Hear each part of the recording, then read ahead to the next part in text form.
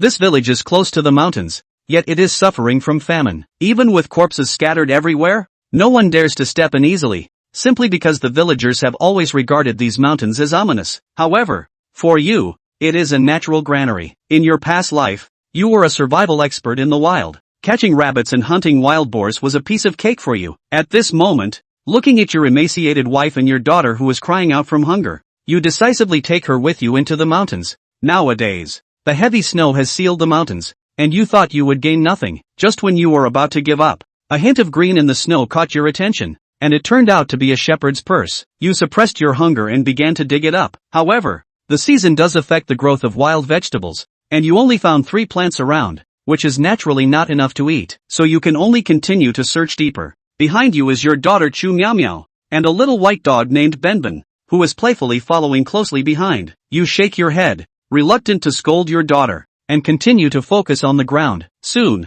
you discover another type of wild vegetable, nightshade. Although the leaves are toxic, after being soaked in boiling water, they can be used in a salad and taste delicious. At that moment, your daughter runs up to you and pitifully says she is hungry. You pat your daughter's little head and tell her to find more wild vegetables, and then you will go to town to exchange them for money to buy her something tasty. In my memory, the original owner had been to the town, but the lives of the people here are also very difficult. Years of war have led to a poor economy in the small town, with food prices soaring to 5 taels per stone, and meat, eggs, and milk are even luxury items that only the landlords and officials can afford. In fact, wild vegetables can't be sold there at all, and they might even be snatched away. The reason you say this is merely to comfort your daughter. Just as you were lost in thought, a piercing cry came from the little white dog beside you, followed by a sharp scream from your daughter. Without thinking, you rushed in their direction, only to see a completely black wild boar staring at you menacingly. Your daughter instinctively hid behind you, and the little silly dog,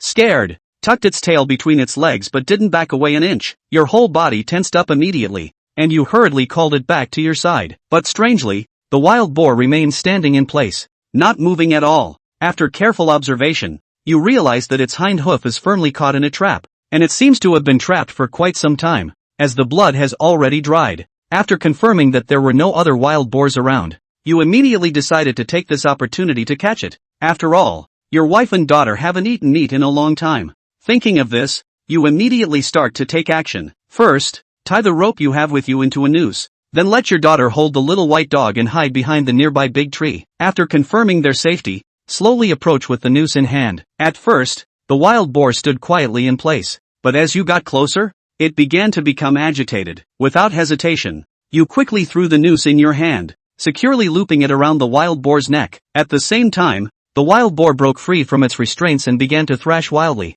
You hurriedly turned around and ran towards a tree, where the rope was tightly tied to the tree. The more the wild boar struggles, the tighter it gets entangled, and before long it begins to exhaust itself. You gritted your teeth, rushed forward, and slammed the bamboo basket over the wild boar's head, then wildly struck it with a hoe. A smell of blood instantly spread around, and only when it was completely silent did you weakly collapse to the ground. Chu Meow Meow cheered from the side. Finally, we have meat to eat. Looking at your daughter's joyful expression, you also felt happy, but you didn't dare to linger too long. There was no telling how many fierce beasts were in this mountain, and it would be truly dangerous if they caught the scent. You needed to get this wild boar home quickly, so you hurriedly untied the rope from the tree, and the father and daughter pulled it home together. Fortunately, your house is on the edge of the village, the closest one to the mountain. Otherwise, parading such a wild boar through the village would soon attract the attention of the entire village. About 2 hours later, you finally arrived near the house. Exhausted, you sent your daughter to call your wife for help. At this moment,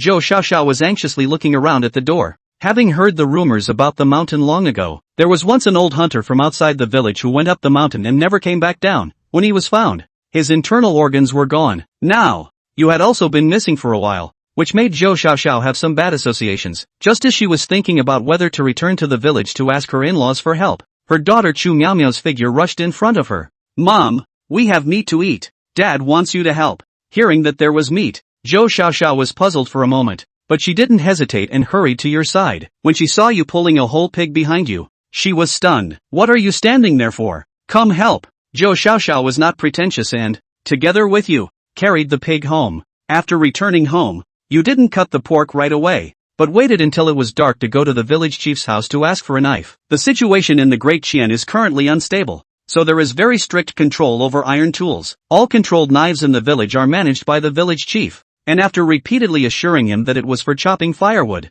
you finally borrowed the knife back home. In the middle of the night, Zhou Xiaoxiao cut up the pork. The most important pork lard was not wasted at all and was all thrown into a big pot to be boiled, which could at least yield a dozen pounds of lard. Chu Miaomiao had been watching from the side, almost drooling and ready to gnaw on raw meat, while you were fiddling with today's biggest find, the rusty animal trap, with a small pig's hoof still caught in it that hadn't been dealt with yet. This is an iron product, if it can be used to forge other tools. Just as you were daydreaming, two people suddenly slipped in at the door. It smells so good. Mom, look quickly. The second son's family is eating alone. Your elder brother Chu Long's voice came from outside. Your expression immediately darkened. In the original owner's memories, the family ignored you, and the reason was that your wife gave birth to a daughter. You only hope that this small family is not disturbed by anyone. Now is the time of famine, and you don't know how many people are starving, almost to the point of cannibalism. If others find out that there is a wild boar in the house, the consequences would be unimaginable.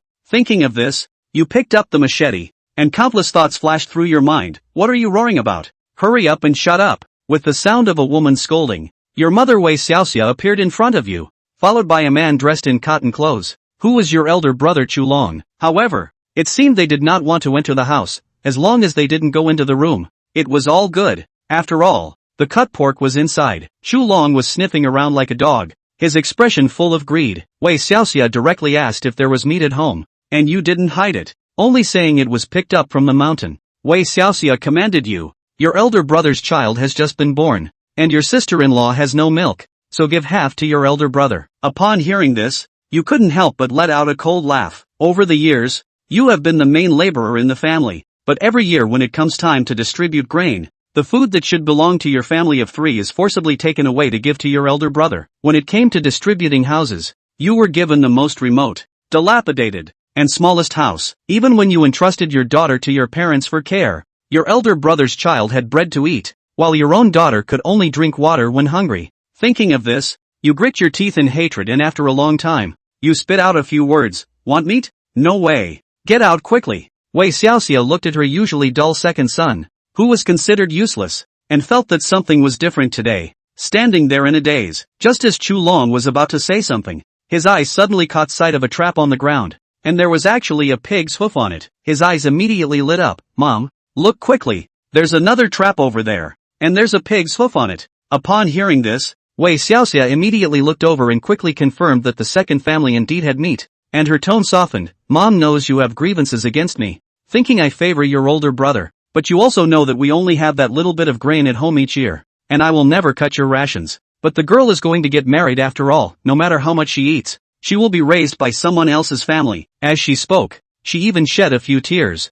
Hearing this, you also didn't want to get too entangled with the mother and son. Looking at the cotton-padded jacket on Chu Long, you immediately had an idea in your mind. Since you say so, I can indeed spare some meat, but this meat was picked up by me in the mountains. As you can see, we have already eaten the pig leg, and now there is only one pig trotter left. As long as Chu Long leaves the cotton-padded jacket, you can take the pig trotter, but if you want to take it by force, then you have to ask if it agrees. Saying this, you shook the hatchet in your hand. As soon as he heard this, Chu Long immediately got angry. He didn't think his weak second brother would really dare to do anything to him. Just as he was about to make a move, he heard a crisp sound of paw. Then, Wei Xiaoxia personally stepped forward to take off Chu Long's cotton coat. Pig's trotter soup is for your wife to nourish her milk. What are you complaining about? After that cotton coat was thrown over, she also threw the pig's trotter to Chu Long. Wei Xiaoxia snorted and turned to walk out the door. Chu Long held the shriveled and small pig trotter in his hand, turned to look at you still standing in place. What are you so arrogant about? Just because you got lucky and picked up a pig leg, you think you're impressive? Starting this month, you can forget about taking any food from my house. Seeing you about to rush forward, Chu Long hurriedly ran away. After the two left, you finally breathed a sigh of relief. I really don't know what kind of personality the original owner had to be bullied like this, but Chu Feng was not the original owner. You have to defend what is yours. If it's not a cotton suit, don't say anything about that dried out pig's hoof. Wouldn't even give a single leftover bone to that Chu Lung. You're okay. Zhou Xiaoxiao looked at Chu Feng with some worry. All good things come first. No matter what dynasty, children are not allowed to talk back to their parents. Otherwise you can't survive anywhere. But Zhou Xiaoxiao did not expect that Chu Feng would actually do this for her and her daughter. It's okay, You take the cotton shirt and see if you can get it clean. Chu Feng handed the cotton clothes in his hand to Zhou Xiaoxiao. After all, he wasn't the original owner, and Wei Xiaoxia wasn't really his old lady. Looking at Zhou Xiaoxiao began to hang the cut pork on the chimney, which was preparing to smoke those pork into bacon. To be honest, Chu Feng didn't like bacon, not to mention unsalted bacon. But supplies were scarce in this day and age, and in Chou's small mind, made into bacon, this pig they could eat for months. Actually, after removing the bones and fat, the pig didn't weigh much. Even if you store it as frozen meat, there is no problem. We're sure to get some heavy snow tomorrow. But then, the meat would be eaten quickly. This gave Chu Feng a sense of urgency. He didn't want to leave his wife and children in such a tight spot anymore. Chu Feng wasn't some liberal arts student who couldn't write brushstrokes, much less any strong force value. In a dynasty that is completely absent from the history books, if you want to survive, you have to find another way. Maybe, really try being a hunter. This will not only satisfy his wife and daughter and his need to eat meat. If you hunt a lot, you can still take it to the town for money and food. As long as the war doesn't come to them, they'll survive either way. The pot of boiling water gurgled with pork rinds soaking in it. The pork rinds were also delicious, but they were wild boar rinds, and leather worked great in this day and age. There is not much warm clothing in the house. Luckily, that Chu Lung guy sent a cotton suit. Keeps the house warm with an extra piece of cotton clothing to sleep in. But there are still a lot of problems to be solved at home. The house that has been leaking. No fenced yard. Wooden walls with no window openings. But all that presupposes that they must be fed first. Mother, tomorrow I'm going to continue hunting, Chu Feng said to Zhou Xiaoxiao. Ha, but Sunga, tomorrow the village chief has asked all the men to go to his house for a meeting. A meeting? Not going. The village chief's family has given us help. It's a bit bad not to go, Zhou Xiaoxiao said. Chu Feng's memories came flooding back again. Indeed, when Chu Feng's had a bad cold, the village chief had sent them herbs. By the looks of it, the herbs probably didn't do the trick, but the other party has at least helped himself. Then tomorrow he will give the other party face and go there before departing. Chapter 6, shocking the villagers and being countertracked after going up the mountain again. Sure enough, the next day it began to snow heavily. The entire village of Anren was quiet as if it was covered with a thick quilt. The village chief, Du Dahai, looked at his son with some concern. Sighs all the time. The village of Anjin is not rich. There is not much arable land in the area. Right next to the huge Jade Dragon mountain range, ahead was the town of Yonghe, and on the other side of the town was just a border town. The border town is at war. Supplies are needed. The town of Yonghe prioritized all supplies to that side, and the surrounding villages weren't much better. Today every family, no matter how many people, has only a 2-person ration. All the food has to be collected. This has caused some resentment to boil over in the village as everyone is not getting enough to eat. Because of this, Duhai had many meetings. This morning, there's more to drive. Chu Long came to the door of Duhai's house early in the morning. Following him was Wang Wei, the village dilettante. The two dug their left hands into the sleeves of their right hands, where they chatted about something with raised eyebrows. You don't know, that brother of mine is arrogant. When he picks up a pig's leg,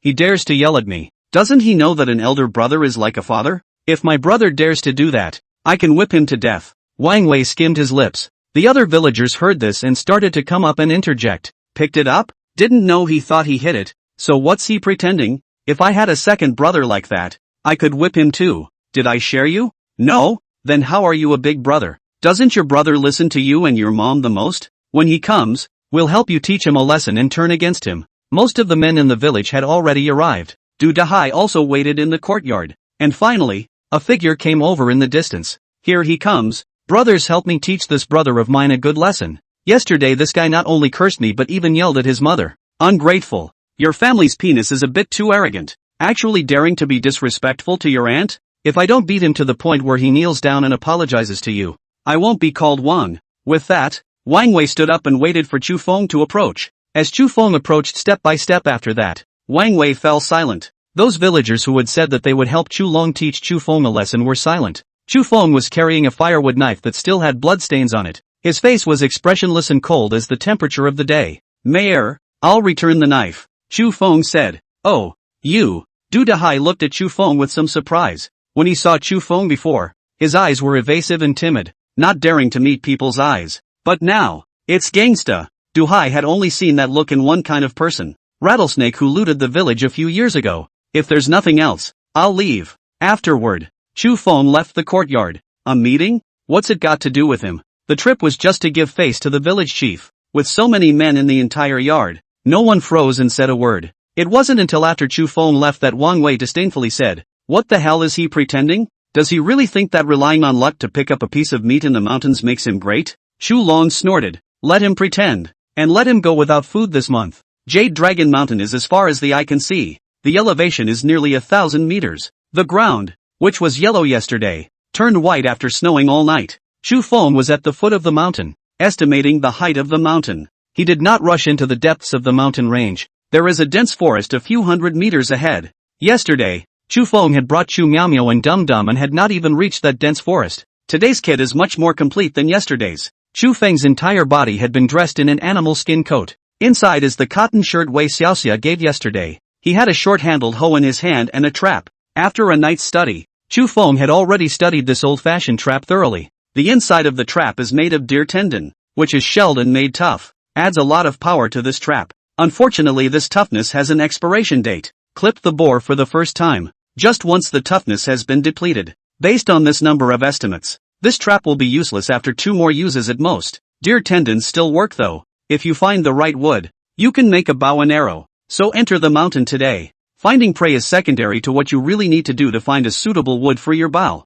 The family had enough wild boar meat for a while and were in no hurry to hunt. But if there was an opportunity, Chu Feng would not let it go. The mountains were very quiet under the snow. It was so quiet that you could even hear the snowflakes falling to the ground. The snow isn't very thick yet. When Chu Feng stepped on it, it creaked as if he was stepping on cotton. Wild greens are probably not good to dig up. It won't be long before the entire mountain is covered in thick snow. The only good thing about this snow is that the footprints will be very clear. That was why Chu Feng was very focused on the ground. Sure enough, it really did lead him to the footprints. 2 flap-type hoof prints. It's the deer, and the footprints are still fresh. At this pace, the deer may not have gone far. Chu Feng followed the footprints and slowly searched. Midway through the day, you don't forget to pick at the snow to see if there are any hidden wild greens underneath. After walking all morning, I only dug up a few capers. Chu Feng held his hand and looked at his surroundings. He couldn't keep going. It's not that no one in the village has ever thought of digging into the mountains for food. Even this trapper in his hand was most likely belonging to someone in their village. But the profession of hunter, it's too dangerous. The mountains are a complex environment, especially after snow. In some places the terrain is impossible to see. You might fall and sprain yourself if you're not careful. Close to the village is fine. Farther away, or lost, you're really at the mercy of God. This trip into the mountains was more of a test of the environment. It would be best to grab something to go back to if you can. Even if you can't catch them, there's no need to rush. Just make the traps and wait for the next visit to see if you've got anything. In front of them was a huge pine tree, even capable of being hugged by 4 or 5 people. Chu Feng had never seen such a large pine tree before. He came to the other side of the pine tree and started to climb up. As a wilderness survival blogger, tree climbing is a basic skill. After climbing to the first tree branch or so, Chu Feng stopped and silently waited. From half an hour ago, Chu Feng had already felt something strange. He was following deer tracks, and someone behind him seemed to be following him. Chu Lung finally told him about the meat in his house. It must have been for this reason that the other party had come. I don't know who it is, but it's deep in the mountains. No matter who it was, Chu Feng's heart had already appeared to kill. Sure enough, not a moment later, a man hurried up to the pine tree. The moment he saw that person, Chu Feng froze, but he quickly made his decision. The hoe in his hand was held tightly. At the man scurrying under the tree, he leapt down. Chapter 7, Killing People to Get Rid of Goods? No, I'm here to deliver the axe and the bow. The sharp hoe was only a finger's width away from Du Hai's neck. Chu Feng's weight was not heavy though, but a leap from such a height. Smash on each other. It's probably not going to hold up for anyone. This time, it instantly smashed Du Hai. All he felt was a tightness in his chest and shortness of breath. Only after a long while did Chu Feng ask in feigned surprise, "Mayor, what are you doing?" For no other reason. He just wanted to shock Du Hai. As expected, looking at this appearance, Du Hai was scared to death. "I came to find you to hunt with." Looking at Du Hai's innocent look, Chu Feng gradually got off of his opponent. However, a pair of eyes still stared at Du Hai with a deadpan look. Du Hai, who had always spoken his mind in the village, now saw Chu Feng and was actually a bit weak. But he really wasn't lying. Even though he is the village head is not an official position. He had no salary from the court, much less any substantial power. It all depends on the prestige of the family doing things in the village for 3 generations. Other villagers are so poor that they can't cook, but Du Hai can't cook at all. By the looks of him, I guess he's been wanting to go into the mountains for a long time. The legend of the Jade Dragon Mountain is too creepy in the way. Haven't dared to set foot in it so far. Seeing that Chu Feng actually dared to go up the mountain and even actually found prey. Only then did he follow Chu Feng up the mountain. Chu Feng didn't say anything and just silently looked at Du Dahai. Du Hai also knew that his behavior was a bit strange. If you want to hunt, you can hunt. Why do you follow people around? Du Hai somewhat awkwardly pulled out something from the cloth bag behind himself. It's an axe. In this day and age, axes are absolutely forbidden. Anyone who has an axe in their house is known to the authorities. It's definitely going to be arrested. Little Wind.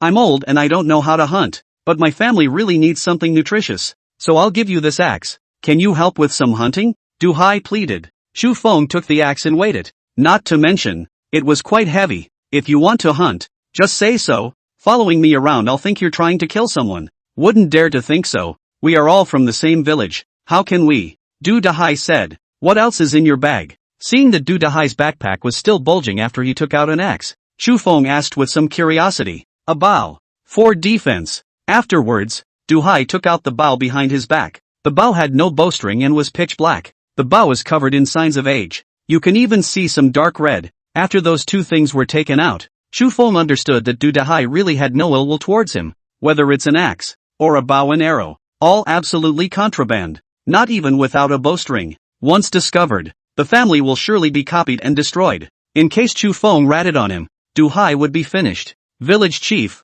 you have a lot of guts, Chu Feng said with an inexplicable expression. Little Wind, this matter is known to heaven and earth. You know and I know. Did the others know when you came up here? No one knows. I came up quietly, and was going to follow you and talk to you, but you were going so fast I couldn't catch up, and if it hadn't been for the footprints, I'm afraid I'd have lost you. The words were followed by a rustling sound. Can you climb trees? Will. The two quickly went up the large tree next to them. Before long, they saw a flock of sheep running past them. Sheep. It's sheep. Chu Feng reminded the village chief to keep quiet. The mayor hastily shut his mouth. Together the two men looked down at the somewhat hurried flock below. The village chief was just excited and elated to see the flock. However, Chu Feng was shocked when he saw this flock of sheep. Rock sheep. Isn't that a creature only found at high altitudes? The great Qian dynasty that Chu Feng thought was a country in the middle of the map, and his location is in the north of the country. So far, that doesn't seem to be the case. Chu Feng felt that he needed a map. He was desperate to figure out exactly where he was.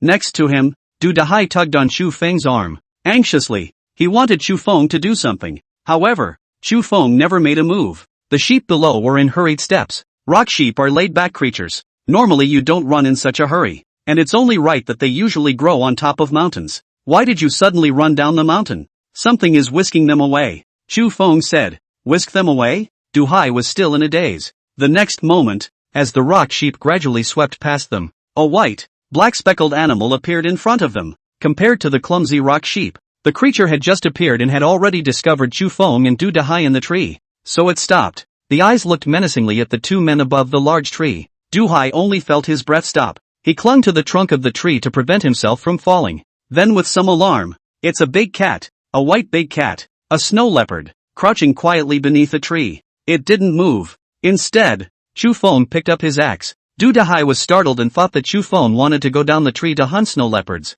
Chu family boy, don't be a jerk. This big cat is very powerful, jumping up and grabbing people's necks. Once caught, there's really no one to save. Chu Feng certainly knew how powerful a snow leopard was, but it doesn't mean that the other person can fight more than an adult. Snow leopards are not very big. It's even sort of petite compared to a real beast. You can tell by the fact that it followed the rock goat but didn't make a move. It's trying to find those young sheep from the flock, because it can't beat the big sheep either. Chu Feng did not go down and just cut a few branches there. The axe was then used as a knife. Slowly sharpened a branch into a sharp wooden arrow. You are? Du Dahai looked at Chu Feng with some surprise. Chu Feng unwrapped the trap in his hand. The deer tendon that had lost its toughness inside was removed. It should be just right lengthwise. Barely able to tie it to the bow. Village chief, don't you want something nutritious? Give me the bow. Seeing the bow in Du Dahai's hand, Chu Feng had long since made up his mind. Making a bow body is time-consuming. He certainly wouldn't let go when there was a ready-made one.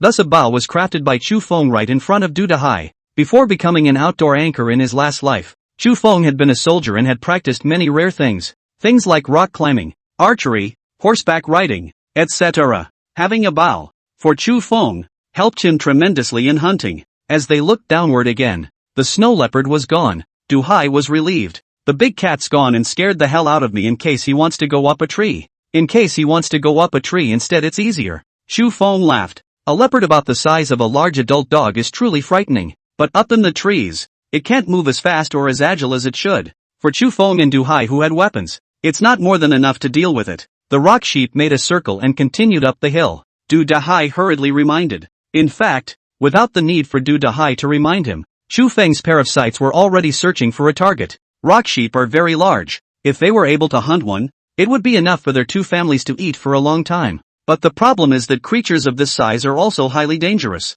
No snow leopard would dare take on an adult rock sheep. Chu Feng also did not know how many kilograms the bow was and how powerful it was. With less power, you might not even be able to shoot the skin of a rock sheep. That was why Chu Feng was also looking for hatchlings. Found it. Du Hai was dumbfounded to see Chu Feng bending his bow and arrow there. Whoosh! A wooden arrow sped towards the hatchling rock sheep. Chapter 8, Hunting a Lamb. Sharing the meat with the village headman and then the evil brother arriving. Lamb never thought of that until he died. Clearly he was safely huddled next to the big goat. Obviously the snow leopard behind him was all but gone. An inexplicable bow and arrow went through his neck instead. The rock goats around it just looked at it indifferently. Then it was a rush to follow the main group. No sheep in the flock cared that a lamb just lost its life. Chu Feng and Du Hai slid down the tree. Du Hai looked at Chu Feng with a shocked expression. You can shoot arrows? Learn some. Chu Feng just smiled. Du Hai licked his lips and didn't continue to look deeper. The two men came to this little lamb. The lamb is not big. It was similar to the boar that Chu Feng had caught yesterday.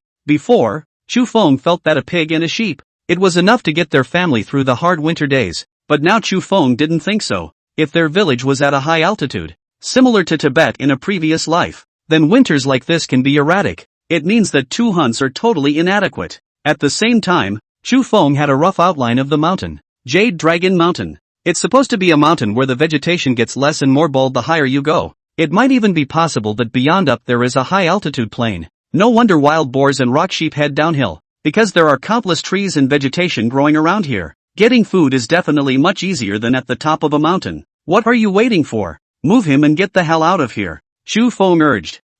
Du Hai immediately stepped forward to help. Think about it. The snow leopard was nowhere to be found just now. In case you smell blood going and coming back, that's a problem. There's no need to get into a head-on confrontation with the other side if you can. Once injured, in such an environment, it really doesn't always survive. Take off the bowstring and hide the bow. Du Hai also reminded. Chu Feng did as he was told, and then handed the bow and axe to Du Hai. It's for you.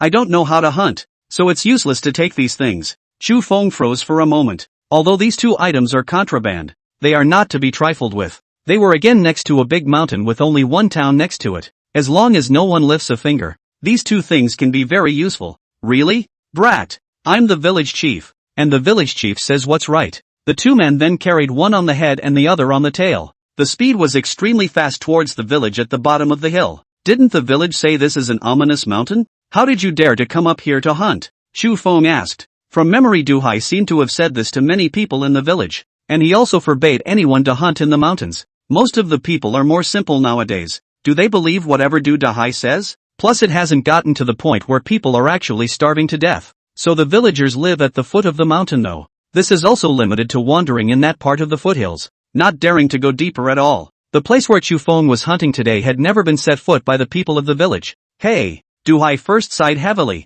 Then he said to Chu Feng in a serious tone, do you know where the other side of Jade Dragon Mountain is? Unclear. Even if Chu Feng possessed the original owner's memories, still don't have too clear a picture of the world either. On the other side, it's the enemy country, Daxia, with all those poisonous insects and beasts and whatnot. There are still many Daxia spies on Jade Dragon Mountain, fugitives from Ardachian and Daxia, and even a group of natives who live on the mountain. These guys are all very scary, and when you meet a poisonous insect or beast in the mountains, you still have a chance to escape. When you meet them, you will surely die. Once there was a hunter in our village, and it was all thanks to him that the people of the village could eat meat. Then he died in the mountains. The guts of his stomach were hollowed out, and if it had been a wild beast, would he have remained whole? Du Hai didn't continue, but Chu Feng had understood. The two of them carried the sheep, and through the white snow, they grabbed their way to Chu Feng's yard. Zhou Xiaoxiao and Xu Miao Miao were both waiting for Chu Feng at home. Whenever Chu Feng went up the mountain, they would also worried that Chu Feng had an accident on the mountain.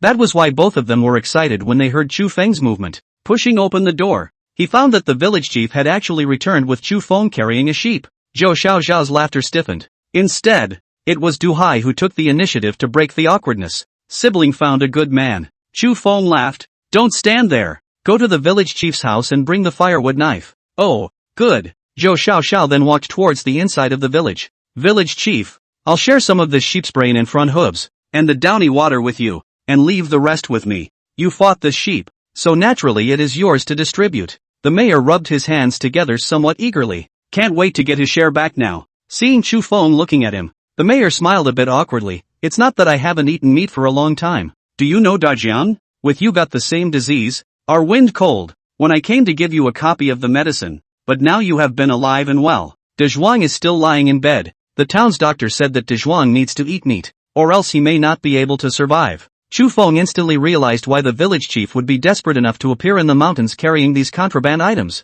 Chu Feng was tempted to say that the medicine was actually of little use. Otherwise the original owner wouldn't have GA. But that can't be said. Not long after, Zhou Xiaoxiao brought the firewood knife. It's a bit lighter compared to an axe wood chipper. When faced with a sheep like this, you certainly can't just come up and chop it. That outer layer of skin is of great use. Chu Feng carefully used the firewood knife. Skinned this sheep. Only then did the axe and wood chipper begin to come together. In 3 tries, he divided the goat where it belonged. Take it quickly, village chief. Little wind. If your big strong brother can pull through, I will always remember this favor. Then the village chief, without looking back, hurried toward home. Tiny build a fire. We'll cook haggis soup for dinner tonight. Yes. When she heard that she wanted soup, Zhou Xiaoxiao's eyes lit up. Same as when dealing with wild boar. Make extensive divisions in the yard. This was followed by meticulous cutting before heading into the kitchen. As for hiding, Chu Feng didn't think too much about it. He will be hunting more in the future.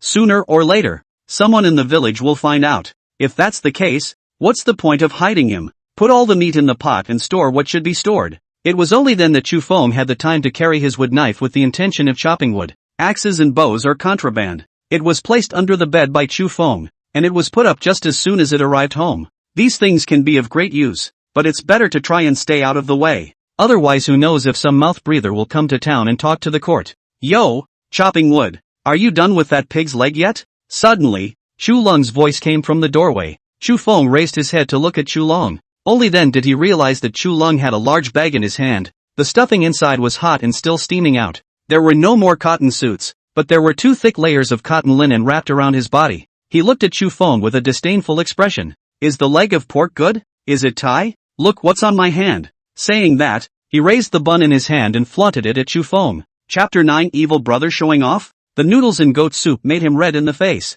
Chu Feng did not ignore the other party. Chu Long just kept talking there. Do you know how long I worked on those winter oats when you weren't home to help? Mother saw that I was too tired, so she took your family's monthly food for the next month, went to the town and exchanged it for money, bought flour, salt, and made 2 big buns. Do you want to eat? Afterwards, Chu Long took another hard bite at the bun in his hand. It felt like the firewood in my hands was pretty much cut. After some careful thought, it seems that we do need some rice and noodles. You can't eat meat every day either. How hard it is to eat on fire. And Meow Meow is still young. You can't just eat meat at this age either. What? Want to eat? Do you know how much your family's monthly food has only changed in total? It's all in my stomach now. I won't give it to you even if I want to eat it. Ha ha ha. Chu Lung came over to simply show off. Unfortunately, those 2 buns Chu Feng really didn't have much of a problem with. The current face is not the same as the latter. In later times the pasta was machine ground. The flour is extremely fine and makes a very tasty bun, no matter what the filling.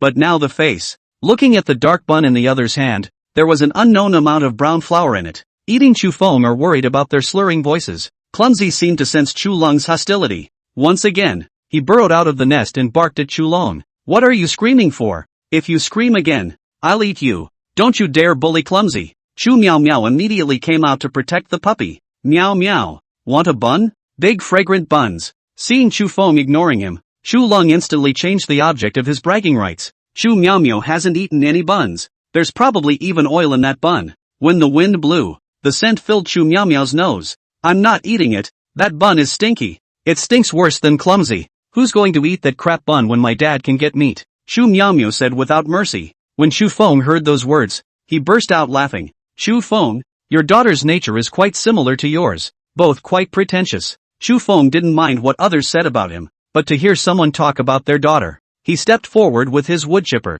That looked at Chu Long for a while. What? Am I wrong? You think you're so great just because you rely on luck and pick up a pig's leg in the mountains? How long can you eat a broken pig's leg? It won't be eaten clean today. Will there be any meat left for your family today? There is. My family can't get enough meat. Meow meow. Kids can't lie. I'm not lying. My father caught another goat back today. My family simply has more meat than we can eat. Hearing this, Chu Long once again laughed out loud. Everyone knows that Jade Dragon Mountain is very dangerous. The village chief also said that it was an ominous place, and Chu Feng has always been the most abject person in the village. How dare you go to a place like that? Still hunting? Even if Chu Feng did go hunting, I'd be lucky to catch a pheasant. But a goat? Are there any sheep on this hill? Chu Feng, was it you who taught Meow Meow to lie? I say you're really too. Even if you can't eat anymore, you don't need to teach a child to lie. Go and apologize to mother. Do all the work in the house, and mother definitely won't starve you. Finished? When you're done, hurry up and go home and eat your buns. Chu Feng picked up a stack of firewood and walked towards the kitchen. Chu Long naturally wouldn't leave so easily. It would have taken 2 bites to finish the bun. After eating half of it, it was hard to take a bite. Just hold it up at Chu Feng's house. It seemed as if he was afraid that Chu Feng's family of 3 would not see it. Not a moment later, all of a sudden, an aroma came from Chu Feng's house. Chu Long sniffed his nose. The smell. It's not right. This strong aroma instantly overshadowed the aroma of the bun in Chu Long's hand. How? Where is the smell of meat coming from? Could it be that yesterday's pig's leg hasn't been eaten clean yet? Chu Long frowned. Meow meow. It's time to eat. Zhou Xiaoxiao was carrying a large sea bowl. That sea bowl was filled with snow-white, rich soup. There was obvious meat floating on top. There was even a hint of green onion sprinkled over the soup noodles. A glance is tantalizing. Chu Long couldn't help but gulp. What ah?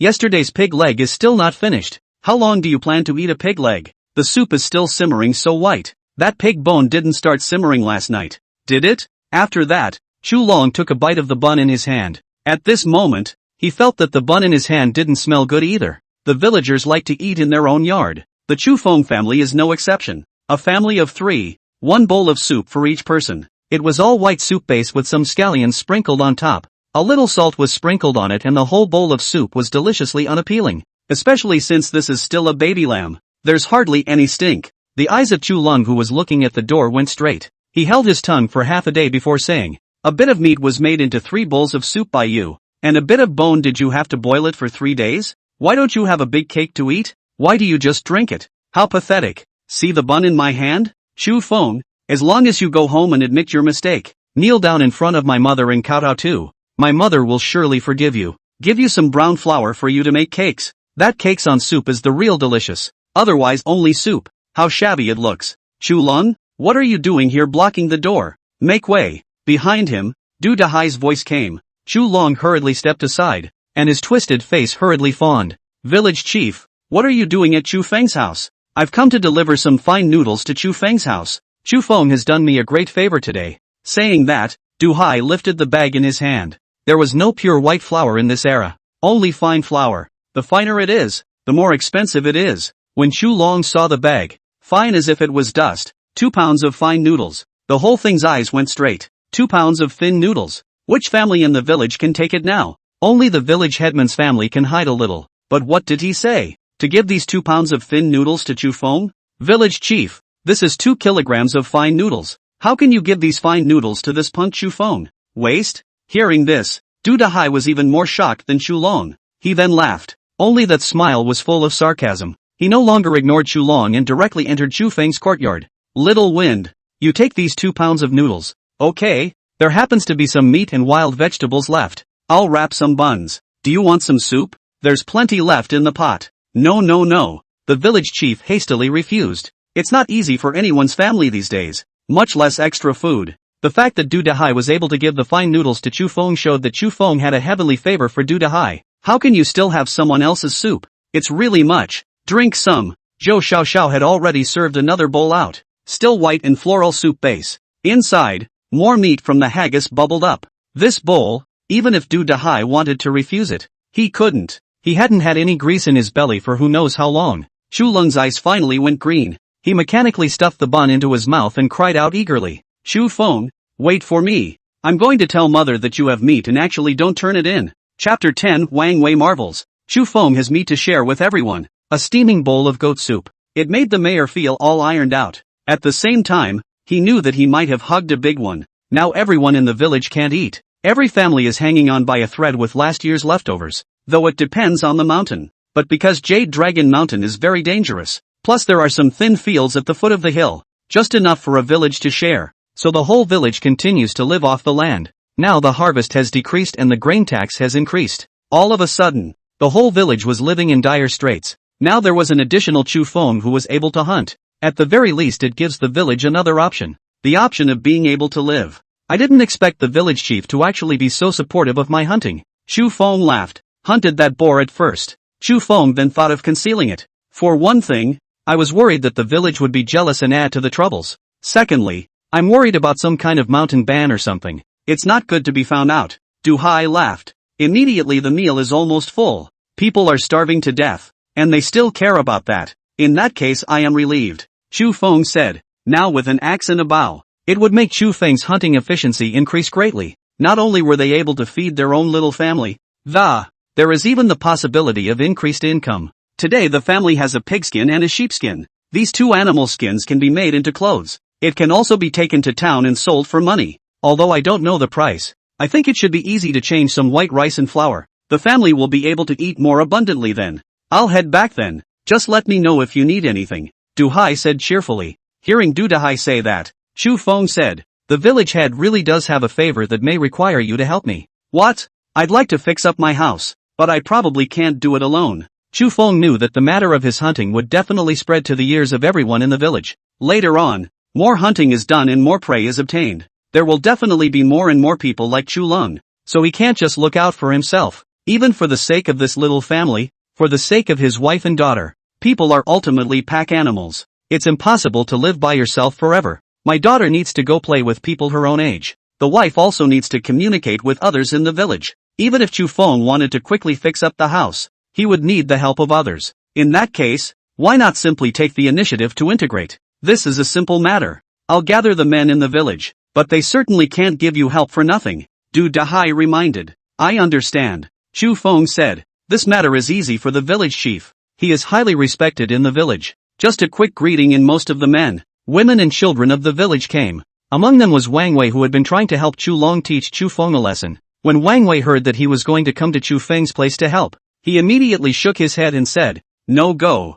The kind of person who dares to be disrespectful to his elder brother and mother. What qualification does he have to receive my help? Chu Feng said to treat everyone to dinner after helping. Du Hai said, isn't that the way it should be? Who doesn't buy dinner for a favor? Wang Wei bristled. Meat on the house. As soon as the words fell, a group of people swarmed towards Chu Feng's house. Wang Wei froze in place for a moment. Think about eating meat. Saliva just went wild in the mouth. The next moment they also followed the crowd towards Chu Feng's house. Net nonsense. How much meat can he share with so many people in the village? And muttered as he went. As a result, just after arriving at Chu Feng's house, he was fixed by the two fans of meat in the yard. A fan of pork and a fan of lamb. The two together must be almost 20 pounds. This portion naturally does not satisfy everyone's appetite. But this is the world today. Don't say meat, brown rice and brown flour are not enough to fill your stomach. The folks in the village are the ones who can give a mouthful of food and then fall to their knees and cry out for their parents. Not to mention the fact that the two fans add up to 20 pounds of meat.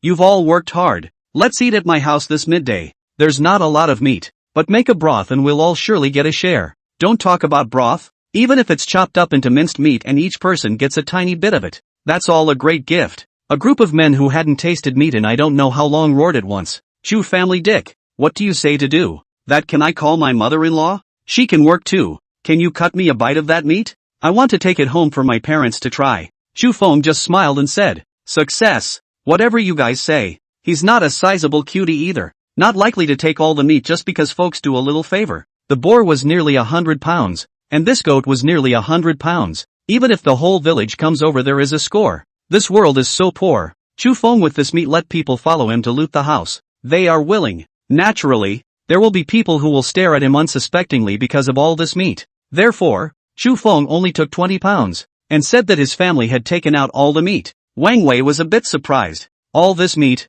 how did you get it? From hunting, Chu Feng said. Instantly, The crowd stood in awe of Chu Feng. The only place in this land where you can hunt is Jade Dragon Mountain. Chu Feng actually took the risk and dared to go up the mountain to hunt. When you hunt, you are still willing to call out to the big guys to come and share. Wang Wei suddenly felt like something he wasn't. He actually gullibly trusted Chu Long and thought that Chu Feng was not a good person. If this isn't the good guy, then who is? Only 20 pounds of meat though. It was enough to make folks eager to help. Wang Wei, in particular, is highly energized. The house has many seams and leaks. The foundation is also unstable. We need to stir up some mud and tamp down the foundation. The yard is also sparsely fenced. Chu Feng also wants to rebuild a woodshed. If he were to do all this work on his own, he wouldn't be able to finish it in 2 or 3 months. But when the whole village, young and old, gathered together, follow Chu Feng's command, efficiency was suddenly high. Churning mud for churning mud and chopping down trees for chopping down trees. A woodshed doesn't need to be complicated. Just build a larger wooden house. In just 2 short hours, it was actually almost dry. Tiny Chow didn't have time to come down either. Some of the men brought their mothers-in-law with them. These grannies do what they can. Boil tea and water to save the thirsty men. Then he followed Zhou Xiaoxiao to handle the 20 pounds of meat. Some of them brought some wild vegetables with them, intended to be cooked with meat. Chu Feng knew that he was definitely not the only one digging wild vegetables. 2 pounds of thin pasta was also taken out in its entirety. I wanted to make buns, but there were so many people that I ended up making pancakes. The women started pots and pans and cooked. The men built houses and foundations and put up fences. Eyes are left with a bit of a tail. It was also noon. Eat first, don't even do it. Come over and wash your hands. Chu Feng greeted. It was obviously a snowy day, and everyone looked parched with water vapor rising from their heads. But everyone had a smile and anticipation on their faces, and Wang Wei's eyes were even more gluttonous. Chu Feng, you actually do have meat. Wei Xiaoxia's voice sounded in the doorway. She looked at the meat that had been processed into chunks with a shocked look on her face. Fist clenched, teeth clenched. Viciously, he said, you don't give it to your own family. You actually give it to outsiders. Chapter 11, The Mother Comes to Make a Mess. Chu Feng dislikes her nonchalantly. Wei Xiaoxia looks extremely angry. The whole body was trembling. The roar stopped everyone in the courtyard. They looked at Wei Xiaoxia with suspicion, only to see Wei Xiaoxia directly push open the courtyard door and walk in. How could you give food to these lowlifes? You are a member of the Chu family. Everything you own belongs to the Chu family. How dare you just dispose of the grain? How can you give away resources that belong to the family? Chu Feng, I'm disappointed in you. Wei Xiaoxia came in front of Chu Feng and made a series of shots. I had thought that a few words would make Chu Feng ashamed, but I never thought that the second son in front of me, who used to be very cowardly in the face of himself, the face stood in front of her. The tone of his voice was unruffled as he said, this is my stuff. I can give it to whoever I want. You. Before Wei Xiaoxia could continue speaking, Du Dahai then walked forward, full of impatience. Wei Xiaoxia, what do you mean? What do you mean? Chu family or not? Are you not from the village? Don't talk about yourself as if you're a famous family, okay? If it wasn't for the fact that Wei Xiaoxia in front of her was Chu Feng's mother, Du Hai wanted to go up and slap him. And Tai lowlife. Does Wei Xiaoxia look noble? Or does Chu Lung look noble? This comment made the others who had come to help also grimace. Wang Wei was originally good friends with Chu Long. Hearing these words also couldn't help but say, I don't see how noble your Chu family is. When you first fled the famine and came here, you still had no face. Every family asked for food. And those grains are still there? It was then that Chu Feng realized. It turns out that the family is not native to the village. Rather, my grandfather's generation fled from the famine. I heard there were quite a few people coming. A large family. It was also because of the large number of people that the village chief's family accepted each other. At first the Chu family members acted quite politely. As the days get progressively longer, the nature of this group of Chu's family members then also manifested itself. Condescending, selfish, and unreasonable. That's why the Chu family is not well liked in the village. Including Chu Feng, people in the village didn't like him at first. Wei Xiaoxia has a spirited personality. Chu Long is even more to Wei Xiaoxia Horsehead. Chu Feng is a coward and incompetent. The other men in the Chu family are even more like the great lords. At home you do nothing, waiting to be served. The village hardly took the men seriously. That was why Du Dahai was able to be so shocked when Chu Feng displayed his hunting skills. Until now, the whole village has come to help. It was only then that they realized that Chu Feng did not seem to be the same as the Chu family members they remembered. So immediately, some people began to speak for Chu Feng. First of all, regardless of whether we are inferior or not, Chu Feng has long since separated from you guys. And you didn't give Chu Feng enough share when you divided the grain. This month it wasn't even shared at all. Why is the prey that Chu Feng risked so much and had a hard time hunting? Why is it your Chu families? Yeah, I've never seen anyone so shameless in my life. It is filial piety and obligation to support your old mother.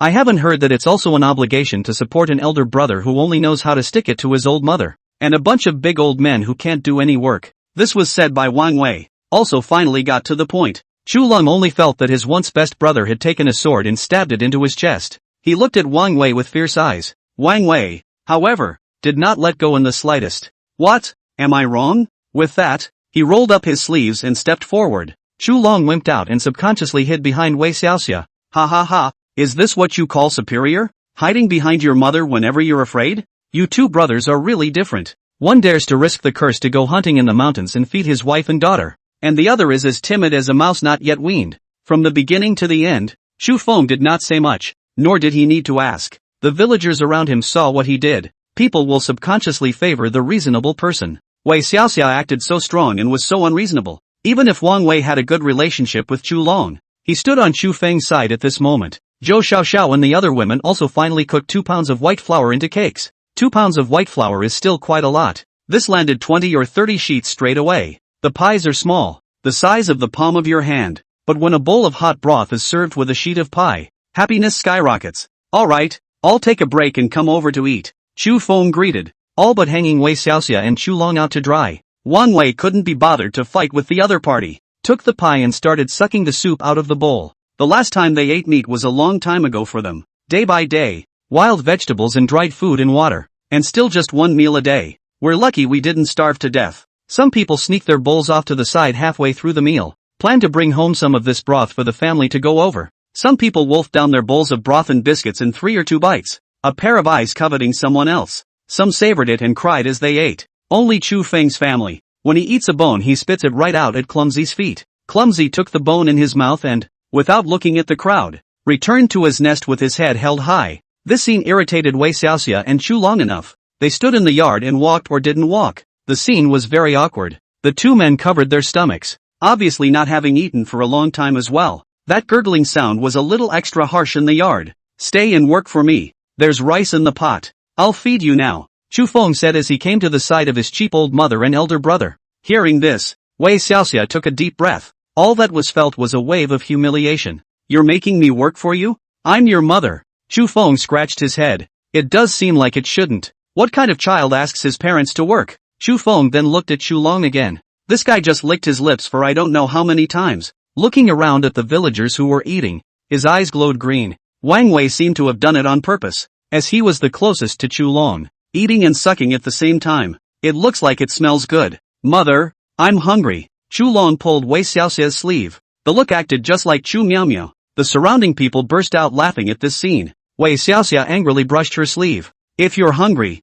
go home and eat. There are buns at home. That bun is too brown and pulls on my throat. I want broth. It seemed to be stimulated by Chu Lung. Wei Xiaoxia had finally lost her mind. She rushed forward and tried to grab the bowl from the villager's hand. Don't eat it all. This is my Chu family's meat. The Chu family's soup. You inferior people are not qualified to eat it. You can only eat it if my Chu family rewards you. But how could any of the villagers care about him? He's a woman. The group was all hungry again for so many days. Eating is a thief. Wei Xiaoxia, however, dared to come near them, and they dared to kick them up. However, they were ultimately afraid that Wei Xiaoxia was Chu Feng's mother. It didn't go that far. After making a mess, Wei Xiaoxia even failed to grab a bowl. Just when Wei Xiaoxia intended to continue making a scene, Chu Feng once again stood in front of him. Stay and work and eat. Keep up the ruckus and get out. Chapter 12, Anger at Mother. New house repairs completed. Snow leopard attack. These words were so raw that Wei Xiaoxia and Chu Long both froze dumbly in place. Wei Xiaoxia then completely exploded. Chu Feng, I'm your mother. You actually spoke to your own mother like that. You're treasonous. You are my mother who withholds my monthly rations and leaves my daughter without enough to eat. You are my mother who deliberately gave me this dilapidated house and let us starve and freeze in winter. You are my mother. You allowed your elder brother to make a fuss in my house without reason. Not only did you not stop it, but you let him make a fuss? Under the sky, where can there be such a mother? If you continue to make trouble, then we will break off our marriage, and you will take my Chu Feng's good land. But after we break off the marriage, you will never come to my house again to claim anything. Nothing in my house belongs to your Chu family. Chu Feng's speech became faster and faster, and his voice became clearer and clearer. In the end it was even yelled out at Wei Xiaoxia in front of her. Wei Xiaoxia finally closed her mouth. Her eyes went wide, as if it were somehow unbelievable. It seemed as if how could he not have expected Chu Feng to actually be able to say the words break off a relative. If Chu Feng had said those two words before, the Wei Xiaoxia will not hesitate to say yes, but now see the meat in that yard. See the broth and the crowd's bowls. Seeing the village chief heartily praising Chu Feng's hunting skills, Wei Xiaoxia hesitated. You can't break off your mother, you can't break off your family, your mother and son. There's no need to be so stiff as there. Chu Lung fawned and walked forward, hemming and hawing. Work and have food. If you don't come to work, please leave. Chu Feng gave an ultimatum. He was already too lazy to continue communicating with these two people. Wei Xiaoxia remained silent. Chu Long said, dry. Me dry. Xiao Xiao. Is there still soup in the pot? Chu Feng immediately asked. There's a small half bowl, and half a pie. Chu Feng believed that the visitor was a guest, and naturally he could not let the guests go hungry when he came to help. So this time, a big pot full of soup was cooked. There were more than 20 bowls for the soup. Lost the pot big time too. I can't believe I actually filled these people. Chu Feng looked at Chu Long. Chu Lung nodded, and the hunger made him drop his face. Your sister-in-law can work too, so I'll get her to join us? Didn't you hear me? There's only the last half bowl left. You get your sister-in-law over here. There's no more for her then. Yes, you're right. Your sister-in-law is still breastfeeding and can't catch a cold breeze. Saying that, Chu Long leaned towards Wang Wei. Wang Wei didn't have the good sense to point to the muddy ground next to him. And mud. The temperatures were so cold that they needed to boil water from time to time. Otherwise it didn't take long for the mud to turn into icy slush. The good thing is that this job is not complicated. It's even warm. Seeing this, Wei Xiaoxia could only shake her head, stomp her feet, and turn away. Chu Lung also shared half a bowl of broth and half a piece of cake as expected. He ate happily, and he said he would call him back for the next job. In the middle of the afternoon, finally, with the help of the villagers, all the work was done. Only the village chief and Chu Feng's family remained in the courtyard. It was not until this time that Chu Feng had the time to ask the questions within his heart. Mayor, my family doesn't seem to be native to the village?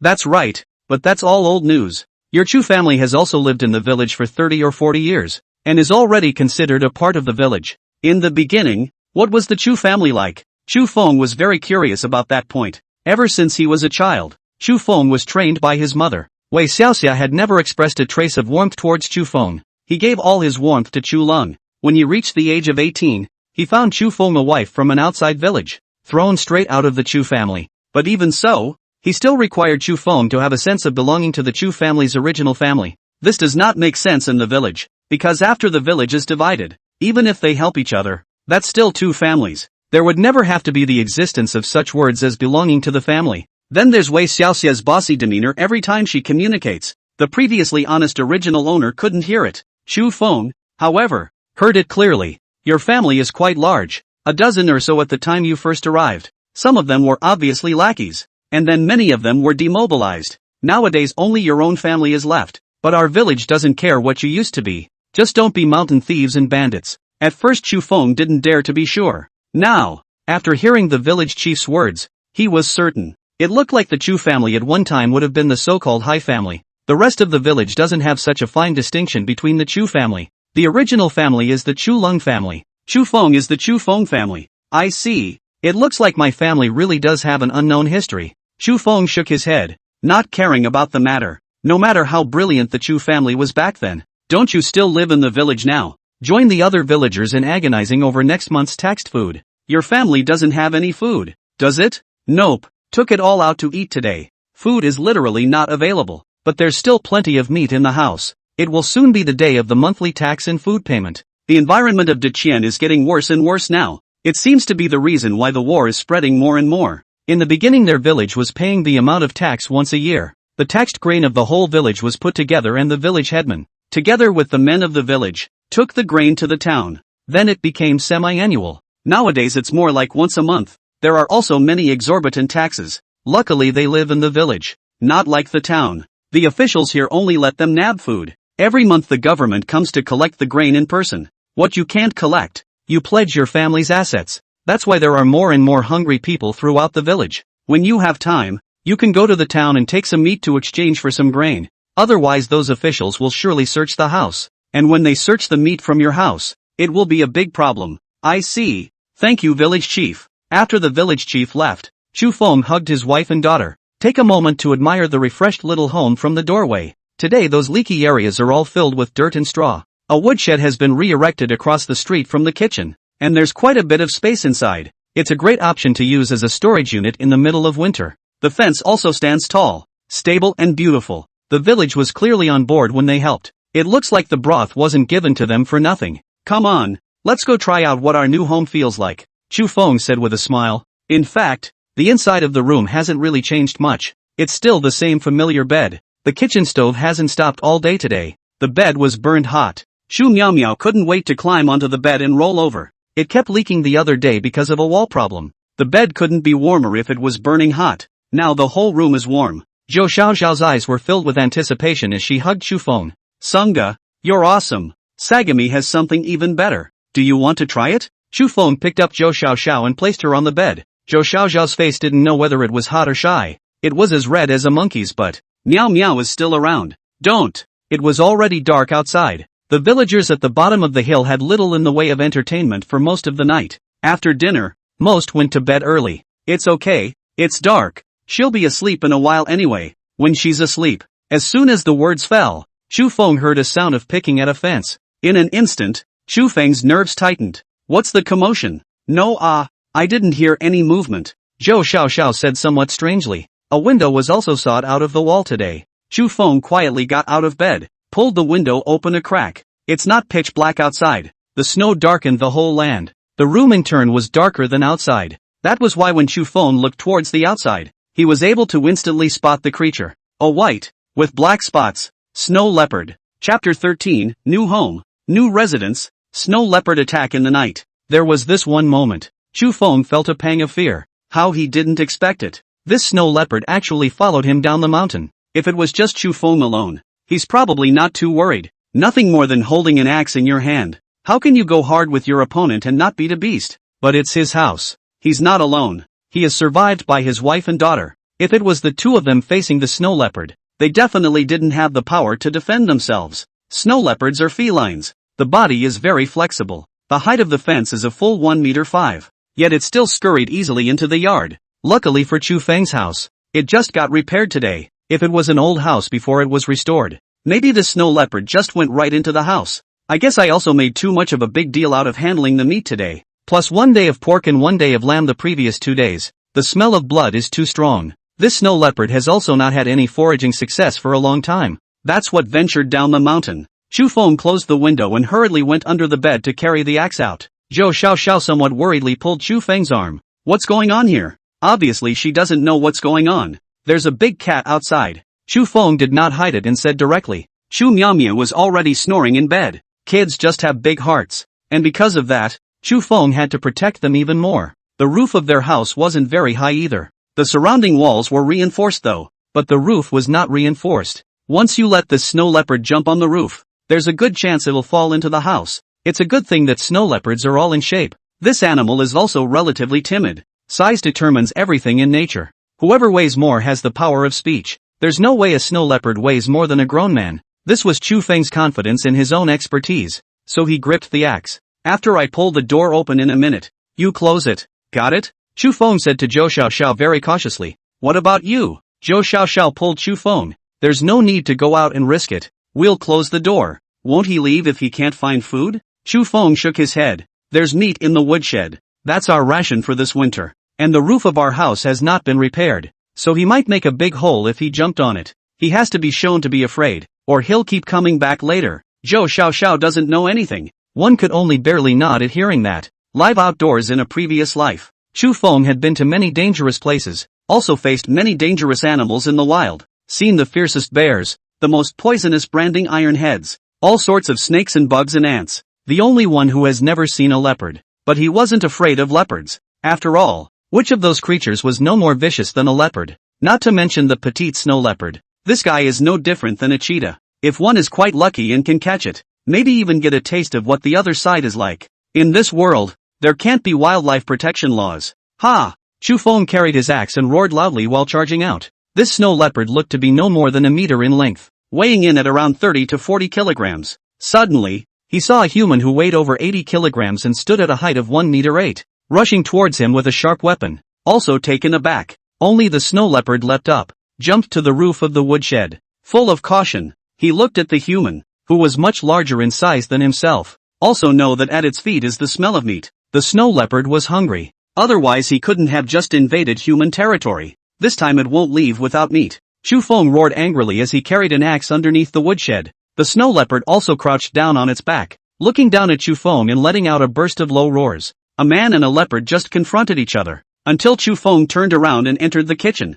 skimmed some carbon from under the stove, got the kitchen torch out again. Ever since lard, Chu Feng then created a torch to use for defense. No matter how ferocious the beasts of the hills, it's impossible for any of them not to be afraid of fire. Sure enough, the moment Chu Feng came out with his torch held up, the snow leopard on the roof of the woodshed's room had a visibly panicked look in his eyes. It didn't take long to jump outside the house of its own accord, running toward the hills. It wasn't until this time that Chu Feng breathed a sigh of relief. Zhou Xiaoxiao had never listened to Chu Feng's keeping the door of her room closed. Seeing the snow leopard finally flee, he rushed out despite being thinly dressed, hugged Chu Feng. Scared the hell out of me. It's okay. Chu Feng patted Zhou Xiaoxiao's back with his free hand. The eyes, however, fell into deep concentration. How can it be okay? Guessing from the creatures seen on the mountain, the place Chu Feng and the others were in should be a high-altitude area. There are fewer plants and animals at high altitudes themselves. The snow has also been non-stop this year. Those beasts on top of the mountain must be without a food source.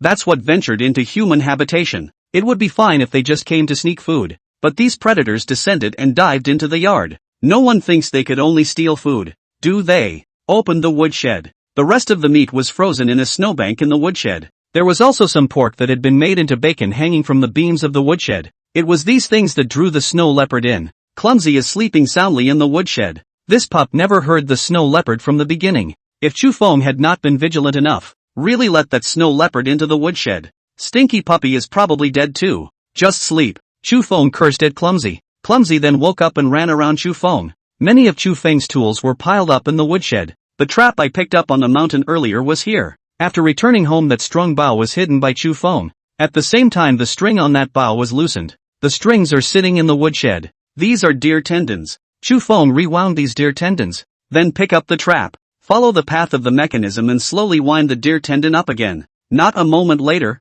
a beast trap that could be triggered appeared in Chu Feng's hand. Chu Feng did not want any danger that could threaten their little family. What snow leopards, bears, tigers in a world without wildlife protection laws? As long as they pose a threat to their little family, Chu Feng would never let them go. I knew you couldn't come just once, Chu Feng muttered as he climbed up the roof of the woodshed along the ladder next to him. There was also a pound of lamb in his hand that he had just cut off. Place the trap. Place the lamb on top of the trap. It still seems to feel unsafe. Chu Feng made many more traps with ropes. It's just as well that those kind of snow leopards don't come. If you still dare to come over, a leopard skin is worth more than a sheepskin and a pigskin combined. Lay out everything. It was only then that Chu Feng yawned and returned to his room with Zhou Xiaoxiao. The next step is patience in waiting. The big cat shouldn't be coming, right? Zhou Xiaoxiao asked. Who knows? If he dares to come again, he will be told to come back. Chu Feng hugged Zhou Xiaoxiao and lay down on the bed. It didn't take long to drift off to sleep. Right in the middle of Chu Feng still being in a daze,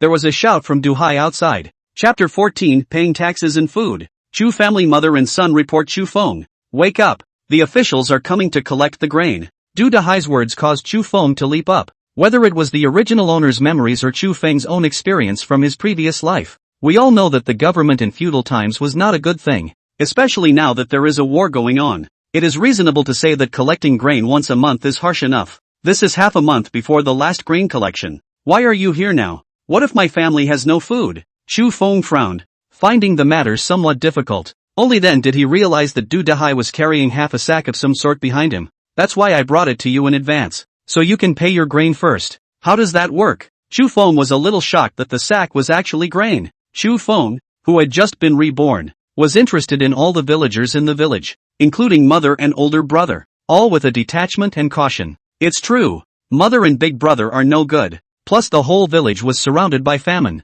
There are also the harsh taxes faced by the court. Chu Feng did not believe in humanity, until today. What Du Hai did, it made Chu Feng really feel a bit touched. Granted, he had worked with Du Hai, shared a hunt, but when it came to dividing the prey, Chu Feng didn't share out much, and Du Hai provided the tools. Those would have been his due. He shouldn't have helped Chu Feng so much, and was even a bit reckless. That half sack of grain was 30 or 40 pounds. Today each family has no more than 100 pounds of grain in storage. but they are trying to figure out how to get through almost 6 months of winter. These grains are simply not possible. You also have to face the government coming over to collect the grain. But Duhai was able to spare a few dozen more pounds of the only grain he had. It showed that the other party was really hanging on to Chu Feng. A little grain is all. My son drank broth and ate meat. Finally, he made it through. And this is a life-saving favor. Du Dahai laughed somewhat nervously. From the looks of his face, Duhai is not the naive kind of person, even a little shrewd. Otherwise,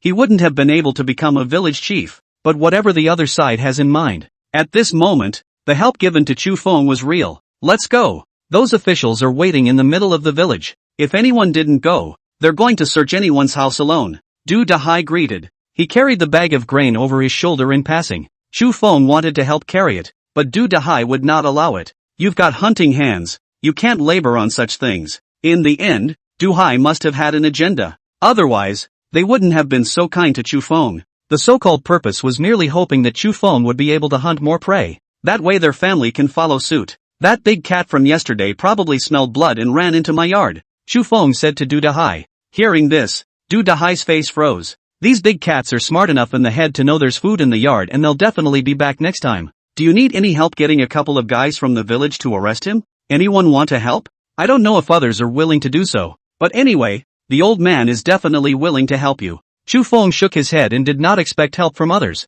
A beast of this caliber. Normal people don't want to just go out on a limb. Once an injury occurs, it can be the end of the road for a family. Now we can only hope that the trap is somewhat useful, or that Snow Leopard stops coming. Otherwise, Chu Feng would definitely find a way to get him killed. When they reached the center of the village, most of the villagers were already waiting there. 2 Yamen officers with swords pushing the carts counted the grain on the carts with arrogant faces. Who else didn't show up? The errand boy asked, pressing the list in his hand. The Chu Feng family hasn't come yet, Chu Long said without thinking. The surrounding villagers immediately looked at Chu Long with unfavorable expressions. Chu Long grunted and said, there is a roster in the hands of the other officials, so they can find out if they say it or not. That's right, we have a roster in our hands. Don't try to hide from it. Wang Wei grunted and said, isn't your Chu family not divided? Since that's the case, your own family paid the grain. Who says there's no separation? Our 2 families have long been divided. Chu Long clamored from the side. Wei Xiaoxia didn't say anything and seemed to acquiesce. Chu Long, are you sure that Ben and I have separated? Chu Feng and Duhai came next to the crowd. Just as he arrived, he heard Chu Long speak in a shocking manner. Chu Long looked at Chu Feng, who was empty-handed. The eyes suddenly became sly. Look, Mr. Official, this guy didn't bring any rations here. Hurry up and arrest him. The 2 errand boys heard this. The knife in his hand was drawn at once. Wei Xiaoxia remained silent on the side, her eyes coldly looking at Chu Feng. The villagers couldn't look away. Is this how you Chu family members treat your own children? What the hell? What kind of family member reports on his own family? Don't be in a hurry to arrest people. Sir, there is grain. There's definitely food. Big deal. We'll chip in a little from each family. At this moment all of the villagers were on Chu Feng's side. Originally, Chu Feng was still a bit angry, but when he heard one of the villagers say, the anger inside suddenly disappeared. The 2 messengers saw that the situation had changed. There was no rush to do anything,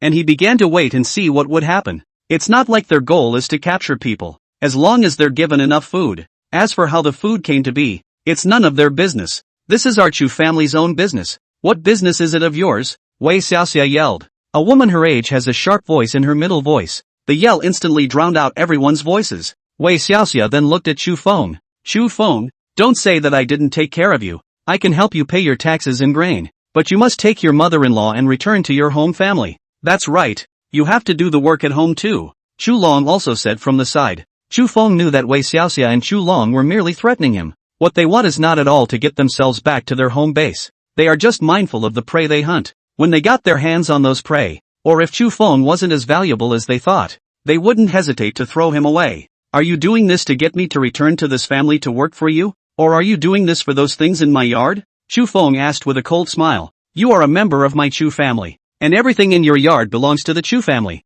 This is something that is beyond doubt. Now as long as you are here to give me a soft, kneel down and kowtow and apologize. Your family's taxes and food for mother will help you pay. Wei Xiaoxia stood in front of Chu Feng with her waist crossed, as if she had the initiative. He knew that Chu Feng had no food. They were given only 2 rations per month, but Chu Feng's family has 3 people to hold on to for a month. The food was eaten up in less than half a month. Where are the leftovers when it comes to paying taxes and food? Wei Xiaoxia and Chu Long had been waiting for this opportunity, a chance to be able to pin down Chu Feng. What if I don't want to? Chu Feng said. Sir, their family can't pay the grain. Quickly arrest the people and search the house. Chu Long said hurriedly. The villagers gritted their teeth and looked viciously at Chu Long. How could they not expect a family to be capable of such viciousness? Once captured and entered the official prison, it is not a place for human beings at all. You may not be able to get out in this lifetime.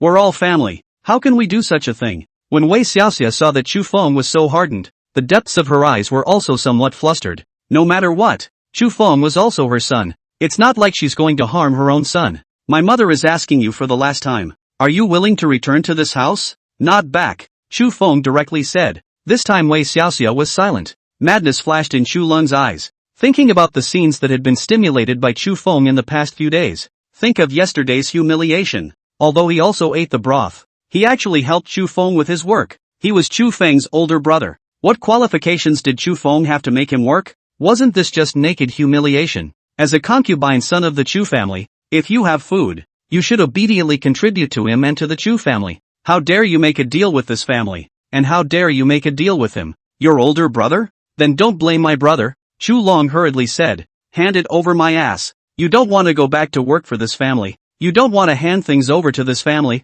You'll figure out how to do this grain on your own. The two officials, please still follow the rules. Chapter 15, All Without Food. The whole village followed Chu Feng to go hunting. The two officials looked at Chu Feng. That look was very playful. Boy, is there really no food, as they say? Villagers are a bit scared when they see officials. But Chu Feng was not afraid. I just asked, didn't we pay for food once a month before? Why do we have to pay for food half a month now? The villagers actually have this problem. But they didn't dare ask. After Chu Feng asked that question, everyone's gazes looked at the official. The official laughed coldly. Do we need to explain to you? Just remember, from now on, grain payments will be made once every half a month. And if you don't pay, you'll be sent to jail. Isn't this killing us? The winter wheat has just been planted and this hasn't even grown yet. Yes, my old mother hasn't eaten until now. And my children are starving to death. We can't even pay it once every half month. You can't do that. For the first time, the villagers began to revolt. But only in words.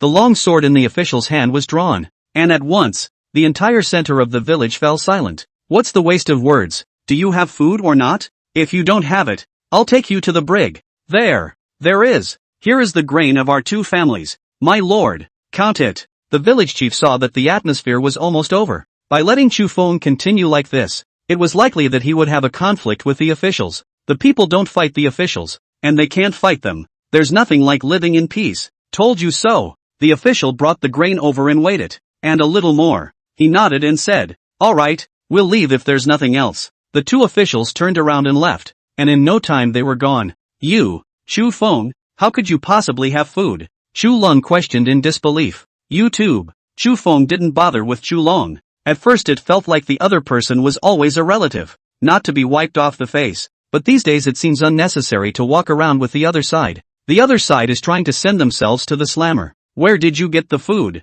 But it's just by luck that you picked up some prey in the mountains. How could you have food at home? Did you steal it? Can stolen be put together with my family's? Could it be that my family's grain is also stolen? When Du Dahai heard this, he was instantly enraged. He coldly looked at Chu Long. Those eyes seemed as if they wanted to choose someone to be addicted to, frightening Chu Long to shut his mouth at once. Also, my Yulong village. The whole village has always been of one mind. Never allow the matter of reporting and framing to occur when facing outsiders. Wei Xiaoxia, Chu Long, this is the first time and the last time. If you guys still dare to do this kind of thing in the future, don't blame us for expelling you from the village. The village is close to Jade Dragon Mountain, so naturally it is called Jade Dragon Village. The village chief's words caused both Chu Long and Wei Xiaoxia to be shocked. It's a chaotic world out there today, and once they leave the village, they might not even be able to save their lives. The two men grayed out, but the villagers in the center of the village had earthy faces. Wang Wei even sat on his butt in the snow and sighed. All right,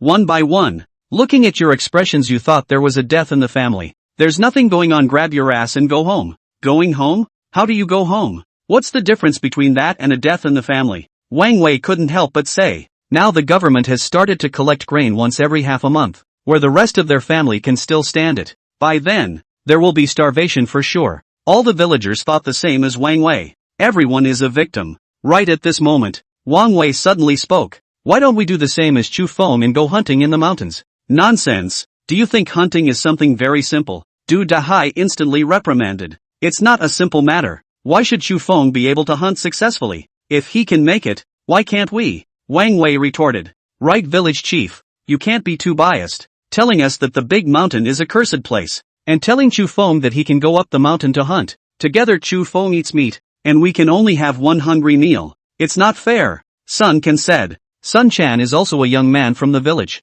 dreaming of changing the situation at home. But the city closest to them is suffering from war. He's not very educated. Nowadays you hear about hunting in the mountains and being able to eat. Maybe even go to town for food by hunting stuff. Where could he hold back? At once, he joined Wang Wei in clamoring. The other villagers looked at Du Hai together. Du Hai knew that this time, he might not be able to stop the villagers. Are you guys sure? You really want to hunt? Of course. I'm sure we'll be even better than Chu Feng. Wang Wei said. Although Chu Feng's popularity in the village had changed for the better, Wang Wei's conception of Chu Feng had also changed. But it doesn't mean that young people aren't climbing up the ladder amongst themselves. It's all young people. Wang Wei thought himself no worse than anyone else in the village. Okay, but I want to make 3 demands. Du Dahai's expression turned serious. 1. Listen to Chu Feng. He is far more powerful than you guys. 2. You can't fall out of line when you go into the mountains. Everyone must gather together. 3rd. Even if we do get prey, we should not fight over it. And everyone in the participant has a share. Since the entire village is facing a situation where they don't have enough to eat, it's all the more important for us to divide the food evenly so that everyone in the village can survive. This is the reason why Du Hai was able to become the village chief. He was thinking not of himself, but of a village. The villagers were also willing to follow what Du Hai said. Du Dahai looked toward Chu Feng. Chu Feng nodded and said, No problem. Didn't we encounter a rock sheep herd before? Catching 2 of them at random would be enough to feed a village of us. Du Hai was relieved. The mountains are indeed too dangerous without a competent person to lead them. Du Hai is always worried that something will happen. Father, I want to go too. A young man who was thickly dressed, but just looked dissipated, stepped forward. The other party was about the same age as Chu Feng. Facially, there was even a 6-point resemblance to Du Hai. What nonsense! Get your ass home. Du Dahai instantly rebuked angrily. Father, if you don't let me go, I'll dive headfirst into the mountains right now and never come back. Instead of dragging the 2 old men down at home, I'd rather die. Du Cheng's expression was sad and his tone trembled. It was only then that Chu Feng realized that this young man was Du Dahai's son, supposedly a year older than him. It's 26 this year, but hopelessly out of shape all the time. Growing up, I was taken care of at home by my parents. Du Cheng has always felt like a drag. Now well on his feet, he wished he could do something. Even if it's just following along and helping people carry things. He didn't want to be useless. Chu Feng at a glance to see what is wrong with this Du Cheng. This is not a serious malnutrition caused by low immunity. No wonder I was sick growing up. In the latter days, get some antibiotics, take some good ones, and you're guaranteed to be fine. But here, it's a godsend to even be alive. Du Hai's expression was tangled. It took a while before he said dismally, Okay, you're with us, but as always, follow the command. Du Cheng excitedly said, Don't worry father, I will definitely listen to the command. Alright, young and old, go home, bring all the tools you have at home, and gather at Chu Feng's house. We'll go up to the mountains, and hunt. As the crowd gradually dispersed, Trulan was quietly peeking his head behind the house. Hunting? Hunting after a loser who picked up a pig leg by luck? I'll let you hunt. I'll let you all go to jail. Chapter 16, Wang Wei's disobedience and disappearance of hunting alone. There are more than 20 families in the village, a line of more than 20 people. It's all young people from every family. The youngest is only 14. The oldest is Du Hai, already over 40. Everyone was dressed thickly. Step carefully in the snow. It wasn't until this time that Chu Feng realized. It turns out that in every house, there is some contraband, like an axe, a scythe, or even a sword. Most people use short-handled hoes. Du Hai emphasized again and again. Contraband thing. All give me rot in the stomach. If let me know before the mouth to report it. The village rules to dispose of. In this day and age, it doesn't matter if it's a family rule or a village rule. It's all very harsh. It might even kill someone. Hearing this, the crowd naturally agreed.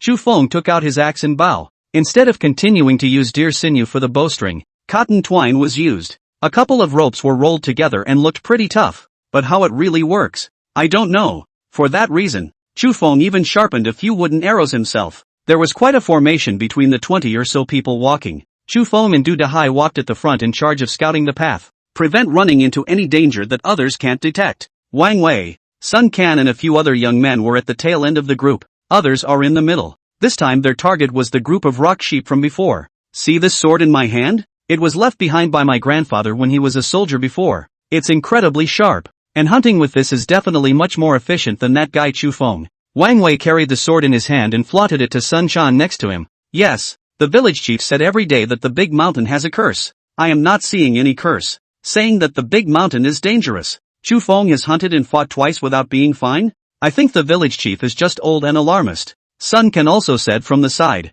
This time we must show the village chief that we are also capable of hunting in the mountains. Between the words, a rabbit appeared in front of them. Wang Wei hurriedly patted Sun Can. Look, a rabbit. It was a gray and black hair. Vigilantly, he looked at the group from a dozen meters away. And be ready to run away. Come on, let's go get this rabbit. Sun Quan was a little worried, but the village chief said for us to listen to Chu Feng. We've been walking for an hour, saying there's some kind of flock. Have you seen any flock so far? Sun Quan shook his head. If that's the case, why can't we just go and sneak a rabbit ourselves? This rabbit isn't big at all, just enough for the two of us to share. If you tell the village chief about this, how are we going to split it when 20 or so people catch a rabbit? Wang Wei was a bit anxious. He can't wait to prove himself, even if it's just catching a rabbit. When Sun Quan thought about it, Wang Wei was right. They had been strolling up the hill for an hour. Snow is still falling in the sky. One stepped in the snow and both feet were frozen raw. And according to Chu Feng and the village chief,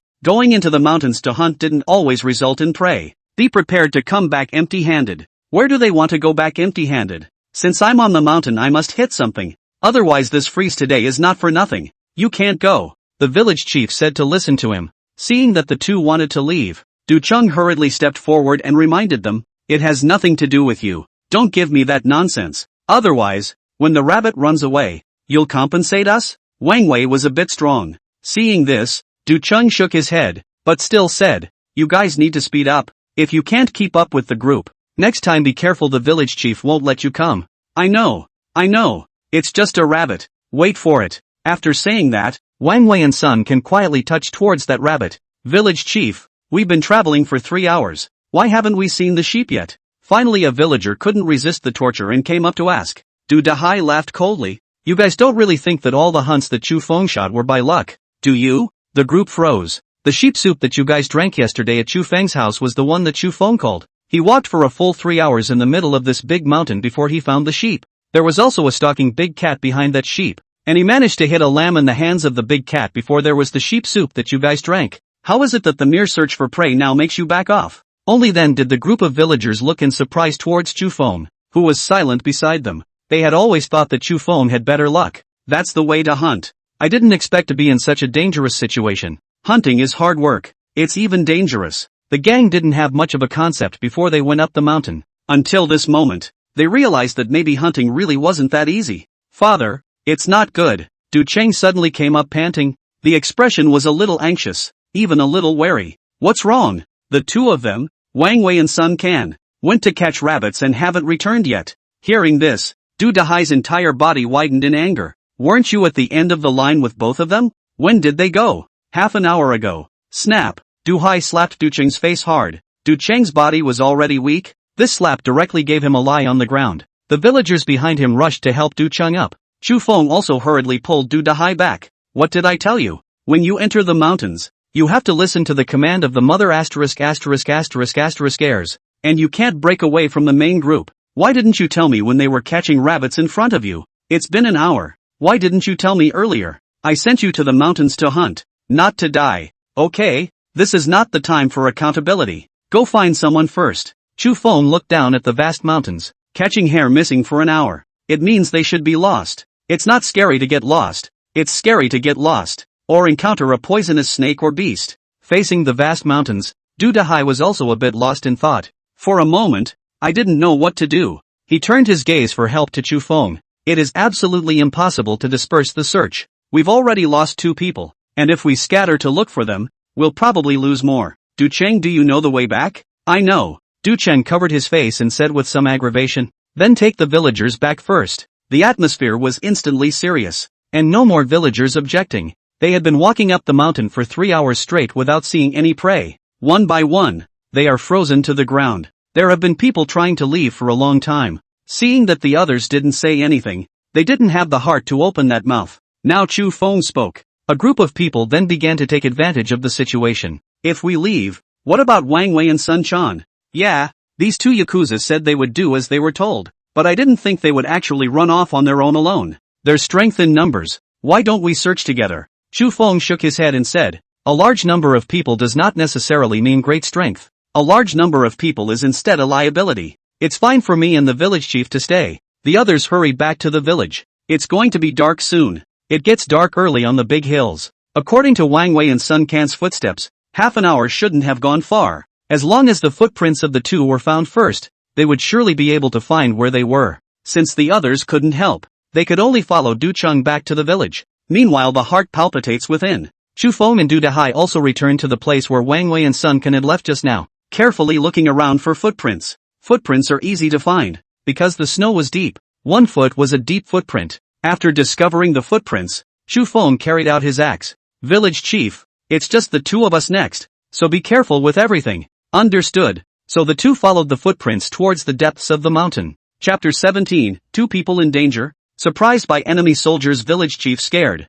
The wind is getting stronger on the mountain. The snow is also getting heavier. The weather is also getting dimmer. The visibility is getting worse. Chu Feng and Du Dahai stared dead at the footprints on the ground. Luckily, the footprints were deeper. It won't be covered in snow anytime soon, yet it has also become progressively harder to distinguish. But any half hour later, guess they wouldn't really be able to find those footprints. I will never take anyone else up to the mountains to hunt again. Du Hai is breathing straight next to him. The whole group looked a little anxious. Had to be anxious. When they went up to the mountains, every family knew that their man was going hunting, and it's following him. Du Hai, if you go down the hill and come back with two less, how will Du Dahai, as the village chief, face their families when the time comes? Chu Feng remained silent. One eye was dead set on the ground. The footprints are getting shallower. What worried Chu Feng even more was, next to the human footprints, plum-shaped footprints appeared. The footprint was circular or oval in shape, broad at the base, contracted in the center, and sharp at the front. Exactly like the cat's footprints, only bigger and thicker than a cat's footprints. And the shape of each plum petal is more elongated and pointed. The moment he saw this footprint, Chu Feng stopped. He looked to Du Hai. Look for the last half hour again. If we can't find it, we need to get out of here. Du Hai also found the plum footprints. He sighed heavily. Okay, last half hour. For Du Hai, he does need to be responsible for every villager, but that doesn't mean he needs to take his own life. Told again and again before leaving. No random dropouts. Follow directions. Wang Wei and Sun Can still ran out on their own. It's not his fault. If we haven't found them in half an hour, just blame it on their bad luck. Gradually Chu Feng and Du Dahai arrived at the top of the mountain. This is certainly not the real top of Jade Dragon Mountain. Jade Dragon Mountain is a mountain range. Rolling. The highest peak is preceded by several smaller peaks. Chu Feng's village was located just below a small peak of the Jade Dragon Mountain. The height of such small peaks is also 300 to 400 meters. It's downhill ahead though, but Chu Feng and Du Dahai both knew that. This so-called descent is what really takes you deep into the Jade Dragon Mountains. Once you go down, it will be a completely mysterious and dangerous and spooky section. Can't go any further. Let's go back. Du Hai shook his head. It's all fate. These two guys did it to themselves. Their deaths had nothing to do with us. Saying that, Du Dahai was about to pull Chu Feng back. It's not completely dark yet. There's still some visibility around. Chu Feng grabbed Du Dahai's hand and said, wait one last time. Chu Feng then climbed up the pine tree next to him as if he were an ape. The pines are tall and big. It's just a little unfriendly to tree climbers, because pine trees are very straight. There are no branches at the bottom to grip, purely relying on Chu Feng's thigh and arm strength. After reaching a certain height, Chu Feng began to look down on his surroundings. Both Wang Wei and Sun Can are just ordinary people. They couldn't have gotten far even if they wanted to in such deep snow. It's only been an hour so far. It was impossible for their footsteps to be out of Chu Feng's line of sight. The plum footprints are clearly those of a snow leopard. If it's really just snow leopards, for two grown men, even if it poses a threat, there is plenty of room to escape.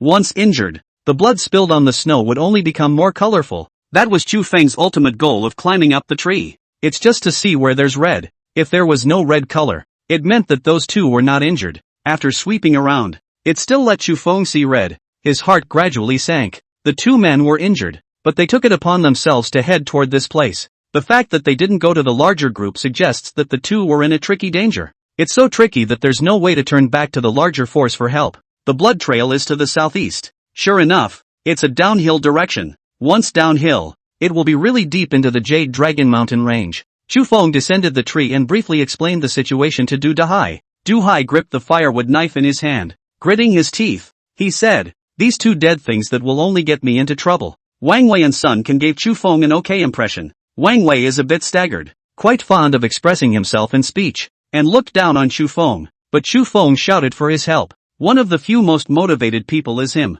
Typical knife to the heart. Sun Chan is moderate, nothing obnoxious. He was there when he helped out at Chu Feng's house. Both of these men have some teenage enthusiasm in them. They're not bad people. At the very least, it's way better compared to Chu Lung. Du Hai's eyes were a little difficult. Apparently he wanted to check it out, but he gave the decision to Chu Feng. This big hill Chu Feng has more experience than him. It's also more powerful than him. Come on, just go down the hill and look around. And if we can't find it again down the hill, we'll turn around and leave. In the end, Chu Feng made his decision. This downhill section isn't that long. Below that is a plain. Pine and cypress trees are very plentiful. No one knows if it hides any other beasts. As luck would have it, it is snowing heavily today. Most beasts need to hibernate. After walking not 2 steps, Chu Feng and Du Dahai heard the low roar belonging to the snow leopard. The two men were pleasantly surprised. Snow leopards are usually in shape. The deterrent is fierce though, but truth be told, the other party's fighting strength was equivalent to that of an adult male. Not to mention, Wang Wei and Sun Can are 2 people. Now add Chu Feng and Du Hai, the 4 of them together. A snow leopard was no match for them anyhow. At the same time, Chu Feng also saw the blood on the ground. This meant that the two were getting closer to Wang Wei and Sun Can. Just as they were ascending another small hill, Du Dahai finally saw Wang Wei and Sun Can.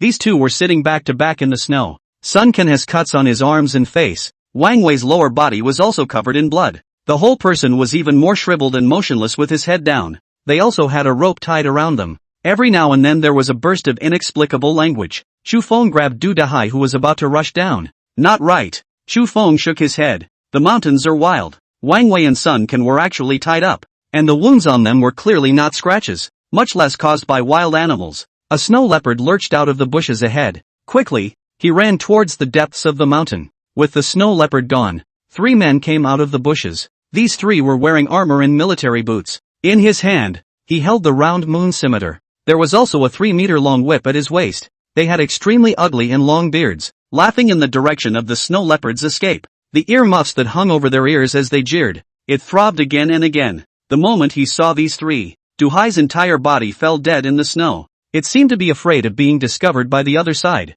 Chu Feng frowned. It wasn't as if he hadn't seen De Qian's soldiers in his mind's memory, but it seems that no soldier of Daqian is dressed like this. He asked Du Dahai next to him with some surprise. Who are these 3 people? It's Daxia's soldiers. Keep your head down. We can't let them find out. Once they do, we'll lose our little lives. Chapter 18 Kill Kill Kill. Battle with the enemy. This was the first time Chu Feng had seen the so-called Daxia soldiers. The other party spoke in an accent that was completely different from De Qian's. Talking gibberish there. Sun Chan kept shaking his head and praying, hoping that the other party would let him go. Wang Wei, on the other hand, lowered his head, seemingly unable to speak. The 3 Daxia soldiers looked at the 2 of them as if they were looking at toys. Let's go. Go report to the police. This matter is no longer something we can manage. Du Dahai was about to pull Chu Feng away. Chu Feng said, if we leave, won't the 2 of them die? If they die, they die. But we can't die. It's their lives. Du Dahai wasn't willing to risk his life for Wang Wei and Sun Chan.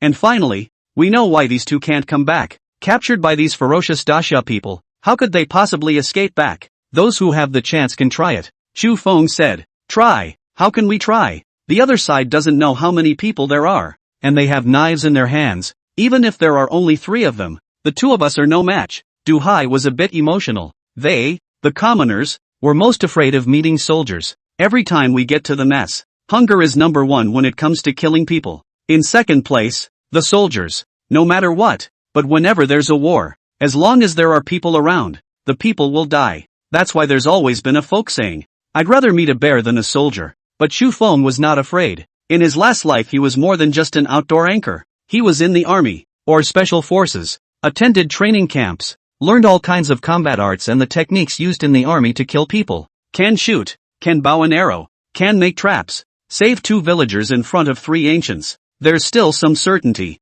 However, That did not mean that Chu Feng would belittle them. No matter what, one should never belittle one's enemies. He had to be sure that the other side was indeed only 3 in number. Village chief, calm down.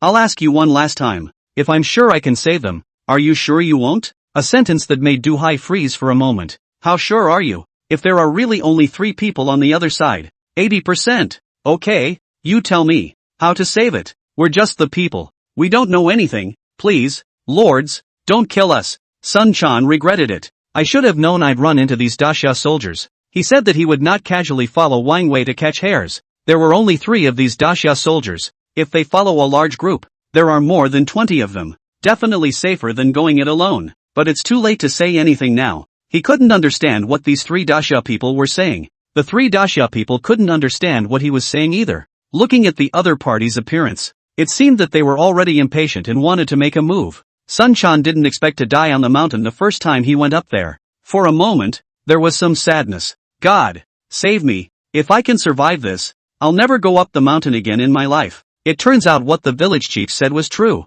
This mountain, it really is cursed. Seeing the Daxia man in front of him raise the sword in his hand, Sun Quan subconsciously closed his eyes. But after waiting for half a day, there was nothing but a cool breeze and snow pounding on my face. There was no pain whatsoever. Cautiously, he opened his eyelids, only to realize that the 3 Daxians in front of him were suddenly alert. They looked cautiously behind them, as if there was some kind of movement behind them. It was at this time that Du Hai jumped out. He looked at the 3 men, turned and ran. Village chief. The joy within Sun Quan had just risen, but it was extinguished in the next moment. It's useless for Du Hai to show up here. It's even possible that the 3 Daxamites will be caught together. Moreover, the village chief seemed to be alone behind him. Sun Quan was a bit desperate. The 3 Daxians muttered a bit and teamed up in pairs, chasing after the village chief in his direction. Looking at Sun Quan and Wang Wei, there was only one left. This Daxia man had thick eyebrows and a long beard. Kirika didn't know what to say to Sun Quan. Sun Quan no longer had the strength to plead.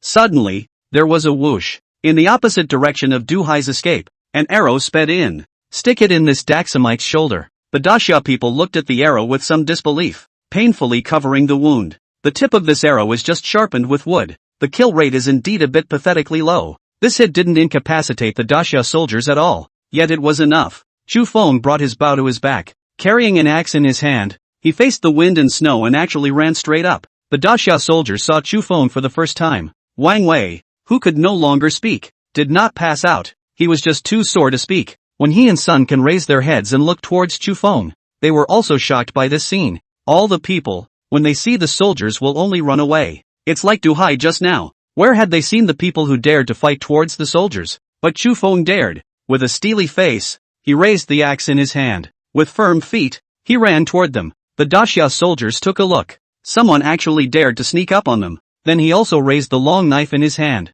With a furious roar, he met towards Chu Feng. A sharp chop. The slash was powerful. Chu Feng did not fight hard at all. All those fighting techniques that he had learned in his last life, after adapting to his body these days, it has been thoroughly integrated. Almost subconsciously, a flash dodged the other guy's attack. The axe in his hand also took advantage of the situation and ruthlessly hacked towards the Daxia soldiers. Battlefield kills are like that. No matter how great the martial arts are, how evenly matched the opponents are, the moment they sparred, it was almost always a matter of life and death within one move. Chu Feng had gambled correctly. The Daxia soldiers looked somewhat incredulously at the skinny civilian in front of them, who seemed unable to even lift an axe. How could I not have expected to die at the hands of such a person? Wang Wei raised his head and Sun Quan was dumbfounded. The two of them looked at Chu Feng without blinking as if they had seen a god descend to earth. Keep your head down. Don't look at me. And don't talk. Chu Feng put down these words and climbed up the tree. Moves like a monkey. Not a moment later, 2 other Daxia soldiers ran back. When they saw their fellow officers actually lying on the ground, he was in a hurry. When they were in range, Chu Feng, who was hidden in the trees, moved. He raised the bow in his hand and took a deep breath. Then it held its breath and aimed for the other's neck. The arrow that pierced his chest just now failed to disable his opponent. This time, it's right up to the neck. I don't believe that the other party can still keep fighting after an arrow pierces his neck. Whoosh! Chu Feng, who had hunted and fought in the wilderness all his life in his previous life, had never felt that his shooting condition was so good. The wooden arrow that wasn't sharp was very precise and entered the neck of the second Daxia soldier. The Daxia soldier who was shot stumbled and did not fall. There was no blood spurting from his neck either. However, the other party didn't dare to move. and directly sat on the ground, covering his neck and looking at the last Disya soldier. Seeing that, Chu Feng no longer hid it, jumped right out of the tree. Carrying the axe in his hand, he untied Sun Can and Wang Wei. Pick up the knife and help, Chu Feng said. Although Sun Quan was trembling with fear, he obediently grabbed his long sword. The only remaining Disya soldiers saw this scene and panicked internally. Chu Feng and Sun Can slowly approached. The last Dasya soldier slowly backed away. Backing away, another person appeared behind him. Du Dahai carried his firewood knife and closed in on this Dasya soldier. Brother Wind, what should we do? All of Sun Can's addresses to Chu Feng had turned into honorifics. Chu Feng's gaze was cold. He didn't know if the soldier was an outpost or a scout. Whatever it was, he could never let the other man go. Otherwise they might call in more people, get together and kill him. Just the moment the three made their move, the Dasya soldier decisively threw away the sword in his hand and knelt in front of the three, throwing himself on the ground. Chapter 19, Come to arrest the strong man? I'm a Yulong villager patrolling the mountains. Du Chang led a group of people down the mountain. They are acting a little disheveled. It seemed like I didn't realize that just a simple hunt would be so difficult. Is that Chu Feng really that powerful? It looks like it's deserved for people to be able to eat meat. Yes. Can it be an ordinary person who can stay on this mountain for 3 hours and snatch food from the mouth of a big cat? On the contrary, it's his older brother, Chu Lung, who is a real straw man in my opinion. The group chatted as they entered the village. When all of them entered the village, they were immediately shocked by the situation in the village. Only a group of magistrates holding torches were waiting in the center of the village. This group of yamen were clustered around a man in official uniform. There are officials. Hurry up and bury all your weapons in the snow, Du Chang warned. The villagers instantly understood. Throw your weapon in the snow, put your foot in it, and it sinks in. If these things are found by the officials, it's really yellow mud off the crotch. Originally, Du Chang and the others wanted to quietly go back to their respective homes. Don't want to deal with government officials. Without realizing it, Chu Lung had been staring at the road down the mountain next to the magistrate. Upon seeing them, he immediately opened his mouth and shouted, "My lord, they're here." At these words, all the magistrates raised their heads. "Bring me everyone," the man in the official uniform spoke. So all of them, including Du Chang, were all brought before the officials. Liao Xiong stood up and held his official hat. Looking at the group of people in front of him, he sneered, "A bunch of unruly people. Who gave you permission to go up Jade Dragon Mountain?" A group of people lowered their eyebrows and closed their mouths. None of them dared to say anything. No one is talking? Fine. All of them go back to the prison and be properly interrogated. Liao Xiong hasn't been in the best of moods lately. The border is in a state of emergency. The magistrate was busy every day. As the county minister, Liao Xiong is also under great pressure. Every family is catching the bruisers. But the problem is that strongmen can't just be arrested. The situation today is not such that we have to take the strongman. Once you catch more than one, it's likely to backfire on the people. Liao Xiong wanted to try to catch the strongman with all kinds of legitimate reasons. For example, the wearer of the sword who enters the slammer. But people must have been dumbfounded when such people went to the front as strong men.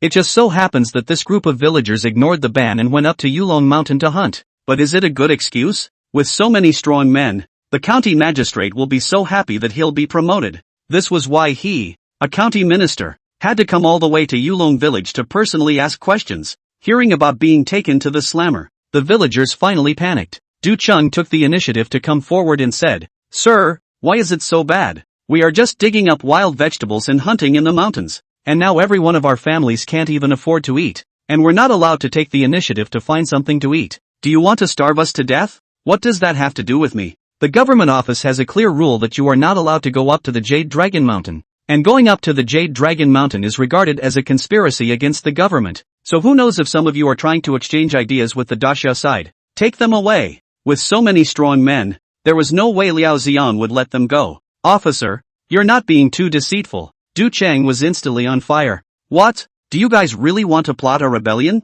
Liao Xiong sneered. That's what he feared would happen. "So bring up 20 magistrates. Every yamen is practiced and has a sword in his hand. The common people are no match for them. Who are you to say that we went up to the mountains just to intercommunicate with Dasha? We've never had a traitorous renegade in Yulong village. Is that so? But it has been reported that you are just interchanging with Dasha." Saying that, Liao Xiong glanced at Chulong. All the villagers looked towards Chulong. Chulong's eyes hesitated for a moment and immediately turned to the side. It's like it's not even clear about this. They're making a lot of noise. Even now it was snowy and dark. Women and children from all the families came out of their houses. When they saw this scene, They all wailed up to the front. My lord, we can't take them away. If we take them away, our whole village will starve to death. Originally, the village was small and had few strong laborers. Take away 20 or so people at once, and surely 20 or more families are doomed. But where did Liao Xiang care about that? As long as he has his own official luck. Don't even give me a word.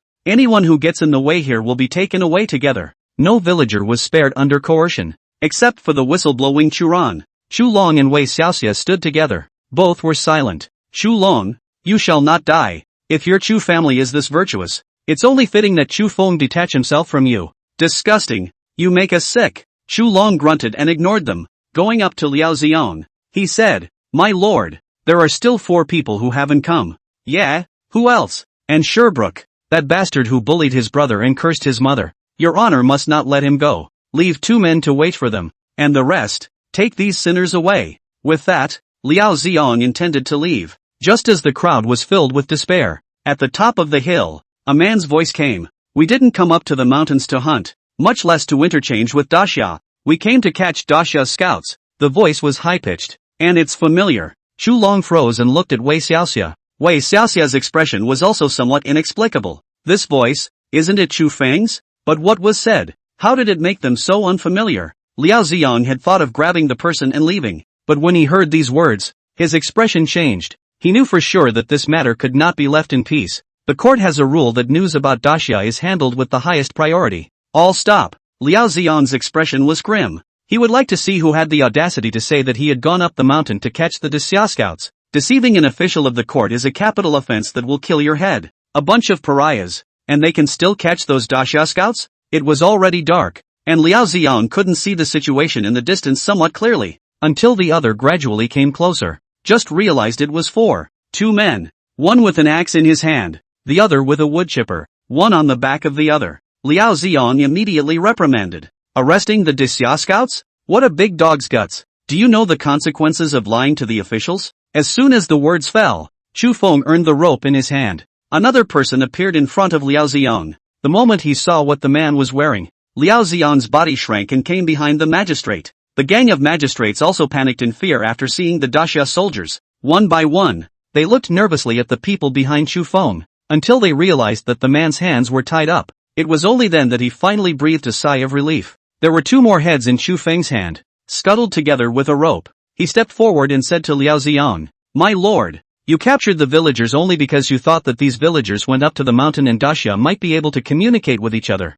But my humble servant can now prove that none of the villagers went up to the mountain to communicate with Daxia's side, and even can tell my lord very proudly that this group of us went up to the mountain in order to prevent Daxia's spies from infiltrating my Dakian. And these are the proof, he said, throwing the 2 heads in his hands on the ground. That head still has the Daxia hat on top of it. Behind Chu Feng, there was another Daxia soldier. To say that these 2 heads might be faked, but real Daxia soldiers can't be faked. They don't even speak the same language. As Chu Feng kicked the Daxia soldier to the ground, the Daxia soldier immediately gibbered and did not know what to say. Liao Xiang then realized that things were big. This man. All of them were killed by grasshoppers. Chu Feng directly admitted. Go back. Tell the county magistrate to speed up. Liao Xiang shouted at once. At that moment, all of the villagers in the entire village placed their gazes on Chu Feng's body. There was not only admiration in their eyes, but also fear, horror, and adoration. Chapter 20, Punishing Brother and Mother. Wife's bowl of lard and mixed rice.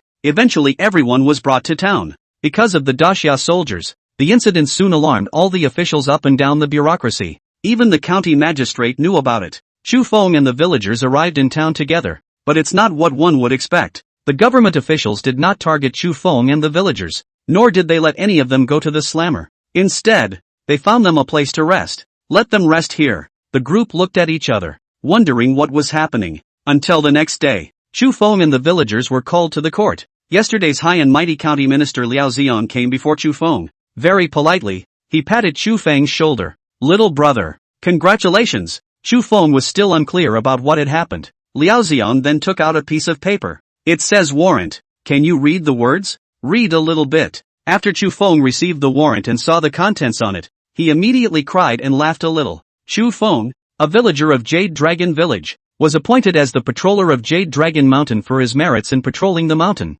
killing 2 enemy soldiers and capturing 1. Anyway, From today onwards, you are also a part of my government, and you will receive a monthly salary without having to pay grain. After saying that, Liao Xian turned around and left. No more talk of arrests or anything like that. Rangers, a kind of official that isn't really an official. In his previous life, Xu Feng had also seen this kind of occupation. It's hard work and it's clean. There's not much money in it every month. Odds are that this ranger is similar to a forest ranger in a previous life. But at the very least, hunting in the mountains became legitimate. After the villagers heard that Xu Feng had become a mountain patrolman, each of them immediately went up to congratulate Xu Feng. Being an official is a great honor, though the ranger wasn't a particularly big official position, but that's also official, and no food is required to be nabbed. That alone is enough to make one's eyes water. However, few of the villagers were jealous of Xu Feng. They know this is what Xu Feng relied on to get it. The image of Xu Feng throwing people's heads was still imprinted in their minds even now, and could not be dissipated for a long time. Sun Ken was like a pug, following Xu Feng's side and kept shouting, "Brother Feng." Wang Wei is lying at home and hasn't gotten out of bed yet. But good people have been asking about the duo for a long time. What the hell happened on the mountain? Wang Wei and Sun Ken were afraid of losing face and didn't talk about the experience of the two of them being arrested. So the narrative makes a point of describing how dangerous the Daxia soldiers are. It naturally set off Xu Feng to be even more powerful. Of course, all of this is an afterthought. The moment he received the warrant, Xu Feng breathed a sigh of relief. They don't have to go to jail. The whole village returned to the village together under the leadership of Du Hai. The first thing to do was to come to the Chu family. Chu Long and Wei Xiaoxia seemed to have expected this. The two heard that Xu Feng had actually become a mountain guardian. The jealousy in those eyes couldn't even be hidden. In the end, it was Wei Xiaoxia who held back her jealousy. Stepping forward, he barely managed to pull off a smile. Worthy of being a good son or son of my Chu family, Xu Feng, you have done well. From today onwards, the home family's food is given to you in full. You can also go back to the home family whenever and wherever you want. And you don't need to work when you come back. Is the Chu family anything worth entering? Xu Feng coldly glanced at Wei Xiaoxia and turned to leave. As for how the village people dealt with the two of them, Xu Feng could not care less. Xu Leng has already violated the village's big taboo. He almost victimized the whole village. This included Xu Feng himself. In this strange, ancient society, Xu Feng was no saintly mother. He was in the army. There's a tough side to the personality. Otherwise, he wouldn't have been able to do something like beheading two Daxia soldiers, even if Chu Long and Wei Xiaoxia were related to Xu Feng by blood. But they harmed themselves. Not making a move to kill them was already Xu Feng's mercy. Du Hai quickly used the village rules to convict the two men. Expulsion from the village. This is the worst punishment in the village. From today, the two are not allowed to step into the village again and must leave the village 10 miles away. Once discovered, beat them to death with a stick. Hearing this result, Xu Feng was not surprised. He was also too lazy to bother with the Chu family. At this moment, Xu Feng only wanted to hurry up and go home. His wife, his daughter is at home worrying about him. Sure enough, it wasn't even close to home. Just saw the small figure of Zhou. Same as the first time I went up the mountain. At that time, Zhou Xiaoxiao was also waiting for him at the door. When Zhou Xiaoxiao saw that Xu Feng had returned safe and sound, she immediately rushed forward and hugged Xu Feng. Freak out, Zhou Xiaoxiao directly cried. She was indeed terrified. Not only him, but many of the women in the village were terrified. Taken away by the authorities. Where is the good end? I'm lucky to be back in one piece. Looking at Xu Feng like this, he didn't seem to have suffered any injuries. I'm glad you're okay. I'm glad you're okay. Zhou Xiaoxiao kept muttering. Don't worry. I'm fine. Your husband. I'm hungry, so grab some time to cook. In the past, Xu Miaomiao and Clumsy had gone to bed long ago at this time. But I didn't expect that after entering the courtyard, Xu Miaomiao and Dum Dum also greeted them. No crying. Your father is fine. Xu Miaomiao's mouth that had been grinning suddenly retracted. Seeing his daughter's adorable bun-like appearance, Xu Feng burst out laughing. Lighting conditions are not so good at night. The villagers in general don't eat at night either. For the most part, villagers eat one meal a day, just to be alive. Ever since Xu Feng had been reborn, their family just had 2 meals a day. The large oil boiled in the lard from the boar's lard before was still sitting in the tank. Zhou Xiaoxiao took out 2 bowls of sorghum rice sent by Du Hai. Pour the sorghum rice into a pot and steam it. Took out the lard residue again and took 2 wild onions that Xu Feng had plucked. Not for a while. A sizzling bowl of lard crumbs mixed with rice. Simply well done. I want some. I want some. Xu Miaomiao called from the side. Xu Feng scooped up a spoonful and put it to Miao Miao's mouth. Xu Miaomiao took a bite. Xu Feng and Zhou Xiaoxiao both looked at Miao Miao. How does it taste? I don't know. Xu Miaomiao shook her head. Was that bite just now eaten by a dog? Xu Feng glanced at Clumsy. Not at all. I ate it too fast. I didn't taste it. Give me another bite. Chu Miao said as she picked at Chu Feng's arm. Chu Feng and Zhou Xiao immediately laughed. There's still rice left. Serve a bowl for you little glutton. The family hugged the lard bibimbap and ate it beautifully. That's when he went up to the bed, intending to go to sleep. But think of the fact that you're now the patrolman. It's kind of half an official, bigger than the village chief. Then there will be no need to cover up the hunt at all from tomorrow onwards, right? There is still some bacon and stored fresh meat left. Pigskin and sheepskin are also drying in the woodshed. Chu Feng planned to sell all of these things tomorrow. You have to save some money in your hand to do that, and buy something else. You can't just eat meat at home, otherwise you'll catch fire. Thinking about it, he gradually became sleepy. Just as Chu Feng was about to enter dreamland, there was a rattling sound. It was the sound of traps clashing together. Chu Feng lifted the covers, leaped up, and rushed out. Chapter 21, First Time in Town. Appreciation from the boss of Spring House. Woof woof woof. Clumsy was screaming loudly outside. Apparently, this time the commotion was loud enough to wake up Clumsy. The moment he rushed out, he didn't forget to pick up the axe that was sitting in the doorway. The outside was still bright with snow. Looking up, there was nothing on the roof. Chu Feng moved over the ladder. Up on the roof of the woodshed, the traps have been closed together. The meat on that is gone too, apparently taken by a wild animal. As for what beast? Looking at the plum-shaped footprints on the roof, Chu Feng sneered. Doggone it. Count yourself lucky. Closed the doors and windows tightly and threw Dum Dum from the woodshed into the room where they were sleeping. Only then did Chu Feng lie back under the covers and sleep. The next day before dawn, Chu Feng opened his eyes. Going to the market today. Zhou Xiao followed suit and got up, helping Chu Feng take care of everything. There are 50 pounds of pork left when you add it all up. Keep 10. 40 pounds of mutton were also cut. A total of 80 pounds was carried on Chu Feng's shoulders, step by step to the entrance of the village. Zhao Yuxiang was already waiting for them at the village entrance. Zhao, let's go. Chu Feng threw the things onto the crate and said to Zhao Yuxiang.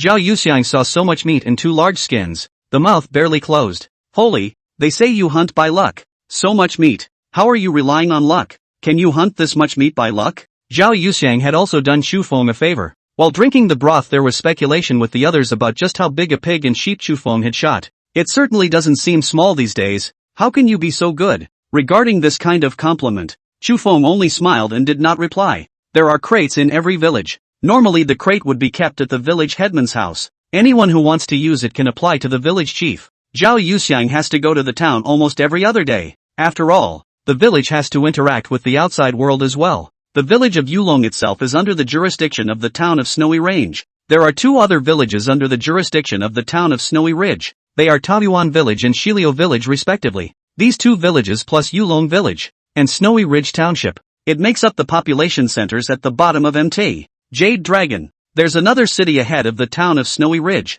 That's one of the biggest cities in the neighborhood. Also 3 villages and 1 town are under the jurisdiction of this city. Syracuse. Just outside of Snow Iron City was the border with the Grand Xia Empire. It is also the place where the 2 countries have the most strife. All of these places are close to the Jade Dragon mountain range. It doesn't matter if it's De Qian or De Xia. There is still no decision on the ownership of the Jade Dragon Mountain until now. This is why there is constant friction between the 2 countries. But for the common people, these small frictions are enough to keep the people of a town or 3 villages from eating. Fighting every day. Fighting every day. Why doesn't his emperor's son go to the front? Zhao Yuxiang said with some righteous indignation. Zhao, don't talk nonsense. Someone cautioned. The villagers who went to the town today were not only Zhao Yuxiang and Chu Feng, but also some other people. It was only that some of these people Chu Feng did not recognize, and some Chu Feng had only met twice. There were 2 others who had been up the mountain with Chu Feng yesterday. They went to town for different purposes. Some want to pick up some supplies, some want to sell something, some simply want to go to town. Since I was just in town yesterday, Chu Feng would not be so curious about Snowy Ridge Town. He followed Zhao Yuxiang to the bazaar. Though nowadays there are frequent wars and the life of the people is much more difficult, but the bazaar remained as bustling as ever. There were a lot of people, rubbing shoulders. Zhao Yuxiang had more than once told Chu Feng to guard his valuable things, especially the meat. Wrap it in a sack and don't let anyone find out until you get into town. No stragglers have been spotted around the town yet though, but just in case. After entering the town, they found an open space. Then the meat and skins were laid out on the racks, waiting for people to shop for them. Chu Feng had thought that it would be more difficult to sell it. After all, no one had any money in their hands during the war. But what Chu Feng did not expect was that after staying here for just 1 incense stick of time, There was a shopkeeper-like person who came in front of Chu Feng. Is this pork and mutton, little brother? That's right. You want it? Chu Feng asked directly. Bye. I'm from Spring Wind House. How about you come with me? I'll take all of these meats. Chu Feng was instantly somewhat surprised. He didn't realize they sold so well. It didn't take long to get here before someone came over to buy it. Brother Zhao, I'm going to make a trip, so wait for me here, Chu Feng said. So he carried the pork and mutton and followed behind the Spring Wind House boss. Walking on the road, Chu Feng asked with some curiosity, shouldn't your restaurant cooperate with the slaughterhouse? How come it would buy a retailer like me? Slaughterhouse? Where is there any slaughterhouse? Nowadays all the food in the town is sent to the front line. The court can't even pay the army. If they don't even give food, who will help the court to fight? Chu Feng nodded in sudden understanding. Though there is another war ahead, but the town as a whole was not much affected. Aside from the fact that there were fewer people, the restaurant still had a large number of wealthy merchants eating. The greenhouse still keeps people coming back. The bod's eyes seem to be like radar, scrutinizing one passerby after another. But whenever you see that the other person is from a good family, you rush forward and try to pull them in. This, in ancient times, was the real town scene. As for how luxurious, it's really not that luxurious. The capital city of Deqian might not even be much more luxurious in Chu Feng's eyes. Soon, the two arrived at Spring Wind House. Spring House is a proper hotel, and it doesn't look low grade. Obviously Syracuse isn't a particularly famous city either, but the small towns under the partial city are able to sing and dance. The people of the village nabbed their food and were on the verge of starvation. Instead, the Spring Breeze House was filled with drinkers and diners discussing the big business of hundreds of taels of silver. The shopkeeper went to the store and got some coppers. Wild boar, right? Wild boar meat is 5 cents per catty. Mutton counts for you at 6 cents. Pork is 40 catties in total. And mutton counts for you at 40 catties as well. That's 440 cents in all. Not good enough to count 450 cents for you. How's that? About half a tael of silver, which is a lot of money. Chu Feng had probably inquired before he came. And this shopkeeper gave a more conscientious,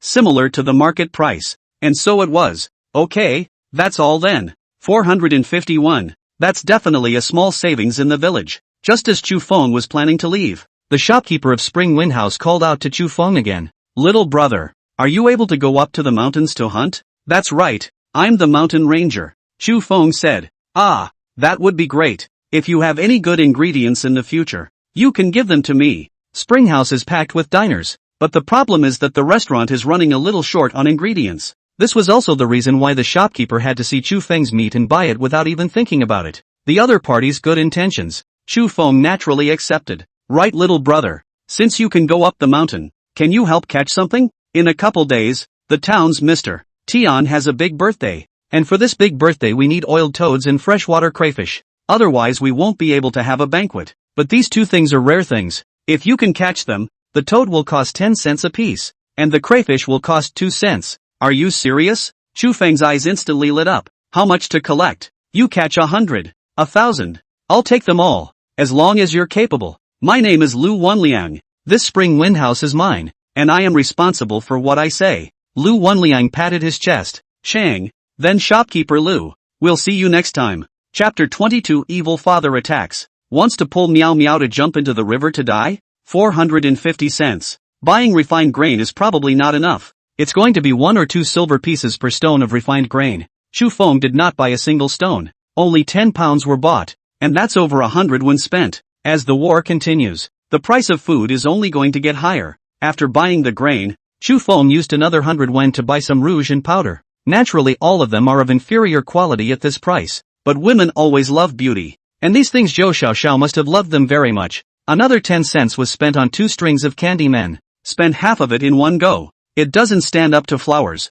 To make a good life for the family, with a pig and a goat, is not enough. The weather is cold, but there is no fear of the candy man melting. Then put the candy man with the rest of the stuff. Zhao Yuxian was waiting for him at the town entrance. The group then returned to the village. Just after arriving at the village, Du Dehai found Chu Feng. You're finally back. Hurry up and go home. Your father is making trouble at your house. My father? Chu Feng froze. Almost forgot. The village evicted Chu Long and Wei Xiaoxia, but the rest of the Chu family was not expelled. Even, Chu Feng did not have any impression of this so-called father at all. It was as if the Chu family barely had him as a person. When Chu Long and Wei Xiaoxia were expelled yesterday, this so-called father didn't show up either. I hadn't thought that I'd actually come to his house today to make trouble. Chu Feng's face sank. No matter who it was that dared to make trouble in his house, he would definitely not let the other party go. The village itself was small, with a total of about 20 families. What happened to Chu Feng's family quickly spread throughout the village.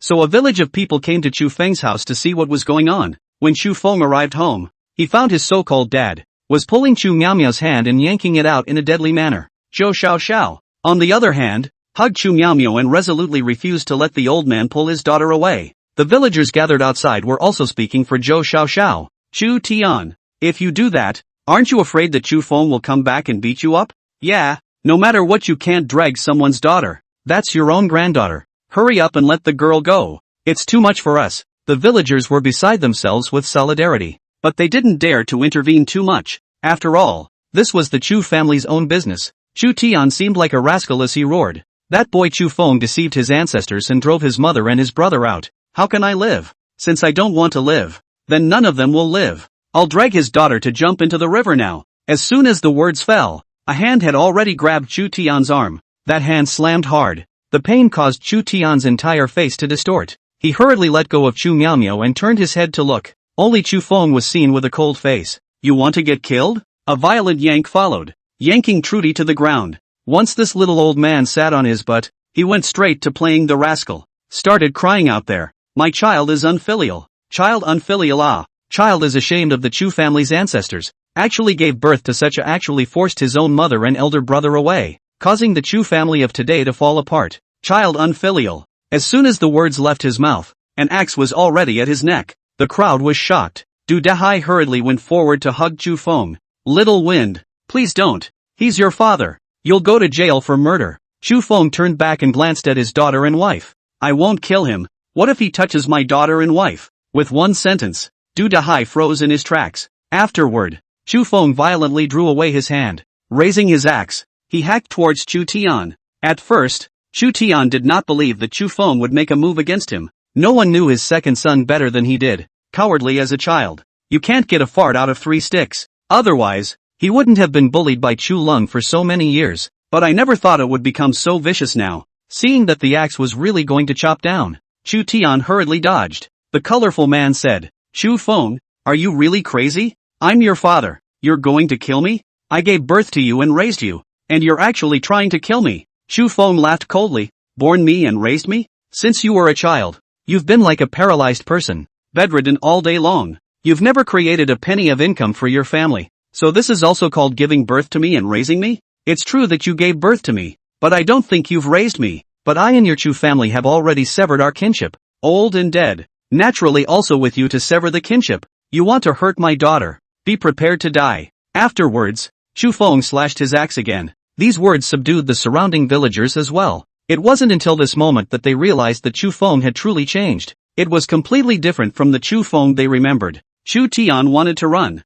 but his aged legs were no match for Chu Feng. When he was about to lose his life under Chu Feng's axe, a person rushed to Chu Tian's face. It's Chow Tiny. Chu Feng subconsciously put away his axe. Sagittarius, calm down. Chu Feng gasped for air. The eyes were red. The memories were all of how the Chu family had bullied their small family. Even after breaking away from the Chu family, even though Wei Xiaoxia and Chu Long had both been whisked out of the village, but they didn't expect another so-called real father to pop up to bully them. Chu Feng didn't want to endure it. He didn't want to see his loved ones continue to be bullied. But when Zhou Xiaoxiao's large, watery eyes stared unblinkingly at Chu Feng, it made the impulsive Chu Feng calm down immediately. The surrounding villagers only reacted at this time, hurriedly stepping forward to grab the axe for the axe. Relieved for the relieved. This axe really goes down. Chu Feng's life is over. How heavy filial piety was in this dynasty, Chu Feng was not sure, but it's still his own father who killed the man. After being known by the officials, Chu Feng would only have 2 paths.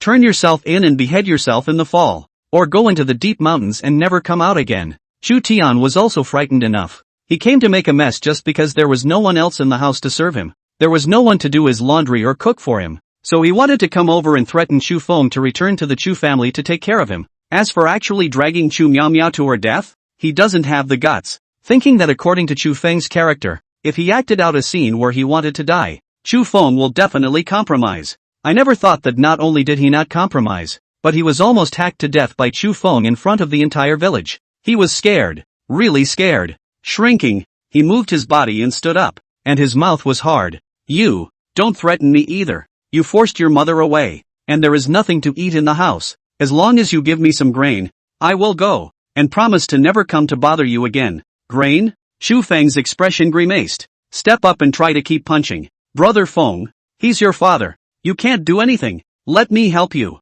Sun Quan appeared out of nowhere. An old fist slammed into Chu Tian's face. Chu Tian was hit with an ouch and turned to run. Wang Wei stood out at some point and stretched out his foot to trip him. Another fall for Chu Tian. Goon. If you come to Brother Feng's house again in the future, I'll beat you up every time I see you. And from today onwards, I, Sun Quan, will stand guard at Brother Feng's house, so no one can bully Brother Feng's daughter and sister-in-law. And me. Wang Wei coughed twice and stood out. If Sun Quan was not much of a deterrent, then Wang Wei, as a bully in the village, was quite intimidating. Chu Tian saw that he couldn't get any better, could only turn away. While running, he also shouted, Chu Feng, you wait for me. This isn't over. Chapter 23, Returning Favor to the Village Chief. Getting a parchment scroll and information about the secret forest. Trudy is finally gone. The old man was over 50 and looked like a giant baby. No wonder the once large and powerful Chu family. Eventually it will fall to the village. With an air like that, how could it not go down?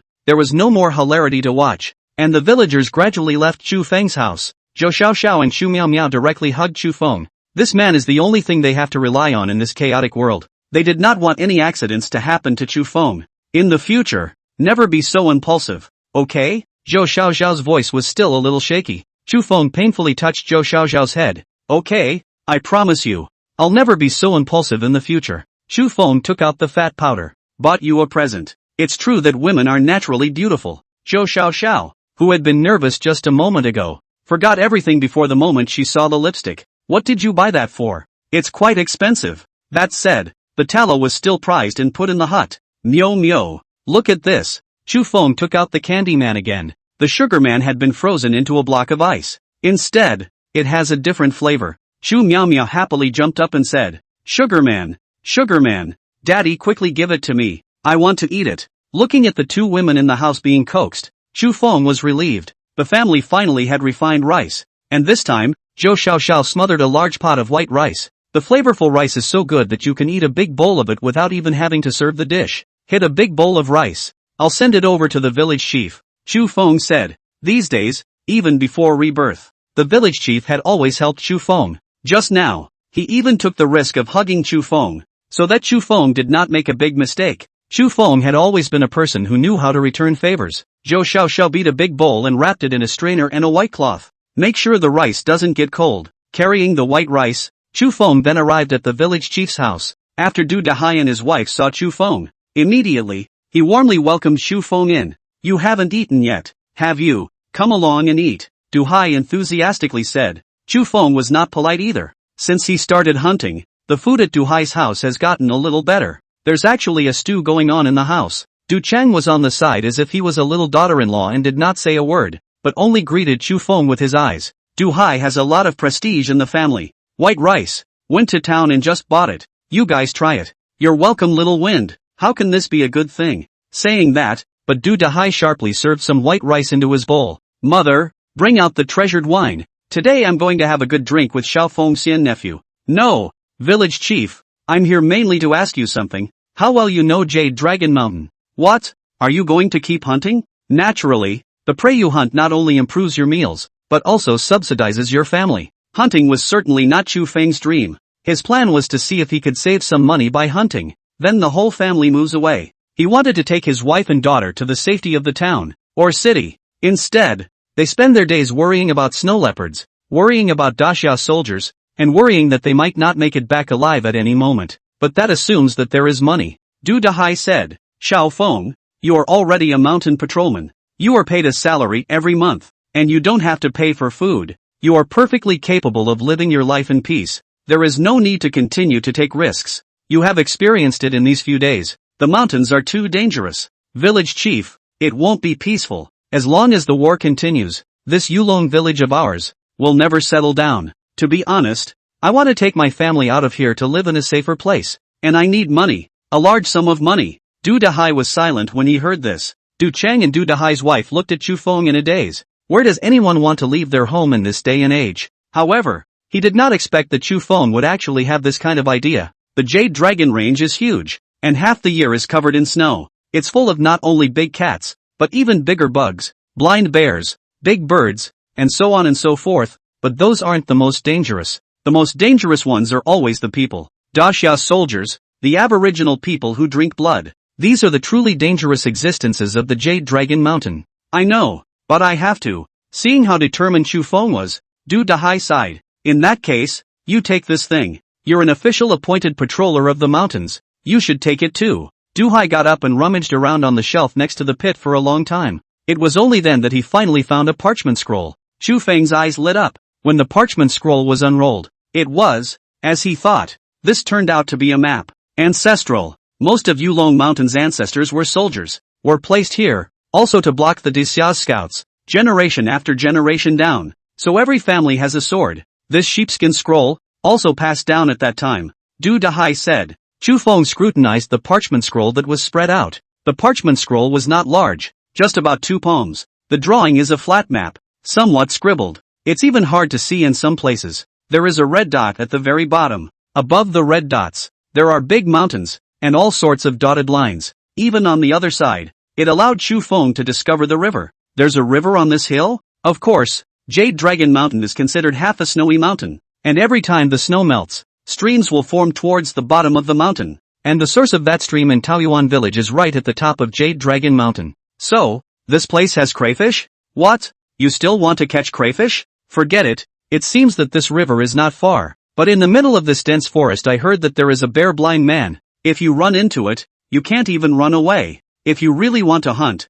honestly in the periphery on the line. The village chief discouraged. The shopkeeper at the spring house in town said that oil toads cost 10 cents apiece, and that freshwater clams cost 2 cents apiece. Don't even think about it. Why is the recycling price of these two things so high? It's because it's dangerous. What else can you do to make money when your little life is gone? Du Dahai hurriedly dissuaded Chu Feng from extinguishing those thoughts. Chu Feng nodded his head and did not continue arguing, but then he realized that Du Cheng's gaze at him lit up. Chu Feng stood up and said, "Village chief, I won't stay long. There is still my mother waiting for me at home." Then, it left Du Hai's house in a flurry. "Boss, that kid Little Wind wouldn't really want to catch Toad Clarks, would he? I hope he won't. The dense forest, it's too dangerous. I've heard that the bear blind there has become a spirit and has killed an unknown number of people. Otherwise Jade Dragon Mountain wouldn't be so dangerous. It's a shame to see such a capable young man die." Du Dahai's wife said. "Okay, eat, don't let the food get cold. I'm full." Du Cheng stood up and left the room as well. Chapter 24, Fragrant Rice Balls. Going to the mountain again in the name of my wife. For the past few days, Chu Feng had honestly stayed at home. He was worried that Chu Tian would come and make trouble. Also worried about snow leopards coming at night and picking a fight. Well, since the day a piece of meat was taken from the house, the snow leopard never came back to the village. Chu Tian also honestly stayed in the Chu family. Haven't left the house so far. Chu Feng gave all the money he earned to Zhou Xiaoxiao and asked her to look after it. But the family is running low on ingredients. Especially since Chu Feng didn't want to starve the mother and child. Every time I cook, I make it according to the size of my mother's meal. The town can't be frequented. Otherwise you'll be targeted by someone with an axe to grind. In these times of turmoil, this kind of thing happens all the time. So Chu Feng tried to control himself to go to the town once a month. Before that could happen, he needed to hunt enough to sell. Early this morning, Zhou Xiaoxiao had already started making wild vegetable dumplings. Wild vegetable dumplings are a favorite staple for many villagers. Pick some wild greens, combine with rice or noodles and sprinkle with salt. Steamed and boiled, it becomes an easy dry food. The flavor is very fresh. If you have some oil at home, it's even better. Looking at the big freshly steamed rice balls, Chu Feng said, "Keep 2. This is still all made of white rice. How can you give them all to me?" "No, there's still rice at home. I'll make it myself if I want." Zhou Xiaoxiao stubbornly stuffed all 4 large rice balls into Chu Feng's bamboo basket. It was still light outside. Taking advantage of this time, Chu Feng carried his bow and arrow on his back and his axe behind him. "Be safe," Zhou Xiaoxiao said. "If I'm not back after dark, remember to keep the door to your room closed and watch out for the big cats." "Aha." Zhou Xiaoxiao was not in a high mood and looked at Chu Feng with worry. Chu Feng went up and kissed Zhou Xiaoxiao. At once, Zhou Xiaoxiao made a big red face. "What are you doing? Women of this age are ultimately coy. I'm sure I'll be back safely. You're Sagittarius. Go back." After saying that, Chu Feng walked towards the mountain. This time, he also had a parchment scroll in his arms.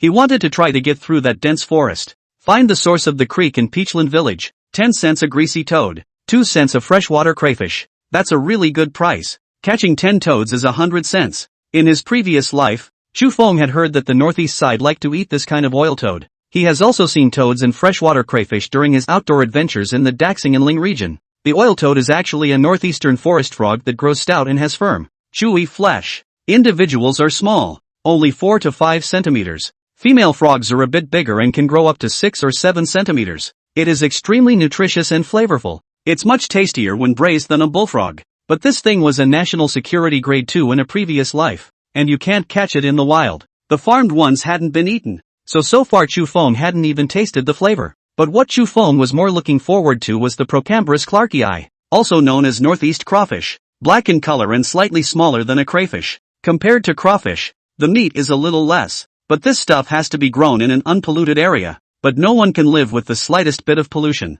The flavor is nothing compared to an oiled toad. Chu Feng had tasted the Procambrus clarkii tofu and it was so fresh that he almost bit his tongue off. If you can catch some freshwater crayfish, you can make one for your wife and daughter to try. The oil toad is hibernating now, and it's not easy to catch in the mountains, and it's only by the stream. It just happened to be with the Procambrus clarkii, so as long as Chu Feng found that river, he would be able to catch these two things together. But just after taking a few steps, Chu Feng saw 3 people squatting at the entrance of the village. Sun Chan, Du Cheng, and Wang Wei. The 3 of them were wrapped up like dumplings, and if it wasn't for Chu Feng's eyesight being quite good, thought it was 3 hairy bears squatting there. When the 3 of them saw Chu Feng, they immediately ran over excitedly. Brother Feng, my God, we finally waited for you. Yeah, we've been getting up early every day for the past few days just to squat here for you. Is Windy going to hunt? Bring us along. Looking at these 3 people, Chu Feng cried and laughed a little. Are you guys really not afraid to die? The other day is still fresh in my mind. Most of the people in the village have quashed the idea of hunting. That's really not a human thing to do. Chu Feng thought that these 3 people had also long since run out of ideas. Wang Wei immediately raised his hand and swore. Brother Feng, this time we will definitely listen to the command. What you tell us to do what we do. We will definitely not run around. If we violate this oath, the sky will be struck by 5 thunderbolts. Chu Feng said somewhat strangely, why do you all have to follow me? Du Cheng stood out with some embarrassment. Brother Feng, that day when you and my father were talking I was listening next to you. I know you will definitely go to catch oil toads and crayfish, but it's not easy to find these things, and it's dangerous for you to be alone. Let us come with you. The 4 of us will have something to take care of, and all the things that we catch will be yours, just as long as you share it with the 2 of us. Chu Feng was silent for a long time and suddenly felt that Du Cheng had a point. There is a limit to what you can do on your own, but if there are 4 of them together, they are certainly much more efficient than 1, and with more people, it's considerably safer. Are you guys serious? It's really only 20%? 1000% true. We have all our tools with us. Sun Chan brought the bamboo basket and hoe behind him. It seems that these 3 had a premeditated plan, and quite persistent, waiting here for him for days on end. Then I have a word of honor. You must follow directions, and you will do whatever I tell you to do. After exhorting him, Chu Feng waved his hand. 4 people in a row, heading deeper into the mountain. No snow fell today, but it was still bone-chillingly cold. The 4 of them were deep in the air, following behind Chu Feng. Gradually, we came to the dense forest where we started. That day, Chu Feng had saved Sun Can and Wang Wei here. Brother Feng, you don't think those Xia soldiers are still here, do you? I don't think so. Those 3 people probably got lost and accidentally walked here, and they just happened to meet you 2 unlucky people. Hear that? Said you're unlucky. Wang Wei slapped Sun Can. Sun Chan was unconvinced and slapped back at once. A few people are young after all, chatting and joking along the way, walking but not alone. Chu Feng shook his head with a smile from the side, still leading the way ahead. Du Cheng held the parchment scroll with a thoughtful look. The dense forest. I think it's in this location. Chu Feng came over his head and said after taking a look. That's right. We should have already gone deep into the dense forest. We will soon have to go out of here. Then go north, and walk out in the direction of Taoyuan village. We don't need to walk out. At this place, it should be the upper stream of the stream in Taoyuan village. Brother Feng, you actually know how to read maps, Du Cheng said with some surprise. Chu Feng bristled. It's not time to get lost yet. By that time, Chu Feng could teach them to recognize directions in hundreds of ways. It seems to have been out of harm's way. A few people let their guard down. Du Cheng held up his hat and laughed. My father said that there is a blind bear in the dense forest. After walking for almost an hour and not seeing where the bear blind is, we will soon be out of the dense forest. There are now human bear blind also hibernating. Ah. Wang Wei laughed. Just as the few people were talking and laughing, Chu Feng suddenly stopped. He raised his hand, and the noisy Wang Wei and Du Cheng were instantly quiet. Why? Chu Feng raised his head and looked at the blanket of snow, frowning. You guys are right. Shouldn't this thing be hibernating? Chapter 25, Encountering a Bear in a Dense Forest. Chu Feng's inner malice and Wang Wei. A few people walked up to take a look. A large footprint appeared in the snow. The footprints are deep. Look at this. Just left it behind not long ago. Sun Quan tried to put his foot in, only to find that the footprint completely encompassed his paw. Footprints of the blind bear. Wang Wei's voice trembled a little. Du Cheng gulped. Didn't seem to expect to be chatting about it 1 minute and finding each other's footprints the next. What to do? He looked toward Chu Feng. At this moment, Chu Feng became the pillar of the three people. Give me the parchment scroll. Chu Feng took the parchment scroll and looked at it carefully. The dense forest was small in size, and once through it was the great mountain depths of the Jade Dragon Mountains. But if you head west and don't continue deeper, it will be able to access the headwaters of Peachtree Creek. Is it a risk? Is it possible to turn your head and go back? This blind bear doesn't know where it is. It's possible to be ahead of them. It could also be behind them. Judging from the direction of the footprints, it should be in a northerly direction. Over there is the depths of the Jade Dragon Mountain. Head west. Chu Feng quickly made a decision, because they had no idea where the bear actually was, and it's a cold winter month. It's logical that the blind bear should hibernate. Even when awake, they can be particularly lethargic, unlikely to casually attack prey it is unfamiliar with.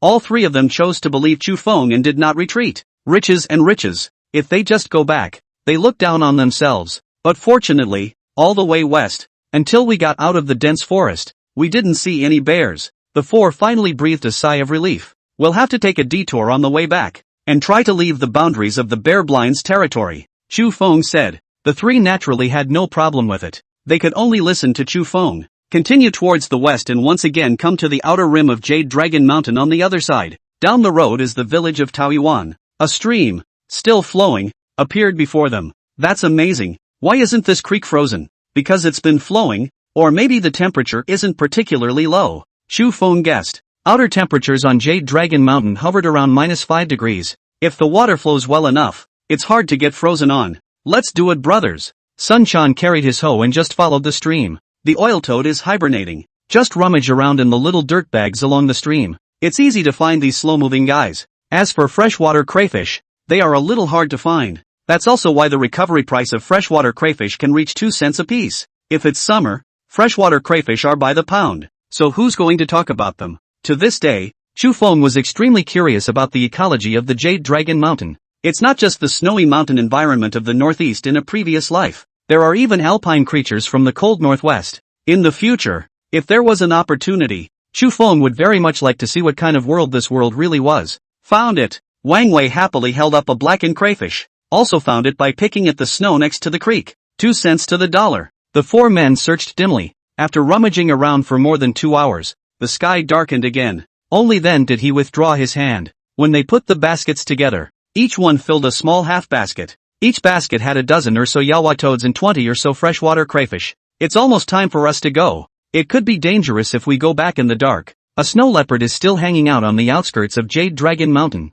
And there's a hibernating bear that just woke up. This Jade Dragon Mountain, still not particularly safe. Most importantly, if they choose to go back in the dark, then we'll have to take a detour from Taoyuan village. It's a better road and much safer. But by the time they got home it was probably noon the next day. Everyone wanted to hurry and get home before it got completely dark. So they carried the bamboo basket on their backs and continued in the direction of the dense forest. It seemed to be these gains that made them forget to be vigilant. Each other wouldn't have cared too much about the dangers around them. Even Chu Feng had dropped his guard, because they didn't go straight through the dense forest, and from the edge of the dense forest, though the journey will be a little farther, but at the very least, it won't go back into that bear's territory. That was until Chu Feng happened to raise his head and look toward the front. Stop. What's wrong? Du Cheng asked with some confusion. Only seeing Chu Feng's face full of seriousness, he slowly carried out his axe. The three of them froze and looked toward Chu Feng's line of sight in unison, and immediately sucked in a mouthful of cold air. A huge brown bear,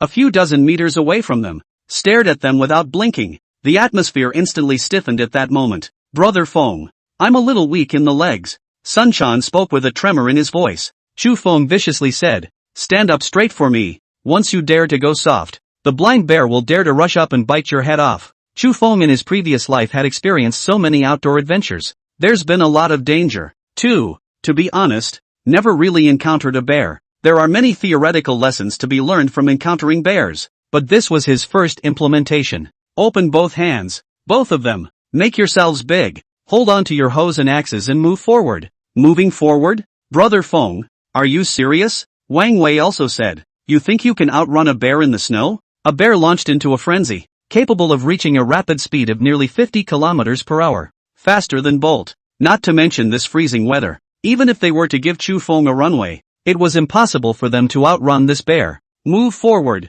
We can't let it think we're afraid of him. So the 4 men opened their big hands, carrying their weapons, and step by step, they actually walked towards the brown bear. At the same time the 4 men shouted. Sweat was already seeping out of Chu Feng's forehead. They are acting so strong. But the bear didn't back down. Until the distance got closer and closer, the bear's appearance gradually appeared in front of Chu Feng. The bear was over 1.5 meters tall at the shoulder, with a body length estimated at over 2 meters. It's a giant bear, and an extremely ferocious giant bear. It has a notch in its ear, and blind in one eye. The other eye was dead set on them. The malice, teasing, and cruelty in those eyes. Chu Feng could see clearly. Not only did the dog bear not retreat, it actually began to walk towards Chu Feng and the others as well. Done. That was the first thought that came to Chu Feng's mind. He looked over at Wang Wei. Wang Wei is physically injured and is the slowest runner. As long as Chu Feng turned around and ran, he and Du Cheng Sunchan, for sure, will survive. A bear awakening from hibernation is nothing more than hungry. Wang Wei. That's enough for it, right? It was no wonder that Chu Feng would have this idea. It's a matter of life and death. People are selfish. The bears are getting closer. Even the 4 could even see the bear begin to show its teeth. His grandma, if it wasn't for us, you'd surely be able to run away. Brother Feng, Wang Wei, who was next to him, suddenly spoke up. Attention you 3, if this bear charges, you run. I will resist him. My body hasn't recovered well yet. I can't run at all. Hold him off. You 3 will definitely be able to escape. Remember, don't look back. Never look back. Saying that, Wang Wei carried his hoe, crossed over the 3 people, and took the initiative to walk towards the dog bear. Chapter 26, Escape from a Bear's Mouth, a life-saving snow leopard in cub delivery behavior. Chu Feng was ashamed of his own thoughts. He grabbed Wang Wei's arm. Don't be impulsive. The bear in front of him was getting faster and faster, charged towards the 4 men. At this moment, the shadow of death loomed over the heads of the 4. Give up Wang Wei? This guy thought about sacrificing himself to save the 3 of them. Maybe Wang Wei is a bit bossy, some jealousy. It's also a bit juvenile. But these actions of his are enough to prove that he is a good man. How can such a person be allowed to die in front of him? There is a way. There must be another way. As they fall back, the dog bear on the opposite side also finally realized that the few humans in front of him were just colorful. So, it's getting faster and faster. Ow! A familiar figure suddenly appeared less than a dozen meters behind the dog bear. Is that the snow leopard? At first, Chu Feng couldn't really see it, until that snow leopard ran. It seemed to curl up in the air as if it were a stump. Chu Feng's mood sank to the bottom. If anything, one brown bear was enough to wipe out their entire army. Another snow leopard appeared, completely cutting off their last thought of trying to escape. Spell it. These 2 words actually appeared in the mouth of the most abject Sunchan. Okay, let's spell it out then. Chu Feng had never thought that he would have to fight for his life against 2 beasts. Remove the bow behind you. Took out the sharpened arrow again. Too bad it's a wooden arrow. If the front is iron. If it has a tail feather to add a bit of stability. There are not so many ifs. Bend your bow and arrow. Chu Feng aimed at the large-sized brown bear, right at the moment of intended launch. Chu Feng immediately rounded his eyes in some surprise. The snow leopard that ran up didn't target the 4 of them. Instead, he took a chance and jumped onto the back of the bear. A bite on the bear's back. Brown bears have thick skin, but also the claw and bite made him roar with rage. Roar! The roar of the brown bear resounded throughout the Jade Dragon Mountain range. To say that he was the most powerful predator in the Jade Dragon Mountains would be an understatement. How can a snow leopard attack a brown bear when it sees one and is supposed to go around it? Chu Feng had no time to think. He knew the opportunity had come. Run! The 4 changed directions and hoofed it. No one dares to stop. Wang Wei ran too slowly, so Chu Feng and Sun can racked him. Du Cheng pushed behind him. It's been running for I don't know how long. It's dark. Fortunately, there was the parchment scroll, as well as Chu Feng's sense of direction. Only then did he finally make it back to the village before it was completely dark. It was only after they had descended the mountain that the four of them were able to completely put their hearts at ease. They looked at each other and smiled. It's always a wonderful feeling after a robbery. The three of them sent all the oil toads and clarkfish they caught to the courtyard of Chu Feng's house. Brother Feng, if I didn't believe what the village chief said before, but after today, I truly believe it. It's not clear if there's a curse on the Jade Dragon Mountain, but the Jade Dragon Mountain is definitely dangerous. And this line of work, it doesn't suit me. Wang Wei waved his hand, completely giving up on being a hunter like Chu Feng. Du Chang and Sun Shan didn't say anything though, but the meaning conveyed from their gaze, probably about the same as Wang Wei. These three guys are really freaked out. Even Chu Feng, who had been an outdoor anchor for so many years, seeing this scene, they were also shocked. And not only them, Zhou Xiaoxiao heard the commotion and rushed out. Upon seeing Chu Feng, he greatly breathed a sigh of relief. Sunga, are you okay? When I've hunted before, it's almost always been a half day. It didn't take long to go and come back, but today it was all out the door before dawn. It was dark by the time I got home. Brother Feng, we'll leave without disturbing you and your sister-in-law. The three of them waved their hands and intended to leave. When are you going to town? Follow someone. Chu Feng said. No need, Brother Wind. We trust you, so we'll wait at home. The three then went their separate ways. When Zhou Xiaoxiao saw so toad and crayfish, taken aback. These things are inherently precious. Some people have never even had one in their lives. Especially those who haven't been on the mountain have no idea about these things. Toad, I know. Is this bug really edible? Looking at those freshwater crayfish, Zhou Xiaoxiao hesitated. Don't be afraid. When tomorrow I'll go to town and buy some tofu, and make you a meal of crayfish tofu. Think of the fresh flavors of a previous life. Chu Feng then couldn't help but lick his tongue. These oil toads, Chu Feng did not intend to sell them all. Instead, I kept some for myself. Once it's processed, it's left outside to dry. It will store for a very long time when dry to dry. And there's something else about dried oiled toads. Chu Hum and Clumsy have both gone to bed. Chu Feng did not disturb the two little guys. Grabbed the toads and crayfish with Tiny Chow. The two then planned to rest as well. Chu Feng on the bed tossed and turned, unable to sleep. The snow leopard and brown bear on the mountain were all that came to mind. There was something he didn't get. Why did that snow leopard attack the brown bear? It was obvious that the snow leopard had saved the four of them. But it's not supposed to be. And where does a beast have a mind of its own? Why would a snow leopard engage in this behavior? Doesn't it realize that attacking a brown bear is tantamount to suicide? What's wrong? Zhou Xiaoxiao was right next to Chu Feng. Seeing Chu Feng tossing and turning and unable to sleep, he asked. Chu Feng wanted to open his mouth, but he didn't know how to talk to Zhou Xiaoxiao about this matter. It's okay,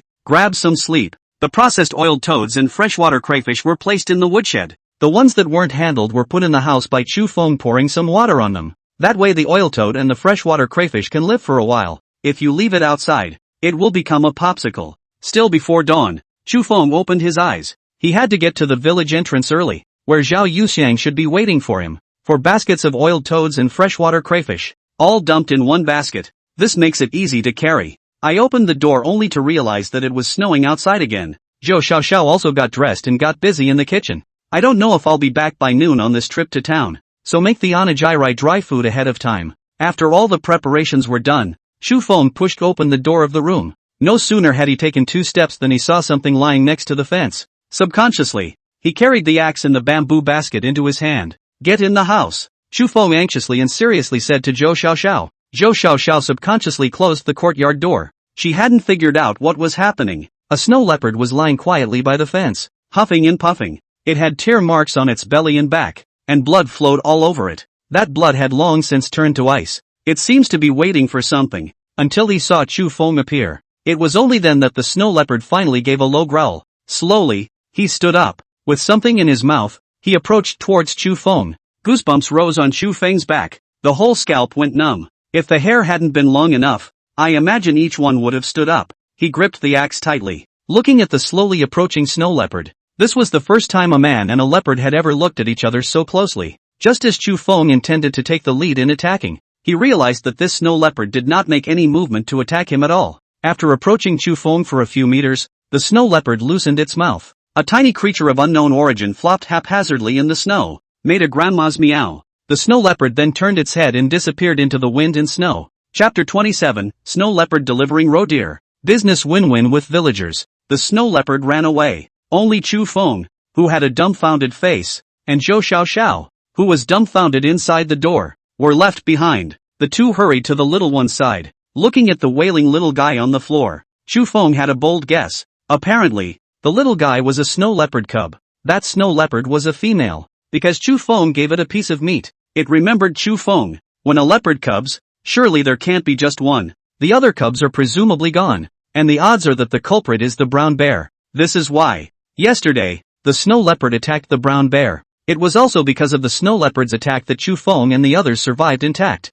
This snow leopard is not said to have become an elf. Having lived many years as well, she knows she may not be able to raise her last cub. Then he carried the cub to Chu Feng. This caused Chu Feng to be a bit embarrassed. The snow leopard did so only because Chu Feng had given him a piece of meat. But that meat is a trap. It was to capture this snow leopard. What's going on here? Sango. To be honest, Chu Feng didn't know what the situation was. All that could be said was, carry it in first. The little guy was fluffy, like a newborn kitten, eyes still open, whimpering there. If it wasn't for the purring, but anyone who saw him would probably think it was a cat. There's no milk in the house, only refined rice. Zhou Xiaoxiao pulled a bit of rice off the rice ball, mixed with water and cooked rice soup. Chu Feng, on the other hand, set off with a bamboo basket on his back. The oiled toad and the crayfish were fresh. Sending it over would probably fetch a price. If we go a few days later, we'll all be dead. And that Mr. Tian doesn't know when his big birthday is. Going late. The big birthday is over.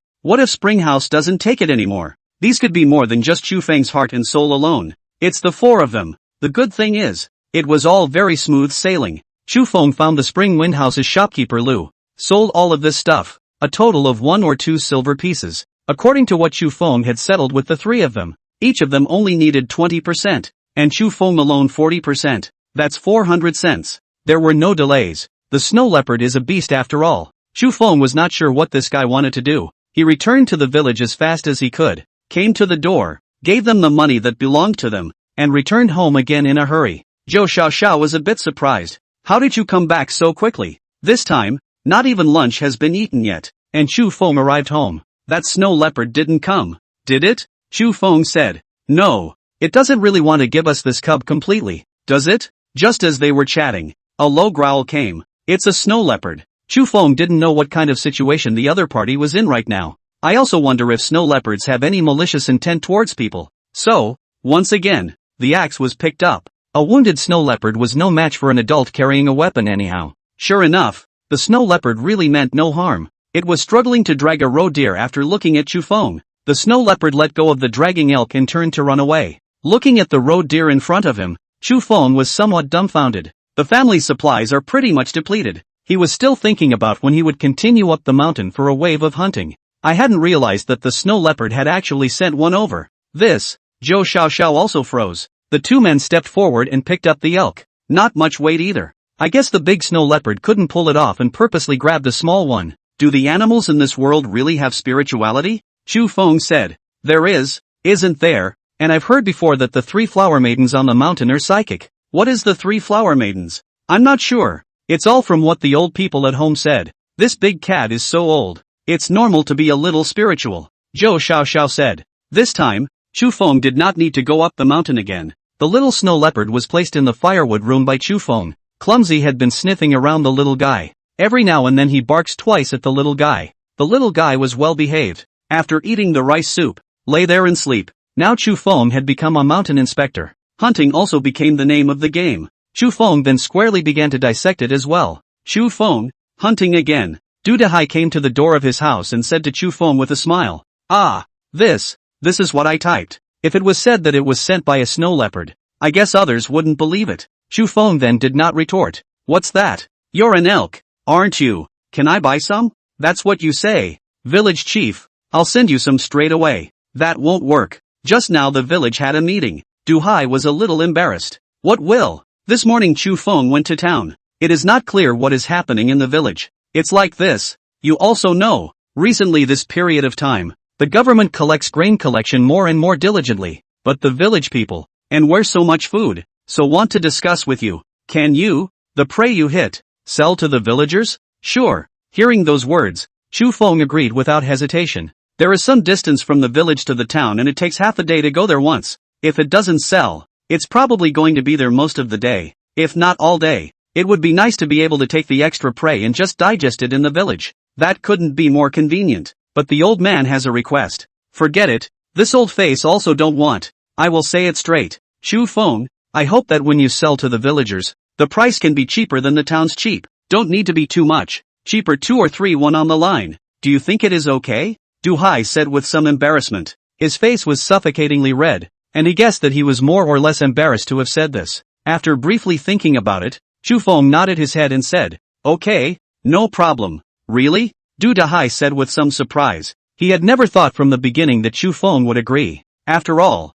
that's a bit much to ask. But it was different in Chu Feng's perspective. He carried these hunts to town by himself. Time and physical effort are costs. It's not always possible to sell it yet. Selling to the villagers cheaper by 2 or 3 1. The benefit of letting out can completely wipe out the cost of time, and even make a profit. And he knew what Du Hai meant. Giving up 2 or 3 cents worth of benefits would be profitable for the villagers. It is entirely possible to treat Chu Feng here as a wholesale market. Take the cheap price and sell the expensive price in the town. More hard-earned money will give you money to buy food. When the government came back to collect grain, every family was able to pay. There's no fear of not being able to eat. This is the simplest logic within business. Win-win. Chu Feng saved the cost of time and didn't have to carry things so hard to the town. Villagers buy slightly cheaper meat here and turn around and sell it at a higher price in town to make the difference. At the same time, they had to be grateful to Chu Feng. As Chu Feng's position in the village grew higher, it was impossible for his wife and daughter to be wronged in the village. How could Chu Feng not agree to such a good thing?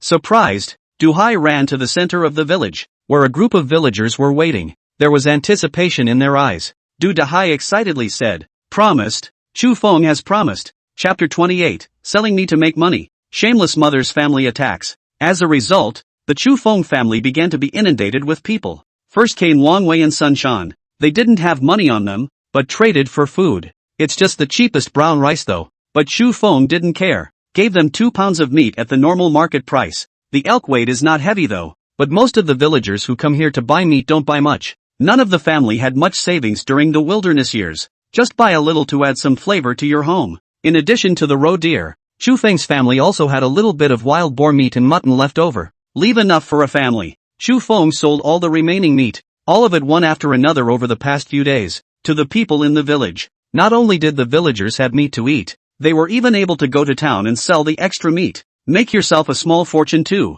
This behavior of Chu Feng quickly spread out. People from other villages also learned that there was a mountain inspector in Yulong village. You can go hunting in the mountains with the permission of the government. They even sell the meat to other villagers. Chu Feng relied on himself alone to raise the quality of life of the entire village. A bit. The news, at some point, reached Stream Village. Stream Village is a bit farther away from Yulong village. It was even farther than the distance from Yulong village to the town. Zhou Xiaoxiao's maiden home is in the village of Stream. When Wei Xiaoxiao was looking for a daughter-in-law for Chu Feng, purposefully searched for many days, it was only then that I found the poorest family in the village of Stream, the Chao family. Have you heard? Your granddaughter married a man who was capable of not only hunting in the mountains, but also became a mountain patrolman. And even more so, by hunting and selling meat, she made a village of people eat meat. At Wang Xiufen's door, the villagers blocked Wang Xiufen and talked at her. Wang Xiufen wasn't aware of this at first, listening to the surrounding villagers muttering there in a variety of ways, before slowly understanding the original story. The first thing that came to her mind was a small thought. Your Wang family, after all, your ancestors' graves are smoking. Having such a powerful in-laws, the whole village does business with them, and the family doesn't know how much grain they've saved. Shou Fan, your family is enjoying a blessing. Yes. When will you introduce your granddaughter-in-law to us and do business with us as well? Chu Feng started doing business though. It also succeeded in getting the village to eat meat, but it wasn't as exaggerated as these villagers made it out to be. Not so much that one person drives everyone to be better off, but the rumors just get more and more exaggerated. Wang Xiufen's family was so poor that when she married Zhou Xiaoxiao off, she only used 2 bags of brown rice. After she married, she didn't care about Zhou Xiaoxiao either. I don't know if this granddaughter is having a good or bad time at Chu Feng's place. If 6 years had passed, if it hadn't been for this, Wang Xiufen had forgotten that she had a granddaughter. She smiled at her neighbors and turned back to the house. A foot kicked the door to Zhou Yoji's room. Sleep, sleep, sleep.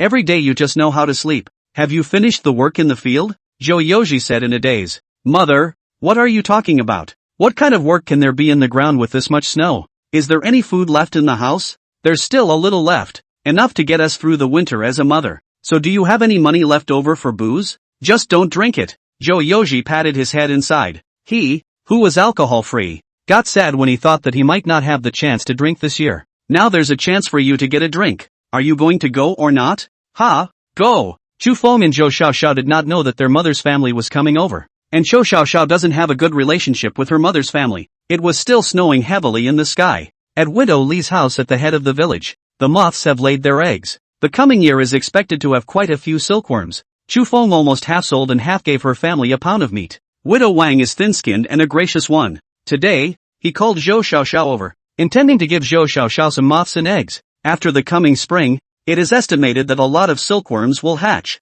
The cocoons are also sold for some money at the tailor's store in town. Widow Wang is nice, and Zhou Xiaoxiao likes to communicate with each other. This time when he went over, he might chat with Widow Wang there until he didn't know when. Chu Feng is at home sharpening his axe. He also asked the village chief to borrow a hammer and anvil. Put the trap on the cutting board. Tap after tap against the serrated teeth. This breaks up the trap. The broken down pieces of iron can be used to make arrows. The only bad thing about antiquity is that it doesn't matter what is wanted. All must be made from raw materials themselves. And it's very tedious to make. But in these few days, Chu Feng had not been idle. He had produced 6 arrows. The tips are also sharpened to a very fine point. The materials for the tail feathers would be nice to get. The village carpenter's family raised chickens and traded them 2 pounds of meat for 2 chickens. Now those 2 chickens had been plucked by Chu Feng for several hairs. Running around the yard with a bare ass. Clumsy had nothing to do. So he started catching chickens. There's also a rooster in here. Although it's a little thin. But not a wimp in the face of Dumb and Dumber. Dumb, who wasn't too big, fought with the rooster. The family was in a frenzy. Chu Miao Miao sees it from the side and rushes forward. Stinky Clumsy, you're bullying the big rooster again. The young snow leopard had opened his eyes, because the first thing he saw when he opened his eyes was Chu Feng. The feedings in the past few days were all fed by Chu Feng as well. It seemed to regard Chu Feng as its father, and so he stayed close to Chu Feng's side the entire day. No matter what Chu Feng was doing, it looked at him peacefully. It will not be disturbed in the least by other movements, unless Clumsy had nothing better to do than tease him. The little snow leopard now had its own name, given to it by Chu Miao Miao, call Flora. Chu Feng thought that when Hua Hua grew a little bit bigger, he would throw him to the mountains. Snow leopards are meat eaters and are not small meals. When you really raise it, the little bit of meat in the house isn't enough to feed it for a few days. It's a good thing that the little one is now walking with a bit of a waddle and is only able to drink rice soup. Chu Feng ignored it for the time being. The big snow leopard hadn't been seen since the last time it came over with an elk in its mouth. The mountains are so dangerous and the big snow leopard is so badly injured. I don't know if they're dead or in hiding. But none of this was something Chu Feng could manage. After sharpening the axe, it was time to move on to breaking down the trap. Based on the iron content of the trap, it was estimated that making 20 arrows shouldn't be the slightest problem. Woof woof woof. Clumsy is also much bigger than he was at the beginning. Perception is also sharpened. It was clear that Chu Feng hadn't even seen anyone, and Clumsy had already screamed. Chu Feng raised his head and waited for no more than a moment before he saw a man panting and running over. Just after running over, he rushed at Chu Feng and shouted, "Brother Feng, hurry up and go to the head of the village. Sister-in-law is going to be taken away." Hearing those words, Chu Feng's eyes immediately sank. That's his wife. Who dares to touch his wife in his own village? Without saying anything, Chu Feng rushed out with his axe. Chapter 29, Insulting Xiao Xiao? I'll chop you to death. At the entrance of the village, Wang Xiufen's cursing voice carried a long way. The whole village was on the sidelines. Stinking. My Zhou family has raised you for so many years. And this is how you repay my family? Wang Xiufen was somewhat enraged. Her hand did not let go of Zhou Xiaoxiao. Instead, he yanked Zhou Xiaoxiao even harder towards the outside. Zhou Yoji also said next to him, "Xiao Xiao, listen to your grandmother, take out 100 pounds of your family's grain and give it to us, and we'll be on our way. We won't disturb your lives." Zhou Xiaoxiao has always been a very weak person. It was the same as Chu Feng at the beginning. The two were inexplicably married. 5 years of life has been a mixed bag. 2. Chu Feng only knew to listen to Wei Xiaoxia. After doing work for the Chu family, they honestly took their poor grain and went home. He and Zhou Xiaoxiao were in a situation where they were eating and not getting enough, hungry and in a state of starvation. But after my daughter was born, she slowly grew up. There's not enough food. In her line of sight, it seemed like Chu Feng was slowly beginning to change. Daughter is sick. Chu Feng actually dared to risk the whole village big no. Go up the mountain to dig wild vegetables for his daughter. When did Chu Feng start to change? Zhou Xiaoxiao did not care. But Chu Feng's change made her feel that this was a man she could rely on. Until that day, Zhou Xiaoxiao saw that Chu Feng actually wanted to hack his father to death for the sake of himself and his daughter. It took a little bit for Chao to really touch it. Today she was picking up moths here at Widow Wang's place, and she picked up many more eggs. Carefully wrap these in your arms. Thinking about raising silkworms and learning to weave in the coming year. It also generates income for the family. At the very least, they couldn't always drag Chu Feng back. After chatting more with Widow Wang, she came out just in time to run into her grandmother and father. Zhou Tiny doesn't like her family, because she's a baby girl. In this day and age, female children are the original sin. Anyone's family would like to have more big fat boys. But Zhou Xiaoxiao's mother died in childbirth because of her. This gives Zhou Xiaoxiao an additional reputation. Grams. Otherwise, how could Wei Xiaoxia have used 2 bags of brown rice to bring back such a beautiful daughter-in-law for Chu Feng? Because of Chu Feng, Zhou Xiaoxiao had a sense of belonging to her little home. When Wang Xiufen and Zhou Youji found her and approached her to demand 100 pounds of grain, Zhou Xiaoxiao rejected the other party almost without thinking. Grandmother, father, how can there be 100 pounds of grain in my house? Even if they did, it would be impossible to give it to them. Give it to them, what you eat in your own home. I am your father. Don't pretend that I don't know about your father. Your man is capable now. He's the patroller of the Jade Dragon Mountain. Nowadays it's even more so that the whole village does business with him. The family has hoarded thousands of pounds of grain, so how is it possible that he can't even take out 100 pounds? Hearing this, not only was Zhou Xiaoxiao speechless, the whole village was speechless. Their entire village's grain could not add up to 1,000 pounds. Where did Chu Feng get 1,000 pounds? Dead and easy. After marrying a man you dare not honor your grandmother and your father? Today, if you don't give me 100 pounds of grain, I'll drag you back to Shiliu village and give you the family law? Wang Xiufen said angrily. Hearing this, Zhou Xiaoxiao also became tenacious. 100 pounds?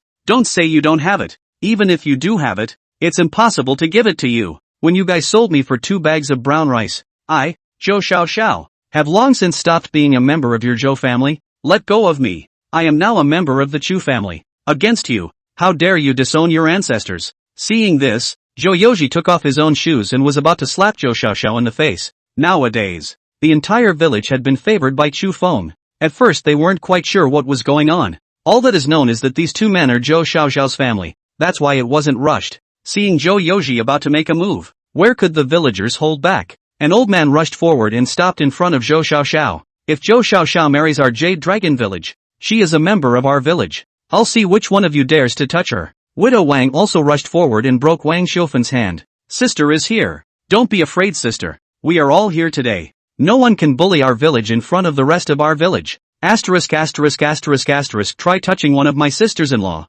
Sun Chan and Du Chang were carrying sticks and gawking from the side. Seeing a village so strong, Wang Xiufen and Zhou Youji were a bit confused. Hundreds of families in their stream village. Taoyuan village is also home to hundreds of families. There are only about 20 households in Yulong village. But the people of these 2 villages have never gotten the better of the people of Jade Dragon village. The reason for this is that Yulong village is extremely united. Because of Du Hai, it made them a village as if they were a family. Wang Xiufen felt a little tricky. The eyes rolled back in his head and he sat down on his butt. I'm Zhou Xiaoxiao's grandmother. He's Zhou Xiaoxiao's real father. What does our own family's business have to do with you outsiders? Zhou Xiaoxiao, don't you want a reputation? Are you going to join forces with outsiders and bully your grandmother and your father? My life is bitter. Saying this, Wang Xiufen directly burst into tears. Zhou has a taste for it. Kneeling down in front of Wang Xiufen. Mother, married out of the daughter is splashed out of the water. My Zhou family has never borne such. Actually an outsider's plotting to kill their own family.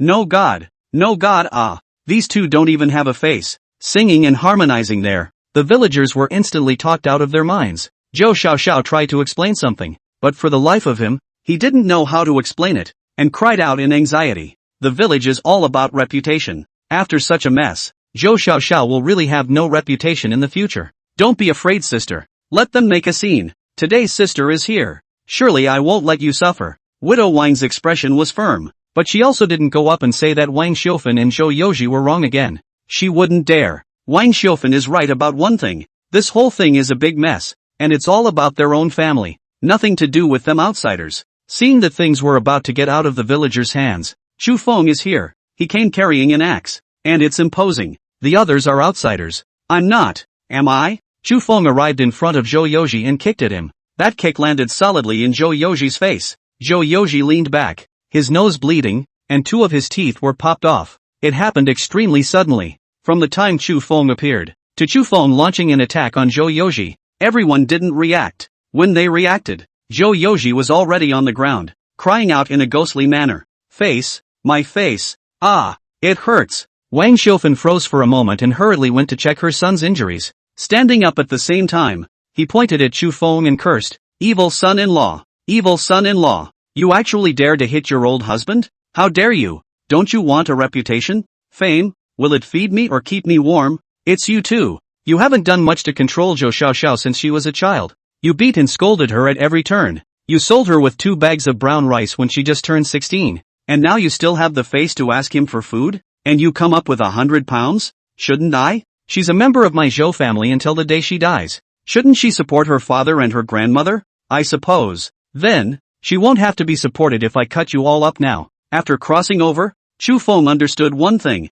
confronting these vicious relatives, he can't be reasoned with. He has to be ruthless. As long as they were tougher than them, the other side could no longer bully them. With that, Chu Feng raised his axe. "Sunga!" Zhou Xiaoxiao's soft voice sounded behind Chu Feng. Chapter 30. Officials enter the village. Defending Chu Feng scares the Zhou family. Confronted unreasonable people more times than not, Chu Feng realized that he was also too lazy to be reasonable. If it wasn't for Zhou Xiaoxiao, that axe might have really chopped down. But when he calmed down, he realized, this axe surely can't go down. Let's not talk about the fact that he himself will be punished for hacking people to death. Hacked her grandmother and father to death in front of his own wife. How should Zhou Xiaoxiao face him? Even if Zhou Xiaoxiao was not on good terms with them. Wang Xiufen was terrified. She was really afraid that Chu Feng would just chop down that axe on an impulse. See no fall. This old woman's legs went limp and she lay directly on the ground. Looking at Chu Feng, he pointed at him. "You're halfway through, but you can't say a word." He's afraid to say it.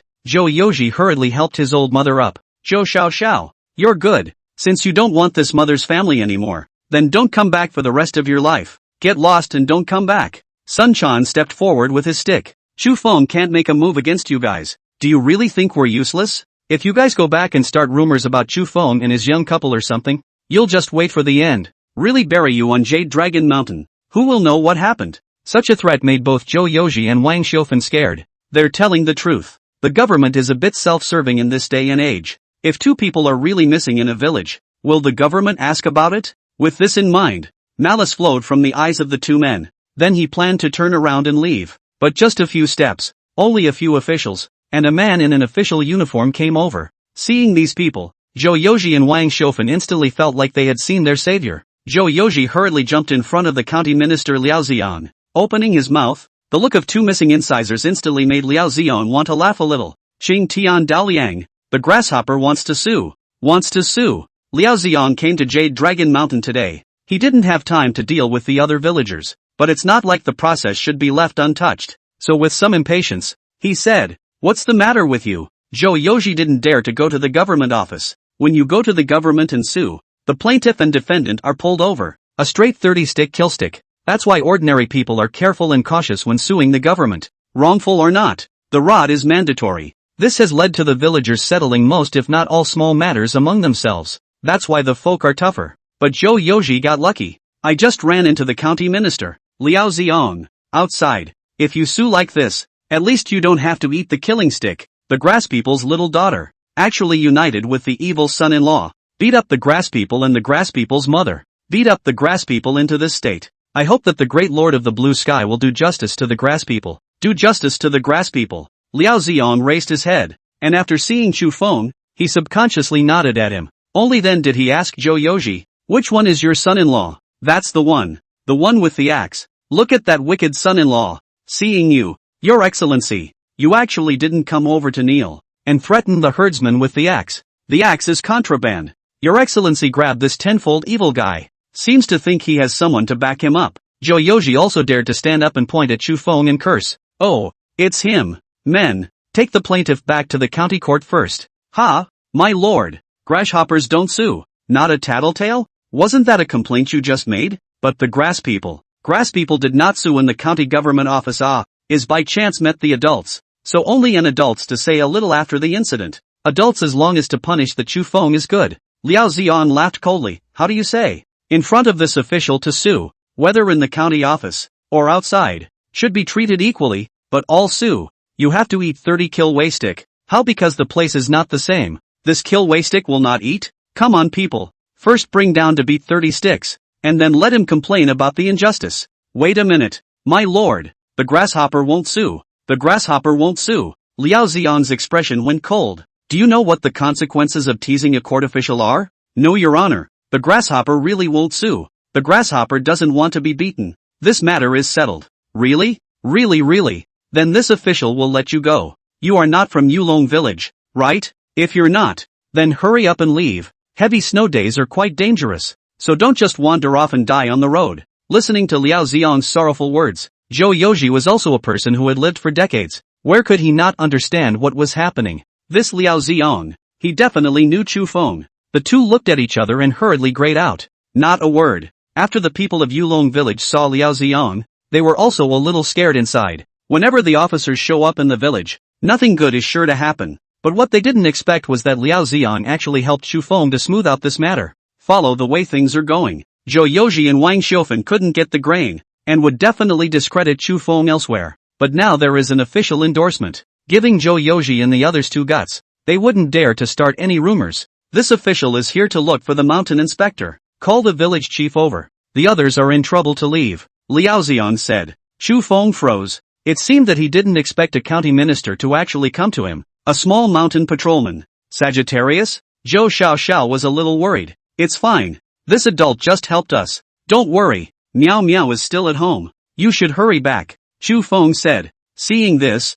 Zhou Xiao could only leave. Others have left though, but they didn't go far. Elsewhere, curiously looking this way, Du Hai soon received the letter. Also came to the entrance of the village. Seeing that both are here, Liao Xiang took a deep breath and patted Chu Feng's shoulder. Your name is Chu Feng, right? This official will call you Little Feng. Your honor is welcome. Little Wind. This official is not being polite with you. This official is here to give you a mission. Do you know anything about Jade Dragon Mountain? It's not bad. There are 7 peaks in the Jade Dragon Mountain, and the grass people are more familiar with the first and second peaks. Jade Dragon is a big mountain range. 7 peaks in all. The main peak is the highest, with an elevation of 4 or 5,000 meters. The first and second peaks are shorter. The place where Chu Feng had been active had always been the first peak, and the second peak had only been seen from afar. Xiao Feng, the Miss Tian family was kidnapped at Grandpa Tian's birthday banquet. In our tracking we found out that they should have gone into the Jade Dragon Mountain, but the magistrates and officials are not too familiar with the Jade Dragon Mountain. Nowadays no one can take them into the mountain except you. They will come over in 3 days. This official hopes that you can cooperate with them properly. In these few days, please go up to scout the area, and if you have any clues, be the first to inform him in the village. With that, Liao Xiang pushed out a magistrate. This yaman was big and thick-looking, a look of arrogance, not even willing to look at Chu Feng. His name is Tian Zhuang. He is the head magistrate of the yaman. He will stay in the village for the next 2 days to assist you, and when this matter comes to fruition, you will be greatly favored. Understood, my lord. The straw man leads the way. Chapter 31, Chu Feng inquires. Tian Zhuang suspects Chu Feng's identity. It's a bit baffling though. What does the ranger have to do with the kidnapping? But who let Chu Feng become this mountain patrol, and start receiving your salary every month yet? It was a good thing that he was tasked with going into the mountains to explore with the head magistrate before him. Really, if you run into any problems, there's this head of the magistrate to take the lead. However, Chu Feng was even more curious about the town's Tian Wenwei.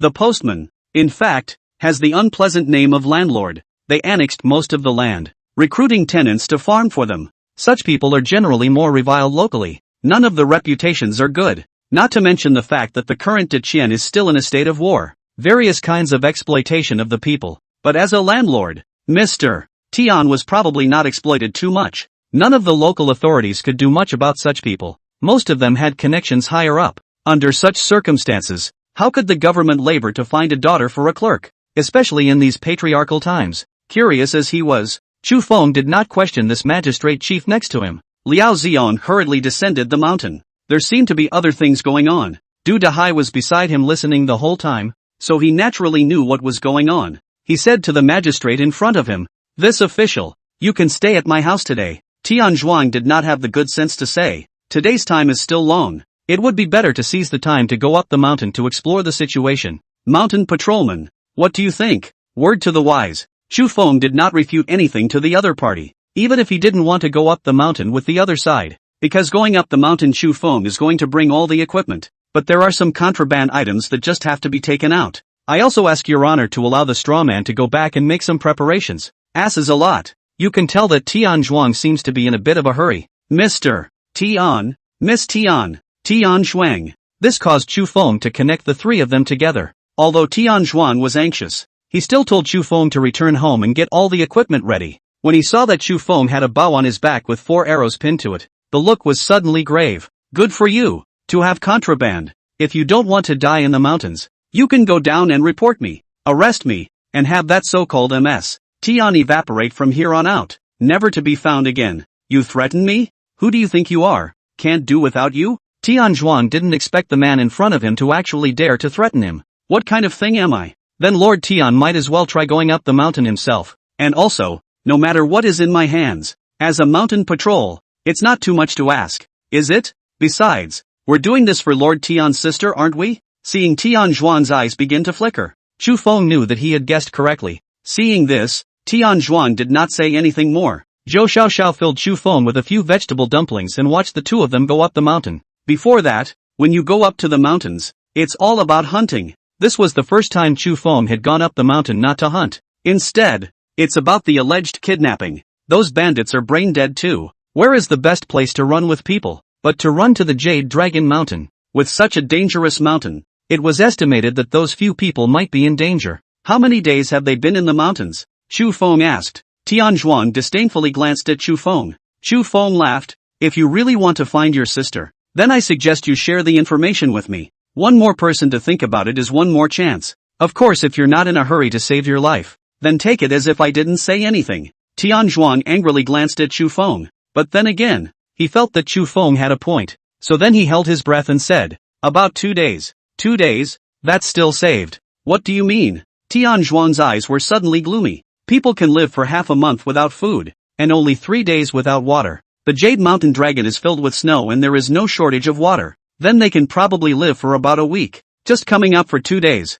the chances of still being alive are pretty high. Wait a minute. You can live for half a month without eating. Why would they only live for a week? This knowledge was unheard of by Tian Xuan. Hearing Chu Feng say it, he felt curious. Because of the loss of temperature, the temperature of the Jade Dragon Mountain now comes to the coldest period of the year. And at night the temperature is even more horrible. Without a place that can block the wind, they can only live for a week. Of course, this is a conservative estimate. And if they don't have a heating device on them, they also may not be able to get through the night. Chu Feng's analysis was very logical, but Tian Xuan listened with furrowed brows. He coldly looked at Chu Feng in front of him and gripped his park sword tightly. How do you know all this? A person who is just a little bit smarter might be gifted, but if one is overly intelligent and has knowledge that the average person would not understand, then this person has a big problem. So you're going to tell me where they came up the mountain from? Chu Feng took out the parchment scroll from his arms, looked up at the map. You have a map? Tian Xuan was even more shocked, and his suspicion towards Chu Feng became heavier. All know that the Jade Dragon Mountain is very vast, and very dangerous. Until now there are no maps on the market about Yulong Mountain, but Chu Feng not only had it in his hands, the drawing on that parchment scroll is still quite complete. Quickly say, from where did they go up the mountain? This time, it was Chu Feng's turn to become impatient. From this place, Tian Xuan said, pointing to the stream in Taoyuan village. That's set up. How? Tian Xuan tensed. That's blind bear territory. That's the dragon's land to go over there too. Tian Xuan drew his sword and said to Chu Feng, fine, take it easy and get over there now. Chu Feng said somewhat breathlessly, this Tian Xuan, he looks like he has big boobs, and a little grumpy. There was always something about taking the other side to investigate a kidnapping. But what did this have to do with Chu Feng? His role is just to lead the way anyway. Liao Xian didn't give him any assignments either. Carrying the axe, Chu Feng led Tian Xuan and walked towards the center of the dense forest. It's snowing more today than it has in the last few days. It's also a little difficult to walk. Tian Xuan was left gasping for air. Chu Feng, however, was used to it. Originally, Tian Xuan thought that his physical strength could finish off Chu Feng. However, he did not think that if he continued, he might not even be able to see the back of his face. Chu Feng, Tian Xuan, who was already arrogant in nature, did not tell Chu Feng to stop either. Just keep your head down and try harder to keep up. I'm in the top 100 of martial arts. How can I lose to a tiny village patroller? What a joke. As he walked, he muttered. As a result, after walking for a short while, he headbutted into Chu Feng's back. Tian Xuan was inwardly delighted. What? Are you tired here? It's not impossible to be tired. Shut up. When Tian Xuan heard those two words, he became angry. No one has ever dared to tell him to shut up in front of him. Liao Xian didn't even dare. How could he dare a small mountain inspector? The two were now out of the dense forest and were lucky not to have encountered any brown bears. But ahead of them, on that snowy white patch of snow, dazzling crimson red was reflected in Chu Feng's eyes. Chapter 32 Trace Inspection Ability. Tian Zhuang becomes more wary of Chu Feng. The whole mountain was white. People who grow up in snow regularly get snow blindness. Can't see anything in white. Chu Feng didn't have this disease though, but the ones that look at snowy a lot also look at their own eyes. That's why when that flash of red appeared, it was so blinding. Tian Zhuang was also quick to notice the blood in front of him. He crossed over Chu Feng and came to this patch of blood. Looking briefly at it, he shook his head. It's all frozen. I don't know when it was left. Then you have some dishes. What did you say? Tian Zhuang was a little puzzled. He really didn't understand what Chu Feng meant by those words, but the mockery was audible. Chu Feng did not bother with him. Look carefully at the blood on the floor. Before he was discharged from the army in his last life, his captain had asked him if he wanted to become a police officer. It was because Chu Feng's trace inspection ability was very strong. It was this ability that got him first place in that maneuver and a second place award as well. The bloodstains should have been left within half an hour. And beyond that, these bloodstains would have been covered by the snow long ago. Someone should have been injured or died, but it's impossible to determine whether it was man-made or done by wild beasts. And the trauma is huge, because the bloodstains were spattered. The spray was more than 2 meters. The footprints on the ground are very patchy. Before this place, there should have been a melee, and there were more people. Chu Feng circled around this bloodstain, as well as a tree. While looking at it, he gave away his guesses. At first Tian Zhuang didn't give a damn. As a magistrate, he thought to himself that he was certainly better than a mountain patrolman when it came to trace inspection. After all, I've seen a lot of murders myself. But as Chu Feng said more and more, Tian Zhuang's eyes grew wide as well. The disdain in his eyes had long since disappeared and turned into vigilance. After saying that, Chu Feng turned his head to Tian Zhuang and said, judging by the footprints on the ground, they should have run towards the north. This made Chu Feng feel a little tricky. To the east is the direction back to Yulong village.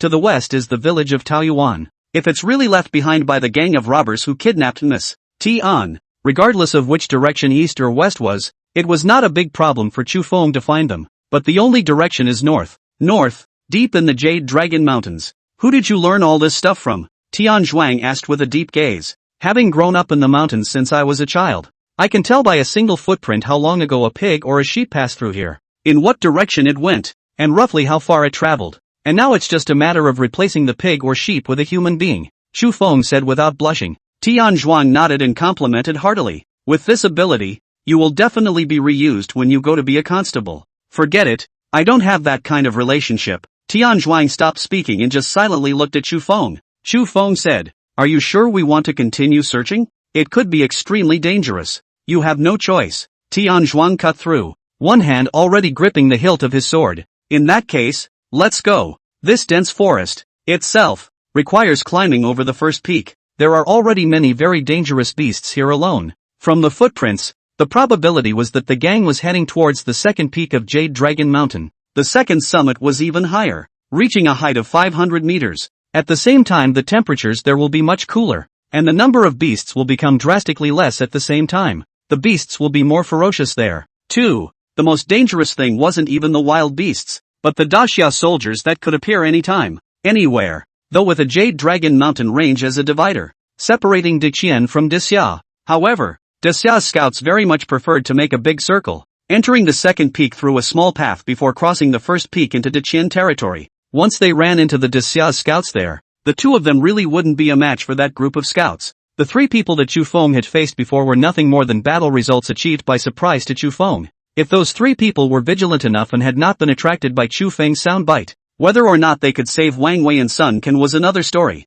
Every now and then a wolf's howl resounded through the mountains. With big mountains like this, there are wolves for sure, but wolves don't set foot on the first peak easily. The dense forest between the first and second peaks is the territory of that blind bear. But now Chu Feng and Tian Zhuang had already left the territory of the blind bear. If they encountered wolves, that would be a big problem. However, Chu Feng was not worried. It's not like Tian Zhuang is from the same village. When he was in danger, there was absolutely no way he would stay behind to save Tian Zhuang. Snow is hard to step on. 1 foot deep and 1 foot shallow. It's been snowing heavily for so many days. The lower layer of snow was icy and the upper layer was fluffy. Balance is hard to maintain for those walking on this snow for the first time. For example, at this moment, Tian Zhuang has accidentally fallen many times. Your group of magistrates have never entered the Great Mountain either? Chu Feng asked in amusement. It's not like we need to go into the mountains to make a living, so why would we enter the mountains? On the contrary, it's you. If I remember correctly,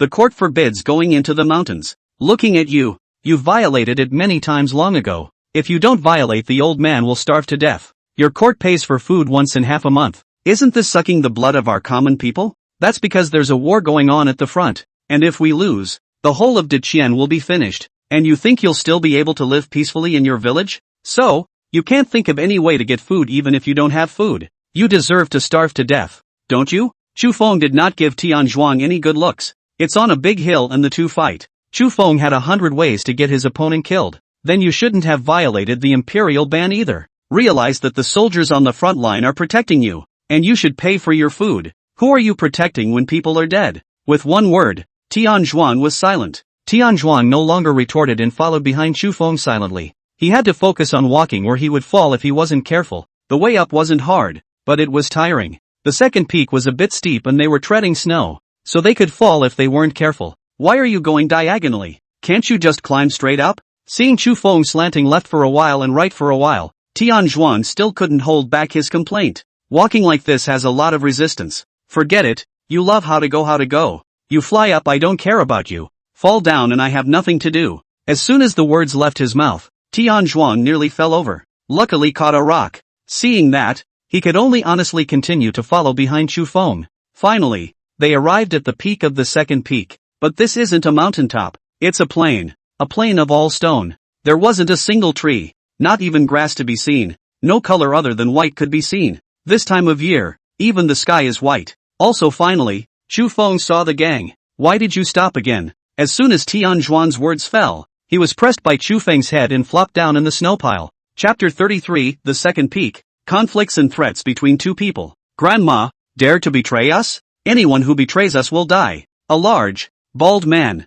sitting on a raised rock, breathing heavily. Apparently, they had just climbed that steep mountain wall as well. The big bald man is the bandit who kidnapped Miss Tian, Zhao Yutian. A slim figure with a scarred face. The lean man wrapped in an animal skin coat walked over. Big brother, what the hell are you going to do about this? Criminal 2 asked Zhao Yutian who was in front of him. Zhao Yutian coldly said, stay on the mountain for a while, and in a couple days we'll go down the mountain and ask old man Tian for money. But does old man Tian really have that much money? Yes, this guy landlord won so many years. On the body has long been accumulated a lot of savings. Every day to put these savings in the money bank, how wasteful. It should be given to the brothers to lift things. Xing Er hurriedly said, big brother is right. It should be given to us to create great things together. When Zhao Yutian heard this, he burst out laughing. A dozen or so of their brethren, front and back, laughed along with them, gaining a lot of help and losing a lot of help. With behavior like this, how do you still want to achieve great things?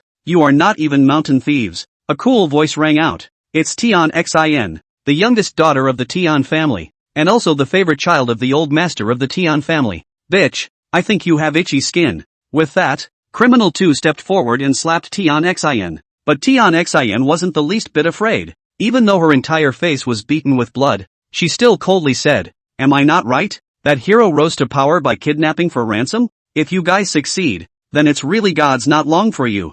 Zhao Yutian laughed. Worthy of being a female showgirl who went to school for a few years, she does speak with a set of words. But I'm sorry to tell you that no matter any founding emperors in the world, none of their hands are clean. They've slaughtered villages. They've victimized people. They've robbed countless old people in order to get military rations. In order to get food rations. They even dug up tombs. Do you think this is considered a good person? Even the founding emperor of Deqian did all these things. Do you think he's considered a good person? Tian Xin was silent and stopped speaking for a while, because she didn't know how to retort anymore. Zhao Yutian was right. None of the founding emperors were good people. How is it possible to steal a huge country without a real iron fist? Laozi has not done those things yet. When really do those things, you little pussy say that ground. What the hell words again? Big brother, this little is actually quite good looking. Criminal 2 continued. He was a bit of a hunter. What? You want to get on? How come? Of course big brother goes first. Asterisk asterisk asterisk asterisk you.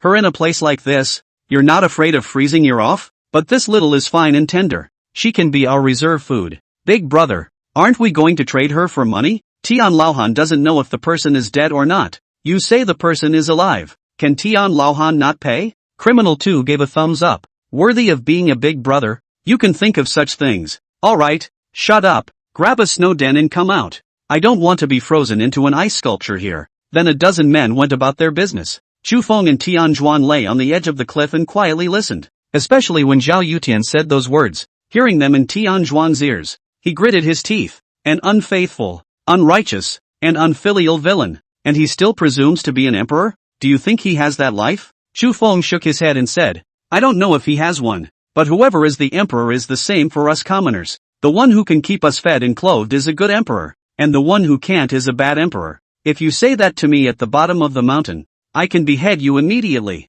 Yes? Chu Feng's eyes instantly changed, getting a little sharp. It was so sharp that Tian Zhuan didn't dare to look straight at it. Of course. For now, this official will take it as you spouting off. Next time you are not allowed to say it. Tian Zhuan coughed. Let's go. We should go back. Chu Feng said. His mission was perfectly accomplished. Found the gang of robbers. It was also determined that Ms. Tian was safe for the time being. Just go back to the village and ask Tian Zhuan to grab the men and bring them up to rescue them. Back where? Tian Shuang asked. Go back and resume your orders. Ah, you seized the time to go back to the town to tell this matter to Lord Liao, so that Lord Liao can bring people here. It's no use. The officials and soldiers will take 3 days to arrive. Don't you officials have magistrates? I'm the head magistrate. Only I know how much of a waste they are. They don't even dare to set foot in this big mountain. Tian Zhuang gritted his teeth. So what do you want? I can't wait to be saved now. These bastards are trying to use my sister as a reserve. What if they don't have anything to eat for the next 2 days?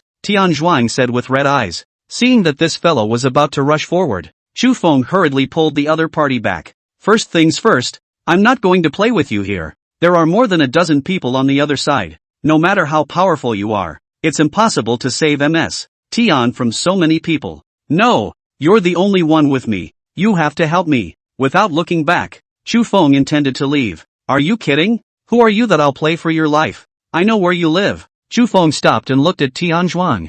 I know you have a wife and a daughter. For what you said just now, as long as I tell the county magistrate, you're going to be decapitated. Tian Zhuang looked at Chu Feng with a fierce gaze. The fact that this guy had disobeyed him over and over again made him completely furious. He, Tian Shuang, the eldest son of the Tian family. In the future, he will inherit the Tian family's estate. Their family is related to the general of Syracuse. In the whole town, the Tian family is better than the magistrate. No one has ever dared to disobey him, even this magistrate, who came just because he wanted to be. Not a single word of no was said by the county magistrate or the county chancellor, but the Chu Feng in front of him had disobeyed him time and time again. Tian Zhuan was not able to make a move against Chu Feng for the time being, but it did not mean that there was still no way to make a move after leaving this place. If Chu Feng really dared to leave in front of him, Tian Zhuan would make all of Chu Feng's family disappear into the lands of Deqian. Chu Feng was expressionless as he looked at the grim-faced Tian Zhuang. Suddenly, he laughed. Are you threatening me? You think you are qualified to let me threaten you? Stinking mountain patrol. I order you to listen to me and obediently save my sister, and you will be able to be a mountain patrolman in peace. Continue to disobey my orders. Then don't blame me for using my power. Tian Zhuan finally drew his park sword. The eyes are vicious. Chu Feng's anger reached its peak, but he suddenly laughed. You're right, but if you really want to save Ms. Tian, I have a better idea. A better way? What way? Come hunting with me first. Saying that, Chu Feng continued to twist his head and slid down the steep cliff face. Chapter 34, Chu Feng's design. Wolves leap to the second peak. It hasn't stopped snowing on Yulong Mountain for the past few days. It gets thicker as it goes down. Very unfriendly to animals that are petite in size. A jade dragon snowshoe hare rummages for food on the thick snow. Two adorable paws seem to be like wind turbines picking the snow back up. Finally the snow in front of him was peeled away, exposing the wet ground inside, and ferns that don't look new. For the snow bunny, this was the most delicious food he had found in days. Excitedly, he took the fern in his mouth. The snow bunny jumped out of the snow pit and tried to go back to his hole to enjoy himself slowly. Whoosh! An arrow flew in sharply. Before the hare could react, the arrow pierced through its head. Without a hint of pain, the snow bunny was unconscious. You better give me a reasonable explanation or don't blame me for being rude to you. Tian Zhuan looked viciously at Chu Feng. The vigilance in his eyes grew thicker. The hare is a very agile animal. It wasn't that Tian Zhuan hadn't seen other hunters. The objects they choose to hunt are generally similar to large animals such as elk, deer, and wild boar. Not that these animals are good to capture. Rather, they are more likely to be hit by a bow and arrow. No ordinary hunter's bow and arrow is that accurate. To shoot a hare that's small from a dozen paces away? And it's still straight through the head. If at first he was only suspicious of Chu Feng's identity, well now it's almost certain. Chu Feng was definitely not an ordinary mountain patrol. Either they were divine archers who would escape down from the front line, or they were scouts from the enemy country. If he wasn't still needed, Tian Zhuang had long ago taken control of Chu Feng and brought him to the town's court. Chu Feng didn't bother with Tian Zhuang. Go up and handle this hare with a hoe. The rabbit's aorta was purposely cut first when handling it. An odor of blood came out at once. Chu Feng and Tian Zhuang were at the edge of the dense forest, between the first and second peaks. He didn't know where the blind bear was, but if they wanted to fight a dozen people, they had no chance of winning with just the two of them. If he wanted to defeat the dozen or so people on the other side, Chu Feng would have to seek help, like the blind bear that has somehow not hibernated to this day. What the hell do you want? Tian Zhuang asked again. Didn't those bandits say that? If there's no food, they'll make a move on MS. Tian. Then just give them some prey and won't your sister be safe? This statement sounds plausible at first glance. It actually makes very little sense again. Tian Zhuang thought about it in place for a moment. In the end, he still acquiesced to Chu Feng's behavior. The two once again climbed the steep peak to the platform of the second peak. It then plopped down in the thick snow. They're waiting. It was gradually starting to get dark. Chu Feng and Tian Zhuang felt like their bodies were freezing as they sprawled on the snow. Every now and then Tian Zhuang would glance at Chu Feng. It seemed to be afraid that Chu Feng would escape. Throw it. Chu Feng handed the frozen, bony, hard hair carcass to Tian Zhuang. Although Tian Zhuang did not understand what the other party was going to do, he still listened to Chu Feng and threw the hare's corpse over ruthlessly. Immediately afterward, he headed for the snowbank to make sure he wouldn't be spotted. Waited nearly half an hour more. The robbers are starting to come out on patrol. Criminal 2 stomped on the rabbit, picked it up and nearly drooled. Boss, it's a rabbit. He hurriedly came to Zhao Yutian and said. Zhao Yutian was not a smart person though, and yet still some brains. How could a dead rabbit suddenly appear on the icy Jade Dragon Mountain? He brought the rabbit closer to look at it. There's also a smell of blood and an arrow hole through the head, but it had frozen dry, so it was hard to tell when the rabbit had died. Boss, is it possible that the group of savages on Jade Dragon Mountain hunted it?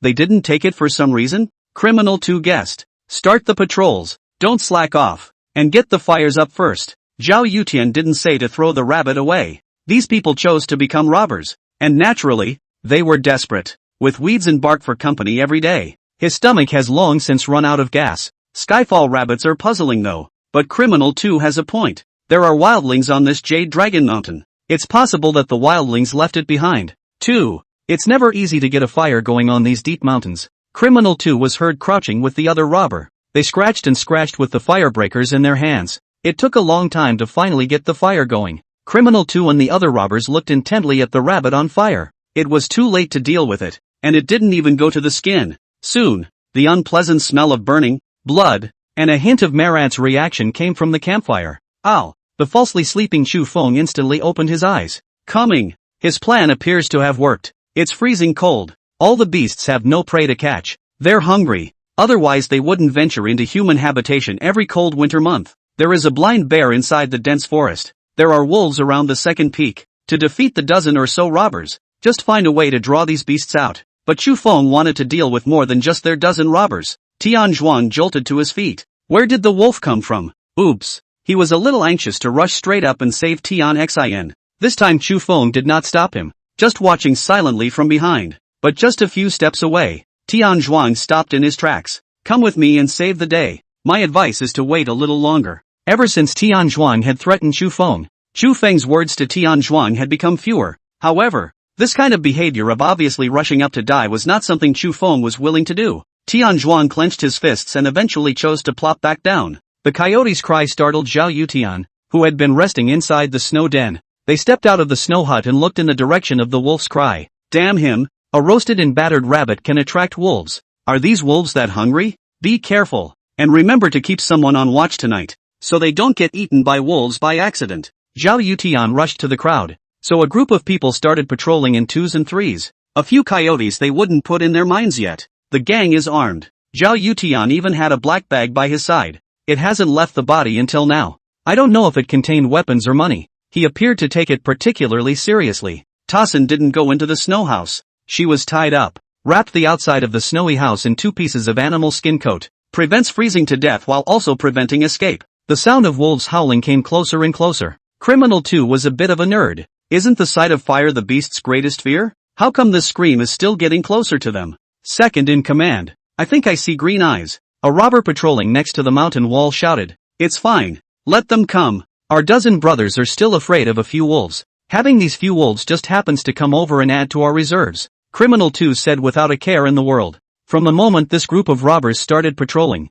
Chu Feng and Tian Zhuang stepped back a few more points. Bury yourself in the snow to prevent discovery. Those green eyes were growing. Chu Feng knew that he had achieved his goal. Earlier in the mountains, once you hit the prey, Chu Feng would take care of it in the fastest time possible and pull it down the mountain. Spending time on the mountain will get you sniffed out by these beasts. But this time Chu Feng deliberately disposed of the hare. The smell of blood and the taste of meat spread throughout Jade Dragon Mountain. Plus the flavor of the hare is intensified by being sizzled. The beasts have a keen sense of smell. But what Chu Feng did not expect was that the first batch to rush over was actually this group of wolves. In Chu Feng's thought, it would be better if the one who came was that bear. The wolves began to gather at the bottom of the hill. Some of them even ran underneath Chu Feng's sprawl. How many wolves were there? Chu Feng wasn't sure. Next, all he had to do was wait. Ow! A giant wolf with a body length of nearly 2 meters appeared in front of the crowd. The moment Tian Zhuang saw this wolf, he subconsciously had to get up and flee. Seeing that Chu Feng did not move, he controlled his behavior.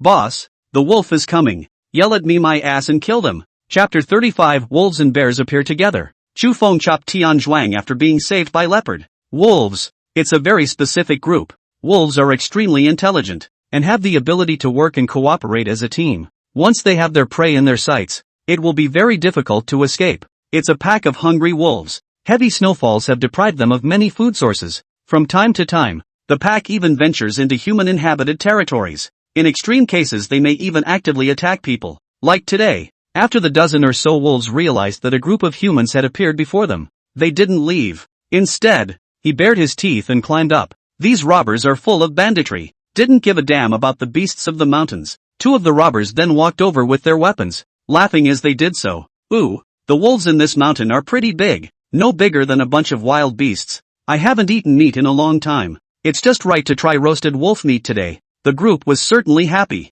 The rabbits are just a little bit, so you don't have to think that they are their bosses. But a wolf can be a lot of meat. These guys are so full of themselves. Sure enough, when they rushed forward, the wolves turned and ran. The two were just wondering when 4 wolves suddenly rushed over from the side. The two subconsciously turned to the 4 wolves. This one showed off the back. The 5th and 6th wolves pounced towards the two with lightning speed. Ah! The screams rang out, called out the others. Seeing that someone was hung up, the others came running angrily, carrying their weapons. But the wolves were not in love. After biting one, he turned and ran. Their limbs are as agile as they are in the snow. It didn't take long to run out of range of the robbers' attack. Seeing that the gang of bandits stopped pursuing, the wolves actually stopped and slowly approached. Tian Zhuang couldn't help but gulp at the sight. Just as he wanted to move, Chu Feng's voice came from the side. If you don't want to be a target for the wolves, then don't just move. The robbers were a little confused. It's neither in nor out. Seeing this, Zhao Yutian couldn't help but curse.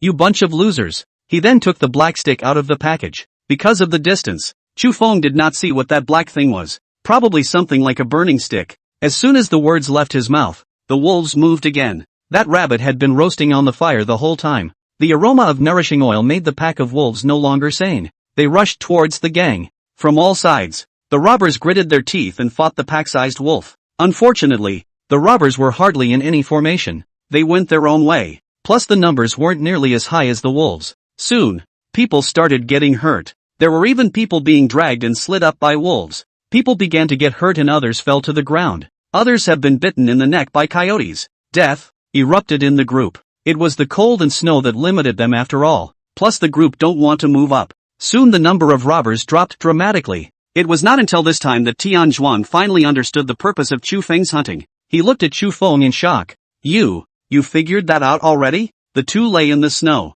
covered in snow. It was not noticed by anyone. Chu Feng squinted at him. A cold smile spread across the corners of his mouth. Bang! A smell of gunpowder filled the entire plain. Chu Feng's body instantly stiffened. His eyes were unblinking as he looked ahead, in the direction of Zhao Yutian. In that guy's hand, he was still carrying a burning stick. At the front end of the burning stick, a wisp of green smoke drifted and dissipated. Guns! Apparently, Zhao Yutian wasn't very good at using the burning stick in his hand. The shot hit a wolf in the foot. Scared the hell out of that wolf. Zhao Yutian panicked and took out an iron rod and a small bag, stuffed into the muzzle of the forend. The stick poked in towards the mouth of the burning stick's tube. Stop them and wait for me to load the gunpowder, Zhao Yutian shouted. But he was too slow. Thinking too much of the other bandits' loyalties, a wolf pounced forward and directly pounced Zhao Yutian to the ground. It was only at this time that Zhao Yutian blew out the fire folders. The smell of gunpowder reached Chu Feng's nostrils. The shock inside still hasn't been cut in half.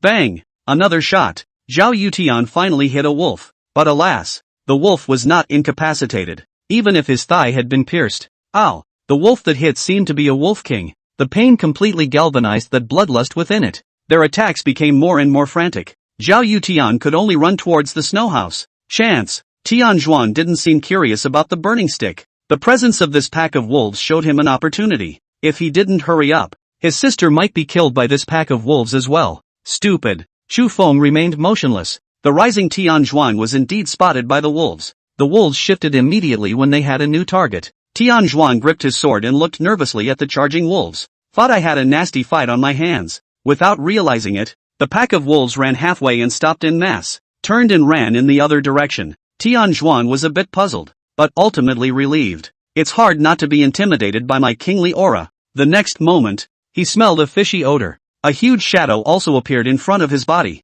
It was as if a wall had appeared behind him, blocking the wind and snow for him. Tian Zhuan turned his head a little stiffly. A blind bear, missing an ear, was looking at him playfully. Almost subconsciously, Tian Zhuan drew his sword and tried to rush at the blind bear. Slow, too slow. Those who do not respect nature will eventually be turned against it. The blind bear was extremely fast and bit Tian Zhuan's arm. The arm, then, had appeared complete in the blind bear's mouth. Rangers, help me, Tian Zhuan shouted loudly, but Chu Feng remained lying there, not moving a muscle. The blind bear doesn't seem to be interested in Tian Zhuan. Tossing Tian Zhuan aside, he headed for the snow house. In no time at all, the snow hut, which seemed so sturdy, was toppled over in an instant by the blind bear. The group of injured robbers inside looked at the behemoth that had suddenly appeared and wailed in fear. The brown bear didn't spoil them, and one person took a bite, even biting Zhao Yutian and tearing him in the air for a while. Then he split Zhao Yutian in two. In no time at all,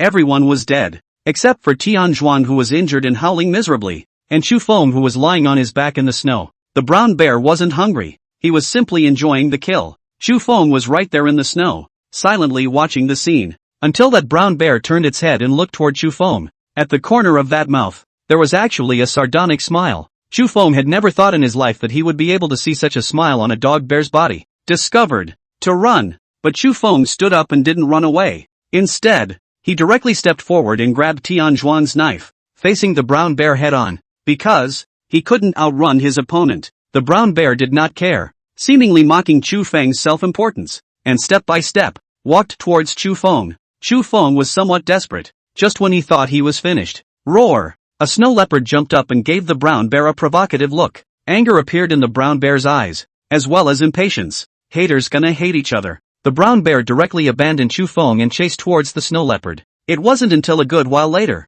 when he saw that there was no more brown bear's figure, that Chu Feng truly breathed a sigh of relief. Help me! Help me! Tian Zhuan covered his shoulder. That place, it's been chewed up by bears and there's nothing left of it. Saving you? Lord Tian, do you know what I, Chu Feng, hate most in my life? Seeing this miserable state of Tian Zhuan, Chu Feng did not save the people at the first moment, but instead came to Tian Zhuan's face and asked, "What do you want to do? Save me and I'll guarantee you a rich future. If you leave me behind, my Tian family will definitely make you pay." Tian Zhuan roared lowly. Until now, he only thought that Chu Feng was trying to abandon him. But, from the beginning, Chu Feng moved to kill. He gave a sardonic grin exactly like the brown bears. I told you, what I hate the most, is people who threaten me, especially those who threaten my family. Lifting his blade, he swung it violently. Chapter 36, Getting the Supreme Treasure. The Great Qian Dynasty with Sinjijin Technology. Tian Zhuang's head flew up, even to his death.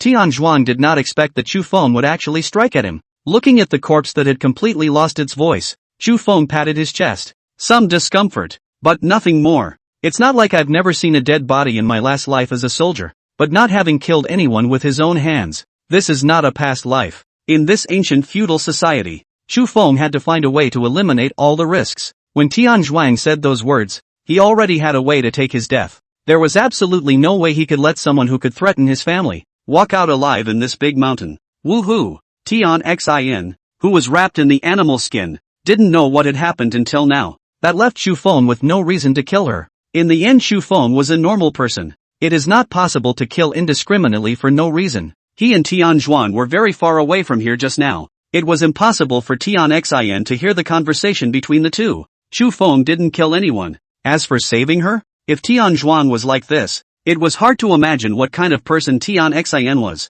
His mission was to come down later and tell the town about it. Just let the officials handle the rest. Xu Feng arrived in front of Zhao Yutian. In his hand, he was still holding that burning stick. The campfire bared next to them. Xu Feng took the burning stick and went to the campfire. It was only then that it became completely clear what the hell it was. The fire cannon. You can't call this thing a gun. Guns are firearms developed from smoothbore technology as well as mercury fulminate excitation technology. The cannons are excited by gunpowder, with still the simplest of straights. Even the bullets were not latter-day bullets, but projectiles loaded with various iron lumps. There might be some lethality at 20 meters. Beyond 20 meters, the kills are completely down to luck. After 50 meters, it's not at all lethal. Originally, Xu Feng thought that Deqian was an agrarian society. Science and technology are in their earliest stages of development here, but I didn't realize that a cannon had been developed in this era. This also caused Xu Feng to get scared afterward. When they were dealing with those Xia soldiers, if they had a cannon,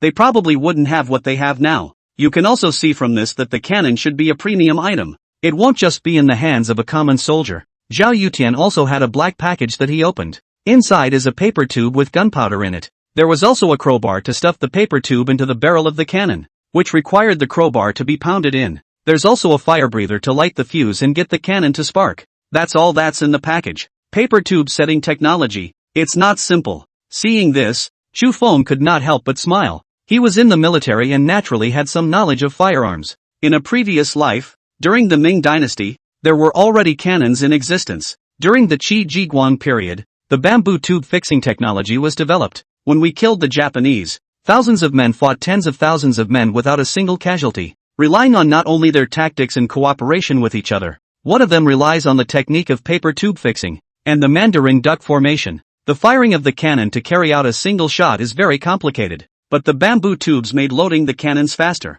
The frequency of strikes is higher, and the lethality is naturally increased. With paper and bamboo tubes, it's the same principle. They can be good. However, it made Xu Feng a little bit difficult. Woohoo! The sound continues. After thinking about it, Xu Feng moved the campfire towards Tian Xin. Then taking his bag, he turned and ran. The brown bear went nowhere, but at the moment, it was chasing the snow leopard, and it had nothing to do with Xu Feng. He used his fastest speed to return from the second peak to the first peak. It was back from the first peak to the village of Yulong. By the time they reached the village, it was slightly light. The light was still on in the house closest to the big hill. Xu Feng knew that it was Zhou Xiaoxiao waiting for him at home. This made Xu Feng even less regret killing Tian Zhuang. Topped with the smell of blood, Xu Feng knocked on the door of the house. Zhou Xiaoxiao didn't sleep all night. She had been waiting for Xu Feng. Seeing Xu Feng in this state, he immediately covered his mouth. Sunga, Xu, don't talk. Xu Feng handed over a black package.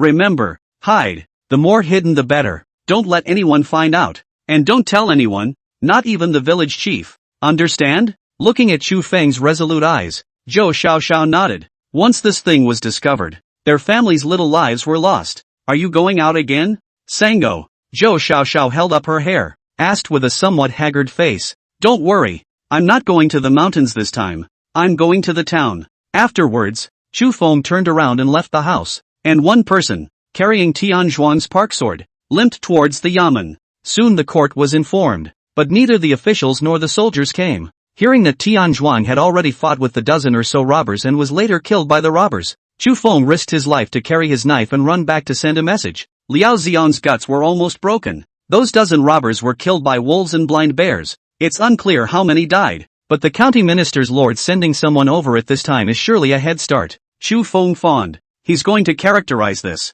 Once you are set in your ways, you never have to lift a finger again. As expected, Liao Xian pondered for a while and let Xu Feng lead the way, taking 10 government officials towards the second peak. So it was another whole day, and Xu Feng wasted his time on the road, but he had no complaints. On the contrary, the magistrates were quite upset by their words. The mountains are so dangerous. And a dozen robbers are even more dangerous. Where do they want to come? It wasn't until after the group arrived at the second peak that they saw corpses all over the ground. There were people. There were wolves. And none of them were alive before they finally believed Chu Feng's words. A group of people who were originally quite reluctant in their words, at this moment, fought bravely for the credit. Only Chu Feng silently walked at the end. Using a rope, he tied the 3 dead wolves together. Officials, can I pull away these 3 wolves? Chu Feng asked. Pull away, pull away. A group of magistrates said without thinking. Wolf carcasses don't do them much good. But if they bring back Tian Zhuang's body and Tian Xin, that's a favor from the Tian family. Tian Xin was tied up in the animal skin. And at the moment, she was no longer moving. When the magistrates released Tian Xin, the whole man went limp. Dead or not? Chu Feng didn't know. He doesn't get involved in that sort of thing. Pulling the 3 wolves, he headed towards the village. The entire village was also waiting for Chu Feng. They watched as Chu Feng and a group of magistrates went up the mountain. How can you not know something big is happening? Just as a group of people were guessing what had happened, they saw Chu Feng, alone, dragging the corpses of the 3-headed wolves and returning with a flourish. Brother Feng, cowhide! Wang De shouted loudly. Chapter 37, The Tian Family's Great Sadness. The constable's doubtful patrolman? After Chu Feng appeared pulling the corpses of the 3 wolves, all the villagers froze. Coyote has been arrogant in Jade Dragon Mountain for a long time. It even moved against the village headman. Duhai was almost bitten by a coyote once. When winter wheat was planted before, wolves came down and tried to make a move on people.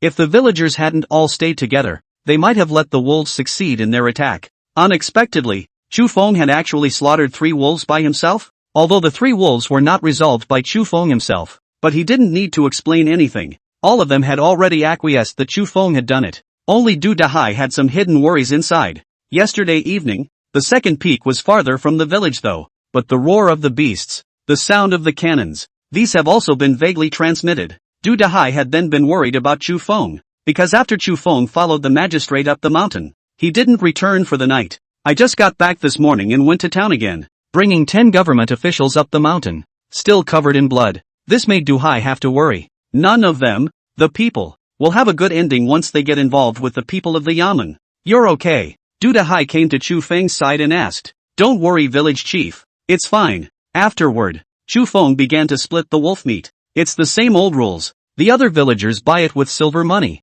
or food for it. The price Chu Feng gave was very favorable, but not much less than market price. Make it profitable for villagers without taking it for granted. After all, the human heart could not withstand speculation, and Chu Feng was not a great benefactor. It didn't take long for the 10 magistrates to come down from the upper mountain as well. They escorted Tian Xin. Tian Xin woke up, shivering. Because of the difference between men and women, none of the magistrates dared to touch her. It's been a rough ride, I guess. They were carrying Tian Zhuang's corpse, and each of them had a somewhat chipper expression. After all, Tian Zhuang died a horrible death. His body was covered with the bite marks of the beast and his head had been cut off. No one knows what he went through. Only Chu Feng knew, but Chu Feng was just quietly watching the group from the sidelines. The magistrate didn't look for Chu Feng to inquire about the situation and just left the village. Only Tian Xin twisted her head and glanced at Chu Feng. This was the first time Chu Feng had seen Miss Tian's appearance. It was a little far away and a little blurry to see,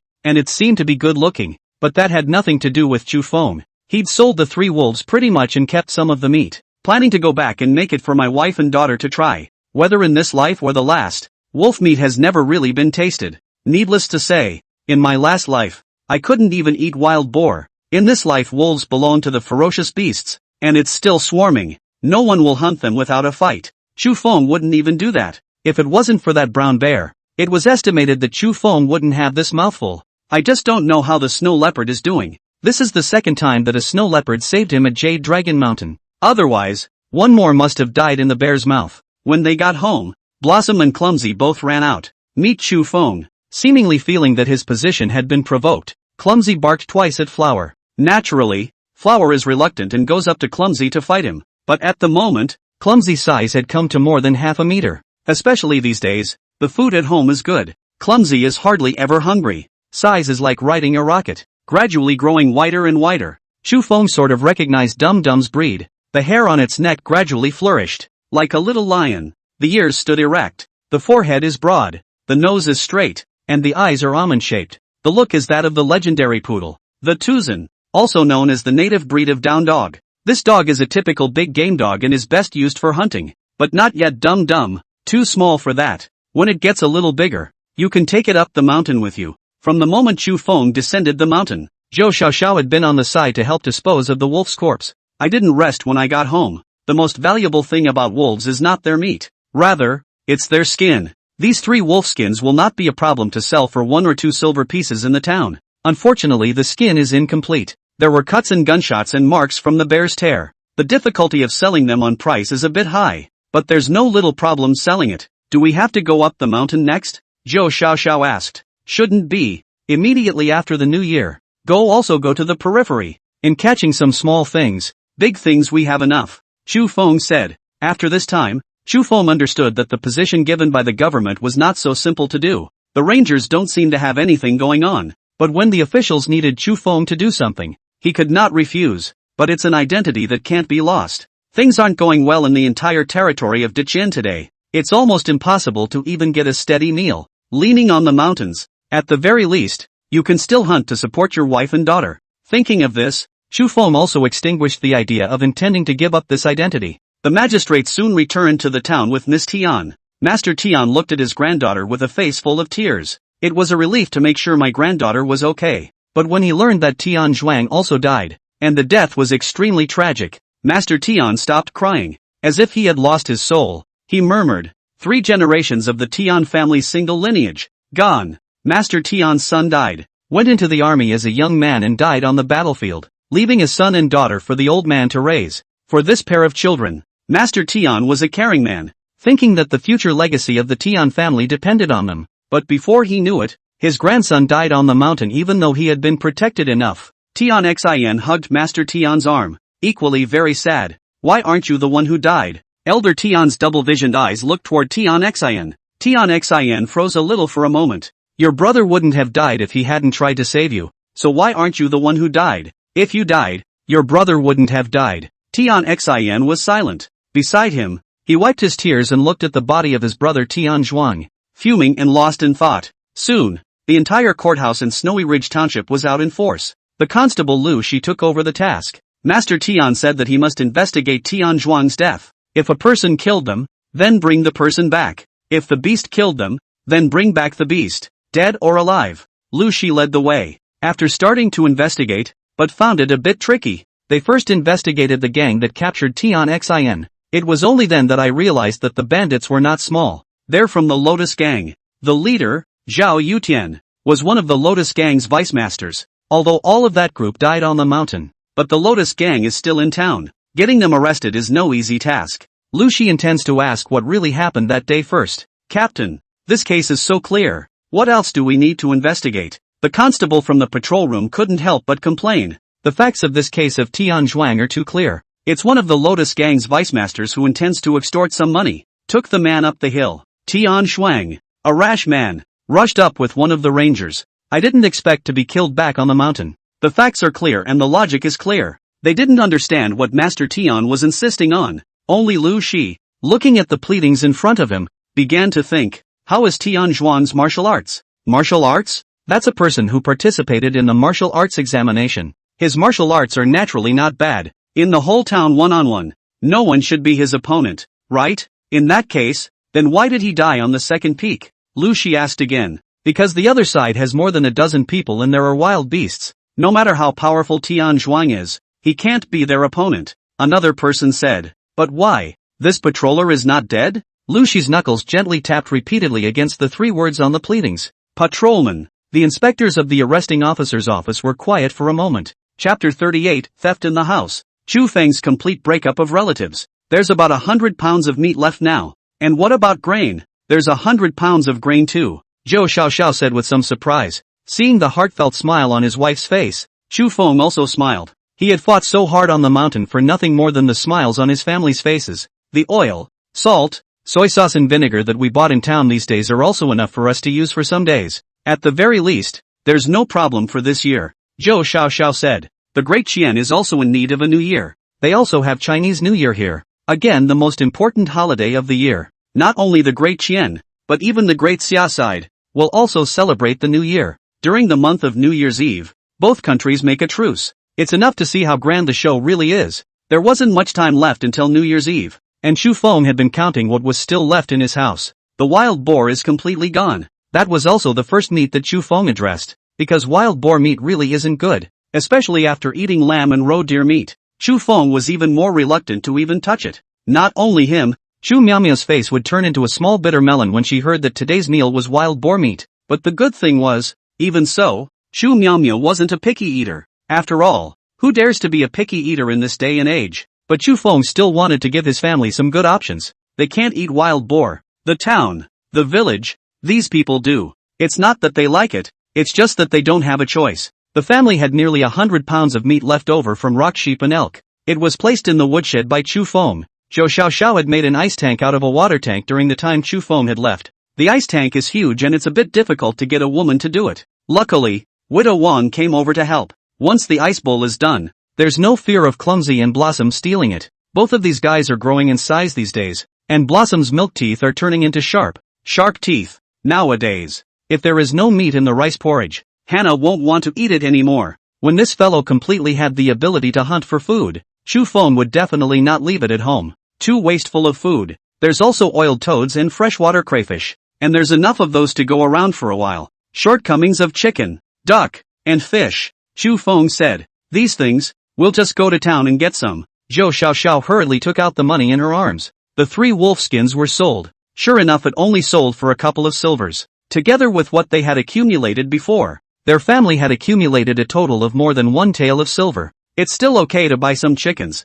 ducks and fish with these. But Chu Feng shook his head. Silver should be saved for a rainy day. Ducks weren't clear, but chickens and fish, there was still a way for Chu Feng. Upstream streams on the Peachland village side for catching fish. But Chu Feng wasn't going to take the dense forest path. Otherwise, if he encounters another brown bear, who will be able to save him? The other way is to follow the outer edge of Mte Jade Dragon in a big circle. It's far away though, but safe. As for pheasants, there is no shortage of them at Jade Dragon Mountain. Chu Feng had seen chicken nests before, but at that time he only had a bow and arrow in his hands. Pheasants can fly and are extremely sensitive, but any time it senses the slightest threat it flies dozens of meters into the trees. With this bow from the village headman's house, the range is completely out of reach. But now, Chu Feng had a fire cannon. He planned to take a quiet trip up the mountain in the dead of night. Let's see if we can hit a few with the cannon. It was late at night outside, and the couple planned to rest after taking stock of the assets at hand. But suddenly, Clumsy barked furiously.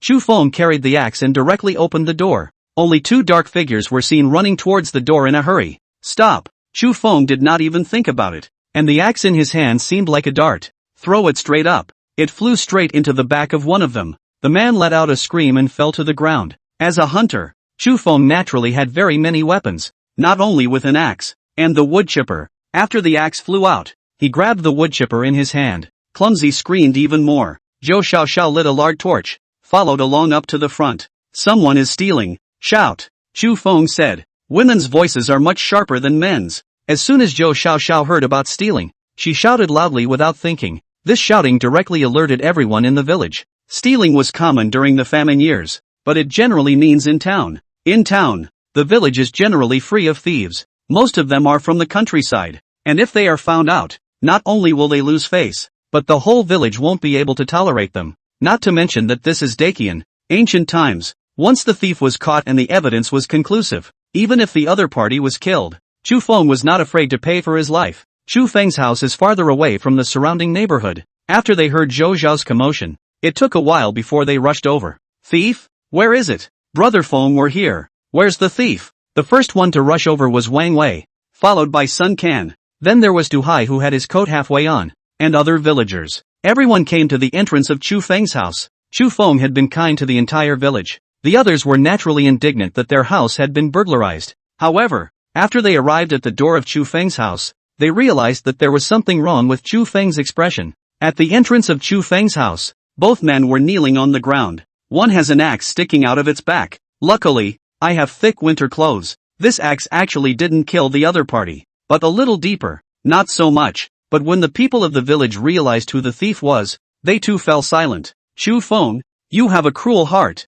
He's your big brother. We're all Chu family members. What's wrong with us taking something from you? Today you hurt your big brother like this, without 100 pounds of meat. You don't want to exchange your big brothers and my forgiveness. It turned out that the two thieves, one was Chu Tian and the other was Chu Long. These two people, they were Chu Feng's relatives. Chu Long fell to his knees on the ground, ouching and grunting, obviously not badly hurt. Du Dahai walked up and said, "Little Wind, what are you going to do?" That is, Du Hai gives face. Otherwise, there was no need for Chu Feng to speak. These two people would just be thrown out directly. By committing thefts in the village, they are no longer likely to be accepted by the village. Report it to the police. Chu Feng said in silence. Report to the authorities? No, Chu Feng, you can't be so heartless. We just stole a bit of your meat. Just give it back to you. No matter what. We are also a family. If we report it to the officials we will be completely dead. Chu Tian burst into tears. But Chu Tian's crying did not exchange for Chu Feng's sympathy.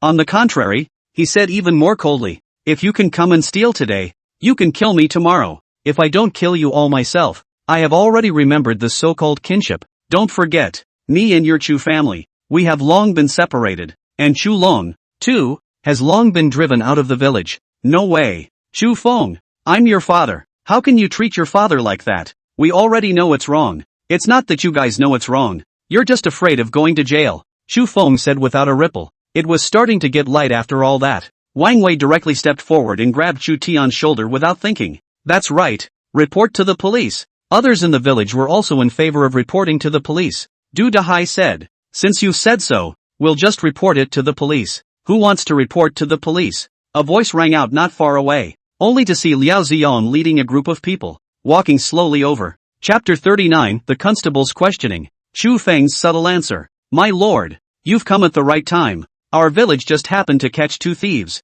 Du Hai went up to Liao Ziyan. "Thief? Whose house was it stolen from?" "Stolen from the home of the rangers." "Daring? The home of the mountain patrol man dares to steal. That is the great benefactor of the Tian family. Come on people nah. Take the thief back. First beat 50 big board." "Yes." A few yamen behind him stepped forward at once, set Chu Tian and Chu Long up and left. The entire time, no matter how much Chu Tian and Chu Long shouted, Chu Feng did not say a single word. He knew that Liao Ziyan was building him up. This was not only for Chu Feng, but also for the entire village. As a patroller, Chu Feng was able to reasonably go up to Jade Dragon Mountain to hunt. As the technique became stronger and stronger, Chu Feng's prey would only increase. Today Chu Tian and Chu Long came to steal. There might be others to steal it tomorrow. This action of Liao Ziyan was undoubtedly a wake-up call to those who were hiding in the shadows and were jealous of Chu Feng. The people saw the official coming, nor did they continue where they were. Only Du Dahai, Liao Ziyan and the gang behind him were then left in front of Chu Feng's house. Chu Feng looked at Liao Ziyan and behind him in a somewhat strange manner. There seemed to be a few more people here today. Some were dressed in winter shorts and others in clothes similar to those of a constable. The gang seemed to be coming for him. "My lord, I wonder what I can do for me?" Chu Feng took the initiative to ask. Liao Ziyan laughed. "These people are from the Tian family. They came over to thank you. If you hadn't gone to the officials to report, Miss Tian family wouldn't have been saved." The gang of big men in winter short-beat clothes walked forward and together they arched their hands at Chu Feng. "My family member and the young lady were unable to go up the mountain, so they asked us to make a bow to Nkong. And this is a gift of thanks from my family member to Nkong." With that the gang carried bags of grain. "Hand it to Chu Feng." The grain was about 30 pounds. "Open it up and it's a pile of refined rice." The gang then left the village, leaving Chu Feng alone in the wind. A clerk with an unknown amount of assets at home. That's another lifesaver. And the other guy just came over and bowed and gave away a bag of rice? With them gone, Lu Shizai stepped forward.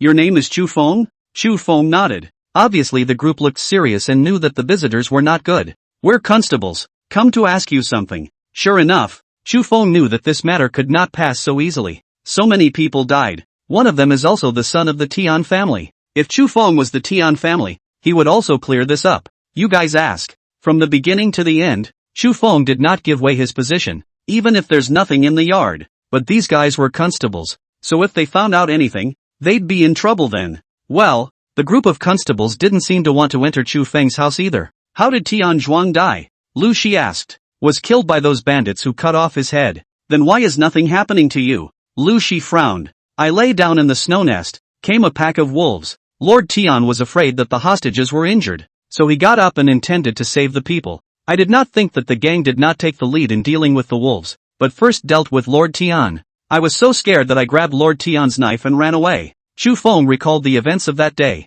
The description is intentionally a bit confusing. Yet the logic of the description is hardly faulty. Lu Shi believed that an ordinary villager would not have much logical ability. He was sure he could tell at a glance if he was lying. Seeing that Chu Feng was a bit alarmed, Lu Shi nodded and said, "Where exactly did it happen?" "I've taken the magistrate adults there before, at the peak of the second peak." "Good. You stay put these days, and we'll come back to you if we have any questions." Lu Shi turned his head, nodded to Liao Xiong, and actually headed towards the Jade Dragon Mountain. This gang of constables belongs directly to the county magistrate, and the Captain Lu Shi is even on the same level as the county minister Liao Xiong. Now that's not much respect for Liao Xiong, but Liao Xiong didn't care too much. He went up and patted Chu Feng's shoulder and said, "You kid are a talent. I didn't expect this thing to end so for me. How old are you this year?" 25. Chu Feng said, "The age is just right. When you don't want to live in the village, come to the town and find me. I'll pull you in." "It's a little condescending to be a patroller here, my lord. Little man has no intention of going down the mountain right now." Chu Feng smiled coyly. "It's okay, people change. Work hard and patrol the mountain well." With that, Liao Xiong left as well. It was only after all of these official family members had left that Chu Feng truly breathed a sigh of relief. Still, he could guess that it wasn't over. Those constables will probably come back for him. Du Dahai said, "Little Wind, what is this thing you've contracted? The constable who followed me the day before yesterday died on the mountain. And all those robbers who kidnapped Miss Tianjia are also dead." "All dead? Who did this?" "Blind bear." Hiss. Du Hai sucked in a breath of cool air. "You guys ran into that blind bear from the dense forest? Shouldn't he be hibernating?" "Not really, it's dangerous anyway. Blind bears have to hibernate though, but there are bears that don't hibernate, and most of them woke up hungry. That's why bears that don't hibernate in the winter are much more vicious. I just didn't realize that the bears of Jade Dragon Mountain actually don't hibernate either. Next time you go up the mountain, remember not to go there," Du Dahai instructed. "I understand." Just then, Widow Wang suddenly came over to Chu Feng. He said, "Chu family's second brat, there are people outside looking for you and Sister Zhou." "Someone's looking?" A flash of killing aura appeared. No need to guess who it is. So Chu Feng carried the firewood knife and headed to the village entrance together with Zhou Xiaoxiao. It must be Wei Xiaoxia. After all, he had just sent Chu Tian Chu Long in with his front foot. Wei Xiaoxia had lost the two most important people in her life all of a sudden, and would not come to fight for his life? But Chu Feng was not afraid. The other guy had come to him to fight for his life, and he just happened to teach this so-called mother a good lesson as well. Let him know that it is wrong to abet someone to steal. Chu Tian is a wimp, and Chu Long is even a mommy's boy. How could someone come to his house and steal without being instigated? But when they arrived at the entrance of the village and saw the visitor, Chu Feng froze for a moment. "I can't believe it's not Wei Xiaoxia, it's Wang Xiufen." This time it was Zhou Zhao's turn to look embarrassed. Wang Xiufen didn't go forward, but hid in a place farther away from the village entrance. There was also a middle-aged man standing at the entrance to the village. It looked similar to Zhou Youji's looks. "Is it Chu Feng and Xiao Xiao?" The middle-aged man rushed at the two of them and greeted them. "Who is this person?" Chu Feng asked. For the relatives on Zhou Xiaoxiao's side, Chu Feng did not recognize a single one of them. Even Wang Xiufen and Zhou Youji, that was just recently this time to know each other. They sent Zhou Xiaoxiao over and left it alone. "Not to mention walking," Zhou Xiaoxiao said with an ugly face. "It's my eldest uncle." No matter who it was, with Chu Feng here today, no one would dare bully his wife. "Is there something wrong with you?" Chu Feng asked as he directly stepped forward. When Zhou Youqiang saw the firewood knife in Chu Feng's hand, he subconsciously took half a step back, hurriedly said, Don't, great nephew, I'm not here to trouble you, I'm here to ask for your help." "Help?" Zhou Youji fawned. "Great nephews, great nieces, uncle knows, your family has a little surplus food,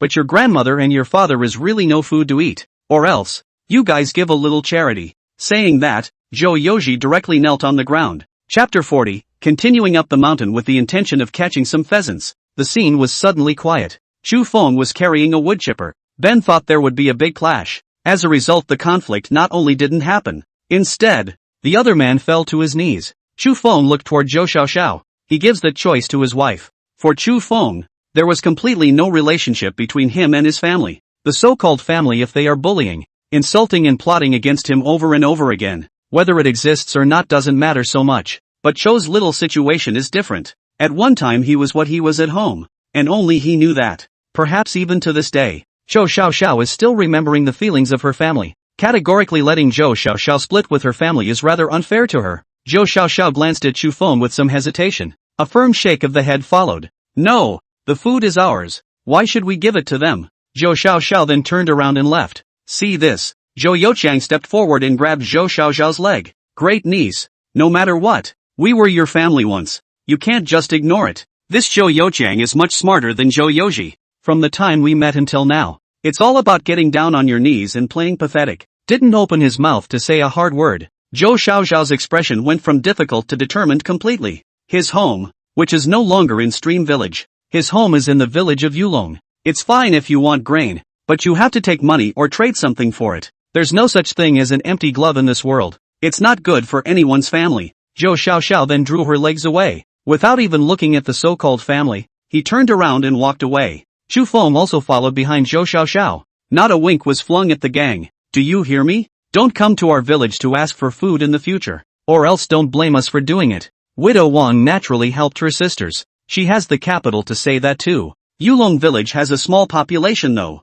but there are more men, and one is open to it. Otherwise, they wouldn't have built the village so close to the Royal Dragon Mountain. Zhou Youqian was startled and ran out of the village in a panic. He glanced at Wang Xiufen. A hint of malice passed through Wang Xiufen's eyes. What did I tell you? The damned is soft now. Zhou Youqian shook his head and said, coming on hard definitely won't work. You guys should listen to me if you want to survive this winter. So what now? Go back to the village first and come back sometime later. Doesn't this insult our face for nothing? Wang Xiufen was somewhat unable to accept it. Zhou Youqian laughed. Face? Worth a few dollars? I can't even eat. I'm going to starve to death soon. Still care about face? That deserves to starve to death. After saying that, Zhou Youqian left first. In the past few days Chu Feng and Zhou Xiaoxiao's life was back on track. Chu Feng also did not continue to go up the mountain to hunt. The snow was getting thicker on the big mountains. It was obvious to see that the big hill would soon be inaccessible, especially days coming up to the new year. Chu Feng needed to hurry up and get his supplies ready.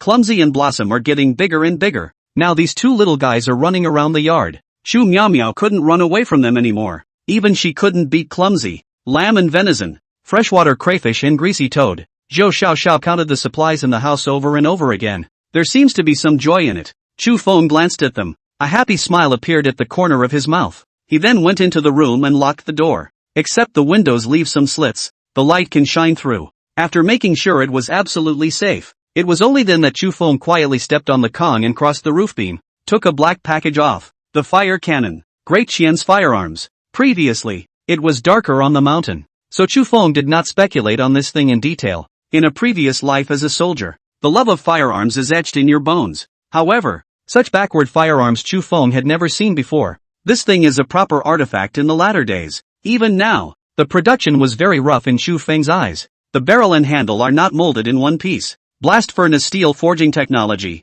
as well as one-piece stamping technology, was already available during the Ming Dynasty. Though the techniques are all rather crude, but making a cannon is already possible in one piece. The firearms of the Ming Dynasty were not inferior compared to the rest of the world. If that era had continued, it might have been a military power. But the cannon in his hand was not nearly as interesting. All the parts are hammered out by the blacksmith himself. It was subsequently stitched together at high temperatures. It looks so subpar. Not even the cannons of the early Ming Dynasty were comparable. In a time that can't be found in history books, Chu Feng didn't have many references. He had been in this village, this mountain, since he was reborn. The furthest place I've been is the town at the bottom of the hill. I just heard that Deqian and Dexia have been fighting. Nor have we ever seen what the scale of the war between these two countries was. What is the system of war? What kind of weapons were used? The cannon in front of him, however, gave Chu Feng a general understanding. Judging by the importance of that robber, Sinjijin is a rarity. Even in the army,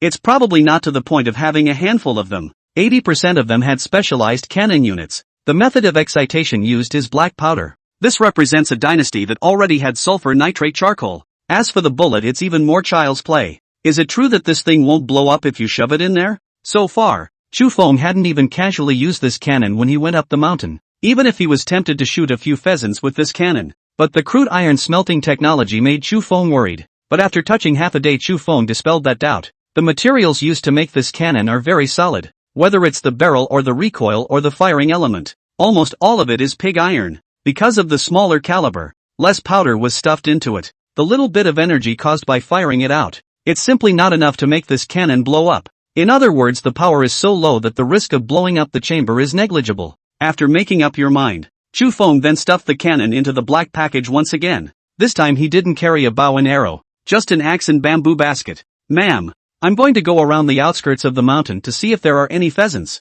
Be careful. Zhou Xiaoxiao didn't turn her head back and counted the money there. Chu Feng just let out a soft laugh. Xu Miaomiao also did not say that she would continue to follow Chu Feng. Since the last time I followed one, not only does it freeze and hurt all over, and many falls on the hills, now it's even snowier and it's difficult to walk with the mountains closed. He was such a tiny little man that he accidentally got himself stuck in the snow. Even if he wanted to go, Chu Feng would not let him, shutting the courtyard door behind him. Chu Feng crunched one foot at a time towards Jade Dragon Mountain. The group of trappers some time ago. I don't know if they reached the second peak. I also wonder if they encountered the brown bear. But none of that had anything to do with Chu Feng anymore. Nowadays, Chu Feng only wanted to use the fire cannon to shoot 2 pheasants. The family gets to eat chicken on New Year's Day. Pheasants are plentiful on Yulong Mountain. The previous way of catching pheasants was nothing more than making a trap. Make a circle with a rope and put some moldy rice in the circle. Honestly, it's extremely inefficient. Pheasants aren't as stupid as they think.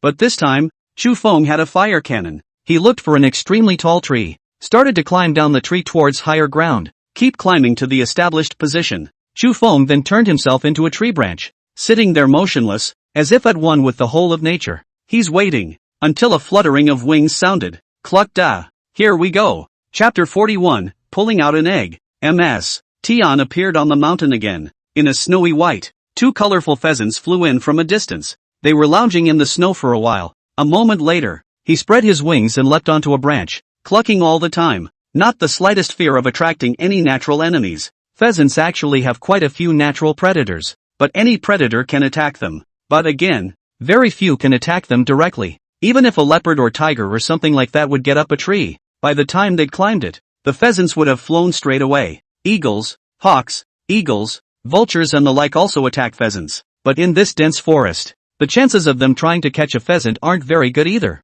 But even so, the pheasant population is not flooded, because they have another natural enemy. People. Chu Feng gently drew the cannon out, and then powder from the barrel, and then took out the fire folders. Once the fuse is lit by the firebolt, it takes about 3 seconds or so to spark. Those 3 seconds were the time for Chu Feng to aim. He didn't rush to light the fuse, just staring unblinkingly at the 2 pheasants in front of him. Took a deep breath. Make sure those 2 pheasants don't move a muscle in place. Only then did he raise the cannon. The distance between the 2 sides was almost 30 meters. That's about 50 paces. For Chu Feng, who had been a soldier, almost 100 shots at this distance, especially if it gave him enough time to aim. Took a deep breath. Chu Feng lit the fuse with a fire discount. Then holding his breath, he took aim at the pheasant in front of him at 3 o'clock. Just a thud. The cackling disappeared. A pheasant fell vertically from a tree into the snow. The other pheasant hadn't figured out what was happening. It hesitated for a few moments on the branch before fluttering its wings and flying away.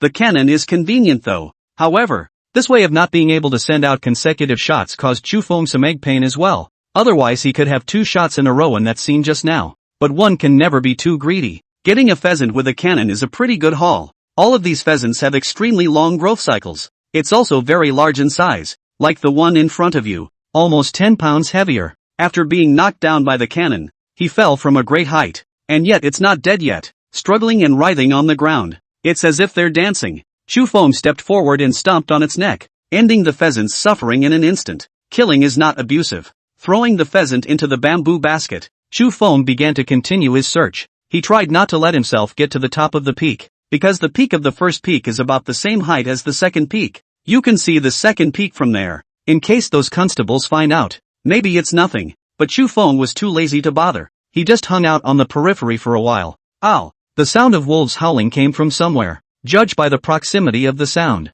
seems pretty far away. Chu Feng did not care. Let's not talk about the fact that he would have been heavily armed. That day the blind bear and the robber were outputting wildly against the wolves. Killed 3 wolves in one go. One of them was close to 2 meters in length. Obviously the king of the wolves in the pack. Now that the wolf king was dead, that group of wolves was nothing more than a rabble. Chu Feng estimated that they should not casually leave the second peak. Hunting continues. 1 pheasant is definitely not enough. On New Year's Day it is possible that the whole village will pay homage to each other. Chu Feng didn't want someone to come to their house to pay their respects and give different ingredients. According to the memory in my head, if that's right, there's a pheasant nest in the fork of a tree up ahead. It's snowing so hard it's flurrying. It made Chu Feng look a bit blurry-eyed. The nest was not clearly visible until I came to the bottom of the tree. There are many of them in the large trees on the outskirts of nests like this one, but it takes patience to find it. It even involves taking some risks. The snow is heavy and this pine is extremely smooth. If you're not careful, you'll be bared and slide down. Extremely dangerous, not to mention that even if you climb it, the pheasants fly away when they see you hovering under the tree. It's no use climbing up there. So not many people catch pheasants. But put that number in the context of the villages around the entire Jade Dragon Mountain, and that's quite a lot. There were always those who ventured into the mountains to hunt like Chu Feng. Officials are still unaware of the group's existence, or are aware of it but choose to turn a blind eye. After all, things are tough for everyone right now. There's no need to push people to their deaths. Chu Feng was lucky. The entire area of Taoyuan Village and Stream Village on Yulong Mountain. It's all just him, a hunter, and recognized by the authorities. No one was competing with him so that he could leisurely hunt on his own. After finding the pheasant nest, Chu Feng began to display his climbing skills. It was hard to climb to the top of the tree, only to realize there was nothing in the nest. But Chu Feng didn't care as he started to climb the second tree. But whenever he saw a tree with a pheasant nest in it, he would climb it. After climbing a dozen or so nests like this, he finally found what he was looking for. Eggs. Eggs. The best way to get protein. Most of the eggs in this nest are fertilized. If you incubate it properly, you might even be able to hatch chicks. Get a few more eggs and hatch a few chicks. Raise these chicks in your own yard. Economy can be developed in the future. You know, a pheasant doesn't come cheap in town. You can't buy it at all without 101. More expensive than meat from large livestock. After all, wild game is pretty expensive at any given time. Just petting the roost for a whole day. Let Chu Feng touch out 10 eggs. Not a huge number though, but the cumulative effect is great. Hatch the chicks from these 10 eggs. Then let them grow up slowly and finally continue to lay and hatch eggs. The future is bound to be able to have endless children and grandchildren as well. Maybe Chu Feng could even open a pheasant hatching factory in this Great Qian. Become the ancient capitalist of Great Qian. It's still a little exciting to think about. Shaking the snow from his body, Chu Feng began to organize his equipment, intending to go down the mountain. Further on, it's not within the boundaries of Yulong Village. It's better to try not to go too far just to be safe.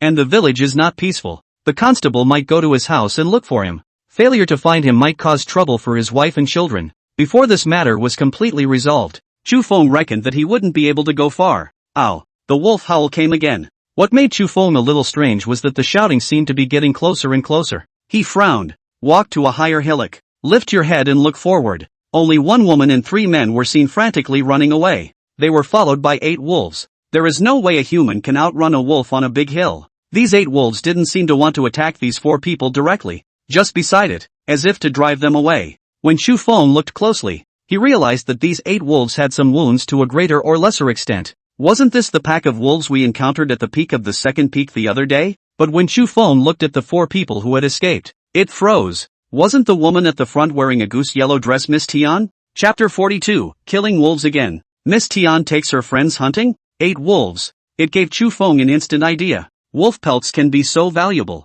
If I can kill a few more wolves, maybe we won't really have to go up the mountain for the rest of the day. Chu Feng would just need to stay at home and wait for the new year. Of course, the most important reason that made Chu Feng have this mind. Still, these wolves hardly seemed intimidating. The first thing is that it's too small. The second thing is that these wolves are more like repelling. They didn't really attack the 5 people in front of them. Otherwise they wouldn't be so fast. Plus these wolves have wounds on their bodies. Obviously bitten out by a knife or a bear. Opportunity for Chu Feng. This could be his best chance at generating revenue. If that Wolf King was still around, Chu Feng would definitely not rashly make a move against these few coyotes. But now, Chu Feng ducked to the side and let those 4 people run past him, until the moment when the several wolves gradually approached. Chu Feng moved. He certainly can't use his own cannon. The cannons are too slow, and there are other people around. If the cannons are actually used, it might get itself into a world of trouble. An axe in the hand is enough. Looking at the wolf that was about to approach, Chu Feng violently stood up. The axe in his hand was thrown hard. The skill of throwing had been practiced during Chu Feng's time as a soldier. It was a time when grenade throwing needed to be practiced. Chu Feng was able to throw nearly 30 m or so. To be honest, that's not a great score. Only passable. But the precision is good. This technique is also used for axe and flying knife throwing with basically no problems. Directly the axe spun and flew towards a wolf. Slashed at the wolf's neck. Chu Feng nodded in relief. The wound was in the neck, and it was almost enough to peel off a full wolf's skin. Definitely capable of selling at a very good price. But Chu Feng's weapon was only an axe. The moment that axe flew out, Chu Feng ran out after it. After hitting this wolf, Chu Feng had arrived next to the wolf and pulled out his axe. The tiger looked at the other wolves intently. This scene directly calmed the other wolves. A wolf pack without a wolf king is like being without a backbone. Seeing a companion killed, the wolves of the pack looked at each other, started backing up slowly. This was also the effect that Chu Feng wanted to achieve. He wasn't afraid in the slightest and actually took a few steps forward with his axe. The invisible pressure was a little too much for the wolves to bear. By themselves they are not very big. A far cry from the Wolf King. Really fighting an adult would certainly not be a match for an adult, especially after Chu Feng had killed a wolf with a single axe. It made the other wolves even more fearful. After Chu Feng pressed forward a few steps, the other wolves of the pack finally could not withstand the pressure and turned to run. It was a pity. If there was no such group, Chu Feng might be able to hit 2 or 3 of them if he took out his fire cannon. It's just one fight right now, but this one wolf was enough to sell for some money. Chu Feng took out the rope from the bamboo basket to tie up the wolf's body. He hadn't thought to put the wolf's carcass directly in the bamboo basket. It was too heavy. After all, it would take less effort to just pull the wolf and drag it through the snow. From the beginning to the end, Chu Feng had never paid attention to that one woman and 4 men. When they ran and realized there were no wolves behind them, that's when they stopped. What's going on? Where's the wolf? Seems to have been scared off by that one. Who is that guy? How come he's so powerful? Tian Xin said from the sidelines. That man is the patrolman. Her eyes inexplicably stared at Chu Feng. Then he walked forward and said to Chu Feng, "Thank you for saving us." Chu Feng glanced at her and nodded without saying much. With regard to these rich girls, Chu Feng did not want to get involved with each other. It means trouble if you get involved. However, Tian Xin did not seem to want to let Chu Feng go just like that. Wait. Chu Feng stopped his steps and looked at the other party suspiciously. The two of them didn't know each other. At best, we've met twice, but there was no communication either, much less any fellowship to speak of. Chu Feng also did not do it with the thought of saving them. Rather, he thought these wolves were worth something before he did it. No need to thank me. I'm simply hunting wolves, Chu Feng emphasized. I know. This time we came up to the mountains purely for hunting. These friends of mine thought it would be an easy thing to do and brought them up here, not realizing that they were being chased around by a few wolves. Tian Xin caressed her hair and said to Chu Feng. Chu Feng became even more strange. Is it necessary to explain such things to him? And Tian Zhuang is the eldest grandson of the Tian family, dead on the mountain, and the constable is investigating everywhere for that matter. It shows that the Tian family takes this matter very, very seriously. And yet Miss Tian is taking her friend up the mountain to hunt at this time of year? It's like this. You're the patroller of Jade Dragon Mountain, aren't you? I remember you. You're the one who saved me. I heard that your hunting skills are strong. Can you take us hunting? No time. Chu Feng directly returned in a raw manner. Rich people have brain-dead ideas. For Chu Feng, hunting required putting one's life on the line. He needs prey to feed a family of 3. But for the rich, it's just a way to have fun. They have no respect for the act of hunting. If you don't honor nature, you are bound to be turned against it. Chu Feng didn't want to get involved with them. No, what's a patroller like you doing raving in front of us? A man about Chu Feng's age came to Chu Feng and pushed him. The other guy was dressed in rich and beautiful clothes. Obviously rich too. There were also enough tools in hand that were needed for hunting.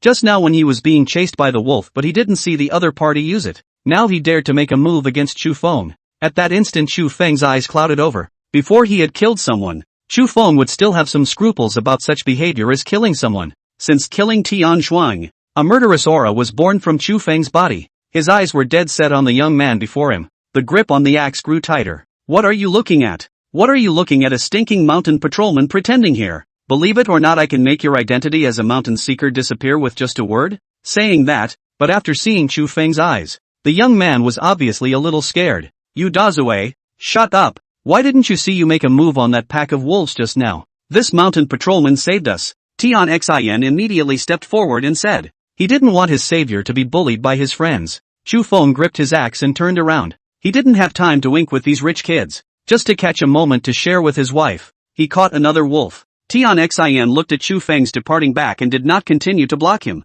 Yu Dazue grunted coldly. It's just a mountain patrolman. Is it necessary to talk to him properly? Tian Xin's expression also went cold. No matter what his status is, he saved you just now. He's your savior. You shouldn't talk to him like that. Got it. Got it. Isn't it just killing a wolf? It's just that I wasn't prepared just now. I could have killed them if I was prepared. Yu Dazue skimmed his mouth and said disdainfully. Chapter 43, Killing and Crossing the Line? Counter-killing and cutting off the enemy's head. It's still early. After disengaging from that group of Tian Xin's group, Chu Feng continued along the outskirts of the mountain, looking up a pheasant nest. But this time his luck wasn't so good. After searching a dozen nests in a row, there was nothing in them. Looking at the sky, it seemed like it was time to go. Get the bamboo basket in your hand. Looking inside, he saw a dozen eggs, and a pheasant. Chu Feng smiled with satisfaction. That's quite a haul for today. The most important thing is those eggs. When the family repaired the Kong, Chu Feng deliberately left a greenhouse at the end of the bed.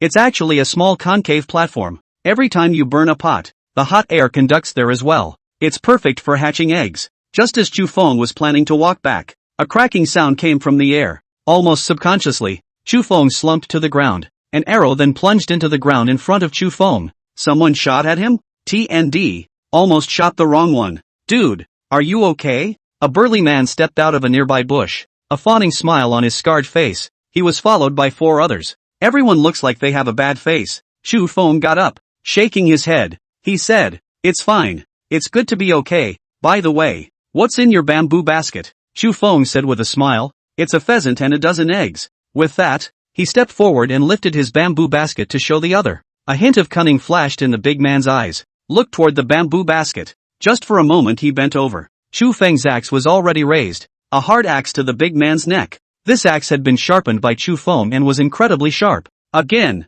such an overwhelming blow. The opponent's head fell directly into Chu Feng's bamboo basket. Under this blow, didn't wait for the 4 people behind the opposite side to react. Chu Feng rushed over with his axe. At that moment, he cut down another person. The other 3 finally responded. Turn and run, running and crying and yelling. It seemed to be shocked by the image just now. It's probably too much for anyone to react to. Chu Feng, who was clearly wearing a smile a second ago, the next second you can be carrying an axe and chopping people up, and can chase down other people and cut them without changing their faces. Only after seeing a few people run far away did Chu Feng stop his steps. Really think he's the size of a cutie. And shot the wrong way. That arrow was headed for his head. Once it was shot, Chu Feng's little life would be accounted for. He didn't know who the gang was, but he did know that the other side wanted to kill and get away with it. Even, the gang might have been eyeing themselves for a long time. Chu Feng hadn't gone to the town once or twice, and every time, he had managed to bring a bounty of prey with him. It's not surprising to be targeted,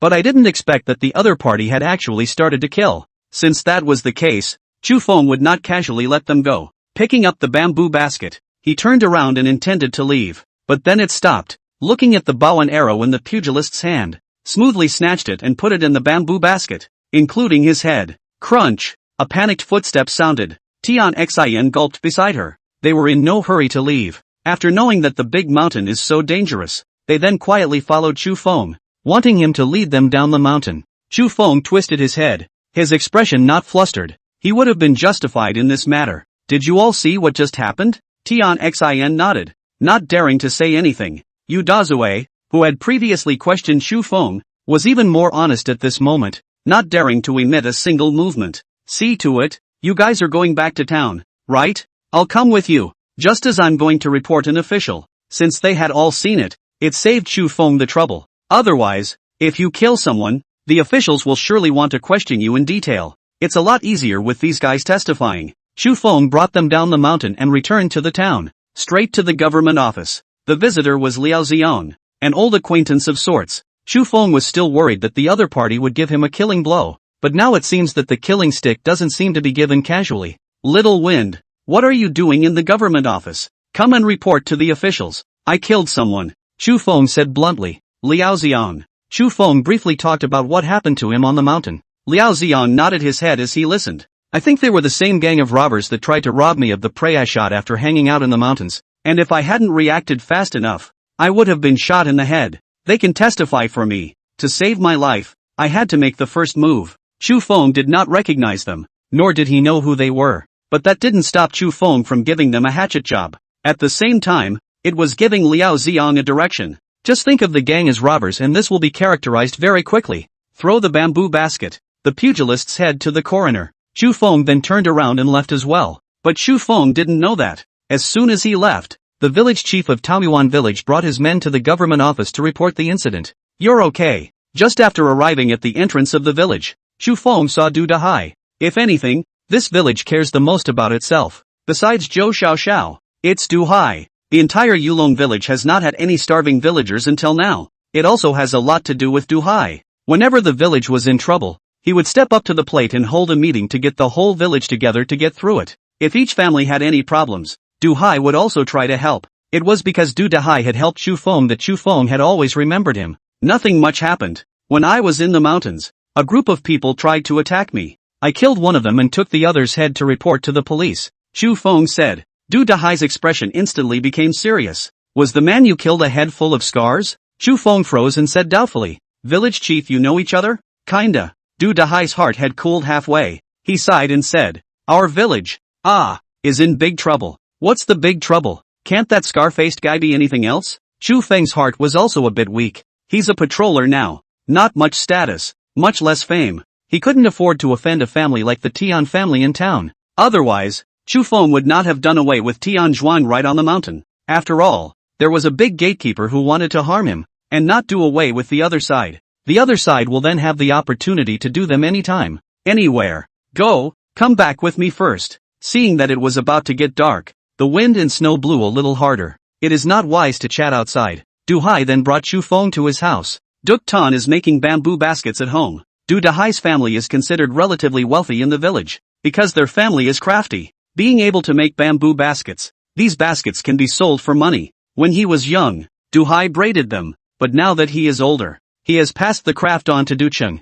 What? You've got your eye on the frames? I'll have Xiaocheng send you a few when the time comes. No. How can that be a good idea? By the way, village chief, you let Auntie cook this chicken. With that, he took out the already dead pheasant from the bamboo basket. This can't be done. I don't want to give away chickens for no reason. Duhai hastily refused. What are you thinking? Xiao doesn't know how to make chicken. Auntie does. After it's done, let's have some for the two of us, and I'll take the rest back to them. Cooking together has been a common behavior in the village. There are times when the meals at home are too monotonous, and the better connected members of my mother's family do this. Duhai burst out laughing and said, his mother? Stew the chicken. The two of them went to the main room and got on the bed. Ducheng set up a small table next to him and the three big men sat down. Duhai's expression became serious. Little wind. There might really be some trouble this time. That person you killed was not some bandit. That person is? The son of the village head of Taoyuan village. Chapter 44, Thick Chicken Soup.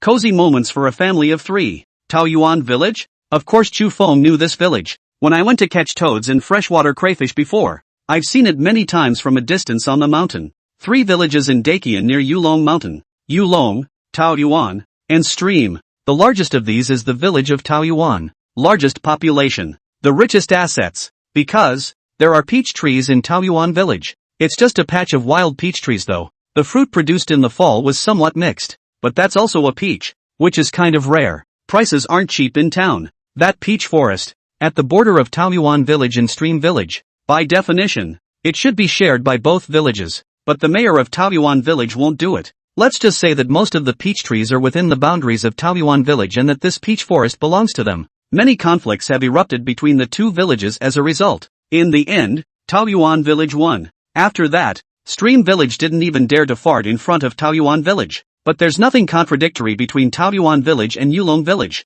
The main reason is that the people in Yulong village are all tougher. After all, it grew up at the foot of a big mountain. Many of the people here were descendants of the soldiers who guarded Jade Dragon Mountain back in the day, and were inherently more bloodthirsty than the common people. Any resources in the Jade Dragon Mountains are very scarce. They're willing to go out on a limb, have nothing to lose anyway, and fight more recklessly. That's why Taoyuan village would easily not come into conflict with Yulong village. But that doesn't mean Taoyuan village is afraid of Jade Dragon Mountain. After so many years of being in authority in the richest zone, Taoyuan village had a lot of power. Their village chief, even the county minister Liao Ziong, had to communicate with them with a smile. But when facing Duhai, Liao Ziong showed some indifference. Are you sure they started it on you? Duhai asked seriously. But I have 4 witnesses, and I've already reported it to the police. Chu Feng said. Okay, come on, drink. Duhai laughed, but there was a sadness in his eyes that was somewhat hidden. Mayor, is this going to get you in trouble?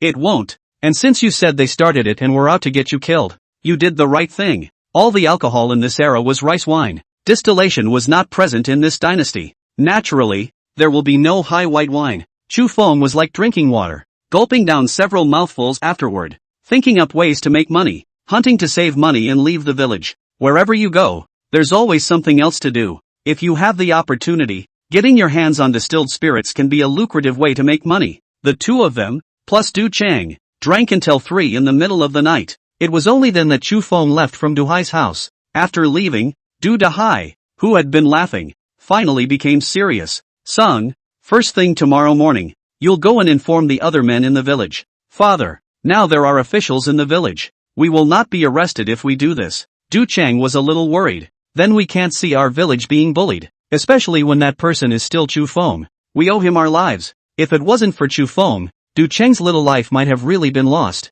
That bowl of broth pulled Du Cheng back from the ghost gate alive. This was why Du Dahai always took such good care of Chu Feng. I know, father. Du Cheng's gaze also became firm. They, Jade Dragon Village, had never had the practice of being bullied. Since someone is trying to bully them, be prepared for them to fight back. Chu Feng's usual impression. Feeling that once a thing is known to the authorities, and responsible, then it has nothing to do with them, the common people. He was relaxed as he carried the rest of the chicken soup towards home. The lights are still on in the house. Before he even got close to the house, Clumsy's voice rang out. After screaming a few times, it was only after seeing Chu Feng's figure that he stopped. Running over with gusto, he circled around Chu Feng's pants leg. Ow! Flower also followed Clumsy's side and ran around Chu Feng. Even Flower was able to jump directly onto Chu Feng's pants and climb towards his shoulders. Get down there! I've got chicken soup in my hand. Don't you dare lose it for me. Chu Feng hurriedly slapped Flower down. It was only then that he carefully made his way towards the door of the room.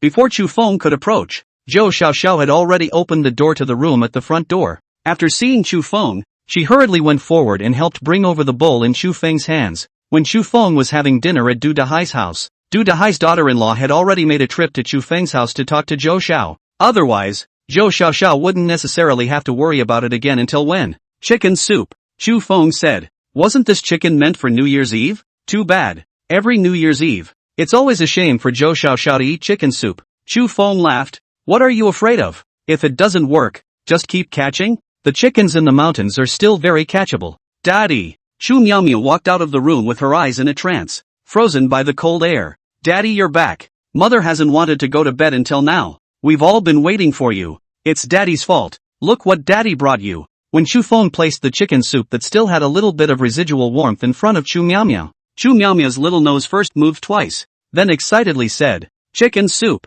The village children would show off to each other as they played with each other. Those kids who have had chicken soup talk about how delicious it is. The other kids were just very curious about the chicken soup, including Chu Miaomiao. But really, chicken soup doesn't have much flavor. For Chu Feng, who had crossed over, this was a time when there wasn't even MSG. How can chicken soup be good if you don't even sprinkle salt in it? Especially since the cooking at Du Hai's house had always been lighter. The chicken broth even smelled earthy. But it's so much better than the stink of wild boar. Chu Miaomiao took a sip and her eyes lit up, obviously very happy with the flavor of the chicken soup. However, she was more satisfied with the meat stewed in the chicken soup. Drink the chicken soup first. Drink and sleep. Chu Feng laughed. Sunga, why don't you drink? Seeing that Chu Feng had no intention of eating, Zhou Xiaoxiao prepared a bowl for Chu Feng. Chu Feng hurriedly shook his head and said, no, I've already drunk it. I'm not drinking it. Drinking the wine and then having some soup will take the edge off. Thus, Chu Feng drank another bowl.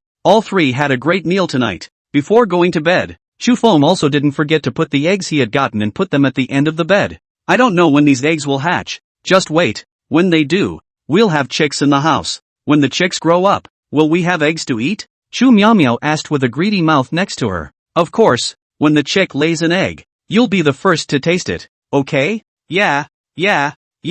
Alright, go to bed. Chu Feng touched Chu Miaomiao's little head. The days are getting better. Whether it's Zhou Xiaoxiao or Chu Miaomiao, they are excited about the future. Even Chu Feng himself. In his last life he was an orphan and had never experienced affection. Though the days have been much more bitter since crossing over, but has a wife who is all over him, and a daughter who has always adored and loved him. What more could a man ask for in a life like this? But such a life was broken before dawn the next day. What a patroller! Get your ass out here or I'm going to burn your house down. Outside, an unfamiliar voice yelled. Chapter 45, Two Villages Contend. The entire village supports Chu Feng. The moment the voice appeared, Chu Feng then opened his eyes. He subconsciously felt toward the bed. The axe had appeared in his hand. Push the door open and go. It was still dark outside, and already a group of people were at the door with various weapons. Moreover, every face in here, Chu Feng did not recognize. Luckily, the gang didn't come straight in. Once they really rushed in, just by virtue of the Chu Feng family's current defense measures,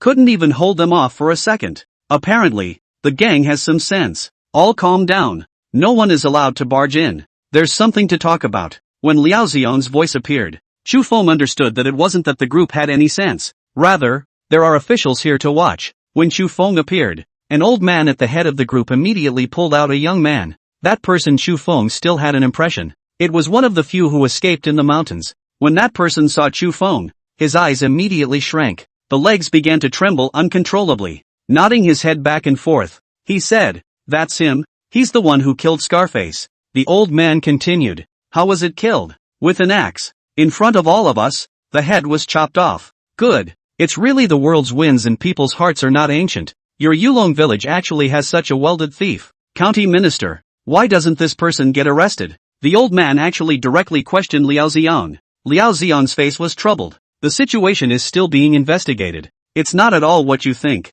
County Minister, we in Taoyuan village are all reasonable people. What do you think the situation is like? No matter how, give us justice. My son has never bullied anyone in Taoyuan village for so many years. He has even helped an unknown number of villagers. And now he died tragically in the Jade Dragon Mountains territory. Or it was someone from Jade Dragon village who did it. This matter must be given to us." The old man's voice was incendiary. A simple sentence made the crowd follow in response. Chu Feng carried his axe and wanted to go forward to confront the other party face to face, but let Zhou Xiao pull back. "Sunga, don't go. Daddy, don't go." Shu Miao also appeared in the doorway at an unknown time, pulling on Chu Feng's cuffs. Woof woof woof. Already knee-high to the ground, Dumbo wasn't the least bit intimidated and stood in the doorway, growling at the old man. Hidden in the shadows, Blossom began to blow up all over, seemingly looking for an opportunity to be able to ambush him. At that moment, all the members of the entire family stood in front of Chu Feng, and none of them stepped back.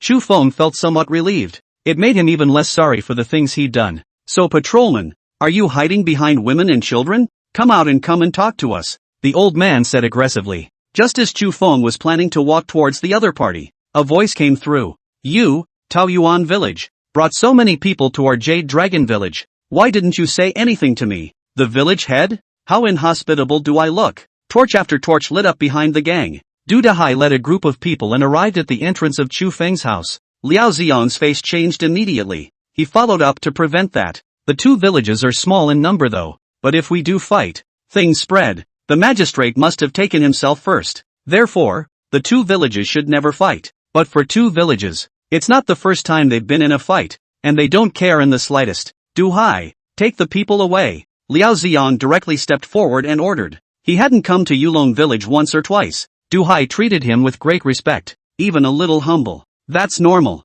The government collects grain once every half month. If the people can't pay up, they have to be taken to jail. That said, this is the time for the village chief to come forward and say something soft. It wouldn't be out of the question to say something about a day of grace. Yulong village has faced this situation before. It was all because Du Hai had found Liao Xiong and hoped that the other party would be lenient and forgiving." Liao Xiong agreed. Only then did Du Dahai treat Liao Xiong respectfully. But today, it's not like before. Du Dahai still wore a fawning smile and said, "My lord, this is in our own village, and behind me are our own villagers, and I can't control my own villagers when they are in their own village." "You!" Liao Xiong burst into a rage. The magistrates behind him also rushed forward, but when they saw the eyes of those villagers behind them, one of them calmed down. Liao Xiong sneered, "Du Dahai, are you trying to rebel? My lord, don't put a label on us. Taoyuan village with so many people is going to come and bully our village people. What does it have to do with a revolt when people from our own village are watching on their own turf?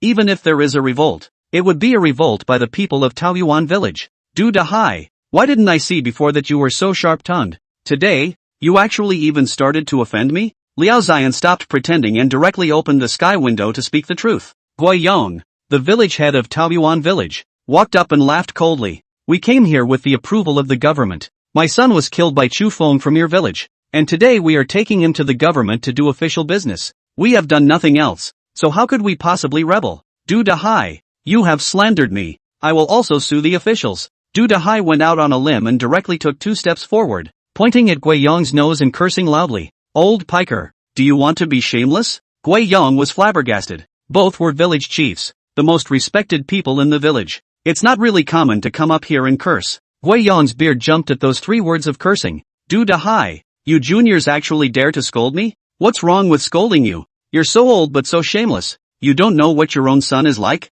Go and ask the whole Taoyuan village. How many times has your scar-faced son done this kind of thing? Killing, setting fire and robbing houses, all because of his father, the village chief? This mountain is my Jade Dragon Mountain's territory. Chu Feng is an official appointed patroller. He shot a pheasant on the mountain. Your son was so happy to see the hunt that he actually wanted to shoot Chu Feng. Chu Feng fought one against many and killed your son in return. No matter where this matter goes, we have a right to be here. As long as I, Du Dahai, am here, you guys won't be able to take Chu Feng away. This time, the entire Yulong village had gone out on a limb. How hard the days before that were. Everyone knows that. 1 meal a day. Half a month to collect the grain. Every family is starving and complaining about the injustice of God. Everyone in the village seemed to be living as if they were the walking dead. It was Chu Feng who started hunting up the mountain. It was also Chu Feng who was willing to give them a profit, enable them to eat 1 more meal a day, makes the rice a little more oily. Let the entire Jade Dragon village. Until now,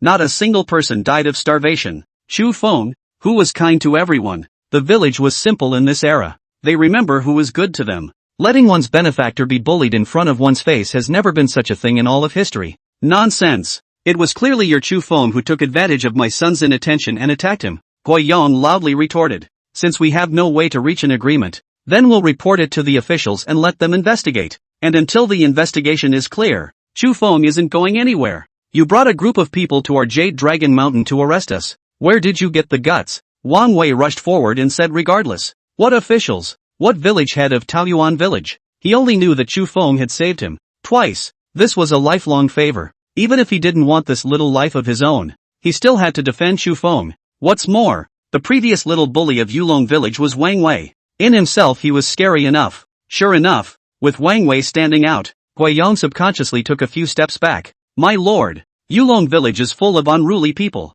I still ask your excellency to be clear and take away the person who killed my son. Liao Ziyang fell silent as he glanced at Chu Feng, who was beside him as if he was watching a play, not knowing what he was thinking. Suddenly, a rock slammed into the pile of people in Taoyuan village. When the people of Taoyuan village saw someone smashing them, they immediately began to fight back as well. Wang De loudly said, "This bunch of shameless ones from Taoyuan village actually dared to take a shot at us. Brothers, charge up. We definitely can't let outsiders bully our people in our village today." Chapter 46, Borrowing Officials to Put Pressure? Chu Feng's hat. In an instant, the entire village was in chaos. Wang Wei was the first to rush forward, picking up the stick in his hand, and smashing it down hard towards a young man. The battle was imminent. The melee between the villagers was not much different from the gangster fights Chu Feng had seen in his previous life. The only difference perhaps is that people here actually have the guts to come down hard. It's harder than what those punks laid down in their last life. It doesn't matter if it's a hoe or a sickle or a stick in your hand.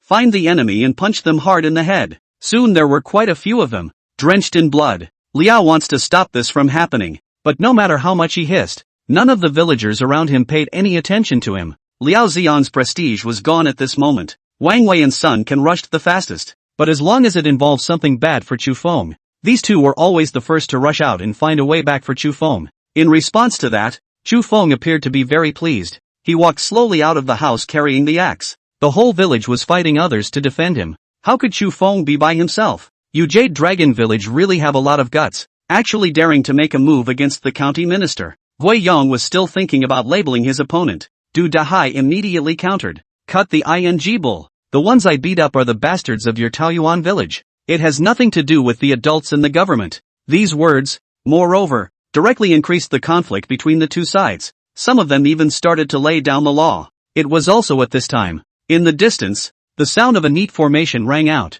Lu Shi led the constables, as well as some officials, appeared in Yulin village. The officials and constables themselves were supposed to arrive today. If Tian Zhuang had been willing to wait, he wouldn't have died so early. These are the people who came over to deal with the Lotus Sect rebels. There were a lot of people coming, hundreds of them at a glance, hundreds of officials, and a rabble of villagers. The aura of each other was instantly pulled apart. The villagers subconsciously stopped. Liao Ziyang also finally breathed a sigh of relief and propped up his official hat. He's kinda holding back. The reason why Liao Ziyang respected the village chief of Taoyuan village so much, it's because Gui Yong is related to him. It was only because of Gui Yong's financial support that Liao Xian had the opportunity to continue his studies. From there, he became the county chancellor of Snowy Ridge. But at the end of the day, the county commissioner is not that big of an official. What about the magistrate or the 9th grade? The county executive didn't even make the grade. There is some power in the hands, but in the end it's not a lot of power. There wasn't really much he could do when the 2 villages were on fire.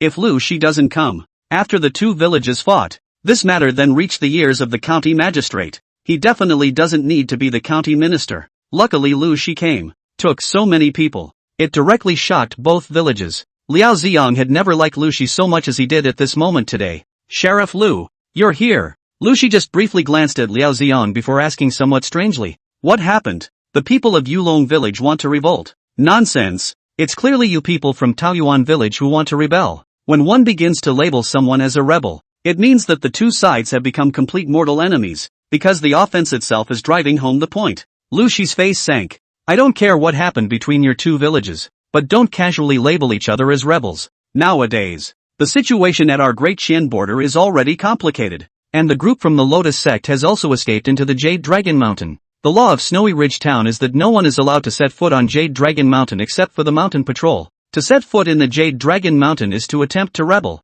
Even if they are killed by the patrollers, it is also their own bad luck. This matter is over. All people shall not continue to pursue. Whoever continues to pursue, I will not blame. My Lu Mao's hand knife is not long-eyed. The group of people then didn't stop and continued towards Jade Dragon Mountain. It looks like after this investigation, the officials have completely locked down the Lotus sect. The Lotus sect, unwilling to be captured, fled into the Jade Dragon Mountain with all of them. Lu Shi was the one who went up the mountain to hunt down the Lotus sect members this time. It was more like they were passing by, saw 2 villages fighting, and talked them down, then turned and walked away. It was beginning to dawn. The crowd could also see each other all over each other, until Lu Shi walked away. Gui Yongkai finally found his chance. He pulled on the county commissioner's thigh. My lord, I am innocent. My son just went up the mountain for a hunting trip. How did he become a rebel? I'm going to report this matter to the top. I must return my son's innocence. Come on, don't be innocent. Your son can't be innocent.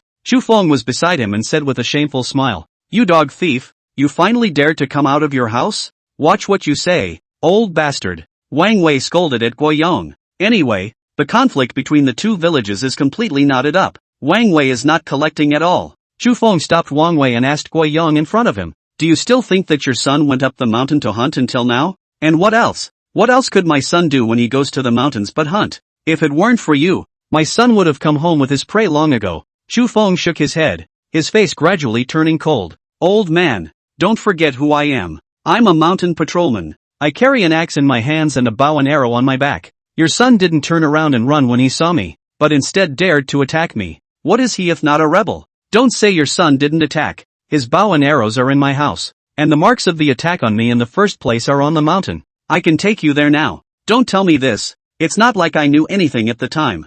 I can't dismantle you even if you talk nonsense here. I only trust my son's character. I'm sure he wouldn't have attacked you on his own accord. Wei Yong continued shamelessly. Master, it's not me who's saying this right now. It's that Lord Constable who said it just now. He said that your son's visit to the mountain involves plotting a rebellion. There's also the possibility of an affair with the Lotus sect. And Lord Magistrate, you have to think carefully. What might be the consequences of helping a Lotus cultist like that? What do you mean? Wei Yong's expression took on a slightly flustered look. No offense, just a reasonable guess. Like you said, Gramps, your son probably just went up to the mountains to hunt. But what I don't understand is why your son would attack me if he saw me. Who else in the mountains with my attire could it be but a mountain patrolman? Rashly attacking the mountain patrolman. Exactly what kind of identity is the person who dares to do so? You're slandering. Gui Yong hissed and yelled loudly. Xu Feng laughed. It doesn't matter if he's a slur or not. Lord Liao, what do you think? It was only important that these words were heard by Liao Xiang.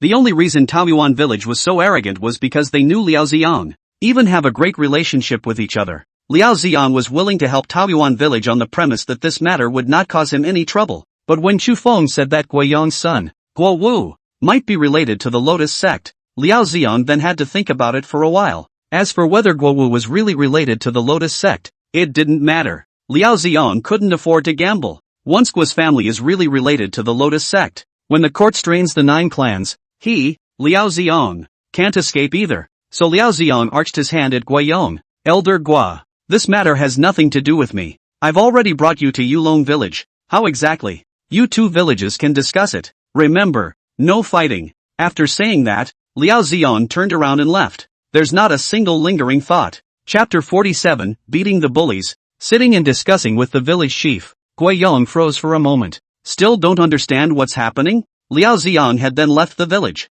What other harsh words did he want to put to Chu Feng and Du Dahai? Instead, they found that the villagers of Yulong village had surrounded them. A group of people coldly looked at the head Guiyong, but whenever Guo Brave said a single word, all the villagers of Jade Dragon village would surely instantly rush up to give them a violent beating. Guiyong wimped out. First time I've wimped out in years. He pointed at Chu Feng and Du Dahai in front of him, somewhat furious. Good. Your Jade Dragon village is powerful. Really powerful. But this matter won't be settled so simply. I will definitely find justice for killing my son, even if I end up suing the capital. Be my guest. Don't say you're suing to the capital. You're suing to the heavenly court. We, Jade Dragon village, are not afraid either. Seeing Guiyong leave in disgrace, Du Dahai was truly relieved. He's never been so forceful with someone before, especially if an official is present. Du Hai has always been a rather conservative person. He only wanted the villagers in his village to live in peace. In today's world, it is not easy to survive. He wouldn't fight for anything extra, but that doesn't mean he has to put up with people bullying him. If he still tolerated this situation, he would be incompetent as a village chief. The aftermath is definitely there, but Du Hai didn't dwell on it too much. He greeted all the villagers. Alright, everyone hurry back. It's pretty cold out there. Wang Wei and Sun came before Chu Feng. If anything happens to Brother Feng, be sure to notify me first. The two of us will definitely be your sturdiest brothers. These two are indeed as they say they are. They were also the ones who rushed to the front during the fight just now. Chu Feng patted the shoulders of the two men. Between men, it's all in the air. Are there any injured? If there is an injury, grab a wound. Du Hai said. That was quite a fight just now. More than 20 of them beat up the villagers of the other side's Taoyuan village. That doesn't mean the other side isn't capable of any combat. Both sides were so agitated and intense just now. There's no way there are no injuries on the Yulong village side. But the good thing is, most of them are not serious. After all, it wasn't Taoyuan village's home turf, so they didn't dare to hit hard. The worst offender is Tiger, the son of the widow Wang. Her son is 14 years old, small and thin. The people, however, seem very shrewd. A gaping wound appeared on his arm. It's bubbling blood to the outside. Still laughing. If this knife hits your neck, you'll wait for death. Widow Wang cursed. When Chu Feng saw it from the side, he took the initiative to come forward to help treat the wound. No need.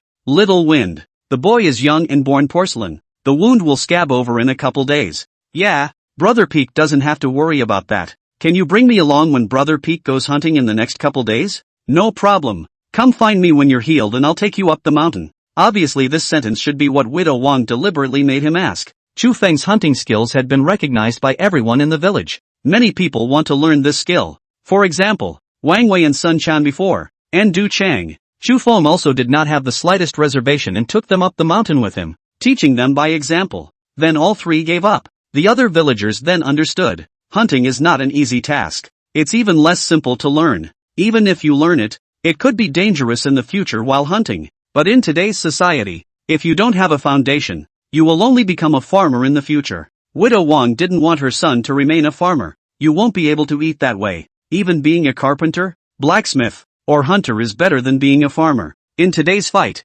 Widow Wang's son, Tiger, also acted very valiantly. Half of the reason was instigated by Widow Wang, who made sure to let Tiger show himself in front of Chu Feng. The other half of the reason, the kid is really righteous too. So when Tiger offered to take him hunting, Chu Feng agreed without thinking. Every time he went up to the mountains to hunt, he was the only one, and it was really quite boring. As the villagers gradually dispersed, Chu Feng did not release Du Dahai, Wang Wei and Sun Can. Don't even go. Have breakfast at my house. With the new year just around the corner, the winter wheat is all planted in the ground. The villagers' lives are then much more leisurely. They really don't have much to do. More and more villagers have been following Lao Zhao into the town lately, but after today expect the frequency to slow down a lot. Otherwise, if they accidentally encountered those people from Taoyuan village, conflicts would erupt again. Breakfast in the village is simple. A bowl of millet porridge and a brown bread. What was different from the rest of the family was that Chu Feng's family had pickles. It's from the last time I was in town. Chu Feng had always felt that breakfast was too bland. With savory dishes, at the very least, you can add a touch of flavor to a bland breakfast. For the villagers, this pickle is also a rarity. Salt is expensive, and things that require a lot of salt are rare. Wang Wei and Sun Can didn't treat Chu Feng politely. The three of them are so attached to each other after sharing the same life and death a few times. Eating big steamed buns didn't think about Chu Feng at all. Du Dahai couldn't help but let out a laugh as he watched them eating and talking at the same time. Then they chatted about the matter of Chu Feng killing those few people from Taoyuan village on the mountain. Du Dahai said to Chu Feng, I know that at that time, in that situation, the other party had a murderous intent towards you, and that's why you moved. But actually, after the other party did not continue to make a move, there was no need for you to make a killing. Why? Chu Feng was a bit puzzled. He was an orphan in his last life and wasn't well versed in things like the human condition. Then he went to college and became a soldier, and became an outdoor anchor. Everything is dependent on him. In Chu Feng's simple-minded notion,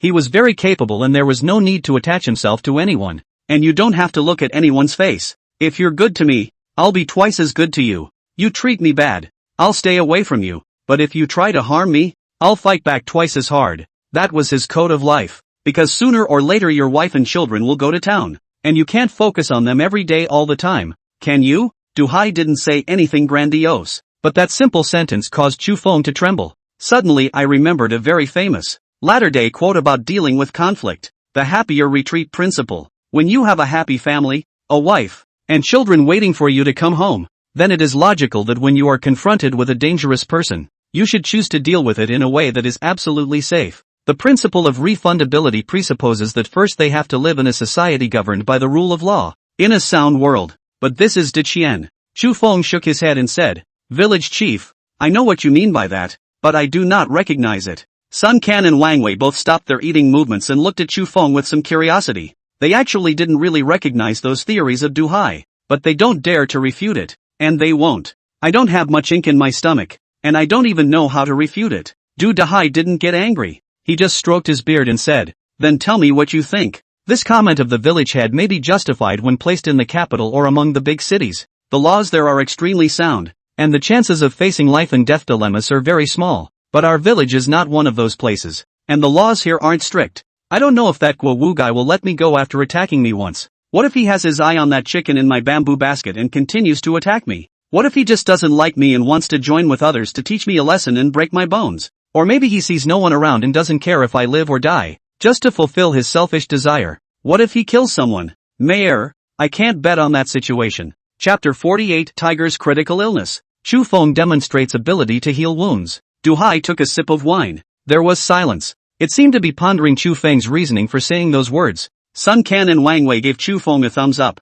Du Dahai was originally one of the most respected old men in the village. Also the most learned. Du Dahai is basically all talk in the village. I had never thought that such a sensible remark would be made by Chu Feng. What they didn't expect was that Du Dahai not only didn't get angry, but instead pondered over Chu Feng's words. Just then Widow Wang suddenly ran in. Village chief. After shouting, Widow Wang burst into tears. He looked at the village chief. In a somewhat panicked tone, he said, There's something wrong with little Tiger. Several men in the yard all stood up when they heard this. What happened to little Tiger? Chu Feng asked. I'm not sure. I was fine at home just now, but all of a sudden I fell unconscious. And now my face is white and I'm even having some convulsions. Hearing that, Chu Feng felt bad. Don't let it be tetanus. When the gang came just now, there were a lot of people with hose in their hands. The hose themselves were used for many years. Some of them are even rusty. There's no telling how many germs are on there. Tetanus in this day and age. That's death. Now we can only hope it's not tetanus.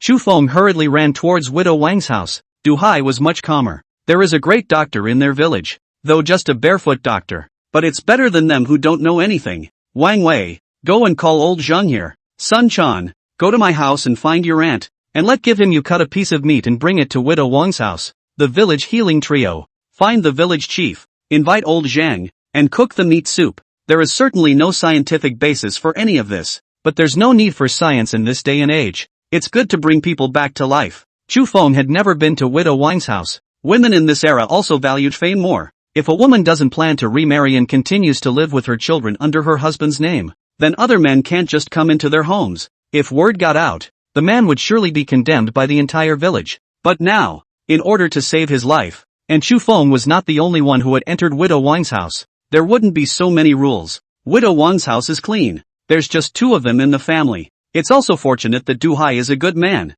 and so is everyone else in the village. Even if they were orphans and widows, no one ever bullied Widow Wang and his son. The parsonage is not very large. The bedroom connected to Chu Feng was much larger. A very large Kong on that. Tiger was just lying on the bed, wearing thick clothes and wrapped in a big quilt, and his head was already starting to sweat. When Chu Feng and Du Dahai arrived, Wang Wei and Zhang Xian pretty much followed suit. Chu Feng didn't say anything at first. After all, Zhang Xian was the doctor. When he saw this, he thought nothing of it. Get the fire up and the quilts covered with another layer. The moment those words came out, it made Chu Feng freeze for a moment. Even if it's a cold winter month, but the room was already warmer. Plus so many quilts over each other. The temperature has been enough for a long time. The fact that the patient is still cold in this case is obviously irrelevant to the temperature. No, you can't keep heating it up, Chu Feng said. Zhang Xian glanced at Chu Feng and frowned. You're not a doctor. What do you know? Then what do you know? Chu Feng's eyes suddenly sharpened. Du Dahai hurriedly stopped Chu Feng. He's a hunter. It is very common to encounter injuries when you are on the mountain all year round. Zhang Xian was the only doctor in the village. In case Chu Feng were to offend the other party, then if he were to be injured in the future, there would be no one to treat him. Chu Feng was so famous in the village. Zhang Xian even went to Chu Feng's house to buy meat as well, so of course he knew the other party. I only know that you, Chu Feng, can hunt, but I didn't know that you can heal wounds? You should know that I learned this healing skill from my father. Who did you learn it from? Zhang Xian asked rhetorically. Yourself. Yourself? That's right. I've been injured hundreds of times and I've summed it up for myself. Zhang Xian instantly became cautious. So what do you say we should do? I'll give you a hand. This time, it was Chu Feng's turn to freeze. He thought that Zhang Xian would insist on competing with Chu Feng to come out right or wrong because he could not save face. Chu Feng was ready to take strong measures. After all, Tiger was like this because of him. He didn't want Tiger to just die in front of him.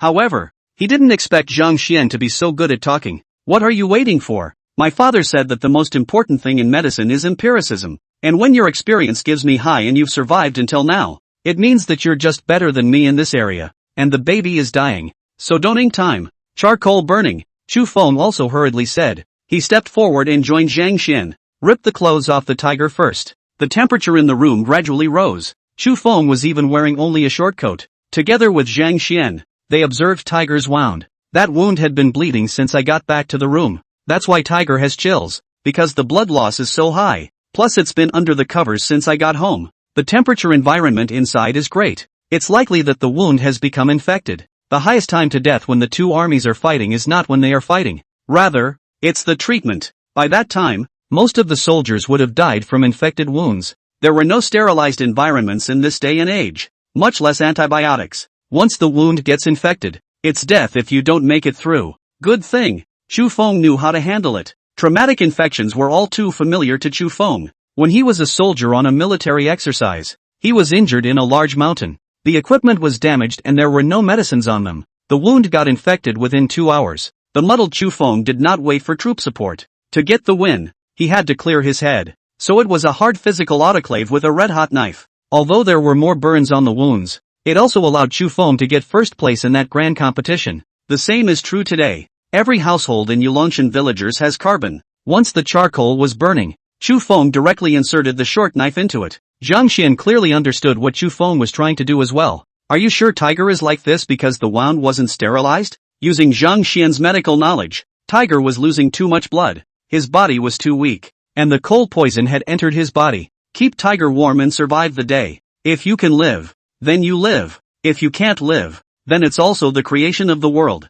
But the only thing that didn't occur to me was that it could be caused by a wound infection. Chu Feng did not bother with him. When the short blade burned red, it dug into the tiger's wound. Sun Quan just happened to be carrying the meat and walked in. And when he saw this scene, he was so scared that he almost didn't pass out directly. The intense pain made Tiger's eyes go round and he screamed, "Tiger ah!" Seeing her son's face in pain, Widow Wang burst into tears. "Press him down," Chu Feng hurriedly said. Wang Wei, Sun Quan and Du Dahai immediately stepped forward and pressed Tiger to death on the bed. After tossing and turning for nearly half an hour, Chu Feng began to let Zhang Xian stitch up Tiger's wound. Unexpectedly, Chu Feng, you actually still have such abilities. Admire, admire, admire. However, if Tiger wants to make it through, he still needs 2 more herbs. These 2 herbs, one is the main ingredient of the internal body nourishing powder, lotus cinnamon, and the other is the main ingredient of the golden sore pill, white river seed. And these 2 things, which can't be purchased in the town, are only available in the Jade Dragon Mountain.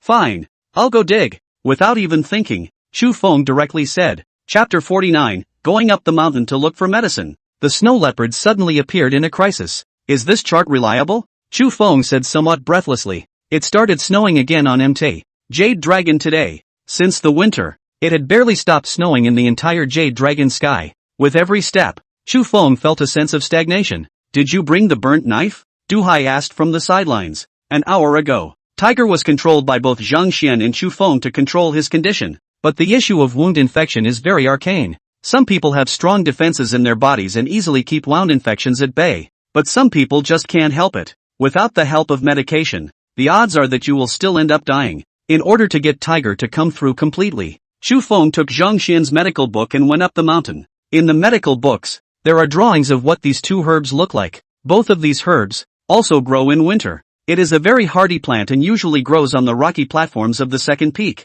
The only person who was familiar with this big mountain was Chu Feng. Tiger was like that again because of Chu Feng. The natural candidate to go up the mountain was also him. However, Du Dahai chose to go up the mountain with Chu Feng. He's the village chief, and he's responsible for what happened to Tiger. If he hadn't brought the entire village to Chu Feng's doorstep, if only Du Hai had calmed everyone down when they were all agitated. It's not even expected to happen that badly. Bring it on. Chu Feng handed the wine gourd on his waist to Du Dahai, continuing to study the healing arts in his hands in the torchlight. Don't study it. I've seen these two herbs before. As long as it grows, I can find it out. Du Dahai said. That was also the reason why Du Dahai chose to come out with Chu Feng. After a sip of wine, Du Hai only felt his body warm up a lot. Chu Feng, however, felt that it was not enjoyable. With this low alcohol, no matter how much you drink, your body won't warm up. Mt. Jade Dragon is especially dangerous at night. Because it's windy, it's snowing a lot. Visibility is extremely low.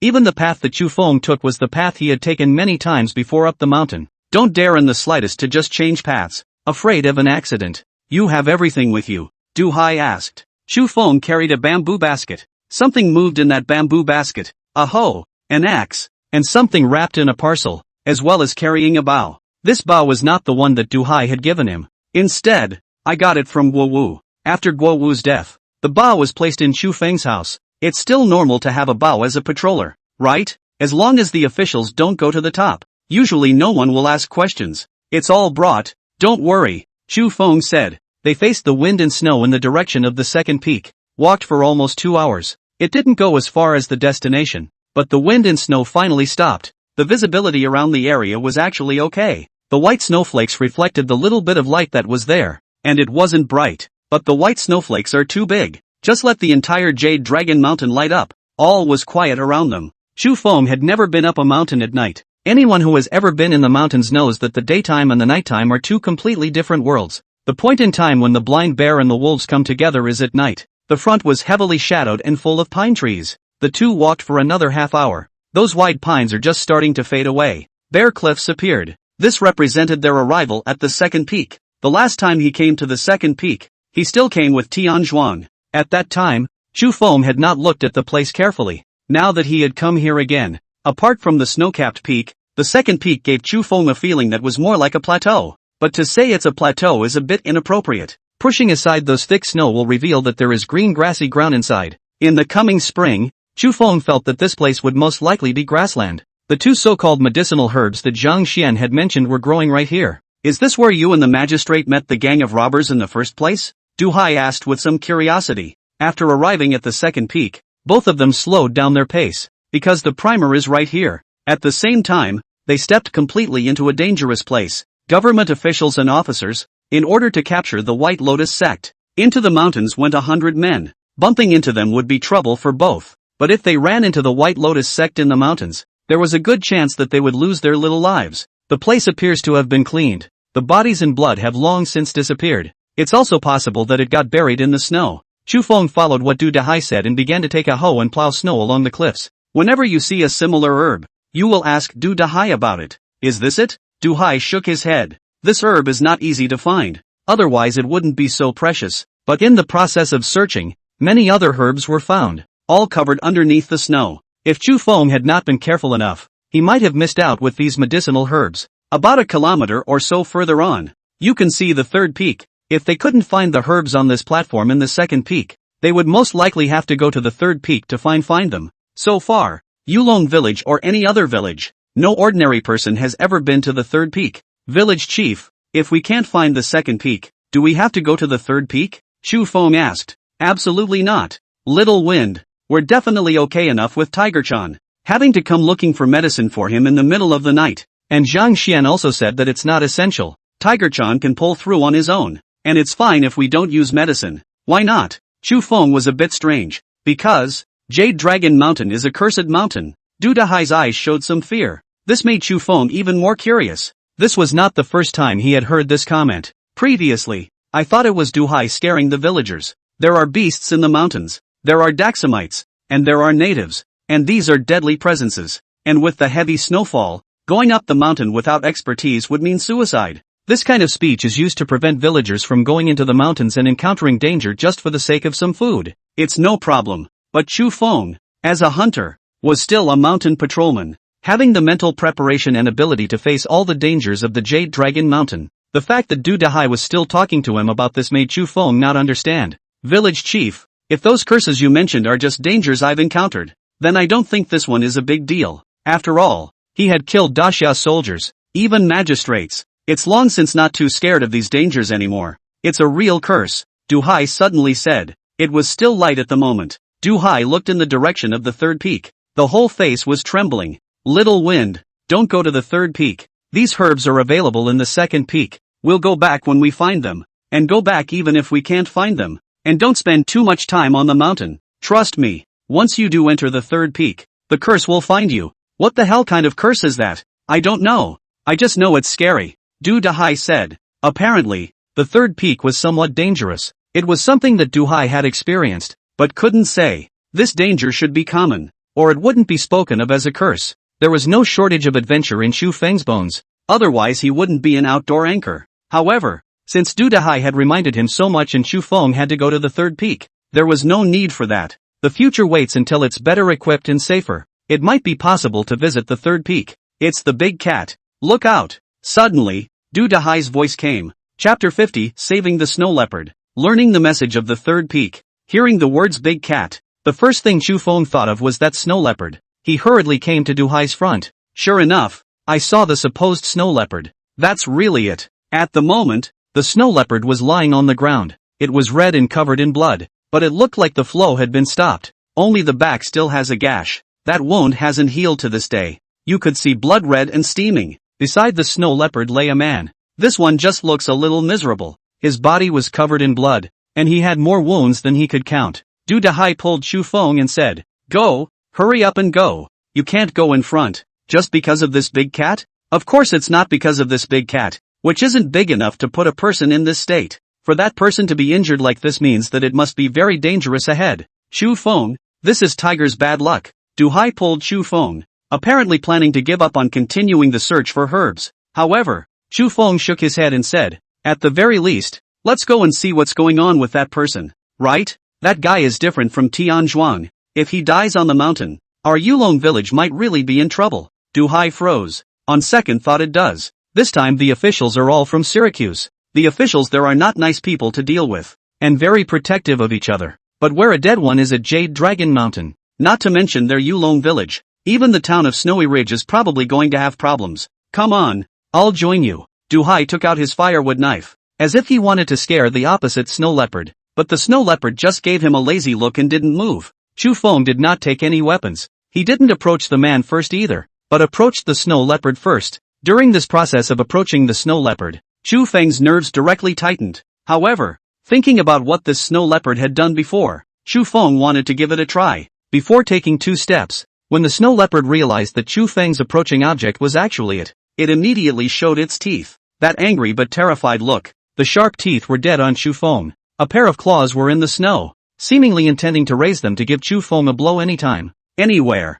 Windy, Du Hai's voice warbled in fear. However, Chu Feng was not afraid in the slightest. Slowly, he came to the snow leopard. A hand, approaching towards the snow leopard's forehead. The snow leopard was not willing in the slightest, still showing its teeth, and even jumped in place a bit, wanting Chu Feng to scare it away. The next moment, Chu Feng's hand directly touched his forehead. For a moment, The snow leopard was quiet. It was as if it had resigned itself to its fate. Lying on the ground, huffing and puffing, the wounds on his body had long been unable to support this snow leopard as it roared at Chu Feng. Good girl. I'm not here to hurt you, Chu Feng said with a light breeze. Du Dahai's entire body was dumbfounded beside him. How could he not expect such a ferocious big cat? When facing Chu Feng, he actually obediently plopped down. It did not continue to show its teeth to Chu Feng. Little wind. You, his grandmother, would not be the reincarnation of the mountain god, right? If you say so, it's so. Chu Feng just laughed and did not argue anything. The next moment,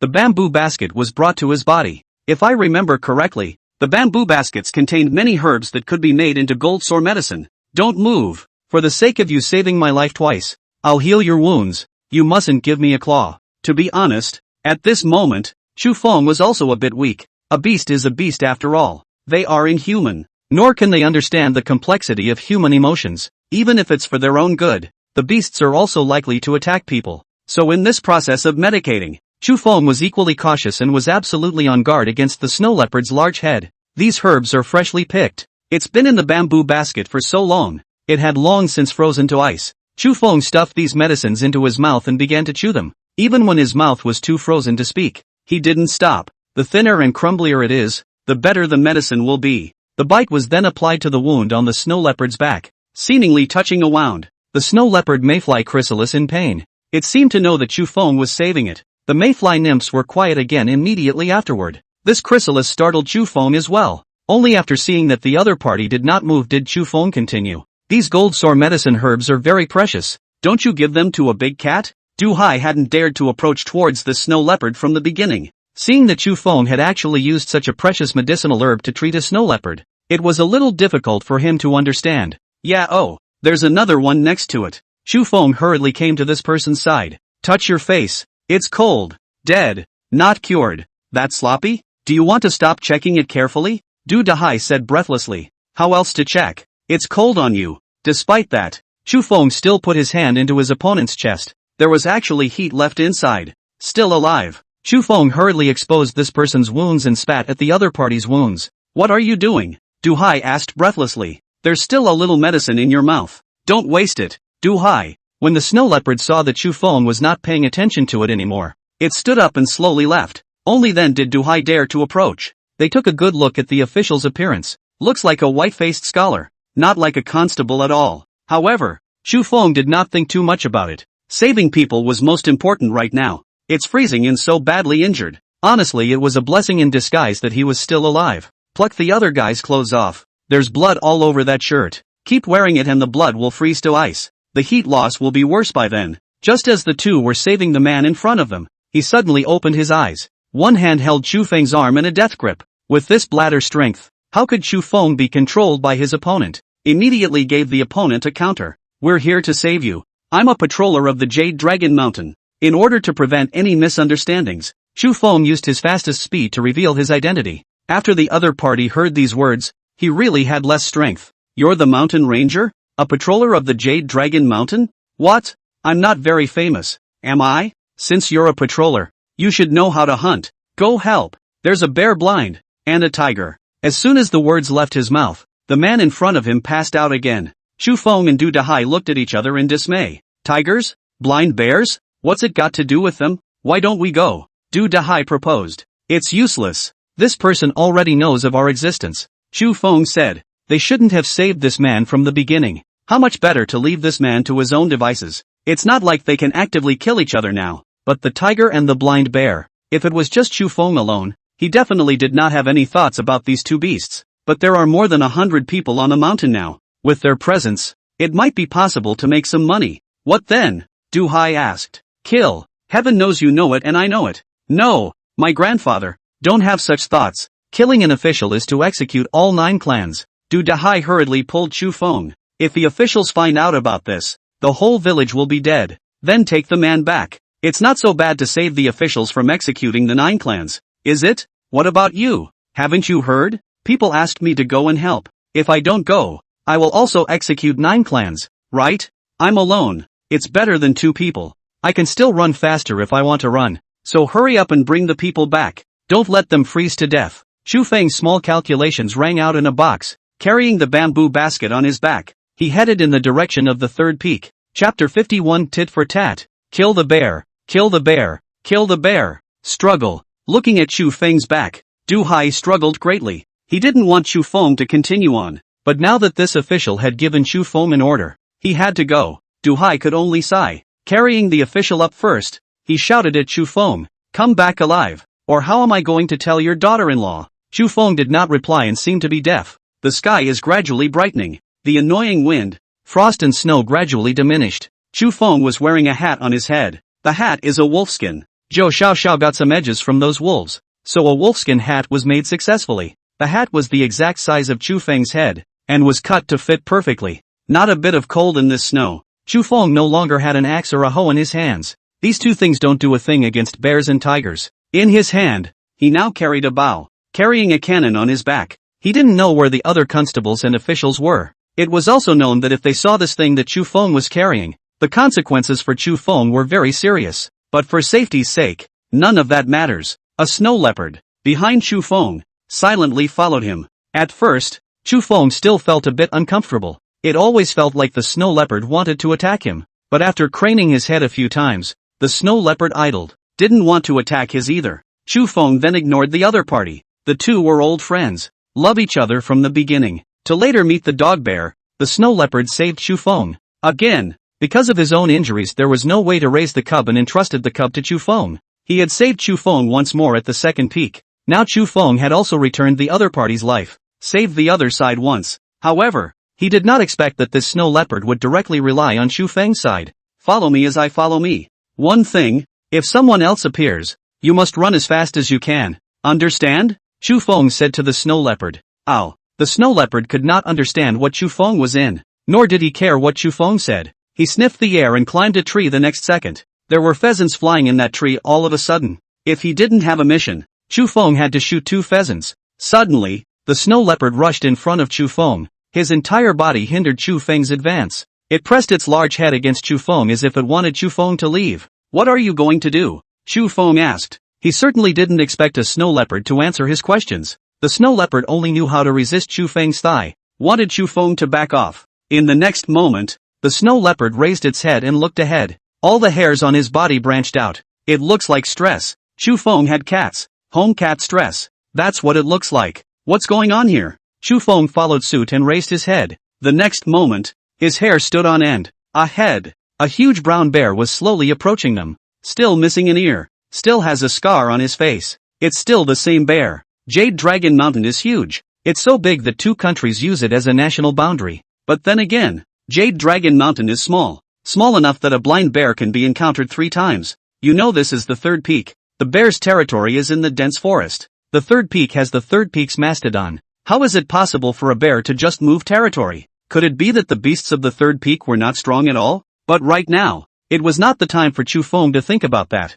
Panther, don't mind me. You first. After saying that, Chu Feng realized, the snow leopard was gone. Well, you're very righteous. Roar. The bear stood up straight, fiercely raising the sky and roaring. The next moment he charged towards Chu Feng. For some reason, Chu Feng appeared to see anger in the eyes of this dog bear. That's not the look you get when you see someone before. Is it possible that you've been injured by those officials? It seemed that the blind bear wanted to verify Chu Feng's conjecture. When he ran, he actually started limping. Sure enough, the bear had injured its hind legs. At that moment, Chu Feng suddenly had a bold idea. Why? Couldn't he try to hunt a bear? Drop the bamboo baskets and bring your bow and arrows and a cannon. Chu Feng turned around and ran. But even if it was a bear with an injured hind leg, that was not something Chu Feng could run through. Seeing that the distance between the 2 creatures was getting closer, Chu Feng finally found a suitable tree, climbed right up without even thinking about it. Chu Feng's tree climbing speed was very fast,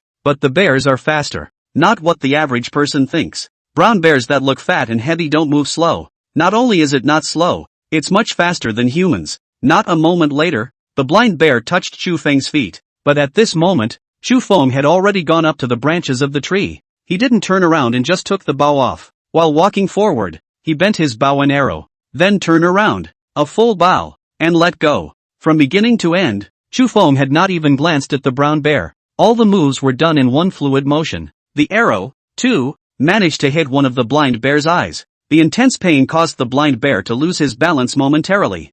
fell from a height of 5 meters. Brown bears have thick blood and high defense. Just an arrow like that. Surely it won't kill him. Chu Feng also understood. So he took his time and took out the cannon. Ho ho ho! This arrow made the dog bear completely furious. It started thumping against the trees. Not bad for the largest predator on land. It was surprising that such a thick tree trunk could be moved by it. However, Chu Feng was not affected in the slightest. It's like it's been practiced 1,000 times. Poke the gunpowder in, putting the fuse out and taking out the fire folder blandly. Then, start aiming at this blind bear. 5 meters. That's close. The end of the cannon in Chu Feng's hand was very stable. This time, he aimed directly at the bear's neck. Aiming for the head was a concern that the bear's skull was too hard. One shot won't penetrate, but the neck doesn't have that concern. 2 seconds later, the cannon fired. The projectile inside dug into the bear's neck with great speed. The dog and bear only felt as if they had been stabbed with needles. Didn't care at first. Then the pain got worse. Then, blood shot out along those holes. The brown bear lifted his head and did not continue to hit the tree. It glanced at Chu Feng in the tree. The anger in those eyes faded. But there was some doubt. It was clear that what Chu Feng had in his hand was also not a bow and arrow, and it looked as if it did not have much power either. Why? Does it hurt so much? The next moment, the blind bear fell to the ground with a loud bang. The bear who had dominated the dense forest for so many years. The bear who had killed an unknown number of people. Under Chu Feng's firearms, he completely lost his life. Before Chu Feng could jump off the tree, the snow leopard jumped over at some point. A bite on the neck of the blind bear. As if venting his anger, he growled low and tore. Soon it was dripping with blood. Chu Feng jumped down from the tree and did not go forward. It wasn't until the snow leopard was tired of tearing that he stepped forward. The blind bear was very heavy, and Chu Feng used the strength of 9 oxen and 2 tigers to drag the guy. After killing such a blind bear, where would Chu Feng still have the mood to continue checking out the third peak? He just wanted to hurry back to the village and see if the bear blind could be sold for some money.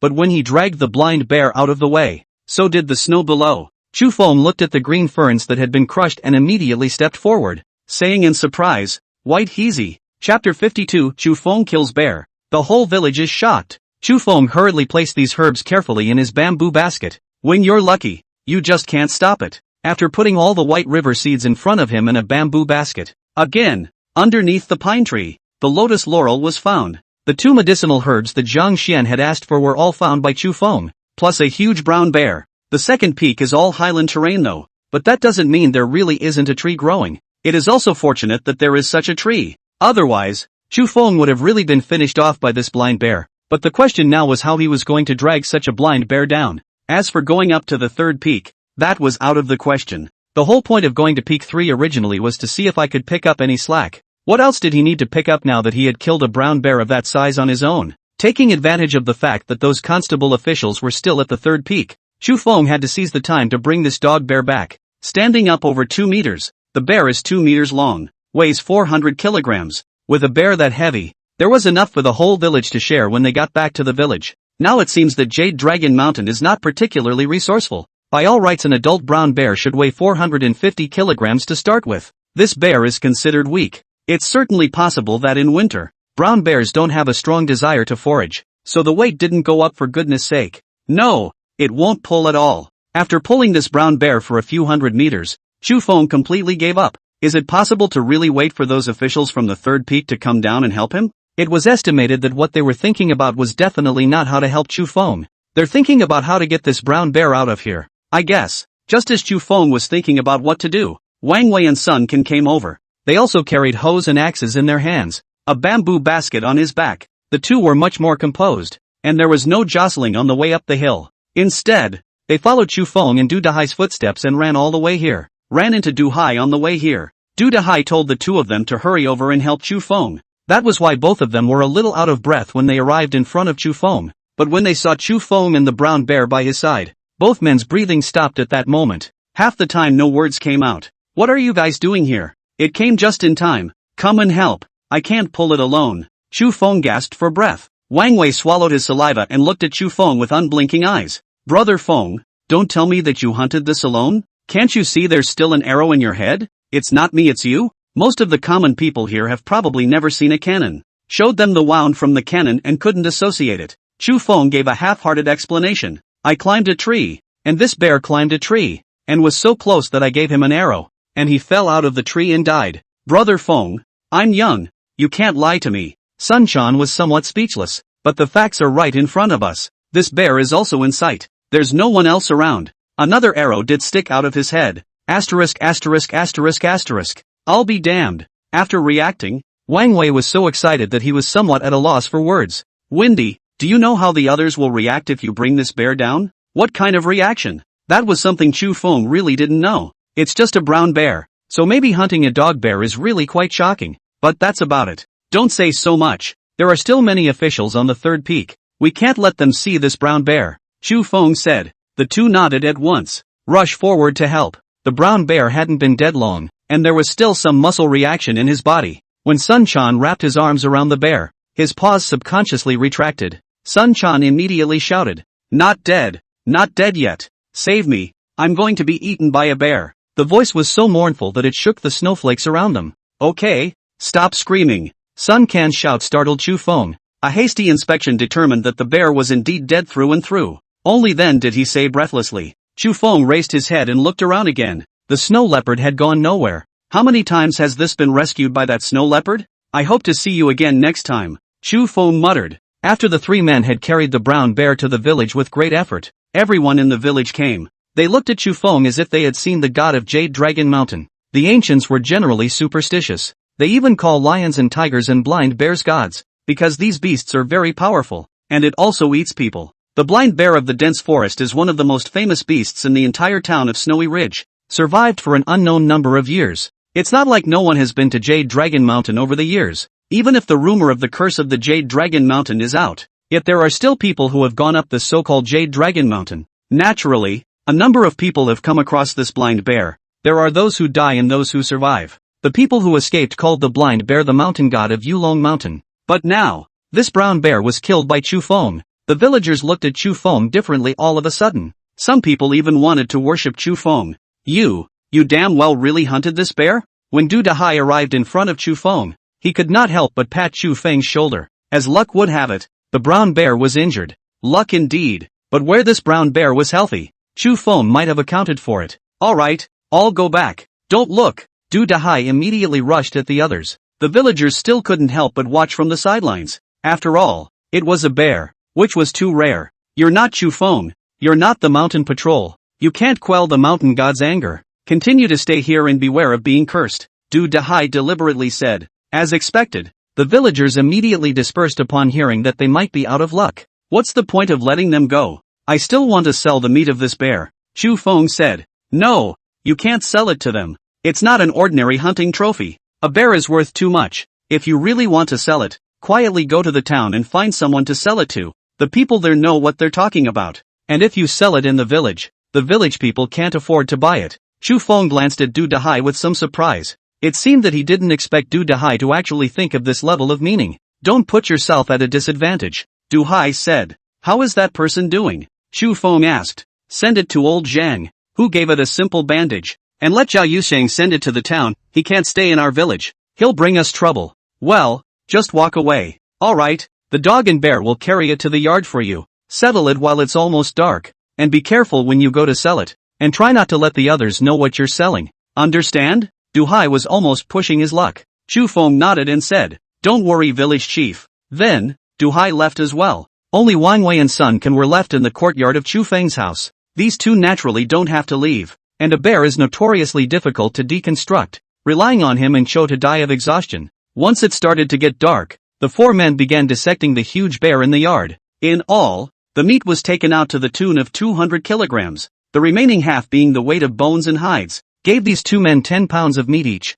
All the rest were split into smaller pieces and left in the yard waiting to be frozen into ice cubes. The next day at dawn, Wang Wei and Sun Can came over. Without saying a word, he tacitly placed the dismembered meat in a sack and carried it together to Zhao Yuxiang's crate. Chapter 53, Selling Bears in Town. Lu Wenliang's true face. We're off, Zhao Yuxiang said after seeing the three people. Chu Feng was somewhat surprised. Are there only the three of us today? The village has been staying away lately to prevent retaliation by Taoyuan village. Hearing that, Chu Feng was somewhat embarrassed. If it wasn't for him, I guess the people in the village wouldn't be worried about those livestock in Taoyuan village. Seemingly seeing Chu Feng's thoughts, Zhao Yuxiang laughed and said, Little Feng, this has nothing to do with you. We in the village can't think like this. As long as we are justified, You can rest assured that you will do it. Hearing those words, Chu Feng's heart warmed up and was very ironic. It's a bit of a mockery to say the least. It's amazing how all the people in the whole village, except for the family, are good people. Chu Feng's father hid in the Chu family and hasn't come out until now. I don't know how it is living in there. After Wei Xiaoxia left the village, she didn't know where she went. It's dead or alive. But Chu Feng didn't care. After all, he was just a traveler. There were no feelings at all with Wei Xiaoxia and the so-called Chu family. The so-called bloodline relationship, that was also the original owners, which Chu Feng did not recognize. What's more, this mother and big brother had been thinking of harming him. Chu Feng couldn't wait to stay far away from them. When we make some money later, we'll grab the town. But suddenly, Chu Feng was a little melancholy. Brother Zhao, haven't the others in our village thought about leaving the village? Chu Feng asked Zhao Yuxiang. The village is so barren and there is no opportunity for people to make money. The whole day can only take the mountain as a companion. Stay in the Jade Dragon Mountain. Cannot see hope at all. Where else can we go? Zhao Yuxiang asked. He patted the old bull on the ass. This is the only cow in Yulong village. It's Zhao Yuxiang who's responsible for raising it. He also has a bullwhip, but never shy away from a fight. Old cows are very human. After 2 ass slaps, they were all much faster. Little wind. We, the common people, don't we live off the land? If we leave the village, we won't have any land. And without land, we won't have any dependence on survival. So how can we just leave? Chu Feng shook his head and said, but nowadays the government collects grain once every half a month. And people in the village even have to go to the town to buy grain to give to the government. So there simply isn't enough to eat. So what's the difference between having it and not having it? At least there's something to think about, isn't there? At least we have a chance, right? Now we are in a war. So the collection of grain is a little more frequent. After the war, maybe the government will be exempted from collecting our grain? Of course, this is all a matter of possibility. But this is what we can see. The idea of being able to live, leaving our hometown and wandering outside, then there is no idea at all. That's what the average citizen thinks. When they do leave the village, how do they know that life outside is better than in the village? What if life is harder out there? At the end of the day, it's the court that's the problem. Chu Feng did not continue to chat. It would be disrespectful to keep talking. Although he was a traveler, he didn't have a system and didn't know poetry or songs, much less superb force. On the battlefield, it's no different than any other big-headed soldier. At best it's just a pawn to die. But now, in Yulong village, he is the most respected patroller. As for the future after the money, or not to continue to stay in the village, or take the family and leave, guess we'll have to reconsider. Soon, the 4 arrived in town. Zhao Yuxiang has his own place to go. He would be waiting for Chu Feng's trio at the entrance of the town at noon. The 3 of them carried their bags towards the center of town. The living conditions in the town are not encouraging either. With the snow getting heavier, the whole village was also covered with thick snow. The market was much less crowded. There are no vendors on the streets either. When they arrived at Spring Breeze House, they found that there weren't even many guests left in Spring Breeze House.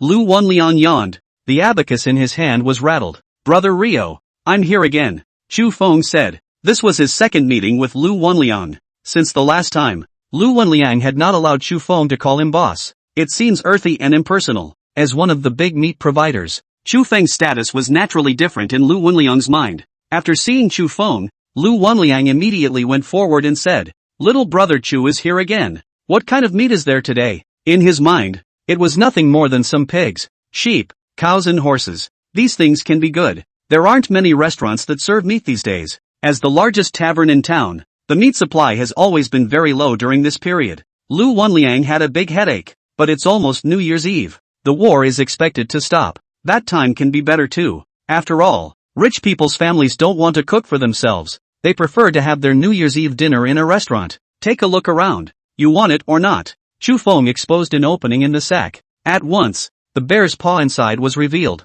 The moment he saw the bare paw, Lu Wenliang immediately sealed the bag. He looked at Chu Feng in shock. Where did this come from? Calling, Chu Feng said. This was supposed to be him calling, and he didn't feel the slightest bit guilty when he spoke. Lu Wenliang carefully looked at Chu Feng for several moments before he nodded and said, Brothers, follow me. When they traded before, they traded in the open air. Lu Wenliang had been unimpeded. Give him what he deserves on the market. However, at this moment, Lu Wenliang looked very cautious. It even led the two to a private room in the back kitchen. The cooks who had nothing better to do were driven out before cautiously asking Chu Feng, How much do you plan to sell it for? Those words froze Chu Feng in his tracks. He glanced at Wang Wei and Sun Can. hoping that these two could provide him with some information. But these two were also wide-eyed and didn't know what to say. Chu Feng instantly understood that these two people probably didn't understand either. So, he said to Lu Wenliang, "Brother Liang, I'll be honest with you. I don't know how much the market price of this thing is,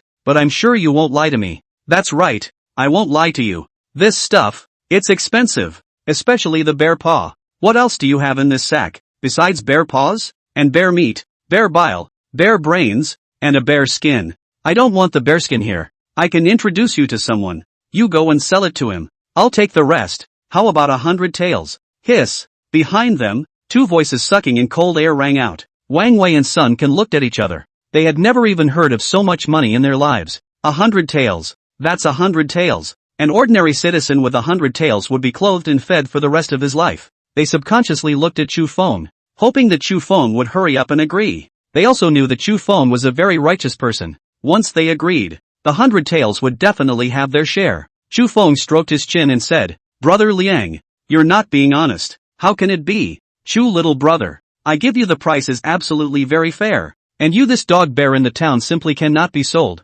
Not good. Is too precious. Other people give not to bid. In my this, 100 taels. A penny will not be less to you." How? Wang Wei could not help but pull Chu Feng's hand. Excitedly, he wanted Chu Feng to quickly agree. "In that case, Rio, let's work together later," said the man, about to pull the meat away. Wang Wei and Sun Can were both anxious. However, seeing that Chu Feng insisted on going, the two of them ended up following behind Chu Feng. After all, they didn't fight this dog bear, it was Chu Feng who fought it. "Little wind, don't go." 110 taels. Chu Feng did not turn around. 120 taels. Chu Feng still did not turn around. Alright, 150 taels. That's really the price. If you still don't want it, then you go. Chu Feng stopped and smiled. Chapter 54, The Tian family sells skins. Master Tian wants tiger whip. He knew the old boy would be dishonest. The previous hunts were hogs and goats and crayfish and toads. How much profit can be made on these things?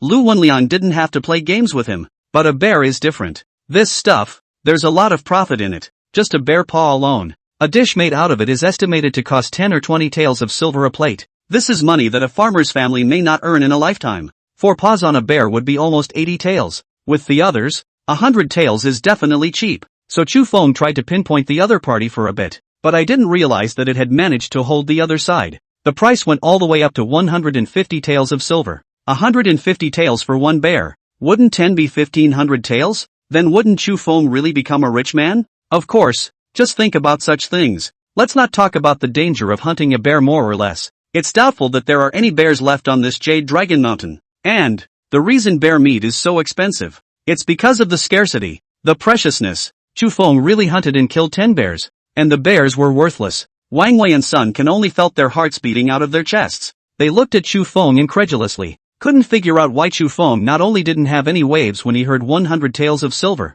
but was actually able to play this kind of mental game with Lu Wenliang. "You kid, you don't look old, but it's really hard to fool Go, get you the money. These bear meat is mine. By the way Rio, you said you were going to introduce the seller. Who is it?" "The Tian family." "Ha?" Chu Feng was somewhat surprised. "Bear skin we taverns definitely don't want. It's not like you can eat this thing, but the Tian family needs it. The bear skin can make coats, and it can also be made into ornaments to be responsible for playing with. And most importantly, bear skins are very expensive. So if you go elsewhere, you definitely won't be able to sell them for the price you're looking for. Thank you Rio for showing the way. That's not necessary. Next time you bring these precious things, remember to make sure you cover them up. And when you do, just say you're going to the back kitchen, and I'll understand." "I understand Rio." Chu Feng behaved very well. This was very flattering to Lu Wenliang. After settling the money with Chu Feng, he went off to busy himself. However, he did not let the Chu Feng trio go directly.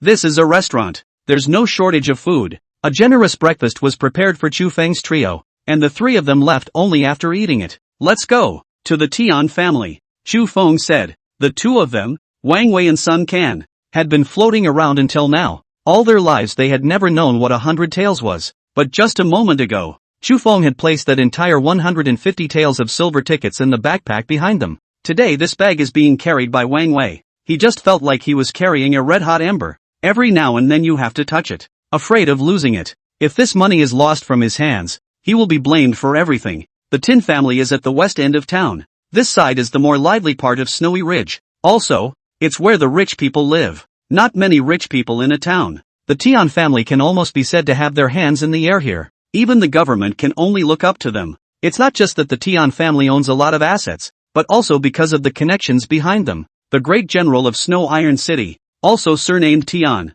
When I came to the entrance of the Tian family compound, white streamers were still hanging here. The two underlings watching the door were also dressed in white. Chu Feng probably understood that it was probably because of Tian Zhuang. What do you do? The two subordinates saw that Chu Feng wanted to come over and immediately asked, would you two please pass the word to the steward that I have a bearskin in my hand, and whether the Tian family needs it? Bearskin? The two underlings froze for a moment. Ordinary people know how valuable bearskins are, so a man rushed off to inform the steward. The other guy was in charge of watching the three of them. Wang Wei and Sun Can had once again refreshed their perceptions of Chu Feng. Why was what Chu Feng said just now suddenly literal? It's like, readers. But didn't they grow up naked together? Not a moment later, the subordinate who had passed the message very respectfully invited Chu Feng into the Tian family. A steward-like man came to Chu Feng and said, you're the one who wants to sell the bearskin? Chu Feng directly opened his sack. Inside was a huge bearskin. There was even blood on it. It looks very fresh. The butler just looked at them and continued towards the lobby with the two of them.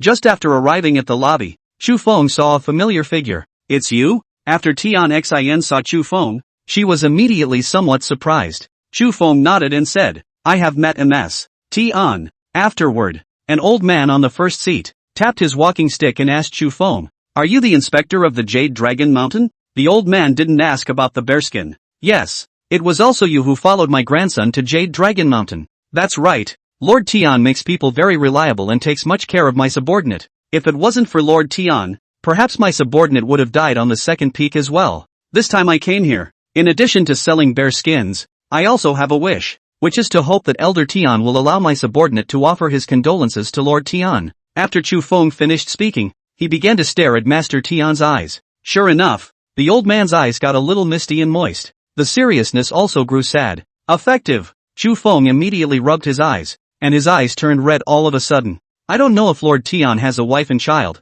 If it is possible, please let my subordinate go and meet them, Chu Feng said with affection. This sudden development left both Sun Can and Wang Wei completely confused. If they remembered correctly, weren't Chu Feng and that Tian Zhuang at odds with each other? You have a heart, but my grandson is still unmarried. And since you want to offer your condolences, go ahead. The hearth is right next door. Okay, Master Tian, I'm sorry for your loss. By the way, do you want this bearskin? Chu Feng asked. How about 50 taels of silver? Self-explanatory. Chu Feng did not bargain and directly agreed. Afterward, Chu Feng brought Wang Wei and Sun Can, and went to the spirit hall, pretending to pay tribute. Just as the three were about to leave, Master Tian suddenly asked, young man, did you hunt this bear? That's right, the villain hunted it. Master Tian's eyes lit up. Young man, can you hunt something for me? If you can hunt it, I'll give you a large sum of silver. Chu Feng immediately became interested. Although Master Tian did not explicitly say how much silver,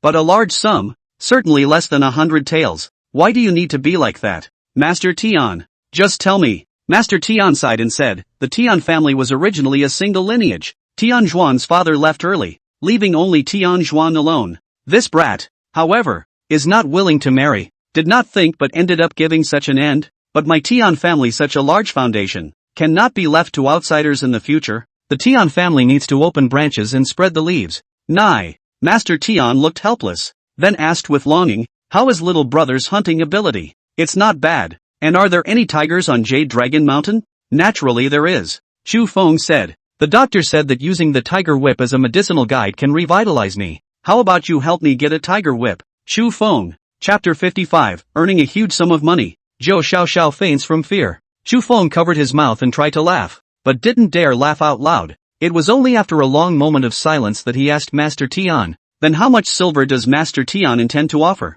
So far Chu Feng didn't know if there were any tigers in Jade Dragon Mountain, even if there really is a tiger. With this equipment on Chu Feng's body, trying to fight a tiger is probably hard enough. Now Chu Feng had hundreds of taels of silver on him. He was perfectly capable of taking the silver and buying some food and drink back home to escape the winter. In the future, go buy some more land and become a landlord. How can you be willing to do such a dangerous thing? That was why Chu Feng intended to reject the other party face to face. No matter how much it costs, he won't take the job.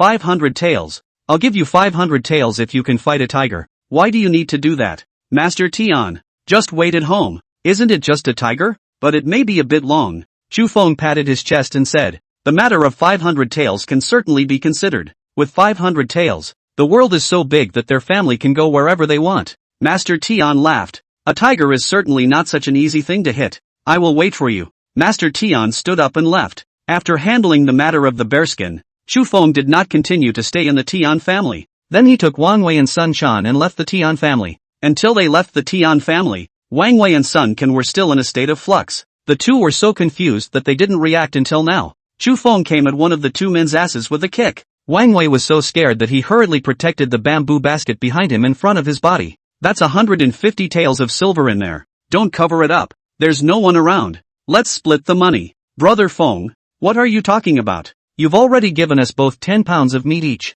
How can we still want your money? Wang Wei hurriedly waved his hand in rejection. What? Are you two going to let me go up the mountain alone? The two froze before responding. Sun Quan was a bit surprised. Brother Feng, are you really planning to go fight a tiger? Or else, that's 500 taels. With 500 taels, I can leave the village with my wife, my daughter, and buy a piece of land to become a landlord. This had always been Chu Feng's dream. Living in peace is more important than anything else. Wang Wei and Sun Can's mood suddenly dropped. Brother Wind, are you planning to leave our village? Chu Feng did not answer that question. He took out 150 taels of silver. 25 taels were given to Wang Wei and Sun Can each. The people of the village in this era earned only 2 or 3 pieces of silver a year. 25 taels is 10 years of their money. But in the hands of some rich people, not to mention 25 taels, even 250 taels would not be a problem for them. That's class. In his previous life, Chu Feng had not succeeded in crossing the ranks either. It was so hard to cross over, and God gave him the chance to live again. Chu Feng didn't want to give up this opportunity to cross classes. Anyway, let's get this tiger first. Are there any tigers on Jade Dragon Mountain? Wang Wei nodded and said, yes, but the first peak, the second peak is unheard of. Brother Feng, if you want to find the tiger, I guess you have to go deeper. What exactly is this curse the village chief is talking about? Since they were going deeper, they were bound to run into the curse that the village chief had spoken of. Wang Wei and Sun Can shook their heads together. We don't know. The village chief had said that there is a curse on Jade Dragon Mountain, and that the mountain god will punish us if we enter the mountain rashly, so we are not allowed to just go up the mountain. Chu Feng stroked his chin. Carrying the bamboo frame, he headed toward the marketplace. It's almost New Year's Eve. The snow on the mountains is also getting thicker. There's no telling how long we'll have to wait until the next spring. Chu Feng doesn't like to drag. He'd like to get this out of the way as soon as possible, if possible. But the problem was that Chu Feng's hand was just a fire cannon. Can you really hit a tiger? Wang Wei, Sun Can, you two need to help me with something here. Both of them froze. Chu Feng very simply gave another 50 taels. There should be a pharmacy that sells saltpeter, so you guys buy some for me. And sulfur. You should know what sulfur is. Keep an eye out for charcoal while you collect saltpeter and sulfur. Help me collect these 3 things. How much do you want? Sure enough, neither Wang Wei nor Sun Quan refused. This meant that these 3 things were not considered rare items in Deqian at the very least. Start with 50 pounds of each. This is 50 taels more. Wang Wei said. The rest for you two as runners. Since Chu Feng had already taken over Master Tian's mission, then he has to go through with it for the sake of the 500 taels. But just using the cannon in his hand to deal with a tiger was obviously not realistic. As a soldier, Chu Feng was still very knowledgeable about simple bomb making. Once those clay bombs that could blow people up, there are also clay bombs for blowing up fish. These instructors told them in class, all that's needed is sulfur, saltpeter, charcoal, and get the gunpowder made. Then use a certain way of sealing it, as well as a high level of alcohol, would be able to create a clay bomb powerful enough to blow up a tiger. At the same time, this Jade Dragon Mountain is getting more and more dangerous. When the next time they went up the mountain, hell knows what kind of danger Chu Feng would encounter, so he had to upgrade his weapons. In a world with gunpowder, there's no better weapon than a clay bomb. With this, let alone tigers and bears, even a demon or devil would be frozen by the blast. But Chu Feng didn't know much about the town. Although Wang Wei and Sun Quan didn't understand it either. They didn't understand that these 3 things could be made into gunpowder. It's a lot easier to let them collect these things. Certainly not now. Master Tian wasn't in such a hurry for the tiger whip. After they finished dividing the money, come to the city gates. Zhao Yuxian was waiting for them there, with the carriage all the way back to the village after. It was only after Wang Wei and Sun Can talked to their families, said they were planning to go to town for a while. The family didn't care. I guess I felt that these two wanted to go to town and see what they could do for a living. Many of the young men in the village would go to the town to find a means of earning a living. After all, the family can barely pay for food. They're going to be thrown in the slammer until something is done. But these two probably don't have to be worrying about such things. There was the 50 taels of silver that Chu Feng had given them, and there was also a share of 25 taels of silver for each of them. All this money, if only as a little old man. You can even hang out in the capital. Mother, I'm back, Chu Feng said. Clumsy and Flower immediately ran over when they heard Chu Feng's movement. Zhou Xiaoxiao went forward and habitually helped Chu Feng bring down the bamboo basket. Seeing the contents of the bamboo basket, Zhou Xiaoxiao was instantly a little surprised. Chicken, duck, fish, and a good quality tallow. There were toys for kids to play with, and malt candy. What's wrong with you? Where did our family get so much money? Zhou Xiaoxiao was very confused. Although Chu Feng's hunting skills were very powerful, but the money earned from hunting until now was not enough for Chu Feng to squander so much, especially his lipstick. It's on 2 taels of silver.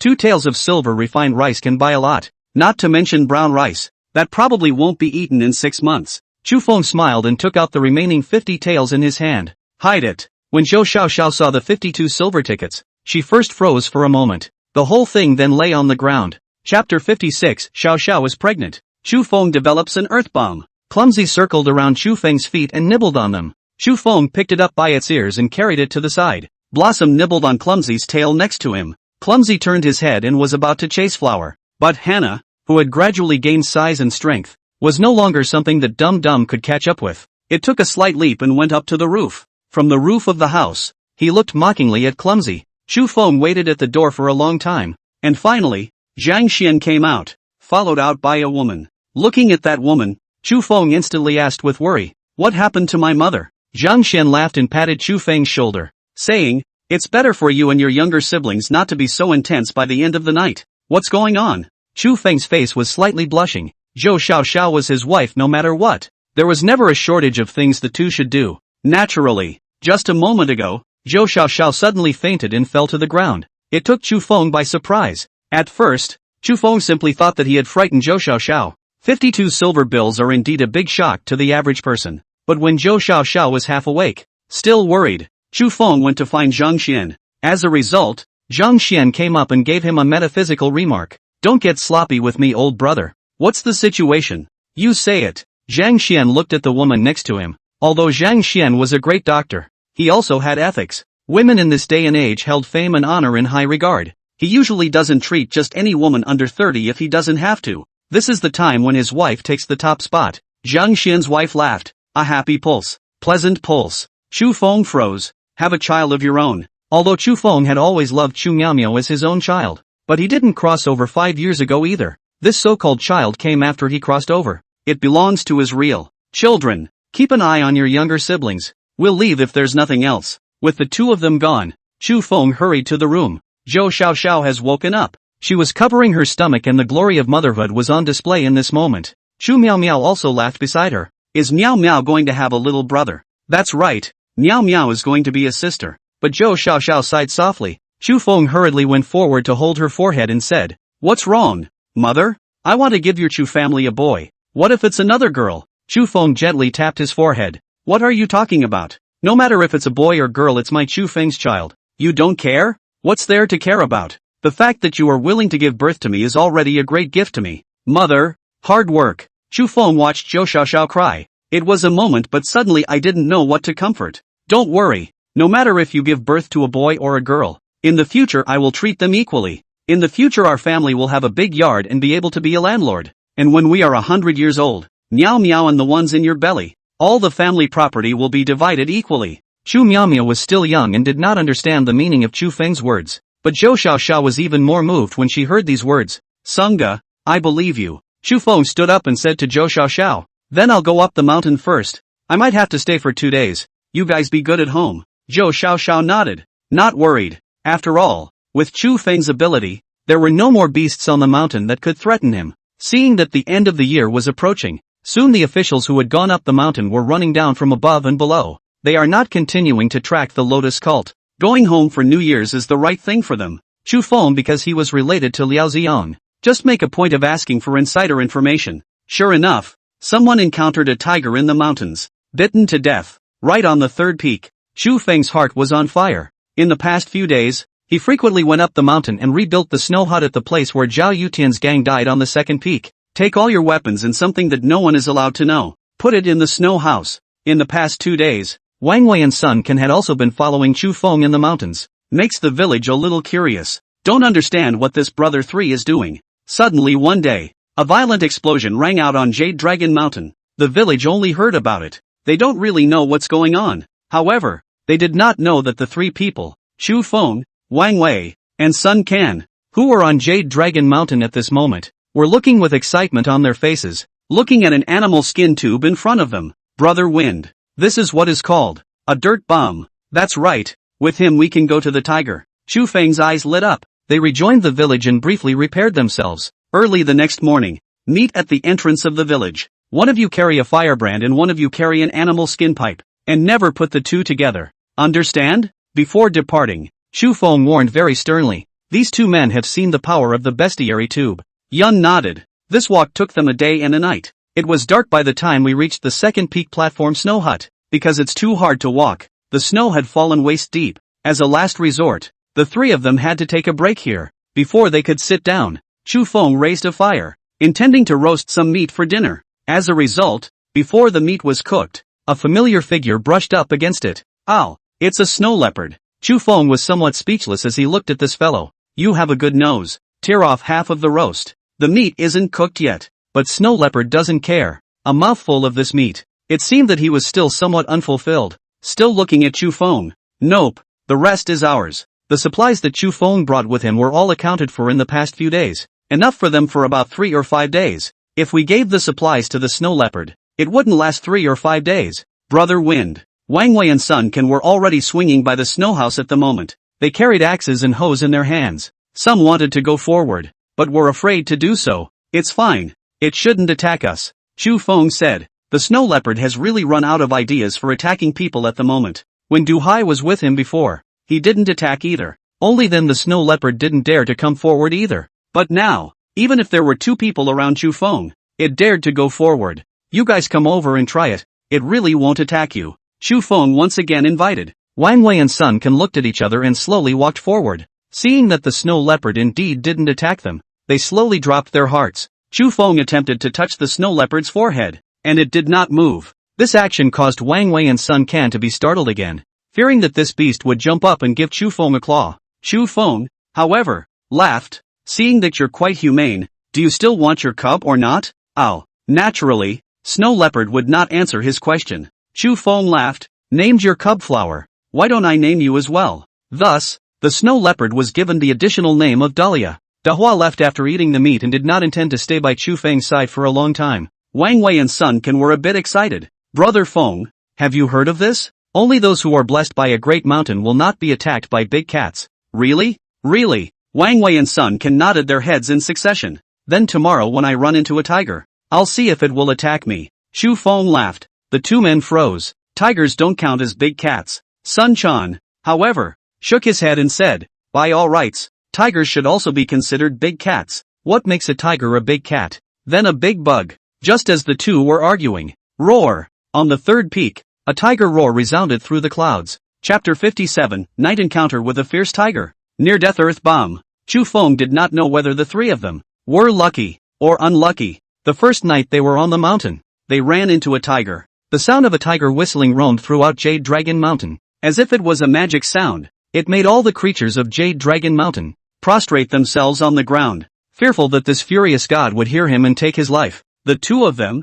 Wang Wei and Sun Can, jumped up in an instant as if their asses were fitted with springs. Chu Feng was faster than the 2 of them. Scurrying to the snowy house, he pulled out his bow and arrows and a cannon. There was also an axe at his waist. Go! Chu Feng said sharply. The 2 knew how powerful Chu Feng was in the big mountains. No one dares to disobey his words. However, what made them feel strange was that Chu Feng actually ran towards the dense forest under the second peak mountain. Brother Feng, aren't we trying to catch a tiger? Why are we running back? Chu Feng laughed. The odds are that this tiger has become a spirit. To catch a tiger, you have to ambush him without the tiger's knowledge. But now, this tiger is coming over to hunt us. Hunting us? Hearing this, Sun Chan's heart began to thump. He tried to take as deep a breath as he could. Get the tension and fear out of your chest. All three knew that this was the turning point that would define all three of their lives. Take down this tiger, and they'll be human beings. If they can't take it, they might die on the mountain. But isn't this tiger in the third peak? Why did it suddenly come to attack us?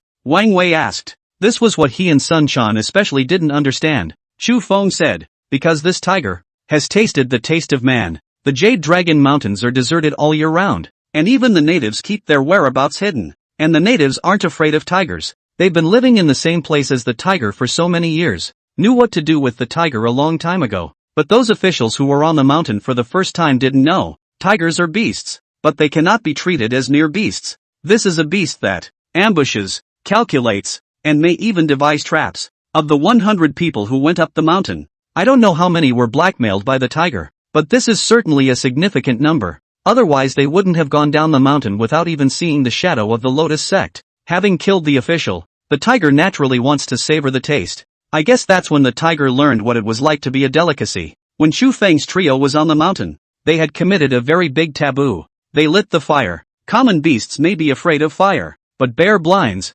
tigers, snow leopards and such large beasts, they are not afraid. For the tiger, the source of the fire gives it even more bearings. Those officials are down the hill. There's no one left. It was so hard for 3 people to appear. How could we let them get away? So the tiger took the initiative. Up a tree, Chu Feng said as he pointed at a very tall tree. Chu Feng can climb trees. Wang Wei and Sun Quan will too. After all, he grew up in the village. They all went up the tree very skillfully. At nearly 15 meters up in the branches of the tree, it finally came to a stop. Can't run. Half a meter of snow. It takes a very large amount of strength to run each step. Being able to run here was already the physical limit of the 3. This instruction given by Chu Feng was very accurate, but whenever they continued to run 2 steps, the tiger behind them would catch up and pounce on them. Before going up the tree, Chu Feng even saw the yellow figure from his afterglow, but when the 3 of them got up into the tree, it was strange. The tiger's figure, gone. The entire dense forest went quiet.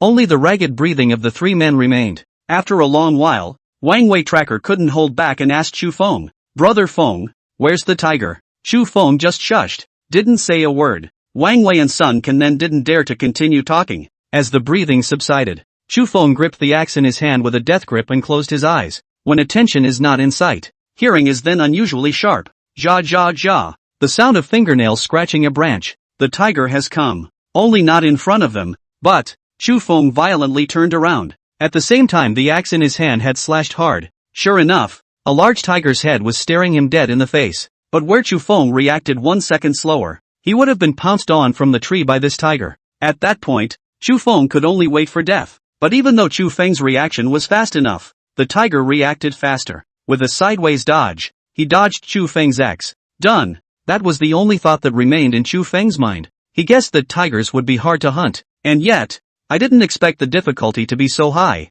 The transformation of hunter and prey is sometimes so sudden. Bang! A woodchipper slashed hard at the tiger's head. When Chu Feng turned around, Wang Wei and Sun Can's spirits were also highly tense. After the 2 were startled by the sudden appearance of a huge tiger's head behind them, reacted quickly, especially Wang Wei, who was closest to Chu Feng. He saw that Chu Feng's blow fell short, and at this time, if he did not make a move, Chu Feng would definitely die. So without thinking, in order to make better use of his strength, he even stood up directly, giving up his balance, and also slashed this knife hard on the tiger's head. Sure enough, it worked. This slash was enough to cut a person's head in 2, but the tiger's head bounced back hard. The tiger felt the pain, roared angrily, and jumped straight down, but Wang Wei also fell towards the tree because he lost his balance. Luckily, 2 hands grabbed his back. One was Chu Feng, and the other was Sun Can. Roar! Roar! Roar! One after another. The tiger whistled. Right under their tree. Anger reached their ears.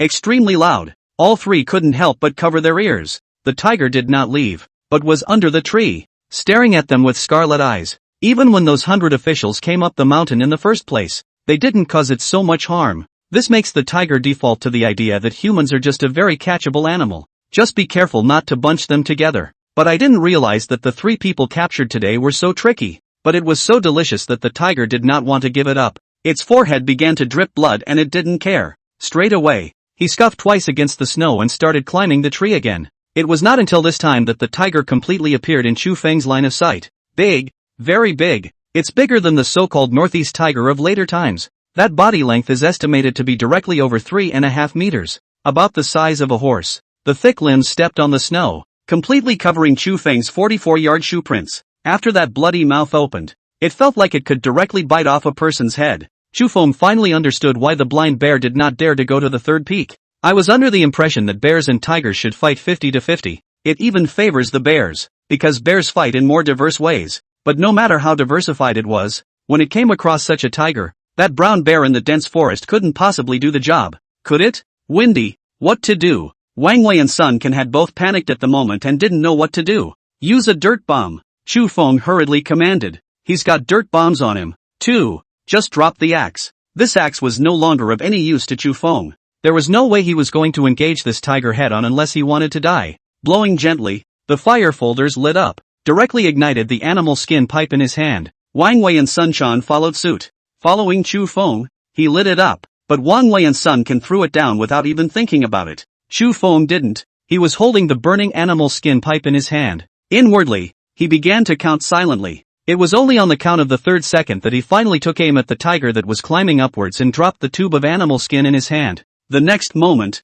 there were 3 explosions that sounded together. Chapter 58, Earth Bomb. Animal skin pipe. Tiger's breath is gone. Wang Wei covered his ears. It only felt as if the entire heaven and earth were left with nothing but a violent roar. They wondered if the blast would reach the villagers. I also wonder if it will reach the ears of the officials. Chu Feng's initial idea was to deal with the tiger at the third peak and use an earth bomb. It's far enough away. Even if there was an explosion, it wouldn't be noticed. But now, they couldn't care less about being discovered. A flurry of snow and dirt burrowed into the noses of the 3 men, and the smell of gunpowder and blood from that explosion. A somewhat overwhelming odor developed. The 3 waited in place for quite some time. It wasn't until the smoke cleared that the 3 of them looked down at the tree together. Nothing. Didn't even see a bit of tiger hair. Where's the tiger? Wang Wei was surprised. Chu Feng guessed. A tiger is a powerful fighter because he is physically strong. The earth bombs made by Chu Feng were honestly just that powerful. Definitely no match for those bombs in the latter days. Now the question is,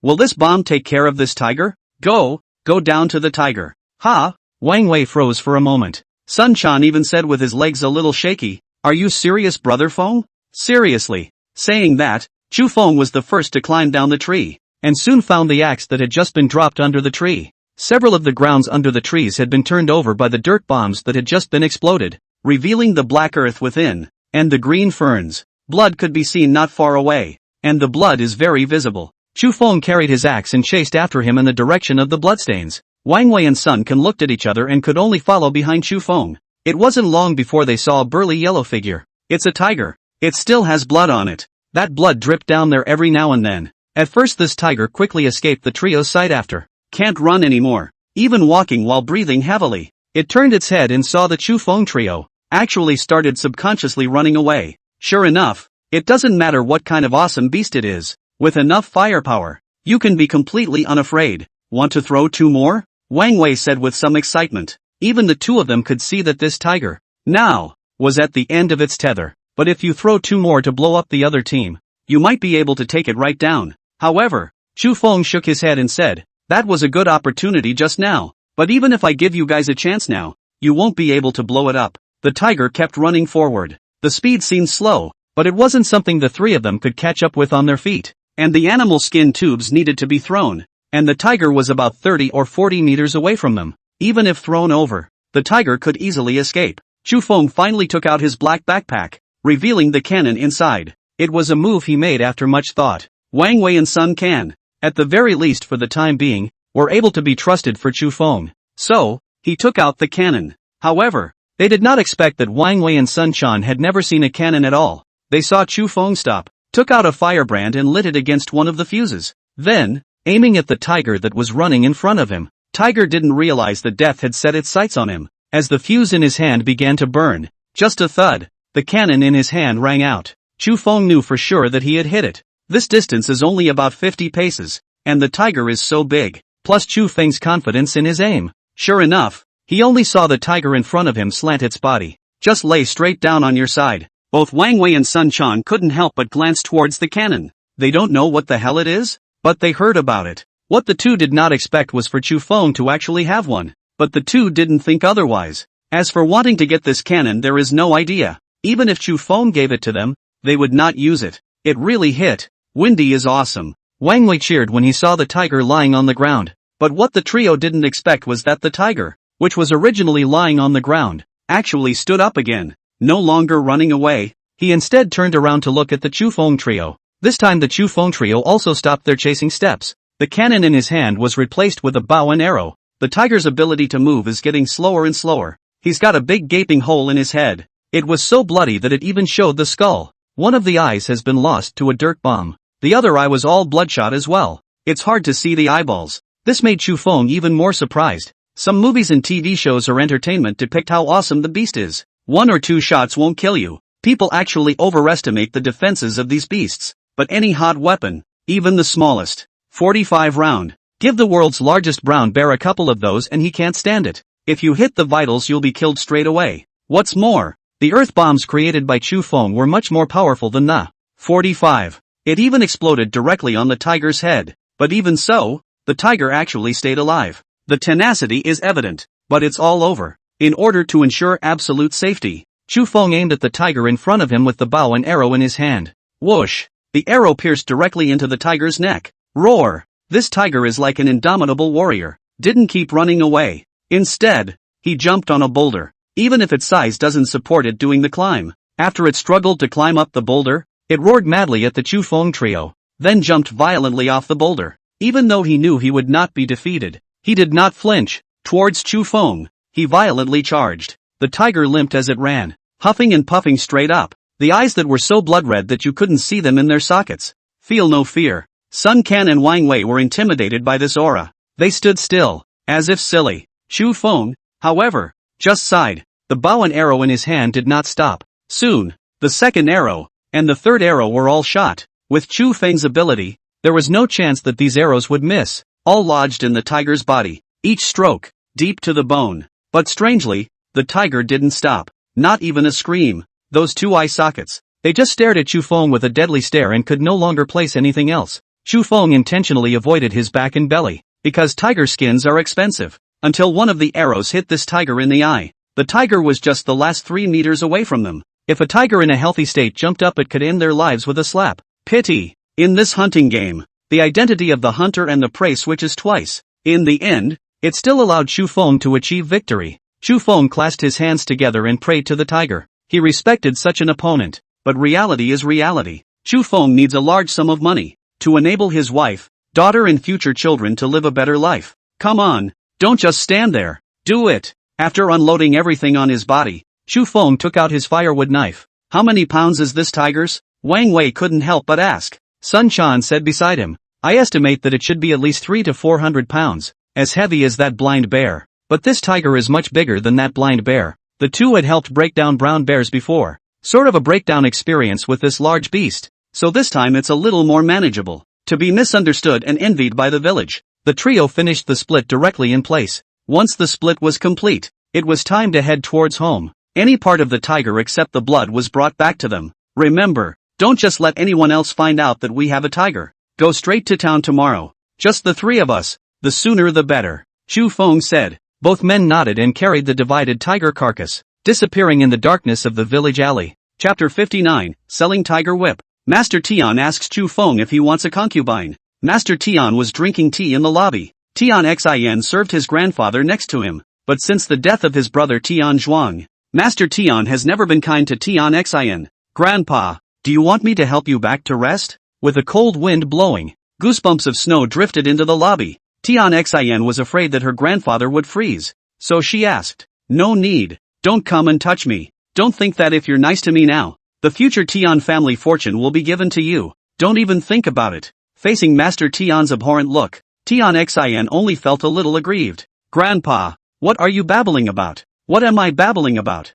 Now that your brother is dead, the man you find can only be a member of the family, and you're not allowed to marry outside the family. If you marry outside, you won't be able to take a single penny of this Tian family's property. Master Tian warned. Tian Xin had grown up rich and spoiled. It's almost rare that something doesn't go right, but face Grandpa, Tian Xin only felt a little tired. He didn't realize that this old man's thoughts had always been about the family fortune, nor did he expect that the 2 men's 10 years of grandfather-grandson love would be exchanged for such scorn. Master, 3 hunters outside are looking for you. The butler came in and pretended not to hear what the two were saying. Hurriedly, he said to Master Tian. When Master Tian heard this, he was a bit puzzled. The hunter is looking for him? Remember, a week before, he had told the 3 hunters to help fetch some tiger whips. That's a tiger. Ordinary people don't always even look for traces, not to mention hunting a tiger. And it's still within a week's time. It's simply not possible. But Master Tian still called the 3 in. Sure enough,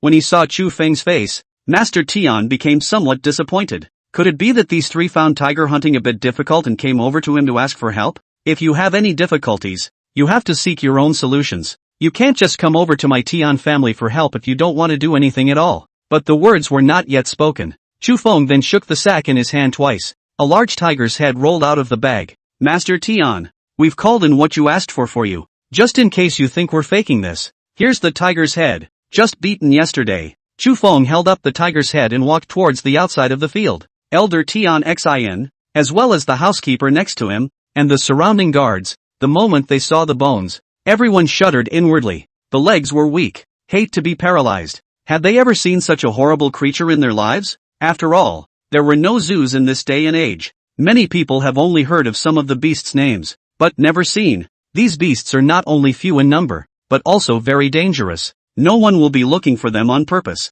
But it turns out that certain parts of these beasts' bodies are medicinal, and it is precisely because of the scarcity that the price is very expensive. Every year hunters lose their lives while trapping these beasts. The people who actually manage to catch bears and tigers are actually considered a very small minority. When Elder Tian had given this task to Chu Feng in the beginning, he had not thought that the other party would be able to complete it quickly. It didn't even occur to him that the other man would finish. Chu Feng was just one of the ways in his widespread net, but I didn't realize it was only 7 days. It really let Chu Feng find it. Not only did they find it, but they hunted it successfully. Master Tian shuddered a little and said, "Is this a real tiger? How can this be false?" Chu Feng then took out the tiger whip. Seeing this tiger whip, Master Tian finally seemed to see hope. He rushed forward for a couple of careful glances. "Quickly give it to Mr. Lu. Mr. Lu Tsongjong, the best doctor in the whole town." The so-called Huiyang soup was given to Master Tian by Mr. Lu. The most important ingredient in Huiyang Tang is tiger penis.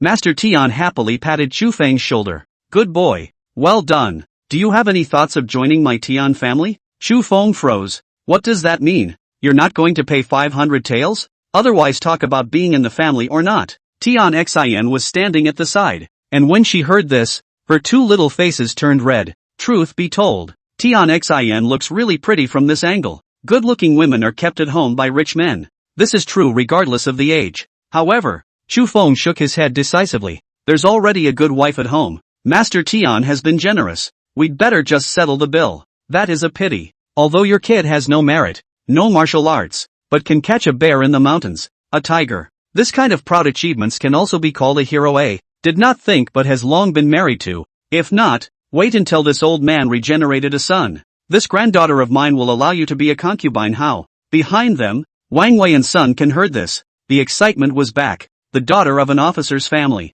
It would be a great honor to be sent home as a concubine. Chu Feng, however, felt that something was wrong. "Are you not going to honor your promise, Master Tian? Or is it that the huge Tian family can't even come up with 500 taels?" Master Tian sucked in a breath of cool air. Sure enough, smart people are not easy to fool. Nowadays, the front-line combat tension. "Not master, I do not give you money. Really most of the money at home have been invested in the front. How about this? There are still more than 300 taels of silver left in the family. All of them will be given to you. And the remaining 100 taels, how about making an IOU?" Chu Feng smiled. He nodded and said, "If it's Master Tian." Naturally, Master Tian nodded and smiled. "The children are teachable. So go down." Then waved his hand as if commanding a lackey. What difference was there between someone like Chu Feng and a lackey to Master Tian? But Master Tian ultimately did not redeem the promise that was his. Only 200 taels of silver were given to Chu Feng. During this process, Wang Wei and Sun Can hated to directly lift the Tian family, but Chu Feng blocked them. "Come on, let's go home," Chu Feng said. "Brother Feng, isn't this just talking out of turn?" Wang Wei grumbled under his breath. They were still relatively simple in their day, especially for commitment to look at it more seriously. It's simply inconceivable that anyone would not take commitment seriously. Didn't we still make 200 taels? It's quite a lot for the 3 of us to split. It's not like that, Brother Feng. At the beginning it was said to be 500 taels. Now it's only 200 taels, more than half less. How can someone be so shameless? Wang Wei cursed directly at the gate. Sun Quan said, damn, every day with his grandmother dog stinking fart. 500 taels into 200 taels. The remaining 300 taels are turned into IOUs. What's the use of IOUs in this day and age? Doesn't your Tian family have any grain? This was the primary reason why the two were most angry. If it was only 200 taels, the two did not think of anything else. You have so much grain in the Tian family. We'll use the food to pay off our debts. But the money that's missing now doesn't need to be food against debt or land against debt. There is only a white flowery note, which is still written in Tian Xian's name. And none of it is his master Tian's name. Does this thing work? I'll give him 2 bestiary tubes. Wang Wei pulled open his own bamboo basket about to light a fire. It was slapped on the head by Chu Feng. If you want to die, you can blow up. I know you're not happy with the fact that only half of the promised 500 taels is less than half in the end, but even if it's less than half, that's still enough for the 3 of us to live a lifetime in the village without worrying about food or clothing, isn't it? How many lives do you have if you take on the Tian family in the street? Their family has more than 20 household guards. Are you a match for them? Once the animal skin pipe does explode, when the time comes, the 3 of us, each family member, will have to follow us to the mountains to hide. If the court didn't have this, the 3 of us would be locked up in a small black jail forever and not be able to get out. Believe it or not, these words really put the 2 men in a state of shock. But the 2 men were still a little indignant. So is this thing just going to go away? Forget it? How can that be? Even if it's the emperor's old man, it's impossible for him to take advantage of my old man. Chu Feng coldly laughed. Chapter 60, Revenge on the Tian Family. Burning show in town. Chu Feng then brought Wang Wei and Sun Can back to the village. No more mention of retaliation. It's been a couple of days. Chu Feng was truly like an ordinary mountain patrolman in the village. Take a walk towards the mountains every day if you don't have anything to do. But it doesn't usually cross the first peak anymore, because the snow is getting deeper and deeper. Just a little patrolling on the perimeter. Walk around once a day and then return home. In order to be able to let Clumsy quickly get used to the feeling of following Chu Feng on patrol. These few days Chu Feng also brought Dum Dum up the mountain with him. For legs just go faster than 2. A lot of the time Clumsy was ahead of Chu Feng. Later on, Chu Feng also took Hua Hua with him. Hannah is much lighter and can even step on snow. The premise is that those have been frozen snow. Everyone who encountered Chu Feng scared at the 2 animals Chu Feng had brought with him. The dog was even if that was the case. The big cat cub could actually follow Chu Feng and usher him around every day. Chu Feng did not intend to hunt these days. A bear and a tiger earn enough money for Chu Feng to not need to go hunting in the mountains for the rest of his life. But that saying of the old ancestors is never wrong. The piker is not guilty of a crime. He told Wang Wei and Sun Can about this matter as well. Even an extra crosscheck can't be exposed casually. Chu Feng told them to just live normally as usual. As for the money, it's like it's not there. Both the town and the village are changing radically these days. The government has come to collect grain again. The grain collected on the Taoyuan and Stream village side is not good. Everyone in Yulong village turned in their food. Honestly, it all depended on Chu Feng. With this harvest over, the new year is closer. So the town was surprised to find that all the soldiers of Syracuse were once again back on the front lines. Because that gang of Daxia soldiers actually launched a sudden attack on the day of the upcoming new year. Hopefully, it will catch Dakian by surprise. If it wasn't for the fact that the Great Xian had been patrolling the front lines, maybe we'll really let Daxia fight their way in. War broke out again. This time the need for food is even greater. The village can't receive it. The officials would have to focus on the town. Put it on those who still have a little savings at home. As the richest Tian family in town, Master Tian was the first to step forward and gave 5,000 stones of grain. When this news reached the ears of Wang Wei and Sun Quan, the 2 men almost didn't blow a gasket.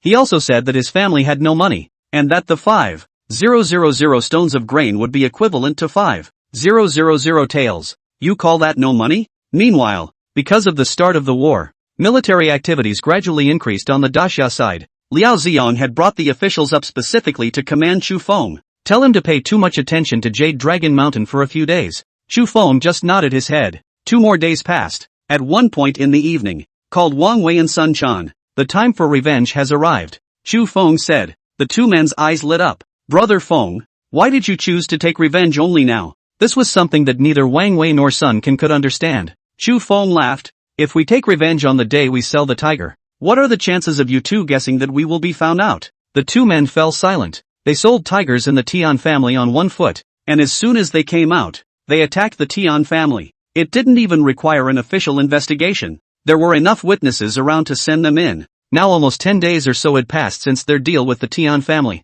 there's no connection to each other either. In other words, Chu Feng and Wang Wei and Sun can had nothing to do with the Tian family at this moment. Even if they did move against the Tian family, the officials are not likely to suspect them above their heads, because they have no motive. Take advantage of the night. After Chu Feng let Zhou Xiaoxiao and Chu Miaomiao all fall asleep, only then did he quietly dress and leave the room. Wang Wei and Sun Can had been waiting there for a long time. They have lived in Yulong village for so long, familiar enough with the town of Snowy Ridge before them as well. It's a curfew at night and you can't normally get in. But these two men knew a secret passage into the town. They were carrying a total of 6 bestiary scrolls. Nowadays, Chu Feng was also accustomed to calling this earth bomb being called an animal skin scroll. That is, there is no bamboo growing around it. Otherwise, Chu Feng might have used bamboo as a container material. The animal skin had ultimately absorbed some of the potential energy, reducing the power a bit. But against the Tian family, it's enough. They didn't go to the Tian family's residence. Instead,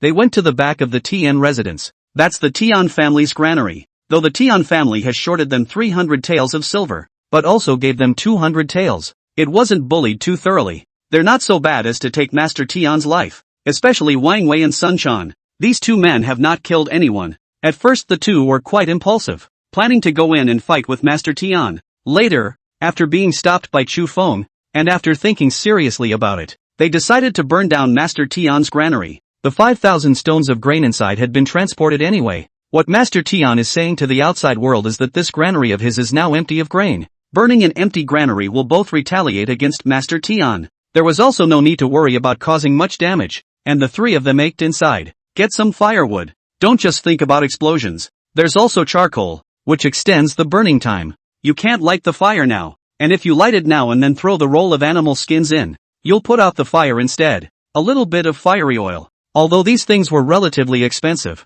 Chu Feng and these two had already started subconsciously collecting these retaliation materials before this. It's quite a collection these days. The three intend to use all of it in this revenge event. With everything stacked up around the granary, it was only then that each of the three lit the animal skin scrolls in their hands. Throwing it towards the Tian family's warehouse, he turned and ran. As for what this warehouse will burn to the ground, what are the consequences? It's got nothing to do with the three of them. No one lives around here anyway. There's probably not much if any food in there. They just want to teach the Tian family a lesson. That's all. Violent explosions rang out, and flames instantly shot up into the sky. It looks especially good in the snow. The three were very happy to leave the town again through the secret passage. You can see the roaring fire outside the town as well. Wang Wei asked somewhat strangely, "Didn't you say the warehouse was empty? Why is that fire burning so big?" Sun Quan shook his head and said, "Then who knows? Don't look at it. Hurry up and go. Don't forget to hide all your bestiary scrolls when you get back. The deeper the better,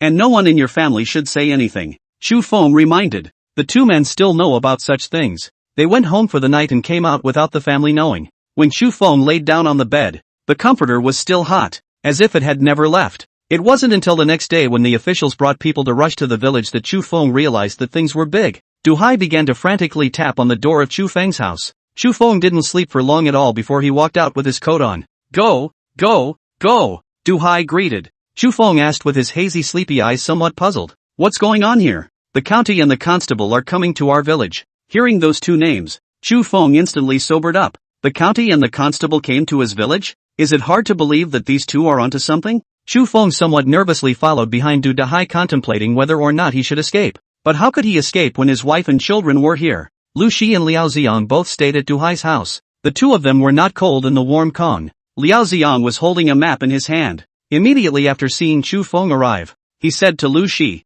"This is the Jade Dragon Mountains patroller. You've seen him before. There's no need to say more about how powerful he is. This time things must be twice as effective with his help." Hearing this, Chu Feng understood. Turns out it wasn't to get him in trouble. Really scared himself. Chapter 61, A Falsehood and a Murderer in Sight. After seeing Chu Feng, the two immediately greeted Chu Feng and came over. These two aren't exactly strangers. However, seeing them, Chu Feng was still a bit weak. After all, he was the one who did the fire and the explosion yesterday. Lu Shi and Liao Xiang did not care about Chu Feng's expression. They were still looking at the map in their hands. It may not be a map. Exactly. Instead, it's an arming map. "Can you read it?" Lu Shi asked to Chu Feng. Compared to the first time we met, Lu Shi looked much more vicissitudes. Chu Feng stared at the layout map for a couple of moments and shook his head. "I can't quite understand it." "Normal. There's something wrong if you can read it." Liao Ziyan laughed out loud beside him. Actually, Chu Feng read it. This layout map has something to do with the town of Snowy Ridge. The huge mountain next to it would be Jade Dragon Mountain. On the map, the deployment and defense of each gate of Snowy Ridge Town was clearly drawn. But whenever Chu Feng wanted to attack Snowy Ridge Town, when you see this map, the town of Snowy Ridge is finished. But he couldn't show his ability to read maps. Otherwise there are some things that can't be said. My lords, I wonder what you want with your subordinates. That was something Chu Feng was truly unclear about. He's just a villager. To put it nicely, he's a patroller. But to put it badly, he's a muckraker. It was just luck that I killed 3 Daxia soldiers to mix up this position. This position was not something that even Chu Feng himself took seriously. Recently, strange things have been happening frequently. Especially that group of rebels from Daxia. They have begun to send all sorts of scouts to invade our Daqian territory. And the Jade Dragon Mountain is one of their passages. As a mountain patroller, have you found anything unusual recently? Lu Shi asked. Chu Feng was a bit suspicious. Did the other side call him here just to ask a question? He shook his head. The underlings have been patrolling the mountain for the last few days and haven't found anything out of the ordinary. Liao Ziyan smiled and asked. Little Wind, did you see the fire in the town yesterday? Chu Feng still shook his head. I went to bed early yesterday and was not on the mountain. If you want to see the movement of the town from the village, you'll have to do it from the mountains. The 5,000 stones of grain in the house of Mr. Tian were burned to the ground yesterday. And now the entire Tian residence is sealed. It is said that someone already saw who the murderer was yesterday. When the conversation came to this topic, Chu Feng's heart thumped again, but he acted very naturally. What 5,000 stones of grain? My goodness, didn't you say that Master Tian had already sent these 5,000 stones of grain to the front? Liao Ziyan and Lu Shi looked at each other and both laughed out loud. He just said to the public that he had sent 5,000 stones of grain. But in fact, all this grain is still sitting in his warehouse. What do you mean? It doesn't mean anything, just forget it if you don't understand. Liao Ziyan waved his hand. How could Chu Feng not understand? It's nothing more than a matter of reputation for the sake of Mr. Tian. To the outside world, we say that we have donated 5,000 stones of grain, but in fact, that grain was still in his granary and had not been donated at all. Chu Feng also made a mistake and didn't expect to burn the real grain. Kind of a shame. That's 5,000 stones. If we give them the Jade Dragon Village, the whole village could eat for years. It's true that there are such villains no matter what age. Then who is the murderer? Chu Feng asked tentatively. Someone saw that it was someone from Taoyuan village, and it has been determined to be the second son of the village head of Taoyuan village. Liao Ziyan said. Wei Yan's second son? With so much grain missing at once, that Master Tian mustn't go crazy. More than crazy, those grains are almost all of Master Tian's wealth. Selling it all could have fetched 5,000 taels, and now it's all gone up in flames. Master Tian has said that if we officials can't find the murderer, he's going to tell General Tian to jerk the county magistrate around. So the purpose of the two of you looking for the subordinates is? Chu Feng asked again. The second son of the Guo family, the head of Taoyuan village.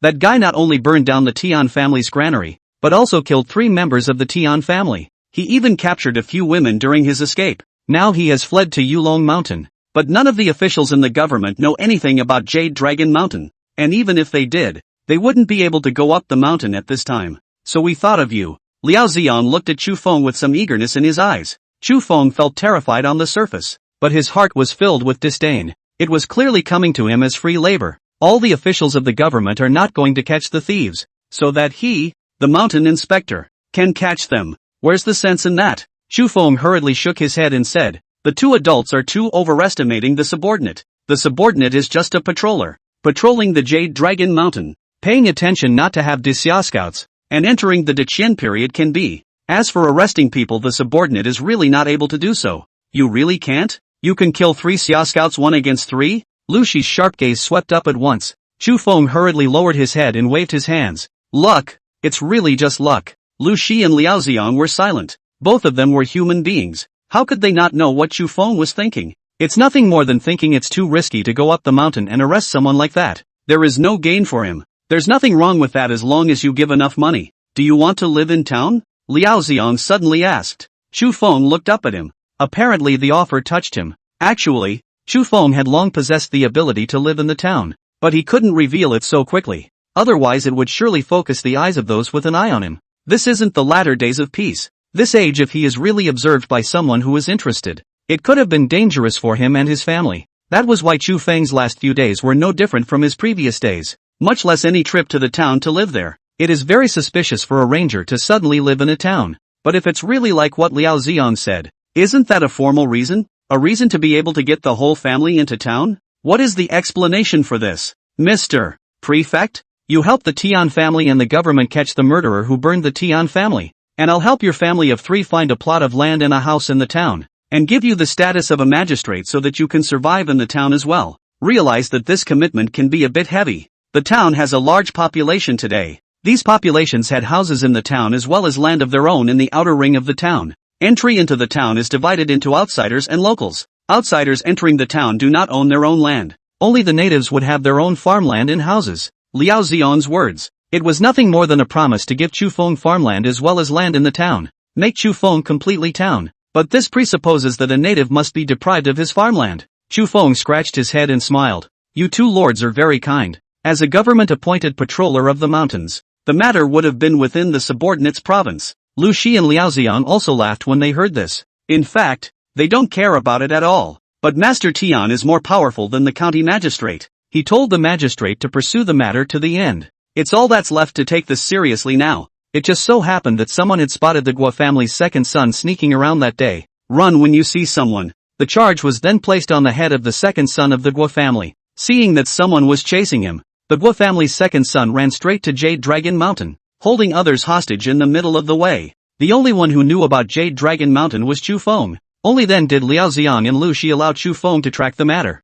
This boy has a cannon in his hand. Do you know about cannons? Lu Shi suddenly spoke. Chufeng shook his head. Liao Xiong pointed to the layout map and said, Look, this is the cannon. Chapter 62 Shirking Responsibility. Chufeng and Zhou Xiaoxiao's heart-to-heart talk. Chufeng walked forward and saw the burning stick drawn on this map. So this is what's called a cannon? What's the point? You don't need to care. Just remember that this is a concealed weapon that is so fast that a person can't dodge it. Once it's aimed at you, you grab and run. And what is this map? Chufeng asked. After Lu Shi and Liao Xiong thought about this matter being able to be pushed onto Chufeng, they were also much more tolerant of Chufeng. No matter what Chufeng asked, he answered seriously. This matter itself involves confidentiality, but you are also considered a member of our government. Nowadays, the front line may not be too optimistic, and it's very likely that one day, the people of Disxia will hit our doorstep, so we are now carrying the layout map with us, and we are going to go to the various locations on the layout map to check them out next.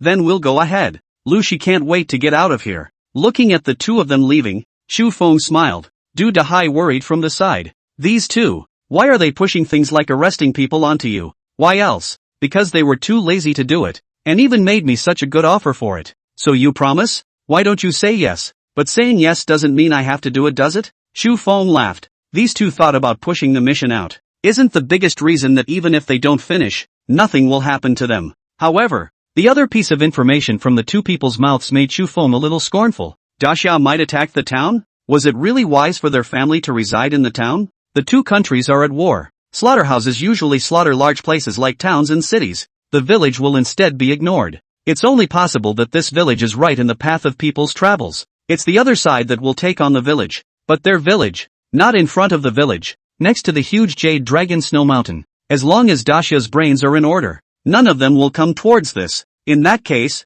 being in the town is rather less safe than being in the village. After leaving from Du Dahai's house, Chufeng returned home. Zhou Xiaoxiao has evened out a lot in this time. Eat well and be nourished. Plus there's the bottom line. The family no longer has to worry about food. Especially when the new year is approaching. You can have food in your hand and not panic in your heart. Chufeng worked hard to get to town, but neglected to discuss this matter with Zhou Xiaoxiao. Woof woof woof. Clumsy is growing more and more like an adult dog these days. After it saw Chufeng, it cheerfully came forward to welcome him. Hannah lay lazily on the roof of the woodshed. It was as if its mother had come to Chufeng's house for the first time. You're back, Xiao Xiao. Let me ask you a question. Chufeng said. What? Do you want to go live in town? It occurred to him that Zhou Xiaoxiao might say no, and it also occurred to him that he would say yes. But odds are, after careful thought, but I didn't expect that Zhou Xiaoxiao didn't even think about it. Shaking his head directly, he said, not going to town. Why? Chufeng was somewhat surprised that Zhou Xiaoxiao was decisive.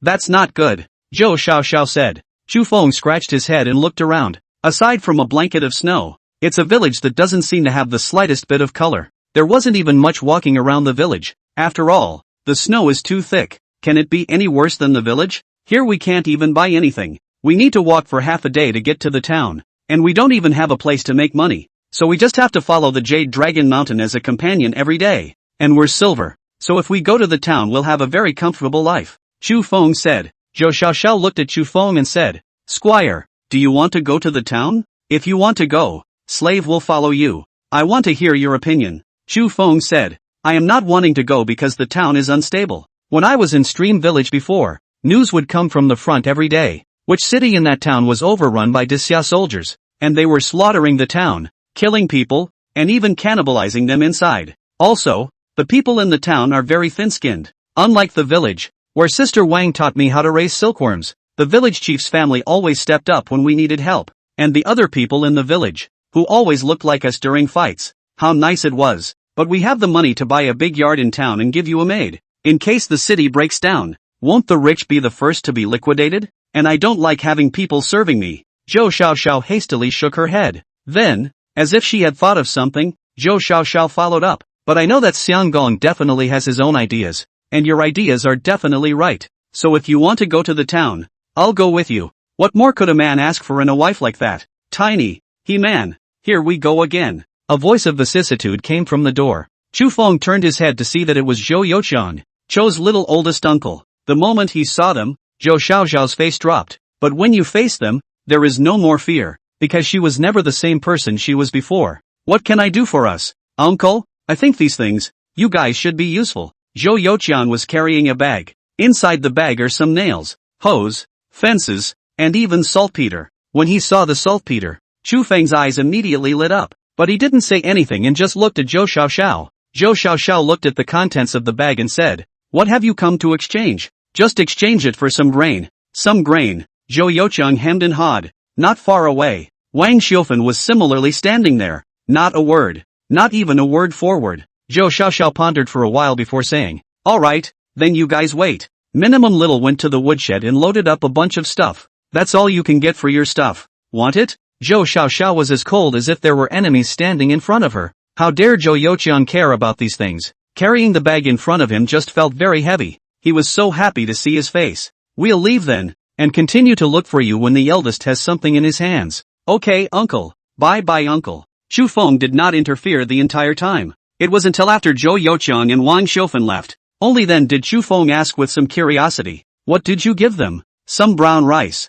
Brown rice? Isn't that all the brown rice we have in the house? Ever since Chu Feng had money, he had never bought brown rice. The brown rice was down to the last 2 pounds. What Zhou Youqiang brought could be exchanged for more than just this piece of brown rice. And some bones. Bones? Yeah, just the bones that Clumsy and Blossom gnawed on. There's not much meat left on them. Clumsy and Flower can't even gnaw on them. And I was planning on giving them some when they were older. So since they want them, I'll give them to them. Hearing this, Chu Feng was immediately somewhat speechless. Good lord, that's giving them the dog stuff. Ha! Chapter 63 Uncle again? You eat what the dog eats. Zhou Youqiang was as if he had obtained some supreme treasure. With the marijuana bag in hand, he hurried out of Yulong village. Wang Xiufen followed behind Zhou Youqiang. You slow down. You slow down. Slow down what? My old lady. Just walk faster. I'm starving. Things are not looking good for the entire village of Stream today, especially with a family like theirs. The family's second son, Zhou Youji, is a slacker. Zhou Youqiang is another villain who only knows how to steal chickens and dogs and has a little bit of wit. They've had a muddled life. If it was a normal year, it would have survived. After all, there's a piece of land sitting there. The government also has to pay for food. They have to farm. But now during the years of calamity and war, it's a very hard life. Especially a family like the Chow family. It's more of a meal. Eyes on starvation. Zhou Youqiang had no choice but to come and whisper. And even mortgaged the family's farm equipment. It's just to get something edible for a change. Zhou Youqiang has succeeded. Traded those farm implements for a big bag of stuff. There's grain in here. And bones. There seems to be flesh on top of the bones. Though it's a little strange why there are still bite marks on the top of those meats. But they're starving to death. Who cares about that? When they returned home, they found some of their neighbors from Stream Village waiting for them. After seeing Zhou Youqiang come back, they immediately started laughing. Why? Have you gone to your son-in-law's house to ask for food again? Is it coming? By the looks of it, I guess it's not even wanted. You see the bag is still the same one as before. But this time, Zhou Youqiang held his head high. Without a word, he passed them by. Wang Xiufen, however, laughed coldly. Blind your dog's eyes? Can't you see that thing my son is carrying behind him? The surrounding neighbors fell silent. At first the neighbors learned that Wang Xiufan had a capable son-in-law. One by one, they followed Wang Xiufan's side and flattered her. But it was only later that I realized that the son-in-law didn't take people seriously at all. Even Zhou Youji, the old man, came to the door and wanted some grain. People don't even give, and knocked people out. A group of people burst out laughing after this matter reached the village, mocking Wang Xiufan for being abandoned by her son-in-law's family. This ridicule went on for a long time. Wang Xiufan was naturally furious. Once Zhou Youqiang knew about this, he took his mother with him with the intention of ordering something in his own way. Didn't ask for it the first time though, but at the very least, it left a better impression with Zhou Xiaoxiao. That's what made it the second time. Thinking that the family's farming tools were not much use for the time being anyway, I just brought them over with the intention of exchanging them for some food over. As for what to do come spring when you need tools, that's easy. Just ask Chao Shushu for it back. Zhou Youqiang do not believe that the girl can still watch his father because there is no agricultural tools to grow food to be starved to death. Zhou Youqiang has a woman in his family, and very strong. This was also the reason why for so many years, Wang Xiufan hadn't come to the old big family and had been at the old second family's house. Ma'am, look what I've got with me, Zhou Youqiang exclaimed. A large, thick woman stepped out. The arm was thicker than Zhou Youqiang's head. Seeing that arm, Zhou Youqiang felt his face hurt a little. It wasn't a day or two since he'd been slapped by his own mother. It feels like I have a concussion every time. After all this time, it's finally coming? If I had let me go earlier and slapped each of them, surely they would have been here long ago. Why bother? That's not what the words say. What does that say? Don't give me the rollies. Bring it to me and see what it is. The fat woman took the bag straight away and opened it. Inside were some frozen bones, and 2 pounds of brown rice. The fat woman frowned, putting away the 2 pounds of brown rice very naturally before throwing the large bone to the ground. What the hell? I thought you guys could bring something valuable, but I didn't realize it was just these big bones? While saying that, he also picked out the ones with meat on them. There's still marrow in the big bones. The essence is in the bones, Zhou Youqiang said. And at this time, Zhou Youji finally learned the news. After Wang Xiufan returned to the village, she did not follow Zhou Youqiang home. She was afraid to meet the fat lady, but if he took his second son with him, he would dare. Zhou Youji was fast and furious, and ran straight to his eldest son's house. Just see the frozen bones thrown on the ground, without meat. Is that all there is? Zhou Youji frowned. Zhou Youqiang started to shut up and not say anything when the fat woman walked up and said, "Yes, that's all there is." What nonsense. Mother said that there are still 2 pounds of grain in here. Where's the grain? Where did you get 2 pounds of grain? I haven't seen it. The fat woman shook her head without thinking. Wang Xiufan also finally rushed over. Hearing this, he immediately said anxiously, "That is, there are 2 pounds of grain. There must be 2 pounds of grain in here. Quickly take out the grain. That's from Arigato's son-in-law. What gives you the right to take it? Aspiring son-in-law? Does he recognize you as his father-in-law? You've asked for it twice, but you didn't get it because of my family. Yu Chang, without Yu Chang, could you have gotten these things? That's from my daughter." Zhou Youji yelled at once. Really? Why don't you call your daughter over and ask her if she recognizes you? How dare you lick your big face and scream? You! Seeing this, Zhou Youji was about to step forward and make a move. But how could he, who had been drinking for years and had long since been emptied of his body, be a match for the fat woman? Just like hitting Zhou Youxiang, a slap would go straight through, giving Zhou Youji a dazed look. Wang Xiufan started her old job of spilling the beans. Gu, folks come and take a look. The daughter-in-law bullied the mother-in-law.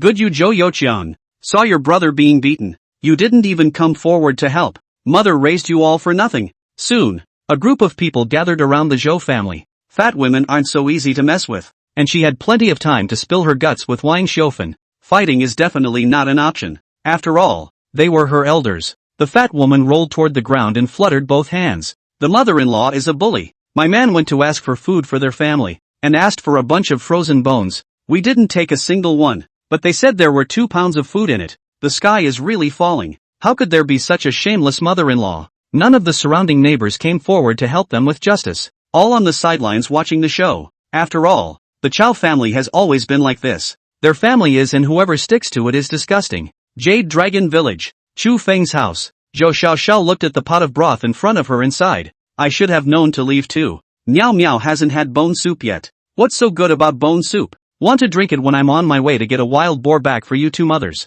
Chu Feng ate the bun in his hand and smiled with happiness. It was at this time that Duhai struck the gong. The voice was tense. Urgent. Chu Feng frowned. Something had happened in the village. Chapter 64. Widow Wang was captured. Chu Feng and his men went up the mountain to rescue her. What's wrong this late at night? Zhou Xiaoxiao hurriedly opened the door to take a look. Chu Feng also stood up and walked out. Du Hai's voice was loud, and the sound of the gongs was very loud. Usually only when something very big happens in the village. Du Hai will use gongs and drums like this. What's wrong, village chief? Chu Feng asked. It's bad. Widow Wang has been taken. Du Hai exclaimed. Taken? Who took them? Chu Feng hurriedly asked. One. The one who set fire to the town yesterday. Wasn't it me who set the fire? Chu Feng scratched his head in embarrassment and immediately walked towards the middle of the village with Zhou Xiaoxiao. Most of the villagers had already gathered in the center of the village. Tiger is crying out in pain there. Ever since Chu Feng had gone up the mountain and found medicinal herbs, Tiger's injuries had begun to improve. Barely able to get out of bed these days. Widow Wang also finally stopped sticking around. But I never thought of getting up in the middle of the night to go to the toilet. The people were suddenly gone, and all that was left was the screaming. Tiger rushed out after him and saw two men dragging his mother away. One of them even saw the face. Tiger had seen Wo when in town, so he recognized him at once. As a last resort, Tiger could only grab and come to the village chief. When the village chief heard the news, he immediately began to beat the gongs and drums. Hurry up! We must get Widow Wang back. Afterward, the village chief looked at Chu Feng. Chu Feng frowned. During the day, Liao Ziong had asked him to catch this guy, but he didn't expect it to be delivered to his door at night. When and for how long? Chu Feng hurriedly asked. Tiger knew that the only one who could help him was Chu Feng, so he hurriedly said, not long, just now. I can't catch up. Brother Feng, help me get my mother back. I only have this one family member left. With that, Tiger directly knelt in front of Chu Feng. Widow Wang was in the village and helped Zhou Xiaoxiao a lot. Now that he had run into things, Chu Feng naturally would not let anything happen to her. Don't worry, Tiger. I'll definitely get your mother back. Chu Feng looked at his two most loyal clusters. Wang Wei and Sun Can both nodded. Each then dispersed. Just after arriving home, Zhou Xiaoxiao went up and asked, what's wrong? Something's happened. Widow Wang has been taken. Ha? How could this be taken in broad daylight? The second son of the mayor of Taoyuan village, the one whose older brother I killed. Zhou Xiaoxiao instantly became worried, fearing that this was directed at Chu Feng. Like Guo Wu, Wen relies on the fact that his father is the village chief of Taoyuan village. Over the years in the village, he has been a bully for I don't know how many years. Eventually, it brings out their stubbornness completely. Murder, captivity. What a nerve. You kill the town, rob the town, even take the town captive. Chu Feng wouldn't even care too much, but if you dare to touch the people of his Jade Dragon village, don't blame Chu Feng for taking care of this matter.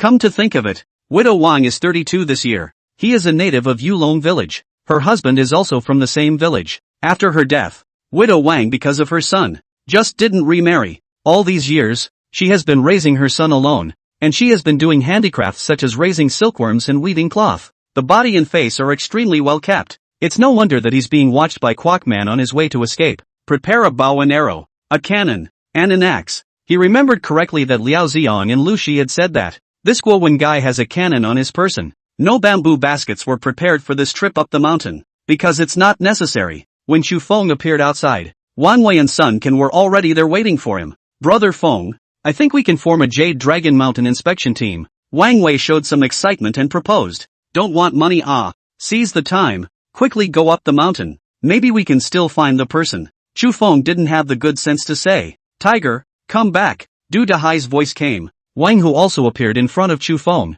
He was but barely able to walk, but still, carrying a wood chipper, he wanted to join them. Tiger, get back in there. Wang Wei, as Wang Hu's own family, stepped forward and pushed him back with a slap. Du Hai stepped forward and pulled Wang Hu. Brother Wind, let me go with you guys. You know, I'm great in the mountains. I know you're good, but Tiger, have you ever thought that you're still injured? And in case we meet that gang of outlaws afterward, will we save you or your mother? Save my mother. What about you? Don't mind me. Chu Feng slapped him across the face. When dealing with such an uncool teenager, sometimes a slap on the wrist is the most convenient. You're going to make us do something we don't deserve? If you ask us to save your mother, she'll surely ask us to save you. What about us? There are only 3 of us. We can't be distracted. You don't want to cause trouble. We just want to save your mother. Don't you get it? What else can you do with us but cause trouble? Go home. After cursing the other party twice, Chu Feng directly said, go. Originally, Du Hai and Du Chun were going to come over to help. However, Chu Feng didn't want a fourth person to know about the fact that he had a cannon as well as a beastskin scroll. The more people who know, the more of a risk they take. Besides, the three of them, dealing with that Guowen guy, would be enough. At night, to track people, even for Chu Feng, it was a relatively difficult thing. They had only the simplest of torches in their hands. Other than that, there's no way to illuminate it. Not even a few steps. Zhou Xiaoxiao suddenly led the dog to Chu Feng's face. Sagittarius, take clumsy with you. Zhou Xiaoxiao gasped straight in the darkness, and her face could not be seen in the darkness, but the worry in those eyes was clear to see. Zhou Xiaoxiao did not want Chu Feng to go, but she knew that at this time, Chu Feng should go. Yes. So, 3 men and a dog are officially on their way. Jade Dragon Mountain is clean. So clean that when there are footprints, they are the first to be noticed. Plus the people of Yulong village never go up the mountain. It had also been a long time since the Chu Feng trio had come up towards the mountain, so a fresh set of footprints was instantly noticeable to all three.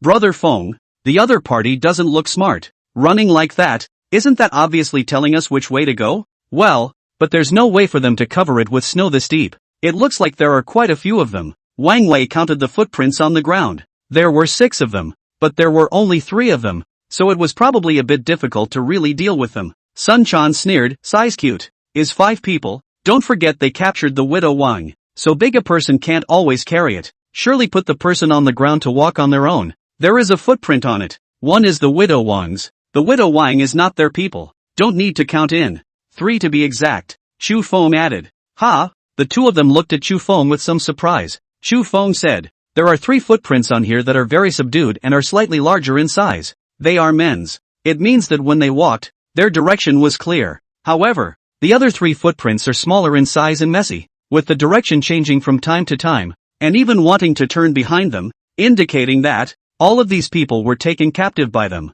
Brother Feng is bullish. He can even see this. After hearing Chu Feng's analysis, Sun Can immediately gave a thumbs up and at the same time sighed in relief. It's a little difficult to deal with 5 people. Much easier to deal with 3. I also learned from Liao Xiang and the others, that Guy Guowen took the blame for setting the fire for us, and also killed people and took women captive. It's estimated that 2 of these women should be the ones they took from the town. No matter what, we need to quickly follow them and save these people. The trio's speed increased, and within a few steps, all 3 stopped. In front of them, a silhouette suddenly floated in front of the 3. Wang Wei and Sun Can directly fell on their asses to the ground, and their 3 souls directly lost 2 of their souls and 6 of their souls. Chapter 65. Daxia soldiers attacking? The robbers climbed the second peak. In front of the 3, a man floating in the air. The body was swaying slightly with the cold wind. One eye bulged out and his tongue lolled out. Naked and unblinking, he stared at the Chu Feng trio. Big night, big mountain. Such a scene.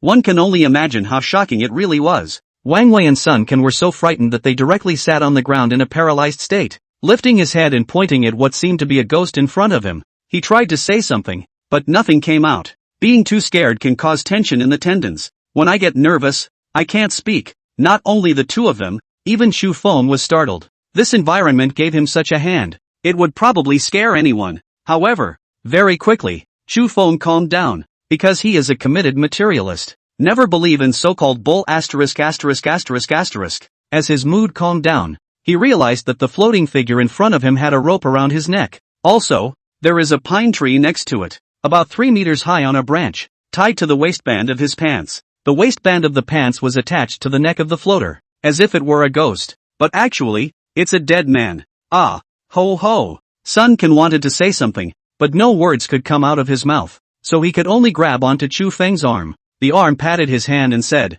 it's a dead man. Hung up. Following the direction of Chu Feng's hand, only then did Wang Wei and Sun Can see the rope that was hanging. It was only then that the 2 finally slowed down. But where they are psychologically vulnerable, that hit just now might have sent them to hell. Chu Feng stepped forward and carried the woman down. The person is already porcelain, hard and taut. In terms of age, it was no more than 17 or 18. He was so naked that he couldn't see 2 or 2 pounds of flesh. Skinny, hair is yellow and split. This is not some rich lady, but also a girl from a people's house. But Guowen snatched it up. After playing with it, he strangled it to death. It's worse than a beast. Poor girl. Seeing this, Wang Wei used a hoe to plow a snow pit on the side. Put the girl in. Also put a rock on top. It was buried for fear that other beasts would find it and eat it. Putting a rock is a fear of not being able to find the exact location of this place. Wang Wei planned to take the girl back and let her parents bury her. Scum thing, Sun Chan also said. Chu Feng stared at the footprints on the ground and continued.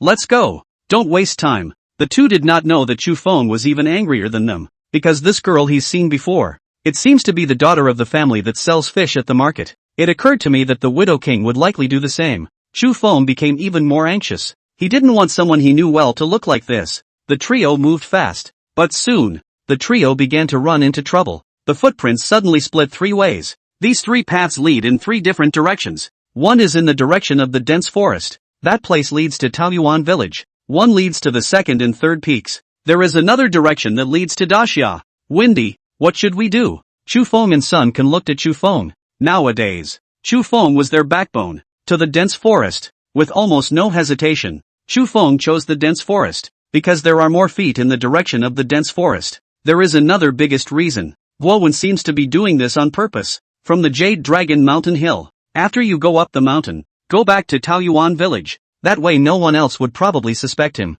But what Guowen didn't expect was that Tiger had seen his face. Setting their course, they continued on. Finally, deep in the dense forest, movement was spotted ahead. It's torches, shadows. Look at the number of people. Anxious, Clumsy was about to rush forward and bite the other party, but was reprimanded by Chu Feng. Afterwards, they slowly approached, and after they got closer, Chu Feng's eyes went wide. This, Wang Wei and Sun Can, too, looked at the scene with a dumbfounded expression. Ahead, one could only see a group of men in armor, carrying weapons in their hands, slowly feeling their way towards Taoyuan village. Chu Feng did not know what their intentions were, but in this current situation, Taoyuan village is going to be finished. Now, there were only 2 paths left before Chu Feng. Go back, go to the town and report this to the officials. But if we go to the government, Widow Wang will surely die. There's no bottom line with Guo Wen's gang. Brother Feng, what to do? Wang Wei and Sun Can were truly scared at this moment. This is a soldier of Daxia.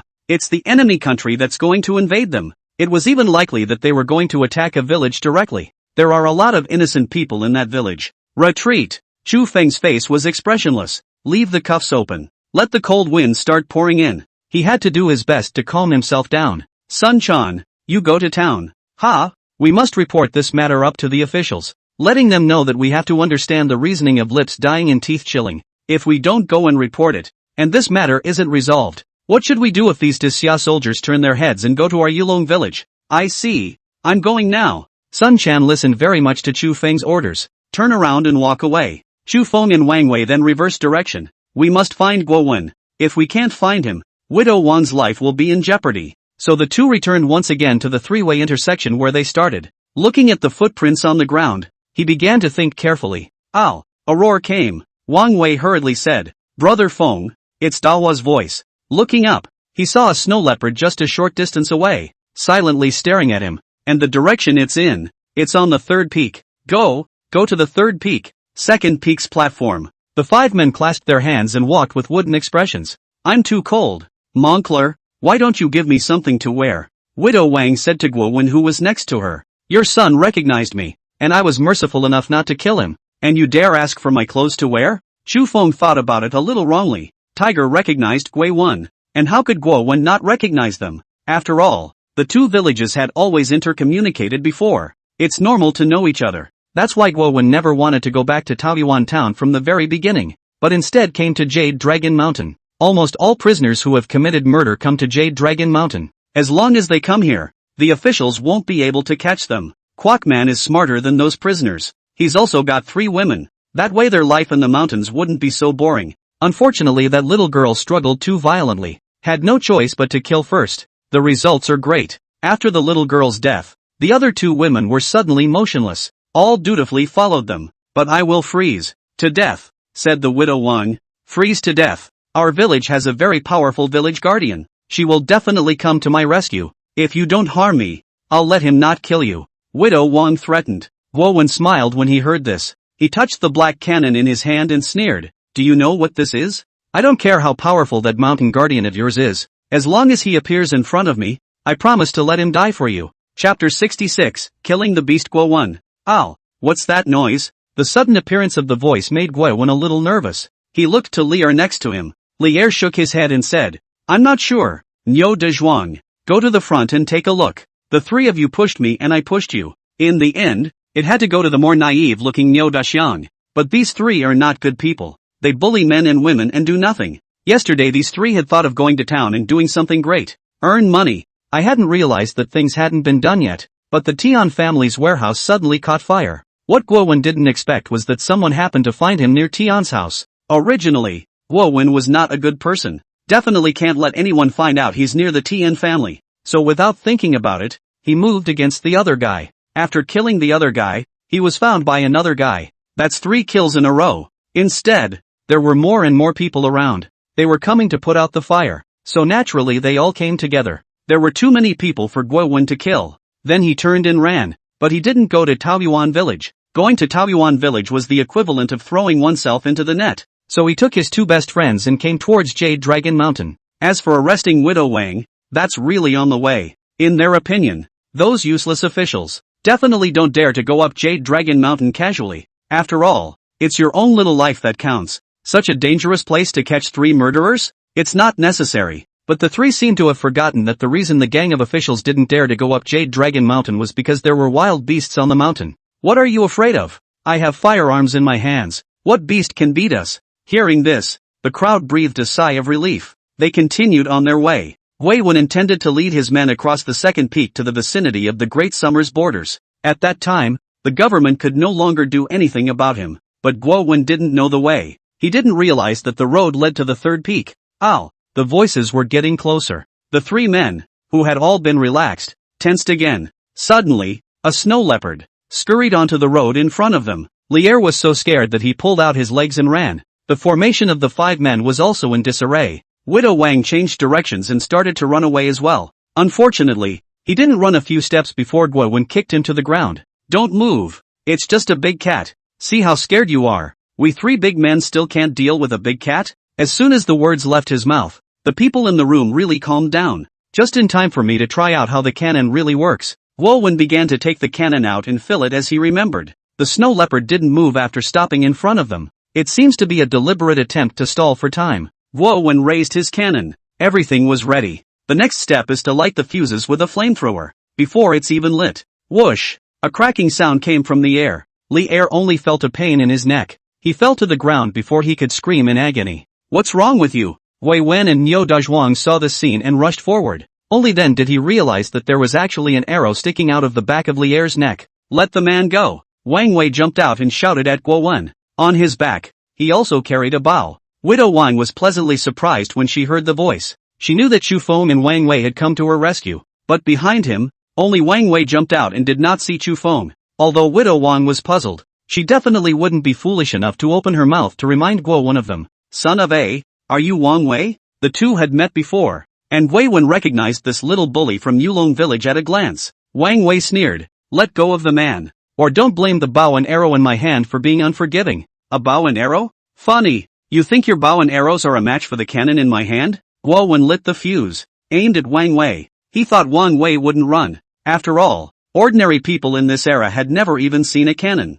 much less how scary the cannons were. But I didn't expect Wang Wei to turn around and run after seeing him light the cannon. Ran into the pine forest next to it. Bang on. Guowin only felt his hands and feet tingling, not realizing that the power of this cannon was so great. Naturally, the cannon hit nothing. Niu Dajiang, go get him. Guowin just turned around and saw that Niu Dajiang also had an arrow stuck in his neck. Guowin instantly panicked. What's the situation? If he remembered correctly, hadn't the bow and arrows on Wang Wei been placed on his back and run away in front of him? How is it possible to fire another arrow from a bow and arrow in another place? And, what's most terrifying to Guowin is, that arrow was actually shot so accurately. At first he shot Lier in the neck, and now he shot Niu Dajiang in the neck. Both of these men were lying on the ground without a word, covering their necks. The eye is not working. Widow Wang and the remaining woman were also startled, but the two could clearly sense that someone was coming to their rescue. So the 2 men crouched in place and didn't move. Guowin wiped a non-existent false sweat from his forehead. The panic inside was growing. Who is it? No one answered him. The snow leopard behind him didn't move either, just watched him silently. This made Guowin feel even weirder. Not coming out, are you? Don't think you're great just because you have a bow and arrow. Don't think you're great just because you're a marksman. Know what's in my hand? It's a cannon. You don't know what a cannon is, do you? This thing, I can hit you from 50 paces. Pust. The sound of feet stepping into the snow. Chu Feng jumped down from the tree next to him. Wang Wei, who had just escaped, also drilled out from the side. Seeing these two, Guo Wen spat once. It's really you bastard. You killed my big brother and now you actually want to kill me? Don't even think about it. I'll kill you now. Do you still have gunpowder? Chu Feng suddenly asked. The question made Guo Wen freeze. Gunpowder. Naturally, Guo Wen said as he was about to pull gunpowder from his pocket. Chu Feng carried the axe and ran towards Guo Wen. Guo Wen is long and strong, with the same physique as his brother. Looks like he can fight. But when the tall and thin Chu Feng ran towards him, for some reason, Guo Wen panicked. He finally pulled out the powder and grabbed it and shoved it down the barrel. After a half-dozen stabs, he took out his firebrand again. Get the fuses out. Just about to light the fuse. Suddenly, the barrel of his gun was gripped, and by this time, the fuse on the butt of the gun was lit. It's too slow. The cannon doesn't even play like that for you. Powerful strength came from Chu Feng's hands. Chu Feng violently jerked the opponent's cannon over, aimed at Kwok Man's thigh. Bang! A cannon sounded. The projectiles all hit Guo Wen's legs. Guo Wen ate the pain and instantly fell to his knees. You give back my cannon. Kwok Man is still trying to come forward and grab it. Chu Feng directly took out his own paper tube of fixed powder and stuffed it into the barrel of the gun. Didn't even need to poke it, took out the fuse and lit it. Guo Wen's eyes went wide when he saw this. You know how to use a cannon? Bang! There was another bang of the cannon, but this time, it hit Guo Wen's stomach. Chu Feng coldly laughed.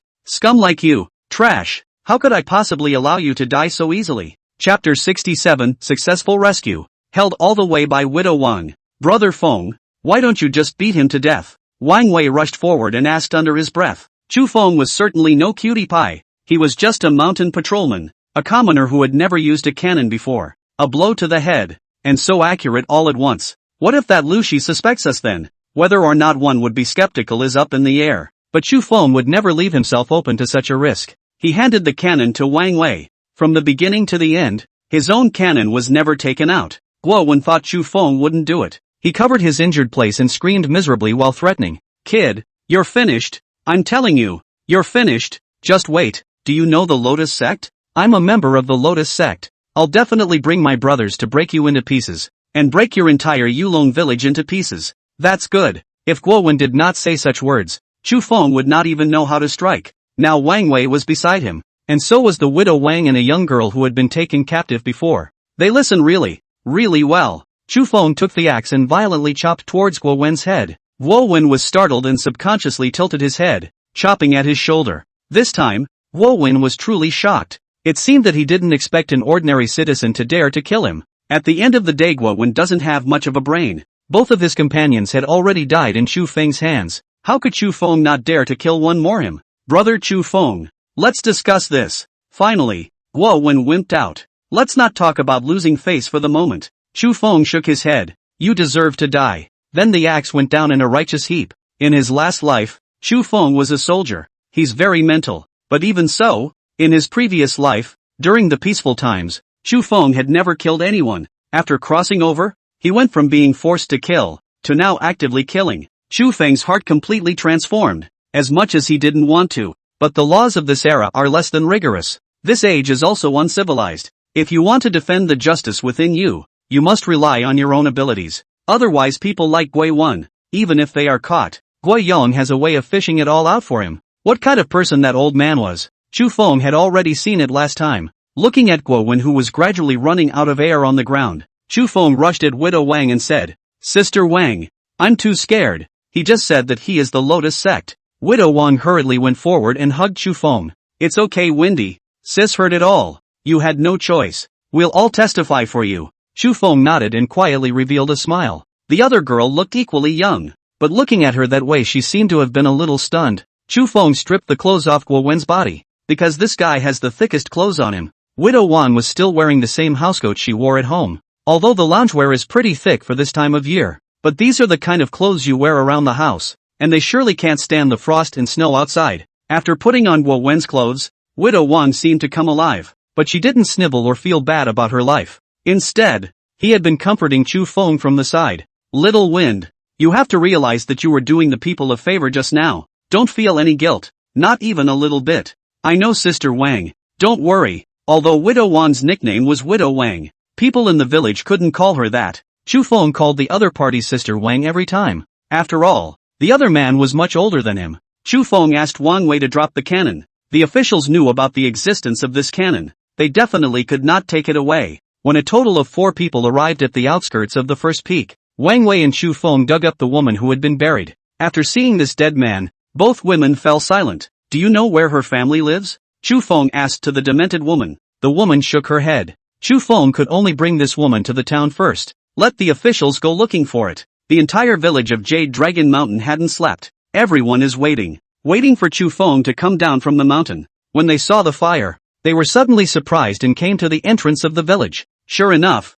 Chu Feng came down from Jade Dragon Mountain with 2 women. Wang's daughter-in-law. It's great that you're okay. When Du Hai saw that widow Wang was fine, he was completely relieved. Besides Du Hai, the one who was most concerned about this matter was naturally Tiger. Tiger waited at home, tormented inside to the point of fidgeting. The moment you see your own mother, Tiger directly rushed forward and knelt in front of widow Wang. Mother, my child is unfilial. Widow Wang saw her son. On this journey, she who was originally comforting Chu Feng and looked very strong also finally did not hold back and cried. Silly boy, what's that got to do with you? If the child wasn't so useless, he wouldn't have watched his mother being taken from him. Where are the damn thieves? It's already been killed by your brother Feng. Widow Wang said. Feng. Tiger came to Chu Feng and knelt down on the spot. I'll never forget the favor of saving my mother. Don't blame me for slapping you, do you? Brother Wind played it right, Tiger said with certainty. Alright, since you're okay, do us a favor. Here's a dead guy and a victim.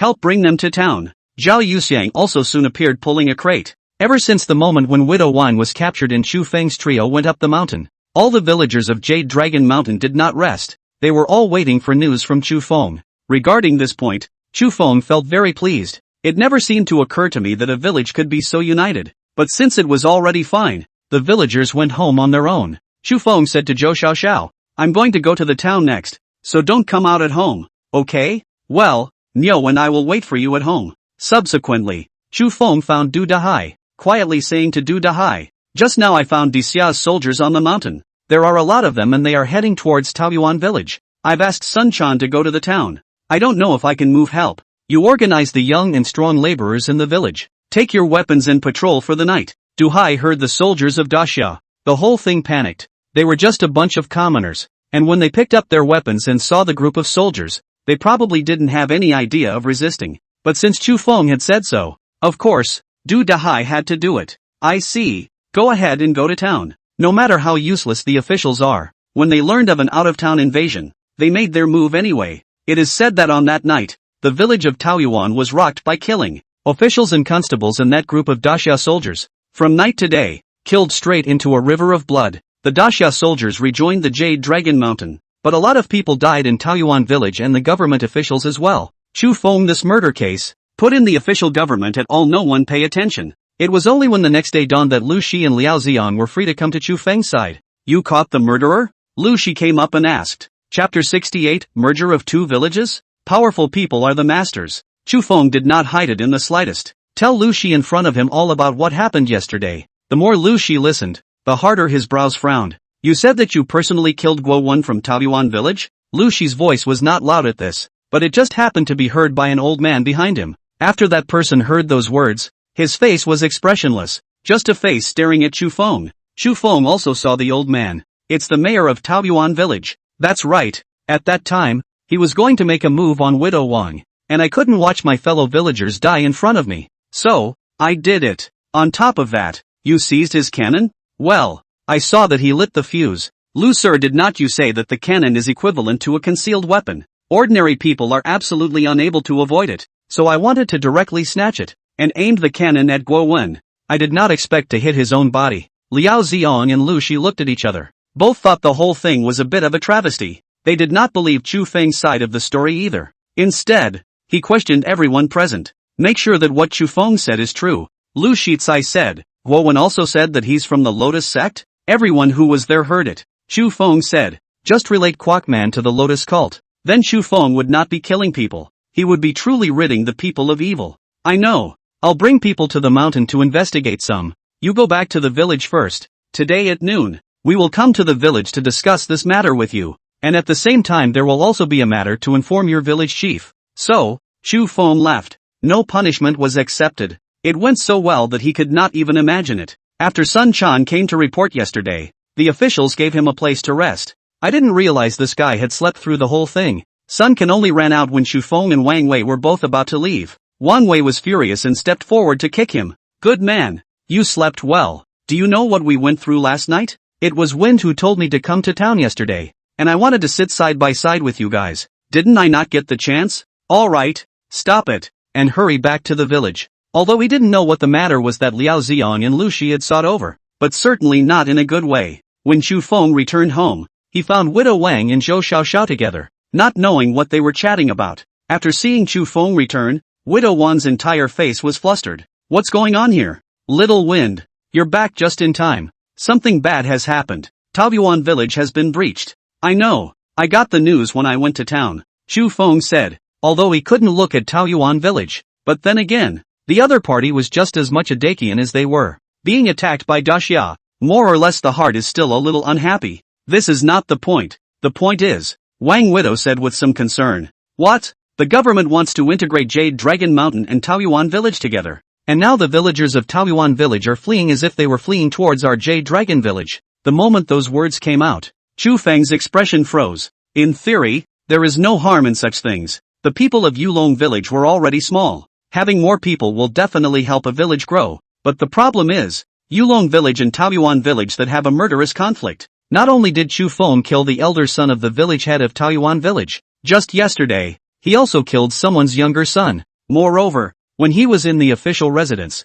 Chu Feng had no qualms about saying it in front of someone's old man. But I didn't realize that the two villages were actually going to mix and live together now. Did Du Hai agree? He's just a village chief. How dare he disagree? And rightly so. Chu Feng stroked his chin and began to think of countermeasures. There are a lot of people in Peachland. More than 200 families. How many people are coming over here? Will they have problems with the people of this village when they come? There was no waiting for Chu Feng to come up with an answer. Liao Xiang and Lu Shi had then appeared in Yulong village. They were followed by a large group of people. Gui Yong is at the front, on crutches, walking around looking like a tiger, but his whole mood didn't look very good. Chu Feng and Du Dahai walked forward. The person with the highest prestige in the village had gradually changed from Du Dahai to Chu Feng, but now Du Hai is still the village chief. Once there's some kind of grain collection, or something that involves the whole village, it's still Du Hai who's in charge. Liao Xiang came to Du Dahai's side and said, "Talk somewhere else?" Du Dahai respectfully brought Liao Xiang and Lu Shi to his house. The two men looked for Du Hai while waving at Chu Feng. A group of 4 people, in the hall of Du Hai's house. There's no way to live in Taoyuan village for the time being. No one knows when that gang of thieves from Disya will continue to go over the Jade Dragon Mountain and strike out at our Dechen people. As the village head of the Jade Dragon village, I hope that you'll be able to let go of your former suspicions. Liao Xiang crowned. My lord, you also know that our Yulong village and their Taoyuan village don't have a very good relationship even if you are looking for it, you should look for Stream Village. Stream Village has an even worse relationship with them. Really put them together and they'll definitely fight. And the county governor doesn't want the people under his rule to fight over something like this. Doesn't your excellency worry about our Jade Dragon village fighting with them? Chu Feng suddenly spoke. Liao Xiang and Lu Shi looked at each other. Lu Shi laughed. There are few people in your Yulong village. In one sentence, the matter was finalized. These two adults, they don't care about the feelings or the death of the common people. They brought the people from Taoyuan village here simply by the county magistrate's orders. Chu Feng and Du Dahai glanced at each other, and there was helplessness in both of their eyes. At that moment, Chu Feng suddenly changed his view on his future alone. Being a rich man and keeping a piece of land, it may be able to make yourself very comfortable in the future. Maybe it can be clothed and fed. But, if a foreign enemy comes, if a magistrate or a constable captain came to him and said, "The court needs your money," can Chu Feng not give it? Businessmen are the most important part of a nation in any age. The only time it isn't is in times of war. In times of war, they are big fat sheep for the slaughter. In the future, would he really want to be a businessman like that? Or the landlord? The Lu Shi and Liao Xiang in front of him asked him to do something, and Chu Feng didn't even dare to resist. Because, the other side is powerful. Chu Feng, how are you doing as this mountain inspector? Liao Xiang suddenly asked. Chu Feng subconsciously said, "It's quite good. You killed Guo Wen too. We went up the mountain to see what we could find, and after pulling down the other side's bodies, we pulled down their stuff too. Do you want this?" Liao Xiang glanced at Lu Shi, who understood, and from the backpack behind him, handed a pitch-black cannon to Chu Feng. Chapter 69, Becoming an Official. Patrol leader overpowers Gui Yong. At that moment, Chu Feng only felt that his back was soaked. Both Liao Ziyang and Lu Shi's expressions looked very normal. Nothing special. The gazes they looked at Chu Feng still carried an ulterior motive. The cannon in Lu Shi's hand was like it was really a burning stick. It was just taken out of the boiler in general and looked hot. Chu Feng was somewhat afraid to receive it. What is the meaning of this? My lords? Can you use it? Lu Shi asked directly. Chu Feng shook his head and nodded again. I saw Guo Wen use it yesterday. It was loaded with gunpowder to take out the fuse and ignite it, so I should be able to use it. You also need to aim. Do you understand the aiming technique? Lu Shi asked again. Chu Feng smiled fawningly and said, Lord Lu, what do you want me to do? It's better to tell us straight. This thing called a cannon should be very precious, right? Liao Ziyang said. That's right, cannons are precious. Whether it's de Qian or de Xia, there are only about 50,000 cannon soldiers. With that, they were also divided up to man the borders all over the country. And at the same time, gunpowder is also a very difficult thing to produce. So when fighting a war, the cannon soldiers are at the very back of the line before they take the field. Other than the Xinjiang troops, the other imperial military types were not allowed to touch the stuff. Then the two lords. Chu Feng was speechless. Other courtiers can't touch it, so give it to him? Because that gang of Daxia people started attacking my Taoyuan town from Jade Dragon Mountain. You, as a mountain patroller, are shouldering a very big responsibility. This fire cannon we discussed with the county governor and decided to give it to you. At the same time, there is a need to form a guard of 10 men. Are you willing to be the leader of this patrol? Liao Ziyang was full of anticipation when he said this. This patrol leader sure isn't that good. Chu Feng wanted to refuse, but seeing the eyes of Liao Ziyang and Lu Shi, if they do turn it down, who will they give this captaincy to? It's okay to give it to Yulong village. What if they give it to the people over at Taoyuan village? When the time comes, Gui Yong will definitely find a way to avenge his two sons. And the first object of revenge was definitely Chu Feng. Zhou Xiaoxiao is pregnant. He also has a daughter who just turned 5. Everyone in the family seems so vulnerable. This is the time to give away a position that seems to hold some power. Then Chu Feng is really stupid. He took a deep breath and said to Lu Shi in front of him, Okay, I promise. I'm willing to be this patrol leader. Then you'll have to be on the mountain for a really long time. And once you find the Daxia soldiers, not only will you report them to the Yamen at the first opportunity, but you'll even have to make a move to stop them yourself. Lu Shi said, No problem. As a citizen of Great Qian, this is what I should do. Chu Feng said. He had only just crossed over a few years ago, and he didn't have any feelings for De Qian at all. But saying it like that made both Lu Shi and Liao Ziyang in front of him light up. Then please, and village chief, the people of Taoyuan village are all outside right now. You may be needed to settle them. I hope that you two villages can put aside your old grudges. Good, the old man knows. Du Hai's smile stiffened a bit, but eventually agreed to the other side. Liao Ziyang and Lu Shi are gone. Before leaving, Lu Shi and Liao Ziyang rushed to the whole village to announce about Chu Feng. Chu Feng was the captain of the Jade Dragon Mountain Patrol Team and had the right to select its members. But the number has been kept to 10. It was also a restraining order given to him by the officials. If Chu Feng can recruit as many people as he wants, what can we do if there are more people who don't want to obey the government? As for the fear of others not attending, mandatory, 5 per village, 5 people on Chu Feng's side, and 5 people on the side of Taoyuan village. Those who join can do so without having to pay grain. But the risks have also been stated. Once they were selected by Chu Feng, then they had to join, or else double the amount of grain. This was sort of Chu Feng's only small right. When Liao Ziyang and Lu Shi left, everyone's gazes looked toward Chu Feng. There are over 200 people in Taoyuan village and 20 in Yulong village. The 200 or so people over there, however, all lowered their heads for fear of being seen by Chu Feng in general. It doesn't matter on the Yulong village side. Everyone knew that as long as they followed Chu Feng would definitely not treat them poorly. Brother Feng, I want to join. Tiger was the first to come up and sign up. Chu Feng hesitantly looked at Widow Wang. Only when he saw Widow Wang nod her head did Chu Feng nod his head. Wang Wei and Sun Can then naturally walked over. These two people were Chu Feng's most loyal flocks. No matter what Chu Feng did, they would follow him. After all, these two men already had more than 50 pieces of silver at home. It's all from Chu Feng. Followed by Duk Tan. Du Cheng and Du Hai discussed it. There's no telling what the town is going to look like in the future. If you join the patrol, it's the same as joining the government. It might be good for the survival of their family, especially with the addition of Taoyuan village nowadays. If their family didn't have a little bit of official background, if the other party developed in the future, that would be a real ride over their heads. Thinking of this, Du Dahai had Du Cheng join Chu Feng's patrol as well. The last person is Zhao Yuxiang. Zhao Yuxiang is in his 30s and has not taken a wife. serving his old mother all by himself. But some time ago, his old mother fell ill and died, leaving Zhao Yuxian alone.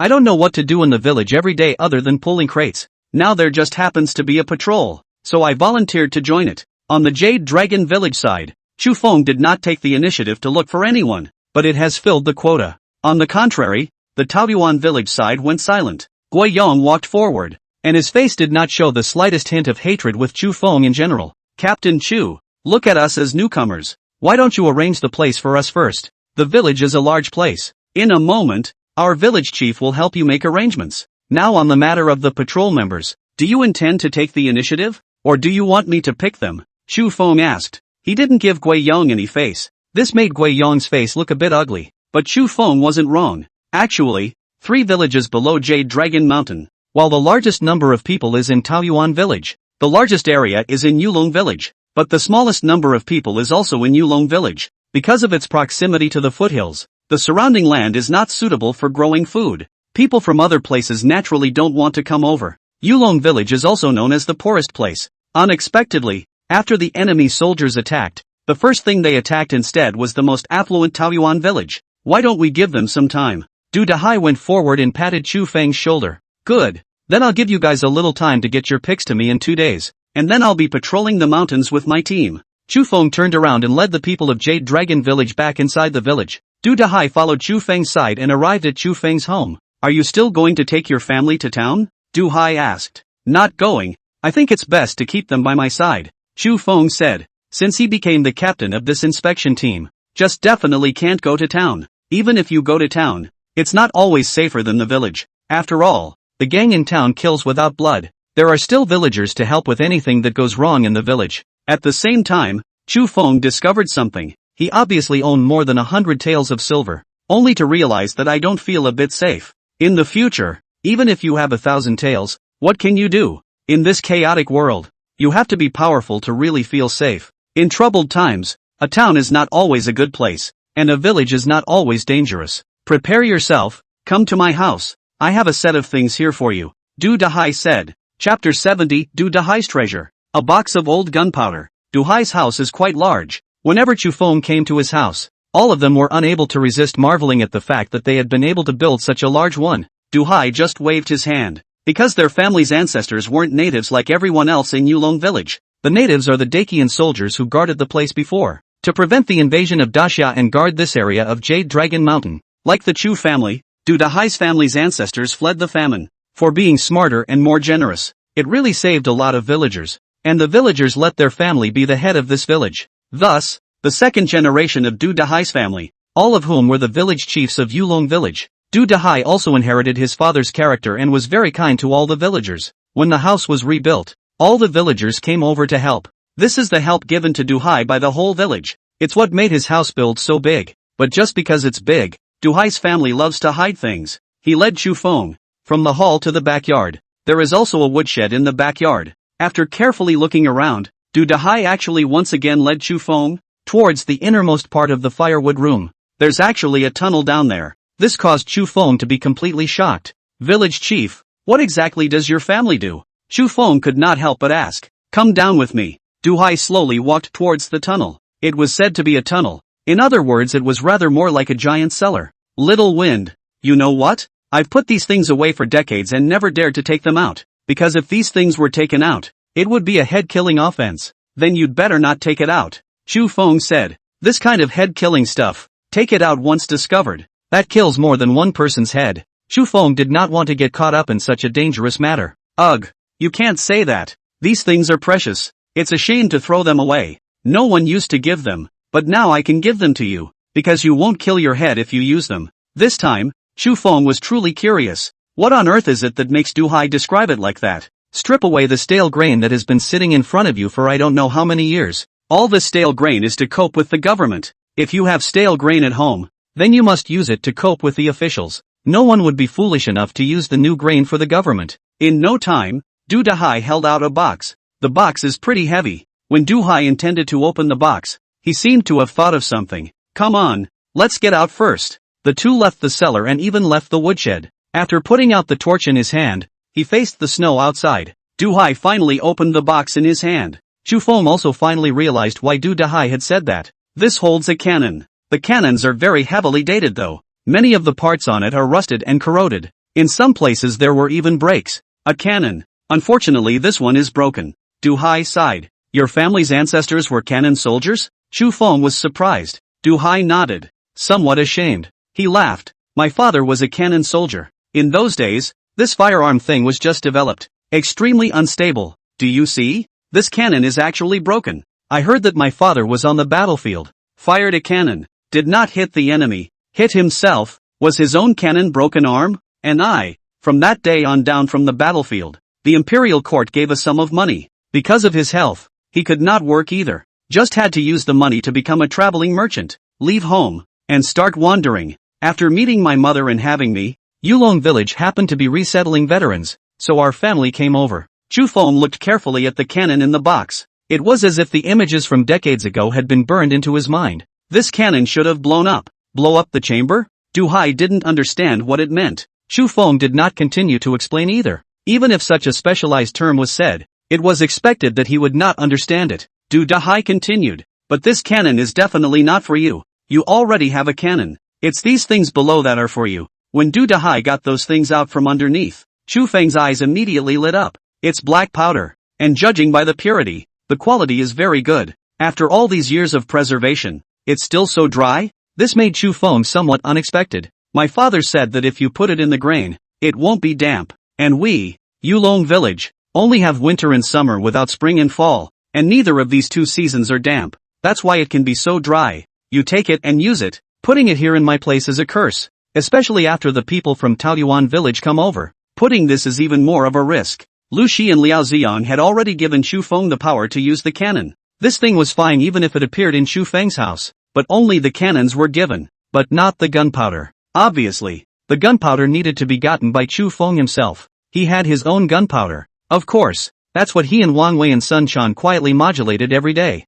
It is also still being modulated and made into animal skin rolls. But the problem is that the production is too low. Inside this wooden box, there were at least 100 pounds or so of gunpowder. In one fell swoop, Chu Feng was able to produce 100 beast skin scrolls. Village chief. Then these things? I'll take them. Chu Feng was not the slightest bit embarrassed. After taking this away, there would only be benefits and no harm for the village chief. Let's hope that these things can really protect our Yulong village. Of course I can. What danger could there be in such a poor countryside as Jade Dragon Village? Chu Feng laughed. Not so. Once Snowy Ridge City is overrun, Snowy Ridge Town will then also become Daxia land. When that time comes, Daxia soldiers will surely liquidate the surrounding villages. Just grabbing our food. That's all counting us lucky. When their temperament comes, slaughtering the villages may also be possible. Chu Feng was silent. He's never been to war. Even now, it has never been experienced. Though Daxia soldiers had appeared before him. However, that kind of scene where thousands and tens of thousands of people were fighting together against the civilian population was ultimately unfamiliar to Chu Feng. But Du Hai has seen it. When he saw Du Dahai's depressed expression, Chu Feng couldn't help but ask. At that point, is there really no other way? Unless our entire village relocates, how can we possibly escape? Then relocate. Chu Feng said. Are you kidding me? Where are we migrating to? Jade Dragon Mountain. Chu Feng's voice grew firmer and firmer. If war between Dixian and Dixia is inevitable, if it was true that their Jade Dragon village might suffer extinction in the future, then why not relocate? Chu Feng didn't have any other thoughts. He just wanted his little family to live well. Of course, if he had the ability, Chu Feng did not mind bringing an entire village to migrate with him. After all, there were only about 20 families in one of their villages. In all, there were more than 40 mouths to feed. Jade Dragon Mountain? Do you know how many fierce beasts there are on the mountain? Do you know how terrifying those natives are? Moreover, there's a curse on the mountain. Village chief, would you rather die in the butcher's knife of those Daxia soldiers? Or would you rather die in your own search for food? This matter will be discussed again. Not to mention the fact that there is no place suitable for so many people to live on Jade Dragon Mountain, and that the Daxia soldiers may not be able to fight their way in. Du Dahai shook his head and said, alright, then I'll go look for it. Anyway, now I'm also the captain of the Jade Dragon Mountain inspection team. And since Jade Dragon Mountain is so big, I don't believe that I won't be able to find a place for all of us to live. Carrying the gunpowder in front of him, Chu Feng left Du Dahai's house. Du Dahai first froze for a moment, then actually looked forward to it somewhat. If, indeed, one can find a place where there is no war, even if one lives in poverty, So what? Chapter 71, The Little Herald Who Looked Down on People. The Furious Chu Feng. 2 days. Peachland Village has finally picked out their candidate. But what made Chu Feng feel funny was, Taoyuan Village seemed to think it was something fatal as if it were. I can't believe I picked 5 old and sick people. Old man Zhu, you're over 60, you want to come and join the patrol? Wang Wei came to Zhu Liahan's side with a surprised look on his face. Old man Zhu had a mixed up look on his face. What? You can't join a patrol if you're over 60? Wang Wei looked toward Chu Feng. Chu Feng nodded and said, it's all voluntary, so it doesn't matter. In addition to Zhu Laohan, there was Guiyong himself, as well as 3 other older ones. Chu Feng came to Guiyong and said, Village Chief Gua, I don't dare to be. Nowadays Du Dahai is our village chief. I, Guiyong, am no longer the village chief. Guiyong said hurriedly. Chu Feng was too lazy to listen to his nonsense there. Straight away, he said, there is some danger in this matter. And you are almost 80 years old. Are you sure you want to participate? It's also true that Lu Shi and Liao Xian didn't say at the beginning how old they couldn't participate. So, Guo Wu's 5 do meet the criteria. Since that was the case, Chu Feng did not bother to pursue anything. Most importantly, if the other side does come with 5 strong bodies, if they don't obey the rules, the 10 of them will fight every day. It's good to be old and infirm. At least you're obedient. Even if you don't listen, you don't just drag your feet. None of them have old cold legs, right? Chu Feng asked. Don't worry, we're older, but we're all in good health. Guiyong patted his chest. Every time Chu Feng saw Guiyong, he felt that this old thing must be holding back something bad. It is said that the older a person gets, the more demonic he becomes. Chu Feng killed his 2 sons. However, every time this fellow faced Chu Feng, not only did he not hold any grudges, even with a smile, and sometimes with humility and supplication, but the more so, the more careful Chu Feng would be, because Guo Wu knew that he was an old man. After the death of the 2 sons, there was no longer any backstage. But Chu Feng was different. He was strong and young. There's also the entire Jade Dragon village to back him up. It's hard as hell for Guiyong to get revenge. That was why every time he saw Chu Feng, he had to show his weakness. Let Chu Feng let his guard down. Chu Feng, as a modern man, had long since seen through Guiyong's thoughts. It's nothing more than letting him slack off before delivering the killing blow.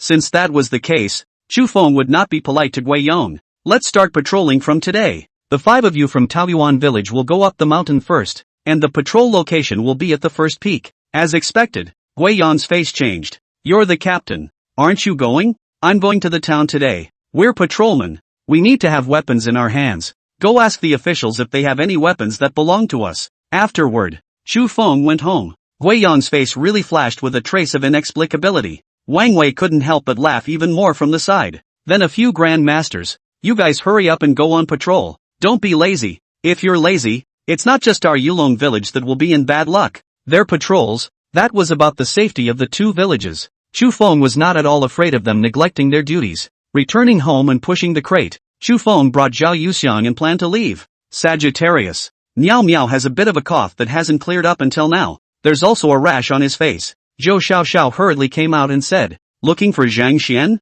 Dr. Zhang is not at home and has gone to another village. Zhou Xiaoxiao said with some worry. There's a doctor in town. Go straight to town. Zhao Yuxiang said. So, the family, 3 of them, began to head towards the town. The courthouse is empty for the time being. Chu Feng then took his daughter to find the town's medical center. Hui Chun Tang. A few people had just gotten off the bus when they saw a small herald reading a medical book there in Hui Chun Hall. Anyone? Look at the child. Zhou Xiaoxiao pulled Chu Miao Miao and carefully came to the door. The young herald lifted his eyes for a moment and began to continue reading his book. That, please, is your doctor here? Zhou Xiaoxiao asked again cautiously. The little herald still didn't raise his head. Zhou Xiaoxiao instantly dared not speak. She was originally from the village. Rarely came to town in my life. The last time I came here was when I was a child and followed my parents to sell wild vegetables. By that time he had already experienced the blank stares and contempt of the townspeople. She didn't know how to deal with the situation. Just when Zhou Xiaoxiao was a bit helpless, a slap hit the tablet hard. I'm talking to you. Didn't I hear you? Where's your doctor? Why do you have a deaf man here? There was a loud clang that startled the little herald. Chu Feng's voice was extremely loud. The ears of the little herald before him perked up. The little herald looked up. He was so angry. What are you yelling about? Can't see I'm doing something. What are you doing? Are you not a doctor? Aren't you an apprentice in a medical center? A healer saves lives and cares for the sick and injured. With a heart of love, no matter how poor or lowly they are. Who are you showing this condescending demeanor to? Do you think that because we are villagers outside the town, you can treat us with such disdain? If any of us die of an emergency in your clinic, do you believe I'll make it impossible for you to open your clinic? Chu Feng's emotions were agitated. After all, it was her own daughter who was sick. Seeing the other party's condescending demeanor, all the anger in his heart poured out. The little herald was scolded by Chu Feng, scolding his entire body to the point of being confused. He pointed at Chu Feng and was half unable to say anything.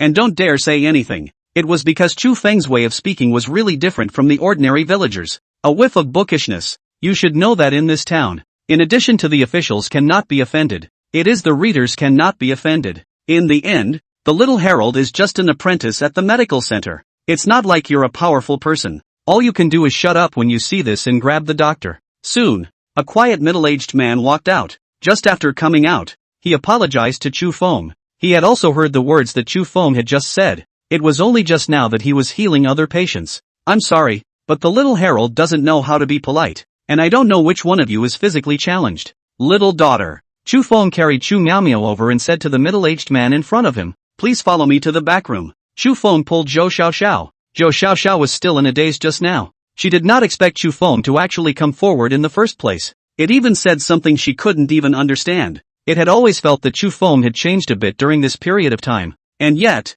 I didn't expect it to be this big. You and Miao Miao go to the back hall and call me if anything happens. Good. The little herald glanced at Chu Feng and was a bit frazzled. But inside, it was more of a disbelief. Chu Feng's outfit really didn't connect with a scholar. The clothes on his body were also torn and dirty. There was actually a burning stick in his hand that he couldn't see what it was. How could a reader possibly dress like that? Could it be that he was bluffed by those words of his? This man is not a bookworm at all. The thought made the little herald a little angry. Standing up, he intended to continue to argue with Chu Feng. Suddenly outside a man in official uniform walked in. Chapter 72 A slap on the little herald. Relief. Lord Lu. The little herald hurriedly stood up and respectfully greeted Lu Shi in front of him. Lu Shi didn't even look at him, but only looked at Chu Feng next to him with some surprise. Chu Feng, why are you here? Lord Lu, you and Lord Liao have made me look hard. The moment he saw Lu Shi, Chu Feng was instantly delighted. It looks like things will work out here. There's no one at the courthouse.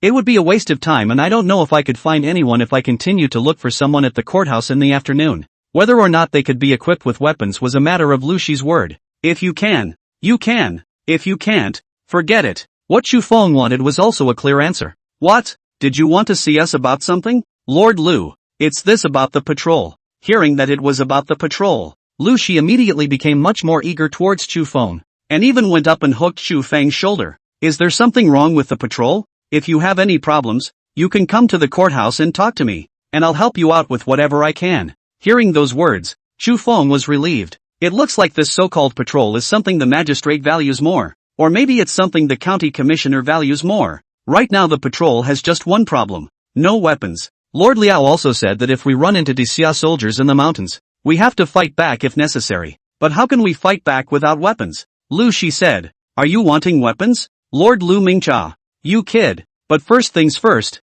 we can't provide the cannons. All we can provide is a few short swords. Not to mention short swords, even if Lord Lu provided me with a few long wooden sticks, it would already be a great gift to my subordinates. Chu Feng fawned and smiled. From the moment I met with the people from the court here, Chu Feng all tried to remain as humble and respectful as possible, so that the other side can't find a single fault. Lu Shi laughed. Okay, when you have time to go directly to the Yamen Logistics in the afternoon to collect the line, I'll go first. Right. Don't just bring the cannon to the town in the future. Chu Feng nodded and said, don't worry, Lord Lu, the two are having a great time talking to each other here. The little herald on the sidelines was horrified. A moment ago, he was still doubting whether Chu Feng was a scholar or not. The moment afterward, he found Chu Feng talking to Lu Shi, the captain of the constables. Lu Shi even patted Chu Feng's shoulder. He's the captain of the constabulary. No one dares to offend him in the whole town. Except for the magistrate is him. One man at a time. You're actually having a good conversation with Chu Feng?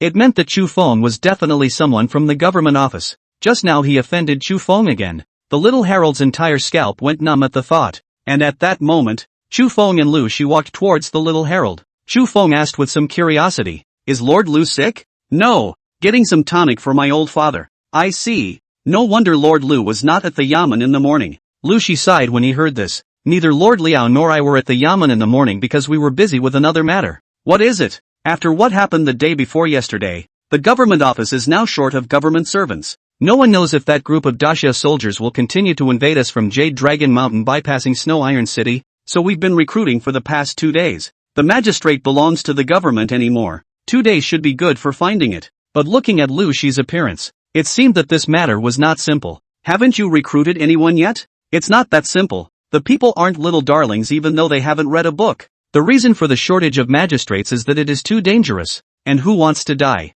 What about mandatory recruitment? Who in the town would dare to force recruitment? What about the village? Lu Shi's eyes lit up and he immediately looked at Chu Feng. Chu Feng laughed. If there are no requirements for age and family background, I can recommend a few people here. And you tell me. The Chu family from Yulong village. That is, my elder brother Chu Long. There is nothing to do at home every day. There's also my father who was always idle. And now he's still in his strong years despite his age. There's also the Zhou family from Stream village. These are all candidates that can be recruited. These are your relatives, aren't they? That's what Lord Lu said. In order to defend our town and our land. This is something our family should do. If this is over, you don't have to stay at Jade Dragon Mountain. Come to the Yamen. I'll grant you a good official position. Lu Shi left in a huff. While looking at Lu Shi who left, Chu Feng smiled. There was just something about that smile that was oozing. This coming period, Chu Feng might lead the patrol to Jade Dragon Mountain to look for the location of the Jade Dragon village migration. You may not even be able to return home for 3 or 5 days.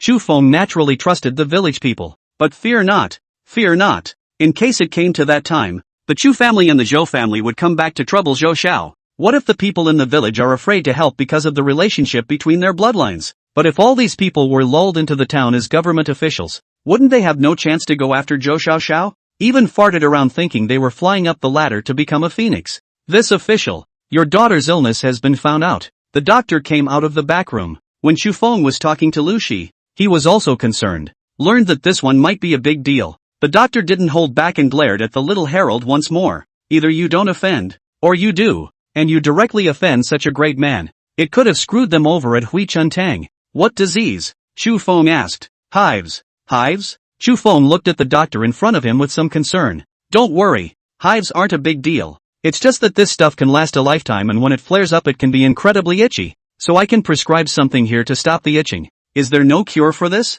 Chu Feng asked. There is. But the root cure requires Tianshan purple grass, which can only be found in very high mountains, meaning that this medicine requires a trip to the 4th or even 5th peak of Jade Dragon Mountain. I know. Make a prescription. The doctor was very obedient in prescribing, just as Chu Feng was planning to give the silver. The doctor in front of him hurriedly said, there is no need to give silver. Just now the little herdsman was unintelligent and clashed with a few of you. This is rightly regarded as compensation for a few of you. The formula to stop the itch is not worth a few dollars. Zhou Xiaoxiao once again looked at Chu Feng in surprise. It seems that he did not expect Chu Feng to discuss a matter with the captain of the constable with a few literal words. There's just such a big shift in these guys. Zhao Yuxiang also looked at Chu Feng with some surprise. He was himself a man of rather quiet character, but when he saw this scene, he was also a little envious. Who in their village hadn't been looked at with blank stares by the townspeople? Only Chu Feng made it to the white eyes them, as much as it should be. Chu Feng handed over the silver. When the doctor saw this, he could only nod. After taking the silver and finding the money, Chu Feng's few people just planned to leave. Just a moment for a couple of you, the doctor said with a smile. Chu Feng and the others were stunned, and they had yet to understand what had happened, only to see the doctor turn around and slap the little herald hard, knocking him to the ground. If you ever do this again, I'll beat you to death. Afterwards, the doctor once again looked at Chu Feng. Make amends to a few of you. Chapter 73, Returning to the village with a large harvest. Meeting robbers on the road. Great harvest. Zhao Yuxiang looked at the 10 spears on the crate, as well as the 10 short swords. It looks rusty though. It's obviously had a certain number of years, but it's also the real deal. You can poke a bloody hole in someone even if you stab them. With these things, our patrols will be able to patrol properly, Zhao Yuxiang said with some emotion. He thought his life was pretty much over. Being a small villager in Yulong village, every day, he pulls a crate to town and back, doing some kind of peddling for a living. Never thought I'd actually become a patrolman. It's even got its name on the official list. This would have been honorable in the old days. And all of this was brought to them by Chu Feng. Captain Chu, this time when we go back, we mustn't perform well in front of that group of Taoyuan village people? Chu Feng laughed. That's a must. Jokes aside, Chu Feng would not show anything about himself in front of them except that he would be wary of that group of people. Chu Miao Miao was sitting on the crate, eating malt candy in her hands. Every now and then I would pick at the rash on my arms and face. Hives aren't anything that kills you, but in this day and age, any little girl who gets it will certainly not find a good husband, because wherever this thing grows, it breaks. Most hives grow on the face, much to the distress and despair of the great daughters. Although Chu Feng didn't care what kind of good person his future daughter could marry, but he doesn't want his daughter to get down on herself. Therefore, Chu Feng intended to look for the heavenly mountain violet grass, even if this thing is very high up in the Jade Dragon Mountains. However, Chu Feng felt that with his plateau experience, going higher should not be a big problem. Right now, what he was most worried about was the curse that Du Dahai had mentioned. What kind of curse is it that would make someone as knowledgeable as Du Dahai keep mum? Cho has been sewing in her tiny hands. He knew that Chu Feng might go up the mountain in a couple days, so he got more cotton clothes and underwear. Those clothes that Chu Feng had worn before were either dirty or broken. Can't keep wearing it at all. The crate pulls slowly. It was Chu Feng and Zhao Yuxiang who pulled it together. Those weapons are almost 100 pounds when put together. Not to mention the fact that there were two women sitting there, one large and one small. Zhao, you're not going to find a wife? Zhao Yuxiang shook his head and said, why bother? In this day and age, we don't even know how many years we'll live. So why do we have to wreak havoc on other people's daughters? This is typical of pessimists. The social environment is really bad nowadays, but that's no reason not to live an active life. In the future, if the whole of Dakian is at peace, will you find a woman? I'll find 10, Zhao Yuxiang said. The two of them looked at each other and burst out laughing. Zhou Xiaoxiao glanced at Zhao Yuxiang angrily, as if she was afraid that he would bring Chu Feng down. There is more snow ahead. Sometimes when pulling, Chu Feng or Zhao Yuxiang would let go of pulling the cart and go shoveling snow. Seeing that they were about to reach the Jade Dragon Village, Chu Feng saw that there were 5 more people ahead of them. The moment he saw them, Chu Feng's entire body tensed up. Stop. After Zhao Yuxiang heard Chu Feng's words, he immediately stopped pulling the cart. What's wrong? Zhou Xiaoxiao asked. Stay here. I'll go up and take a look. Chu Feng carried a fire cannon. At the same time, he pulled 2 paper tube fixed powder from his pocket. This way, after determining that the other party had a problem, Chu Feng was able to quickly load the gunpowder in for firing. 5 men stopped at a village on the road that must be traveled. But anyone in their right mind can see that something is wrong here. Dare I ask what a few of you do? Chu Feng stepped forward and asked directly. The 5 people raised their heads and glanced at Chu Feng. Everyone has a weapon in their hands. The moment he saw those weapons, Chu Feng already understood. This mountain is mine. This tree was planted by me, the man said. Chu Feng was somewhat speechless. What an ancient line. We're just little old people from Yulong village. We didn't even bring any food with us this time. Let us through. Chu Feng did not want to clash with them. After all, the wife and kids are here. It would be best if it could be resolved peacefully. But apparently, the other side doesn't seem to want a peaceful solution. The current strong man sneered, don't pretend that a few brothers didn't see.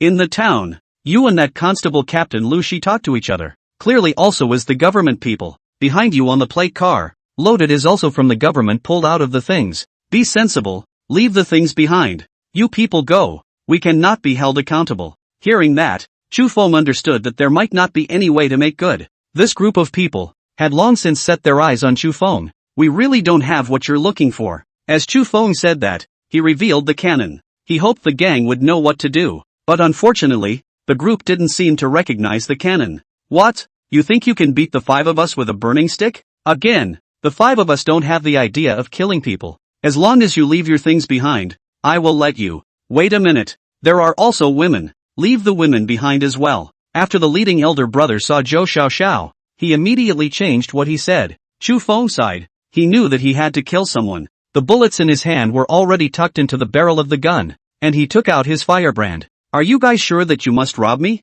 Chu Feng asked once again. What's the point of wasting words? Big brother, let's go. As soon as the words fell, Chu Feng's fire folders had already ignited the fuse. As the fuses began to nip and flare, just a thud, with a puff of smoke drifting away, the so-called leader's face turned into a sieve. He didn't even have time to make a move. Then he fell to the ground. Snowflakes were still drifting in the sky. But of everyone, except Chu Feng, it seemed as if they had all been cast under a stasis spell. Chu Feng didn't care about those. A second paper tube had been shoved down the barrel again, lighting the fuse with a flint. He took aim at the second man. With the second man also covered in blood, he fell to the ground. The gang of mountain bandits finally realized it. They appear to have messed with the wrong people. The remaining 3 turned and ran. There wasn't even a harsh word left. Zhao Yuxiang didn't rush over with his spear until this time. You're okay. It's okay. This cannon you're using, how come it's so powerful? Zhao Yuxiang surprised too. Chu Han scratched his head and said,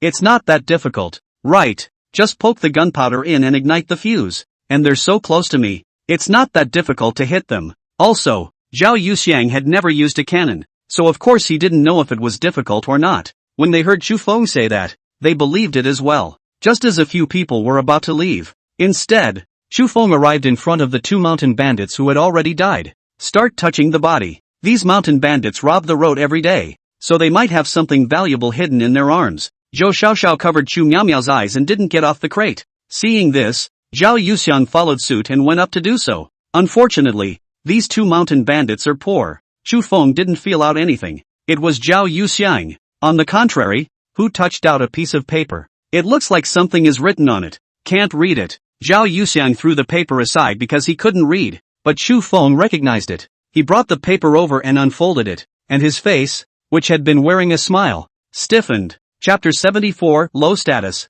Chu Feng feeling precarious. What does it say? Why do you look so pale? Zhao Yuxiang asked Chu Feng in a somewhat strange manner. Chu Feng shook his head and said, nothing, a bunch of ghostly drawings that I can't read myself. Come on, can you read? Zhao Yuxiang scoffed. Chu Feng just smiled and didn't say anything. Together with Zhao Yuxiang, they pulled the crate towards the village. By the way, I suddenly remembered that I seem to have forgotten something in the town, so help me send Tiny and Miao Miao home. Okay. Zhao Yuxiang agreed readily. Where they were now wasn't far from the village. It's probably nothing dangerous. After saying a word to Zhou Xiaoxiao, Chu Feng turned around and walked towards the town. He tugged at the piece of paper in his hand. It's getting tighter. Chu Feng didn't expect it. It's amazing how dark officialdom can be these days. He wanted to find Lu Xi and Liao Ziong to ask what was going on. It gets faster and faster along the way. It didn't take long for Chu Feng to walk to the entrance of the court. There's a back door to the courthouse. It's specifically for them, the people in the government offices, to walk around. Chu Feng skillfully came to the back door and pushed open the court door. When I walked in, I realized that most of the people from the courthouse had already left. Fortunately, Lu Xi and Liao Ziong were both sitting in the front hall. The two seemed to be discussing something. That expression was still relaxed and self-effacing. The Daxia soldiers made a trip to Taoyuan village and killed many people. There are even plans to invade the entire town. But neither Lu Xi nor Liao Ziong seemed to take this matter too seriously. Chu Feng was curious about whether that legendary county magistrate valued this matter or not. Coming in front of Lu Xi and Liao Ziong, this time Chu Feng didn't make it polite with the two people anymore, slapping the paper on the table directly in front of both of them. What is the meaning of this letter? My lords? Lu Xi and Liao Ziong looked at each other. Liao Ziong spread out the paper, looked at the top. The expression has changed. Lu Xi sneered from the side. It's the county magistrate's notes, isn't it? Who else could it be if not him? He's the only one who could do such a thing. Lu Xi was a bit surprised. How did this letter get into your hands? You were not robbed? It was robbed, and I killed 2 men with the cannon. Chu Feng said bluntly. He had thought he might be inviting trouble for himself. However, he did not expect Lu Xi in front of him to look happy. And you really know how to use a cannon? It's really condescending to let you be a patrol member on the mountain. You bastard. Chu Feng is the one I've looked after. So don't you dare snatch it from me. The two actually started arguing over Chu Feng's belonging. Won't the two lords explain this letter to the little man? What else is there to explain? It's obvious this is the work of the magistrate. Are any of you hurt? Liao Ziong stepped forward and asked with concern. No one was injured, but the gang actually tried to insult my wife and daughter. Otherwise I wouldn't have killed them. As long as the people are fine, take the weapons back and use them properly. This matter is related to the county magistrate. We don't have too much to do. Where is the magistrate? I'll go talk to him. If you want to die, then go. We will never stop you, Liao Ziong said. Chu Feng was silent. He is indeed quite afraid of death. God had easily given him a chance to be reborn. It seems a bit unworthy to die because of something like that. Are you sure you killed 2 people? Where are the other 3? Lu Xi even directly gave out the number of people. This made Chu Feng always feel that those 5 people were generally related to the 2 of them. Run, old Liao. This is a credit. We can still use this to discuss the county magistrate. We can even directly place this credit on the county magistrate's head. With that Lu Xi turned around and left the back hall. Just as he was about to leave, Lu Xi said to Liao Ziong, tell him everything that needs to be said. Xiao Feng is literate, has a brain, and is capable. He's a talented person. In the future I hope he'll be on our side. Only after saying those words did Lu Shi disappear in front of Chu Feng. Liao Xiong said, "Are you willing to become one of us?" Chu Feng immediately felt that he shouldn't have come on this trip. Obviously, Lu Shi and Liao Xiong, they seem to have a big agenda. This is looking at him and trying to get him to stand up. Little county offices are playing with this kind of stuff. Lord Liao said this, but the villain has always been supported by you. Chu Feng said, "In that case, I'll tell you, the county eunuch is a man who is perverse and corrupt. These things that you took away today, in the county eunuch's opinion, are all things that can be sold for money, and he wanted to snatch them back through those Lotus sect people so that he could continue to sell them for money. But I didn't expect you to be so powerful that you were actually able to fight off 5 with 1, and even killed 2 of them in return." Chu Feng did not expect that the so-called county magistrate would actually be so shameless. "Where is the county magistrate?" Chu Feng asked. "Where else can he be? Lying in his mansion, of course. You don't really think he'll be in the county office, do you? That fellow Lu Shi intends to report what you have done, and it will be another merit for him, and at the same time it will add to the county magistrate's own merit, though the county magistrate may not want it. You should not be too unbalanced, this merit if put on you. I understand that once it's placed on me, the prefects will be on to me." Once the county magistrate stared at Chu Feng, it would be dangerous for Chu Feng. Even Lu Shi and Liao Xiong, Chu Feng could not afford to offend them, not to mention the county magistrate. "I understand. Thank you Lord Liao and Lord Lu for thinking of your subordinates." "You're welcome." Lord Lu's father celebrates his birthday in a while. "The town can't buy meat nowadays. I heard from the shopkeeper of Spring Wind House that you can get meat. Tell Lord Lu that after 2 days, the meat will certainly be served." After leaving the courthouse, Chu Feng's heart grew even more fervent. He knew that in this dynasty with very little civilization, if he can't become powerful, even if he's rich, he's still a big fat sheep in the eyes of others. Even if it was a county magistrate, even if it was a captain of constables, he would have to wag his tail behind the other side. This was not what Chu Feng wanted. After returning to the village, it was already dark. Chu Feng returned to his home. Chu Miao Miao's laughter came from the room, and Dum Dum's barking. Hannah is still lying on top of the woodshed. This caused Chu Feng's originally not so good mood to suddenly improve. He put on a smile and opened the door to the room.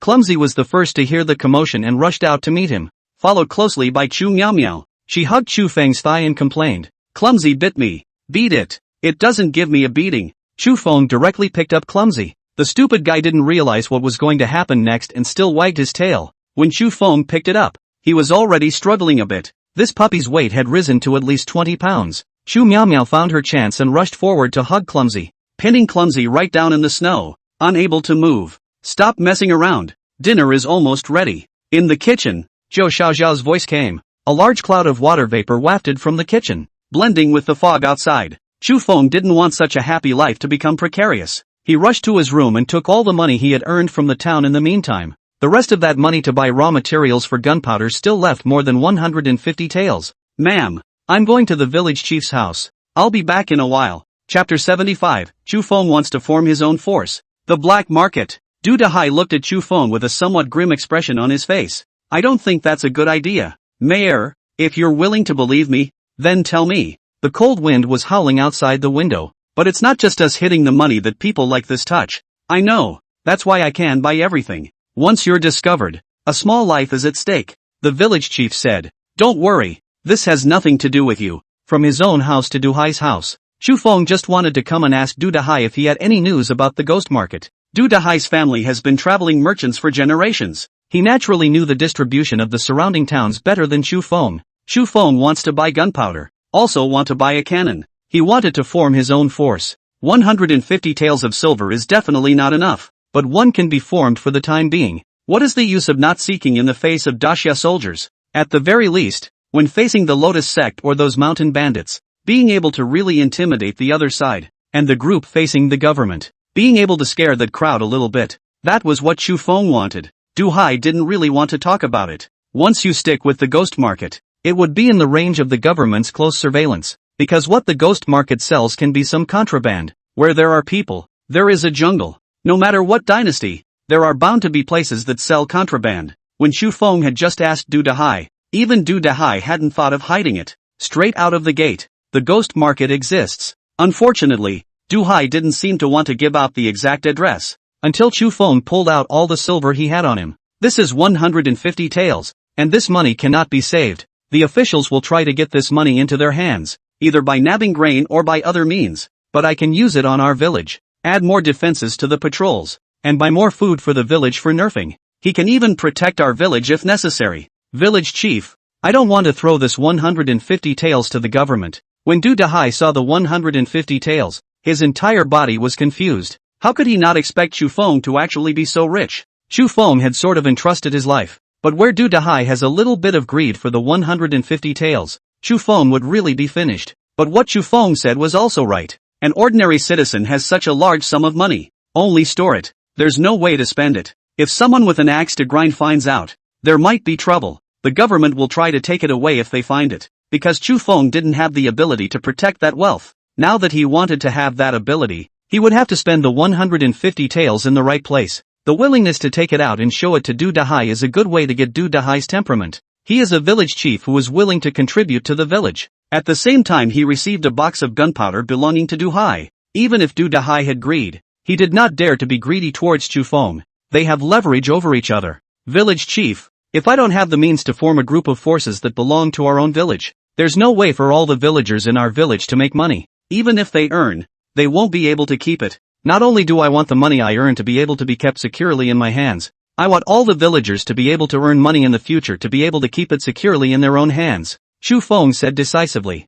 Du Hai was silent. He took a big gulp of rice wine. Only then did he say to Chu Feng, "Attach your ears." The next day dawned. Chu Feng had then gotten up. Those weapons from the Yamen are still at Zhao Yuxiang's house. It's time for the 5 of them from Yulong village to go up to the mountains and patrol today. Gotta distribute the weapons first. Meanwhile Chu Feng had to think about where to go to hunt some more. Talk to Liao Xiang about having to give them some meat. You can't go back on your word. For the time being, he couldn't offend Liao Xiang and Lu Shi. I didn't expect to just wake up to an obscure contraption. Chu Lung hadn't shown up all this time. He stayed in the Chu family with Chu Tian, not leaving the front door. 2 big men staying at home, not eating or drinking, don't socialize and don't want to make money. The people in the village have already defaulted to the fact that these 2 people are trash, so they don't interact with them. Earlier, Chu Lung stole something from Chu Feng. It was chopped on the back by Chu Feng with an axe. Having recuperated from his injuries to this point, he was still a little unsteady when it came to watching him move.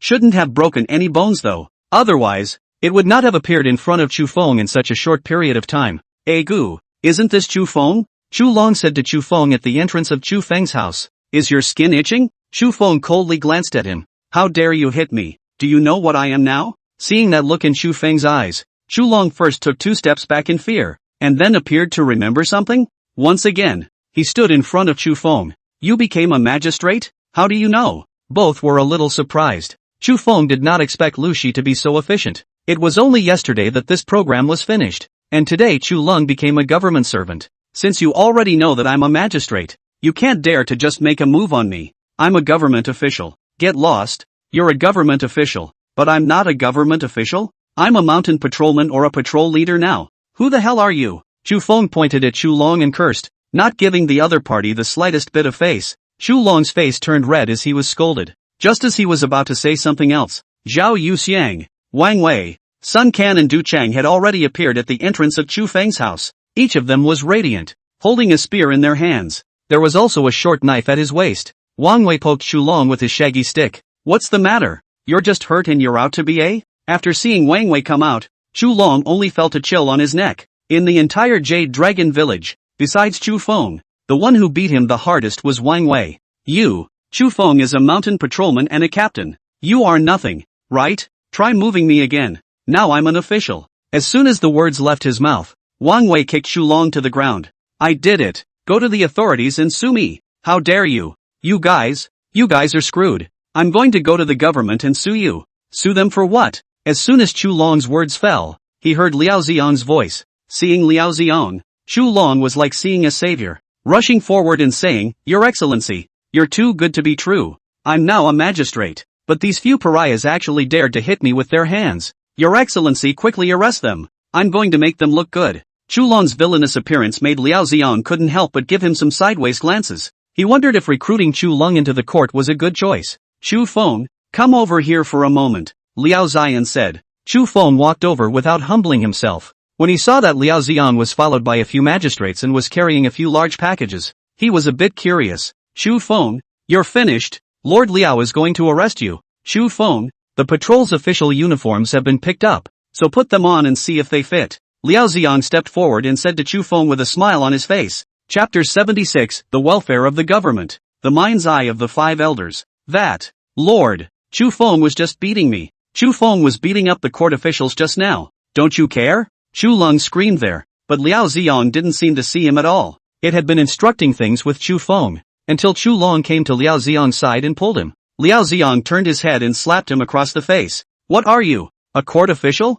Do you have an official status? Continuing to talk nonsense here. I don't think you should serve as a magistrate either. Continue to roll home and farm. Chu Lung was dumbfounded. After Liao Xiang finished his fight, he continued to aim his gaze at Chu Feng. What had been a ferocious expression softened once again. Captain Chu, there's something else I need to trouble you with. What is it? Chu Feng was surprised. You know Mr. Tian's granddaughter, don't you? Tian Xin. No, wasn't I the one who saved her last time? And now you may be needed to save the day once more. When he said this, Liao Xiang himself was a bit embarrassed. Elder Tian is sick and needs a medicinal herb. And after Tian Xin heard that this herb was available on Yulong Mountain, he went up the mountain and hasn't returned until now. Is this woman stupid? Chu Feng directly cursed. Liao Xiang said. In short, the message I brought. In addition to you guys, it is estimated that no one else can just go to the mountains to find people. Cannot find even, to their own main. This time, Liao Xiang made it very clear. Chu Feng's value also directly exceeded the granddaughter of the so-called Minister Tian. Chu Feng naturally would not take the initiative to find a woman who liked to make a fool of herself. What does her death on the mountain have to do with Chu Feng? Liao Xiang finished explaining all these things before leaving. Chu Long was like a sizable cutie.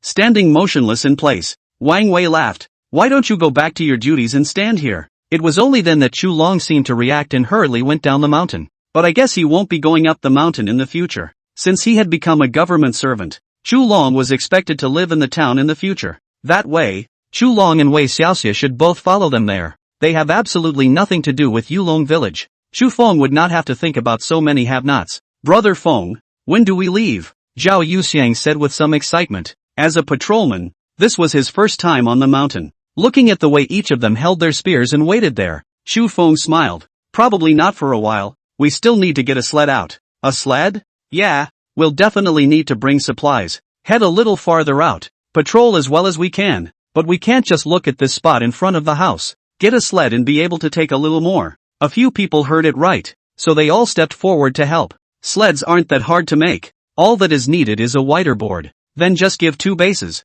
Finding some suitable bases from the woodshed, Chu Feng fit the mortise and tenon process as he remembered. Wasted a bit of time though, but when a group of people put their spears as well as their short swords on it, it felt like there was a lot less weight on their bodies, and it was indeed a lot easier. Alright, let's get going. Chu Feng put on the robe given by the officials. I have to say, the people over at the courthouse have a little something in terms of aesthetics. A few people put their clothes on and instantly felt much more formal. Even all of them were refreshed. Except Tiger. The guy's body is so skinny that he looks out of place in it instead. Tiger, you'd better take it off. Sun Chan laughed from the sidelines. I don't. Just wait until I'm growing in. Tiger said obstinately. Just as several people were planning to leave, Wei Yong and the others suddenly appeared at the entrance of Chu Feng's house. Their eyes were dead set on Chu Feng. Chu Feng was not afraid in the slightest and glared back. Gentlemen, today is your day off. What are you doing here now? Captain, these people from Yulong village are your team members. And we are also your team members.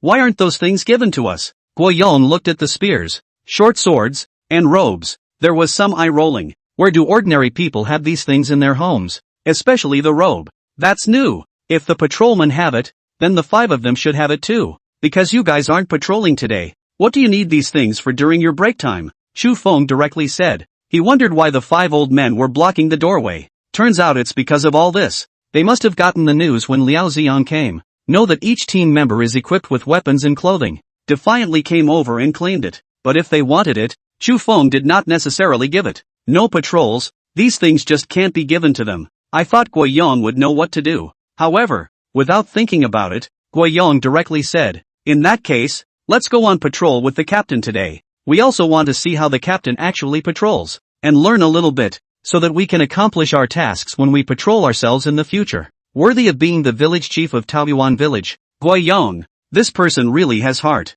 Chu Feng pondered for a moment. Nodding his head, he said, alright, Since you guys want to tag along, then go. Wang Wei, give them the equipment. Wang Wei stepped forward somewhat reluctantly and gave them his clothes, spear and short sword. What had started as a patrol with 6 men was now 11. Chu Feng quietly wrapped his cannon. Liao Xiang and Lu Shi gave Chu Feng the right to use the cannon, but he was only given a cannon. If the second cannon is also exposed, it was inevitable that Gui Yong and the others would find out and report back. At that time, Chu Feng might not be able to take it in his stride. Also, the stronghold of the second peak can't be visited. That was the stronghold of the 3 of them. Him, Wang Wei and Sun Quan. Du Chenghuzi and Zhao Yuxian knew it as well as they knew it, but surely Gui Yong mustn't know. Obviously, Wang Wei and Sun Quan had thought of this as well, very upset about the inclusion of these 5 old men. Set off, Chu Feng said. Since they want to join, so be it. There was no snow or wind today. It was cloudy and the snow was thicker though, but it's not a big problem to simply patrol the area. Originally thinking that these 5 old men's physical strength would not work, Chu Feng's 5 people walked a little faster, but I didn't realize that all 5 old men had followed, and none of them had dropped out. This caused Chu Feng to be somewhat surprised. Wang Wei deliberately said, "Old man Zhu, do you have good stamina? You're welcome, little king. You were still breastfeeding at home when I first went up the mountain." The 5 old men burst out laughing. Defeated. Wang Wei shut up and shut up. Soon, a group of 11 people passed through the dense forest. You should be heading towards the second peak next, to prevent their stronghold from being discovered. Chu Feng switched paths. The 5 old men naturally didn't feel it. Their attention is on their surroundings. They are so old that this Jade Dragon Mountain environment, even if they have never been here. There is also a simple perception of the place, knowing that there are beasts here and many dangers present. Mountain bandits, natives, Daxia soldiers. The presence of any one of them could have killed them. Naturally, there was no time to pay attention to the path that Chu Feng was leading.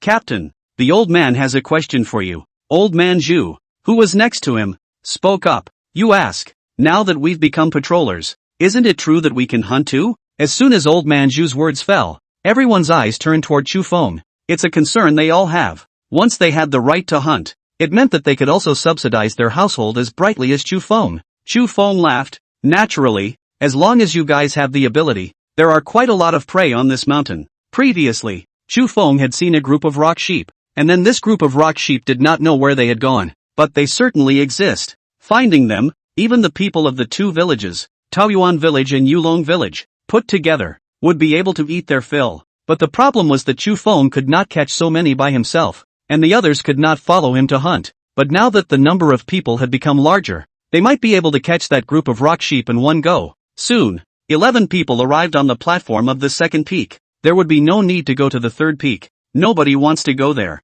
The road from Daxia to Daqian was only between the second and first peaks, and that was where they focused their patrols. Just then, Wang Wei suddenly said, "Did you guys hear anything?" Chapter 77, Man-Eating Golden Eagle. "With it, you're hallucinating," Sun Quan said from the side. "Yes, the weather is getting gloomy." As they raised their heads to the sky, there's always a sense of a storm coming. Chu Feng said, "Start patrolling. Walk from this place to the dense forest side. That's where the village of Taoyuan is. This is their patrol route." Huayong 5 old men were in charge of pulling the sled. When it came to using them, Chu Feng was truly not polite at all. The 5 old men didn't get mad, either, and did what they were told. Zhao! Suddenly, a sound came. The crowd subconsciously looked up. A high-pitched, bright, shrill whistling sound rang out over them. Chu Feng frowned. Asterisk asterisk asterisk asterisk. The others instantly understood what was happening. They looked toward Chu Feng. "Grab your weapons, drop everything and run for the dense forest.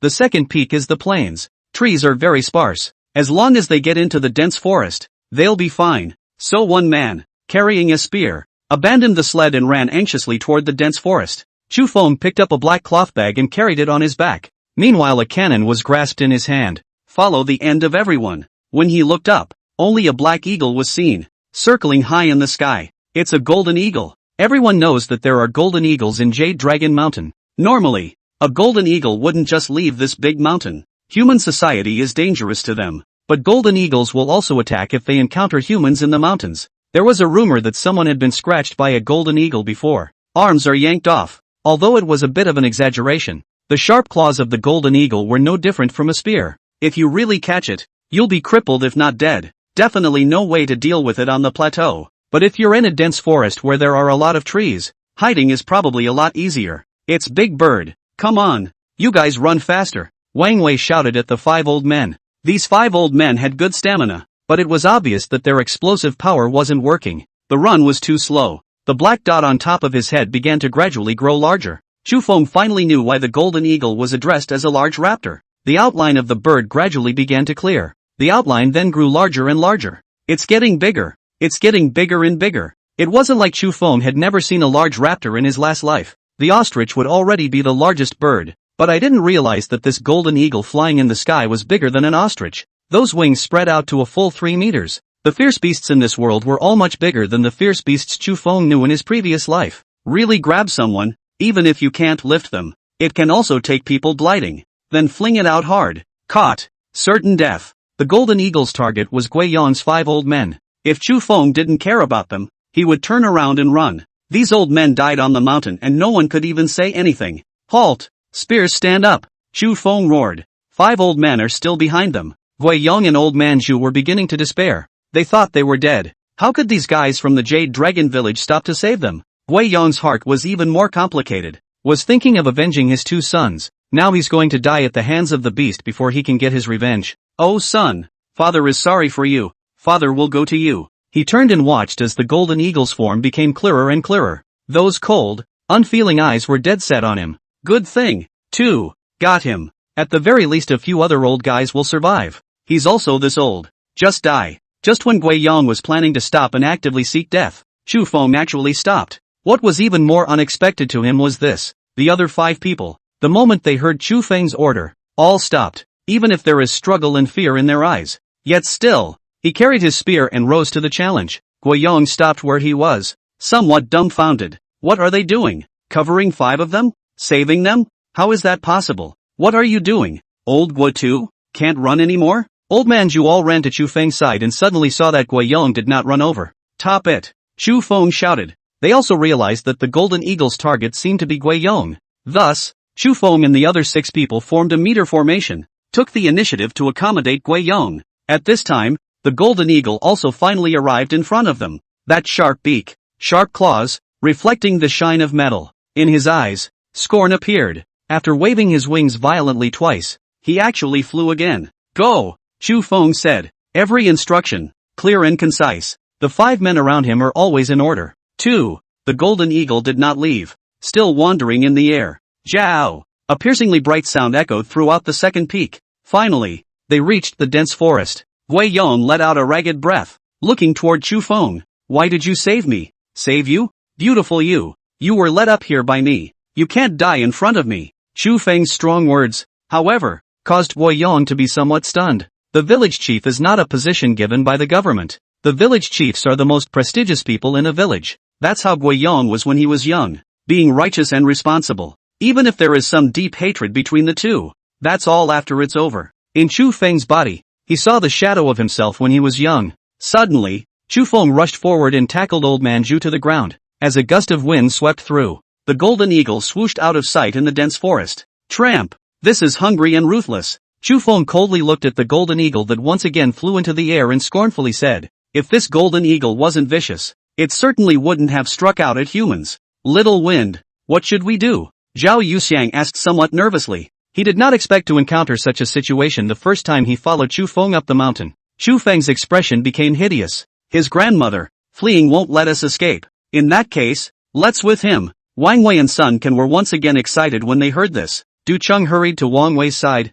Got a bestiary? Give me one. Give me one. Apparently, Wang Wei and Sun Quan had already said something to Du Cheng that they shouldn't have said. Chu Feng did not have time to reprimand the two of them. Their goal today was to get rid of this golden eagle that was staring at them. Otherwise, someone was bound to die on the golden eagle's claws. No, how are you going to use the animal skin roll when he's flying in the sky? Wang Wei said breathlessly. Chu Feng climbed up the tree, and the gunpowder had been quickly loaded in the chamber. The fire folders in his hands were also in a lit state. That golden eagle in the sky, after swooping a bit without embarking, immediately pulled up and came to an extremely high altitude. His eyes suddenly aimed at Chu Feng who was in the tree. It swooped down in an instant and was extremely fast. Chu Feng did not hurry to light the fuse. He stared dead in the face of the swooping golden eagle. Come on, it's too fast. The average golden eagle can reach speeds of 240 kilometers as it swoops down. This golden eagle in front of him had reached 300 kilometers at the very least. Even if this golden eagle did not use its claws, a direct hit would be able to kill Chu Feng. This is a speed that has reached the speed of a high-speed train. Chu Feng's hands were shaking. He hadn't even been this nervous when faced with a tiger or a blind bear, but this time, he was nervous. But soon, Chu Feng's breathing steadied. He can't afford to miss, and if he does, he's the one who dies. The fire folders also finally touched the fuse by this time. Baird. Bang! Chapter 78, Battle with the Golden Eagle. 5 seconds and 3 cannons. Kill! The moment the cannon went off, a flash of panic immediately flashed through Chu Feng's eyes. Missed! The beast seemed to have an innate ability to sense danger in general. The moment the cannon was about to be fired, the golden eagle actually switched directions and flew towards the sky once again. It was soon out of sight. Windy, did you hit it? Wang Wei asked hurriedly. Chu Feng fell silent. That golden eagle isn't gone yet, still hovering in the sky. But whenever their attention was not on it, the golden eagle might suddenly fly down and attack them. Missed, Sunshine said from the side.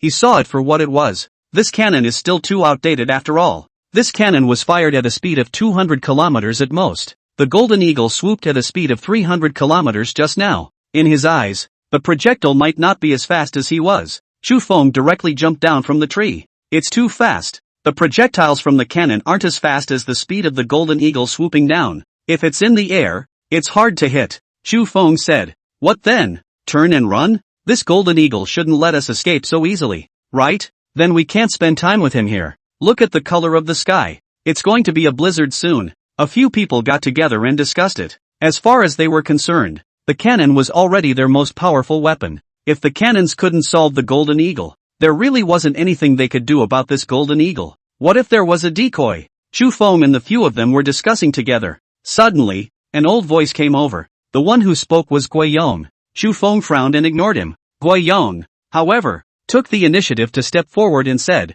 what if there is a decoy? As long as there is a decoy, after that golden eagle swoops down, won't its speed be about the same as that of an ordinary beast? And in that case, will the cannon be able to hit it? In that situation, the cannon would definitely hit. Chu Feng said, but the decoy will die. In that case, let me be that bait. Gui Yong said this very flatly, as if he didn't care how dangerous it was. No. What? Is Captain Chu still worried about whether or not the old immortal dies? For Captain Chu, it's only fitting for you that the old immortal dies, isn't it? The eyes of an old man and a young man clashed in the air. Nobody said a word. Chu Feng did not approve of such risky behavior. Can Captain Chu think of a better way? That golden eagle will be making another attack soon. Instead of attacking whoever is unclear, it's better to take the initiative to push out someone. Otherwise we run and don't run away. There's going to be a storm soon, and if we don't go down the mountain, we'll all die on the mountain. The wind had started to get strong. The sky was also more overcast.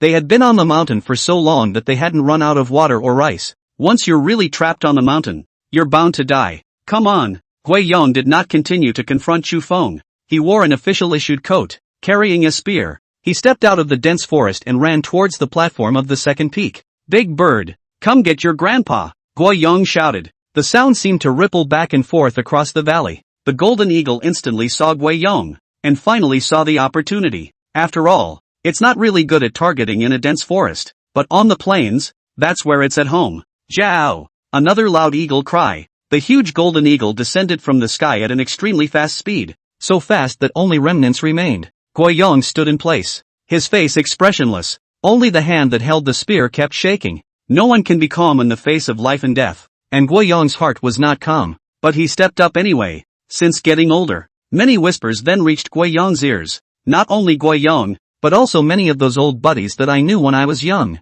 The young people in the village always say that they are, in their old age, useless, can't bring much revenue to the village anymore. Indeed, except for the middle-aged period, after Gui Yong led the villagers of Taoyuan village in a fight with Stream village, and then never contributed anything to the village again. The two sons flaunt their power all day long in Taoyuan village, which also makes Gui Yong's prestige gradually decline. Gui Yong really wants to prove that he's still useful. What makes him useless? When he was young, Taoyuan village was also just a small village that was at the mercy of others. Anyone can come up and step on it. It's him. He took a group of people and punched his way into a place of his own in this cannibalistic world. Who's to say he's useless? Come on, let me see how powerful you really are. Gui Yong roared. Jiao, old Gua, I'll help you. At some point, old man Zhu also carried a spear and stood beside Guo Wu. Together, The two men's spears met the flying golden eagles without the slightest fear. The two of us aren't afraid to die. Come on. Old man Zhu shouted loudly.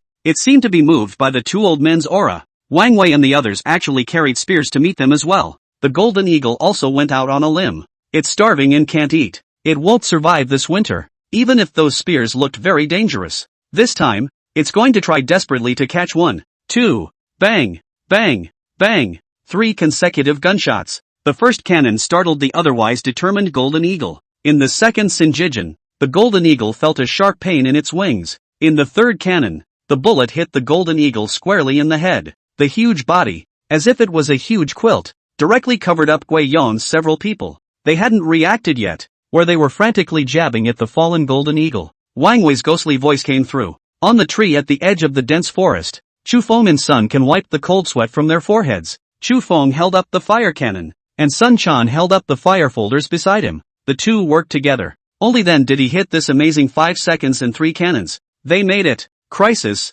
Lifted. All right, get up, all of you. Chu Feng walked up and said. It was only then that several people realized that this one golden eagle had already died in front of them. Guiyong covered his heart. He's the oldest. There is something hard on the heart when faced with this situation. Beaten to death? Captain Chu is really good. The old man believed in you, and I was not wrong to believe in you. Chu Feng laughed. All right, people are fine. The crowd eased up for a moment before looking closely at the large eagle. It's real big. It's majestic. My goodness. I've never seen a bird this big in my life. Its mouth is sharper than a spear. A bunch of people were there in awe. Chu Feng just rubbed his fingers that were scorched by the flames. Wang Wei exulted. The only shame was that having to split the money between 10 people made him a little upset. Guiyong looked at Chu Feng in some awe. Just now, if he heard correctly, the cannon went off 3 times. 3 voices in such a short time. How did he do it? Guiyong was considered to have seen the world. Know how the cannon works. Even if 2 people helped,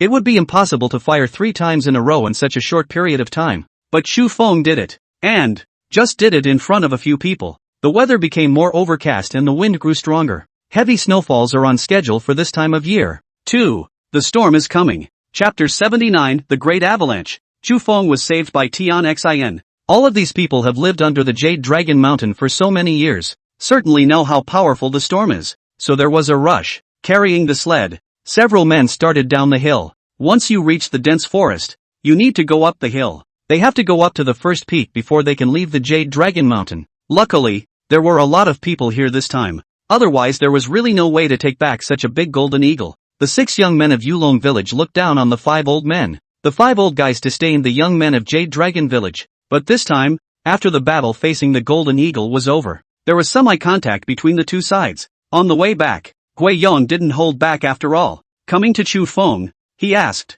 did Guo Wu really move against you first? Chu Feng, never kill for no reason. Chu Feng said. In fact, the one thing Guiyong has never been able to get past is this. Quack man, he doesn't care. No one knows better than Guiyong what kind of goods his second son is. Those kind of people have killed people and done everything. Even if they weren't killed by Chu Feng, they would be killed by others. The problem is Guo Wu. Although Guo Wu is also a bit bossy, and is a bit of a bully in the village, but he hasn't really done anything particularly outrageous himself. Even if it's over the top, it's not enough to kill him, is it? So he wants to hear the truth. Wanted to hear Chu Feng talk about what happened that day. It was also the first time the 2 men had faced the hatred between them head-on. I want to know how he did it to you in the first place. With a bow and arrow, directly at my neck. Guo Wu's bow and arrows were still sitting at Chu Feng's house. This Guiyong knew. There are also those few witnesses from back then. They can all testify. But the ones who can testify the most should be the ones who were with Guo Wu. You let them tell you the truth. They will definitely give you the same answer as me. Chu Feng said.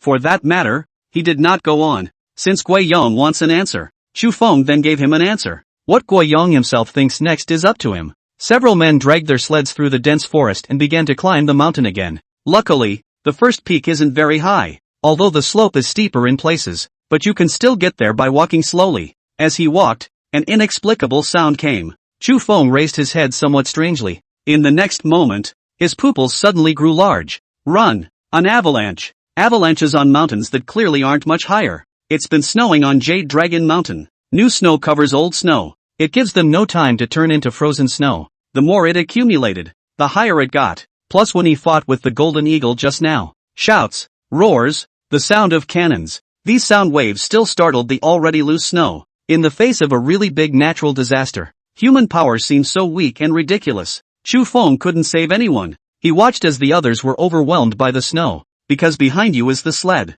He was rushed and stumbled, falling onto the sled. The sled slid sharply with the avalanche. Slide into the dense forest. Slide to the other side of the second peak. The powerful potential energy threw Chu Feng directly out. Knocked his head somewhere. A feeling of vertigo. And then I don't know anything else. When Chu Feng opened his eyes again, he felt as if he was being dragged. It's good to have feelings. Proof that he's still alive. Only the throbbing pain all over his body made it somewhat difficult for Chu Feng. The dragging sensation is gone. A soft Wu-known language rang in Chu Feng's ears. Strong man, are you awake? Are you okay? Chu Feng gradually opened his eyes. Moonstar. The storm passed and it was dark, cold, hungry, thirsty, all sorts of negative emotions that come and go. Chu Feng softly said, cold. The woman seemed to have heard Chu Feng's words. Somewhat anxiously, he pulled Chu Feng's leg. Finally, he pulled Chu Feng into a cave. At this time, although Chu Feng was conscious, instead, he just felt cold and couldn't speak. There's no fire in the cave. The temperature isn't too high. Just when it was thought that Chu Feng was going to freeze to death, a fragrant and soft sensation struck him. The frozen body felt a hint of warmth in this moment, though very hungry and thirsty, but not cold. Chu Feng closed his eyes and directly fell asleep. I don't know how much longer I drifted off before I finally opened my eyes. Outside the cave, it was already all bright light. Beside Chu Feng, there was a woman lying. That had startled Chu Feng, but upon closer inspection, I realized that the woman was still an acquaintance. Miss Tian, are you alright? Chu Feng hurriedly went forward and probed his nose. Luckily, it doesn't look like anything's wrong. It's just that Tian Xian's head is burning, obviously feverish. The snow outside the cave was already 1 man thick. Chu Feng's sled is in the cave, but most of the stuff inside is gone. Only 2 blackened cannons remained, along with gunpowder. These things should be pulled back by Tian Xian as well. This woman saved herself. Chu Feng was a bit surprised. It seemed that he didn't expect the woman to look petite and arrogant. I can't believe I'm still saving people. Judging by this current situation, the first peak is avalanched. Then the second and third peaks are definitely exempt. Both of these peaks have been snowing constantly for some time now. Moreover, the avalanches on the second and third peaks were much more powerful than the first. How tall is the first peak? The avalanches are all so powerful. Tian Xian came to look for herbs and went up the second and third peaks, encountering avalanches that were even bigger than Chu Feng's. If it wasn't for this cave, it was estimated that Tian Xian would have been left with a cold corpse. Yesterday it was supposed to be after the avalanche stopped and Tian Xian was planning to go down the mountain. Never thought I'd run into him. She could have completely ignored Chu Feng and left on her own. I didn't realize it was always so misguided. Yesterday, Liao Xian had also said that he would let Chu Feng pay attention to observe if there was any news of Tian Xian when he went up the mountain. Now it's just straight up in a cave with the other side. It wasn't until Chu Feng got up that he realized that his upper body was naked, and the clothes on Tian Xian's body were in disarray. Thinking of the warmth on his body last night, Chu Feng instantly understood what. Why is that? You're a girl doll and you still want to inherit the Tian family's legacy? Even if I die, I won't give you a single cent of the Tian family. Female dolls just don't work. A girl doll is an outsider. And when you marry, you're just water that's been poured out. And you want to rule the family business. What gives you the right? Elder Tian looked at Tian Xian with a hideous face. Why? Why can't women do this? I'm better than my brother. How dare you talk back to me? How dare you? In the next moment, Mr. Tian collapsed to the ground, convulsing. Grandpa. Tian Xian sat up violently. Dimly lit cave. Fishy odor. The sound of a gurgling boil. Tian Xian twisted her head and saw Chu Feng. Chu Feng has lit a fire. He looked to Tian Xian. Ms. Tian, you're awake? With a big beautiful girl in a cave with. In his previous life, Chu Feng had also imagined such a picture. Then he started outdoor survival and lived in caves. And he never intended to do it again. And also extremely resistant to that happening. Because people excrete, whether it's a man or a woman. Once defecated, the odor of the cave is bound to be unbearable. If he didn't have to, Chu Feng hated to leave the cave right now. Strong man, are you okay? Cough cough. I'm fine. You're not. Chu Feng sighed. Chapter 80, Encountering Wolves Again. A different Miss Tian family. It took Tian Xian a moment to realize that something was wrong with her body. The forehead rolled and the body ached. It's all a little hard to stand up. I've got a wind chill, said Tian Xian, trembling. Apparently the wind chill is still very bad. You're really quite lucky, Chu Feng said. What does that mean? Tian Xin looked at Chu Feng in surprise, didn't understand what the other guy meant by that. In this bag, there are quite a few typhoid medicines. Chu Feng laughed. Tian Xin was a little surprised to see that package. It was her own bag, which contained the herbs she had picked yesterday at Jade Dragon Mountain. But as for herbs, Tian Xin didn't recognize many. She just picked all the similar ones in order to find the one that could cure her grandfather. I didn't realize that I had mistakenly picked up many for typhoid fever. In this case, it's not just typhoid medicine. Chu Feng even saw the heavenly mountain violet grass that he needed to find. I was going up the mountain to look for medicine for my grandfather, and I thought that I should be able to walk around idly since I'd been to this place so many times, but I didn't realize that when I walked up to the fourth peak, I felt a bit uncomfortable. This is the fourth peak? Chu Feng was surprised. Well, this is the cave on the fourth peak. The third peak is as bare as the second. He was still wondering what direction the cave was in. I hadn't thought that actually they had all reached the fourth peak. This woman really is a tiger. Alone, I came to the fourth peak. I heard that there are natives, stragglers, fugitives, and Daxia soldiers on this mountain. How did you dare? The doctor said that if you want to cure my grandfather, you can't be without this medicine, and that you can only find it if you're sincere.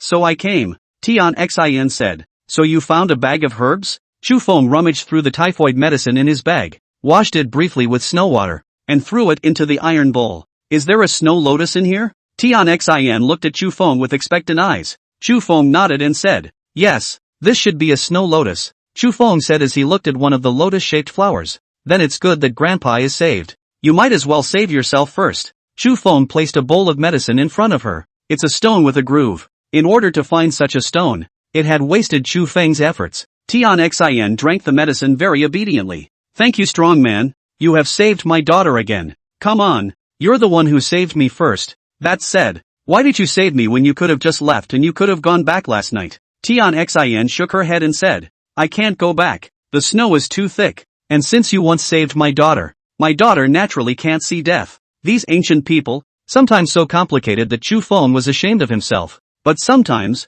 it's so simple that it's adorable. For having saved, it is natural to repay. Isn't that the plainest truth of all? Let's go and hurry home or I'm afraid my grandfather won't make it. Tian Xin drank the medicine and then stood up straight away. The next moment, it went limp again. Chu Feng's eyes were quick and he hurriedly went forward to hug the other party. There was no such thing as intentionality or flirtation. The smell in the cave was really a bit unpleasant. It made it impossible for the two men to feel anything else. You need to rest a little longer, Chu Feng said. Well, listen to the strong man. So the two stayed until sunrise. Make sure Tian Xin has the ability to walk. It was only then that Chu Feng peeled away the snow in front of him. I was just about to walk out when I saw eye after eye. Those eyes were full of cunning. It's the wolf. What's wrong?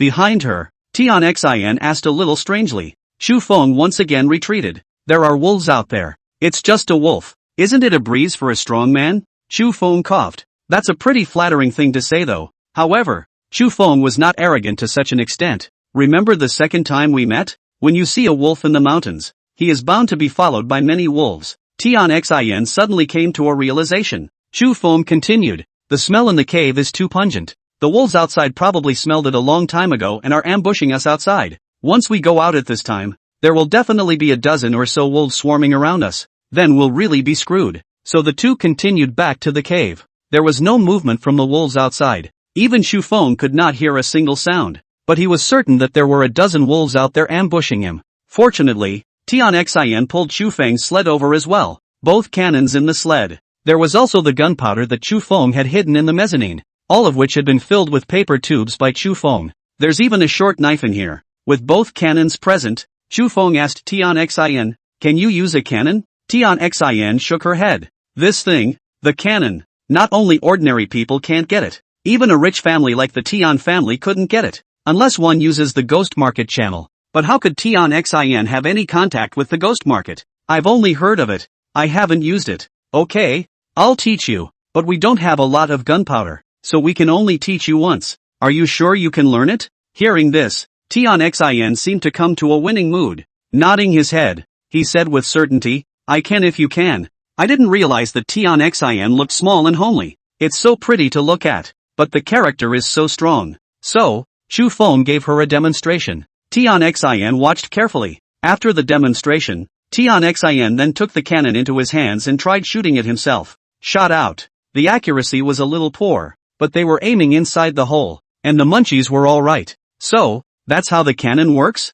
Tian Xin was instantly interested. Ever since she was a little girl, Tian Xin has been interested in many things: business, communication, war, the art of war. Unfortunately, Elder Tian didn't care what this granddaughter of his liked. It's just for her to practice her women's arts. Then she was left alone. This was Tian Xion's first contact with this kind of manly stuff. Strong man, what do we do next? Wait, Chu Feng said. These wolves are ambushing them. Then Chu Feng would return the favor in his own way. Let's ambush each other and see who can really stand it. No matter what beast, if it's not starving to death, they don't just attack larger or unfamiliar animals. Humans were never their first choice, but where there are other creatures around, the wolves will not venture to a cave with a fire to hunt humans. This means that they must be starving to death. Chu Feng and Tian Xin were also hungry though, but they're in a cave. At best, it smells bad. It's safe, it's warm, there's water, they can sit and lie down. Just aim the cannon at the hole.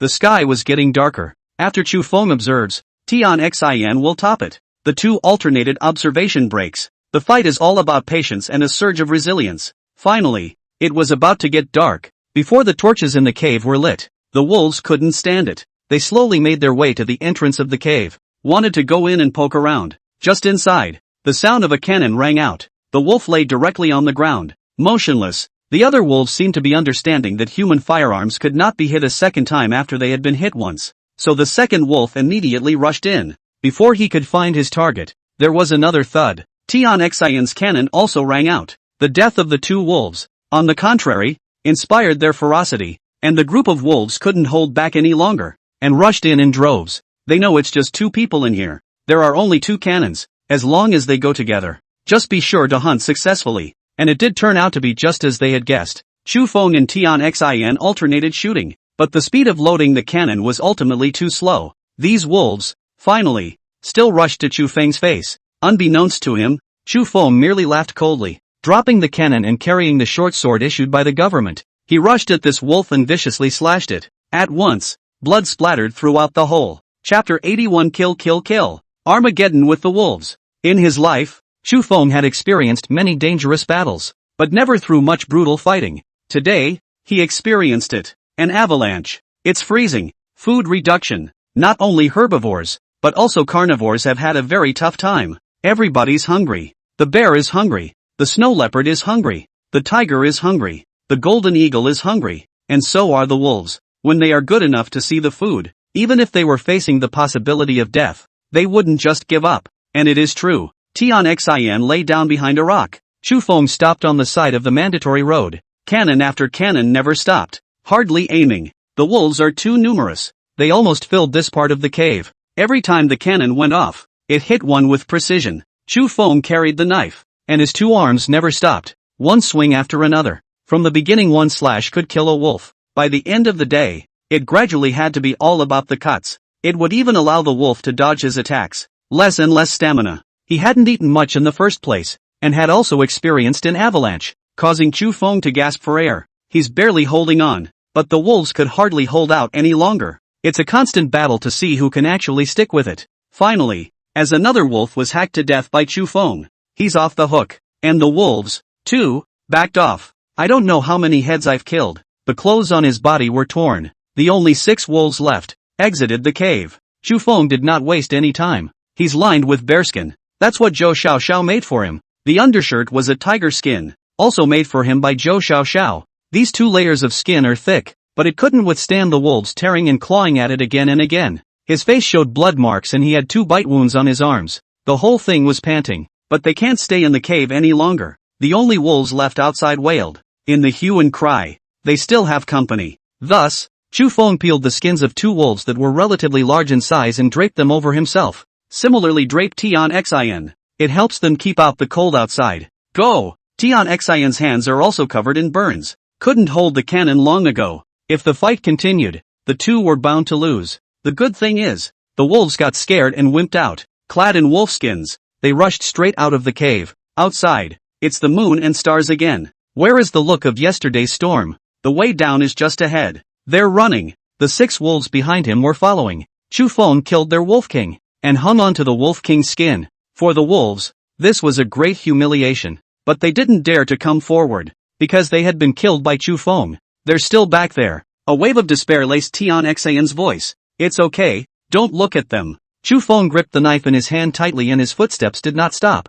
It was also at this time that they finally arrived at the third peak. But the moment they saw that the road ahead was blocked by heavy snow, even Chu Feng was a bit flustered. That means there's no way they can take this road back down the mountain. This time, Tian Xian completely lost her mind. She had tears in the corners of her eyes. Chu Feng's expression did not change in the slightest as he was forcing himself to calm down. It is important to remain calm when encountering this situation in the wilderness. The only way to live is to be calm. Go, another way. It's too late. Even if I go back, my grandfather probably won't make it. Your grandfather is fine. Ha! Tian Xian looked at Chu Feng suspiciously. The tears in the corners of those eyes glistened in the starlight and looked beautiful. Yesterday Liao Xiang asked me to come to you, but didn't ask me to take you as my master. Chu Feng did not make it too obvious. He felt sure that Tian Xian understood. Jade Dragon Mountain is so dangerous. What kind of disease needs an herb like Tianshan Snow Lotus? Tianshan Snow Lotus is cold in nature and has no ability to cure any disease at all.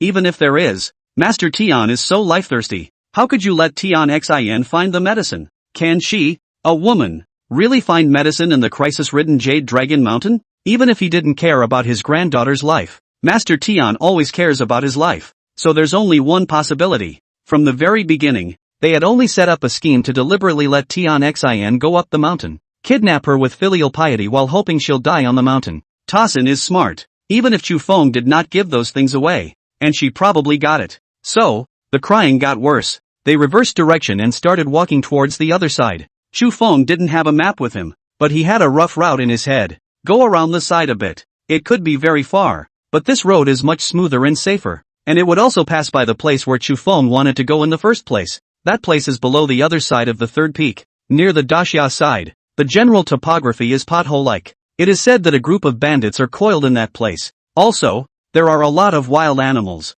but there were long-forgotten plowed fields there. Despite the proximity to Daxia, the people on Daxia's side weren't in the habit of exploring Jade Dragon Mountain. Future battles really hit the fan. The likelihood of it affecting here is also unlikely. I've always said I'd like to visit before, but I haven't had the chance. Nowadays this seems to be an opportunity as well. The wolves behind them were gone. Chu Feng didn't know where they had gone, but the hunch is that the guys shouldn't have left, probably still staring silently at the two of them from a distance. Unfortunately, the sled was thrown in the cave, but whenever he encountered a downhill slope, Chu Feng was thinking that it would be good if he had a sled. What's that noise? Chu Feng raised his head and looked forward. The mouth is a little dry. Being hungry and thirsty, it made Chu Feng think for a moment that he might be hallucinating. Woof woof woof. It's the dog barking. Is it Clumsy? No, the voice wasn't Clumsy's voice either. His own dog. The voice Chu Feng could still distinguish. When Chu Feng and Tian Xian turned their heads to look again, they were taken aback.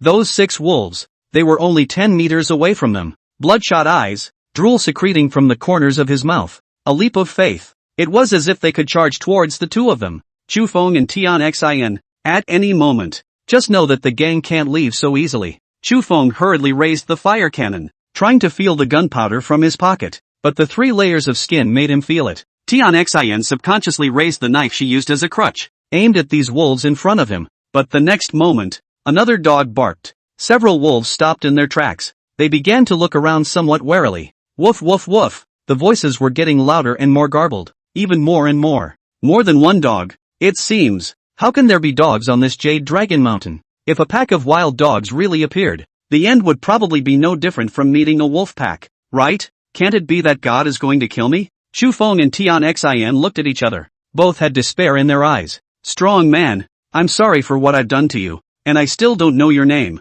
There's no need to call me strong man. My name is Chu Feng, Brother Chu. It's a bit ambiguous. You might as well call me Brother Wind. My brothers call me that. What does ambiguous mean? The conversation between the two ran further and further apart. Ugh, you two, get up here. An unfamiliar voice appeared in the ears of the two men. The two men craned their heads in curiosity. He was shocked by the image in front of him. Chapter 82, Save me and give me your granddaughter? Bunch of dogs. It's a real pack of dogs. That huge size, fluffy fur. It's Alaska. And the middle-aged eyes in general. Blue and gray pupils. And huskies. For a moment, Chu Feng thought he had returned to the afterlife. There is a sled behind this group of dogs. On the sled stood a woman. The woman wore animal skins and had large eyes. The eyes are blue. The eye sockets are deep. It looks a little different from the Dacian people. It's also a little different from the Daxamites. She carried a whip in her hand. 9 dogs in all, pulling the sled, faster and faster. It had only stopped when it had rushed to Chufeng. The woman, who did not look very old, glanced at Chufeng and Tian Xin, asked, "Are you from Deqian or Desia?" "Deqian," Chufeng said. "Come up here," the woman said directly. Chufeng and Tian Xin looked at each other. They appeared to have no other choice but to follow the woman onto the sled. The 9 dogs barked frantically. To the 6 wolves across the street. The screams were loud and shrill. But Chufeng had never heard such a pleasant voice before. The 6 wolves were scared off after all. "Tiger, turn your head." The woman rushed a huge Alaskan road. Hearing that name, Chufeng almost did not laugh out loud. "Nice guy," called Tiger. "I wonder if he'll break his defense when he goes back and talks to Tiger about it." The sled starts up again. Chufeng finally relaxed. At the very least, they were safe for the time being. The woman didn't say anything. The look had been very serious, not even glancing towards the 2 of them. The sled kept running from dark to light. Another good day. When Chufeng opened his eyes again, a village appeared in front of him. The village looks small, but it's much bigger than Yulong village. The houses here are domed, log cabins, haylofts. Every house seems to have been raised a little higher with a foundation, presumably to keep out snakes and bugs when it's hot. When the snow melts, it also prevents the snow from getting wet. It looks like a pretty good design. Before Chufeng could continue to think about it, the group of dogs stopped. They stopped in front of a house in the center of the village. A short, old man with white hair and a white beard stood before them. It's like the old dwarves in Lord of the Rings. The old man raised his eyes and glanced at Chufeng. Chufeng got down from the sled. Assisting Tian Xin, he walked down as well. "What are you 2 guests doing here in my cash tribe?" Sure enough, it's indigenous. Before going up the mountain, Chufeng already knew that there were natives on this big mountain. A lot of people say that indigenous people are dangerous. It even eats people. But from this situation now, those are presumably rumors. The so-called Kesh have developed a civilization. They own their territory. It even has some class organization. Most importantly, they said exactly the same thing as Deqian. In theory, they were able to seamlessly integrate into Deqian, but for some reason, it still resides on Jade Dragon Mountain. There were even rumors circulating that they were dangerous. Chufeng shook his head and said, "It is not a deliberate disturbance. After the avalanche it is impossible to go down the mountain. We are just passing by. We were surrounded by wolves. Fortunately this strong woman saved us." "That's right." The old man stroked his white beard. "The Dacian, Deqian, of Yulong village, is at the foot of the mountain," Chufeng said. "So that's how it is. If you were from Desia, my granddaughter would probably have torn you apart with that pack of wolves." "Why?" Chufeng was somewhat surprised. It is reasonable to say that the Dacian people shunned this group of natives. There are even rumors about them being bad. It's probably about the same on the Daxia side. How is it possible to be close to Deqian and not close to Desia? Because it is customary to eat dogs over there in Daxia, and in my Keishi tribe,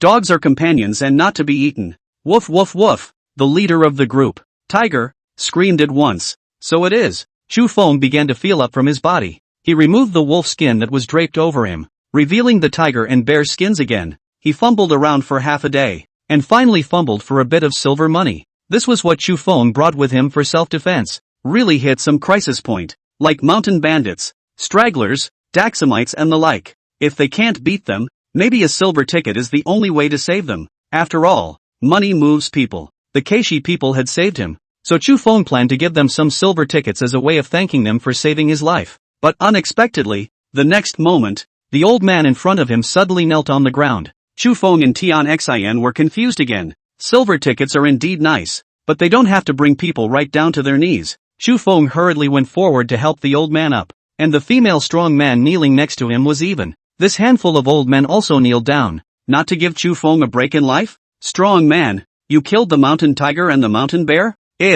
I was forced to kill them, and if I didn't kill them they would have killed me." Chufeng thought that this native had a totemic belief in tigers and dogs and bears. If that was really the case, Chufeng would be in bad shape. I didn't expect the old man in front of me to shake his head and say, "If the strong man killed him himself, then you are a hero of our Keishi tribe." It looks like killing tigers and bears is not a particularly serious matter. Chufeng breathed a sigh of relief, seeing the other person being polite to himself. Chufeng tried, "Elderly man, this girl and I have not eaten for 2 days. Can we eat? Come on in." Thus, Chu Feng and Tian Xin entered the old man's home. After entering their home, it became clear why they didn't leave the mountain. The room was very spacious. It was more spacious than Chu Feng's house. There are round campfires inside. There is also an exhaust vent above the campfire. That's why the room doesn't smell bad. And it also makes the whole house seem warm and inviting. There's a lot of clutter in the room. All kinds of bacon. And some vegetables. This is a people who are completely self-sufficient by hunting.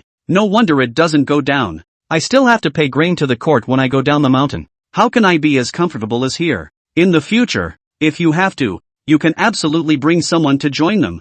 I just don't know if the patriarch here agrees. In the future, when there was an opportunity, Chu Feng intended to communicate with their patriarch. Chu Feng and Tian Xin were sitting by the fireplace. Soon, hot tea and broth were brought over. It's still hard to eat. After all, how could they have such a thing as seasoning for a people who enclosed themselves in the mountains? However, Chu Feng didn't nitpick anything. Very quickly, Chu Feng and Tian Xin drank the bowl of broth and hot tea. The two felt alive. Originally, the two didn't plan to be here much longer. They also had to hurry down the mountain. But just at this time, the old man came before Chu Feng and said, "Hero, my granddaughter, you take it away." Chu Feng, who was drinking tea, almost sprayed a mouthful of tea. He turned to look at the strong woman. From the first time they met, the strong woman's unstoppable expression had now turned into shyness and embarrassment. Wait, there is a little too much information. I didn't get it. Old man, I am very grateful for your family's help. If it is not your granddaughter, the two of us would really die in the mouth of the wolves. But, this is your granddaughter who has been benefited by us. How can we allow him to be married off to me? Moreover, I already have a family. Your granddaughter must not follow me. Chu Feng hurriedly explained. Chapter 83, Suhua wants to jump off the cliff. Chu Feng says he wants her to. This lovebirds almost didn't confuse Chu Feng. How is it that you somehow want to give him your granddaughter? The old man laughed. The hero doesn't know. We Keishi people hunt in the mountains. And we already don't know how many people have died in the mouth of the bear and tiger. And the people in the village all feel that that is our nemesis. But after so many years, none of our people have killed the bear and tiger. Therefore, we prayed with the mountain god that if any hero could get rid of the bear tiger, he would give the most beautiful woman of our clan to the other. And you, hero, are the one. Is it possible that the bear tiger I killed was not the one you guys are talking about? Chu Feng tried. Jade Dragon Mountain is so big, and there are so many different kinds of beasts. It was even very likely that there would be beasts that even Chu Feng did not recognize and had never seen before. There must be more than one tiger on this mountain, and more than one bear. It was also possible that the xionghu in their mouths was not the xionghu in Chu Feng's mouth at all. The old man shook his head. Not really. As the leader of the Keishi clan, I can be sure that the skins on the heroes are those of the two bears and tigers. You are the patriarch? Chu Feng was somewhat surprised as he looked at the old man in front of him. That's right. I'm the matriarch. We've prayed with the mountain god and I didn't expect the hero to show up. If the hero doesn't accept my granddaughter, there's a good chance that a great disaster will befall my Kesh tribe. Patriarch, I killed Xionghu. Your granddaughter saved us. This is considered as our offset. Let's not talk about this kind of thing anymore. Now that we've eaten and drunk, we'll leave first. With that, Chu Feng and Tian Xin stood up, intending to leave. That's if you bring a woman home. If Zhou Xiaoxiao finds out, what kind of family conflict will there be? Although it is common for men in this world to have 3 wives and 4 concubines, but Chu Feng was not from this world. He was also educated in a way that didn't allow him to do such a thing. Heroes, are you guys going down the mountain? The granddaughter of the old immortal can give you a ride. The patriarch hastily stood up and said, if that's the case, that's really great. Chu Feng said, but hero, now that the 3rd peak has been avalanched, if you want to descend from the 3rd peak, you might need to wait until the snow melts. Other than that, one can only descend from the other side, but that side is near the territory of Dixia. Moreover, there's a mountain fortress in this place, and there might be mountain thieves in the fortress, and there are very many wild beasts, so it's very dangerous. So what does the matriarch mean? What I mean of course is how about letting the hero stay and live with my granddaughter? Chu Feng, I still have important matters to attend to and need to leave in a hurry. The patriarch sighed. It seemed to be pitying for not leaving Chu Feng behind. In that case, if the hero insists on leaving, Suehua, see him off. Chu Feng somewhat breathlessly looked at the strong female warrior. The name is really somewhat grounded. Is that the name of your granddaughter? Tian Xin didn't hold back and asked. Of course not. My granddaughter's full name is Calfiso, which means luckiest and most beautiful. Trisha is her nickname and relies on the name to feed her. It turns out that there is such a thing in native names. Suewa's expression was a little unsightly as she stood up and said to Chu Feng, Let's go, hero. I'll see you guys off. Thus, after staying in this indigenous tribe for an hour, Chu Feng and Tian Xian set off on their return journey. Only they need to take a longer detour. Trisha was still the same as she had seen at the beginning. Silent, proud, with one eye looking at the sky in front of her. The three didn't talk much on this journey because of the awkwardness and strangeness. They were on a sled with 9 dogs pulling it. It's fast. This was a speed that Chu Feng had never experienced before. Does the hero also think that Suehua looks bad and has a bad body, and that's why he doesn't want Suehua? Suddenly, Trisha spoke up. Coming up, he asked Chu Feng a question that was difficult to answer. Chu Feng, not really. People's aesthetics are pretty normal in this day and age. Everyone loves a small, sweet-looking woman. As a result, rural women are generally not well regarded. The reason is that they are too big and bold. There are also those who like a big ass. A sexy, well-bred person with this kind of body. Trisha falls into the latter category. It looks fatter. Probably not fat, because Tsuewa's face was very standard, without a trace of fat, and her eyes were very spiritual, combined with the exotic flavor. This face definitely belongs to the category of stunning beauty. She's got big bones. The slightly bloated-looking body is obviously just a combination of thicker clothes and a muscular body that looks bloated. Taking the dress off, it was hard to imagine how blood-curdling the figure inside was. Such a woman is very imposing and imperial. It's usually a presence that men can only see from a distance. After all, the average man can't always handle it. But being ugly and unpleasant has absolutely nothing to do with Trisha. How come? You've got a nice raw body at first glance. After holding his tongue for half a day, Chu Feng, who really didn't know how to compliment, could only use this proverbial compliment. Although the phrase is disrespectful to women in later times, but in this day and age, it is the highest compliment to women. My grandfather said the same thing, and all the men in our village like me very much, but they said that my kind of figure would be very bad if I were placed in the eyes of the people at the bottom of the mountain. And now that the heroes don't want me is nothing but a validation of that. And there's no need to explain anything. The sled stopped suddenly. Trisha got off the sled. These dogs, I hope the heroes will take good care of them for me. So off you go. What do you mean? This was already the umpteenth time Chu Han had been confused. All of a sudden you just give him the sleigh? Since the hero doesn't want me, I have no one to turn to. It's the custom in the village that if no one wants you, you have to go to the mountain gods. The dog has no one to take care of him, so he can only entrust him to the hero. Next to the cliffs. It wasn't high, but it was more than 10 meters. Trisha walked towards the cliff without saying a word. This scared Chu Feng and Tian Xian. Tian Xian's reaction was even faster than Chu Feng's, and she hurriedly went forward to hug Tsuewa's waist. Brother Feng, come and stop him. Only then did Chu Feng react, and the two joined forces, finally tripping Tsuewa to the ground. Why is that so? Tsuewa, listen. First of all, you are very pretty and have a good figure. There is no woman in this world more beautiful than you. Secondly, I already have a family. If I want you, I will be negative to my wife and daughter. So, I can't have you. At the end of the day, you don't belong to anyone, and you shouldn't live for anyone. You should live for yourself. Chu Feng stood up as if he was a stern teacher. Beneath the rising sun, word for word. That comment made Suehua blink. At the same time, it made Tian Xin freeze. She also raised her head and looked at Chu Feng. The heart beat uncontrollably. Brother Wind, you have a point. Suehua, however, shook her head and said, no, don't try to trick me. Don't you men all have 3 wives and 4 concubines? How come one more than me won't do? The mountain gods will spit on me, and if the hero doesn't want me, I'll die now. With that, Trisha got up and ran towards the cliff. Good. I want. Chu Feng hurriedly went forward and hugged the other party's waist again. Hearing this, Suehua stopped in her tracks and asked, Really? Chapter 84 Revenge of the Pack Wolves. Valiant and fearless dogs. The sled continued to travel up. Trisha also finally stopped being a cold face. She's at the front of the sleigh. With a soft face, he commanded the direction of the tiger. Chu Feng and Tian Xian were at the back of the sled. Chu Feng had a head full of lawsuits, but he still used the stalling technique. He spoke to Trisha. There may be no way to have her now, and she needs to go back and get her dowry ready. Then take the dowry and go to Yulong village to find him. The road to Yulong village was blocked by an avalanche. That is, not until the beginning of the coming spring. There was no way Trisha was going to go to him, unless Trisha chose to go down the path they were on now. But what exactly is the situation after the beginning of spring? Chu Feng doesn't even know yet. By then, Xia and Chen should be completely at war. Will it affect the village? And will it affect them, the villagers? Most likely, Chu Feng would have to flee the disaster with the villagers, while lying to this woman. But at the very least, it won't make him seek death now.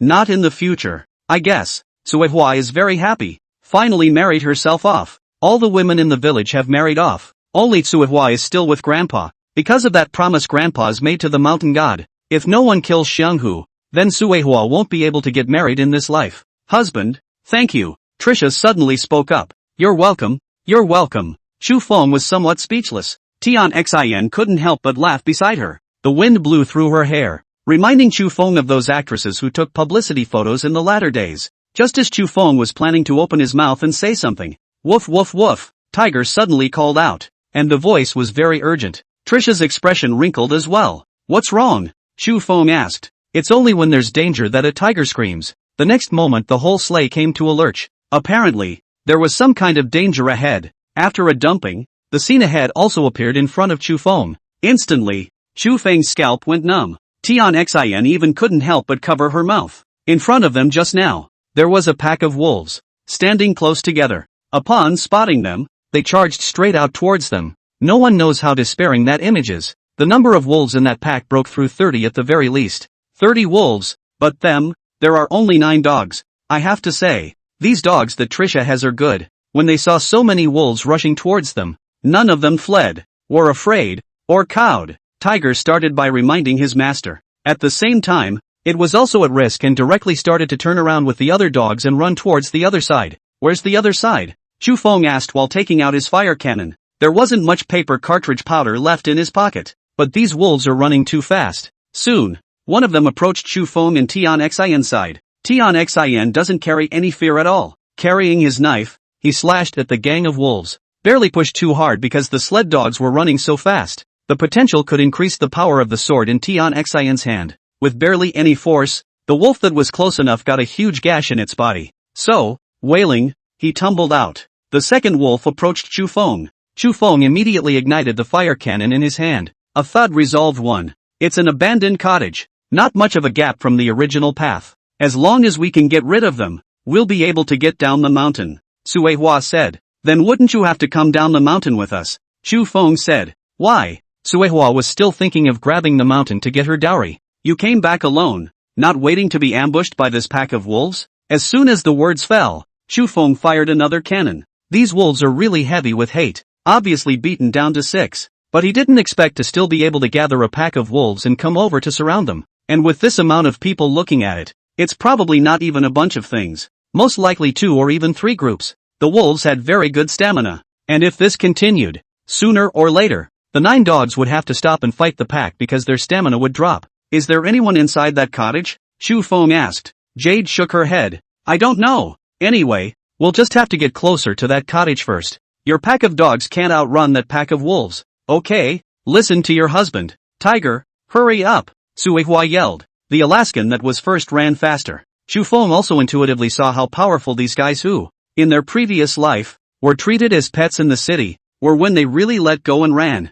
40 kilometers per hour, running for 2 hours, and by now not a breath. I've heard that you can keep running for 7 hours at that speed. The premise is not weight-bearing. With a sled of 3 people, it's unlikely, so they have to hurry and find a shelter. Not far ahead, the outline of a mountain fortress appeared in the eyes of Chu Feng's trio. Eyes were getting closer and closer. Suddenly, Tiger was getting slower and slower. It even stopped straight away. The wolves behind them were approaching them at a speed visible to the naked eye. Why did you stop? Chu Feng asked as he stood up. You guys look ahead. Chu Feng raised his head, looked ahead, and froze. Another pack of wolves. The pack wasn't large, only about 5 wolves, but they were not meant to fight. They were meant to set up ambushes and slow down their prey. Good math. Is this the wolf pack? Help me light the fire. Chu Feng gave Tian Xin the fire discount. Tian Xin, who already knew how to use the cannon, instantly understood Chu Feng's idea. She blew gently. The fire folders brightened at once,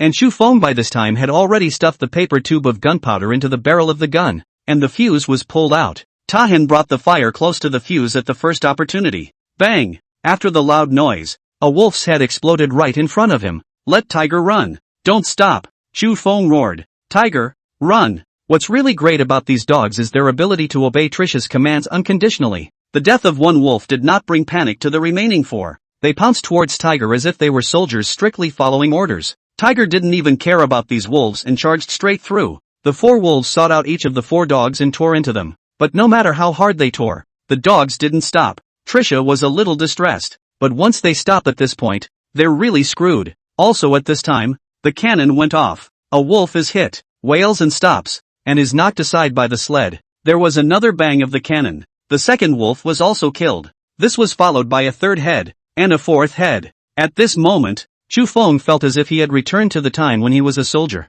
Full attention was aimed at these wolves. A moving target at close range in such a huge size. It's hard to miss a hit. Still, he was nervous that once he hit one of the dogs, the sled's travel speed would rapidly decline, and they're completely screwed. Luckily, he avoided all the dogs, and by this time, they had rushed to the entrance of the cottage. Looking at the closed door, Chu Feng directly said, "Charge in!" 9 dogs, with a powerful impact, instantly rushed through the closed door of the cottage. In the next moment, Chu Feng jumped down from the sled. Chapter 85 Abandoned Cottage. Mysterious Corpses. Chu Feng, who suddenly jumped down, caused the 2 women to be startled. Trisha hurriedly told Tiger to stop. Turning toward Chu Feng, he looked, only to see Chu Feng quickly come to the gate, and after closing the 2 gates, he found a wooden stick in his hand. As a bolt, it was inserted in the door. The moment the bolt was inserted, the wolves charged. They opened their mouths wide, revealing hideous fangs. Rushing at the wooden door in front of him,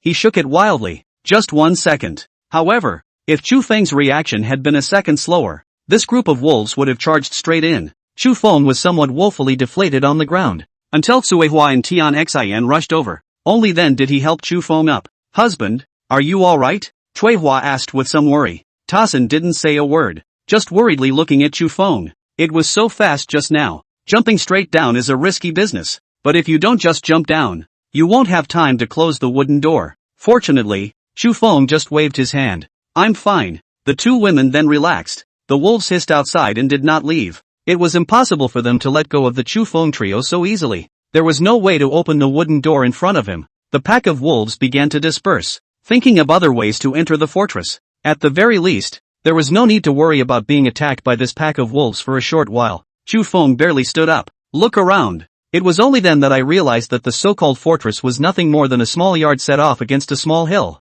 The yard isn't too big. It's only about 100 square feet. How many buildings are placed in the yard? There are 2 lookouts at the entrance. It was stuck with several arrows that had begun to rot. Behind it was the abandoned storage room with several large locked crates. The surface of the case is also starting to rot, and those locks look pretty well broken. Obviously, this is a cottage that hasn't been used in a long time. The fence around it was high and dense. It would be a bit difficult for those wolves outside to rush in. Cuihua and Tian Xin both came to Chu Feng's side. The 2 looked at Chu Feng, waiting for him to make up his mind. Going now is definitely not an option. Once outside, that pack of wolves will never stop. For the time being, it's just going to be this cottage for a while. Coming down from the 3rd peak of the Keishi, bypassing the territory of Daxia, then you can reach the dense forest of the 1st peak. There are 2 paths leading to this dense forest. The first path is the one that goes straight through the dense forest, and underneath this path is a basin-like terrain. It's pretty low-lying in there. There is a cottage with mountain bandits. There are also a lot of beasts of prey and even plowed fields. And right now, what Chu Feng and the others were walking on was the second path, the upper part of the basin. This is a road that Trisha hasn't even traveled. Just know that there is an abandoned cottage here, probably left behind by those mountain bandits. Maybe these mountain bandits have something stored in this abandoned cottage. Chu Feng touched his stomach. A little hungry, but it is uncertain whether it is safe in this cottage today. Must check it out first. Come on, let's go take a look at this cottage, Chu Feng said. They started searching all the buildings in this cottage. Searching like that, it really allowed Chu Feng to search for something. There are some weapons in the storage room behind the watchtower. Chu Feng picked up a spear. The spear looked very sharp, and it's very long, not like the ones ordinary people use. After weighing it, I guess it was used by soldiers on the battlefield. As for why there were such weapons here, it must be because the mountain bandits had fought the soldiers when they were here before. Ah! Tian Xin suddenly screamed. Chu Feng and Cuihua hurried over, only to find a corpse in front of Tian Xin. The bodies were frozen so well that you could still see the human form. It looks like it should have died just last year, and the weather had cooled down by the time he died. It's impossible to keep the flesh down otherwise. It doesn't look like this cottage has been discarded for very long. How long has this abandoned cottage been abandoned? Chu Feng asked curiously. I don't really know. I haven't traveled this road either because there are very scary things on this road. Usually we take the first road to Deqian or to Dixia. The Kesh are not reclusive after all. At regular times of the year, they also go down to the mountains to exchange something they can use. The first road has mountain bandits though, but those mountain bandits wouldn't just take on the Kesh. Much less afraid of beasts and such, the Kesh are the ones who hunt. The second path, they haven't traveled much so far. Something terrifying? Chu Feng was somewhat surprised. Yes, several of our good Keishi men have gone this way and never gone back. It's scary. So all you know is that there's an abandoned fortress here, and you're not quite sure what's at stake a little deeper in. Yes, husband, when the wolves disperse, I still suggest we take the first path. Mountain bandits won't be able to make a move on us if we're as poor as we look. I know. Chu Feng sighed. The second path is dangerous and unknown. Most importantly, this road is still relatively far from Diqian. It was looking like it was going to get dark again. Chu Feng was also in no hurry to leave. Stay in this cottage for the night for now. Look for any food in here, Chu Feng said. So the three spread out again. Tiger, find out if there's any food, Trisha said directly to Tiger. Chu Feng looked at the huge Alaskan with some surprise and began to sniff down. This dog looks a lot smarter than clumsy. Chu Feng pondered. Should he ask Suehua for a pup to go back and raise? The next moment, Tiger was seen screaming. The trio came to the place where the tiger had called, and looking closely, they found a doorway covering their feet. It's the cellar. Chu Feng was somewhat happy to see the hunt. In this day and age, it would be nice to find the entrance to a cellar in a place like the cottage. Put something 80% inside. It seemed as if it was to verify Chu Feng's conjecture. After they had lit the torches and walked in little by little, sure enough, I found a bunch of sweet potatoes, radishes, and those more storage-resistant vegetables in here. They were accompanied by several large water tanks. Seeing those big water tanks, Tian Xin was a little scared. Obviously some bad associations. I've heard that those mountain bandits are so disgusting they eat two-legged goats. Two-footed sheep are what are known as women and children, because the meat of such people is very tender. But then again, I don't like bacon that stays a long time. They would then marinate the meat and put it in these big vats. I've heard that the meat marinated this way will be very tender, flavorful and delicious, and the storage time is able to last up to a full year until the next summer's arrival.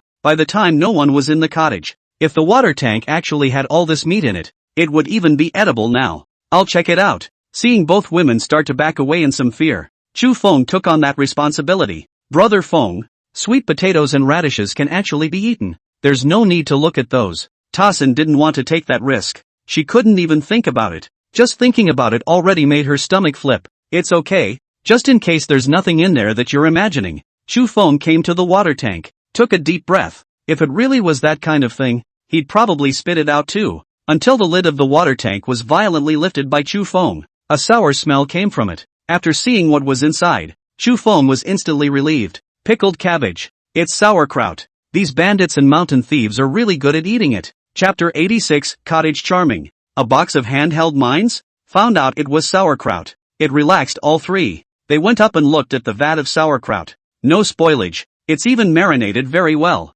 Guess it has something to do with the fact that it's always cold in the mountains. But if you put it in the village, it probably stinks. The entrance to the cottage was also well closed. Those wolves couldn't even get in at the moment. Had to run around the perimeter of the cottage. When Trisha set out, she brought a lot of ingredients from the clan. Too bad it's all some meat. After all, they are a hunting people. Nothing but meat, too. And these sauerkraut, sweet potatoes and radishes, undoubtedly became the best accompaniment to the meat. Soon the campfire was lit. 3 men and 9 dogs around a campfire. Tiger is on the outermost perimeter and also the most alert dog. Its gaze locked carefully around it. Even the slightest breeze can't escape its ears. Having the dogs saved the 3 from being vigilant. There are more types of meat. The clan leader of the Keishi clan was probably really dead set on giving Suehua to Chu Feng. There are no less than 5 kinds of meat alone in this sled. Pork, lamb, rabbit, pheasant, and even fish. How can there be fish? Chu Feng was surprised. The mother river of the Keishi tribe flows through the Jade Dragon Mountain,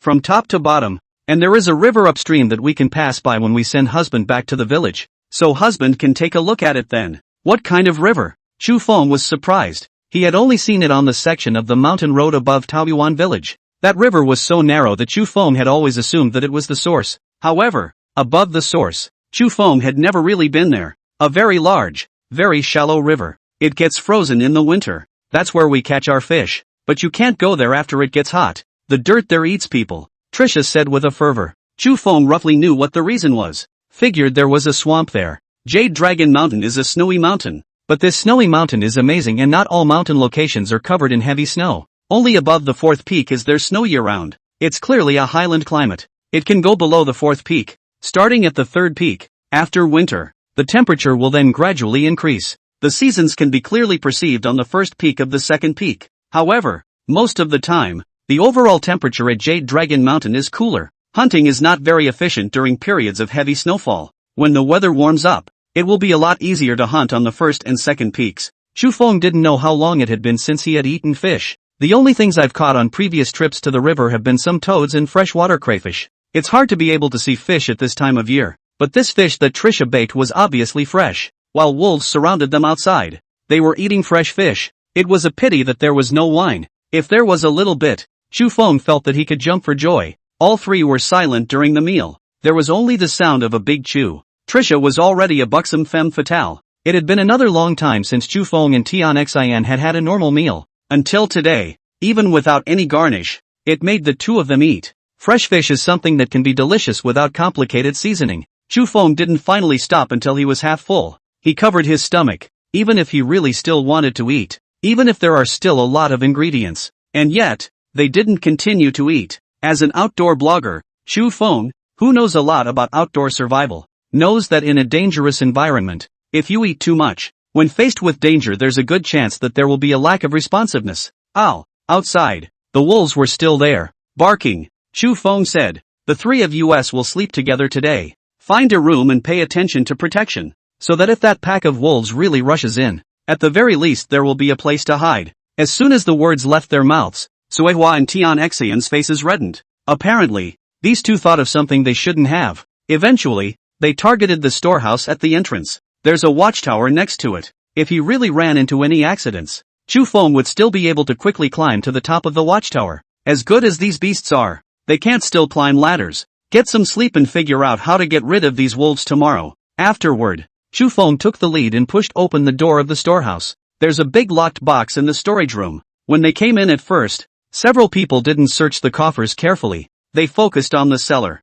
Nothing is more important than food. After all, now that he had eaten and drank, Chu Feng focused his attention on the locked boxes, went up and kicked it twice. Didn't open it. The box is rotting though, but trying to open it violently will take some effort after all. "Husband, let me do it." Only to see Tsuehua carrying the spear that Chu Feng had found. She used the end of the spear to fiercely ram it towards the lock. Only a muffled sound was heard. "I can't believe I actually knocked that lock off." Chu Feng gave Tsuehua a thumbs up. Trisha angled her forehead proudly. The moment Chu Feng opened the box, his eyes went straight. One rounded, as if projectile after another. There's a fuse on it. On top of each one is a thick film of oil. Obviously, it's a bomb that's been soaked in oil to protect it. "What is it?" Trisha held the torch as she crouched down to observe. The torches were also closer together. "Stay back!" Chu Feng and Tian Xian shouted together. Chu Feng even directly went forward and held Suewa's torch. The center of gravity was unsteady for a moment, and the two fell straight to the ground. Chu Feng pressed Suehua underneath him. As the torches went out, the atmosphere became ambiguous. Trisha was motionless on the ground, her face blushing. "Husband, must it be now?" Chu Feng coughed and hurriedly got up. "Relight the torch." The surrounding area brightened up. "I'm sorry, I didn't mean to. Slave is already yours. It doesn't matter if it's intentional or not," Suehua said with a shy face. Tian Xian was a bit speechless. "Miss Suehua, what's in this box is a handheld mine, but if the slightest spark falls inside, all three of us will die without a trace." "A handheld mine? What's that?" Trisha had a head full of questions. They had seen the cannons. Though, after all, the people of Daxia and Dakian have seen it all before. When you're at war that thing goes bang. It can hit a long way, and people can't dodge it. So when Chu Feng and Tian Xian held the cannon in their hands, Suehua wasn't much curious. "But the handheld mines are literally unheard of," Tian Xian said. "Handheld mine is a kind of absolute killing weapon, thrown into a pile of people, within a radius of 10 paces, not a single living soul. So dangerous?" Hearing that description, Trisha realized how dangerous it had just been. They had a brush with Hades. Tian Xian was a bit surprised. "Brother Feng, you recognize this?" "Seen in passing." Chu Feng wiped the sweat from his forehead. As soon as he started making the beast skin scrolls, Chu Feng began to have doubts. How far has gunpowder technology evolved in this dynasty? With cannons, there shouldn't be no black powder bombs. After all, it's not difficult to make such things once you master the sealing technique. Sure enough, he let Chu Feng see it now. That oil film protected look. with its round shape and gray fuse, is surely the most traditional clay bomb. And it definitely works. With these things, we might be able to finish off those wolves tomorrow. Chu Feng stood up, the corner of his mouth revealing a dangerous arc. With these handheld mines, maybe, we'll be able to eradicate these wolves. Chapter 87, holding a thunderbolt in your hand and blowing it up. Broken limbs and broken arms. It was slightly light. Tiger had then raised his head. As the dog king of the pack, it doesn't like to sleep in. After waking up from his nap, he incidentally woke up the husky next to him. The husky whimpered somewhat helplessly. It's still light out. Such a hard day of running again yesterday. I can't believe you don't let your dog get some rest. As the tiger glared towards it, the husky was instantly honest. The next moment, the door to the storehouse opened. Tiger hurriedly then gathered around Sui Hua. Yesterday, Trisha fed them tons of food. Let them sleep all night again. These dogs are in high spirits today. The weight of the sled is expected to be a bit heavy today. Chu Feng carried a whole box up. In this sled, there are supplies, weapons, and 2 cannons, and the weight of 3 men. The weight of these added up to an estimated over 400 pounds. Are they okay? Chu Feng asked a very amateurish question. He really didn't know much about the pulling power and endurance of these sled dogs. Trisha said confidently, "Don't worry, they pull through 5 nahans." What does naham mean? It was 5 fat men who weighed 200 pounds. Tiger, with his minions, pulled the 5 nahans up from the bottom of the mountain. But it also wore Tiger out. Half a ton? Chu Feng's gaze towards these dogs was suddenly filled with respect. Is it all ready? Chu Feng asked. Both women nodded. Tian Xin had 10 bullets in her hand. The gunpowder inside was stuffed tightly in a paper tube. Chu Feng had the last 5 rounds left in his hand. It's the only ammunition they have left. However, they now had an extra box of handheld mines. How powerful it really was, Chu Feng was not sure, but he knew there was no way he could experiment. The cottage on the second road must belong to the group of mountain bandits in the cottage on the first road. It never occurred to them that anyone would enter this abandoned cottage. Chu Feng estimated that it was for this reason that he had put some supplies in the cottage. Once the handheld mines go off, they will be easily heard and find it. I wonder how many of these mountain bandits there are. But since they were able to gather together and use the term cottage, the number of people was definitely not something the 3 of them could deal with. Therefore, Chu Feng could only gamble. Bet these handheld mines work. 9 dogs were put on chains. Suihua and Tian Xin also got on the sled. It looks quiet out there. There was no sign of a wolf ambush at all. But whether it was Chu Feng or Cui Hua, they all knew how cunning the wolves on this Jade Dragon Mountain were. Not only are they huge in number, they have a wide variety of populations. It also has an IQ comparable to, if not higher than, that of a dog. Injuries have been commonplace. Even the Keishi hunters had died several times among the wolves. That's why Trisha doesn't have much love for wolves. She was definitely willing to finish off the wolves on Jade Dragon Mountain if possible. After seeing that both women were ready, Chu Feng pulled open the gate and jumped onto the sled at the first opportunity. Charge! Trisha shouted loudly at Tiger. With the password, Tiger instantly ran like a wild dog out of stiffness. With great speed, he rushed out of the gate and ran furiously towards the mountain. Sure enough, they were just out the front door. A dozen wolves came out from all directions. These numbers then became 30 heads. It even formed a direct encirclement. When he was in the cave, Chu Feng already knew that this group of wolves was very intelligent. But I didn't realize they were not only smart, but also so patient. Tian Xin. Chu Feng shouted. Tian Xin instantly understood. The cannon in his hand was already raised. Together with Chu Feng, they aimed at the wolves that appeared directly in front of them. The wolves behind them weren't really a threat for now. The real threat is directly ahead, because they would impede Tiger's progress. Tian Xion's lack of accuracy means he can only hit those at a distance. The closer ones are likely to accidentally injure the dogs. Those that were close by became Chu Feng's targets. The cannon in his hand went off again and again. However, all the wolves that came close to the dogs were shot by Chu Feng one by one. Finally, they broke out of the wolves' encirclement, not losing any speed at all. The front finally came to the downhill land. The dogs spilled out, striding their limbs frantically. The wolves behind them gathered when they saw that the encirclement was not successful, fanning out in a tight circle behind them. Why do you think this pack of wolves doesn't give up? It's obvious that they can't catch up. Tian Xin was a bit puzzled, but the cannon in his hand did not stop, because the mother river is up ahead, and on the ice, Tiger and the others can't run fast enough. Suewa's face turned serious as she looked towards Chu Feng. Chu Feng opened the box. There are only 10 handheld mines in there in total. He took a deep breath and said to Suewa, "Tell Tiger to slow down a bit." Tiger, slow down. The dog really seemed to be psychic, and when he heard Suewa's order, his speed actually did slow down.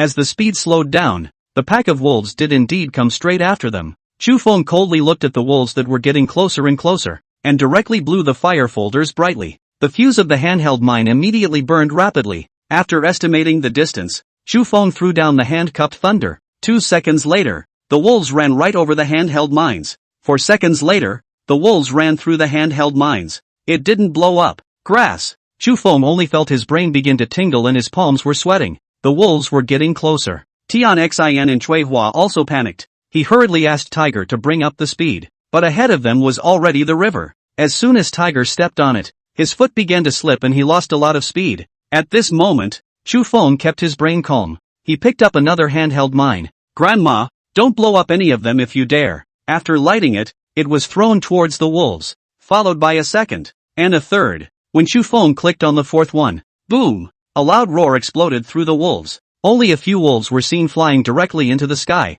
Their heads, limbs, and hides were instantly turned into fragments and waved in the air in the huge explosion. The smell of blood, gunpowder, and impact spread out together. Tiger and a few other dogs heard these explosions and saw a pack of wolves that didn't even panic them. Instantly his legs went weak and he slumped right down on the ice. A huge plume of smoke rose from the center of the explosion. Chu Feng, Tian Xin and Chui Hua were lying dead inside the sled. Close, too close. Chu Feng threw 4 handheld mines. All exploded. All but the first one exploded. This kind of earth bomb does not rely on a powerful impact to kill the enemy. Inside the handheld mines, there are also many fine pieces of iron nails, which spread out at the moment of the explosion. Before causing the killing, a wolf's leg was blown right off, exposing the bone. It's been pretty lucky. The intense pain caused it to wail. The wolves that were closer to the center of the explosion had their heads blown into several pieces. Bright red blood, ghastly white brains, and all sorts of unknown liquids were so conspicuous on the surface of the snow.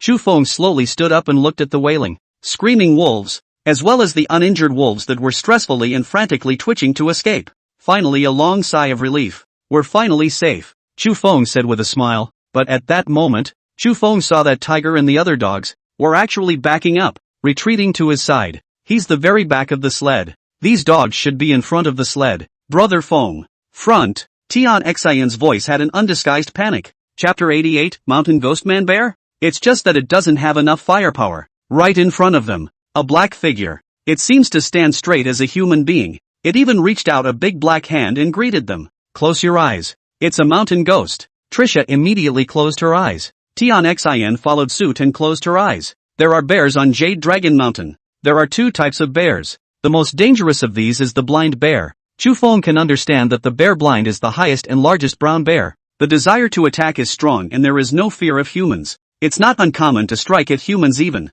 The second is the black bear. Ever since Chu Feng started to become a hunter, every time he chatted with Du Dahai had spoken to Chu Feng. If you meet a human bear, turn and run. Never think about and prey on each other. Because human bears are too dangerous. Human bears, that is, black bears. In terms of size, it's about the size of a tiger. At a distance, it even felt like the other person was a big black dog. But the thing is, human bears can will mimic human behavior. Rumor has it that it even compels people. It will mesmerize a person and then kill them with a vicious bite to the neck. The man bear is cunning and can easily outwit an old hunter in the mountains. No old hunter is as terrified of encountering a brown bear as he is of encountering a human bear. Looking at the man bear in front of them, that stood upright and rushed to greet them. Not to mention, it does get a little scary. There's a sort of valley of terror effect going on. But unfortunately, Chu Feng was not from this world. He comes from the afterlife. An era of technological brilliance and forward thinking.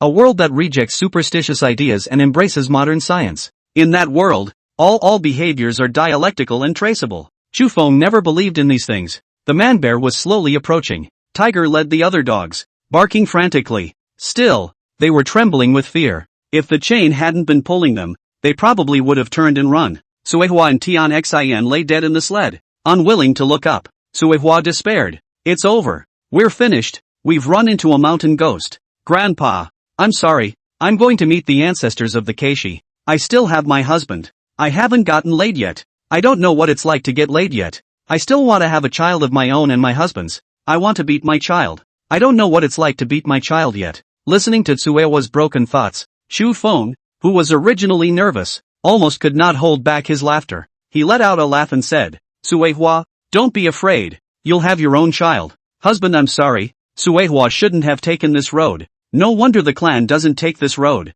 It turns out there are mountain ghosts. Whoops. What human beings and bears and mountain ghosts? As long as there is enough firepower, everything is a demon or ghost that can be destroyed. Baird. Bang. The sound of the cannon rang in the ears of the three men. The black bear, who was walking upright, was slowly approaching the trio. The moment you hear movement, you don't pretend either. On all fours, he howled in agony. What demons and mountain ghosts? Tiger, charge up! Chu Feng exclaimed. Tiger suspiciously glanced at Chu Feng. Trisha looked up in some disbelief. The moment she saw the human bear literally howling in misery on the ground, bloodlust sparked within her. Legends about mountain ghosts have been around for many years in their cache. Most of those legends are unsubstantiated and portray the mountain ghost as a magical supernatural force. But really, a mountain ghost is a human bear. And a human bear is a black bear. A type of bear that is much less dangerous than the blind bear. To be dangerous, it is indeed dangerous. There have been many deaths among the Keishi facing black bears,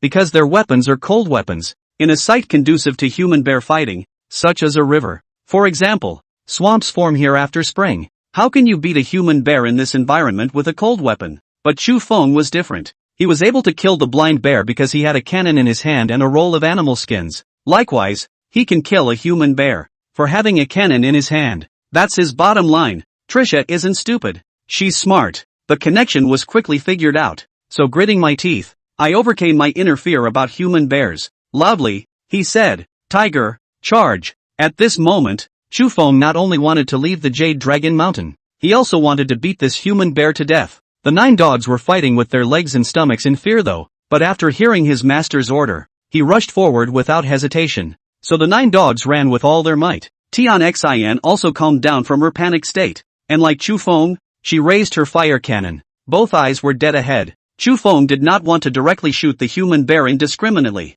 Otherwise the skins won't fetch a price. For the current Chu Feng, he desperately needed money. Money is needed to arm yourself, and perhaps in the future, to arm your forces. But just when they were about to rush to the human bear, suddenly, the human bear leapt up. Rushing forward, he clutched the tiger's neck and bit it. Bang! Bang! The moment the human bear moved its mouth, Chu Feng and Tian Xin's cannons went off together. One hit the man-bear in the neck and one in the eye. It was far away just now. The cannons probably didn't have what it took to fatally kill a human bear, but now that the distance is so close, facing the cannons, the human bears have no chance of surviving. Sure enough, the next second, the man-bear fell to the ground. Tiger's miserable screams rang out as well. Trisha leapt up and rushed to Tiger's side. Chu Feng and Tian Xin also jumped down. Chu Feng first went up and observed the human bear. Sure enough, it was a black bear. At only about 1.7 meters in length, it's pretty big for a black bear. However, Chu Feng had ultimately underestimated his opponent.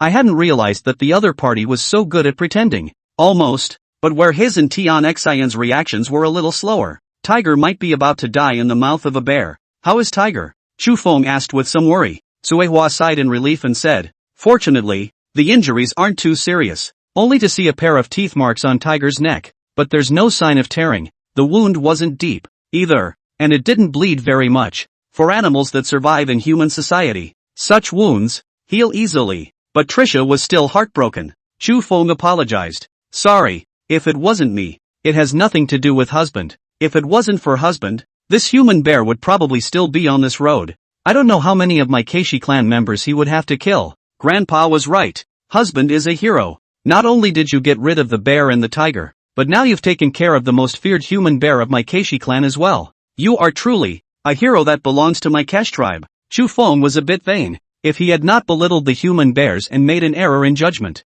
If you fill in early, shoot the opponent directly. Tiger won't get hurt either. But fortunately, the damage was minor. After Trisha's heartache, she was just happy. My husband is the greatest hero of the Keishi tribe. When I return, I will definitely spread the word of my husband's brilliance so that everyone will know of your existence. Chu Feng. The three endeavored to get the man-bear on the sled, and Tiger, with the other dogs, slid again. After an hour or so of coasting, along the way they entered the territory of Daxia, and through the territory of Daxia, the cottage where the bandits were located was also seen from a distance. Saw what the swamp looks like when it's frozen for thousands of miles. Finally, at sunrise, they reached the dense forest. It's finally time to go home, Chu Feng said. Chapter 89 Learning of the Death. The Zhou and Chu families come to fight for the inheritance. These days Chu Feng's house was a lot cleaner. Almost no one came except Du Hai. Zhou Xiaoxiao's face was pale. Chu Miao Miao took her mother's hand. Clumsy, the puppy next to him, also looked listless.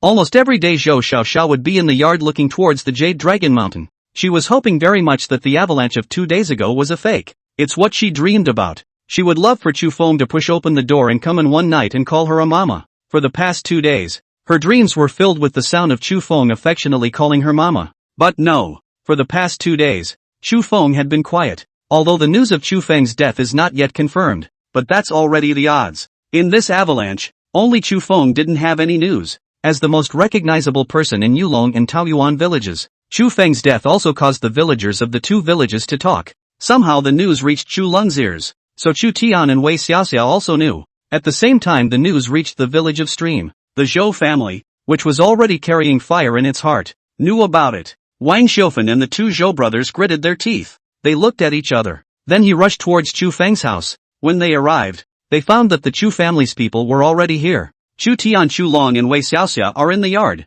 coldly looking at Zhou Xiaoxiao and Chu Miao Miao. When Zhou Youqiang and Zhou Youji appeared in the courtyard, the Chu family was still a little nervous. They were worried that the brothers would stand up for Zhou Xiaoxiao, until Wang Xiufen came up with a sentence. Tiny, Grandma heard that your concubine died. Is that true? There was a yin and yang and mockery in those words, but anyone who was an individual could hear it clearly. So the Chu family was also relieved. Zhou Xiaoxiao watched expressionlessly as 6 people appeared in the courtyard. Coldly, he said, "You are not welcome here. Please leave. Don't intervene. I'm your grandmother. I brought your father and your eldest uncle here to offer incense to your concubine. After all, people can't come back from the dead, so don't be too sad." Wei Xiaoxia also stepped forward and said, "The 2 in-laws are also offering incense to my disobedient second son? Coincidentally, we are also offering incense to that unfilial son, bullying his brother and beating his father and cursing his mother. This is the retribution he deserves." Egu, so it's the in-laws. Although it's retribution,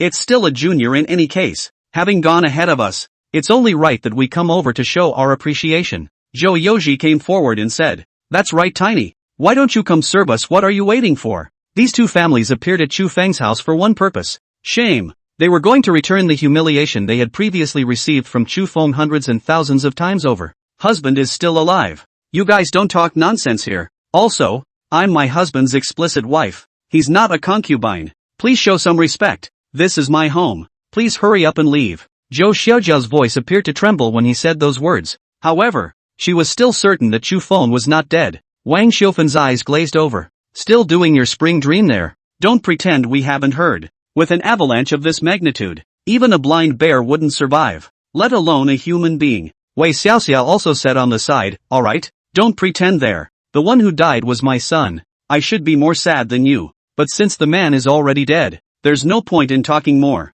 Hand over all the prey my son shot. I'm his mother. They should be kept by me." Wei Xiaoxia finally bared her true fangs. She didn't just come here to humiliate Zhou Xiaoxiao, and for Chu Feng's legacy. In this time of famine and war, every family does not have enough to eat. Food is also difficult to produce. Hunters like Chu Feng became the meat and potatoes. No one knew exactly how much prey the Chu Feng family had accumulated, but they knew that Chu Feng's family could eat meat every day. Whether it was the Chu family or the Zhou family, they were all red-eyed at this. When Chu Feng was alive, they could not take a single advantage. Now Chu Feng is dead. Then they have caught wind of it, waiting to divide up Chu Feng's family fortune. Zhou Xiaoxiao gritted her teeth and said, "It's you guys, don't talk nonsense. There were 11 people who entered the mountain. 10 of them didn't die. How could my husband die?" The avalanche on the first peak was not strong, except for Chu Feng, who was swept far away by an avalanche because of his sled. The other 10 were only shallowly buried. The avalanche came fast and ended fast. Even the 5 old men on the Taoyuan village side. It's only 2 broken bones. Surprisingly, no one died. This was also one of the reasons why Zhou Xiaoxiao was convinced that Chu Feng was not dead. You just mouth hard. The whole village people up the mountain to find now, so far has not found the body. You still say you are not dead. I don't care whether you are dead or not. All the things in this house were given to you by my son. Now that he's dead, these things should be returned to my Chu family. Xiaoxiao, don't listen to him. You were originally Chu Feng's hair wife. When he dies, you should also keep some. But what you leave behind must honor your father and your grandmother me. One Wang Xiufen, one Wei Xiaoxia. The 2 of them oppressed Zhou Xiaolan without any face. The men behind them stood and watched the show. Many people from Jade Dragon Village had gone up the mountain to look for Chu Feng's body. Even Du Hai is not in the village. The remaining old and young saw Zhou Xiaoxiao being bullied. All they could do was stare from the sidelines. After all, the Zhou and Chu families were still standing there with 4 men. After all, some people can't look away. Thinking for half a day, he actually walked in the direction of Taoyuan village. Directly found Guiyong, the village head of Taoyuan village, told the other side about Zhou Xiaoxiao being bullied. This villager didn't expect Guiyong to go up and fix the trouble either. He thought it would be good to let Guiyong go to be able to make the Zhou and Chu families not be so arrogant. After all, Guiyong and Chu Feng's conflict was clear to both villages. After hearing this, Guiyong nodded. I'll be right there. Peachland village is crowded. There are also a lot of young people. When the patrol team was established, Guiyong was even the first to become a member of the team, squeezing out the youngsters from the Taoyuan village gang. Patrols are dangerous, and no one in Taoyuan village even wants to join them. This behavior of Guiyong made the villagers of Taoyuan village greatly increase the prestige of Guiyong. When Guiyong summoned them, a group of young men instantly followed him, and 2 other old guys from the patrol. They even carried spears. Guiyong has just arrived at Chu Feng's house. It was then that Wang Xiaofan and Wei Xiaoxia were heard discussing how to compete for Chu Feng's family fortune. Now it's my son who's dead. What does it have to do with your Chu family? Inheriting an inheritance that is also inherited by my Chu family. That's right. Isn't my girl your son's daughter-in-law? When your son died, the heirs should be them. So why are you in-laws here to fight? Wang Xiaofan was a bit angry. That also has nothing to do with you maternal family members. Wei Xiaoxia tit for tat. The men on either side were poised behind the 2 women. Zhou Xiaoxiao was beside her with straight tears. This is how women in the village live without men. Without a man they will be bullied unchecked. That is, the villagers of Yulong village are not at home. All of them are searching for Chu Feng's body on the mountain. Otherwise the 2 families would have been knocked out long ago. Guiyong heard these words from the doorway. He was so angry that his heart was on fire. Only Guiyong pushed open the door of the room and rushed in with a group of people. All of you stop dreaming here. Chu Feng is still alive. His family fortune has nothing to do with you all. Chapter 90, Scandalous. Turning away when Chu Feng returns home. Chu Feng's family fortune has nothing to do with you guys. Grab your ass and get the hell out of here. A furious cry rang out in Chu Feng's house. The crowd turned their heads in surprise, seeing Guiyong hooting and hollering and rushing in with a group of people. It doesn't matter if it's the Chu family or the Zhou family. Both families are bullies. It was only because there were 2 men that they dared to come to Chu Feng's house. Or was it because they knew the news that Chu Feng was dead? But when a dozen more came rushing in with a hoot and a holler, the men of both families wimped out. They actually subconsciously ran behind the 2 women. Wang Xiaofan and Wei Xiaoxia looked at each other, temporarily giving up the fight for Chu Feng's family fortune. Wei Xiaoxia asked Guiyong in front of her, "And who are you guys?" "I'm Guiyong, the mayor of Taoyuan village." Hearing this, Wei Xiaoxia couldn't help but laugh out loud. "Why are you, a village chief of Taoyuan village, meddling in my Yulong village? And what does it have to do with you that we're discussing about family property? How dare you tell us to get out?" Guiyong coldly said, "I'm a patrol member under Captain Chu Feng's hand. In his absence, his wife naturally has us patrol members to guard her. If any of you dares to bully them, mother and daughter,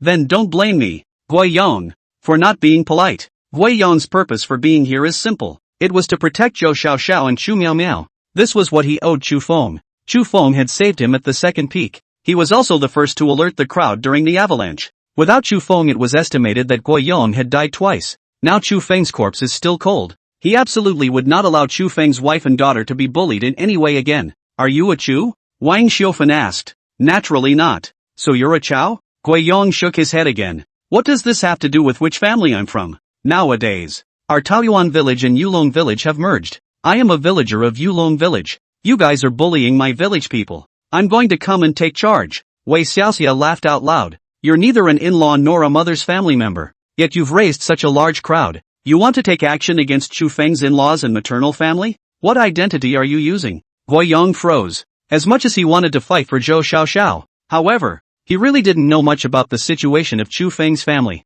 If the villagers of Jade Dragon Village or Du Hai were in there, definitely threw both families out at the first opportunity. But Guiyong didn't dare. The Chu family is Chu Feng's family, and the Zhou family is Zhou Xiaoxiao's family. They're the family. Now it seemed that it was Guiyong who was a bit nosy. He looked to Zhou Xiaoxiao. Zhou Xiaoxiao, however, was filled with despair. Taking Chu Miao Miao's small hand, Clumsy's barking didn't stop from the beginning. Woof woof woof all the time there, but none of the people in front of them were afraid of it. Wah hid on the roof. The eyes that looked at a few of the men began to look dangerous as well. but it can't show its face. How much a snow leopard sells for? No one knows, but certainly worth a lot of money. If husband is really dead, there's no point in me living alone. If you guys want it, just take it. Everything is in the firewood room. Zhou Xiaoxiao suddenly spoke. Outside of the body, Zhou Xiaoxiao has long since stopped caring. If she could, she would rather use everything to get her husband back. See, my granddaughter is agreeable. Wang Xiufen looked at Guiyong. My daughter-in-law can agree. Wei Xiaoxia also said. Guiyong is old and smart. What is the situation today, and how can he not see it? But family members mind their own business. It is difficult for a clean official to resolve a family matter, let alone him, a village chief from an outside village. Seeing this, he could only stand in silence. As long as they didn't go and humiliate Zhou Xiaoxiao, Guiyong planned to leave it alone. After the Zhou family brothers and the Chu family's father and son heard Zhou Xiaoxiao agree, then he rushed to the woodshed in a hurry. The woodshed was well stocked, and a variety of meats were still stored there. Enough for two families to share. But how could they, greedy as they are, be at peace with an equal share there? Over a pheasant. A couple of guys went wild and tore into it. Pheasants are not easy to catch either, but fowl are naturally much tastier than large livestock. Their meat doesn't smell so fishy. Even just a watery stew can be delicious. There's also a little bit of wild boar left, but neither family wants it. Procamperous clarkii and oily toads, which were not sold in the barrels and left behind with the intention of eating them at home,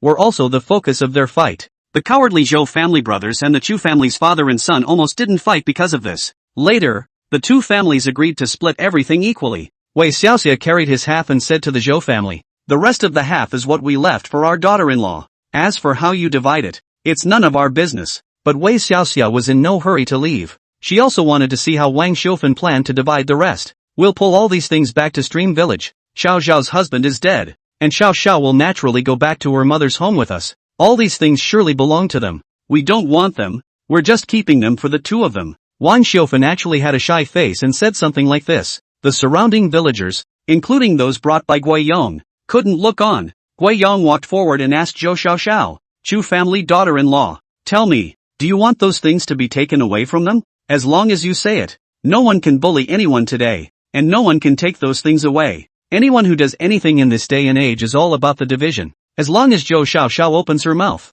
not to mention her, everyone gathered in front of the house would choose to help Zhou Xiaoxiao. Zhou Xiaoxiao raised her head and glanced at Guiyong. It seemed that she didn't understand why this person who had a deadly grudge against her husband would suddenly help her, but she laughed miserably. What does it matter? Let them take it. Guiyong clapped his hands twice, itching to go up to these two families, but he can't. Watch as the two families finish dividing the spoils. Wang Xiufen walked to Zhou Xiaoxiao and straightened her back. Come on, follow us back to the village. Zhou Xiaoxiao didn't say anything. Wang Xiufen sneered. What? Are you sure you won't come back to the village with us? Do you think you can still live in this village, orphaned and widowed, waiting to suffer here? After saying this, Wang Xiufen suddenly felt quiet around her, and to think that everyone around her was subdued by her words. So smugly, he said, if you won't come with us, we'll go on our own. From the beginning, Wang Xiufen didn't really want to take Zhou Xiaoxiao away. Wouldn't that make you feel bad about yourself? Did the villagers around see that? It's Zhou Xiaoxiao who doesn't want to go back to Stream Village with her grandmother.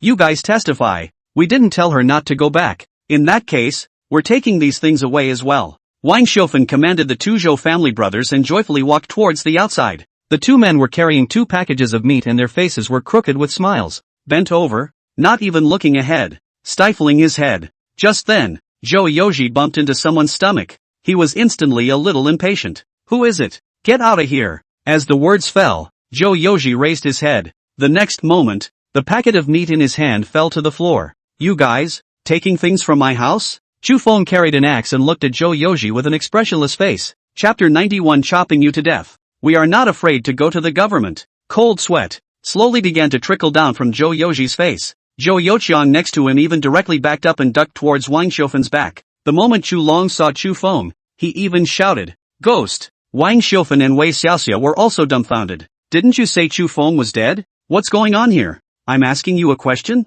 Why are you robbing my house? Just now it was a take, now it's a grab. These are two different meanings. Take, there's room for maneuver. If it was a robbery, even if Chu Feng cut them down in front of so many people, neither will anyone say a word. Hearing this, Zhou Yoji subconsciously knelt on the ground. This scene immediately made the people around them laugh. One must know that Zhou Yoji was Chu Feng's father-in-law, regardless of seniority or age. One should not kneel to Chu Feng, but he knew that Chu Feng was truly terrifying when he was angry. There's a real possibility of an axe coming down. It's not like this hasn't been done before. No, son-in-law, we're not robbing anything. We thought you were dead. So we just came by wanting to help out and see if there's anything your family needs us to do to entertain other people with these things. Zhou Yoji fawned. Really? Really, son-in-law? You misunderstand us. Zhou Yoji's laughter felt hard to hear anyhow. The people around them knew what was going on, and so did Chu Feng. However, Chu Feng nodded his head and looked towards Chu Long and Chu Tian. After these two people saw Chu Feng, they were even more abashed. Especially Chu Tian. A few days ago, when he became a government servant, he had thought that he would be able to flaunt his power in front of Chu Feng. However, Liao Ziyang had used his actual behavior to tell him that Chu Feng's status was much higher than his. In the government, it is supposed to be the official level that crushes people to death. Chu Tian didn't want to be crushed to death. Not to mention that he had really been cut by Chu Feng. Zhou Yoji was kneeling in front of Chu Feng. What can he kneel for? Appear? Thus, Chu Long followed closely beside Zhou Yoji and also knelt down. What Uncle Zhou said is true. We are also here to help, not to rob your family property. Chu Feng smiled. These guys, they actually think he's a cutie. No? Just as Chu Feng was planning to make a move, the Tsuehua beside him finally looked away. Stepping forward, he gave Chu Long and Zhou Yoji a kick. Although Jade was a woman, what a dominating force she had in a kick. After all, he hunts in the mountains all year round. Kicked both of them so hard that they were suddenly lying on the ground and couldn't get up. Two shameless ones. Even if I don't know what happened, I know what you guys want to do. It's nothing more than seeing that Brother Feng isn't at home and thinking that he's dead. So you purposely came to rob his family's property. Thanks to the fact that you guys are still Brother Feng's family members. You end up being so shameless. I will kill you all now. Saying that, Tsuehua seized the axe in Chu Feng's hand and was about to strike. Tian Xin rushed forward and cut the other party off. When Tian Xin appeared in front of the crowd, their eyes went straight. The famous Miss Tian. Who doesn't know? After Chu Lun became a government servant and went to live in the town, even more so, he knew exactly what kind of status the Tian family had in the town. Seeing that Tian Xin was actually following Chu Feng as well, his face turned completely pale. You can't just kill people under the mountain, Tian Xin said. They have all bullied Feng brother so much, why can't they kill them? When he had just descended the mountain and reached the village, Chu Feng gave 3 orders. Never let Tsuehua call herself husband. Otherwise, if Zhou Xiaoxiao heard it, she might be more irritated. So Tsuehua, like Tian Xin, called Chu Feng, though she was a little reluctant. But the thought of being able to quietly shout Chu Feng's husband in front of Chu Feng's hairy wife. For some reason, Trisha actually felt some excitement, so they agreed to Chu Feng's request. Just now, in my anger, I almost shouted it out again. Hearing Tian Xin's words, Tsuehua could only put the axe down. Then he rushed forward and punched and kicked Zhou Yoji and Chu Long. Not a single person around came forward to help. Even Zhou Youqiang and Chu Tian did not dare to come forward to help. They stood cowering at the side, eyes closed. It seemed as if they were afraid that Chu Feng would aim his gaze at them, also afraid that Trisha would set her sights on them. Trisha's bloated physique was very beatable at first glance. These thin arms and legs of theirs, even if they were men, were not necessarily a match for Tsuehua. Stop hitting me. It hurts. Zhou Yoji covered his face. He looked up to Chu Feng and then to Zhou Xiaoxiao. Tiny, I'm your father anyways. Are you just going to watch me get beaten? Zhou Xiaoxiao didn't even look at Zhou Yoji the entire time. His pair of eyes were staring at Chu Feng in death. Chu Feng was also looking at him. Zhou Xiaoxiao slowly walked to Chu Feng, reached out her hand, and tremblingly touched Chu Feng's face. Xiao, I'm back, Chu Feng said. It wasn't until she heard Chu Feng's voice that Zhou Xiaoxiao was completely convinced. The person in front of him was really Chu Feng. You're not dead. Zhou Xiaoxiao didn't look as excited as he thought he would be. But with these 3 bland words, one could hear the aggression that had been suppressed for a long time. I didn't. I came back from the dead. 4 simple words, but they put into words the brutality of the 2 days' experience. It's good that it's okay. We can finally move on with our lives. Zhou Xiaoxiao laughed. He then came to Wang Xiufen and Wei Xiaoxia. The face was cold. Grandmother, mother-in-law, my husband is not dead. So naturally, you don't need to pretend to be good people here. Leave what belongs to our family and get out of our house. That's the bottom line. When Chu Feng appeared in front of Zhou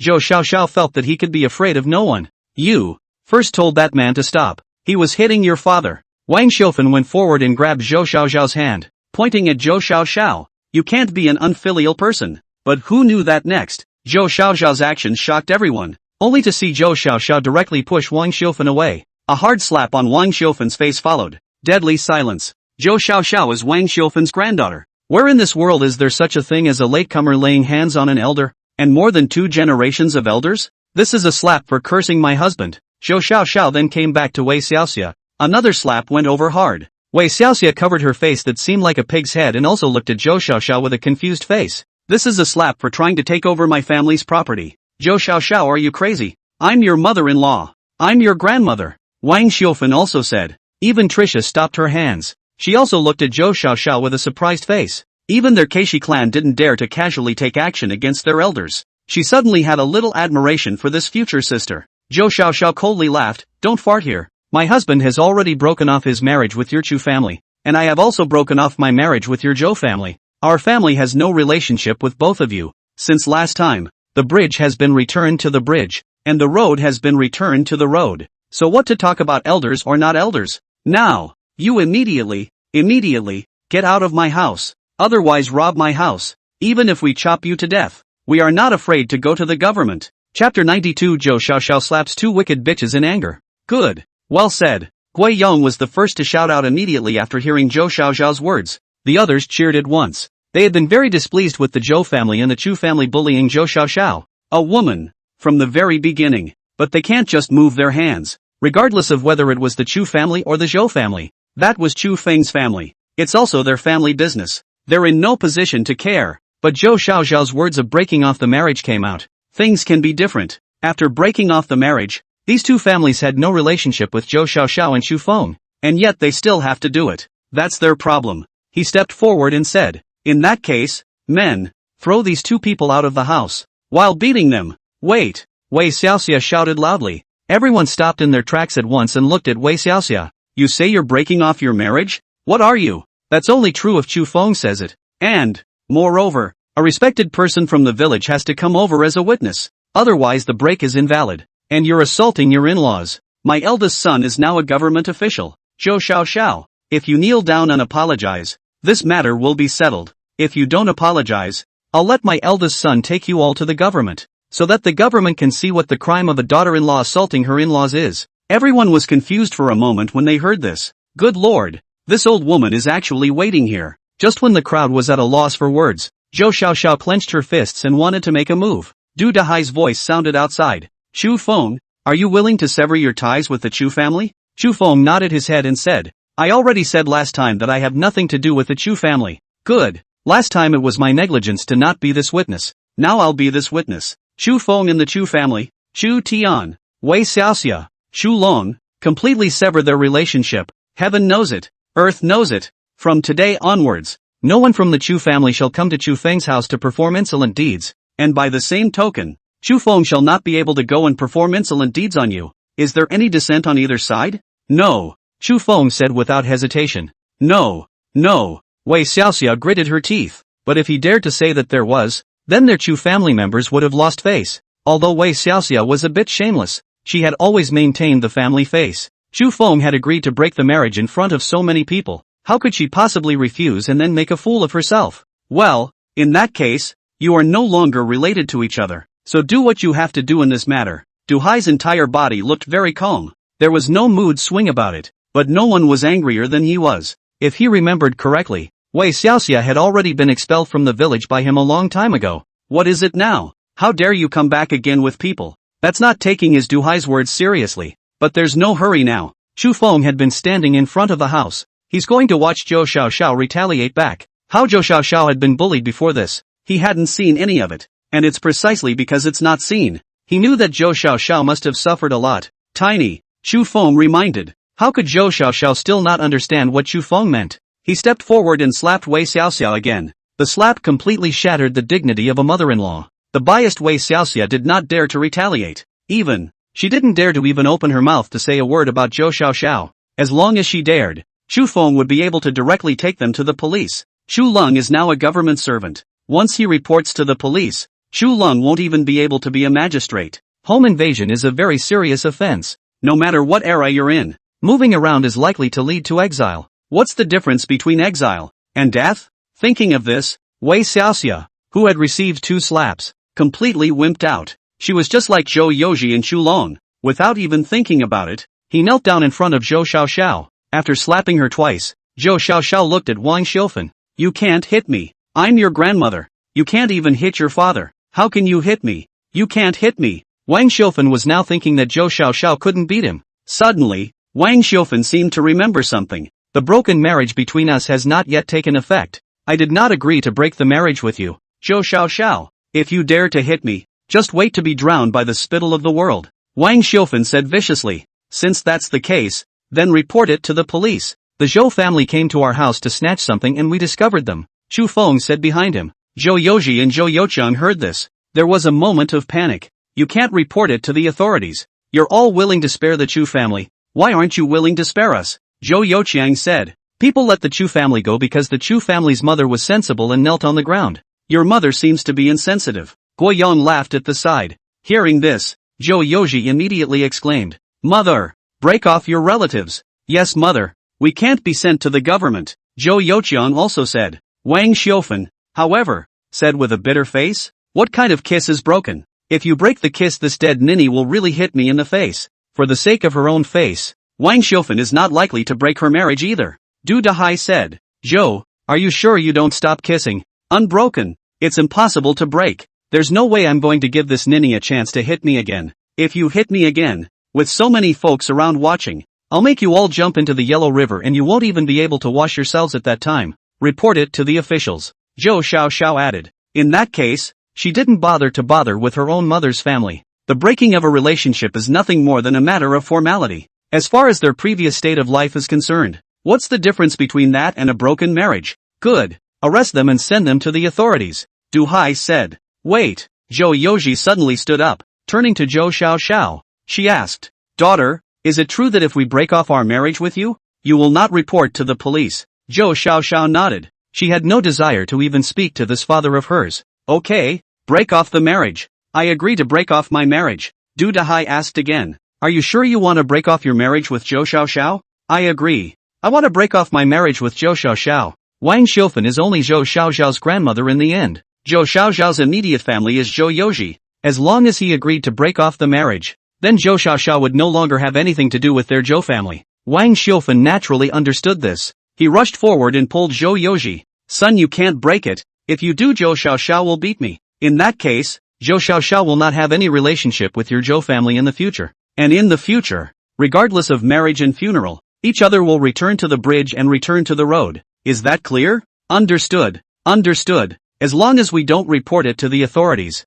anything is fine. Zhou Youji and Zhou Youqiang sighed in relief together. Wang Xiufan was dumbfounded. She slapped Zhou Youji across the face. You want waste? You alarm clock. Letting people scare you and break your marriage? What kind of man are you? Before the words fell, Zhou Xiaoxiao had already walked over. Pulling Wang Xiufan, he slapped her hard again. Wang Xiufan is getting older after all. It's older than Wei Xiaoxia. Zhou Xiaoxiao was young. She couldn't resist at all. And don't dare to resist. There are so many people around watching. Once she dared to resist, the gang could swarm her. So, Zhou Xiaoxiao gave 2 more slaps to one person, in front of everyone, making them lose their dignity before she took out the identity of a mistress and said, from now on, get out of my house, and I'll pretend that this didn't happen. Otherwise, all of you will be sent to the prison. Chapter 93, Promotion After Death? What about when I'm alive? It's gone. All the mother's family is gone. They don't even dare to turn back, afraid that after he turned back, Zhou Xiaoxiao might backtrack. After all, no matter if the marriage is broken or not, Zhou Xiaoxiao is able to report to the police, and everything they took from the woodshed was put back, and they didn't dare to ask for any of it. Stealing a chicken is not a good idea. Originally, they had planned to come to Chu Feng's house to beat the autumn wind, but they didn't expect to get themselves involved. From today onwards, they would completely become the joke of Jade Dragon Village. The Zhou family only hoped that this matter today would never be known by the people of Stream Village. Otherwise they might not be able to hold their heads up in their own village. It was only after everyone had left that Zhou Xiaoxiao finally came to Chu Feng vulnerably, directly hugged Chu Feng. Husband, it's okay, I'm back, and as long as I'm back, no one will dare bully you, okay? I know, it's really good that you're okay. Seeing Zhou Xiaoxiao crying like this, Chu Feng's heart melted. Since it's fine, we'll leave first. Gui Yan left with the folks of Taoyuan village. The villagers of Yulong village came back just now. Learning that Zhou Xiaoxiao was being bullied, she wanted to come over to help. Unexpectedly they saw villagers from Taoyuan village helping out. As we walked, the villagers from both villages were very friendly and communicated with each other. Ahem, Du Hai coughed from the side. It was only then that Chu Feng reacted and hurriedly said to Du Dahai, "Village chief, there is a matter that may trouble you." "What trouble or not? You say." The village chief didn't think it mattered and asked directly, "Miss Tian, please organize manpower to send her back. She still has medicine in her baggage that needs to be given to Master Tian. Be quick." Let's not worry about why exactly Master Tian had let Tian Xin do this alone. Tahan is all down and got her meds in. It's natural to hurry back. Tian Xin glanced at Chu Feng somewhat lingeringly. "Brother Feng, then I'll leave first." "Well, go ahead. If it's true what you say, I think we'll meet again in the future." After saying that, Tian Xin turned around and left. Chu Feng didn't think to understand what that sentence meant, didn't really care. His attention was on the others. Wei Yong and the other 5 old people were not there, but Sun Can, Wang Wei and the 5 of them were there. Seeing that Chu Feng was fine, Wang Wei and Sun Can, who had the best relationship with Chu Feng, almost cried out, "Brother Feng, we all thought we would almost never see you again." Wang Wei said, "Don't talk nonsense, Brother Feng. We've been looking for you in the mountains for 2 days and 2 nights, and everyone knows you'll definitely survive." Sun Quan kicked Wang Wei and said, "Tiger Du Chang and Zhao Yuxiang didn't say anything though, but all 3 of them were also relieved. The whole village of Yulong is changing for the better." The villagers were able to eat these, all brought by Chu Feng. Chu Feng is now becoming like Du Hai. Gradually, he was even turning into the backbone of Yulong village. Once something happened to him, the entire Jade Dragon village would suffer great losses. "Alright, you guys don't bother your brother Feng and sister-in-law here. Go home first. By the way, Chu Feng should come to my house sometime," Du Dahai said. "Good, it just so happens that I have something to go to you, village chief." Then everyone left. Only before they left, they all gave Sui Hua, and the 9 dogs around her, a curious look. When the house is quiet, Zhou Xiaoxiao and Shui Hua began to stare dryly. Already half a man tall, Clumsy shivered, but still woofing at the tiger. Tiger peered down at Clumsy. The corners of his mouth showed a touch of disdain, obviously very snarky about Dumb and Dumber's size. These 9 dogs had no place to go, and now they naturally had to stay at Chu Feng's house. Zhou Xiaoxiao wiped her tears. She was thrilled and excited. It was thrilled that Chu Feng was able to return alive, but as the hostess saw another woman as a guest in their home, Zhou Xiaoxiao still held back her inner excitement. "We've never had a guest in our house before. Come home first. I'll cook." "Mother, I'll go help you." Originally, Chu Miamia was also hugging Chu Feng's thigh next to him, but seeing that the 9 dogs and Chu Feng were very close, she was a little scared. This time, it made Suihua not know what to do. Chu Feng sighed and said to Suihua, "Very formally address you. Calfiso girl, have you seen my family?" See." Trisha nodded. "I have a family of my own, and a maiden and children of my own. It's not that you're bad. On the contrary, you're very good, but I don't want another one in our family. Do you understand?" "Well, I understand. Sister-in-law, what are you doing? I have a lot of meat here. Let me help you." Trisha picked up a 10-pound fish from the sled and walked into the kitchen. "This girl, she really looks like a dilettante." Chu Feng shook his head. It was unknown how long it would take to eat in a while, so instead of waiting at home, he walked towards Du Hai's house. Du Hai's family is also cooking, even specializing in a little extra. It was obviously to wait for Chu Feng. When Chu Feng came in, Du Dahai had already prepared the wine. He pulled Chu Feng into the hall. "I really didn't expect that you could actually come back alive." Du Dahai marveled. "Lucky, I guess. The avalanche on the first peak is just scary to look at, but it's really just a shallow buried layer." "And a shallow layer? Do you really think I've never been on a mountain before? Haven't experienced the avalanche on the first peak? Some people live, some people die, but most of them die. I didn't expect that you, the patrol, actually all survived." Chu Feng scratched his head and said, "In the end, it's still luck." "Village chief, do you have something to say when you called me here?" "I asked you to come here to tell you a good news. Just now there are many people. Now I can tell you. The official government heard that you died, gave you an official, called the head of the Yamen in the mountain. Under the hand can control 20 people. Monthly salary of 501. Grain 10 stone. But now that you are alive, this official position can certainly not be revoked, and it is estimated that it will not be long before Liao Xiang and the others will come to you." Hearing those words, Chu Feng was indeed delighted. Didn't seem to expect to be so lucky. After an avalanche, there are still promotions, although this official position is still not within the government. In other words, it's called supernumerary, but the power has doubled. If he could manage 20 people under his hand, Chu Feng would definitely want all of them to come from his village. "By the way, village headman, I may have found a new place that can accommodate all the villagers. A new place? New place? Du Dahai looked at Chu Feng with some surprise. He had thought that Chu Feng had just casually said that in the first place. I didn't think I'd actually go looking for it myself. Got a skin? Paper was the preserve of the rich in this day and age. But Du Dahai, as the village chief, actually kept a brush in his house for embellishment and pretense. But there was no paper in the house. But there's no shortage of the leather thing. Du Dahai was the one who first traded with Chu Feng, and the two of them had traded with each other many times. Casually bringing over a pig skin, Du Dahai said, "Want a brush?" "Want." Du Dahai looked at Chu Feng with some suspicion. "We are all from the village, and there is no teacher in the village. Chu Feng can write?" However, when he saw that the moment Chu Feng held his pen, 3 words appeared on the beast skin scroll, he immediately laughed. Those 3 words, written in a crooked way. If not for Du Dahai knowing some words, he really could not recognize them. Plans? While laughing, Du Dahai continued to watch. The smile faded as he watched. Slowly, shock crept over his entire face. Chapter 94, Want to remove an official? Chu Feng shows strategic thinking. He watched as the beast skin scroll,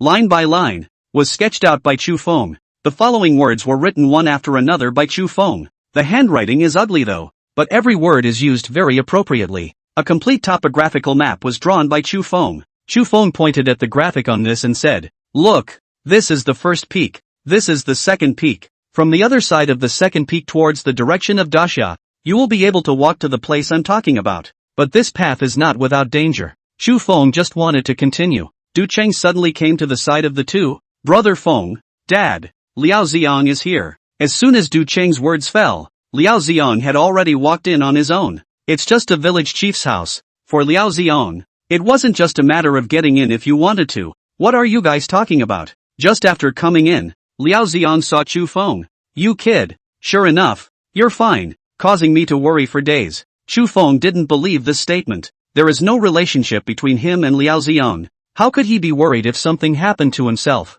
Du Dahai's expression was a bit flustered as he said, "Why did Lord Liao come without saying anything to me? Ha ha ha, we've gotten to know each other so well. There's no need for that." Du Hai gave up his seat. "Tell Liao Xiang to sit down." At the same time, the plan that Chu Feng had written had thoroughly appeared in front of Liao Xiang. "What is it?" Chu Feng and Du Dahai looked at each other. The two didn't speak. Originally, Liao Xiang didn't pay too much attention to the content on it, but after a couple of sweeps, his eyes went straight. His expression began to take on a serious look as he picked the animal skin up and looked at it closely for some time. Only then was he surprised. Topographic maps? And the contents of the plan? Who wrote this? The ink on this pork rind isn't even dry. Liao Xiang wasn't blind, so he could definitely tell that he had just written it. But the thing is, it's a professionally drawn diagram. The writing is also very professional. Afterward, Liao Xiang looked at Chu Feng. "You wrote that?" After the shock, a deep scorn grew in Liao Xiang's eyes. "It was written by an underling. You can read? And make drawings? Family heritage. My family ancestors also brought over. Not only I can read and write, my elder brother Chu Long can also read and write." Liao Xiang had naturally investigated Chu Feng's family. After entering the system of the government, whether it is a supernumerary or an insider of the government, the family is definitely scrutinized. Chu Feng's family status was personally scrutinized by Liao Xiang. Today Chu Lung is still a government servant, so he knew about Chu Lung's literacy. It was just that he did not expect Chu Feng to have this kind of ability as well, so the caution in his eyes disappeared for the most part. "You kid, this stuff makes me think you're a scout from Dasha. Lord Liao, you are insulting the villain." Chu Feng's expression began to become agitated. "Well, you're a bit of a man of letters. Can't you take a joke about this? Alright, tell me, what is the meaning of this map you drew? It seems to me that the land boundary has reached the Great Xia side." Chu Feng and Du Dahai looked at each other. Both were relieved. The good thing is, none of what is written in the plan is about village relocation. "Lord Liao, after this avalanche, my villain accidentally found this area, and at the same time, I also know where the route is for the Xia scouts and soldiers to enter our Diqian. At the same time, I also found a mountain fortress in this place where there are mountain thieves gathering. And I thought that if we can fight off these mountain thieves and let us occupy this mountain fortress, we will be able to completely jam this road and prevent the Xia scouts or men and horses from entering my Diqian again." Chu Feng's words changed quickly. Liao Xiang nodded his head as he listened from the side. "You have a point, but this place is a little too deep." Liao Xiang was a little worried. "That's right, it's true that it's a bit deep, so my subordinate would like to apply with your excellency to personally lead a team to this mountain fortress and take it down. As long as we succeed, the entire first and second peaks of the Jade Dragon Mountain will be under our control, and even my Daqian army will be able to make a surprise attack on Dixia through this road. Chu Feng is painting the pie like crazy. This sentence apparently just hit Liao Xiang's climax point. He clenched his fists in some excitement, started to think about the words that Chu Feng had said. If this road was really opened, when the time came, Dixia and Daqian would fight again on the front line. Liao Xiang stepped forward to make a suggestion to take a strange army from this road to attack Daxia. Once defeated, Liao Xiang's credit will be immeasurable. You make a good point, Chu Feng. What do you need? Gunpowder and cannons, Chu Feng said without thinking. Liao Xiang was in a difficult position. They're just a town courthouse. Liao Xiang is also just a small county minister. There are no small matters when it comes to firearms. He didn't have the authority to call up so many cannons yet. But again, this program that Chu Feng said was indeed too tempting. It wasn't as if no one had thought about reclaiming a path from Yulong Mountain to attack Daxia before.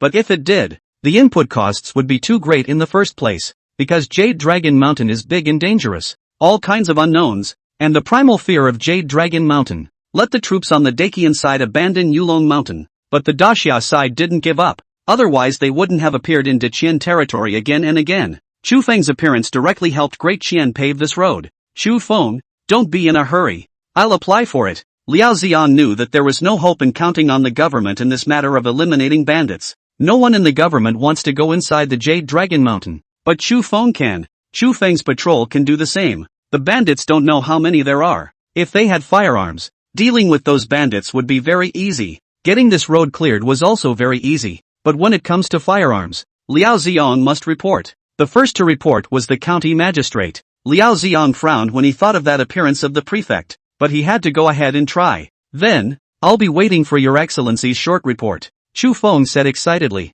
It can be. You kid this time not only escaped from death, but also to bring such a huge benefit to my Daqian. The future is unlimited. Come here originally wanted to tell you the matter of the resident mountain magistrate. You this official position. I will certainly help you to keep it. Liao Xiang is gone, running fast. It seemed that he wanted to finalize this matter that Chu Feng was talking about as soon as possible. Only after seeing Liao Xiang leave did Du Dahai breathe a sigh of relief. A thumbs up was given to Chu Feng. You can react really fast. And it seems that Lord Liao came over this time to wipe out your official position. I really didn't expect the officials to be so shameless. Chu Feng laughed. That guy not only didn't cancel my official position this time. Instead, he intends to go back to the official government to argue for my position to stay. This time, we are also considered to be blessed by a disaster. The officials can't be trusted after all. Little wind. You have to plan ahead. Don't worry. By the way, village head. This time I came down from the mountain but I got a lot of good things. Tomorrow I need to go to the town.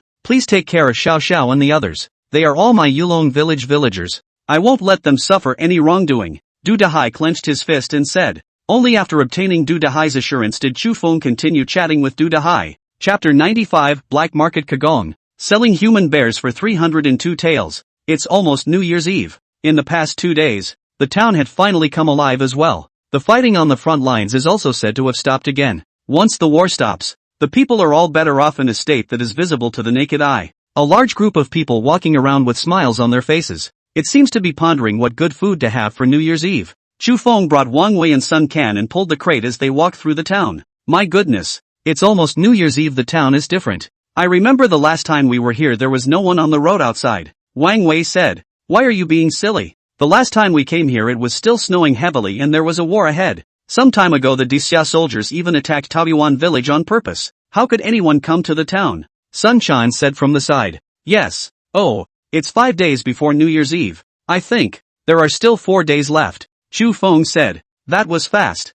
Chu Feng remembered that it had just snowed when he crossed over. It's inexplicably New Year's Eve now. What I've experienced here in the last few days is much more colorful than what I experienced in decades in my last life. Wang Wei pulled the crate and walked through the streets of the town with gusto. They had a layer of cloth on the back of the crate that covered the top tightly. Following what Du Dahai said, Chu Feng arrived at the street behind Spring Wind House, then down a path to the slums of the town. Wherever people live, a town forms. Where there are towns, there are bound to be places where the rich gather. For example, Spring Breeze House, open not far from where Master Tian lived. There are also bound to be places where the poor live. Behind the glitz and glamour, there is a lot of fly-by-night. It's home to thieves, prostitutes, crooks, and the most lucrative camp in the entire town, the casino. When Chu Feng's trio entered this street, I was shocked by the atmosphere inside. He'd never been to a place like this before. Everyone looks menacing, with swords in their hands, in groups. Their eyes were so alert that even a passing child had to stare carefully for half a day.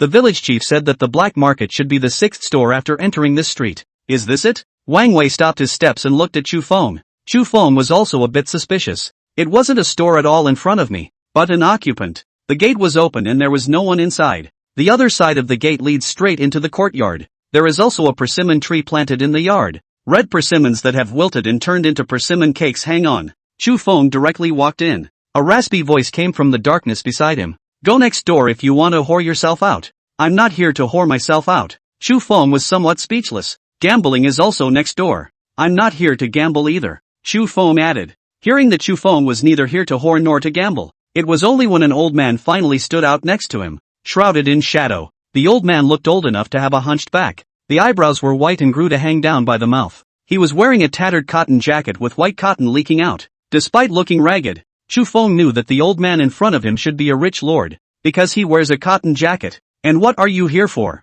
The old man asked curiously. We're here to sell something. Buy it too. Okay, come in with me. The old man seemed to have determined the identity of Chu Feng's trio before finally allowing the trio to walk into the courtyard. The yard was large, at around 300 square meters. The three men pulled the crate in and the old man closed the door of the room in passing. Such a big guy. Looks like you guys used a lot of force. What is it? The old man asked. Those cloudy eyes looked toward Chu Feng and then back to the crate. Both hands were behind his back, and he didn't continue on. There was no subconscious lifting of the crate either. Very alert. Chu Feng got on and lifted the crate. The old man's cloudy eyes lit up. Man bear. The old man knows his stuff. How much? Lying on the crate was none other than the human bear that Chu Feng had hunted from the swamp. It's complete. The hide is intact. Where's the bear's paw? How come there are only 2 left? I left 2 people who needed to be delivered. That price could be a lot lower. It's okay. Chu Feng laughed. The old man glanced at Chu Feng, then said,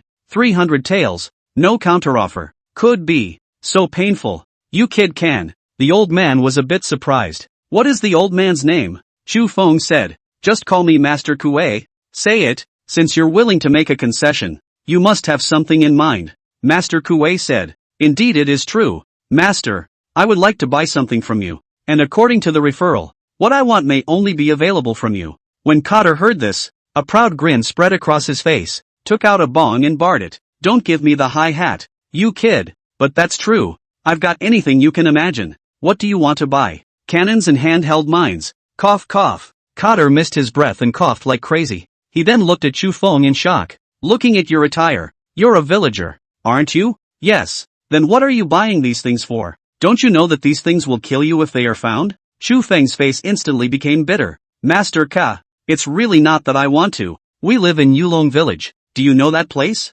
Mountain bandits, stragglers, bandits, Daxia soldiers, especially the Daxia soldiers have already made a move on Taoyuan village. The whole Taoyuan village has been relocated. To tell you the truth, the county minister has already appointed me as the head of the yamen stationed in the mountains, and is also willing to go and apply for the cannons for us. But the problem is that it's hard to apply for the cannons, and it takes a long time to do it, and recently a group of bandits have come to the mountains, and if we don't have the cannons, there's a high probability that those bandits will charge into our village and massacre the village. Who cares about discovery when your life is at stake? That's why I have to buy a batch of cannons from here and use them to protect our village. After some impassioned words, Chu Feng looked at Master Ka. Or do you not have any cannons or handheld mines here at all? Ka, how much do you want? The agitation method is simple but practical. 20 cannons at the very least, and some gunpowder. And handheld mines would be better if we could get them. You can't get handheld mines. They're all big killers used on the battlefield. Every one of them is precious,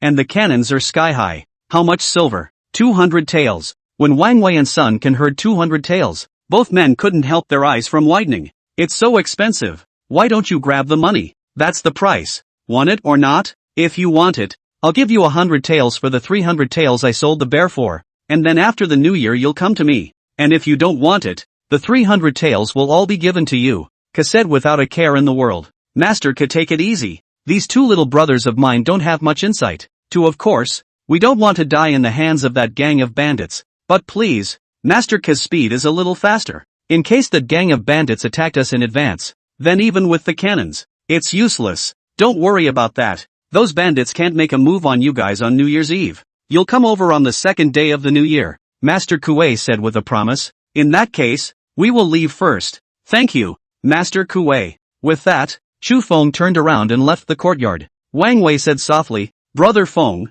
do you really believe him? What if he's lying to us? That can't be helped. This is the only way we can find out. And the village chief introduced it. 80% of it is still a good idea. We can only bet on it. Lost, but without the 200 taels of silver. If he succeeded, Chu Feng would have 10 more cannons, and his own armed forces, which belonged to him, would take initial shape. Chapter 96, Lu Shi's Master's Banquet. Bumping into Master Kuei, Kagong looked at Chu Feng who was leaving. A smirk leaked from the corner of his eye. Grandpa, what are you laughing at? Lu Shi walked in outside. Good son, can you find a way to get 10 cannons? You're killing me. Where am I going to get it? Lu Shi was somewhat speechless. There was a young man who came to me just now and asked for 10 cannons. Who? So bold. Lu Shi's face instantly became serious, drawing out his knife with the intention of stepping forward and arresting the bold young man, but he was stopped by Kagong. That young man is absolutely extraordinary. The future is definitely not in the pool. What kind of character would actually make you comment like that?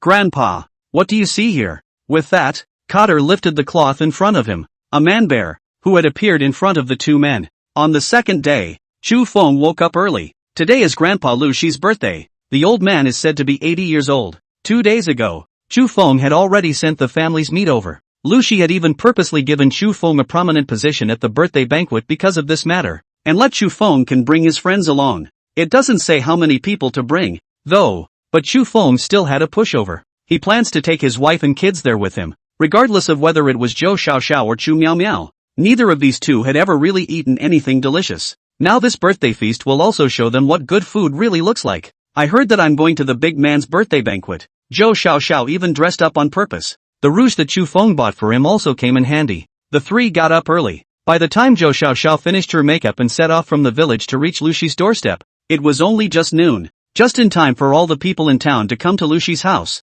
Master Tian of the Tian family, presenting a set of red auger silk quilts. Auger silk quilt? Really? I saw it go. It's that quilt that's 50 taels of silver a set? So expensive? Isn't it? Grandpa Lu Shi's birthday banquet sure has a lot of face. The words were followed by another voice. Master of the Liao family, presenting a gold Nanmu eunuch chair. A chair made of gold Nanmu? Another valuable thing, not as expensive as Master Tian's, but still worth a lot. Master of the Huang family, presenting a pair of Western emerald. The owner of the only jade store in town is also here. Jadeite is also a heavenly thing? I really didn't expect Lu Shi's family to have such a big face. There were many onlookers around, and they were all a bit shocked to see this scene. It seemed that he didn't expect that there would be so many people at the birthday banquet of a constable captain's own father. Sangha, are we really going to their house? Zhou Xiaoxiao was already dressed very grandly, wear all the clothes you keep at home for New Year's Eve. However, when he came to the front door of Lu Shi's house, he was still shocked by the scene for a moment. Chu Feng didn't think it mattered. What are you afraid of? But Sheriff Lu personally invited us here. Saying that, Chu Feng pulled Zhou Xiaoxiao and his daughter towards the main entrance. Zhou Xiaoxiao somewhat fearfully hid at Chu Feng's side. What's this man doing? Beggars aren't allowed to go in and beg in front of Lu's house either. Look at the people that dressed is not like a beggar. To work it. What kind of work goes out the front door? With a family in tow? The surrounding chatter reached Zhou Xiaoxiao's ears, making Zhou Xiaoxiao even more afraid. She had expected the three to be stopped for sure, going through the motions to get in. The boy in front of him, however, said, Chu Feng, the head of the resident yamen, a pair of bare paws. Chu Feng froze, not understanding how the boy in front of him knew his identity. The boy smiled and said to Chu Feng, Master Chu, yesterday my lord let me memorize the list of all the guests coming today. Master Chu, you're a maverick. I'm sure I remember it well. The surrounding populace was amazed. It seemed that he did not expect Chu Feng, dressed as he was, to actually be a minor official. However, a minor official did have the qualifications to enter the Lu mansion. But what the people around them did not expect was that Chu Feng had actually gotten a bear's paw. This stuff is worth nothing less than what's in front of it. It's not too much of a stretch to say that it's the top of the game. After entering the Lu family residence, Chu Feng was somewhat surprised. It's surprising that this place isn't much different from Master Tian's house, a small-town constable captain by definition. With a monthly salary like that, how could you possibly buy such a large estate? Thinking of this, Chu Feng also understood.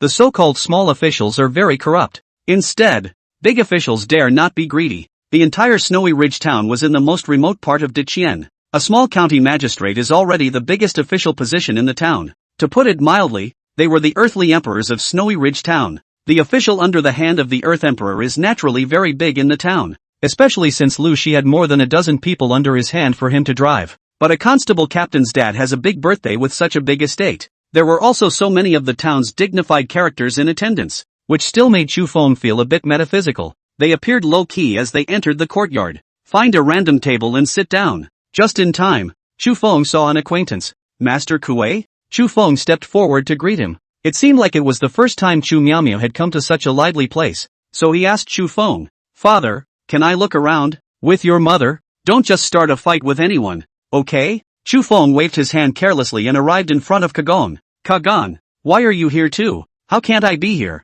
I didn't expect that you, little friend, would actually come here as well. Ha ha, Sheriff Lu invited me to attend his father's birthday banquet. Such a good opportunity. Of course I have to come and see the world." Chu Feng laughed. "That boy has quite the eye for inviting you over. I think you're much more capable than the others in this yard. That being said, old master, don't discount me." Chu Feng hurriedly waved his hand. "You hunted that man bear, didn't you?" "That's true. In addition to the human bears, there are also blind bears and tigers on Jade Dragon Mountain are also in addition to you. And even you also got rid of 3 Daxia soldiers. The entire Yamen. These things, but anyone who has done one, can be a big blow." Kuei Master said. "He's telling the truth. If someone in the Yamen could do one of those 3 things, it would be enough to brag about for the rest of your life. But Chu Feng did 3. Chu Feng waved his hand in embarrassment. "It's all luck, but it's Master Kuei. I didn't expect you to know people from the government as well, and be able to attend Constable Lu's his father's birthday banquet.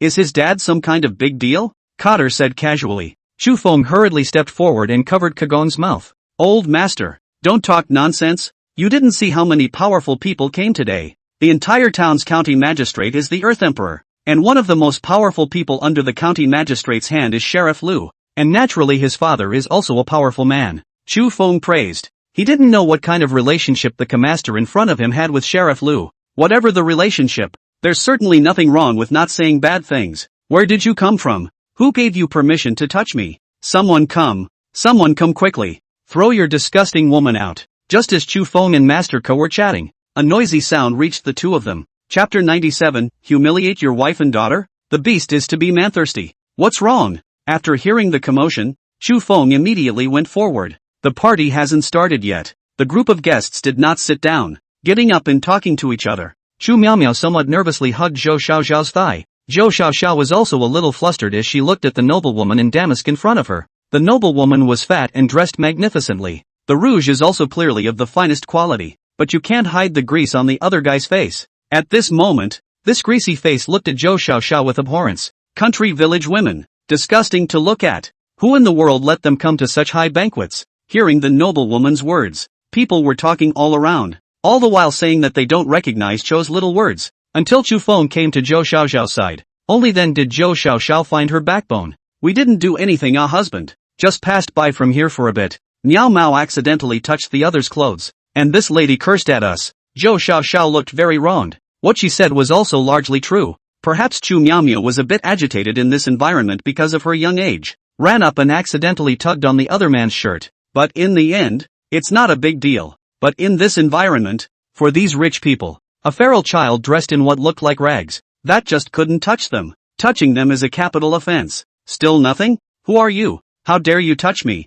Where are the subordinates? Hurry up and get them out of here. The noblewoman didn't show the slightest bit of mercy and cursed at the 3. Chu Feng's face was cold. Walking forward, he covered Zhou Xiaoxiao and Chu Miaomio all behind him. "This lady, is there some kind of misunderstanding? Still, this is someone else's turf, so try not to offend others if you can." But what I didn't expect was the noblewoman in front of me to say in a cold voice, "And what do you do?" "Meat delivery," Chu Feng said. He did come to deliver the meat, but also to attend the feast. When the noblewoman heard this, she laughed even more coldly. "What a meat delivery! You country savages, not going to the back door. How dare you come to our front yard? I think you guys don't want to live. In that case, come on." The noblewoman seemed to have quite a bit of authority at this party. The Lu family's mansion actually listened to her. Soon there were 8 men gathered around with sticks. What qualifications do such lowly people have to enter the front courtyard? This is not a place where you can just step foot. Break the legs and throw the people out. Why yes. Chu Feng shook his head. How arrogant and domineering this group of so-called powerful people really were. Until today, Chu Feng completely saw it, just touching the other guy's shirt, and actually having to break his leg. Because he was attending the banquet, Chu Feng did not carry a weapon. But with his stance, and the way he fights, even if they were 1 to 8, Chu Feng did not have any fear. This group of people who live in the town don't put up a fight at all. Every time Chu Feng fought, he was fighting for his life against that group of beasts. Who were they to be Chu Feng's opponents? Just as Chu Feng was planning to make his move. Wait! Liao Xiong walked out. He heard the commotion over here just now, but An Lu Shi were discussing something. Now just after the discussion, he rushed over. Wanted to see what was going on. Lord Liao. When he saw Liao Xiong, Chu Feng breathed a sigh of relief. He doesn't want to show himself. It's not so much fear as it is the fact that what is too dangerous. It would certainly be better to keep this on the down low. Old Liao, this has nothing to do with you. This person in front of you is the head of the resident magistrate. You can't make a move against him. Liao Xiong's expression instantly became serious. He was still counting on him to perform in front of his superiors after Chu Feng's plan succeeded. This is going to be ruined by this stupid woman. Resident Yamen chief? Don't pretend that I don't know. Isn't that the official position that your government uses to bluff people? Except for a little silver in grain every month, there is almost no real power. I thought how this person would appear in Lu Shi's mansion. It turns out that it's a guardian of the mountain. Isn't it still a lowly person? Give me a fight. Chu Feng's face was gloomy. Deadpan stared at the noblewoman in front of her. Who the hell is this man from the Lu family? How could he not even give face to Liao Xiong? A few of the prefectures were about to step forward immediately after hearing the order. Chu Feng also no longer held back. What's the use of the so-called stoicism if you can't even protect your own wife and daughter? Almost instantly, Chu Feng had already posted into a mansion courtyard. The index finger protruded in the fist, aimed at the opponent's throat. In just one stroke, it incapacitated the other. He then snatched the other man's stick and delivered another vicious blow to the second house. This time the blow was to the crotch. After the fight, he couldn't take care of the other side in case they were outnumbered. Then, using brute force, he slammed the stick towards his knee. Thus, Chu Feng's stick split in two. These two sticks are nasty and vicious, striking at the head, the eyes, the throat, and the crotch. With just one stroke, you can instantly disable your enemy's hands. Everyone didn't react, and in just a breath of time, the 8 people in front of them, all of them were lying on the ground and wailing. This period of time of hunting and exercising had allowed Chu Feng's body to finally reach its peak. It also finally allowed Chu Feng to be able to use those killing techniques from his previous life. The entire banquet hall fell silent. The noblewoman opened her mouth and foolishly looked at Chu Feng. Liao Xiong's head tilted forward in an unbelievable manner. The other guests were filled with stupefaction. Even Chou's little people were dumbfounded. He never knew that his husband was actually such a powerful person. In one breath, literally one breath, 8 people were solved. Throwing the stick away, Chu Feng walked towards the noblewoman. What do you want to do? You lowlife, get away from me, bastard, madman, get out of the way. Before the words were even finished, Chu Feng had already strangled the other party's neck. Whose legs did you just say you were going to break? The noblewoman was wide and fat, looking nearly 200 pounds. He was actually directly carried by Chu Feng by the neck and lifted up. The servant girl next to her hurriedly stepped forward and hugged the noblewoman. Otherwise the other party's neck could have been broken directly with this blow. Let go of me. I'm asking you, whose legs are you going to break? Anyway? Little wind. Forget it. Can't really kill him. Liao Xiong hurriedly said from the side. What? He's got 8 guys to do it to our family of 3. And I can't do it to him alone? When Chu Feng's bloodshot eyes looked at Liao Xiong was startled. The first time he saw Chu Feng, Liao Xiong had never opened his eyes to look at him. Later on, after knowing his ability, he only used Chu Feng as a tool to take advantage of the situation.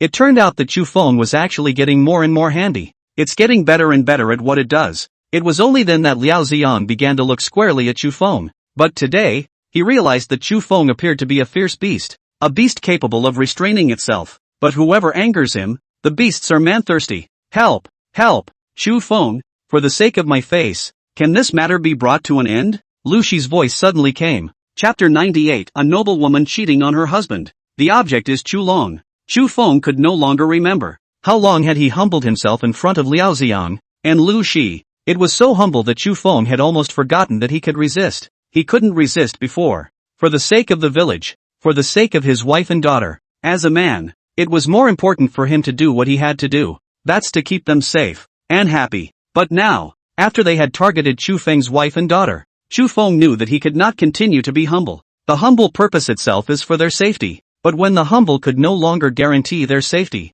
Chu Feng had no choice but to take up arms. Bare fangs. This omission shocked everyone. Chu Feng, this person is a member of my Lu family's family. This matter is a matter of us apologizing to you. As the head of the Lu family, how about I, Lu Shi, personally give you some company? Obviously, Lu Shi was not as simple as a simple constable captain. It is assumed that the family is also powerful in this town. Having said such words as personally accompanying Chu Feng, he had already given Chu Feng a lot of face. Chu Feng let go and the noblewoman fell to the ground, covering her neck and coughing madly. As a companion? No, no, no.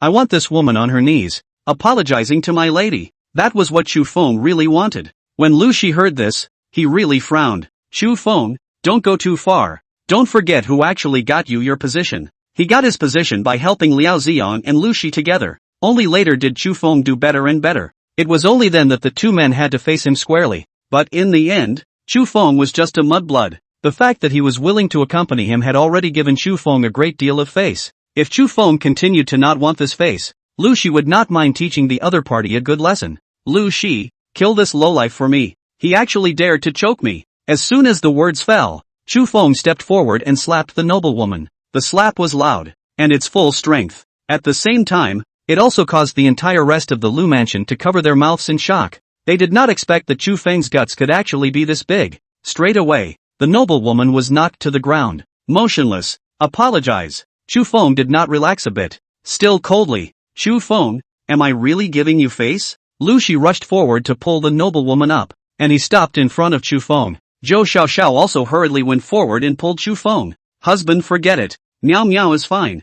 I'm fine too. Let's go. Zhou Xiaoxiao was a little scared inside. She looked at the others at the feast. Everyone in here is powerful and someone they can't afford to offend. If you really fight with them, you will only lose out. Lu Shi directly drew his sword. Liao Ziong wanted to go forward and stop Lu Shi, but Lu Shi pushed it straight to the side. Many people from the underground of the mansion also came. Each man carried a weapon in his hand. No matter how powerful Chu Feng was, he would never be a match against these people. However, Chu Feng did not allow it in the slightest. Not even a hint of fear or panic on his face. He just wants to fight. It's all about spelling. The big deal is taking a family of 3 up the mountain. Even if it was the king of heaven, he couldn't bully his wife and children in front of him. Seeing that the situation is once again tense, Chu Feng was all set to lay down his life. It was only then that Cotter got up slowly. Coming to a few people, he addressed the noblewoman. You, kneel down and apologize to Lord Chu. Lu Shi's eyes glazed over. Grandpa, what are you talking about?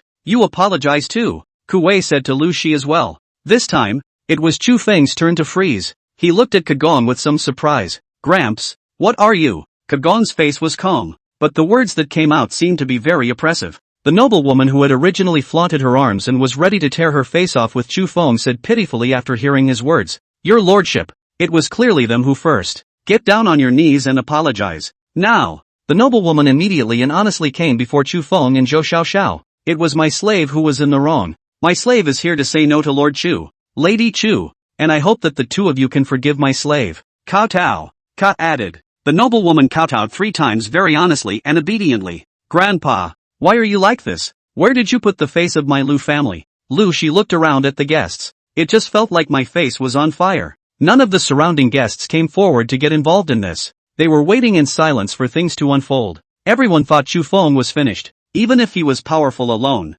this was the Lu family's territory. Lu Shi is still the captain of the constables. Isn't it just a matter of words to put Chu Feng in jail? Especially when the guests saw Kiros rise and come before the crowd. They then thought the matter was closed. Master Kuei would definitely give Chu Feng a great lesson and let the people of this village know how powerful Master Kuei was. But what they couldn't have expected. Kagong actually stood on Chu Feng's side, making a noblewoman kneel and kowtow and apologize, even making his grandson Lu Shi apologize. If they remembered correctly, Chu Feng's identity appeared to be nothing more than a mountain guardian. He was given the position of chief of the Yamanas for his hard work in guarding the mountain. This so-called head of the Yaman in the mountains is just an ordinary minor official, no rights whatsoever. Although the hand can manage 20 men, these 20 men need to be recruited themselves. There's no way the government will recruit him. After Chu Feng recruited 20 people, he likewise had to manage the 20 people's food and drink. Where does an ordinary ranger get that kind of money? So in the eyes of them people, This official position doesn't mean Chu Feng they naturally didn't count for.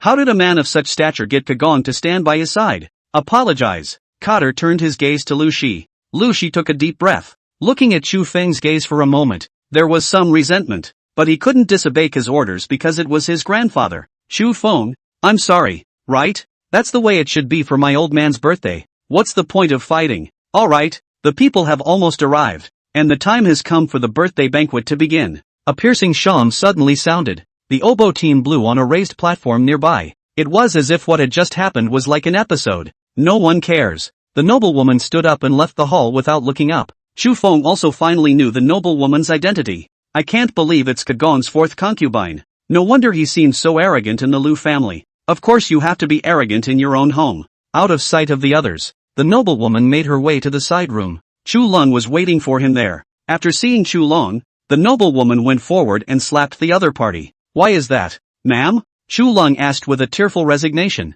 Dog man, if you want to use me as a sword, you have to look at who you're facing. Chu Lung immediately said in an aggravated manner. He is my brother just an ordinary mountain patrolman. A mountain patrolman? Then why are you so familiar with the master? Lu Shi was lectured by the master even when he came up to help me. How could it be? It's my poor thinking that has caused the lady to suffer. After saying that, Chu Long went forward and hugged the noblewoman's thighs. The head rubbed against the lower half of the noblewoman's body. The noblewoman sighed. There's nothing I can do to help you with this. Go find someone else. Chapter 99, The Sudden Sinjijin. Crisis on the Mountain. The noblewoman left the compartment, leaving Chu Lung alone in the compartment. Pants are halfway down, and the noblewoman is gone. Chu Feng. Is Chu Feng again? This dog said. How the ghost does not persist. As a yaman, Chu Long was called over by Lu Shi to help watch the birthday banquet. However, he did not expect to see Chu Feng enter the hall as a guest. I had thought that the boy at the door would stop Chu Feng and give him a good hard time. After all, dressed in such rags and given frozen bear claws, it's not dignified in any way. But what was even more unexpected was that the boy was very respectful to Chu Feng. Chu Long then pondered how to make a good fool out of Chu Feng. It would be nice to get revenge. So, Chu Lung thought of the noblewoman. It was only after becoming a government servant that Chu Lung and the noblewoman came into contact. She was the fourth concubine of the Lu family's master. White-bodied and round. But it's actually a good-looking one. Only Lu Kuei is getting older. The intercourse is also not strong enough. The noblewoman is in the year of the tiger again. The daily repression made her eat more and more. Chu Long didn't even take much initiative, and the two of them mingled together with heavenly thunder. So he called the noblewoman over. Hopefully, the noblewoman would be able to teach Chu Feng a lesson. And it spoke very emphatically about Chu Feng's position. It's just a hillwalker. He was also given the unoccupied position of chief of the resident magistrate. This kind of status, to a noblewoman, is no different than an ant on the side of the road.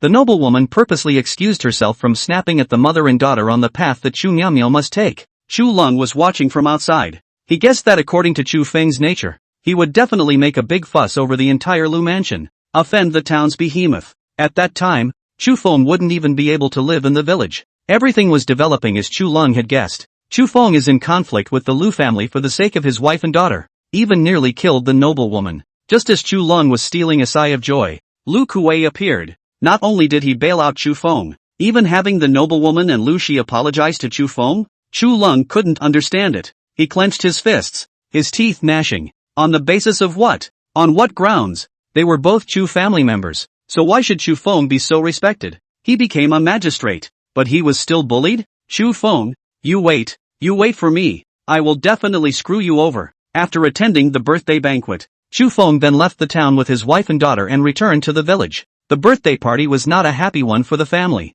Even if their home was as shabby as it was, Zhou Xiaoxiao still preferred her own home. When Chu Miao arrived home, she directly hugged Clumsy. Clumsy, I'm being bullied. What a shame I didn't take you with me. I could have bitten that bad woman for me if I had taken you with me. Ow. Before Clumsy could say anything, Flower next to him was the first to call out. It was only then that Chu Feng remembered that the snow leopard, Dahlia, appeared to have not shown up for a long time. There was an avalanche on the mountain with this much snow. I wonder how it's doing. Just as Chu Feng was thinking about taking a good rest for a while, Liao Xiong appeared outside Chu Feng's house. Seeing Liao Xiong, Chu Feng's heart was still somewhat grateful. First of all, it didn't matter what the other party actually thought of Chu Feng in their hearts. Just now, in the Lu family, the only two people who stepped forward to help Chu Feng were just him. Lord Liao, why did you follow me here? behind Lord Liao, there were two magistrates. These two Yamen Chu Feng had seen them before, and had met them many times before when they came to the village. They were also holding a box in their hands.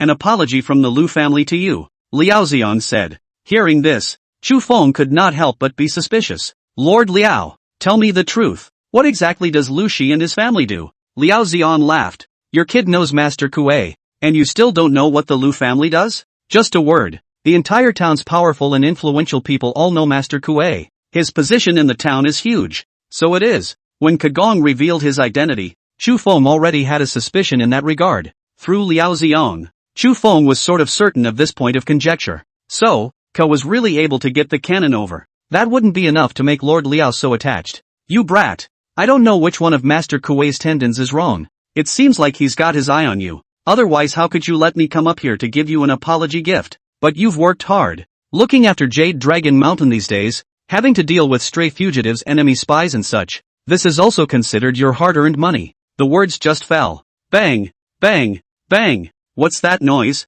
Chu Feng and Liao Xian glanced at each other. There was caution in both men's eyes, for they alone heard it, and it was the sound of a cannon. A cannon is something that is strictly controlled in Deqian. Whoever you give it to is required to report it. Whether or not other people in the town had it was unknown, but Chu Feng was the only one in the entire Jade Dragon village who had it. Yulong Mountain serves as one of the strategic locations. Villagers are not allowed to go up to the mountains in the surrounding area, no matter whether they are hunting or engaging in other things. Only Chu Feng Xing, but now Chu Feng was right in front of Liao Xiang. The sound of a cannon, Liao Xiang said. Well, I know. Chu Feng returned to his room and quickly changed his equipment. Carrying the cannon, he said to Liao Xiang, Lord Liao, I'll go up the mountain now and take a look. It's impossible for ordinary people to have a cannon. I'm worried that it might be someone from Dexia's side. I'll go down the mountain now. Talk to Lu Shi and ask him to bring someone over. You take the patrol over there. Don't go over there by yourself. I know. Chu Feng wasn't stupid.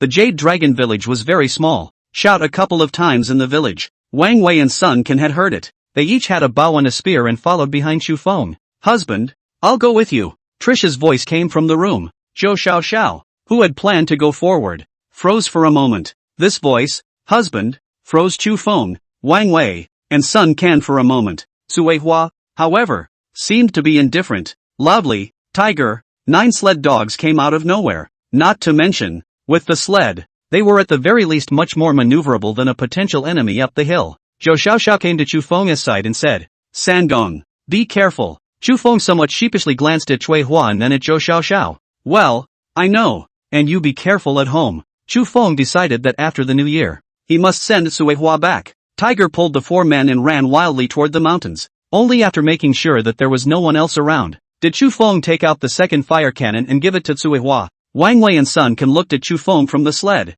and those eyes kept gurgling. Brother Wind, what is the situation between you and this lady? Wang Wei eventually didn't hold back and spilled the beans. Chu Feng was too lazy to answer that question. It was Trisha, on the contrary, who vividly described what had happened the other day. Wang Wei and Sun Can were like listening to a story. Listen to the eyes. Finally, Wang Wei and Sun Can clapped their hands and said, Female man, you're also a female man. You and my brother Feng are a perfect match. Jade smiled and angled her face. Several people also chatted and sat down as they arrived at the peak of the first peak. Chu Feng looked ahead. There is the dense forest area. Wang Wei also excitedly asked Su Hua details of what happened. Quiet. Chu Feng became serious. Chapter 101 Shot to the head. Combat poachers. Holy, does this thing work that well? Xia Dong walked forward and looked at the boar that was already lying on the ground. Zhao Bei laughed. That's not true. Do you think this thing is a burning stick? How did this get so powerful? Xia Dong couldn't help but take the cannon into his hands and start playing with it.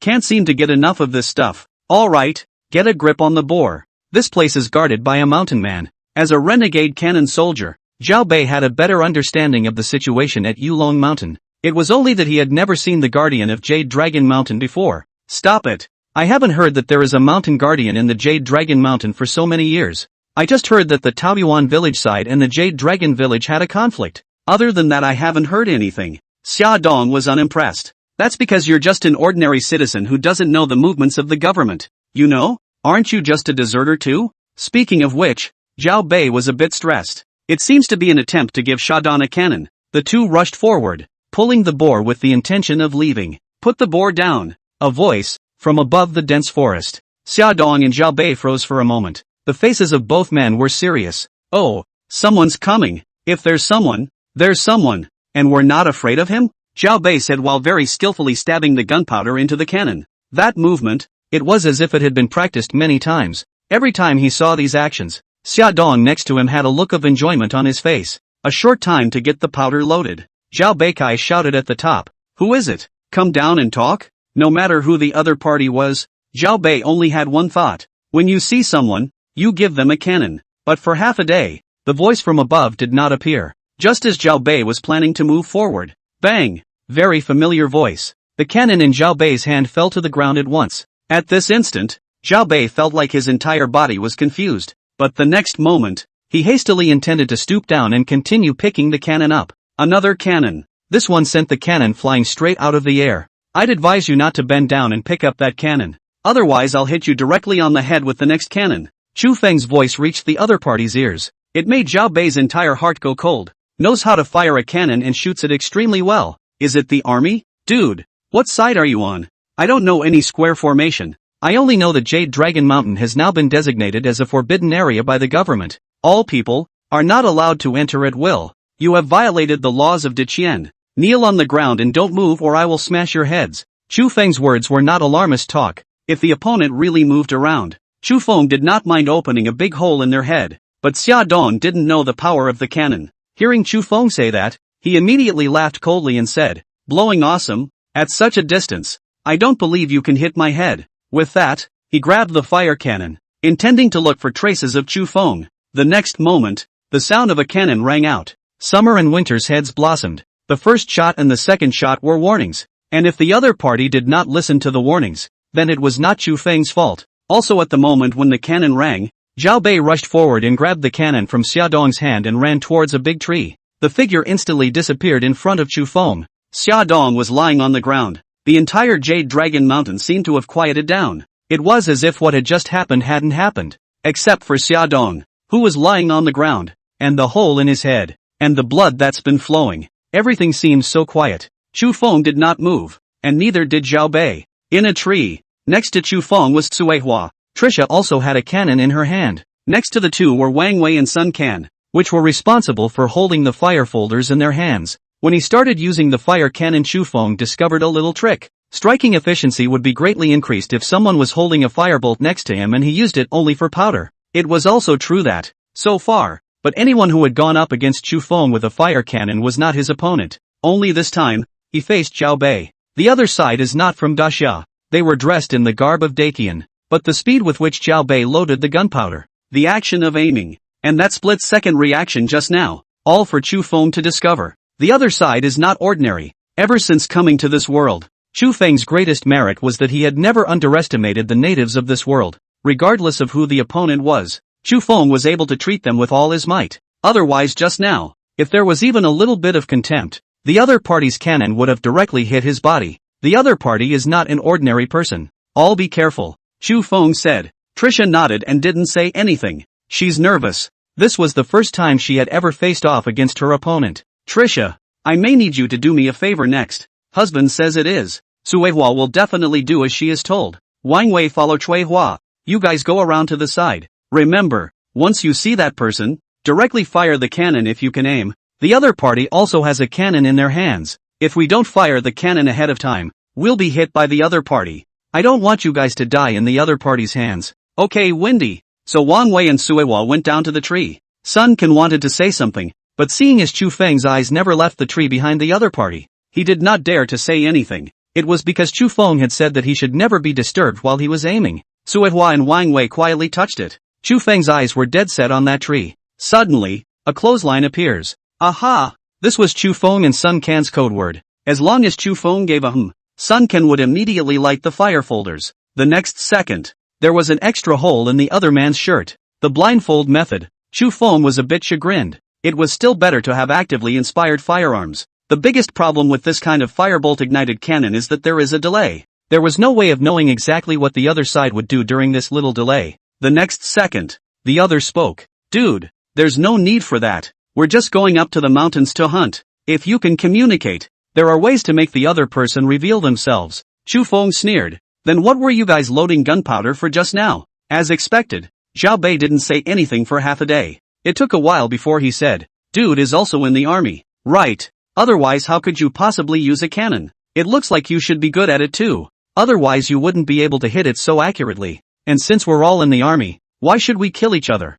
Zhao Bei wanted Chu Feng to stop shooting at him. He was in the army and didn't know how powerful those awesome cannons were. Even the slightest chance, the other party might directly take their little lives away. Kill each other? I'm not from your army. I'm the government-registered chief of the Yamas in the mountains. And all those who come up to the mountains during this period are disposed of in accordance with the rebels. I've already reminded you at the beginning that it was you who resisted first, but if you don't, I won't open the cannon on you. That's our fault. Buddy, let me off once. I just killed a boar. You've already killed one of my accomplices. How about you use him to give an account? Not only can you sell me a face, you can also account for it, can't you? If you really kill me, then you are offending the frontline army. Why bother? When those words came out, Chu Feng fell silent. Chapter 101, Singling Out Wanted Criminals. Lu Shi shocked. Zhao Bei's words were actually very tempting. Because of this movement on the other side, he said he was from the army. Chu Feng then already believed a large portion of it. He was a soldier himself. Know how protective the troops are. If he really killed the other party, would the military of Deqian come after him? But this is something that Liao Xiang already knows as well. If he knows, that means the officials will know too. Therefore, Chu Feng had to give an explanation to Liao Xiang and to the officials. Just like Zhao Bei said, which, he took the hogs away and left summer and winter behind. This way, Zhao Bei could leave unharmed. At the same time, it also gave Chu Feng an explanation. There's nothing better than using a corpse to turn in. But in the next second, Zhao Bei suddenly scurried to another tree and fired the cannon in one direction. The sound of Trisha screaming in agony came. Chu Feng's brows furrowed, and he violently rushed towards the mountain. They're not really that far apart. Only Chu Feng was the first to hide it. Zhao Bei, in how powerful he is, he has not learned the set of listening to the voice in the latter part of the world. Naturally, he did not know what direction Chu Feng was in, but Chu Feng always knew what direction he was in. Moreover, this ancient cannon has one of the biggest drawbacks.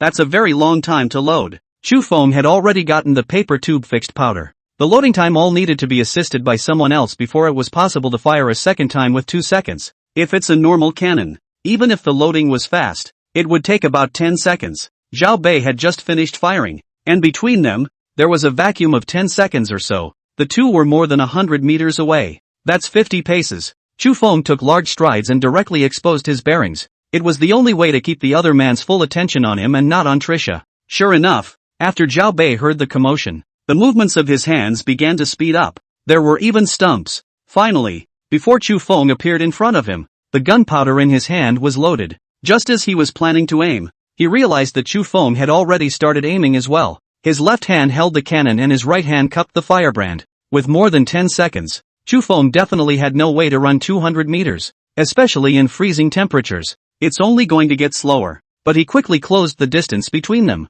Come to the location where you can fully see the identity of the other person. With the cannon in his hand aimed at the other party, Chu Feng coldly laughed. Throw the fire discount down. Otherwise, I should be faster than you. At this moment, he was still 20 meters away from Zhao Bei. Zhao Bei directly dropped the cannon. He knew there was nothing he could do to resist. So he sighed and said, "Man, you're pretty good. This kind of skill. I'm surprised you're not in the army." No, if you go to join the army, you will surely be able to get a lot of war honors. And when the time comes to be crowned as a king, wouldn't it be great? How come you're working as a mountain guardian in a tiny village? What a loser. Chu Feng's attention had been on his opponent's body. There was no shifting a bit at that comment from the other side. Only after gradually getting closer to the other party did Chu Feng coldly say, "Lie down on the ground and let me see your hands. Otherwise I'll light the firebreakers." Zhao Bei also froze for a moment. He was more certain. You guys must have been in the military like me. With those reflexes, how can you be an ordinary person?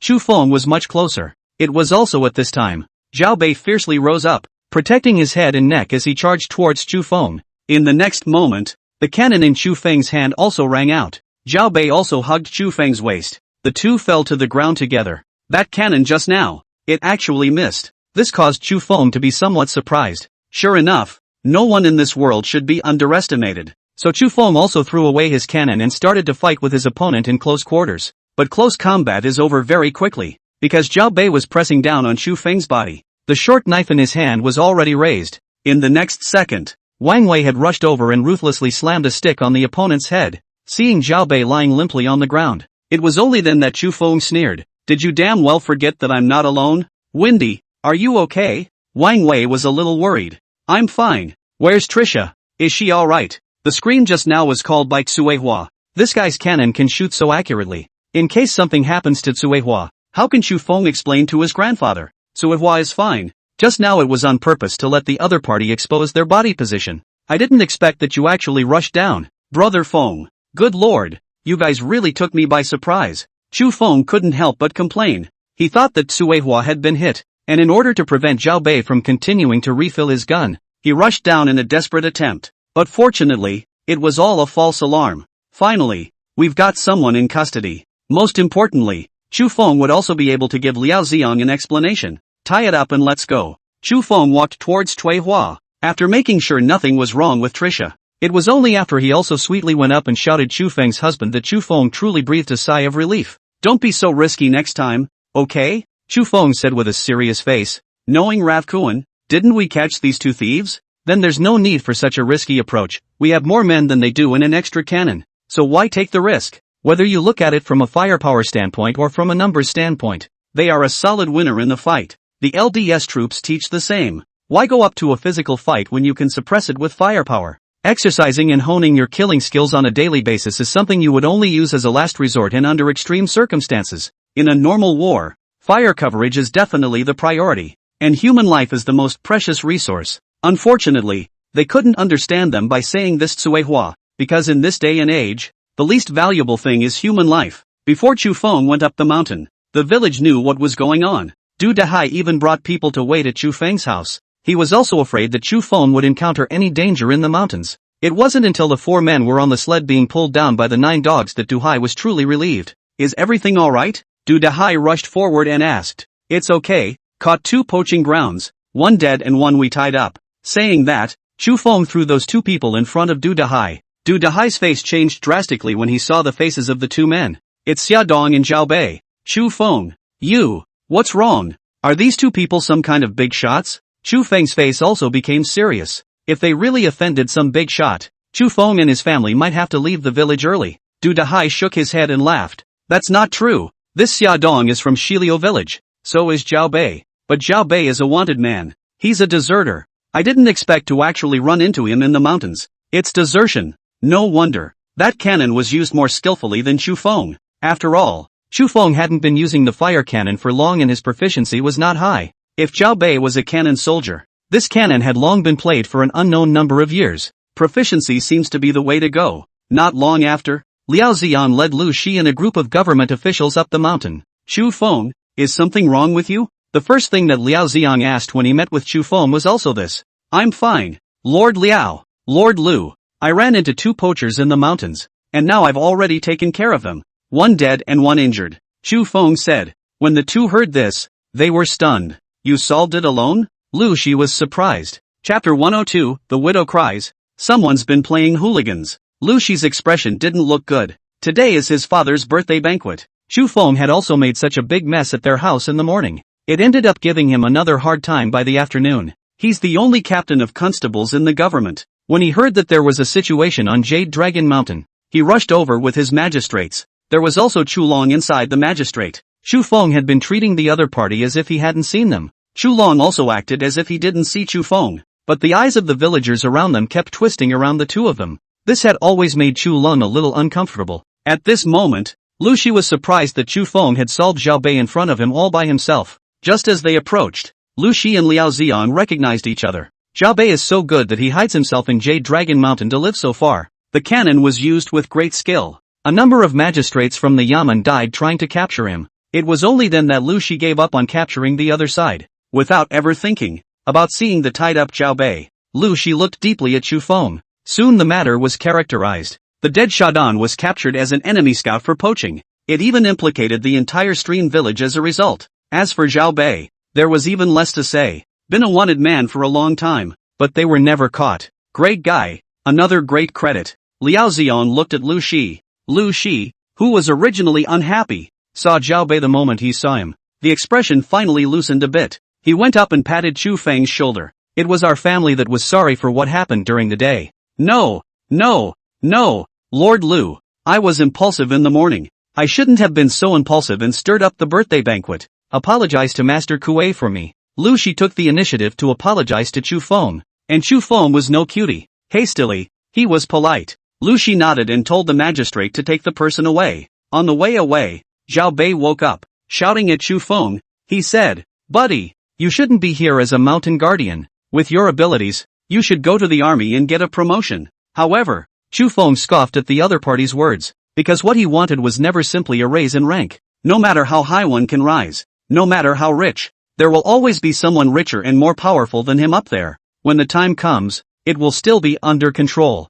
What Chu Feng wanted was to not be controlled. "You boys, you'll probably be going to town in a few days," Du Dahai said with some envy. Chu Feng shook his head and said, "Village chief, I won't go to the town for reasons you understand." Du Hai nodded. "But still, if you do have a good future ahead of you, I hope you'll go for a different option." Du Hai is gone too. Wang Wei and Sun Can also left Chu Feng's house. Thus, Chu Feng's family was left here. And Atricia, Zhou Xiaoxiao had been outside the crowd. She was at the back of the crowd and didn't come forward. She knew that Chu Feng did not need her at this time for the time being. Until after everyone has left. It was only then that Chou Tiny stepped forward. There was already a hot towel in his hand. She went up and wiped Chu Feng's face. After that fight just now, going up trees and tumbling, not only were there stains on his body, but his face was also dirty. "I'll do it," Chu Feng subconsciously said. "I'll do it," Zhou Xiaoxiao said somewhat forcefully. Since that was the case, Chu Feng did not continue to move. Only after wiping his face did he pull Chu Feng's hand into the room.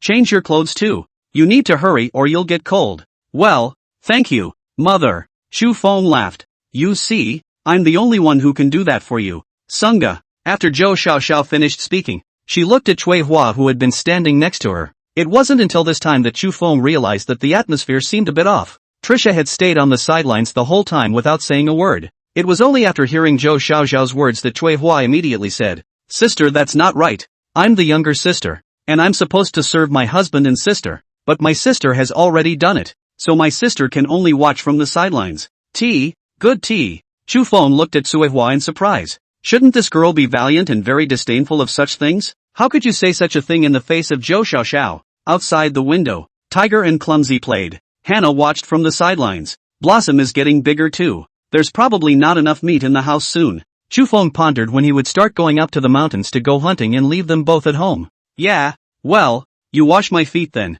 After Zhou Xiaoxiao pulled down Chu Feng's clothes, taking her own shoes off as well, she looked over at Trisha, her eyes full of pins and needles. "Forget it, let's not keep the two of them together. Take one with you when you go hunting." Obviously, in Chu Feng's absence, Suihua and Zhou Xiaoxiao must have exchanged something. Why else would it suddenly go tit for tat? Suihua obviously didn't want to wash Zhou Xiaoxiao's feet. Standing still, hesitating for half a day, Chu Miaomio stared with wide eyes, seemingly unaware of what had happened between her mother and big sister Suihua. Chu Feng stood up and received a basin of hot water, pressed Zhou's little foot in. The two women were alarmed, and Zhou Xiaoxiao even got up in a hurry to draw her feet out. "Husband, I'm going to cook," Zhou Xiaoxiao hurriedly said. "Sister, I'll help you cook." Both women left. Only Chu Feng and Chu Miaomiao remained in the room. "Father, what happened to mother and big sister?" Trisha has a warm personality. On the first day of his arrival home, he suggested a friendship with Chu Miaomio, so Chu Miaomio didn't hate Suihua.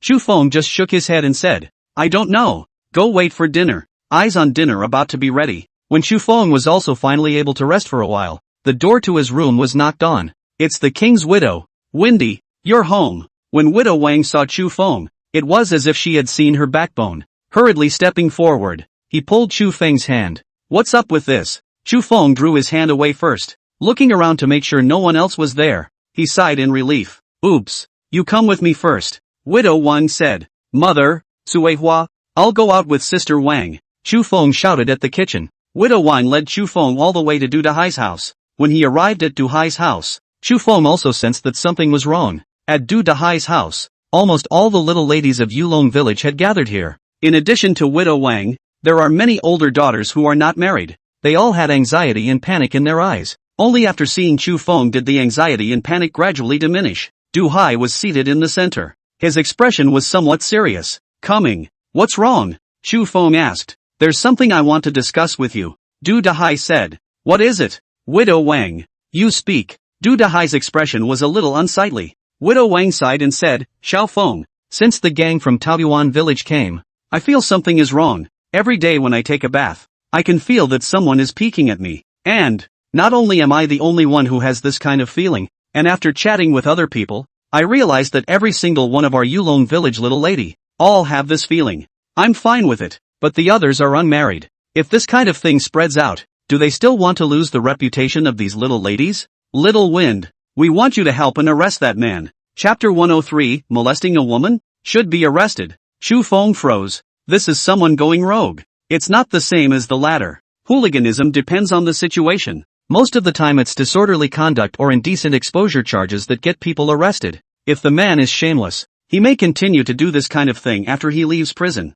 But Dakian is different. These yellow girls are looking for a reputation. If word of the hooliganism got out, they might not have a husband's family to ask for them. Any idea who it is? Chu Feng asked. No. Li Quan from Taoyuan village. Widow Wang said. Du Dahai sighed and said. So this matter is very complicated. After all, Taoyuan village is not our Yulong village. They have their own village chiefs who are much more numerous. And there's no evidence for this kind of thing. So casually arresting people will probably lead to a decline in the relationship between the two villages. And that's not what I want to see. Ever since Taoyuan village and Yulong village merged together, Du Hai then has been very aware of the relationship between the two villages. If he could, he didn't want any conflict between the two villages. After all, the two villages themselves were at odds. Once a conflict does arise, it's likely to be all over the place. I know. Wait for me. Chu Feng left Du Dahai's house and went directly to Gui Yang's house. After Taoyuan village came to Yulong village, they started to build houses in a large open area in the back.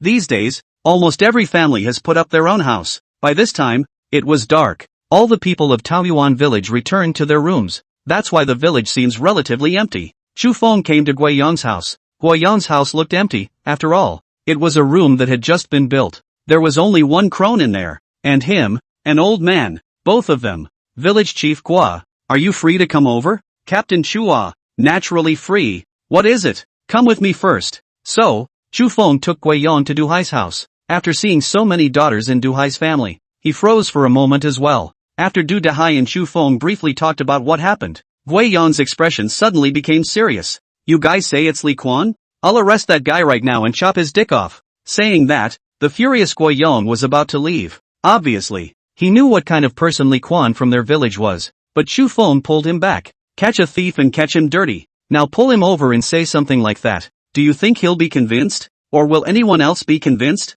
Gui Yang said indifferently. Everyone in our village knows what Li Quan is like. There's nothing wrong with arresting him. Then we have to catch him in the act. 2. Be sure it's really him. Seeing is believing. Du Dahai also said. Then what do you say? How can one tolerate such a scourge on an unmarried girl? Gui Yang looked even more excited than Du Hai and Widow Wang and the others. After all, the village and his reputation were at stake. Chu Feng touched his mouth and looked toward Du Chang, who was crouching next to him. Du Chang, come here for a moment. Du Chang was dumbfounded and puzzled as he went up and asked, What's wrong, Brother Feng? Mayor, is it okay to take your son? Sure, go ahead. Sister Wang, bring 2 girls who can trace eyebrows and put on Du Chang's makeup. Du Chang suddenly reacted to something. No, I don't. Brother Feng don't. Don't? It's up to you. Chu Feng went forward and hugged Du Chang. When Widow Wang and the big girls saw this scene, one by one, they also laughed, and the atmosphere was finally not as low as it was just now. It didn't take long for Du Chang's makeup to be finished. When Du Dahai saw this appearance, he was surprised and said, Good man. I wouldn't dare to say that this is my son when he walks out like this. Du Chang was a bit tearful. Is this really okay? Chu Feng said confidently. Just rest assured. Li Quan is from Taoyuan village. He is in his 30s and is an old bachelor. Parents died early. There were supposed to be pieces of it. But now after migrating to Yulong village, the land belonging to them is gone. Li Quan can only do nothing. But he was poor and lazy. The house is as dirty as a pigsty. It's not as if no one from the same village has ever made a match for him. The older girl who married him was so frightened when she saw him in this state that she ran straight away. More times than not. Over time, everyone around knew what a virtue Li Quan was. So there was no one to go to his house for matchmaking. Li Quan was happy to be quiet. When you have an idea, you quietly scurry to people's big girls and little daughters-in-law's houses at night to peek at them. Sometimes even a cheat. Over the years, it's pretty much scourged Taoyuan village. To be honest, He knew exactly how many moles were on the asses of the widows in Taoyuan village. After losing his desire, Li Quan was honest for quite some time, until you come to the Yulong village, discovered that there were quite a few older girls in the village of Yulong. There's also a widow Wang. This is all unseen. It could be a feast for Li Quan's eyes. So one day at a time, find a way to peek. He himself is slim and runs fast. But whenever he was discovered, he turned and ran in the middle of the night, and no one else knew who he was. I just finished watching Widow Kings yesterday. After nightfall, Li Quan thought of a different family, pondering if there was a new big girl for him to look at. Have you heard? Du Chung of the Du Dahai family has a new daughter-in-law, and she's a sight to behold. Really fake. Really? It's in the side room of their house. How come you didn't do a gift? I heard that their family is fleeing from the disaster, now temporarily living in the Du village chief's house. Two young people see eye to eye. I guess the wedding is just these 2 days. It is said that their side room can be seen inside from the outer wall. Do you want to go with me to see what the bride looks like? Nah, don't have time for that. I've got to get home to my family. The voice faded away. Li Quan recognized the two men who had spoken. One was Chu Feng and the other was Wang Wei. It's two very prestigious people in Yulong village. What they say should be the truth. Thinking of this, Li Quan's heart couldn't help but stir up. So touching the darkness, he walked towards Du Hai's house. Du Hai's house was quiet. There's not even a light. That's normal. Most people in this day and age are rested by this time. After all, there wasn't much in the way of entertainment in the village. This is why people in ancient times had so many children in every household. You can't do anything at night. What are you going to do if you don't make a baby? Seeing that there was no light inside, Li Quan's guts grew. Straight over the fence of Du Hai's house. The walls of every house in the village are not high. Defense of the gentleman is not defense of the villain. Plus, we're all from the same village and not many outsiders come. Families are poor, so who would have nothing to do to climb over their walls? Thus, it also gave opportunities to rogues like Li Quan. After he went over the root of the wall, he quietly made his way to the side room, lied down in the doorway. Not a moment later, the side room actually lit up directly with fire. This startled Li Quan. Seeing that no one had noticed, that fear was replaced by excitement. What luck today! Li Quan saw a wonderful figure through the window pane. Long hair, ungainly little waist, luscious curvy body. Everything tempts the foolish Li Quan. Seeing no one around, Li Quan was straight up evil. He picked up a chunk of rock, pushed the door. I can't believe it's not closed. God help me. Pushing open the door, Li Quan laughed excitedly. Little lady, I'm coming. With that, he rushed towards the wonderful figure. Just rushing past, the fire was bright. The woman with the delicate figure also turned around and winked at Li Quan. Chapter 104, Du Chang dressed up as a woman. Chu Feng seeking revenge. The side rooms are not large. Du Hai is just a village chief. The home is not much larger, if at all, than the average home. Inside, there was only a dining table with 2 chairs. When Li Quan rushed in, the entire compartment lit up. On 2 chairs sat Gui Yong and Du Hai. As for the marvelous figure, it turned out to be Du Chang. Du Chang, painted in rouge and wearing a luo skirt, threw a wink at Li Quan. Li Quan only felt that his body's hot blood instantly dissipated and became cold. The entire group stood frozen in place, directly confused. You guys, village chief Gua, now we have all the evidence. Du Dahai said. Gui Yong nodded and said, complete. This old boy still hasn't changed this problem after so many years. In that case, hand it over to the government. No matter how stupid Li Quan was, he could see the problem. It's a setup for him. So, turned and tried to run. But just as he turned around, he saw Chu Feng and Wang Wei waiting for him at the door. Get out of the way. Li Quan thought to rely on his 30 or 40 years old, in the prime of his life. Getting past both of them should be a breeze. Unbeknownst to him, Chu Feng stepped forward and did an over-the-shoulder slam, directly dropping Li Quan to the ground. Li Quan, why are you so damn shameless?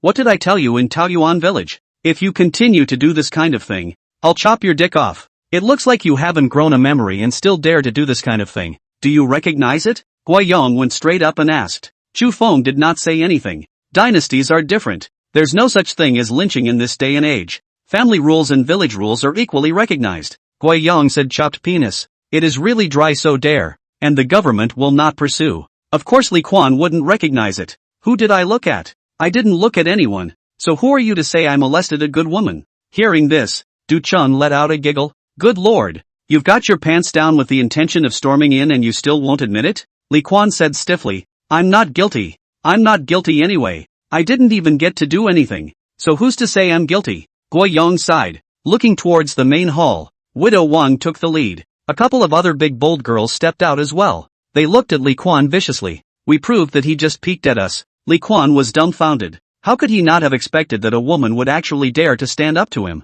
Don't you want to lose face? Aren't you afraid of the rumors in the village? It wasn't that Li Quan hadn't done these things before in Taoyuan village. He just bit the bullet and pleaded not guilty. And no big girl has come forward to correct him. The reason is simple. Anyone who stands up to him will not survive in the village. You slander people at will. I'm going to sue the authorities. There's no need to sue the authorities. I'll take you there tomorrow, Chu Feng coldly said. As a mountain patrolman, he was also the head of the resident magistrate. Chu Feng himself represented the government. As long as he's around, as long as the witnesses are there, no matter how much Li Quan denied it, it was useless. So, a group of people directly tied up Li Quan. At the same time, Chu Feng told Widow Wang to leave them. Afterwards, Du Dahai seriously said to everyone present, those big girls came out as witnesses in front of us this year, but you can't tell anyone's name, not even Widow Wang. Understand? The crowd nodded. They all knew that once these people's names were exposed, they wouldn't be able to make it in the village. Du Dahai's idea for them was also very simple. First thing tomorrow morning, take the man straight to the authorities. It's not like there are any people from Yulong village or Taoyuan village in that place. Even if Li Quan pleads guilty to naming anyone, it's not much of a problem. The crowd breathed a sigh of relief after settling the matter. Chu Feng's few people stayed and had a meal with Du Dahai. Widow Wang and the others thus quietly went home through the night. Gui Yong said with some guilt, I brought the villagers here in the hope that I could find a place for everyone to live peacefully, and I didn't want to bring trouble to you. Du Dahai waved his hand and said, our Yulong village people would have been less. Wedding and funeral immediately don't know what to do well. Fortunately your village people came to our Yulong village. In the future are all the people of Yulong village. Li Quan such a person. More people will always appear, even if you don't come. In the future are Yulong village more people. There will be such a person. Out of the question. Solve the problem and it will be done. With that, a couple of the men raised their glasses, banged each other, drinking still rice wine. But this rice wine is from Guoyang's house. To show his guilt, he even brought out the cellar of yellow wine. Gave Du Hai a fright. Realized that yellow wine is precious this time of year. Who dares to drink like this if not a rich family? These wines brought by Guoyang, even if they were placed in a pawn shop, they could be sold for more than 10 taels of silver. These daughters red, originally intended for the oldest two to take out and use when they marry. But unfortunately those two wastes, neither of them have married. It is a waste to keep it. Today we will drink him. Only after pouring the wine did Guoyang as an afterthought say to Chu Feng, Captain Chu, it's not against you. Those two losers deserve to die. I'll try to mention this as little as possible in front of you in the future. With that, he stood up and made a toast to Chu Feng. Why yes, Chu Feng also stood up and gave Guoyang a toast. Even if Guoyang was already acting very friendly. However, Chu Feng had always been wary of Guoyang. However, now that the two were drinking in a friendly manner, Chu Feng did not show it. The group of several people drank until the moon was high in the sky, before getting up to leave. It was only then that Chu Feng remembered that it appeared that he had not said anything to the two women at home about his meal at the village head's house, and so it was a little quicker on its feet. He was a little worried that the two women would fight. Tiny, meow meow, Suehua, I'm back. After arriving at the front door of the house, Chu Feng shouted inside, but I didn't hear any movement in the room until I opened the door. Yellow wine is a bit higher in degrees than rice wine. This caused Chu Feng to be somewhat confused, but after hearing no movement, Chu Feng instantly sobered up. A sense of danger came from the underworld. Because, Clumsy didn't run over either. Flower is not on the room either. The whole room was silent. Before Chu Feng had returned home, it was logical that the house would not be so quiet, not even lighting the lamps. Some bad images flashed through his mind instantly. He's made enemies. And Guoyang, there is also the Lotus religion. Even just today, he had a vendetta against Zhao Bei. Favorably, as long as a casual investigation. These so-called enemies can be very simple to know is where the Chu family home. When he walked to the middle of the courtyard, Chu Feng stopped, even if at the moment he was very anxious, nervous, and wanted very much to rush into the house and see what was going on. But he didn't. He went straight into the woodshed next door. There's a wood chipper in the woodshed. It was the moment of holding his wood chipper in his hand that inner peace finally settled in. Then, towards the parlor. The posture remained very relaxed as he walked over. Not even a hint of tension. All the way to the house. Chu Feng knocked on the door out of habit. Tiny, are you guys in your room? Knocking on the door again, he called out. Myo myo, are you home? There was no sound at all in the room. This was also the time that caused the greatest panic within Chu Feng. He did it on purpose. If Meow Meow and Xiao Xiao were fine, even if they were being held hostage, a little movement would have happened by this time. With such quietness, no matter what the commotion was, Chu Feng could hear it, but nothing moved inside. The worst outcome was already playing out in Chu Feng's mind, so he went straight up and pushed the door open. Sure enough, a long knife was placed on Chu Feng's neck. Chapter 105, I'm a naked strangler. I advise you not to move or I'll cut off your head. An eerie, vice-like voice rang out. I'm not moving. Where is my wife and daughter? Chu Feng directly asked. He didn't know who the other guy was. Just want to know what happened to his wife and daughter now. Them? Probably in the tank. There is a tank in the yard. It's the water tank at Chu Feng's house. When the family ran out of water, Chu Feng would go and pick it. That tank is huge and shouldn't have any problem holding two bodies. But if Chu Feng had been a bit more impulsive, he might have angrily fought with the other party. But he calmed down. Can you tell us how you made your move on the two of them? Chu Feng added.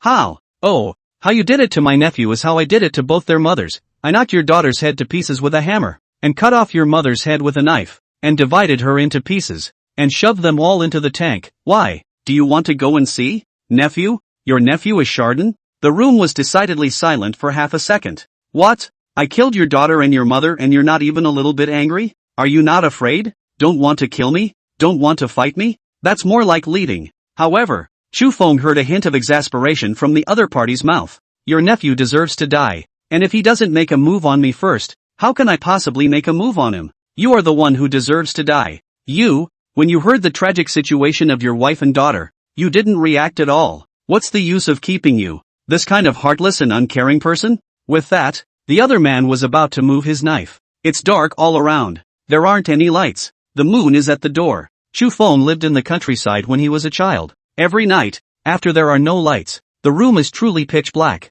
It was the same as the place where Chu Feng stayed now. Half of Chu Feng's body was outside the door, and half of his body was inside. The people in the room had no idea what Chu Feng was doing at this moment. He quietly raised his right hand, then touched his opponent's blade, slowly moving forward along the blade. It touched the hilt. The moment he touched the hilt, the other man intended to strike. It was also at that moment that Chu Feng grabbed the other party's hand that was holding the knife. The other side is very strong, but Chu Feng's strength wasn't small either. Instantly, the two argued. From the voice, Chu Feng could hear that the other party was not young. As the saying goes, the fist is afraid of the lesser man. Plus, Chu Feng's stance wasn't bad. After controlling the opponent's knife-wielding hand, the whole person started rolling over and over, and with a single tackle, he controlled the opponent.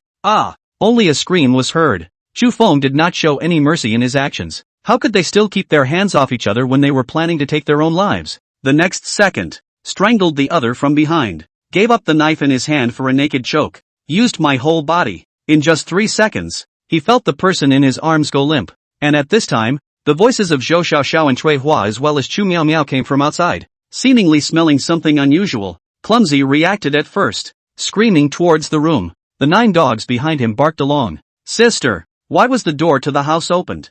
Cui Hua asked suspiciously. Is it possible that Mr. Sang has returned? No. Why don't you light the lamp when you come back? As soon as the words fell, Chu Feng carried a person and walked out from the room. He still has some blood marks on his neck. It was close. Just close. It was also fortunate that Chu Feng was calm enough to not fall into the path of the other party. In the conversation between the two just now, Chu Feng had been emphasizing his wife and daughter. There was never any mention of a third person in the room. But by all rights, there should be 3 people in the room, because Trisha is also at home. But the killer didn't mention Trisha, or the third person in the room or the 9 dogs. There was also the most important reason. Chu Feng did not smell blood. Then there's only one possibility. When the other party came to the house, there was no one home at all. Only then did he lurk and wait for Chu Feng to return home. Letting Chu Feng guess correctly, when he saw Zhou Xiaoxiao and Chu Miao Miao coming back from outside, he immediately let out a sigh of relief. Where have you been? Zhou Xiaoxiao did not answer Chu Feng's question.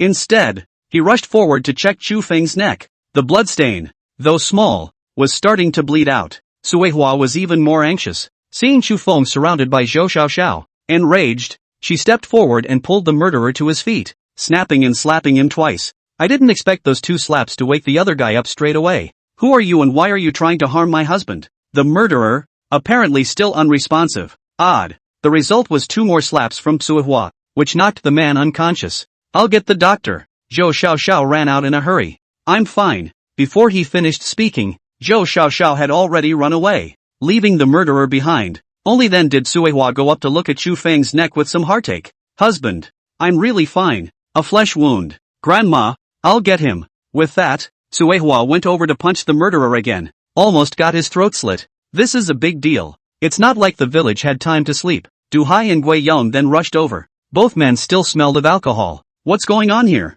Du Hai stepped forward and asked. Chu Feng was honestly sitting on the pit, allowing Zhang Xian to bandage his wounds. A little bit deeper. Your little life will not be saved, Zhang Xian said with some trepidation. Dr. Zhang, there's no need to make it sound so serious. How is it not serious? It's too serious. The other party just wants you dead. Zhang Xian reprimanded Chu Feng. Outside the door, there were screams. Only then did Du Dahai and Guoyong rush to the courtyard, only to see that Suihua had already tied up the murderer, the stick in her hand hitting the opponent one after another. When Du Dahai and Guoyong saw the man, they were immediately surprised. Xia Dongsheng? How come it's you? At this moment, Xia Dongsheng was already breathless, tortured by Trisha. She no longer had the strength to even raise her head. Harm my husband? I want your life. With that, Trisha stepped forward and hit 2 more sticks. Du Hai was showing some anxiety. Just caught the hooligans molesting the big girl. The second half of the night came with another jab. Assassinating someone else was fine, but the one who assassinated was actually Chu Feng. Is Chu Feng something that can be moved casually? Let's not talk about how great he is personally. In the entire Jade Dragon village, who didn't worship Chu Feng? Du Chang, Wang Wei and Sun Can, who followed over after learning that Xia Dongxing in front of them almost killed Chu Feng. Several of the men reached for thin branches in a sudden rage. All know that this stuff is the best choice for torture. Grandma, dare to touch my brother Feng.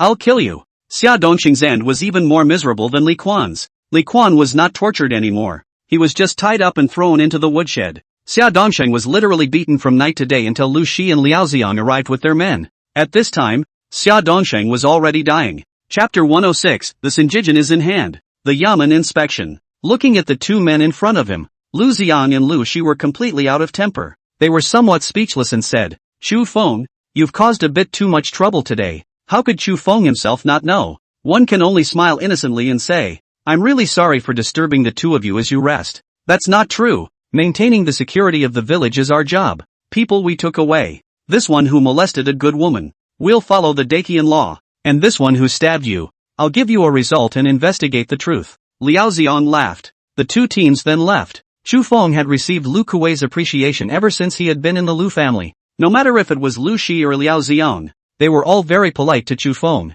There is no impatience in any of this situation. In the end, they still saw the potential behind Chu Feng. That plan. Liao Xiang had apparently talked to Lu Shi as well. If Chu Feng succeeded in this plan, it would be one more big credit for the 2.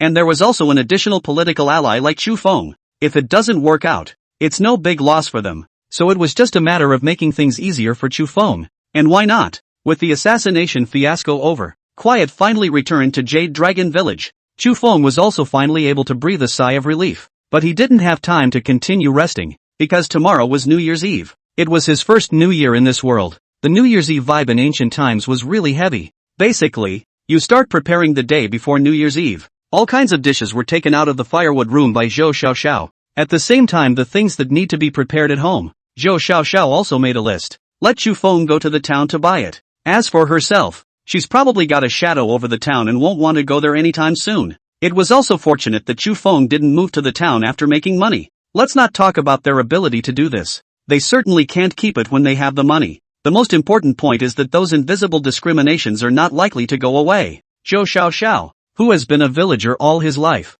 can't become a city dweller in any case in a short time. Then the so-called city people around him are bound to discriminate against him. At that point, is it really happy to live in a town? Chu Feng wasn't sure and didn't know. The town's fair was already overcrowded. There was also finally no more fighting on the front line side. Daxia's side honestly called all the soldiers back, intending to have a good new year. The Great Qian side also all hunkered down and carefully defended Snow Iron City. Everything became organized. Around New Year's Eve, it's also the time of year when the snow falls most intensely in all of Syracuse. Chu Feng, who had bought something and was just about to leave, realized that a whole layer of snow had been spread above his head. Mr. Chu, our master has an invitation. A familiar face appeared in front of Chu Feng. It's the Lu family's boy. Having just met not 2 days ago, Chu Feng quickly recognized the other party, the lord of their house. That must be Lu Kuei. On New Year's Day, what did Lu Kuei call him about? Chu Feng followed behind the other party and once again arrived at the Lu mansion. It was no longer a birthday banquet, and at the moment, the Lu mansion looked a lot quieter. Chu Feng followed behind the boy and crossed one corridor after another, passing pavilion after pavilion. Couldn't help but start fantasizing about when I'd be able to live in a house like this in the future. But the family's firebed seemed a little less warm, presumably because of a problem with the adobe under the bed. It's New Year's Eve and it can't be demolished. When it warms up, the bed needs to be removed to see what's going on inside. Just as he was thinking about it, the boy brought Chu Feng in front of a hall. Lu Kuei is sunbathing on a taiji chair made of yellow pear wood. After seeing Chu Feng, he stood up from his chair. Coming? I was going to have the boy go to your house to look for you, but I didn't realize that you happened to be in town today. Kagan. I wonder what's the matter with calling out to me at this hour. Chu Feng had probably already guessed what was going on. I have done what I promised you. You take the crate. Remember to bring some boxes. Go to the back of the black market. This is the key to the yard. It is best to go at night. If the magistrate found out, don't give us up. Otherwise. Lu Kuei did not continue. Chu Feng was a human savant. How could he not understand the other party's meaning? Don't worry, Master Kuei. Chu Feng, will save it. I didn't realize Ka was so attached to my affairs. Thank you very much. There's no need for that. After all, you gave me a pair of bare paws at the birthday banquet. Lu Kuei said. That's just teasing. A whole head of human bears Chu Feng then have sold to Kagong. Though at first it was not known who Kagong really was. But it's really a little embarrassing to know. After all, selling the other guy an incomplete thing and then giving the missing part back. However, if he knew the true identity of Kagong, Chu Feng would not have cut the bear's paw off. Otherwise, things done had already been done. So Chu Feng was too lazy to think about it so much. A great favor. I'll call on you the next time I need you. This is a cannon. After all, in case it breaks down, there's no gunpowder left. Or missing parts. These things are not sold in folklore. It's useless for him to look for anyone else if he doesn't look for Kagong. You kid. By the way, Lu Shi asked me to talk to you. The official side will probably agree to your request. However, the probability is that you won't be given a cannon. I know. After leaving the Quarog's house, Chu Feng then returned to the village as fast as he could, called up Wang Wei and Sun Chan. However, whenever something needed help, Chu Feng would subconsciously find these two guys. For no other reason. These two guys had now completely become Chu Feng's people. Except for the identity of the traveler, these two don't know. They knew anything about Chu Feng. Brother Feng, is the cannon really done? Wang Wei was a bit surprised. It seemed like I didn't realize that Kagong was actually so powerful. Shouldn't lie to me. Chu Feng's cannon had been brought along. There were even a couple of bestiary scrolls in his hands. Though the chances of Kagong fooling them are extremely slim. But even if it's small, it's still a chance. And it's always good to be careful. It was dark, pushing the crate against the snow. A few people finally arrived at the doorstep of Kagong's black market home. After unlocking the door with the key in his hand, he went straight into the front room of the room. There was a wooden box in the front hall, and when I opened it, there was a bunch of cannons and a box of gunpowder. Come on, we've got to get out in a hurry, Chu Feng said. The town has a curfew. If you don't leave the town after it's completely dark, leaving would be difficult. There is a crate after all. Trying to pull a crate over the town is a little difficult. However, there was someone who wanted to go against Chu Feng for a bit. As they pulled the crate and left the black market, enter the boundaries of Spring House. As they walked further ahead to the town's main entrance, they were greeted by a bunch of government officials. It was nothing to see the magistrate. After all, Chu Feng was related. As long as he said his name, the group of magistrates in front of him probably wouldn't say anything. But on the contrary, there was Chu Long inside the magistrate. Chu Long saw the three at a glance. After all, they were all from the same village and had even grown up together. What Wang Wei and Chu Feng looked like, even a blind Chu Long would be able to find out. Those three in front, stop right there. Chapter 107, Chu Feng installs a fire cannon. Chu Long looks for trouble. Hearing Chu Long's voice, Chu Feng sighed. They stood still. Still, no matter what Chu Feng did, even if it's some black industry, with some of his connections to the government, he was sure to get through, but only if it can't be discovered in plain sight. For example, when the magistrate patrols, once discovered, then these so-called relationships would immediately separate from Chu Feng. After all, the highest authority in the town is the county magistrate, not Lu Shi, not Liao Ziong, and not Lu Kuei. Isn't this the head of the resident magistrate, Chu Feng? Chu Long came in front of the trio, and after seeing Chu Feng, he couldn't help but yin and yang. If he was in the village, Chu Long would never dare to speak to Chu Feng like that, not to mention what the village would do to him. Just Chu Feng himself alone could beat him up with one hand. In front of Liao Ziong and Lu Shi, Chu Long wouldn't be like that either. Speaking like that, there was no need for Chu Feng to even make a move. Liao Ziong and Lu Shi will both chip him. But the thing is, it's in town. There wasn't a single person around who was in a higher official position than him, and surrounded by a group of magistrates. Chu Feng only has 3 people. Chu Long had already planned to never return to the village for the rest of his life. Even if he offended Chu Feng here, what could he do? What are you 3 doing in the town at night? Don't you know that the town has a curfew? Chu Long coughed and asked, pretending to be very serious. What is it any of your business what we do here? Chu Long, don't think that just because you become a magistrate, you can talk to us so recklessly. Believe it or not, I'll cut you. Wang Wei said as he was about to rush forward to slap Chu Long. Chu Long was so scared that he hurriedly took a big step back and used the stick in his hand against Wang Wei. I'm a magistrate now. Try touching one of me? If you dare to move me, I'll take you in right now. You who? Try catching one. I'm the resident magistrate. Do you really think I have no connections? Wang Wei was pleasantly unafraid. Say connections. Everybody's got connections. Maybe Wang Wei's connections were much better than Chu Long's. After all, Chu Long's top boss was Lu Shi. Chu Feng was biased and Lu Shi had a great relationship. The other Yamen were all human beings.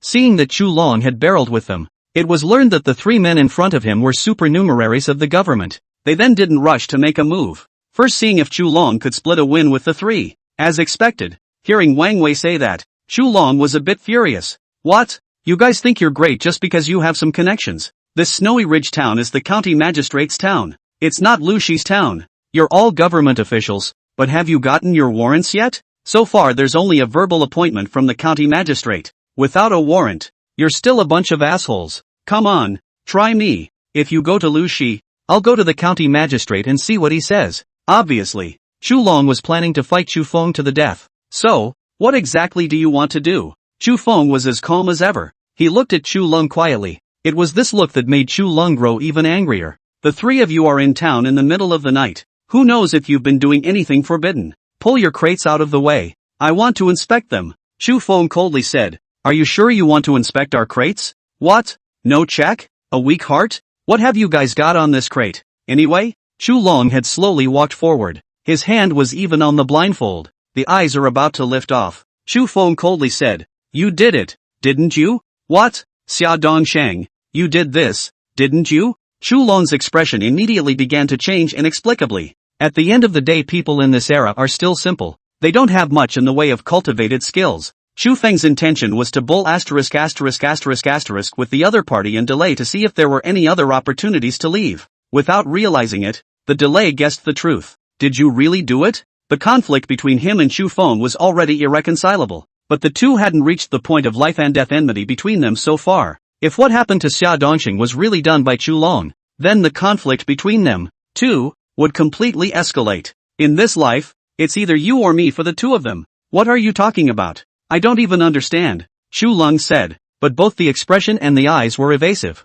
This is a normal behavior after lying. Chu Long, I really didn't expect that you would be so shameless as to want my life. Chu Feng took 2 steps toward the front. It looks like it wants to make a move. Chu Lung immediately picked up the stick. Magistrates generally do not have knives in their hands. Swords are only worn when it is certain that a prisoner will be apprehended. Usually, when they patrol the town, it's one man with a stick. After all, knives are a rare resource. However, the stick in his hand did not have the slightest deterrent effect in Chu Feng's eyes. Wait a minute, Chu Feng, don't try to change the subject. Right now what I want to see is what exactly you're pulling on your crate and whether there's any contraband. In the end, the magistrate behind him and Chu Lung were still colleagues. They stood in front of Chu Lung. Stopped Chu Feng. If they do find the cannon inside, that's a lot of people to implicate. Lu Shi, Liao Ziong, Ke Gong. The powers in Snowy Ridge if divided into classes. The first echelon was definitely the county magistrate that Chu Feng had not met so far. The second tier,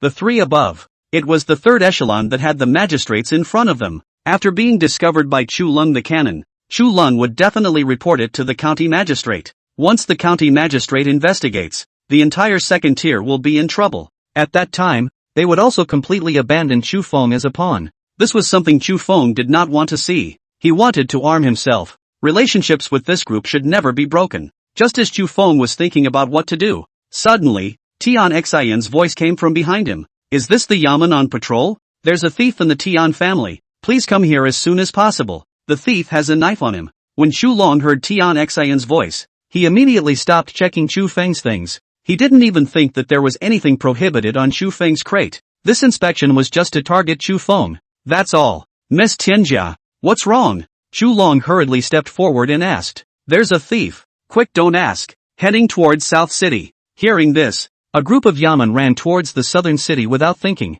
It wasn't long before it was gone. It was only when he heard them leave that Chu Feng truly breathed a sigh of relief. Ms. Tn. Thank you. Chu Feng stepped forward. You're welcome. Windy, you guys are pretending something that can't be shown to them. If Ms. Tian hadn't shown up to help, this would have been a real problem. Tian Xian shook her head and gave Chu Feng a bitter smile. Why is Ms. Tian still out in the middle of the night? My grandfather said that I should go to the Jade Dragon Mountain to look for a medicinal herb, and when I didn't want to go, he said that I was ungrateful, so he kicked me out, Tian Xian said. Hearing this, Chu Feng froze for a moment. Tian Xian continued. Brother Feng, what you said should be right. From the beginning to the end, my grandfather is not seriously ill. He seems to not really want me to stay at home. He wants to marry me off. Do you have any ideas? I don't know, but Grandpa is now in a fit of anger. I'll stay for a while before going back to estimate that the anger will subside. Brother Feng, you guys seize the time to leave the town.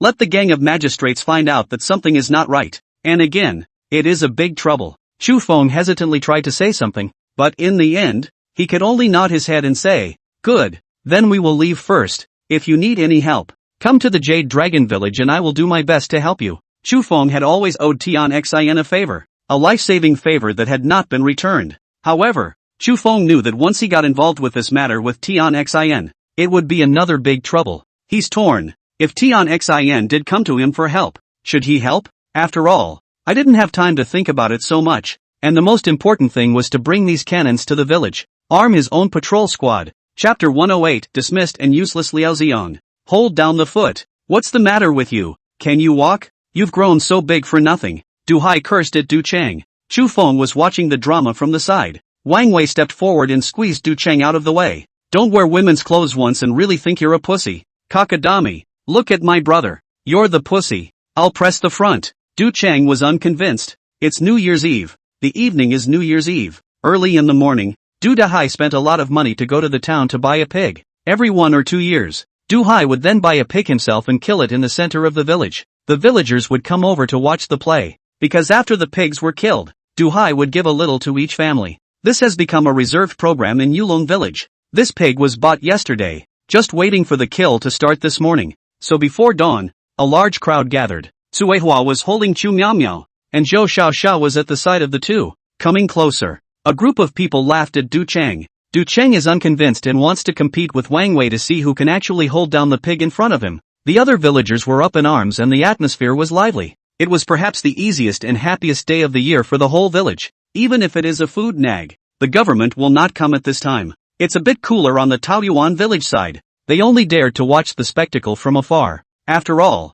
they had just migrated here, and most of the people's family properties had stayed in Taoyuan village proper. A lot of people don't have a lot of money at home, and it's probably not a good year. Gui Yong didn't care. After all, there was a lot of wasteland in this part of Yulong village. Everyone was given their share of the land, and just planted properly after the coming spring. No one used to be here because it was infested with wild animals. Since the appearance of Chu Feng, the mountain patrolman, there were no more beasts. Brother Feng, the gunpowder has been sealed and stuffed into the cellar. Sun Chan had just come over. It came to Chu Feng's ear and said. Chu Feng nodded and said, well, never pay attention to keeping it dry. Don't let the gunpowder get into the water vapor, and never put it together with the fire source. Got it? Got it. Yesterday's cannons and gunpowder were put up by Chu Feng. No one but the three of them knew. Humph. Only a scream was heard. All the villagers were dumbfounded. They looked at Du Chang silently. Du Chang was holding a knife in his hand. There's blood all over the knife. The pig on the counter was twitching. The blood rushed out like it didn't want any money. Who's calling me a pussy? Apparently, the laughter just now had made Du Chang a bit annoyed. Wang Wei steps forward and kicks Du Chang's ass. You're a real man. I'm a real man. Du Chang yelled. The villagers roared and cheered once again, celebrating the fact that Du Chang had truly grown into a man from today. This Du Chang guy is not soft. Sun Chan laughed. It's not like we haven't been on the mountain together. You don't know clearly if he's soft or not. Chu Feng laughed. What are you going to do about your big brother? Sun Quan asked. The question that Chu Feng had asked Chu Long yesterday was heard by Sun Can and Wang Wei. They're not blind. On that performance of Chu Long, saying that Xia Dongsheng had nothing to do with him, they themselves didn't believe it. Not only are they related, these two are even close. Most likely, it was Chu Long who personally asked Xia Dongsheng to seek revenge. Ignore him for now. Liao Ziong said he would give me a result. Let's see what result he gives then. Sun Quan was a bit excited and said, then after the new year, will Brother Feng be able to take us to practice the fire cannons? Are you in such a hurry? Can you not be anxious? Brother Feng, you're so powerful and good looking with your cannon. I want to be like that too. That's fine for 1-to-1. What if it's many to many? Sun Can looked at Chu Feng with some bewilderment. He didn't think about that at all. This is something that needs to be trained. Even if we only have 10 cannons, it is something that needs to be trained. And when it is trained, we will be able to do no harm when we face an enemy that doesn't have cannons. And what if the enemy has a cannon? It will be victorious. It was as if there was a light shining in Chu Feng's eyes. He suddenly remembered those special forces training in his last life. Chu Feng was also a part of the Devil's Training Week, but these training subjects were too harsh for the villagers in the mountains, and they were not to that extent. However, some simple formations, arrays, Chu Feng was able to teach them. When fighting in a group, one would line up and surely be much more powerful than a scattered enemy. Even the line-up and shoot formation of the latter-day Nipponese state would be of great use to them. Even the inline formation might just be the best for this era. Chu Feng was not sure how those cannon soldiers fought on the battlefields of Deqian and Dixia, but however they fought the war, it wasn't as if they were more advanced than his brain, which was 1,000 years ahead of its time, was it? Even after practicing the formation, Chu Feng would not foolishly bring 10 people to the battlefield. These 10 people would be used by Chu Feng mainly to deal with the enemies on the big mountain, or for hunting and protecting the village. The villagers cheered, because it's time to send the New Year's pig. Chu Feng did not stay any longer because he saw the people at the entrance of the village. Liao Ziong was standing there, wearing official clothes that looked very formal. Go over and take a look, Chu Feng said to Sun Can. So they headed towards the entrance of the village. Lord Liao, why don't you enter the village? Chu Feng said suspiciously. Will the villagers still be so happy if I go in? Liao Ziong laughed. Chu Feng smiled and did not pick up the words. I wonder what Lord Liao is looking for me for. You are really resourceful, knowing that I am here to see you. Here, this is your warrant. The magistrate himself has authorized it. Chu Feng pretended to be surprised and said, is it done? It's done. Liao Ziong laughed. When will there be a cannon? You have to get it yourself, Liao Ziong said. Chu Feng. Liao Ziong laughed. The county governor said, no matter what, you are also working hard for the border of Deqian, but the army's cannons are definitely not approved. But in the black market, or other ways, you may be able to get the cannons. If you can get them, keep them for yourself. And the county governor is allowed to give you the right to use the cannons. But no matter whether it's the cannons, or your own rulers, you will need to recruit them on your own. The government is now living very tightly, and has no extra to spend on you. Lord Liao, together, you just brought me a commission. Alas, how could it be? From Xia Dongsheng's mouth, we already know who's behind this. Guess? Oh, it won't be Chu Long. How do you know? Hoping that Liao Ziong came up this time, really brought him a warrant. The cannons were made by Chu Feng himself, and the people were found by himself. Even who the mastermind was asked by Chu Feng himself. If he had known that the news he brought was this kind of news, Chu Feng could have swaggered to the black market to get the cannons and wasted this effort. It looks like it is indeed more difficult to count on the government, or to get some favors from the government. It seemed to have seen Chu Feng's disappointment. Liao Ziong continued. Although Chu Long is the mastermind behind the scene, but he is only in the process of chatting with Xia Dongsheng. Mentioned this matter. We also went to ask Chu Long. Chu Long said that he didn't have any directing behavior. He just elaborated on the fact that you killed Xia Dongsheng's nephew, and everything else was done by Xia Dongsheng himself. So Chu Long, we are not able to arrest him for the time being. After all, this kind of thing is hard to finalize the case. But don't worry, from today onwards, there shouldn't be anyone to assassinate you. I thank you. What about the New Year's pig killing? Want a piece? Liao Ziong got a little hesitant. Chu Feng instantly understood and carried a crotchbone and heart-lung, handing it to Liao Ziong. Happy New Year, Lord Liao. Happy New Year to Lord Chu as well. Mr. Liao will leave first. So, Liao Ziong went down the mountain joyfully. Chapter 109, Sending Love from the Mother's Family. Sun Quan borrows a Sinjijin. Why can't I read this bulletin board? Wang Xiulan asked with a frown. Can you read there? The fat woman pulled the crate with some impatience. It's New Year's Eve. It's logical to prepare for the year a few days before. But this business of hers forced her mother-in-law to argue and quarrel for 2 whole days at her second's house. And yesterday she came straight to stay at their house. Zhou Youqiang is afraid of his wife. But then how to be afraid? His own mother came to his own home. The new year cannot be thrown out. Otherwise the family wouldn't have survived in the village. The fat woman's name is Lu Lan. It's Zhou Youqiang's wife. Spicy personality. And Wang Xiufen against not a day or two. Lu Lan extremely hated this mother-in-law of hers. In the first place, if they and the second family hadn't been that way with the second's daughter, the second daughter's family wouldn't break with them, resulting in them not being able to have even a little soup. Now it's a big deal to come to town for New Year's Eve and waste your time. Lu Lan couldn't help herself at that moment. Seeing Wang Xiufen still standing there without moving, Lu Lan walked up and said angrily, "What do you want to do? Are you still going to live this year? Go home if you don't want to." "Over. How can you not? The year is still going to be over." Wang Xiufen is a very traditional woman. New Year's Eve is also a very important event for every family. No matter what great things happen, it's time to get the year off on the right foot. Passing my ass. One day the people of Daxia will kill us in Stream Village, and our family will be finished. Don't talk nonsense. Zhou Youqiang slapped Lu Lan on the side. Lu Lan inadvertently saw what was on the bulletin board. Chu Feng, a villager of the Jade Dragon Village, is appointed as the head of the Yamas in the mountain, with 20 men under his control, to supervise the Jade Dragon Mountain. A simple sentence, but it made Lu Lan freeze. Then, turned incredibly angry. She couldn't help but go forward and grab Wang Xiufen, dragged Wang Xiufen to the bulletin board. Wang Xiufen's eyes had lost their sparkle. Zhou Youqiang anxiously tried to separate the two women. "What's wrong? What's going on here? Why are you two arguing again? What's all the bickering about again? You ask your mother? Look at what's written on this bulletin board." The Lu Lan family was quite wealthy when they were young. The eldest brother in the family has studied for 2 years. Lu Lan followed behind and recognized some words, so she recognizes what's on the bulletin board. Zhou Xiaoxiao's husband, Chu Feng, is now a mandarin recognized by the government. See, a mandarin. He's also in charge of people under his hand. 20 people. The government pays him every month. Wang Xiufen, look, your granddaughter-in-law. She's an official. When these words came out, Zhou Youqiang also froze. Wang Xiufen even stood dumbfounded as a whole, not knowing what to say. Think about how you treated your granddaughter? Think about how that loser Zhou Youji treated his daughter? If we hadn't broken off the marriage, our family would have had one more relative who was an official, and it was all ruined by you. Rubbish! In front of everyone in town. Lu Lan rushed at Wang Xiufen and cursed half-heartedly. Wang Xiufen didn't dare to talk back, because of the new year, because home and family are good, or maybe because of something else. Seeing that Wang Xiufen didn't talk back, Lu Lan lost her energy in scolding. The group of 3 grabbed their groceries and returned home. After arriving home, Lu Lan thought carefully and said to Zhou Youqiang, "How are you treating that niece of yours?" "What about what? I've never victimized anyone." From a young age, Zhou Xiaoxiao grew up in oppression. The main oppressors are Wang Xiufen and Zhou Youji. Zhou Youqiang hadn't really bullied Zhou Xiaoxiao.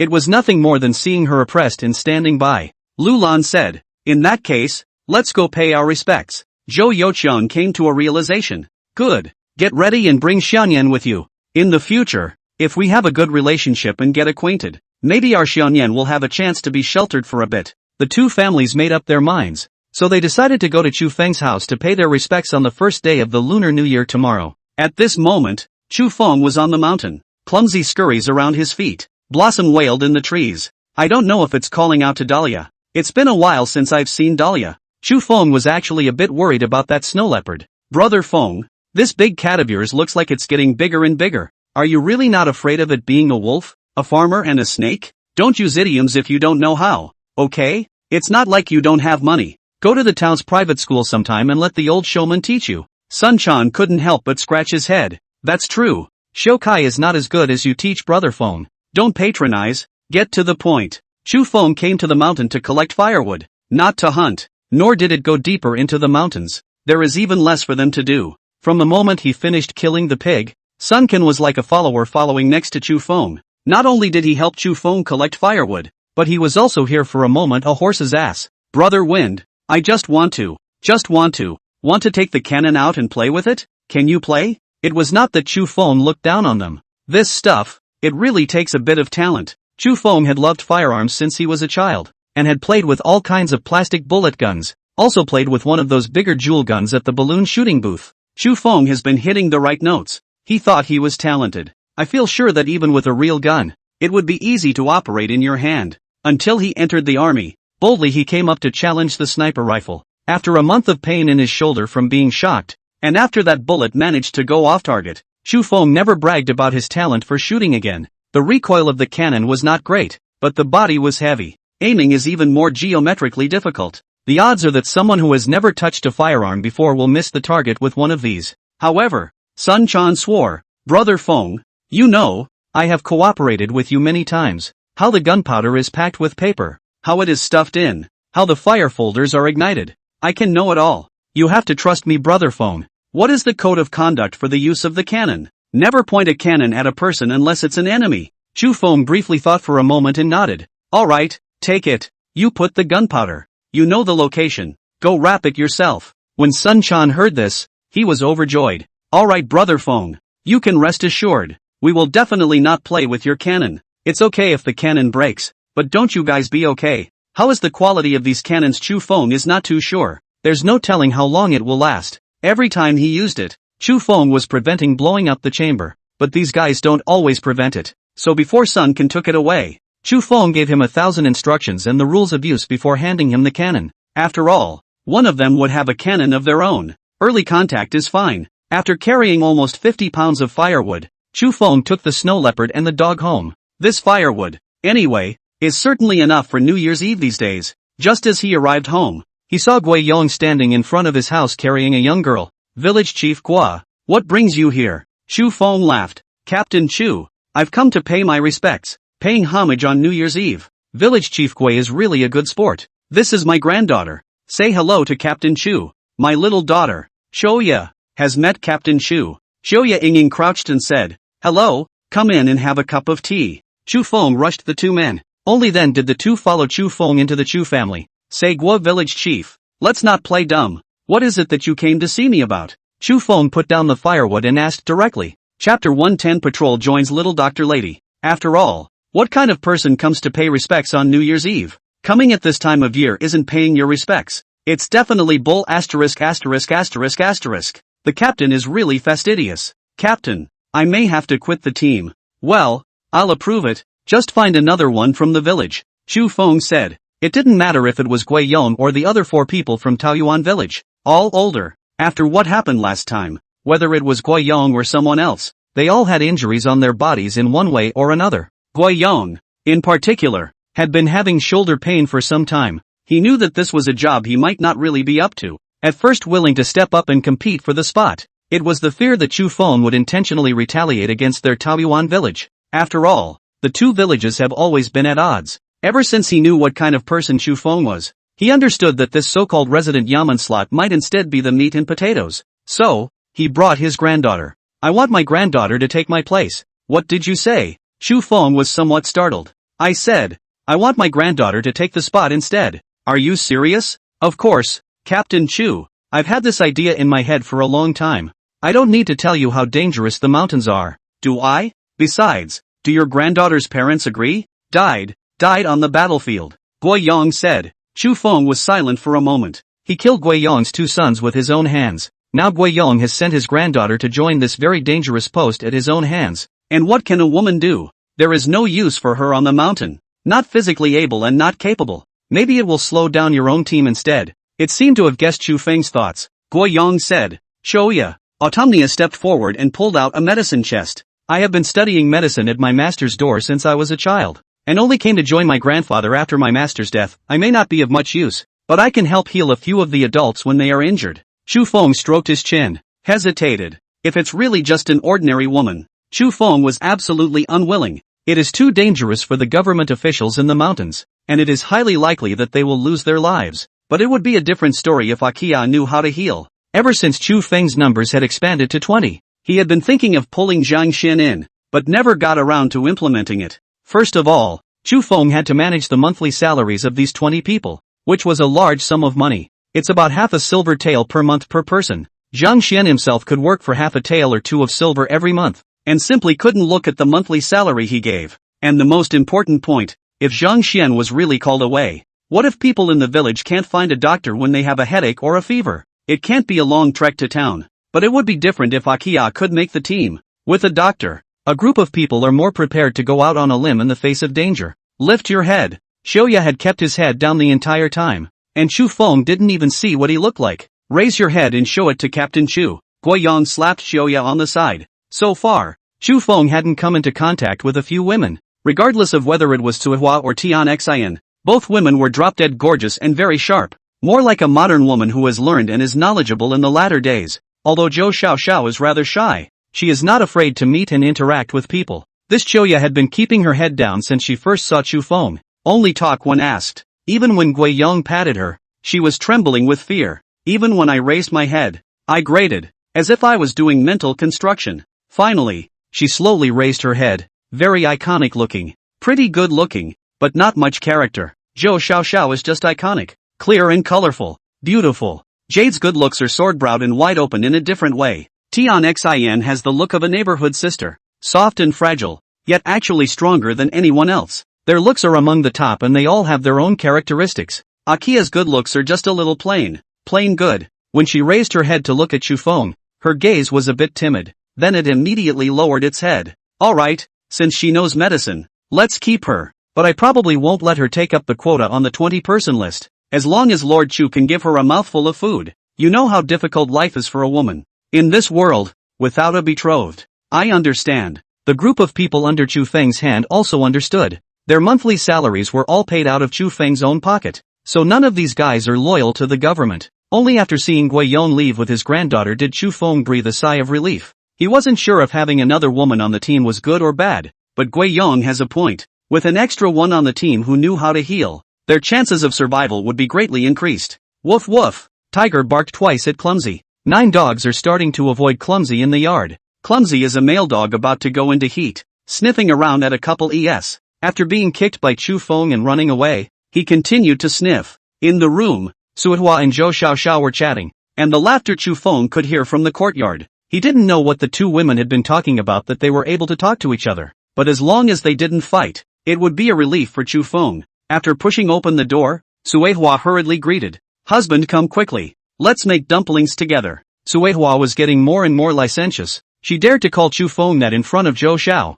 A table was placed on the pit, and Chu Miaomia was gluing rice paste to the couplets. Zhou Xiaoxiao is there chopping the dumpling filling. The New Year's Eve customs here are hardly different from those of my last life. Suihua's dumplings are wrapped up very large, while Zhou Xiaoxiao's are wrapped up very small, but delicate. Chu Feng sat next to him to help, and after wrapping too, he was whisked away by the two women. So he began to help Chu Miaomiao put up the couplets. With an additional woman in the house, for the first 2 days, Chu Feng was quite torn inside, because Trisha has no way to get back to the tribe right now, and there's snow all over the big mountains, but staying at home, and worrying about Zhou Xiaoxiao's anger. But he forgot that Zhou Xiaoxiao was a native of Deqian. She was able to accept men having 3 wives and 4 concubines, and even thought it was normal. In the future, Chu Feng was capable of a great deal, and Zhou Xiaoxiao had long been psychologically prepared for it, but Chu Feng couldn't accept it for the time being. So Trisha has been housed in a side room since she moved in, thinking of sending it back to her when the snow melts in the coming year. Chu Feng, Zhou Xiaoxiao's eldest uncle's family is here. Du Hai came in and said, why are they here? Chu Feng frowned, and Zhou Xiaoxiao's expression, which had been pleasant, quickly drooped when she heard that her mother's family was coming. Don't worry, I told them your family wasn't in the village and went to the town, and they left again. Du Dahai laughed. Yes, you can, village chief, you really know us. Ha ha ha. I know you guys don't like to get in touch with them. I came to ask you guys, do you want to eat together tonight? That boy Du Cheng went out to play with Wang Wei and Sun Chan, and won't be back until dark soon, so it's just me and his mother at home. Okay, let's get together then. We've just finished wrapping the dumplings here. Chu Feng agreed without thinking. So with Zhou Xiaoxiao and Cui Hua, they took the dumplings and went to Du Dahai's house. Du Dahai's family was preparing the New Year's Eve dinner and happened to have no dumplings. After thinking for a while, Du Dahai said, why don't we do this? Wei Yan's old couple is only 2 people. It is said that there is a granddaughter, but that granddaughter has not met Guiyang since she was a child, so I guess she is not familiar with it. So let's call them over as well. This is your home. I have no problem with it. Chu Feng laughed. You boy. So not a moment later, 3 people from Guiyang's family also came to Du Hai's house. This was the second time that Qiuya had seen Chu Feng. After coming to Du Dahai's house, he went up to help very consciously. Younger than Zhou Xiaoxiao, but working very skillfully. It didn't take long for the food to come up. Du Cheng, this brat, the same age as you. A little not as mature and stable as you. Soon to eat and did not go home. Come on, let's eat first. Care about those brats. Saying that, Du Dahai lifted his wine glass. Chapter 111. None of them have returned to the village? Take the medicine woman up the mountain. Gui Yong and Du Hai didn't get along at first. Ever since Gui Yong came to Yulong village and gradually integrated with the village, it was only then that Du Hai realized that maybe Gui Yong was the only one he had a common language with. These two were drinking while pulling Chu Feng to brag about their past lives. A couple of the women were there to gossip. Are you pledged? Sui Hua asked very directly to Choya. When Choya heard this, her entire face suddenly blushed. Keep your head down and don't say a word. Good guy. So shy? Sister, you go and ask a couple questions too. Trisha toppled Cho's little arm. Zhou Xiao smiled and didn't talk. Feed Chu Miao Miao honestly. I don't know if it was too much to drink, but Du Dahai began to curse the officials. Little Wind, you're just too honest. How could you agree to be this mountain patrolman? If others don't know, can I not know what the officials mean? Their magistrates don't even dare to go up the mountain. Each one of them is incapable. That's why they let Little Wind patrol the mountain. Otherwise, why didn't the government give you a monthly salary when you started patrolling the mountains? Why don't you have a name in the government? It's just that I think, although Windy has some skills, he's not very useful. Then why are they giving the name and incorporating it into the government now? It's because they feel that Xiao Feng is capable enough to be of use to them. Little Wind, I tell you, after going to the mountain, don't fight for your life. There is no need for that. De Qian is not worth it. Do you know how much money the dog magistrate embezzles every year? You don't know. He gives you 20 places to recruit people to patrol the Jade Dragon Mountain, but he doesn't give you any monthly salary or food. Isn't this a typical empty glove? How can you stand it? Chu Feng waved his hand, signaling Du Dahai to stop talking. After all, what he wanted was a recruiting qualification recognized by the government. Without this qualification, recruiting is mobbing and rebellion. And it turns out you're really stupid to recruit people, paying for your own money and your own food, which means we're from a village. Otherwise we'd really treat you like a little cutie. Wei Yong also patted Du Hai's shoulder. The old man drinks just as much. To Chu Feng, he said, Little Feng you have to know that village chief Du is looking at you to educate you, and after 2 years of stepping down from the village chief, this Yulong village chief will 80% be yours. That was not something Chu Feng had ever doubted. If Chu Feng wasn't too young and Du Dahai wasn't too old, this village head position was given to him a long time ago. Both of you have had a little too much to drink. Where more? But in the future, my granddaughter will follow you up the mountain. After you go up the mountain, remember, there are a few places you can't go. Gui Yong suddenly said. Chu Feng's eyes immediately lit up. The government has banned hunting and has done so for many years, but you'll be 80 years old in the new year. When he was a child, the Jade Dragon Mountain was not forbidden to hunt. The whole Jade Dragon Mountain. I do not know how many times I ran. The dense forest below the first peak was originally a forbidden area because there was a blind bear there, but not anymore, thanks to you. But in fact, the second peak there is also an eagle sorrow plain. That place also cannot go. Also thanks to you. The big bird was killed by you, but unfortunately the big bird's body has never been found. The third place, after the second peak is crossed, there is a river that is the true source of the one that leads to our village of Taoyuan. That place has a big zephyr, and big crocodiles. There are also man-eating riverbeds, and it's fine in winter, but after spring and summer, it's dangerous everywhere. Chu Feng nodded his head. That's exactly what Trisha said. That should be the swamp. There is another most dangerous place, which is above the fourth peak. Your village headman should have told you that when you go up to the fourth peak, that's the mountain god's territory. Above there is the curse of the mountain god. Whoever goes there will die. What exactly is the mountain god's curse? Chu Feng asked with some curiosity. No one knows. In any case, just don't go. But anyone who steps inside will be dizzy and unable to handle themselves, Gui Yong said. Chu Feng nodded his head. He could not think about this issue with his scientific worldview. Then think about it. It's all possible to travel and be reborn. The scientific worldview would have ceased to exist. Then there has been no thinking from a scientific point of view. The so-called curse of the mountain god. What kind of curse can there be up there? Is it hard to believe that there is really some supernatural power? Chu Feng intended to have the opportunity in the future to definitely go and see what was going on. As for now, Chu Feng raised his wine glass. Thank you, Village Chief Gua. I'll definitely keep your reminder in mind. The three men continued to drink, and Chu Feng had been doing nothing, not even confused. The last confusion was that the yellow wine was mixed with rice wine, and if there was no more yellow wine, these rice wines, slow drinking, did not have the slightest effect on Chu Feng at all. But as they drank, several people felt something was wrong. They were running out of wine and food. Why isn't Du Cheng back yet? Where did Du Cheng go? Chu Feng asked. This little brat. I don't know where they went. I only know that he went out with Wang Wei and Sun Chan. After hearing the two of them go out, Chu Feng breathed a sigh of relief. Sun Chan had a fire cannon in his hand. Wang Wei and Sun Can were both the same age as Chu Feng, and Du Cheng was a little younger, but with the two of them leading the way, it was probably no big deal, until Widow Wang rushed in and shouted at Du Dahai, "Village chief, where has your son taken my son? And why isn't he home at this hour on New Year's Day?" "Ha!" The village chief was so frightened that he woke up drunk.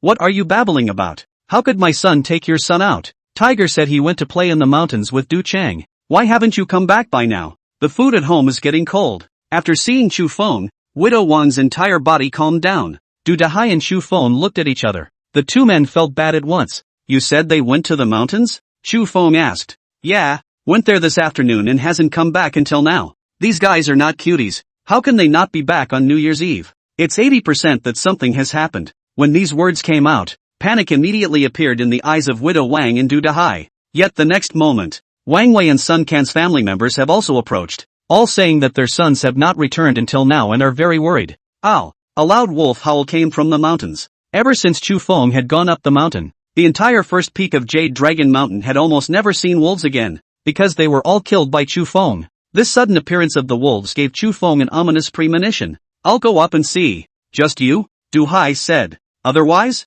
It's not good to take care of too many people instead. I'll go up alone to see how things are going. There are 4 of them after all. Wang Wei. So as long as the ones they run into aren't of the same kind, there won't be much of a problem." That latter sentence was left unsaid. If you run into the same kind of person, the problem could be big. Whether it was the stragglers, or the mountain bandits, or the Disya soldiers, it was not something that the 4 of them could deal with. "Husband, I'll go with you," Suehua stood up and said. Chu Feng was just about to agree when he hurriedly shook his head again and said, "No, you have to stay in the village." "Why? With all the people in the village who can use the cannon gone, you're the only one left, and in case any danger arises, my family, as well as the villagers, will need you to protect them." Chu Feng patted Suewa's shoulder and said with a single word. Hearing this, Suewa couldn't say anything she had wanted to retort. In the end, he could only nod his head and say, "Don't worry, husband, I will definitely protect the village. You know where I keep my cannons and gunpowder. In a few moments,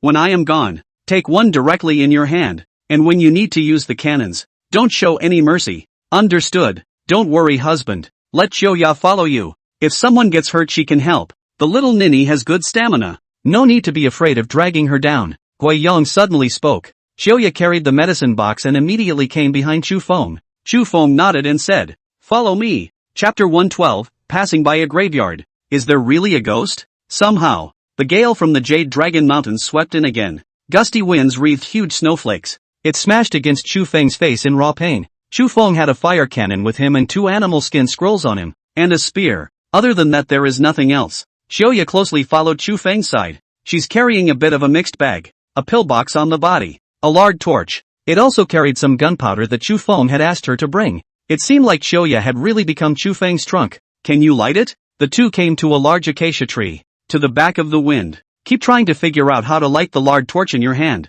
It's too dark around here." It was windy and snowy, and the clouds had long since blocked out the moon. Only the snowflakes reflected some faint light, but it wasn't enough for Chu Feng to see the marks on the snow surface. Chu Feng was also a bit anxious. It's fine if it doesn't snow, but you can always find them if you're a little more careful. Once it snows, as the snowflakes fall more and more, it would soon cover their tracks completely. It will be difficult to find them again at that point. That was why Chu Feng requested Xiaoya to light the torch first. Right away, Captain. Akia was a bit frazzled, but eventually the torch was lit. Grab the fire cover again, otherwise it gets blown out again in the wind. Cover your head and be careful not to freeze, Chu Feng reminded. Akia nodded. Then he poked his torch into the ground. The 2 men looked carefully for tracks. For big men going up a mountain. Without even thinking about it, Chu Feng knew what they were doing. It was hard to get a cannon. Sun Chan was definitely thinking of showing off in front of the other 3. They go up to the mountains only to hunt. I just don't know what these 4 men encountered in the mountains.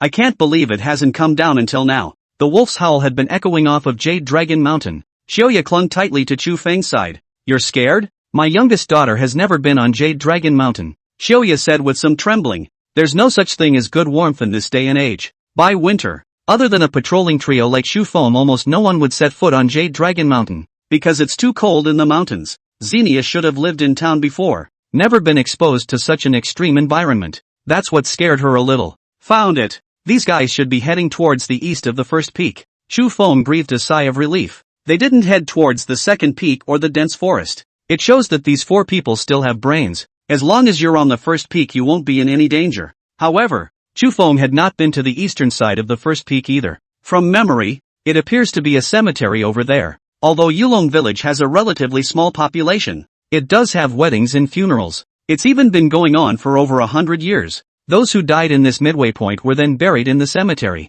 Chu Feng and his family had just migrated over in the previous generation. No old people died in the family, so naturally they never went to the cemetery. Chu Feng took the torch in Xiaoya's hand. Bending over, he looked carefully at the trail on the ground. The footprints of the 4 men were in no hurry and seemed to be walking slowly and relaxed. Keep arriving near the cemetery. There was a sudden cluttered rush. By the looks of it, it seems to have found some kind of prey. Directionally, their line of travel went straight through the cemetery. Chu Feng then brought Xiaoya to enter the graveyard as well. While looking at the raised graves and the greenish-white headstones, Akia's face went white. It would have been scary to go up the mountain in the dark.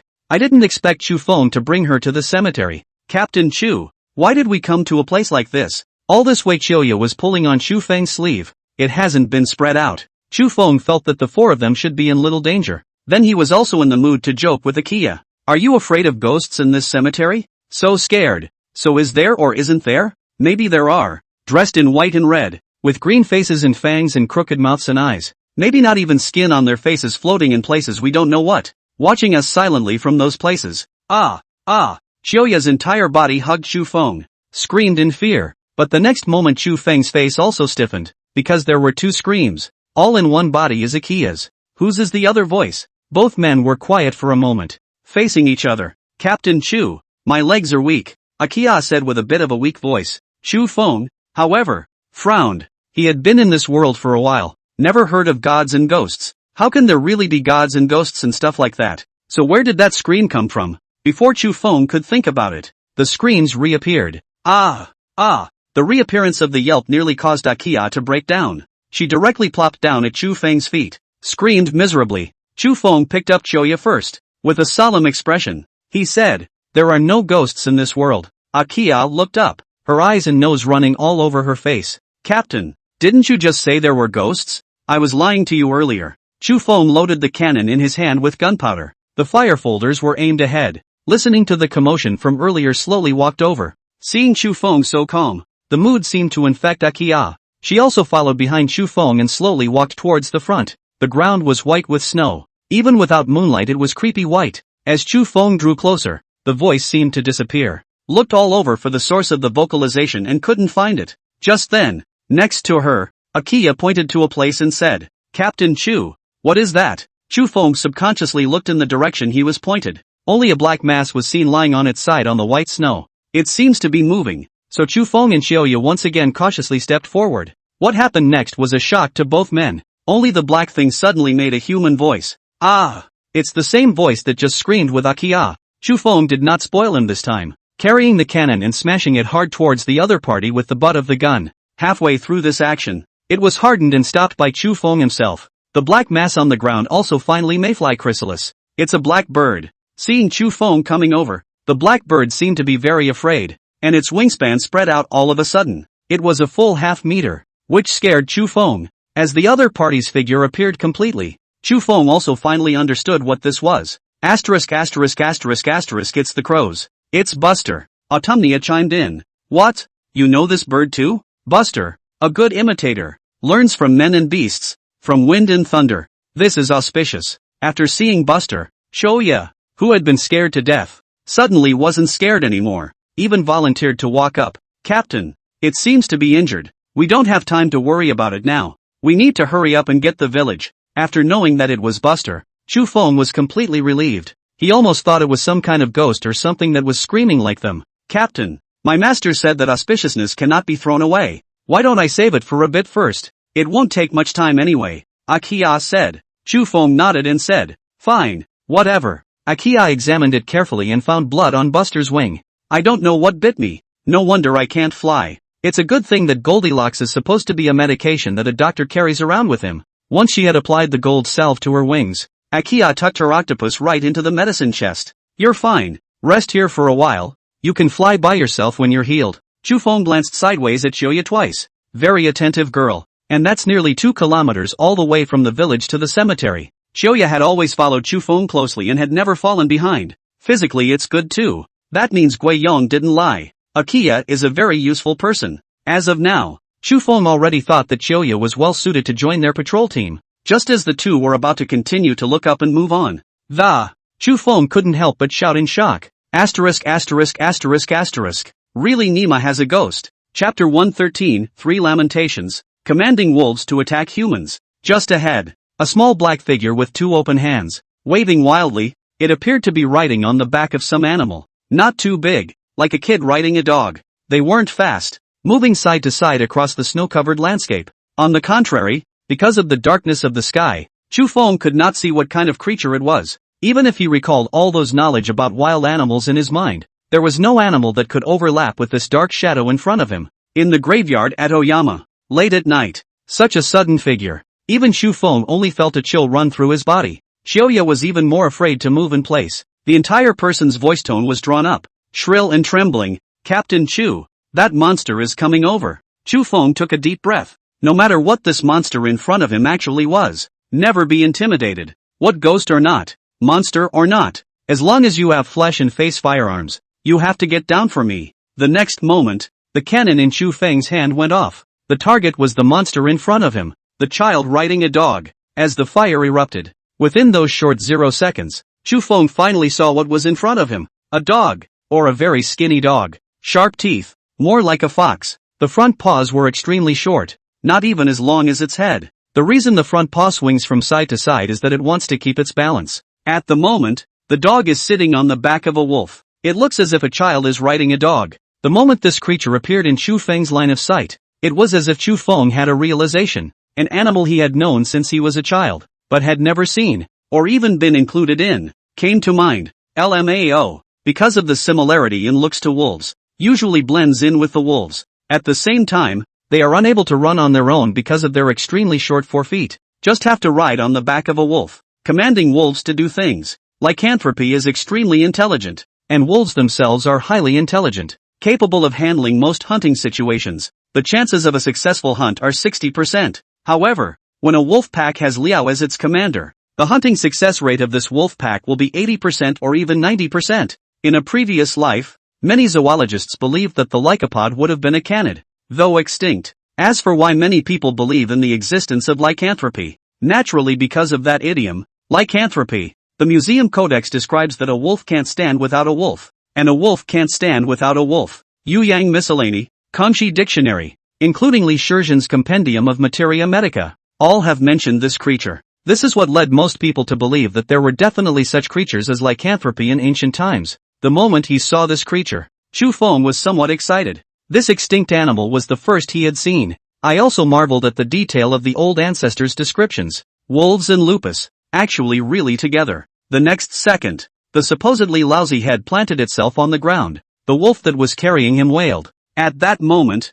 throughout the first peak, countless wolf howls rang out. Chufeng's face turned grim. Is this the appearance of all the wolves in the entire Jade Dragon Mountain? So it wasn't as if the 4 Wangwei Sunken didn't go home. Instead, they were trapped by wolves and couldn't get home. No one knew the wolves better than Chufeng. All those days on Jade Dragon Mountain, they met an unknown number of wolves. But this was the first time he had ever met a wolf pack that coexisted with a lycanthrope. This group of wolves might be even more difficult to deal with than the waves that Chufeng had encountered. Wangwei's 4 men are in danger. Chufeng carried his spear and ran 2 steps toward the front. That wolf was ultimately scared away by Chufeng. Only before running, those green eyes stared at Chufeng dead on, as if they wanted to swallow him. He then looked over to the lout lying in the snow. It's really small. This was Chufeng's first time observing such a creature as Liao Liao from a close distance. Shine the torch, Chufeng said. Akia hastily and carefully leaned her torch toward Liao. Lame is not dead yet. A pair of eyes filled with resentment. It also stared deathly at Chufeng. With its intelligence, it seems to know who killed him. Only after carefully seeing Liao's appearance did Chufeng shake his head. Ugly. Extremely ugly. Lupus is said to be a cross between a wolf and a fox together. Whether it's a wolf or a fox, when viewed with human aesthetics, they look good. The wolf is majestic. The fox is cute and dainty. Their progeny are wretched, but have short limbs, sharp-tongued. The amount of hair on the head is sparse and even bald spots can be seen. Unfortunately, just such a one was seen and was killed by Chu Feng. He didn't continue to waste time on lament. The footprints on the ground were beginning to multiply as well. More than 4 of them, maybe even a dozen of them. Chu Feng's face became even more serious. If only lycanthropy were the 2 creatures. Even if they are smart, they are no match for a human being. But if there's someone else in here, that's a different situation. The 2 continued toward the east. To the east was still the first peak, and there was another peak. After that peak, it was equivalent to leaving the area of Jade Dragon Mountain. If Chu Feng guessed correctly, they should be on the top of that peak to the east. The 2 began to pick up speed, climbed another peak hard against the wind and snow. It was only then that I finally saw what lay ahead of me at the summit. Bang! Bang! Bang! It was the sound of a cannon. The sound is regular and rhythmic. If Chu Feng remembered correctly, he and Sun Can had said that the cannon should try not to fire all the time. Firstly, accuracy will be reduced, and secondly, the risk of blowing up the chamber will be increased. Blowing up the chamber is very dangerous. Sun Chan remembered every word Chu Feng said. Why does it still keep firing? There's only one possibility. That is, there are so many enemies that he has to fight them in this way. It wasn't until Chu Feng and Xiaoya arrived on top of the mountain and looked toward the bottom that, only then did he realize that there was a group of people gathered on a large rock below. Except for 4 people. Wang Wei, Sun Chan, Du Chang and Tiger. There were also some people dressed in clothing that was clearly not theirs, were struggling together against the wolves that surrounded them. Below the boulder are many bodies being torn apart by wolves. There were also many wolves trying to jump a little higher to attack the people standing above the boulder. What surprised Chu Feng the most? The wolves below were extremely numerous, reaching at least 50 or more. There were 3 wolves with lycanthropy sitting on top of them. It was these 3 lupus that commanded the 50 wolves to lay siege to the man above the boulder. Son of A, you think you can really kill me? The long knife in Wang Wei's hand was waved with a tiger's wind. Any wolf that jumped up would be the first to meet his swing. But it was obvious that Wang Wei was a bit exhausted. According to his strength, it was easy to kill a wolf with 1 slash. But when his blade slashed at the wolf's head, it bounced back with a shock. It's a good thing that all 4 of these guys had gear in their hands when they went up the mountain. Sun Chan had a fire cannon in his hand. Wang Wei carried a long knife. Du Cheng had a spear in his hand. Tiger was beside him, lighting the cannon for Sun Chan. The oddly costumed man behind them was also carrying an axe. There were a couple of young men next to him. Those young men were also dressed in weird costumes. They all had wounds on their bodies in one way or another. One could only sit on the boulder with a gray face, full of despair. Why? Are we screwed? Tiger was already tired and sweating just from pointing the fuses from the side. Not to mention Sun Can, Wang Wei and Du Cheng, who had been carrying out the attacks. Don't bull ********. We won't die. Your brother Feng will definitely come to save us. But Win doesn't even know where we are. It's this time of the day and we haven't gone back yet. Don't you think your mother will go looking for brother Feng? As long as we find him, we'll be saved. Wang Wei trusted Chu Feng 100%. He firmly believed that as long as Chu Feng had gotten the news that the 4 of them had not yet returned, he would definitely come to rescue the 4 of them. It was also at this time that a huge wolf broke through the barrier of boulders and jumped in front of Wang Wei. When Wang Wei didn't cut the other party with his knife, this wolf bit his sleeve. The spear in Du Cheng's hand was protecting the wounded soldiers behind him. Sun Chan is energizing the cannon. The oddly costumed man with the double axe in hand was also dealing with other wolves. Once Wang Wei was yanked off the boulder by the wolves, he would inevitably be greeted with a split body. Wang Wei's heart was scared. Despair, fear, regret. If he had known, he wouldn't have gone up the mountain with Sun Chan. The moment he was about to be dragged down, boom! A huge explosion rang out. Chapter 114, surrounded by wolves.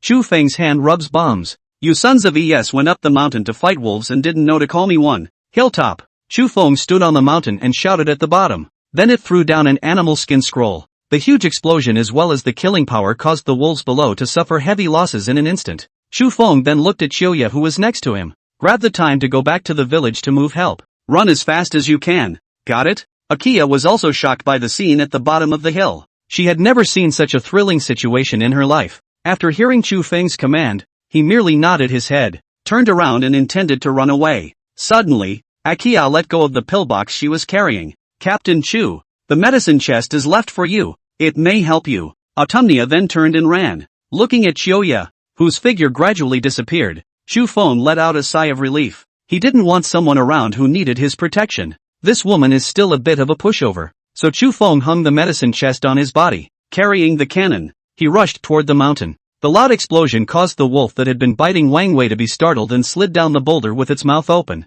The moment he saw Chu Feng, Wang Wei laughed out loud. See what I'm saying? As long as Brother Feng knows we didn't go home, he'll definitely come to our rescue. All hold on. Our reinforcements are coming. The 4 of them, as well as those in strange costumes, had been besieged on this boulder for 2 hours. Everyone is tired and sleepy. Injuries and pain still afflict them. Before Chu Feng came, everyone on the boulder was beginning to despair. They feel that no one in the world should be able to save them. Until the moment Chu Feng appeared. Until the loud noise boomed in their ears. They didn't know what kind of weapon it was. But after this explosion, the wolves got scared, even started backing up. The pack of wolves looked left and right, fearing another loud noise next to them. The 3 lumps were also taken aback. But these lycanthropes are no less than extremely intelligent animals. After a long wait, there was no second blast. The 3 lycanthropes began to wail. It seemed more like the language they used to communicate with the wolves. The voices soothed the wolves, getting the wolves to regroup. They charged the boulder and attacked again. At the same time, 6 wolves charged towards Chu Feng. Seeing these 6 wolves, the physically energetic Chu Feng did not even look at them in the eye. Wolves that were more numerous than them Chu Feng had killed. The distance between the 2 sides has been closing. The cannon in Chu Feng's hand thumped, and he shot a wolf at a long distance, then skillfully loading and igniting his ammunition. He shot a second wolf with a thud. Before they even got close, the 6 wolves lost 2 of them. Chu Feng then carried his spear and viciously stabbed towards the 3rd wolf. The tip of the spear has been sharpened for a long time, and it's incredibly sharp. It stabbed into the wolf's body in just 1 stroke. It was then drawn out again and aimed at the 4th wolf. These 6-headed wolves also seem to not expect the human in front of them to look so fierce. A beast is a beast after all. They face death with the most fundamental fear. After realizing that they might not be Chu Feng's opponents, the remaining few wolves turned around and fled, and Chu Feng took out the last beastskin scroll on his body. After lighting the fuse, he threw it towards the wolves. There was another huge explosion. It directly blew up several wolves closest to the center of the explosion. They fell heavily to the ground and couldn't see to get up. It was also at this time that Chu Feng rushed to the boulder's side. Du Cheng hurriedly extended his own spear downward. Chu Feng pulled the spear onto the boulder. What the hell is going on? Although the fight had been very intense, up until now Chu Feng did not know what had happened. After the second explosion, the wolves seemed to be much more honest, and they didn't continue to pound towards the boulder. Instead, they surrounded the boulder, not daring to come forward. The 3 lycanthropes, on the other hand, hid far behind the wolves and watched the situation, rather like a general behind the scenes. Everyone on the boulder breathed a sigh of relief when they saw that the wolves would not continue their attack. Wang Wei rushed at Sun Can. You ask him. Sun Quan put down the cannon in his hand, and his hand holding the cannon was burned red. Somewhat embarrassed, he said to Chu Feng, Sorry Brother Feng. The 4 of us started out hunting on the first peak, thinking that we would go home when it would be dark, but we never thought that we would run into wolves. The uncle in front of me is a native of the mountain, and I remember that Suihua is also a native of the mountain, so I brought them over to help. I didn't realize that the wolves were getting more and more numerous as I helped. Only then did Chu Feng look at the gang of weirdly dressed people. They each had a hat on their head, which was yellow and had a little pole on the top of their head. The shoulders on either side were padded and looked formidable, but these people are generally not very tall, and yet, they have grown quite strong. One looks like porter material. This middle-aged man in front of him, who was holding a double axe, stepped forward and arched his hand at Chu Feng and said, Thank you, Dakian people, for your help. I, Sakima, am grateful. Which clan are you guys from? Chu Feng asked directly. We're from the Stone Toads. Not from the Kesh? No, but we and the Kesh do share a good relationship with each other, Sakima said. Chu Feng nodded and said to Sun Can, You did well. Since befriending Jade, Chu Feng had then been thinking of getting to know the other natives. Wait until the future once you can afford to recruit more people. Sooner or later, the village's young adults would be recruited out by Chu Feng. Then the only remaining targets for him would be the natives on Jade Dragon Mountain. A good relationship with these natives means an extra path for the future. Hearing Chu Feng's compliment, Sun Can smiled in embarrassment. Trouble for you. Windy, don't be ridiculous. Where's the trouble? Chu Feng then takes a look at Sakima. Is that all you guys have? Sakima shook his head and said, We have just returned from the market at the bottom of the mountain and intend to go home. Nearly 30 of us, but there are a lot of old and young in there. So let them go back first, and we'll stay here behind. Chu Feng nodded his head looking at the surrounding wolves. As early as when he was on Jade Dragon Mountain, he had guessed that the wolves would most likely come down from the mountain to look for food, because there is less and less prey on the mountain. The search is becoming more and more difficult. The hungry wolves could only look down the mountain towards where the humans lived. However, Chu Feng did not expect that the number of wolves in this group would actually be so high. And there were even 3 lousy wolves. There really is nothing strange in this world. Just one Jade Dragon Mountain had opened Chu Feng's eyes. While the wolves did not attack, the people on the boulder hastily began to rest up. Chu Feng also opened the medicine chest. Get Tiger to help go and medicate the injured stoners. Inside, Buster was affected and awed a few times beside him. Chu Feng did not care about it. And although the others cared about it, they were in a life and death crisis at the moment. Again, not much was said. How much gunpowder is left? Chu Feng asked Sun Can. There's not much left. Brother Feng, I don't think we can hold out much longer. We must find a way to break out. Chu Feng stroked his chin and watched as the group of wolves seemed to have digested their fear once again and surrounded towards the boulder again. Bring out all the gunpowder and get me another wolf skin. There are no more rolls of animal skins, but there is gunpowder. A single-shot cannon is no longer very useful in this situation. Had to show them a hand-rubbed clay bomb. Seeing that the wolves are about to attack again, Chu Feng sank his heart and poured all the gunpowder saltpeter together, then tightly sealed them up and inserted the fuse again.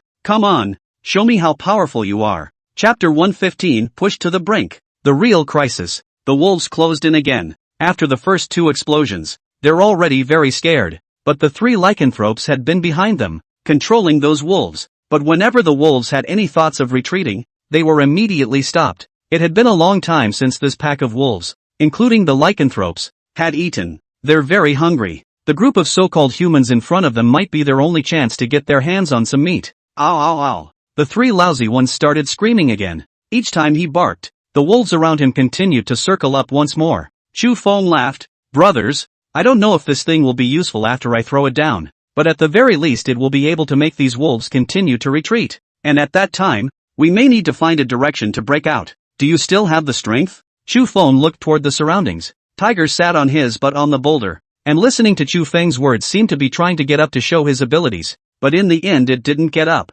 As for the others, there was despair in everyone's eyes. Sun Quan even directly threw the cannon in his hand to the side. No other reason. Just because there's no gunpowder left. All of the gunpowder was in the animal skin roll in Chu Feng's hand. However, Chu Feng didn't dare to casually throw it out, because these wolves haven't gathered yet. It seemed to smell of blood and flesh. The fear within this pack of wolves was dissipating. All they wanted to do was grab the ultimate flavor. Finally, one of the wolves rushed under the boulder again. There was no explosion, so all the wolves rushed forward. Looking down at the wolves that had gathered into a pack, Chu Feng smiled. Come on, a little more in number. Let's see how many wolves you really have. Until a wolf was able to jump on the boulder again. After being cut down by Wang Wei, Chu Feng said, go to the center. All get down. Although the Stone-Toed Clan's people did not know what Chu Feng was going to do, still, they were very obedient and came to the center of the boulder, putting the weak and injured in the center. The others plopped down at the edges as well. Tiger trembled and came before Chu Feng. Windy, let me have some. Good, you get some. So, Tiger lit that last roll of animal skin with the fire folders in his hand. All the rolls of animal skins they made before only had about half a pound of gunpowder in them. Even so, Chu Feng was worried that the power was too great. This roll of animal skin in his hand now, however, was about 5 pounds. Exactly how powerful it was, Chu Feng was not sure, but he knew that if this bestiary couldn't bring them life after it exploded, they would really be dead. As the tongue of fire gradually engulfed the fuse, Chu Feng threw it down hard towards the place with the highest number of wolves. But the moment he threw it down, Chu Feng saw an incredible thing. The 3 lousy ones wailed again. Then, all the gathered wolves ran together towards the back. They're actually avoiding the bestiary on purpose? And it's still 3 lousy commanders. At that moment, Chu Feng only felt a layer of goosebumps on his back. This bunch of woes, do they really have an IQ? Unfortunately, it doesn't matter if it's a wolf pack or a lycanthrope. None of them knew how powerful 5 pounds of gunpowder was when it exploded. Boom! Chu Feng had already covered his ears in advance, but the powerful sound still numbed his ears. Everyone on the boulder was a bit unpredictable. It's amazing how loud this hand-rubbed clay bomb sounds. The power? How powerful it was, Chu Feng did not know. Except that around the boulder, there wasn't a single standing wolf left. Scattered and routed. All the wolves standing on the ground were out of sight except for a pile of wolf carcasses. Those wolves that didn't make it to run away stood in place ting and pissing, looking as if they were stupid. We, it seems, have succeeded. Chu Feng couldn't help but shout. We, still can't hear myself. There was too much commotion just now. It was so big that it blew Chu Feng's ears until he went deaf. Not only was Chu Feng like that, but so were the others around him. They pulled out their ears. His mouth kept moving around, but he could never hear what he was saying to the others. But Chu Feng smiled in relief. The others were relieved, because all around, there really wasn't a single wolf left. It took a while for everyone's ears to finally ease up. Chu Feng was also finally able to hear voices. Wang Wei came up and gave Chu Feng a big hug. Brother Feng, bullseye. The wolves, they've really retreated. We are saved. Thank you, Heavenly Bodhisattva. The people of the Stone Toad clan directly paid homage to Chu Feng. Although just now everyone was worried about whether their ears were out of joint. But now, no one's thinking about it. After all, the little life is finally saved. It was only then that Chu Feng truly breathed a sigh of relief. At the same time, there was even more awe for the Jade Dragon Mountain. At first he was not in awe of the mountain. After all, I've explored so many places in my last life. Went to so many mountains too. MT. Jade Dragon appears to be very high and large in size. Even the climate inside is variable. Yet it was all within Chu Feng's cognizance as well. Until I met Lame. It was only then that Chu Feng realized that there were probably many other existences in this world that he did not even know about. Those rumored creatures. Pyo of the 9 tigers and 1 Pyo. The water monkey. The mountain ghost. Perhaps these are not legends at all. Was hiding somewhere in the Jade Dragon Mountains. Waiting for him. Alright, we need to get the hell out of here.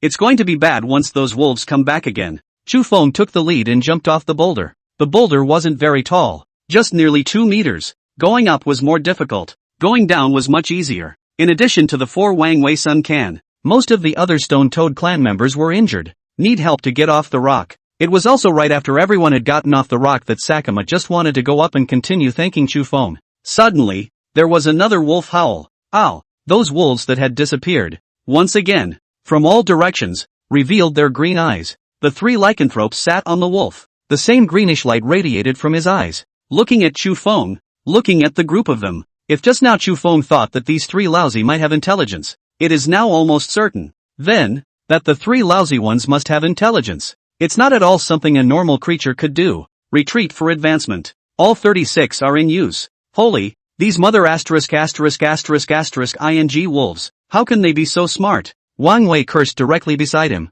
The Stone Toad clan's people were completely desperate. It looked like the wolves had already eaten them up and weren't even trying to let them go. Sakima was a bit regretful. Several warriors of the Great Qian. It is my Stone Toad clan that has wronged you. Don't say that. Saving you guys was our own decision. Chu Feng said. No, if we hadn't asked for help from you guys, maybe things wouldn't have been like this. We used to think that the people outside the mountains were savages. That you were all heartless and incomprehensible and incommunicable. But now it seems that I was wrong. And that the people outside the mountains are good people. Daxia people aren't necessarily good people. Wang Wei hurriedly followed up. We've come into contact with the Daxia people. And they're not bad people. But they said that you Daqian people aren't good people. A person from the Stone Toad clan next to him said. A few people couldn't help but laugh. It was as if the danger of death faced at this moment was not so terrible as imagined. Come on. Cut the bull *********.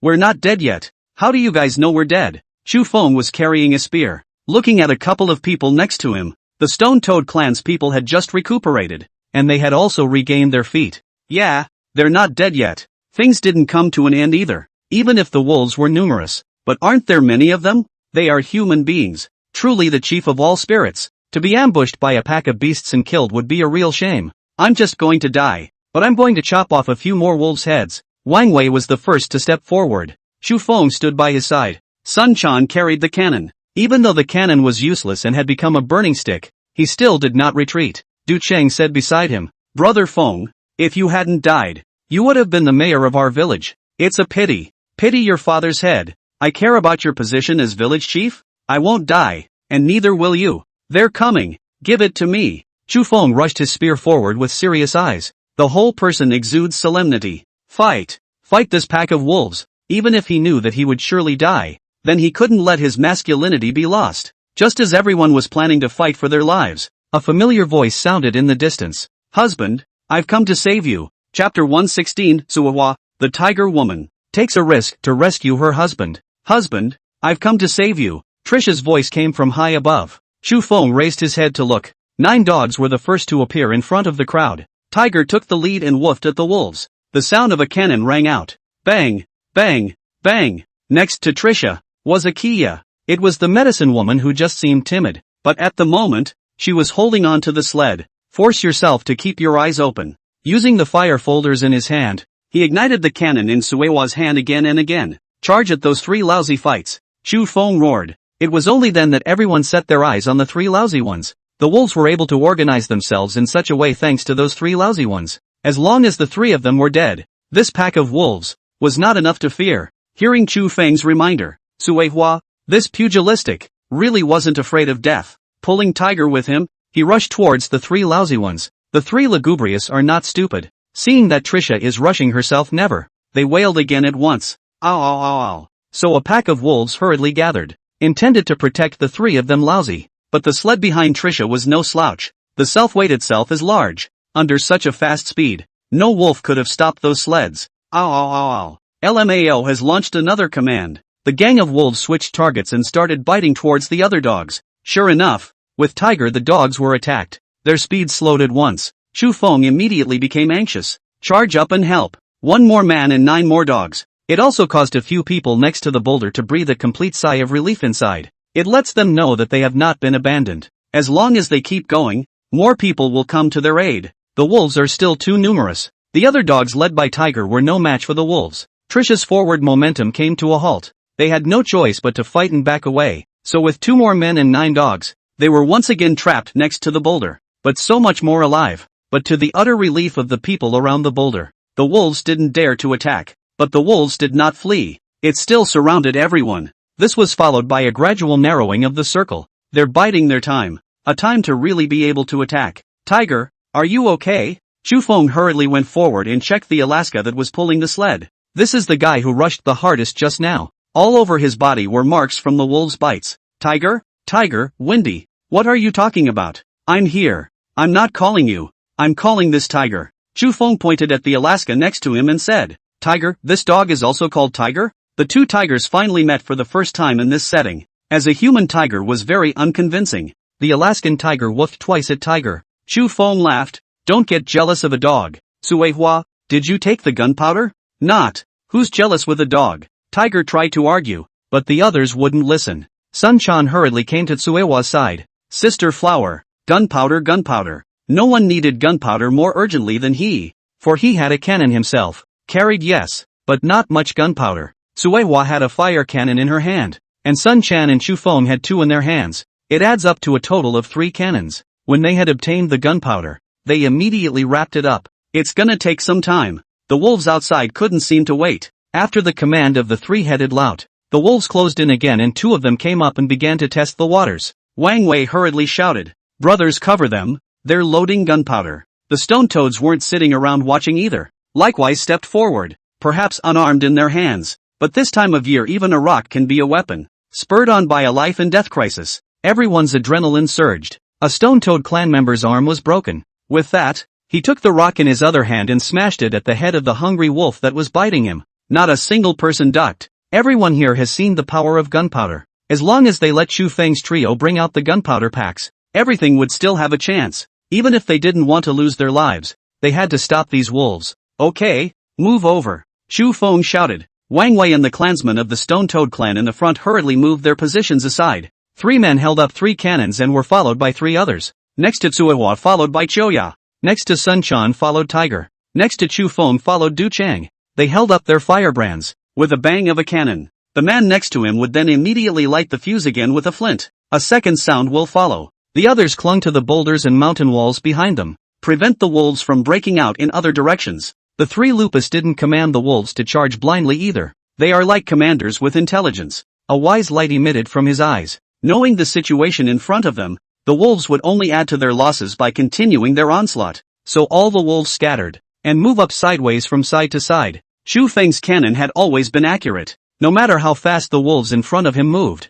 he was able to accurately take down one after the other. But Sun Cannon Shui Hua's accuracy was dropping rapidly. There's no way for them to quickly aim at a moving target. As a last resort, Trisha stopped shooting. No, I'm wasting gunpowder if I keep this up. The next moment Sun Chan also stopped shooting, because both of them couldn't aim well no matter how they shot. Chu Feng, however, yelled loudly, "You can't stop shooting." The 2 of them looked at Chu Feng suspiciously. "Once you stop shooting, there will be holes in the line of fire we've organized into, as well as I can shoot alone." They'll be able to rush in through the holes in both of you. Even if you can't shoot accurately, as long as you do, you're a threat. Although the two did not understand what Chu Feng meant by that, they still chose to believe unconditionally. So they took up the cannons again. Even if the aim was off, it kept firing. They're waiting. How much longer before we can come over? Chu Feng asked once again. Wang Wei and the rest of the Stone Toad clan were wrapping the gunpowder. The Stone Toad people didn't know how to wrap it, and Wang Wei taught it by hand for half a day.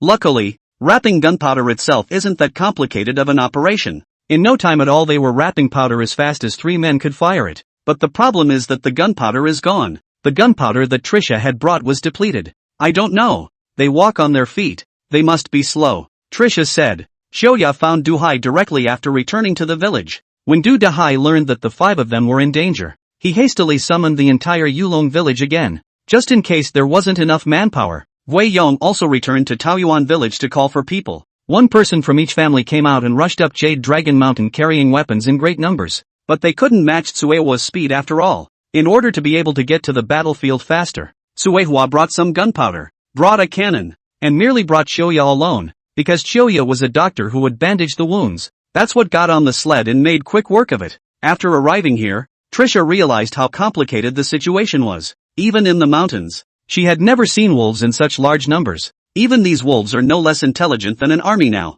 The 36 stratagems of retreat and bluffing are used. At the moment, it was even making all the wolves move side to side, consuming their ammunition. Even though Chu Feng had used many ways to deter them, and it never worked, none of the wolves chose to run away. It's like they won't stop until they get their hands on it. Wang Wei tremblingly placed the last batch of gunpowder at Chu Feng's feet. Brother Wind, the last bit of gunpowder. Looking at those gunpowder, Chu Feng sighed. Is it possible that God is going to kill me? Fight first. The cannon was still crackling. Only the frequency of shots has dropped a lot. The wolves finally didn't have to move side to side too much. They began to press on. The 3 lousy ones were wailing away, not sure what they were communicating, until the last round of powder was fired. The surroundings became instantly silent. All that was left was the sound of these wolves picking snow. The 3 lousy ones seemed to be realizing something. Owed again. So the wolves continued to close in. Brothers, prepare to fight for your lives. As soon as Chu Feng's words fell, Wang Wei,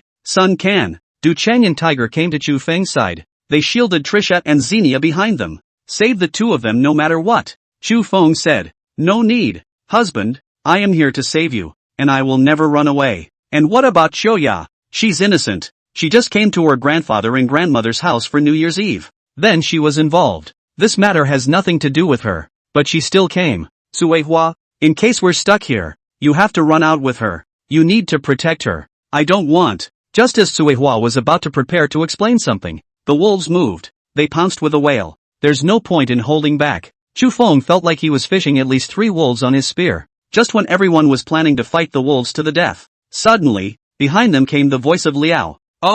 Chapter 117 Survival in Desperate Times. Rescue of the whole village. Where's another lout? Chu Feng's nerves suddenly became sensitive. The source of the sound is very close. He looked left and right, fearing that a wolf carrying a lout had indeed come behind them. But after half a day's looking I couldn't see where the 4th lousy head was. The 3-headed lout in front seemed to have heard the sound as well. And so it was wailed and wailed and wailed and wailed and wailed and communicated with the other. The voice seemed a bit different from that 3-headed lout. The wolves that were originally attacking Chu Feng, several people stopped after hearing this strange sound. The wolves looked back at the 3 lycanthropes. Ow! Ow! The 3 lupus gave very clear instructions, and the wolves continued their attack. The weird lycanthropy rears its ugly head again and again. This made the wolves giggle a bit. They stopped attacking again. The 3-headed lout was a bit annoyed. Then he got a little closer and gave more precise orders to the wolves. The weird voice was a little louder. Chu Feng's expression was somewhat odd. He seemed to have discovered the source of the strange sound.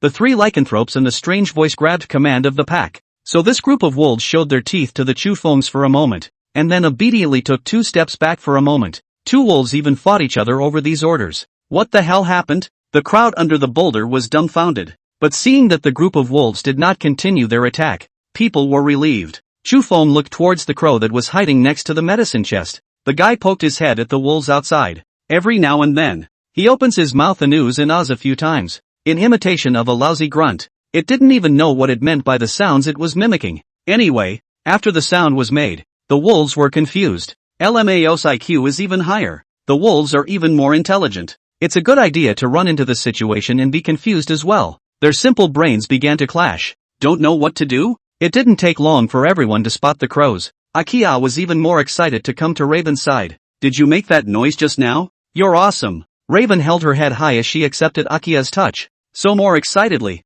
he continued to ooh and ah. The number of times increases as the complexity of the instructions increases. The wolves also finally wailed in annoyance, none of them continuing their attack. It was also at this time, a long line of fires appeared on the hill. Duhai bore the brunt of it, carrying a nail rake in his hand. Rushing down, he shouted, Chu Feng, son, I'm coming. In the back of the line is Wang Wei's father, Sun Chan's brother, Widow King, as well as other familiar people in Yulong village. Zhao Yuxiang even rushed at the front with a spear in his hand. Behind Zhao Yuxiang are the villagers of Taoyuan village. This swarm of people came at once with more than 40 mouths to feed. Everyone has a weapon in their hands. None of them stepped back when they saw the dire wolves below. Instead, he raised his weapon and slammed it towards the wolves. After the previous fight between Chu Feng and this group of wolves, the wolves' numbers have long since begun to decline. It simply wasn't as horrible as the number at the beginning. The remaining wolves saw so many people charging towards them. It was only then that the group of wolves finally gave up their attack.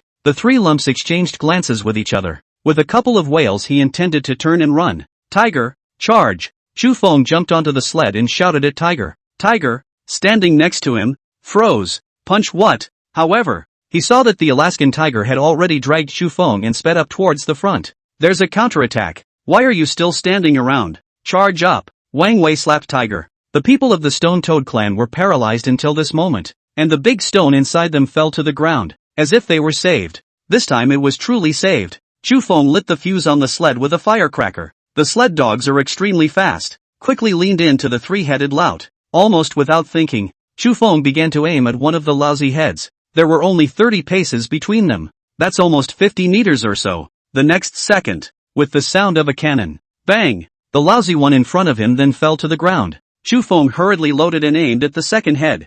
I wonder if the high winds are affecting the accuracy. The lycanthropy didn't fall after the second shot of the cannon. Escaped with the wolves. Chu Feng did not continue to pursue, as much as he'd like to drive the wolves to extinction. But if they continued to chase them, God knows if the wolves would suddenly turn around and attack them en masse. These sled dogs are Trisha's babies. Chu Feng might be able to escape, but they would not be able to escape. In order to keep Trisha from worrying and being sad, Chu Feng patted Tiger. Go back, Tiger. After a big battle, it was dawn. The time has also officially come to the first day of the year. Du Hai is reprimanding Du Chang. Du Chang kept his head down and didn't say anything. You really think you're a man? Bringing a spear and daring to come over and fight wolves? Kill a pig and think you're great? Is this something you should do? Du Chang just kept his head down and didn't say anything, because Du Hai has a point. Widow Wang grabbed Tiger's ear and wouldn't let go. Wang Hu, do you know that you are the only family member your mother has left? Do you know how mother feels when you just don't come home on New Year's Eve after making a table full of food at home waiting for you to come home? Tiger kept his head down and didn't say anything. Wang Wei's father looked at Wang Wei and didn't make a move. Wang Wei and Sun Can were about the same age as Chu Feng. These two guys are too old to get their hands dirty and beat them up. But Chu Feng didn't let them go. Two dogs, taking my cannon is for you to go up the mountain and risk your lives? If you run into danger, don't you know to go down the mountain and look for me? To the village chief? The two retreated while feigning pity. Brother Feng, stop fighting. I'm hurt. Bring over the cannons. Chu Feng rushed at Sun Can. Sun Chan hurriedly handed over his own cannon, revealing a fawning smile. Fortunately, those present, with the exception of the Stone Toad clan, who had sacrificed too, the only people from their Yulong village were the ones who were injured. But for the Stone Toad people, being chased by so many packs of wolves, yet only 2 people were injured. It's already a godsend. As a hunting people, dying in the mouths of wild animals seems to have long been their destiny. Sakima walked forward and said to Chu Feng, Honorable guest, I wonder if I am qualified to invite you to our tribe for a seat. Chu Feng waved his hand and said, You're welcome, but this year is the first day of our Great Qian's New Year, so we need to celebrate at home with our family, so we might not be able to go to your place, but I'm sure we'll see each other again before too long. Sakima thought that this was Chu Feng's polite words, but in fact, Chu Feng was serious. After the new year, Chu Feng was going to set foot on Jade Dragon Mountain and set up a real patrol on Jade Dragon Mountain. They intend to travel to the abandoned cottage and take it over. Then Chu Feng would practice there. It also examines whether the neighborhood is suitable for villagers to live in. In the future, once De Xia and De Chen fought, his family, including his villagers, would have a place to be able to flee to. At that point, meeting with these minorities is just a given. Sakima put her palms together at Chufeng and said, "The heavenly bodhisattva blesses you. In that case, let us look forward to our next meeting." The stone toads carried the dead on their shoulders. There was something sad about their expressions, but it was too late to be sad. They also needed to hurry back to the tribe and say goodbye to their tribal relatives. "What are you standing there for? Go!" Chufeng kicked Wang Wei's ass. Wang Wei covered his ass and pulled Sunchan over. Kick Windy. One person at a time. Chapter 118, New Year's Eve. Every family collects some New Year's money. The first day of the year. A group of people are not spending New Year's Eve in their own home. Instead, we spent New Year's Eve at Wang Wei's house, because Wang Wei's house is bigger, and Wang Wei has money. Although all this money was given by Chufeng. For this money, Wang Wei is very grateful. Even more appreciated was the whole village, including the gang from Taoyuan village, being able to go to Jade Dragon Mountain to save them without regard for their own safety. This alone was enough for Wang Wei to be thankful. Of course, Sun Chan, Du Chang and Tiger, they also have to thank. It goes without saying that Du Chang's family has some savings. Sun Can, like Wang Wei, had made a lot of money under Chu Feng's hand. Their two families took the lead, and on the first day of the new year at Wang Wei's house, a banquet was held, called Both Villages. It's pathetic to say the two villages together don't have 200 people. It's also a good thing there aren't 200 people, or else they wouldn't necessarily have enough of this money they're taking out. Folks eat and drink well. If it wasn't for you, a few of us would have been dead on the mountain. Wang Wei rushed at everyone. Of the few of their peers, Chu Feng was the one with the most skills. Then Wang Wei is the one with the most outgoing personality. At times like this, he was the one who could hold down the fort. After toasting everyone, the guys came up to Trisha. That appearance by Trisha last night really shook these big old men up. 9 dogs pulling a sled galloped down from the heights. It even nearly flipped over. Still, Trisha managed to shoot 2 wolves on the sled. And it was also because of Tsuewa's first arrival that she managed to make the pack of wolves curb their desire to attack. Let them hold out until the big guns arrive. So, Tsuehua should take the first credit. After the toast, they looked to the real creditors. Chu Feng. If Chu Feng hadn't been the first to discover them, they might have died on that boulder long ago. Brother Feng, we won't be polite to you. Chu Feng was not afraid in the slightest. It was just a little bit of rice wine. But it turns out that too much rice wine can be intoxicating. In no time Chu Feng was already unable to distinguish between east and west. Going home or Tsuehua carried him back. Just arrived at home. Chu Feng lay on the bed, huffing and puffing. During the course of his sleep, it appeared that someone was turning him over. Strip him naked. He was wiped down and even had his feet soaked. Chu Feng was a bit strange. It was reasonable that Zhou Xiaoxiao couldn't get him.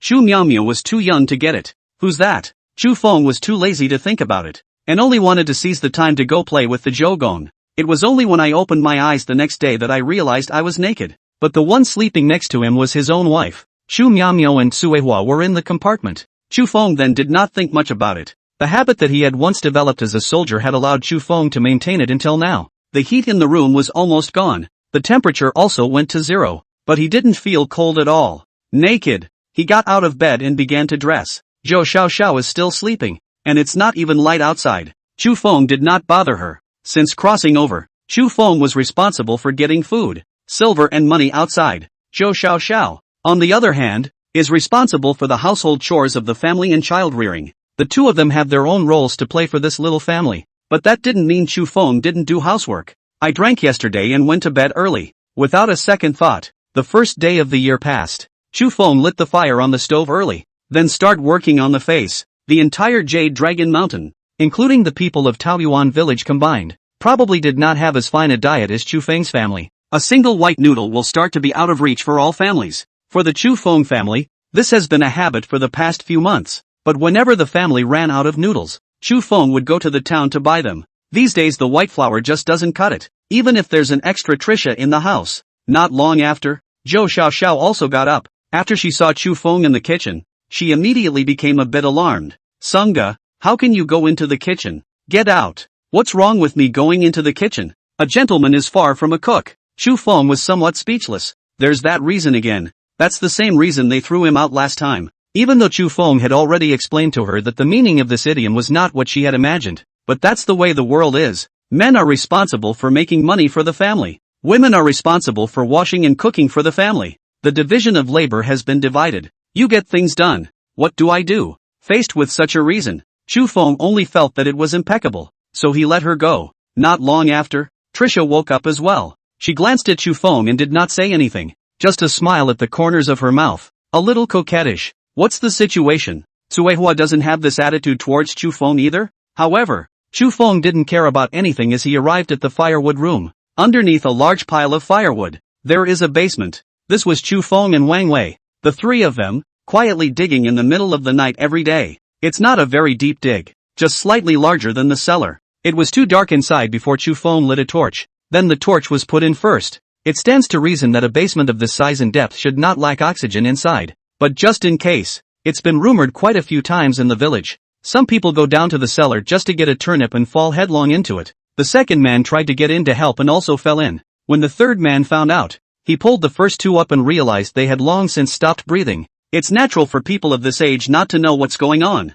They thought there was a land god. Digging a cellar is disrespectful to the land god. And that's why the land god turned against you. So when each family entered the cellar, they bowed their heads in front of it for about 3 breaths. It's all about worshipping the land god. Anyone who worshipped the land god never passed out in the cellar again. And so the custom spread. It's really only because the cellar is so deep and so big. The lack of ventilation for a long time resulted in no oxygen inside. And the person just passed out from lack of oxygen. Chu Feng was holding a torch just to prevent this. In case there is not enough oxygen inside and he falls head over heels. If the oxygen comes in for a short period of time it's fine. If it doesn't come in, Chu Feng will be hiccuped in 5 minutes. Good thing, the torches didn't go out. Sure enough, this half-man-high cellar in their house didn't exist without oxygen. The cellar is stored, naturally, with cabbage and radish and some other storage-resistant dishes. Taking a cabbage and radish with him, Chu Feng looked at the cannons stacked next to him in passing. 22 handles in all. 2 were seized by Chu Feng himself, and the other 20 were bought from Kagong. 50 pounds of gunpowder were stacked next to it. It was gunpowder that was the hardest thing to get for Kagong. As the formula for the stuff was kept secret, he also had to pay a lot of money for it. But for Chu Feng, gunpowder was not difficult, because he had the recipe, and the beast skin roll in the beginning. It was the one that Chu Feng himself had refined for use in gunpowder. That power is no different from the government's gunpowder. As long as there were enough cannons, Chu Feng would have a way to refine more gunpowder. In the future, when there was money, they would even be able to open a workshop for refining gunpowder. Get a purification kit to make gunpowder more powerful. However, these were all for later. Chu Feng first took out the turnip cabbage. In the morning their meal was turnip and cabbage ball soup. This was also Chu Feng's favorite breakfast. It is well known that salt is needed to keep out the cold. But supplies were scarce in this era. Not to mention salt, and rice was not even available. But Chu Feng has money, so there was no shortage of salt in their house. After speaking briefly with Zhou Xiaoxiao, every meal Zhou Xiaoxiao puts the salt very much in place. Being the first of all flavors, this soupy stuff can't be much harder to eat as long as the salt is in place. Not to mention the bun. But there was no yeast in this day and age, and all you ate was dead bread. Freshly pasted dead face buns are almost perfect, both in texture and softness. Getting some soybeans almost turned Chu Feng's taste buds upside down. The 4 of them had a good meal. There is no snow or wind today, and it is time to pay your respects on the 3rd day of the year. Chu Feng and the others have run out of relatives. Both were cut off from their original families. So where did they come from? But all the villagers in Yulong village are their relatives. Chu Miao Miao, as the youngest of the generation, got New Year's money from every house she went to. But this has been a tough year for everyone. Naturally, there wasn't much in the way of New Year's money. Chu Miao Miao didn't care about this. She wouldn't spend the silver even if it was given to her, just for the sake of color and fun. Every family in the Yulong village visited was able to eat meat during the New Year days. It was thanks to Chu Feng, so every family received Chu Feng very warmly.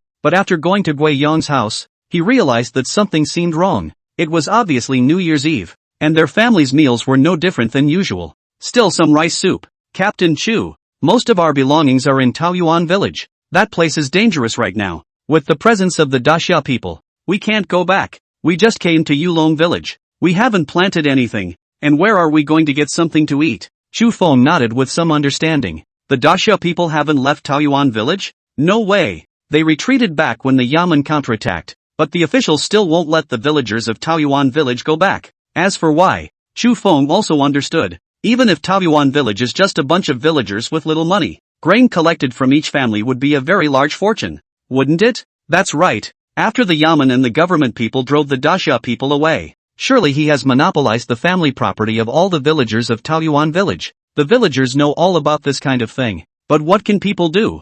They are just a bunch of ordinary people. and they just dare not speak out against this kind of thing. Captain Chu, please be sure to let our Taoyuan village villagers make up half of the patrol team. That's my request. Is that okay? Looking at Gui Yong's pleading eyes, Chu Feng nodded. Brother Feng, Lord Liao is here. Just as Chu Feng was planning to continue chatting with Gui Yong, Sun Quan ran over panting. Pulling Chu Feng's arm, he said, Lord Liao, with a group of people, has come over and is looking for you. Chapter 119, High and Mighty, the county magistrate's eyes. Looking for me on the third day of the year? Chu Feng was dumbfounded. Liao Xiang doesn't stay well in his own house on New Year's Eve. What's the point of coming to him? Chu Feng handed Gui Yong the New Year's goods he had sent. Gui Yong gave another burst of thanks. Captain Chu, the little old man's family doesn't have much to offer. I'm really sorry. It's okay, you guys go ahead. Chu Feng looked at Xiuya, who was standing motionless next to him, and greeted the other party. Only then did he leave the place where Taoyuan village was located.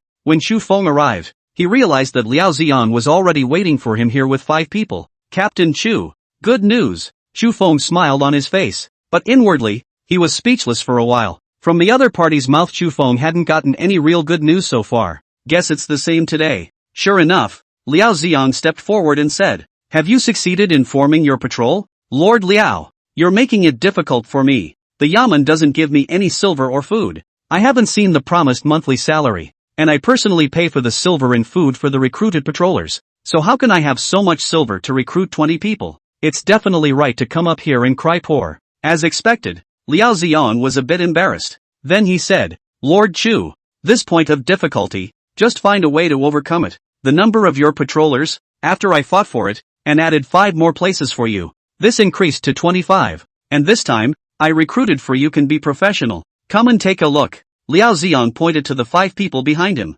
Each of these 5 men was large and imposing. The moment he saw them, Chu Feng frowned. These guys, they don't look like they're obeying management. What does Lord Liao mean by this? The county governor is really perceptive, and has guessed that you may not have recruited well, Captain Chu, and has specially sent 5 men. This is Jiang Rennie, who, with his 4 brothers, has come to join you. I'm not going to be asked to pay for silver too, am I? Chu Feng was instantly somewhat abashed. He doesn't have much silver left from the previous bear sale. It would have been difficult to recruit 20 people. This was also helped by both Wang Wei and Sun Can. If it wasn't for the 2 of them taking out their silver to help Chu Feng, it was estimated that Chu Feng wouldn't even have the courage to recruit. Now there are 5 more. And these 5 people knew at a glance that they were practicing martial arts. Strong body. You can't eat meat all the time, can you? Thinking too much, brother. These people, is the official government to pay out silver? Do not need you to pay out silver. Is specifically over to give you a hand? Liao Xiang laughed with that happy smile,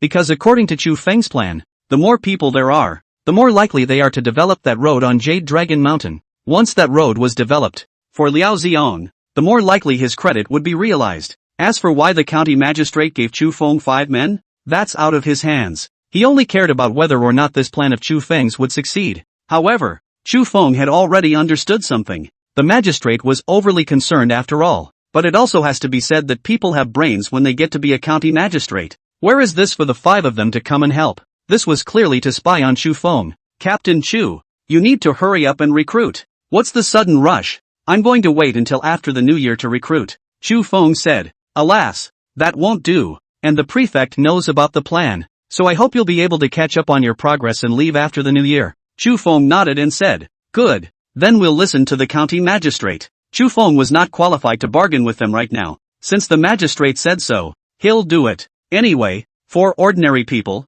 it's just the day of New Year's Eve, and the first 2 days are considered New Year's Eve. Have a feast. After 2 days of traveling to relatives, the new year is almost over and it's time to go to work on the farm. So very good. So very good. Liao Xiang patted Chu Feng's shoulder and went down the mountain. But at the same time, it also left Jiang Rennie and 5 others behind. Chu Feng stepped forward and said, good day, Lord Jiang. He didn't know Jiang Rennie's official position, so he could only go up and try first. Jiang Rennie glanced at Chu Feng and hummed, there is no need. We all came down from the battlefield just now. We have no official position. Captain Chu, just do your job. Hearing those words, Chu Feng breathed a sigh of relief. It turned out to be the one who retired from the battlefield just now. No wonder the condescending look. That's normal. These guys are retired from the battlefield. I've seen a lot of people, and I don't know how many people I've killed. It's not surprising to despise them. Brother Jiang is older than me, so I'll call him Brother Jiang. Does Brother Jiang have a place to stay? For the time being, Lord Liao has given all 5 of me to you to take charge of. Captain Chu. Jiang Rennie hugged his chest and said with a bit of impatience. Chu Feng nodded and said, then the 5 of you will come with me. Chu Feng asked Cui Hua to take Zhou Xiaoxiao and Chu Miao Miao home first. Instead, he took the 5 men to Du Hai's house. Du Hai is better suited for such work as arranging a place to stay. The 5 Jiang Rennie people followed behind Chu Feng and began to ramble on. I don't know if the prefectural governor is out of his mind. Actually letting us come to the mountains? What can we do in the mountains? Yes, I'm a martial artist, so I can catch the vermin in one shot. And with a farmer. What does this farmer know? He even opened up Jade Dragon Mountain. Does he know how big Jade Dragon Mountain is? Does he know how terrifying the beasts of Jade Dragon Mountain are? If he really encounters the Dasha people and the mountain bandits, will he not be scared to pee his pants? All shut up. Jiang Rennie rushed at them. This group of people spoke loudly and did not look Chu Feng in the eye at all. But in the end, Chu Feng was in an official position. Even if it's just a sesame seed-sized official, that's still an official. Brother Jiang, there's no need to be so careful. If he dares to do anything to us, we'll just chip him. Su Chu sneered. Su Chu, if you like to talk, I'll send you to the county magistrate to talk properly. Jiang Rennie's expression went cold. Su Chu instantly closed his mouth, but there was still arrogance in those eyes. Chu Feng naturally saw their prideful insubordination, but did not show anything. After arriving at Du Hai's house, he briefly told Du Hai what happened. Du Hai immediately packed up the side room of his house. Several lords, I'm sorry to trouble you to stay here, but unfortunately there's only one compartment. If you're not satisfied, the grasshopper will continue to go searching for it. Jiang Rennie seems to be honest. Shaking his head, he said, fairly. The talkative Su Chu laughed and said, we were able to find a random place to sleep on the battlefield, and now that we can have a house to sleep in, it's already enough, so you can just find us some beds and quilts. No need for trouble. Dongjia. Hearing them say that, Chu Feng breathed a sigh of relief. He was really worried that these 5 people were lesser soldiers. The eyes are high and low. Not in the battlefield. Back to the local posting, still pick east and pick west. That can be a problem.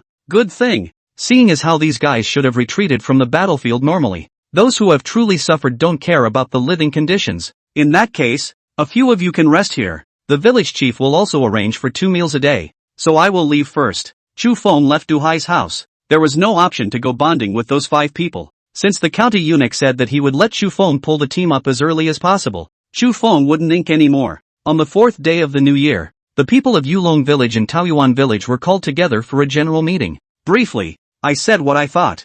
Jiang Rennie and his 4 brothers were also there. Chu Feng wanted them to go up and talk. Jiang Rennie just waved his hand, appearing very high and mighty. Since that's the case, let's get started. This time the official request is for 20 people. The conditions are the same as before. 10 people from Yulong village, 10 people from Taoyuan village, plus a doctor. But I want to inform you in advance. This time going up the mountain is not the same as previous patrols. We're going up the mountain this time in order to open up a path. We'll be there for 3 to 5 days each time, or even longer, and it'll also be more dangerous. I hope you guys think about it. If you're still sure you want to come under these circumstances, I, Chu Feng, will be waiting for you here. Put. Su Chu heard this from the side and laughed outright. Chu Feng glanced at him from the side and did not say anything. Su Chu said to Jiang Rennie, Brother Jiang, this person is so pretentious. Aha. Jiang Rennie agreed with that. He was on the army. Know how difficult it is to organize a team. First of all, you need everyone else to obey you.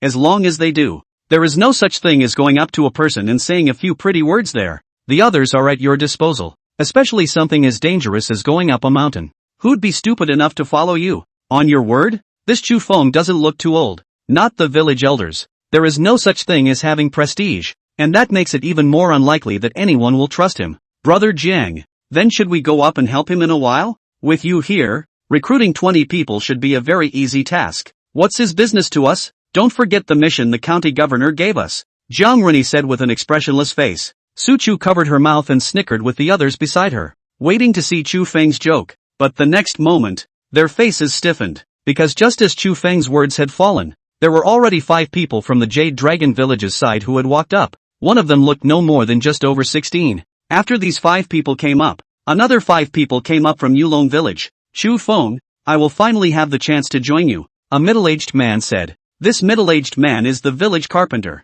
Everyone calls him Yellow Carpenter. Loyal and honest, but also conservative. When the patrol was first formed, Yellow Carpenter didn't come forward. The wait and see has finally taken hold. Now the village harvest is not good. Everyone cannot eat. Yellow Carpenter is the only one can eat, because he can craft. But even so, the half-monthly taxes were stressing him out. As long as one followed Chu Feng, the pressure of this grain nerf was even gone. Chu Feng nodded at him and looked at the other four. Almost all of them are lesser men from Jade Dragon Mountain. Originally, Trisha was going to come along. Akia was female. She was female, and she was stronger than Akia. There was no reason for Chu Feng not to want him. But Chu Feng said, "You have to guard our home. Leave Trisha where she is willingly. They're all just from the same village. I just don't believe that people from Taoyuan village can respond to him so quickly as well." Su Chu bristled. Again, as soon as the words fell, the Peach Source village seemed to have discussed this long ago, and 10 people came up. Chapter 120, Talking Dirty to Chioya?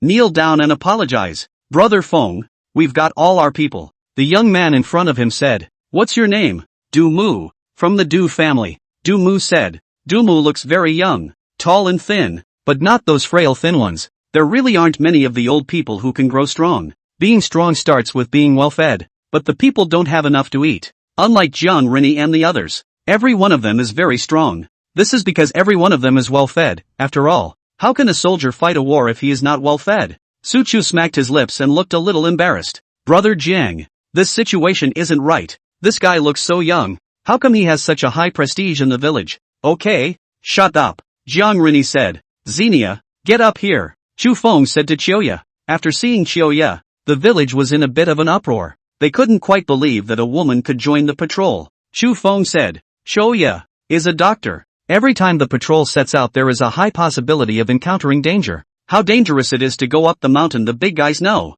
So bring her along, she is treated the same as the patrol." Gui Yong almost wept with joy when he heard this. Originally, he had sent Chioya to Chu Feng in the hope that Chu Feng would give her a bite to eat. Their Gui family is so poor, they really don't have any food to eat. It had never occurred to him that Chu Feng had actually given Chioya the same treatment as the others. In other words, this girl will not only get food, but also silver. Chioya hurriedly said to Chu Feng, "Thank you, benefactor. Okay, just do your job." For Chioya to be able to join the patrol, the crowd did not find it strange even though they were in an uproar. The ability this little girl showed when facing the wolves had convinced the crowd. "Captain Chu, what are you trying to do with an extra woman on the team? Planning to break the law when you're lonely on the mountain?" Su Chu stepped forward with a bit of a mouthful. "Against the law? What laws and orders?" Chu Feng asked. "Also what law and order? We are all men. This is not a thing that we know by heart. This go to the mountain ago 3 or 5 days. The rest of us can have no complaints. Do not understand how the Captain Chu is so resistant to loneliness.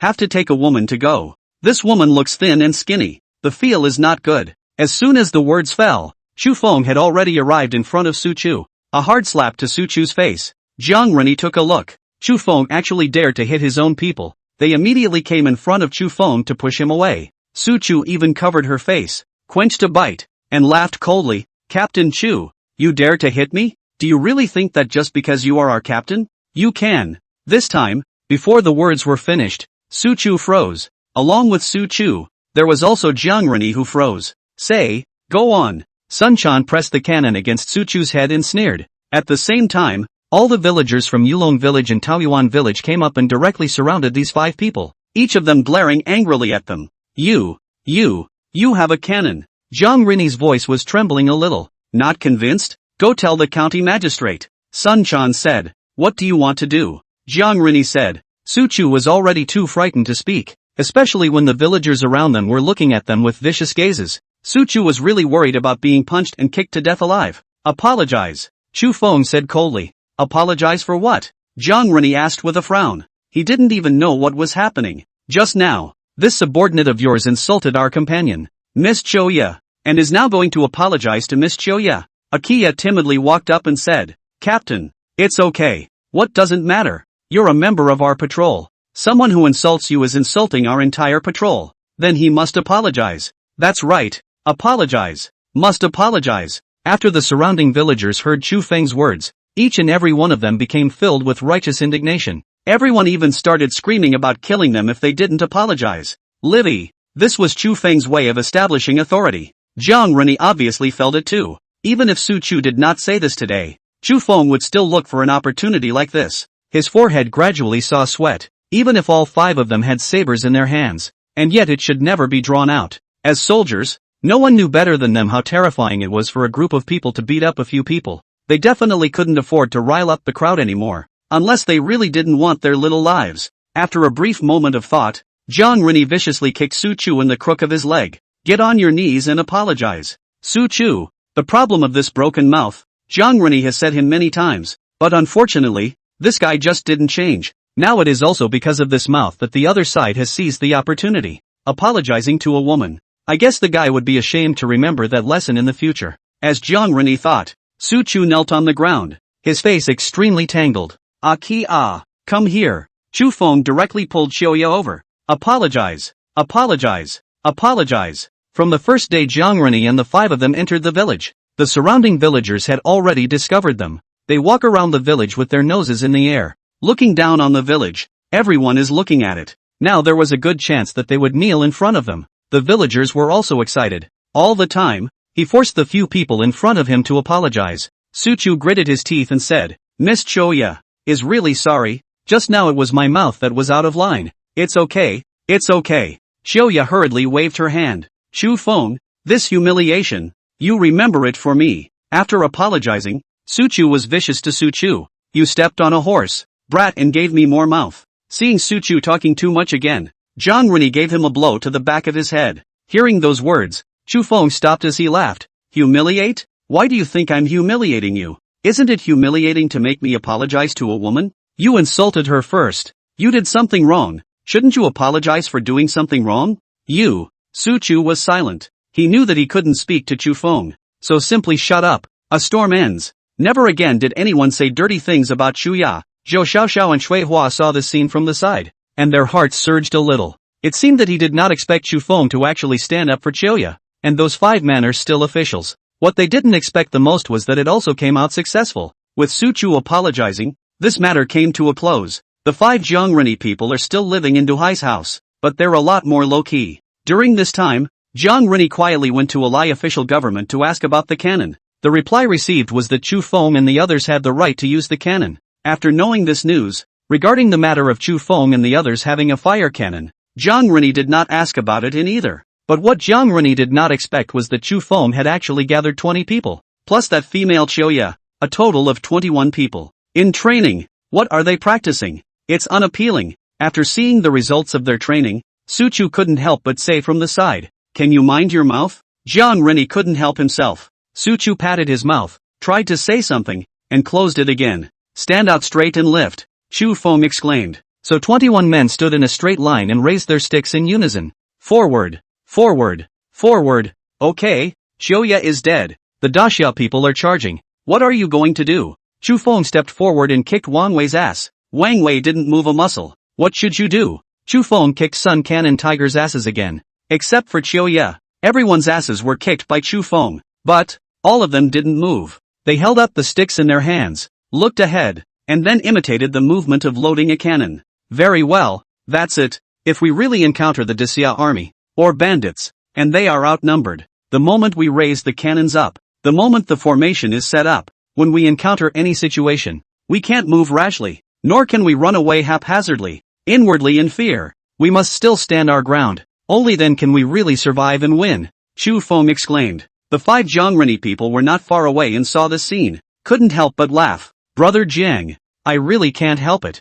I met the Daxia people in the mountains. Don't you want to stay and fight if you don't run? Can they beat them? Have those villagers seen blood? I really want to laugh to death. Is this what you cultural people say? Paper. On paper. Jiang Rini said. That's right. It's on paper. This guy has been a mountain patrolman for 2 days. He really thinks of himself as a professional. He hasn't even been on the battlefield. What is he pretending? But they didn't overdo it. The 5 Jiang Rini people joined Chu Feng's team to supervise them. After all, Chu Feng was going to pull together a team of 20 people. A large number of people can be a very dangerous thing for policing, though it's unlikely that this will happen. It can be used just in case. Prevention is always greater than solution. In the past few days, Jiang Rini's few people ate and drank at Du Dahai's house. Occasionally, I drill my body. Chu Feng's 20 men got up early in the morning every day to start training. First is physical fitness. Run around the village. But not a single one of them has complained. Because they get money every month and they can go to Chu Feng's house for dinner every day.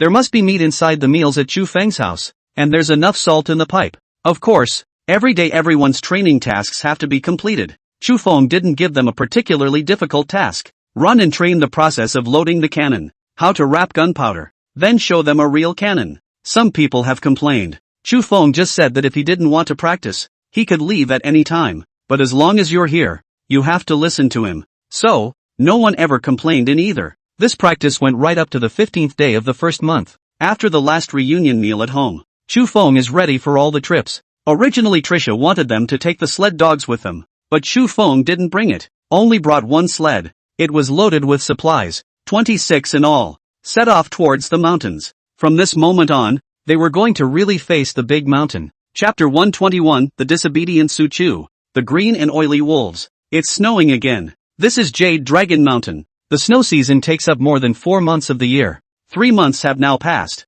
It's going to be the next month. The last month in particular was especially windy and snowy. If the magistrate hadn't been so pushy, Chu Feng even planned to set out again the following spring. After all, going into the mountains on a snowy day is a very dangerous thing to do. Zhang Rini and Su Chu looked at the group in front of them. There was some disbelief in both men's eyes. They were even prepared, ready to stop for an hour to rest for a while. Anyway, they didn't believe that this group of so-called villagers would be able to walk on the mountain for much longer. Do they have the stamina? This snow is up to all thighs and every step is very difficult. The 5 men who trained all year round were tired of walking. Su Chu estimated that he would only be able to walk for 2 hours. What makes these villagers any more persistent than they are? 21 people on Chu Feng's side. In groups of 5. They take turns pulling the sled. Akia sat with the supplies on the sled, to the point where no one had any complaints. After all, Akia really doesn't weigh much. They carried 50 pounds of gunpowder alone. It's hard to imagine Akia weighing as much as that box of gunpowder.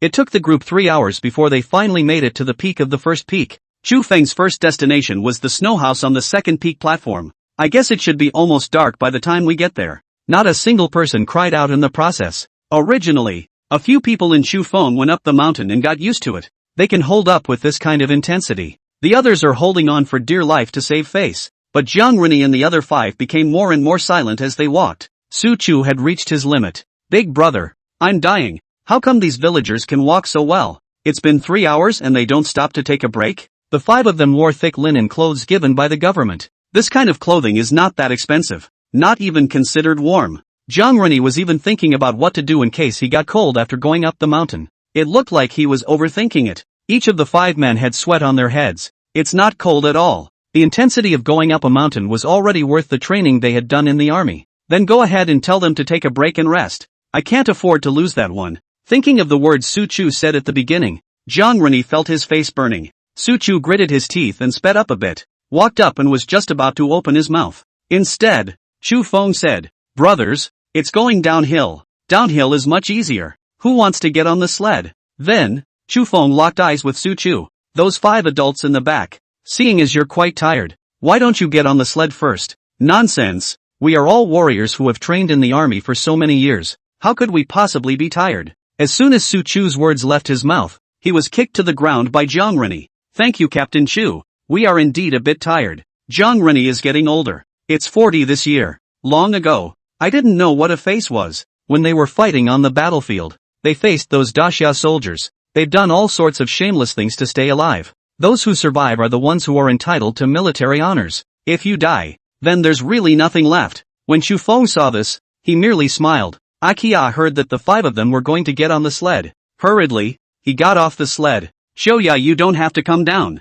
We can pull it," Wang Wei said. "That's all right, Wang. I've been sitting up there for so long, so I'll just move around for a while and I'll pull the sled with you." So, Akia joined in the sled pulling action. No one walks in front of the sled, just in case the sled starts to slide if you're not careful. Couldn't control it enough to hit someone. It's no joke when you hit someone with that much weight. The good thing is, pulling a sled is more tiring at first. Now control the rate of descent of the sled. Instead, it was easier. The group also traveled relatively quickly, and in no time at all they reached the second slope from the flat. And by this time, it was dark. Chu Feng said, "There is a snow house in front of us, so we'll set up camp there." Hearing this, Su Chu subconsciously wanted to go up and retort. It was pulled back by Zhang Rini. He stepped forward, his tone much more polite. "Can't be rude either." On the sled, they saw a pile of cannons, and a box of gunpowder. although it was unknown where Chu Feng had come from. But with Chu Feng's familiarity with Jade Dragon Mountain and their familiarity with the cannons,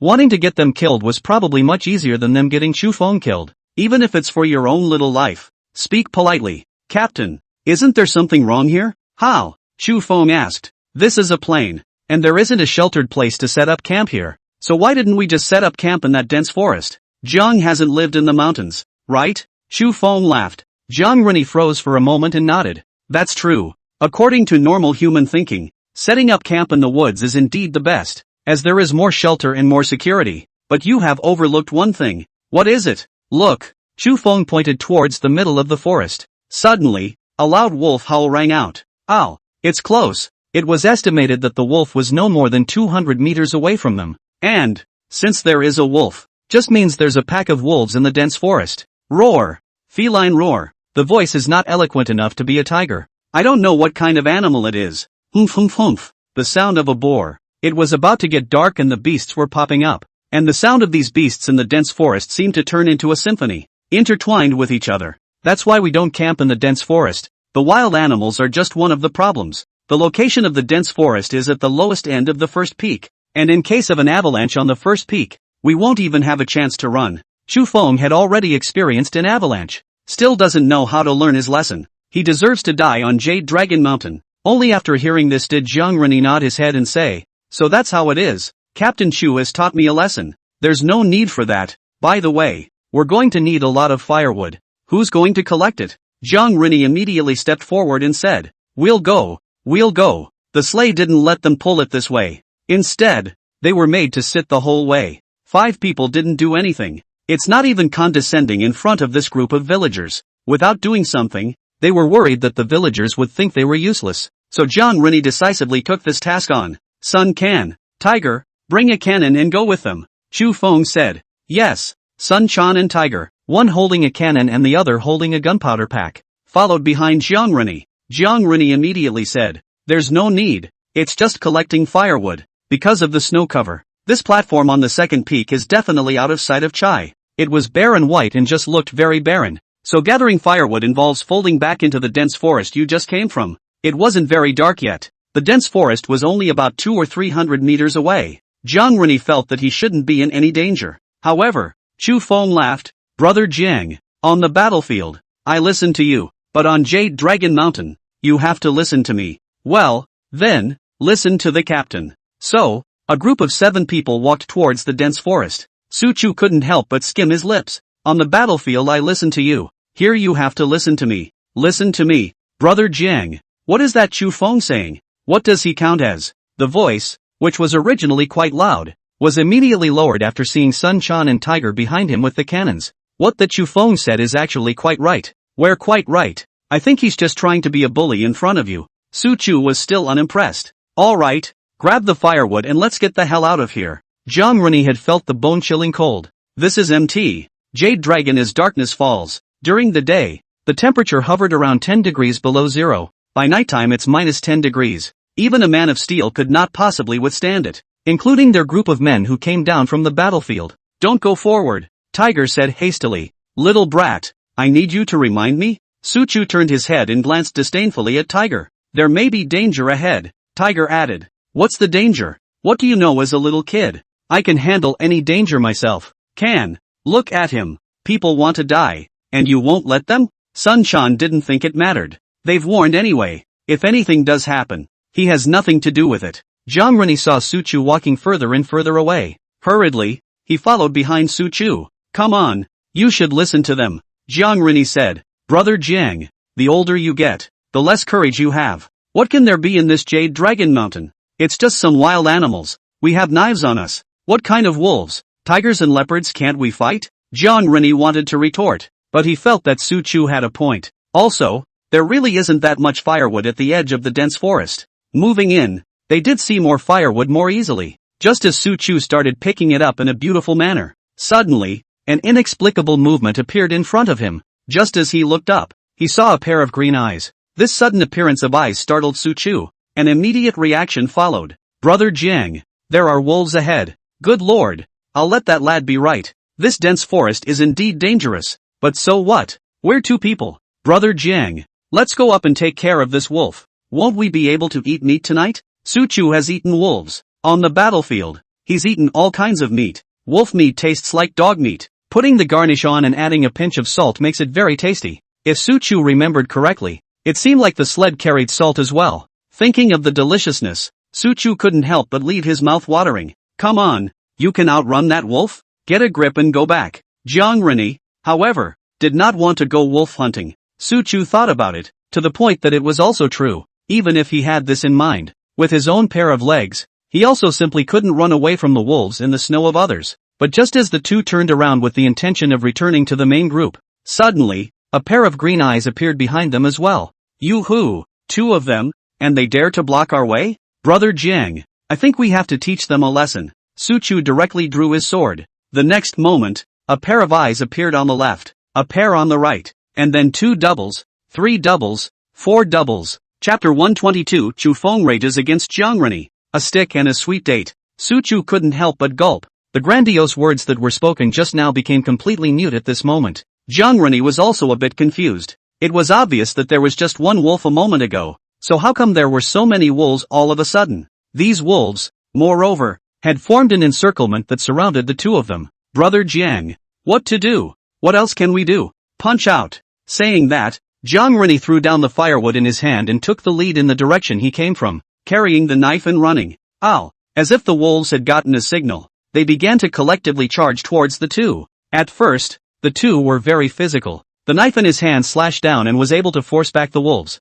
Suddenly, a wolf bit Suchu's pants leg. He turned and tried to chop. Before he could swing his sword, the wolf had retreated. As a result, the arm that was wielding the sword was also bitten by a wolf. Jiang, save me! Suchu screamed miserably. Naturally, Jiang Rini could not just casually abandon his brother. After going up and slashing the wolf that had bitten Suchu, he pulled Suchu away. Ah, my foot! Another wolf, biting Suchu's foot. Jiang Rini stepped forward for another slash, only to find that his leg had been bitten as well. In the white snow, Jiang Rini seemed to see a child riding a wolf, appearing in front of him. This bizarre scene gave Jiang Rini an unsettling premonition, so he pulled up his voice and shouted, "Help!" The sound just went bang. A projectile hit the wolf that was about to charge at Jiang Rini. Up ahead, several men held up torches, loudly echoed, "Go! Get out! Go! Go! Bang! Bang!" Several of Jiang Rini's brothers ran over. Sun Quan and Tiger were behind him. They raised their cannons in their hands and aimed them at the wolves.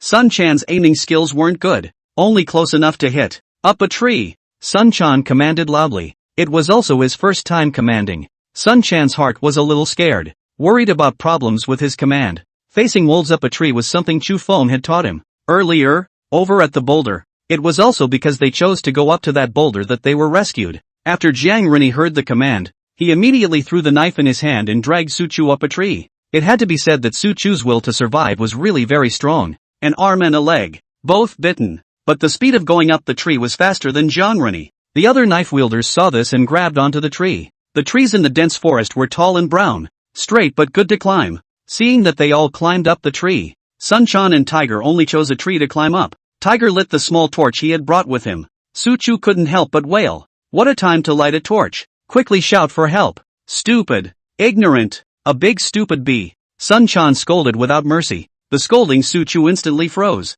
First of all, it's called a transmission signal. There are patrols on the other side of the plains that keep an eye on our side. And as long as our torches are lit up, it means that there's a situation on our side. Secondly, I told you before to not run too far. Did you listen? Also, the first time you saw the wolves you didn't know to run away. What were you doing? Haven't you heard the saying that when you see a wolf, you are already surrounded by a pack of wolves? You don't know the Jade Dragon Mountain, and you still don't listen. Without us, you would have died long ago. Sun Quan scolded very well sentence after sentence. Cursing Suchu, he couldn't even lift his head. After cursing, Sun Quan even twisted his head and asked, "Am I handsome? Quite pretentious. Like Windy. Ha ha, that's good. In the future I'm going to be a man like Brother Feng." The wolves didn't leave. Those slashes from Suchu and Jiang Rini were not as good as one of Sun Chan's fire cannons. At the very least he killed one. These two had slashed so many times without killing a single wolf. Not far away, Elle watched the scene in silence.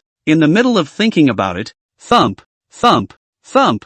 The continuous sound of the cannons made the cephalopod seem to remember that day again. Frightened, he wailed twice in a hurry. scattered with the wolves. The biggest reason was the number of people who came this time as well. Really fighting with this group of two-legged beasts. Their four-legged beasts were definitely no match. However, Lament deadpanned the gang before escaping. The little head spun with no idea what was going on, before turning away. After seeing the wolves escape, it was only then that Su Chukai finally wailed on the big tree. After the adrenaline receded, all that was left was pain. It was only with Jiang Ren's help that Su Chu came down from the tree. Just as he came down, he saw Chu Feng standing in front of him. "Why didn't you listen to the order?" Chu Feng said seriously. Su Chu lowered her head and didn't say a word. Jiang Ren didn't say anything either. Chu Feng pointed the finger at Jiang Ren. "Why don't you follow orders too?" "Me? It's you.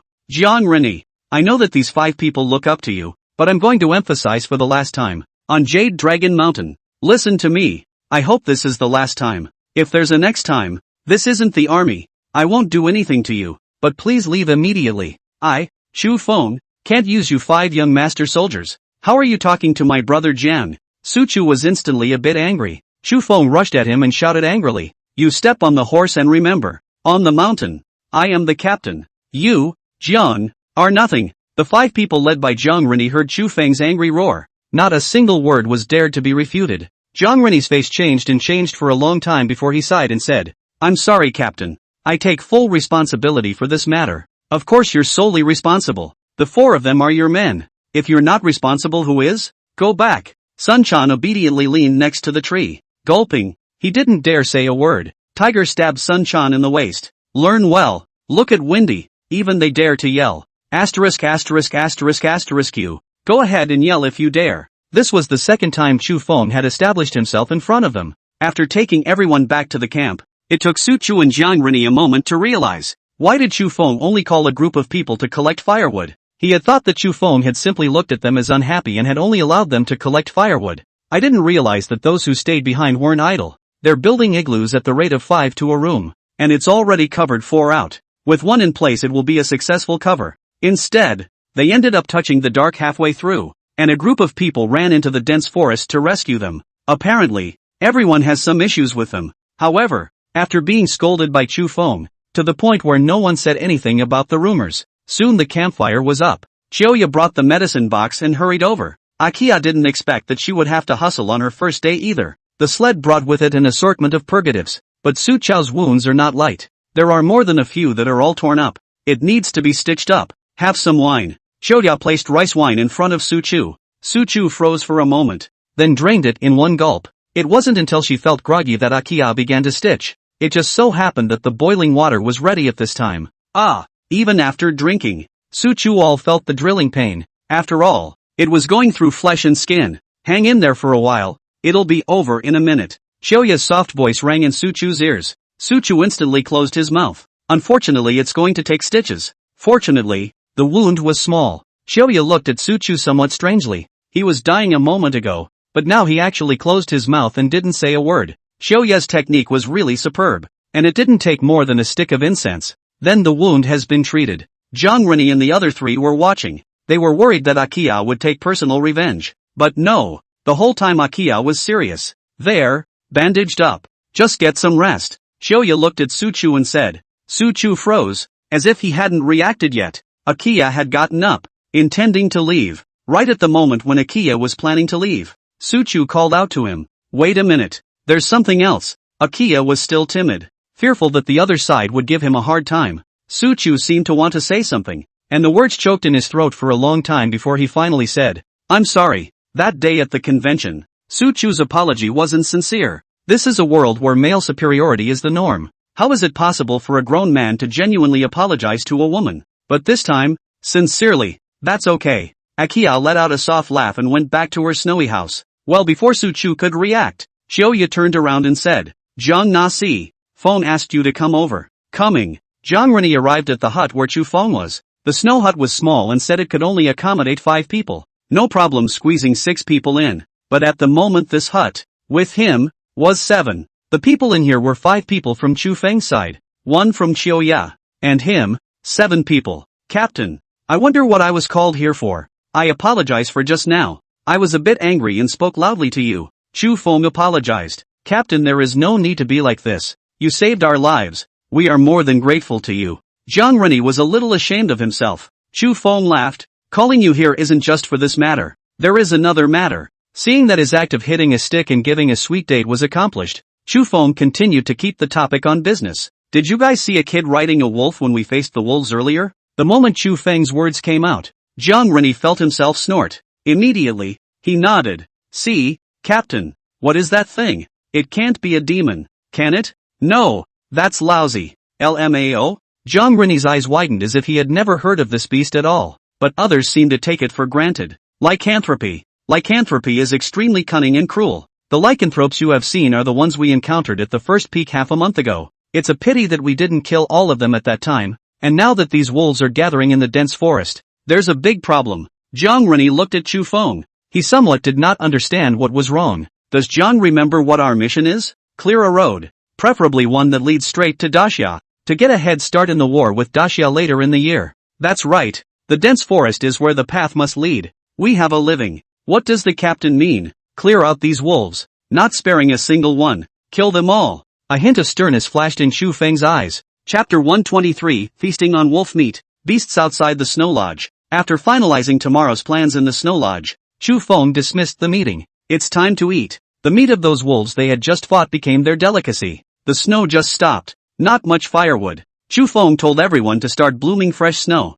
This snow is then turned into boiling water, cooled and put in a kettle. The nearest river around them is 5 kilometers away. Beyond that there is no source of water. They have a little more water of their own though, but it probably won't last long if it's not replenished. As bonfire after bonfire was lit, a sense of security begins to grow in people's minds. There are a lot of new people here. There were 5 people from Jiang Rennie, as well as newcomers from Taoyuan village as well as Yulong village. These people had barely been up Jade Dragon Mountain before this. At best, I've been around the perimeter of the mountain. Jade Dragon Mountain has had many legends, but most of them are very scary and dangerous. It puts a lot of psychological pressure on them, especially just now. There was a group of wolves that almost took their lives, but when the campfire was lit, when the wolf meat was sizzling on it, it's like everything isn't so bad anymore. Chu Feng took those condiments out of the sled and distributed them to everyone. The environment was harsh, but what they ate was not even better than eating at home. After all, you don't get to eat something so greasy at home. After a good meal, we all went back to our snow huts and began to rest. Akia was in the snowy room, holding a piece of roasted meat and feeding it to Hachi in front of her. Eat more and you'll be able to fly. Still can't fly? Chu Feng looked at the crow in front of him. Always thought there was something strange about this guy. And yet, I can't say. Ever since he had rescued this crow half a month ago, he had been relying on Xiaoya's side. If Chu Feng remembered correctly, this crow was the one that had suffered some injuries to its wings. By all rights, it's long overdue. Looking at the meat in Xiaoya's hand, Hachi took it in his mouth and swallowed it in no time. It's like it's not even afraid of being hot. You're not afraid of choking to death on this gadget, are you? Chu Feng stepped forward and patted his opponent's head. No fear, no fear. Hachi suddenly gave out the language. It took Chu Feng by surprise. It's spoken in imitation of a human accent. The voice was a little coarse, as if his throat had been rubbed many times. Asterisk. You stepped on a horse and understood me? Chu Feng was surprised. No fear, no fear. I'm your father? Chu Feng added. I'm your father.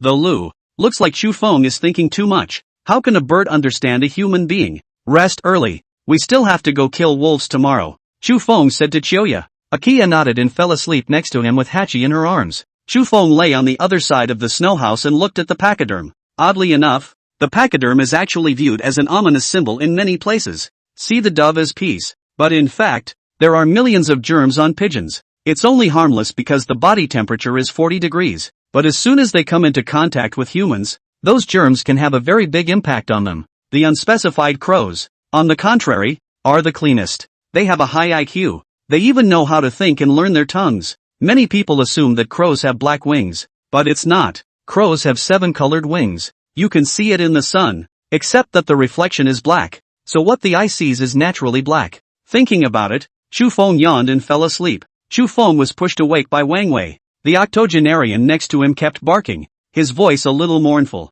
The igloo is small and has been purposely left open overhead for air exchange. The gap was dark, which meant it was still light outside. The 5 snow huts formed a circle together, making it convenient that when any problems arose, Chu Feng would only have to shout and everyone would be able to hear. But for the moment, He closed his mouth without a sound. Wang Wei looked nervous and pulled Chu Feng's hand. There are beasts out there. You saw it? I just saw it when I went out to pee and it was yellow. Tiger? Leopard? I don't know. I didn't see it. It was huge. Wang Wei looked a little agitated. Even the words were barely clear. The two were not loud enough for the others in the snowy room to wake up. Probably didn't alert the so-called beasts out there either. The other snow huts were presumably asleep. Chu Feng could only pray that no one from the other snow houses would ever go out to pee. Taking the cannon next to him, Wang Wei carried his spear. Neither one is sleeping. Just listen for movement at the door. Little 8 waved his wings and hopped onto Chu Feng's shoulder. A pair of eyes stared deathly out the door of the snowy house. Huffing and puffing. The sound of gasping for air.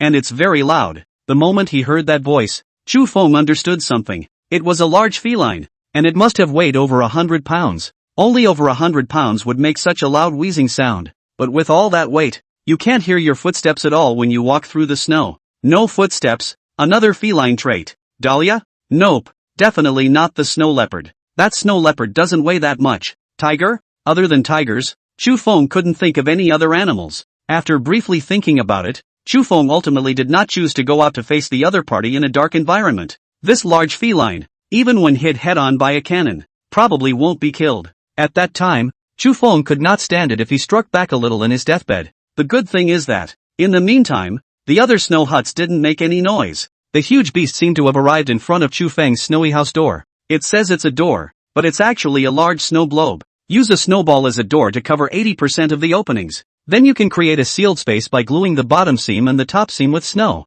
The behemoth outside picked at it twice and found that it couldn't move. It then went off in the other direction. The two finally breathed a sigh of relief when they heard the behemoth leave. Wang Wei is about to push Snowball out of the way. Slapped by Chu Feng. Just how smart are the beasts on this Jade Dragon Mountain? Are you blind? Whether it was the snow leopard, or the wolves, or the pachyderms next to them and the beasts outside, they all showed a decent level of intelligence. It's not the same as the silly beasts of a previous life. Chu Feng faced them and at the same time had to be careful with them. Wang Wei covered his head and didn't dare to continue pushing the door. Until the moment the sunlight first appeared outside. Wang Wei pushed up the snowball in front of him at the first opportunity. Chu Feng also woke up everyone in the room. Hearing Chu Feng's account, everyone worriedly took their weapons in their hands and walked out. There's nothing mammoth out there. The other snow houses stood honestly. Chu Feng went up and woke up the people in the room one after another. Yellow Carpenter yawned and said to Chu Feng, "Captain, good morning." "Not good at all." Yellow Carpenter choked and laughed. "What is it? Look at the ground. What's wrong with the floor?" Yellow Carpenter stared at the ground for half a day, but didn't see anything. Next to him, Dumu pointed to a spot. "Elder brother Huang, look here." It was only after Dumu's guidance that the Yellow Carpenter finally saw that something was wrong. There was actually a huge footprint in front of him. "It's Plum." Yellow Carpenter tried to put his hand on that footprint and it actually accommodated it very perfectly.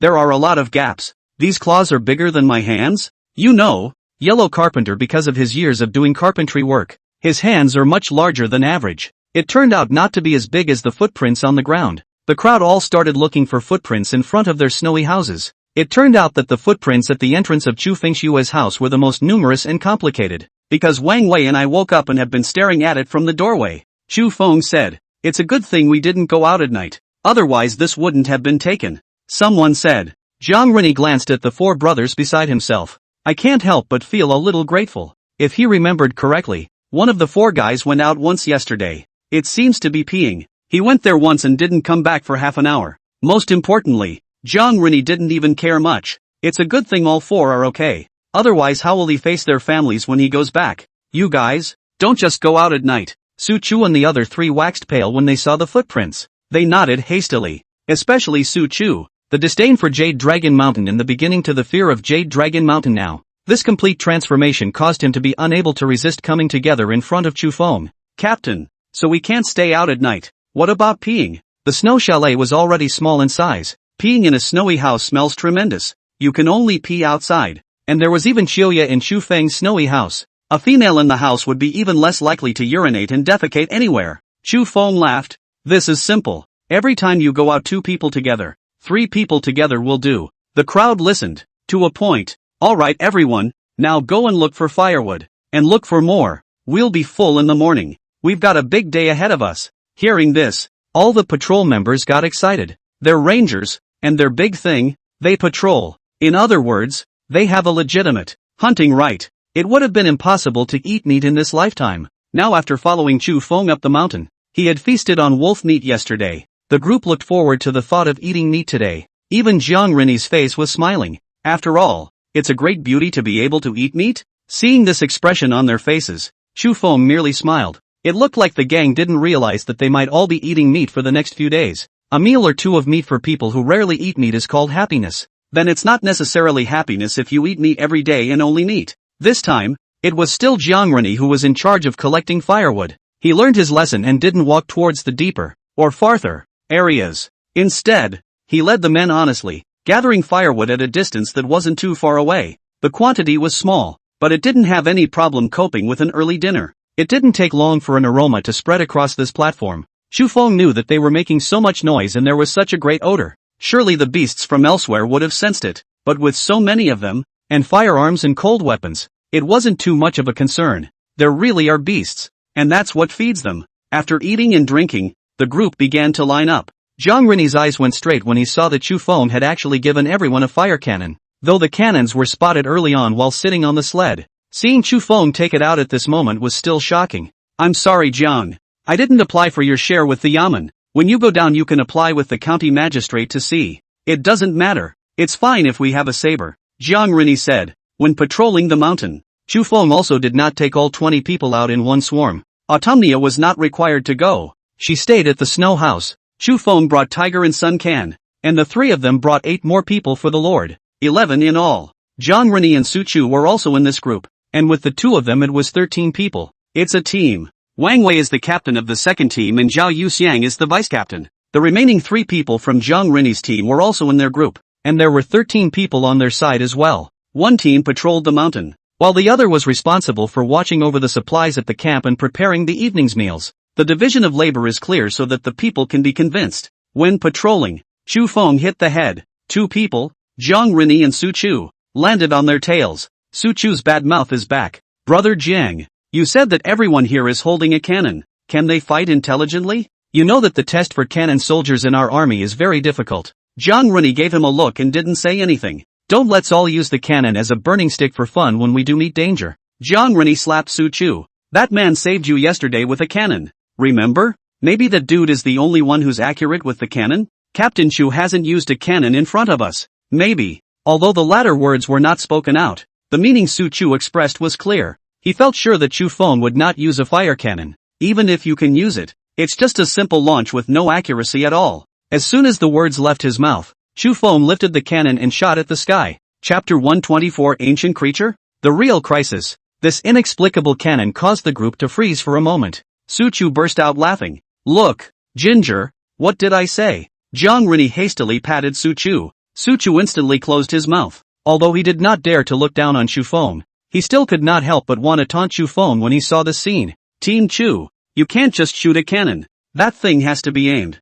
Puff. Just after that, a pheasant dropped. Chu Feng turned back to Su Chu and said, You're right. Of course you have to aim. Otherwise that wouldn't be a waste of gunpowder? Take the pheasant back and add to the meal. Sun Quan rushed forward and picked up the pheasant. Big and fat. Pheasants are less active during this period. When in the nest, they don't want to move. And even if they do, their sensitivity is reduced. So aiming is very easy. But the problem was that Su Chu hadn't even seen Chu Feng aiming just now. He then saw Chu Feng light the fuse with a firecracker and casually release it into the sky. And the pheasant fell. What kind of aiming technique is this? Su Chu hiccuped, somewhat glad that he hadn't said anything too harsh just now. It's weird at the same time. Sinjijin soldiers had a hard time getting cannons and gunpowder in the army, let alone training. So even the shooting level of the cannon soldiers was average. There are very few people in this world who shoot that kind of cannon very accurately. Brother Jiang, has this Captain Chu of ours been a cannon soldier? Su Chu came to Jiang Rinni's side and asked quietly.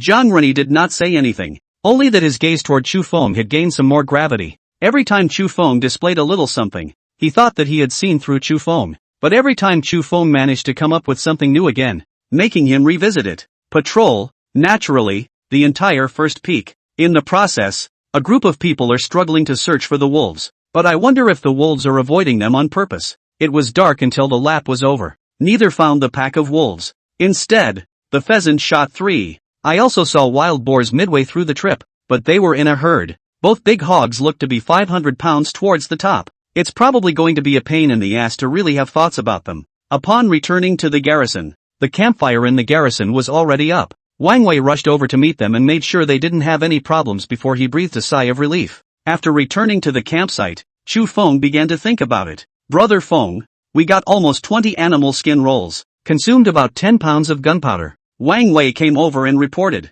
It was impossible to do nothing while stationed at the camp, and Chu Feng had them wrapping gunpowder all the time. The rolls of hides and bullets are to be wrapped. Most gave bullets, though, and the bestiary rolls would take about 20. The entire time, Jiang Renyi was at Chu Feng's side, but what Wang Wei said to Chu Feng, he simply could not understand. However, Jiang Renyi was considered to know the rules, and insisted on not asking anything. Well, 20 is almost enough. All of you come over here first, let's all discuss how exactly to deal with this group of wolves, Chu Feng said. So a large crowd gathered around. Chu Feng increased the campfire in front of him a bit. Still, there was no room for 20 people, and some had to stand outside the circle. But everyone was crowded and didn't feel cold. Now there's a problem, because our mission is to open up the road. This road is a road that we may have to travel many times in the future. So the wolves on the first peak are definitely something that needs to be solved. If we don't solve it today, the next time we go into the mountains, we may still be hindered by these wolves. But after patrolling for a day, we haven't seen any wolves in the pack. So the question is, the next thing to do, is to continue onward, regardless of these wolves, or to station ourselves here and get rid of all the wolves? Everyone started thinking about it. Chu Feng stroked his chin and looked at the group of people in front of him without speaking. In the future, if at all possible, they are all in a class of their own, and the numbers will only grow in the future. It can't be just the 24 of them. When the time came to manage it, it was impossible for Chu Feng to manage so many people by himself. Then his own squad will have to be developed. It's not really complicated to cultivate. No one in this day and age has ever read a book or been enlightened. Enlightenment does not necessarily mean reading, and cultivating their ability to think independently is also a very important part. Wang Wei said, why don't we set some traps? If we can catch a wolf, it might attract a pack of wolves. Come on, your pig brain. Whenever a wolf in someone's pack is caught, the other wolves don't even look at him. They turn around and run. Believe it or not? Who's pig-headed? Who's pig-headed? Wang Wei stood up and was about to do battle with Sun Can. Chu Feng shook his head to look at the others. Zhao Yuxian was the oldest, and likewise he was the most stable. The thinking ability was much stronger than Wang Wei and Sun Can. Captain, I think it's more difficult to try to find those wolves voluntarily. How? After we made our rounds we realized that there were hardly any wolves left on the first peak. And we also missed the point of why the wolves were on the first peak. Chu Feng's eyes lit up. He didn't expect Zhao Yuxian to guide others to think. Sun Quan hurriedly said, it must be because there is no more prey in their original place. So they came to the first peak land. That's right. For so many years, every winter, the wolves would appear at the first peak, sometimes even boldly rushing directly into the village to bite the children and take the dogs. But when the winter is coming to an end, this pack of wolves will leave. This gang of wild beasts is sharper than our human perception. There are still half a month left. The winter of the Jade Dragon Mountain is over, and they have relocated from the first peak to their original stationing ground.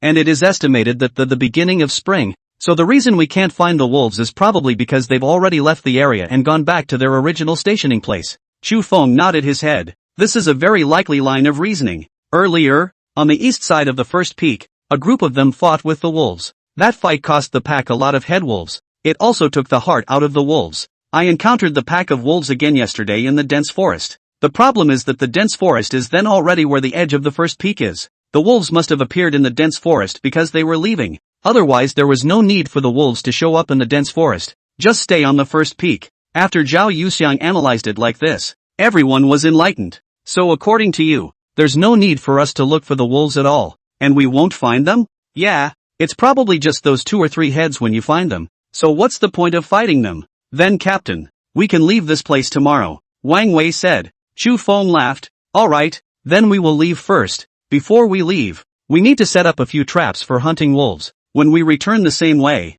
we can see if there are any wolves in the traps. If there are, at that time, we will continue to hunt. And if there are none, then we will return directly to the village. How about it? Everyone chose to agree with Chu Feng's suggestion, no matter how much they may disagree with each other. As long as Chu Feng spoke, then everyone chose to listen to Chu Feng. Well, since everyone has already confirmed that they plan to leave tomorrow for the time being, let's rest for now, Chu Feng said. The second team had already made dinner here a long time ago. The first team came here and was able to eat directly after the meeting with Chu Feng. Everyone was very happy with their 2 days on the mountain. Not only was he satisfied, but the 5 people Jiang Rini had brought with him were also very satisfied. The only shame is that I didn't run into any wolves today. Su Chu has always regretted it. If he ran into a wolf pack, he would definitely go up and slash the other side twice. He really didn't feel right until he cut down 2 wolves. The wounds on his body still hurt. They were all lacerations, but the good news is that none of them were serious.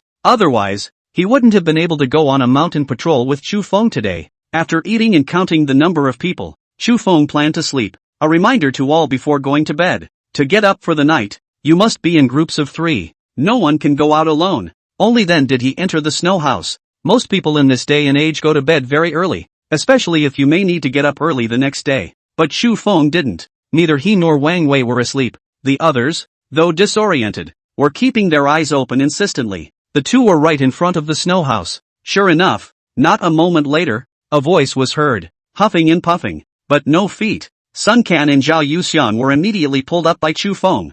They had left their spears in the snow hut and waited for this moment. The beast from last night has reappeared. I don't know what it is, but whatever it is, we can't afford to disorganize ourselves, and after we push the door open in a moment, we must be careful not to let that fellow outside rush into the snow house. Xenia, light the torch, and when the door is pushed open later, you'll throw it out. Yes, all of them said together. From the very beginning, Chu Feng had no intention of letting go of that mysterious beast outside. Compared to the wolves out there, the mysterious beast that appeared last night was the existence that Chu Feng was truly afraid of. After searching for a day and not finding any traces of that group of wolves, the biggest possibility was that those wolves had long been in awe of Chu Feng and his group, and did not dare to stay at the first peak at all. But not this mysterious creature out there. It is not afraid of people and even dares to roam outside the snow house, and trying to push the door of the snow room open, in case the other side really invades inside the snow house. What about the people inside? There are quite a few powerful beasts on Jade Dragon Mountain.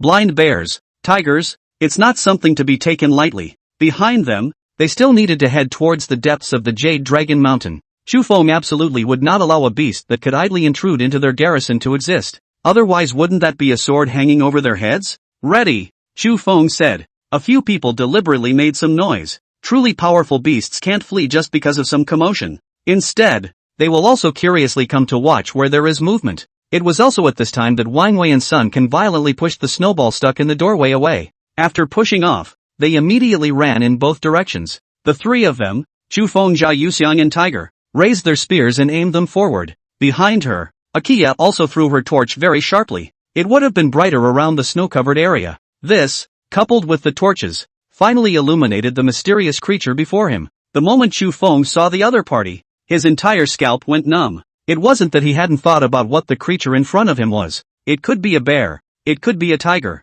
it could be a large cheetah or something like that. But the only thing I didn't realize was that it was such a thing. It's a tiger. No problem. This looks almost exactly like a tiger. But the body is not large. A pair of eyes gleaming. The body is filled with muscle. The body length is estimated to be about 1 meter 5. The limbs are extremely thick and the front paws are extremely large. It was even bigger than Chui's head. But none of that was enough to make Chu Feng's scalp go numb. What truly made Chu Feng's scalp numb was this tiger's canine teeth, break through the lip and grow out. In his previous life, a creature that could only be seen in extracurricular books seemed to materialize in front of Chu Feng. This trample is a saber-toothed tiger, right? Chapter 125, Stone-Toad Clan Intercepted. Chu Feng rescues people. People who jump out of nowhere. It made the tiger in front of him freeze as well. Used to running roughshod over the mountains. No matter what animal sees them, tigers will flee in distress. But these few two-legged beasts in front of them not only didn't think about escaping, it seems to still want to fight it. Wang Wei and Sun Can looked at Chu Feng.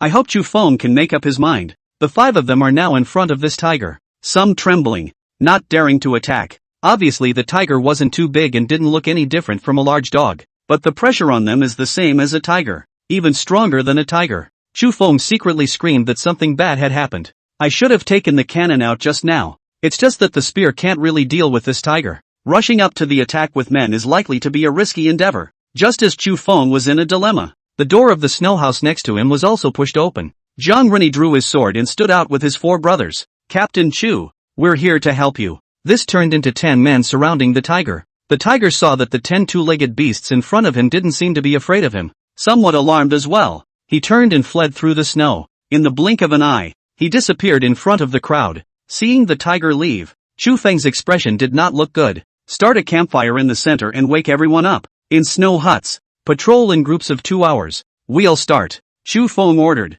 Soon everyone knew about the tiger. No one in the 5 snow chalets slept well this evening. For the others, the sudden appearance of the tiger made them fearful and uneasy. For Chu Feng it was more of a nervousness and excitement. Nervous that if this tiger is on to them, they'll be in danger. Exciting stuff. There are actually saber-toothed tigers on this Jade Dragon Mountain. Haven't figured out if it's a real saber-toothed tiger from history though? But Chu Feng called it by that name for the time being. Perhaps it was simply a genetic mutation that created this tiger's protruding teeth. But the athletic stance, the bulging muscles, the wide tiger paws, none of it highlights the power of this tiger. It was more powerful than the tiger that Chu Feng had fought above. When faced with such a beast, it should never be taken lightly. It's getting light, and the wind and snow have abated. I guess it will take some time to stop. By the time this one stops, the wind and snow on Mt. Yulon will probably have stopped as well. But that doesn't mean it will stop for the winter. The cold will continue until the end of March before spring really returns. Everyone, pack up and get ready to leave, Chu Feng exclaimed. These guys are very efficient. Chu Feng had reminded them that if they didn't want to freeze, move faster in everything you do. This not only improves efficiency, but also gets the body moving and drives away the cold. Chu Feng was also helping along, and in less than half an hour, everything was packed up. Thus, more than 20 people began to line up towards the depths of the second peak of Jade Dragon Mountain. Chu Feng still remembered that road. That's one way back with Trisha, and that road is very spacious and much easier to walk on. Pulling a sled is easier to get through, except it's a little far. However, when Chu Feng led everyone to that road, he was dumbfounded. It looks like there was an avalanche on this road as well. It just snowed yesterday for 2 days and 2 nights. It's still a blizzard. An avalanche on the mountain would not be surprising. But today they are all in steeper locations. Keep this up in case of another avalanche. That's a very dangerous thing for them to do. Go, climb the mountain, Chu Feng said. The group froze. Wang Wei was surprised. Why brother Feng? In case of another avalanche, we're probably screwed, so we have to go to a higher, gentler place. Chu Feng thought of the path above the 4th peak. It's higher, but it's a lot closer. It just requires everyone to climb the mountain. Because of the high ground, after consulting with the crowd, the group didn't choose that path at first, but now you have to choose that path as well. It's easy to climb the mountain and hard to get down, but snowy mountain climbing is no easy task. A bunch of people and so many supplies. Trying to reach the 4th peak is already a huge cost in terms of time. Wang Wei couldn't help but spit out. Brother Feng, it looks like we won't be able to return without 7 days this time. Normal. If we hadn't patrolled the first peak for a day, we would have arrived at our destination tomorrow as well. And now it's just one more day, Chu Feng said. The gang of patrollers themselves didn't have much to complain about. That's what they should have been doing in the first place. Thus, it took another 2 hours for the group to finally reach the 4th peak, but there were only the last 2 hours of daylight left. People use too much physical energy to climb mountains. After briefly pondering for a moment, Chu Feng said to the crowd, I know of a cave, so let's all go there and rest for a while. No need brother Feng. We can still hold on for a while longer. As long as we reached Suewa's old home, won't we be able to rest? Wang Wei laughed. Hear that? The faces of the 5 Jiangrini people stiffened a bit. It wasn't that they hadn't climbed mountains before, but they hadn't climbed mountains this high. Suddenly, Jiangrini seemed to react to something. How many peaks of the Jade Dragon Mountain is this? The others responded. Hurriedly, he looked at Chu Feng. Chu Feng said, this is the 4th peak. The 4th peak? Isn't the 4th peak cursed? My family says it's on the 3rd peak, but my family says it's only on the 5th peak. The murmur of voices came at once. Chu Feng couldn't help but laugh after hearing their discussion. What I said was that you can't go above the 3rd peak because of the curse. But if Chu Feng remembered correctly, he and Tian Xin, as well as Cuihua, had all gone up to the 4th peak. And they, the Tesh, didn't say anything about a curse on Jade Dragon Mountain.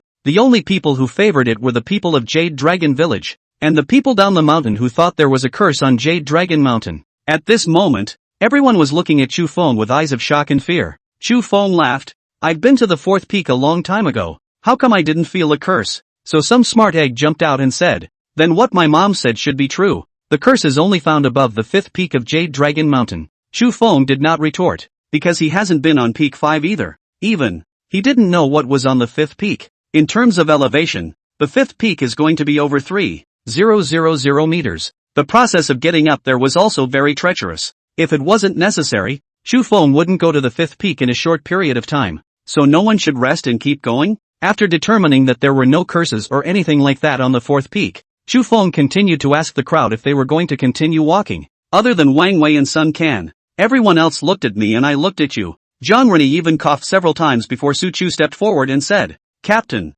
my feet are injured. I might not be able to walk for long." "Alright, I understand. Then everyone better take a rest. There's a lot of space inside that cave, and there's no need to worry about wild beasts sneaking up on us. We'll set out tomorrow after we've recuperated a bit." Wang Wei and Sun Can wailed. They were really eager to visit the cache, wanted to see what it was like to raise a tribe of cuirassiers, but the crowd wanted to rest, and the two men had to obey the majority. As they had imagined, the cave that Chu Feng led everyone into was a very comfortable cave. It smells a little bad in there, but the crowd didn't care much. But any cave must smell bad inside. Who knows if the cave was previously inhabited by a blind bear or a wild boar? What Chu Feng did not say to them was that he and Tian Xin had lived in this cave. While it's still light, get some water and some firewood. Sun Chan Tiger, Jiang and Su Chu, the five of us will go collect firewood. The first group went to get firewood and the second group burned rice. Division of labor. Windy brother Windy, in telling me about the Keishi chant, is it true that they think you're a big hero and they'll give you a big beautiful woman? Sun Chan pestered Chu Feng and said, originally Tsuewa's physique, even if her looks were good, aesthetically in the looks of Wang Wei Sun Can's stream, it was definitely not considered much better. What they like is a lady of the boudoir like Tian Xin. But since that day, Tsuehua, 1 man and 9 dogs, fell from the sky, and dashingly killed 2 wolves with the fire cannon after. Sun Chan then admired Tsuehua to no end. Even wanted a daughter-in-law like Tsuehua. You definitely won't find it in Yulong village. So he thought of going to Tsuehua's hometown to see if there is any woman similar to Tsuehua, so he can go to court a marriage. How to say that the current Sun Can was also an inspector, and Chu Feng had also given him a large sum of silver. Regardless of status or finances, it's still more than enough to go to a handful of tribes and find a woman as a wife. Chu Feng did not pay attention to him, but instead made a gesture to silence him. The 5 people in the room went quiet. It was a while before the crowd could faintly hear hoots and hollers, as well as shouts. There's a sound over there. Chu Feng pointed at the high slope over there and said. So the 5 men walked together. For safety's sake, 3 of the 5 men carried cannons on their backs this time. Zhang Renyi and Su Chu also carried knives. Once they got up the high hill, they saw a group of people holding another group of people at knife point not far ahead. An elk lay underneath the other group. There were still several arrows in the elk. Isn't that Sakama? Sun Chan said with some surprise. It was indeed the stone toads. The stone toads are short and have a preference for padded shoulders with hats. You can tell the difference at a glance. The people who hijacked them just seemed random. With that close match, one couldn't even tell if it was De Qian or De Xia. There are De Xias and De Qians. There are even other minorities. It's a mountain bandit. Jiang Renyi, as a magistrate and a soldier, could tell the identity of the gang at a glance. It looks like the time has come when we need to get our hands dirty. Chu Feng raised the fire cannon. This cannon in his hand was around 1 meter 2 in length, similar to the Peruvian Sinjijin of the Ming dynasty. The range of the Peruvian Sinjijin is around 150 meters, which is an effective kill. It's also almost at about 80 paces. As long as it was at 80 paces or something like that, Chu Feng was certain that he would be able to hit it with a single blow. Su Chu and Jiang Renyi both glanced at Chu Feng in surprise. They were nearly 80 paces ahead. Even the best cannon soldiers in the army couldn't shoot at 80 paces. The 2 men were asked in person. But Chu Feng, he actually wanted to shoot at a distance of 80 paces? Seeing that the mountain bandits were about to make a move on Sakama, Chu Feng sharply lit the cannon. Bang! Few of you, the road deer have been given to you. Is it hard for you to still want our lives? If you guys do this, the heavenly bodhisattva will condemn you. Facing these mountain bandits, Sakama also had the presence of mind to make such a threat. Heavenly bodhisattva? I'm still the heavenly emperor. And Rudraksh Buddha, your heavenly bodhisattva. Kill them. Okay. The minion stepped forward and raised his sword to slash. All Sakama could do was shield her youngest child underneath her and close her eyes, waiting for death. The next moment, some warm liquid splashed across his face. Reach out and touch it. It's blood red. Sakama raised her head in some surprise and looked toward the man before her. Only then did he realize that the man had an extra hole in his head. Red, yellow, white, inexplicable liquid slowly flowing out of it. The next moment, the man was lying on the ground, twitching and motionless. Chapter 126, The Sinjijin Kills the Bandits. The sound of this cannon, taking the mountain bandits and the stone toads by surprise. They collectively looked towards the direction where Chu Feng had opened the cannon. Only 5 people were seen circling towards the mountain bandits. You know, there are 10 of them mountain bandits. Otherwise, they wouldn't have casually made a move against the Stone Toad clan. The mountain bandit in the lead saw that one of his men had already been killed, yet he remained unimpressed. It's good luck to hit with a cannon from such a distance. I'll see if you still have this good luck. Charge up and cut them all down for me. Subsequently, a group of mountain bandits rushed towards Chu Feng. These mountain bandits are insightful. They knew that the cannon had hit once.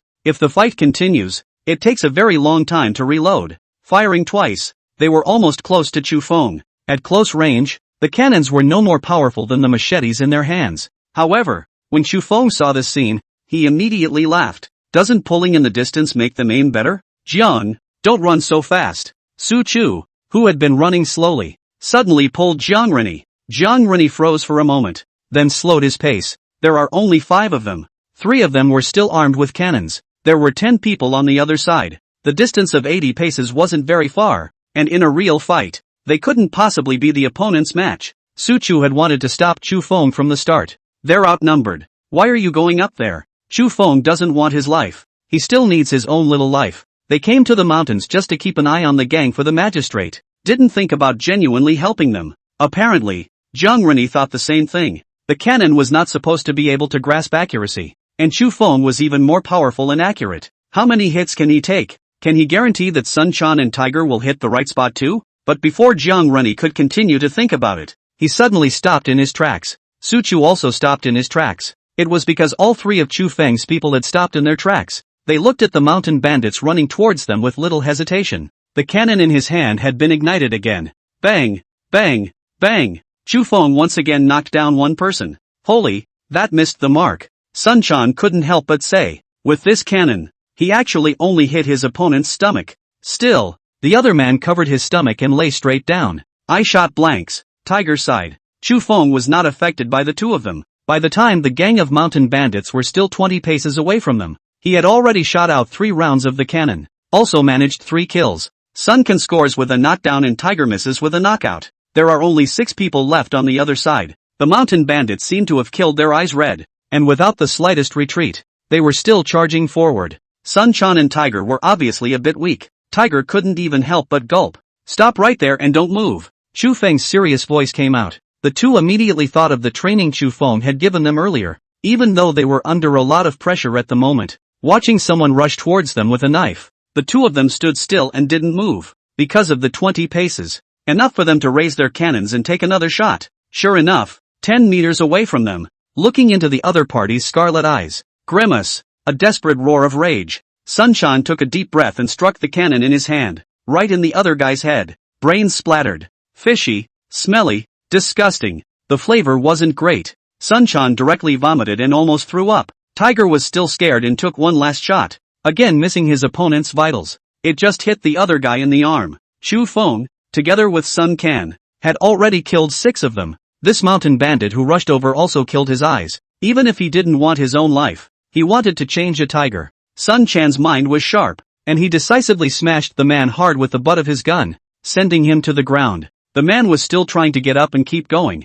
Jiang Rennie had appeared at Tiger's side and slashed down. The other guy's head fell off. Su Chu and Jiang Rennie hurriedly shielded the 3 Chu Fengs. This time, the last 3 of the mountain bandits remained. They finally calmed down, knowing that they were no match, and began to slowly back away. Jiang Rennie and Su Chu began to press forward. Run! The 3 mountain bandits turned and ran. Unfortunately, it's too late. The cannon in Chu Feng's hand was already loaded. Another shot goes by. Dead one. Sun Quan was completely composed after the excitement just now. He raised his hand, aimed, and fired. It doesn't make sense to miss at such a close range. And so the second man also fell. Huang Rennie and Su Chu did not continue to chase after the third person. They turned their gazes to Tiger, and Chu Feng and Sun Quan also looked at Tiger. Tiger, make sure you hit it. Releasing him would be the equivalent of taking the message back to the den of thieves. And then we'd be screwed. Sun Quan said from the side. Chu Feng stepped forward and kicked him. Don't talk. Tiger took a deep breath. This half-month's training at Chu Feng's house appeared in his mind.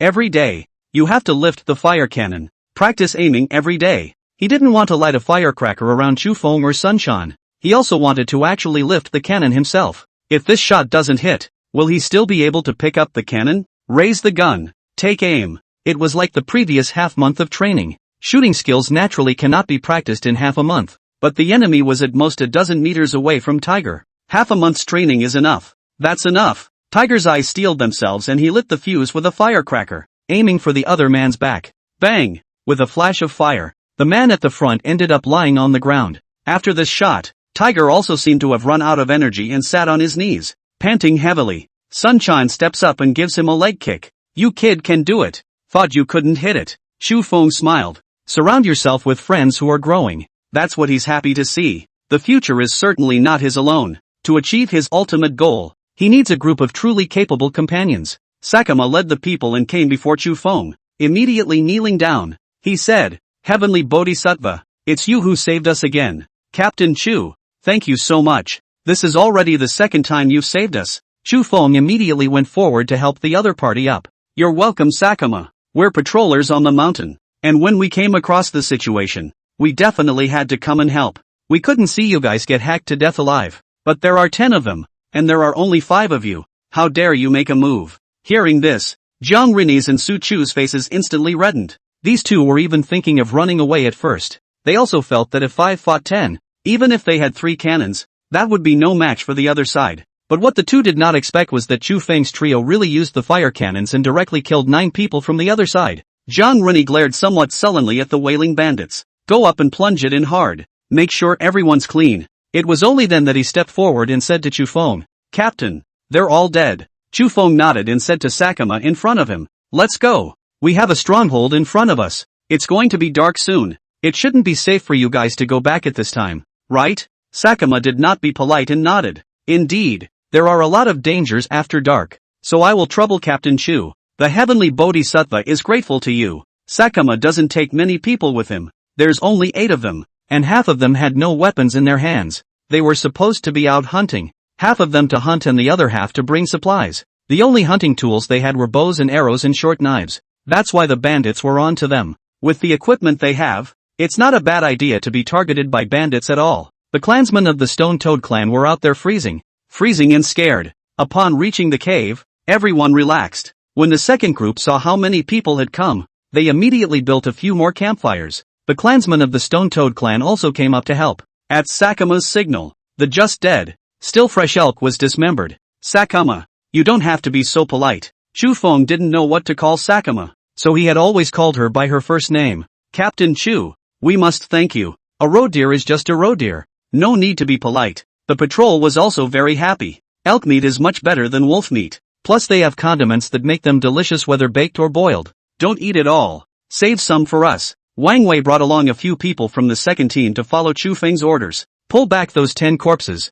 Leaving them outside would be a problem in case the other mountain bandits found them. The stone toads seem to really like to party. Make sure that the group of patrols and magistrates in front of them are not in any way hostile or condescending towards them. It didn't take long for everyone to get chatting, and the more we talked, the more exuberant it became. Chu Feng and Sakama are together. What the two talked about was much more formal. Those guys, where did they come from? Chu Feng was asking about the gang of mountain bandits. Even though he had been up the mountain many times, he still didn't know much about Jade Dragon Mountain. Jade Dragon Mountain is too big. The area bounded by Deqian and Dixia encompassed the area from the first peak to the fourth peak. The entire Jade Dragon Mountain is in the shape of a coiled dragon, with the 9th peak in the center being the highest. There are 8 other peaks, the first being the shortest. The second peak is flatter with plains. The third peak gullies and gullies, up and down. The fourth peak is more like a mountain with a top and a gentle slope downward. The first peak is Deqian, and the fourth peak is Dixia. To the right of the fourth peak was the immense primitive forest,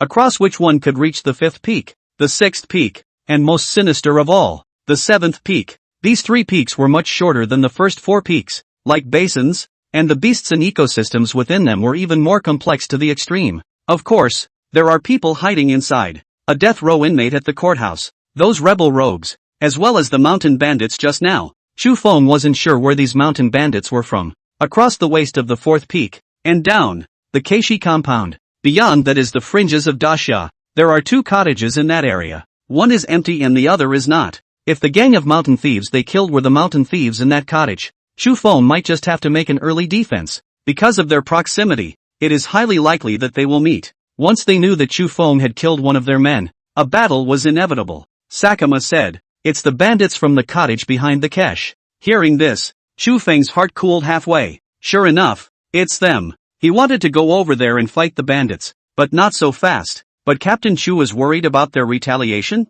Don't worry, they probably don't have that time. How? Chu Feng was surprised. Immediately we'll begin the spring planting. They are in the area is relatively short. The beasts on the mountain is also soon to come down. Cleanup is estimated to have no time. Their cottage hundreds of people. Less 10 people only. Every day the Jade Dragon Mountain to freeze to death a few unlucky people. No one cares. So it is. Chu Feng nodded his head. By the way, Captain Chu, where are you going next? It's behind that cottage we're going to. There's an abandoned cottage back there where we plan to camp.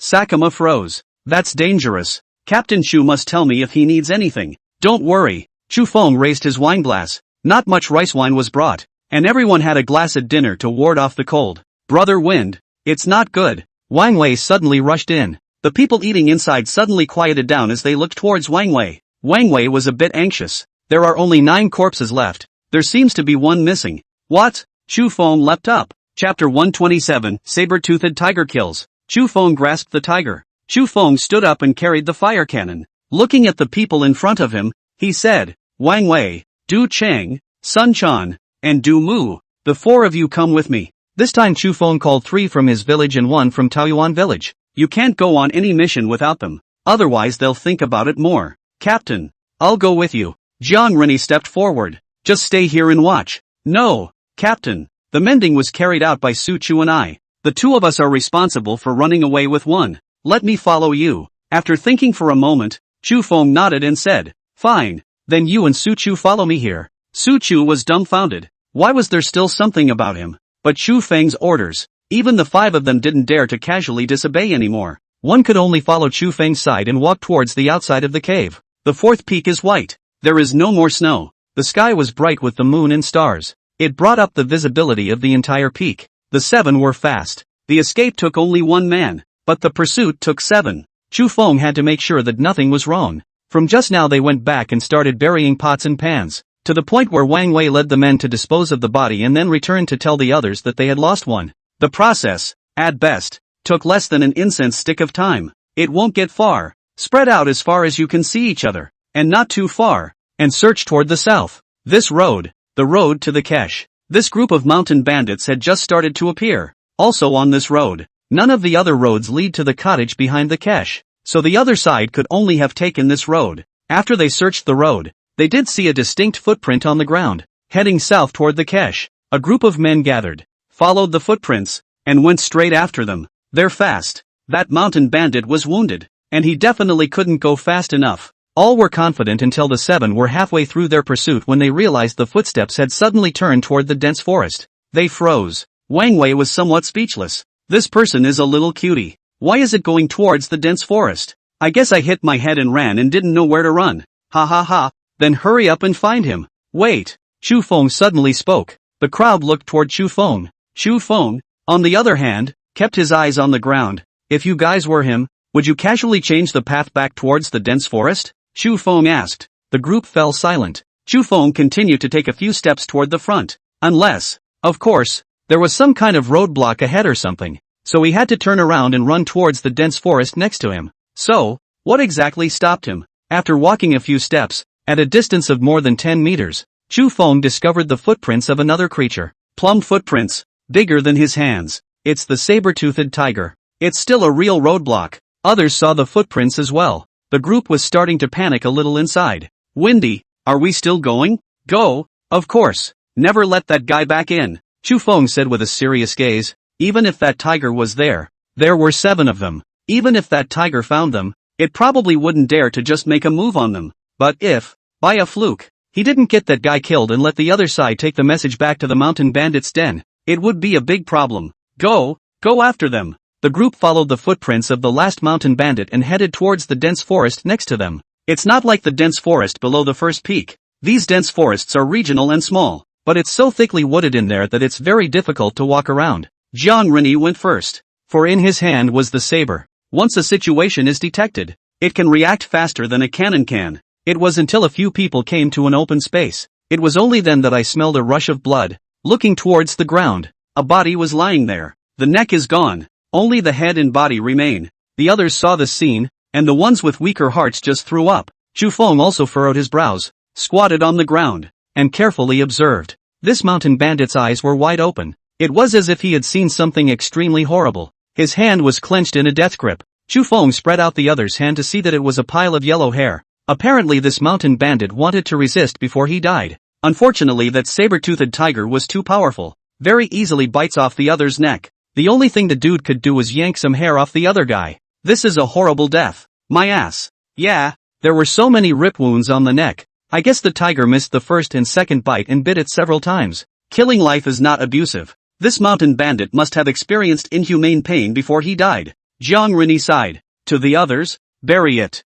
Chu Feng did not stop them. Just a pair of dead eyes staring around. Now that he was dead, the crisis about this mountain bandit was over. After settling the bodies of the mountain bandits, they started to head back. Everyone, lean in closer. Don't ever separate. Chu Feng said. The people in the surroundings understood why Chu Feng was doing this, so everyone stuck closer together. Captain, is it still the same tiger? Jiang Rini asked. I can't think of a second creature besides it. That's not a tiger. That's Pyo. Suddenly, Du Chang, who was next to him, spoke up. Pyo? Chu Feng looked at Du Chang with some surprise. My father said that there are 9 tigers and 1 Pyo.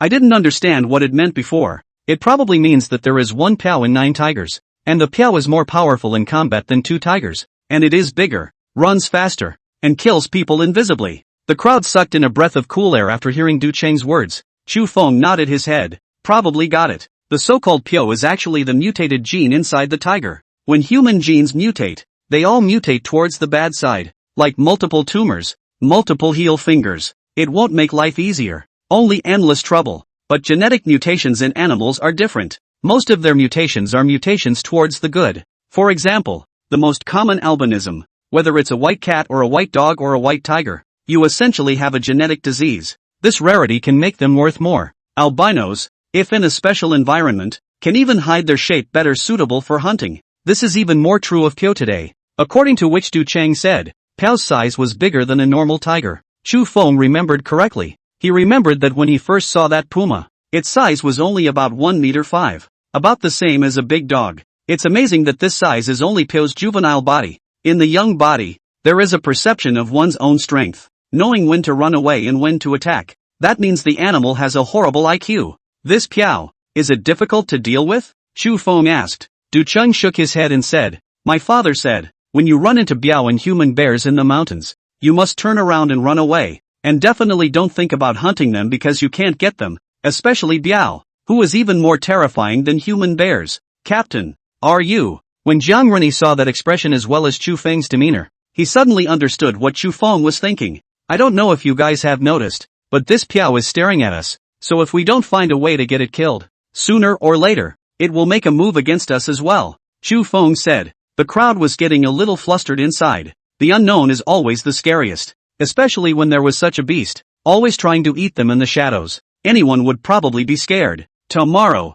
we'll take a different road. Where? Just this dense forest. Lure that Pyo out. We can't keep it in the shadows any longer. Chu Feng said. After a few people returned to the cave, they began to rest. Chu Feng didn't say anything about Pyo to the others. None of the 7 of them said anything. After all, there were quite a lot of people, and there were clansmen of the Stone Toad clan in here as well. It wouldn't be good to talk to them and cause a panic. But Chu Feng didn't hide it either. I don't talk about it at night because I'm afraid people won't sleep well. At dawn the next day, when everyone had gathered, Chu Feng briefly talked about Pyo's matter. Sure enough, the faces of the crowd were not pretty. Chu Feng shouted, all of you remember everyone. You are human beings. You should not be afraid of wild beasts, even if this beast is very powerful. So what? I, Chu Feng, have killed bears, killed tigers, and even hunted human bears. I'm still alive and well.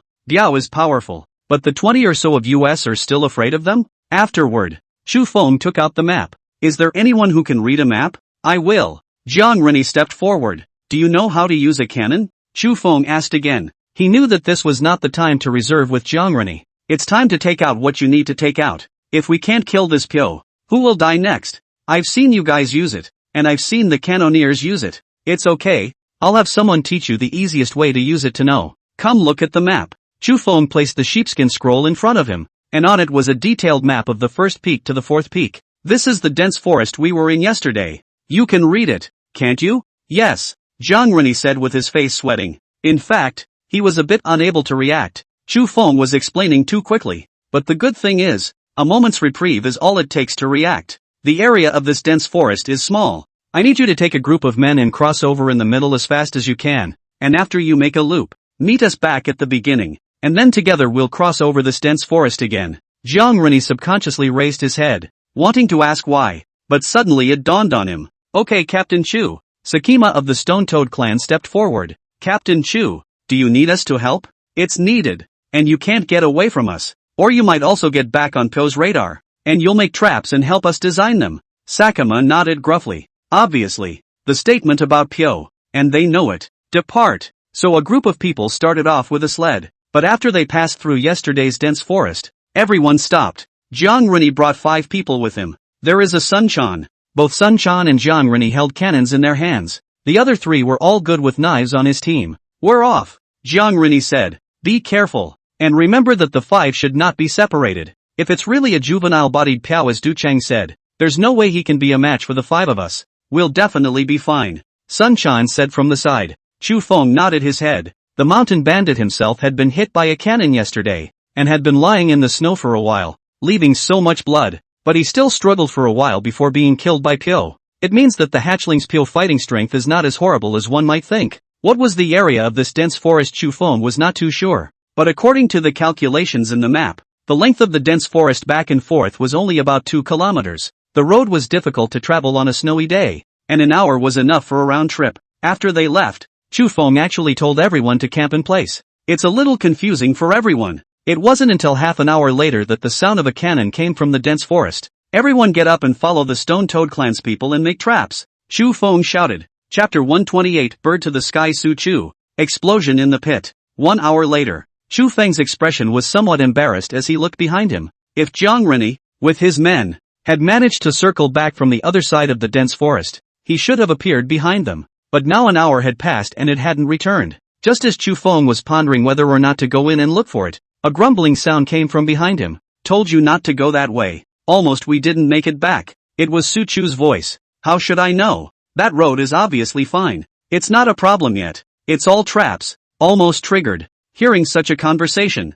Chu Feng first breathed a sigh of relief and walked forward. He saw Jiang Rini, as well as Sun Can, and Su Chu behind him, as well as the others. Hard work, Chu Feng said. Thank you for the captain's trust. Jiang Rini didn't feel anything. Then let's stay together. All of you, pack up and cross the dense forest. This was Chu Feng's scheme. At first, Jiang Rini was allowed to take the lead with 5 people through the dense forest. Pyo surely had little interest in a large group of them. There is more interest in Jiang Rini's 5. As he moved forward, Jiang Rini kept an eye on his behind. Pyo is not small. Really following behind them, they're sure to notice. When he saw it, he immediately shot a cannon. When he heard the sound of the cannon, Chu Feng began to lead his men to start designing traps in the dense forest. After Jiang Rini's 5 men returned, all of them continued into the dense forest to retrace their steps. Pyo will still follow them. As long as you followed them and stepped into the dense forest, there was a good chance that you would fall into their trap. Did you hear the commotion? Chu Feng asked.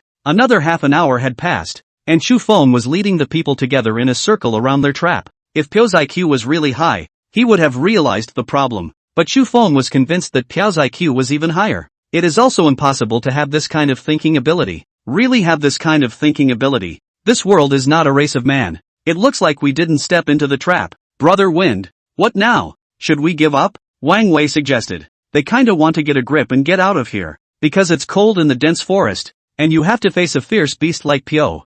Physically and psychologically everyone is not very comfortable. But Chu Feng shook his head and said, if I guessed correctly, there's no way this Biao will just abandon us. Do you want to have a beast staring at your head for the rest of the trip? Or do you want to be able to take it easy for the rest of the trip? Wang Wei didn't say anything. Sun Chan said, but Brother Feng, if we continue, it will be dark soon. Daylight conditions are worse on the big hills. There was sun for 3 hours tops. They had already wasted 2 hours in the dense forest. If we don't keep going, we may have to camp in the dense forest. But Chu Feng made a decision that made everyone unexpected. Pyo has to be taken care of. There's no mistaking that. They've missed the wolves. The wolves also left the dense forest out of fear of them. But Pyo is different. If we don't get rid of this Pyo today, in the future this Pyo will just keep hanging around them, until you find the right moment to do it. But this Jade Dragon Mountain, the people who come the most are their own people. Someone might die in Pyo's mouth one day. This kind of feeling of being stuck in the throat was not something Chu Feng wished to appear. After the others heard Chu Feng's thoughts, they also nodded their heads. In that case, we won't set out until we get this Piao killed. Piao is a mountain god. Do we really have to get him killed? Someone couldn't help but insist. Wang Wei sneered. His grandmother. Human bears are mountain gods. Tigers are mountain gods. Piao is also a mountain god. So what isn't a mountain god? Day after day. I hear you guys talking nonsense here. The beasts that you can't beat are all called mountain gods. Sakama laughed at that. Brother Wang, don't be angry. This is nothing more than a manifestation of reverence. We should be in awe of nature. Once everyone was in agreement, it was time to set up camp. Wait until it's dark. Chu Feng stood up and exchanged a glance with Jiangrani, and the two of them took the cannons with them, as well as some rolls of animal skins, and began to move. Captain, Brother Jiang, what are you doing? Su Chu also followed. You go back. I'm not going back. Jiang, did you two get something good without calling me? As soon as the words fell, Wang Wei and Sun Can also came over. No, there are too many people. Chu Feng shook his head. Split into two groups then. Wang Wei said. You know what we're going to do? Chu Feng was a bit surprised, and he thought these brain-dead fools didn't know what he was going to do. Brother Feng, you're too much of an under-brother. There's no way that Biao can come out with so many people. So you just want to go out with Jiang and the two of you to see if you can lure that Biao out? Do you know how dangerous that is? Sun Chan grumbled from the side. Chu Feng said. Since that's the case, let's split into two groups. We shouldn't be more than 10 paces away from each other, and take the lead in gathering together if any situation arises. Good, Wang Wei said. So, 5 of them, 2 torches. Chu Feng and Jiangrani were in front. Wang Wei, Sun Chan and Su Chu were in the back. The group of 5, once again, walked around the trap they had set up during the day. I think Brother Feng is a very thoughtful person, but unfortunately he's just too naive, Su Chu said. Wang Wei and Sun Chan looked at him. You guys see, many of Feng's decisions were irrational,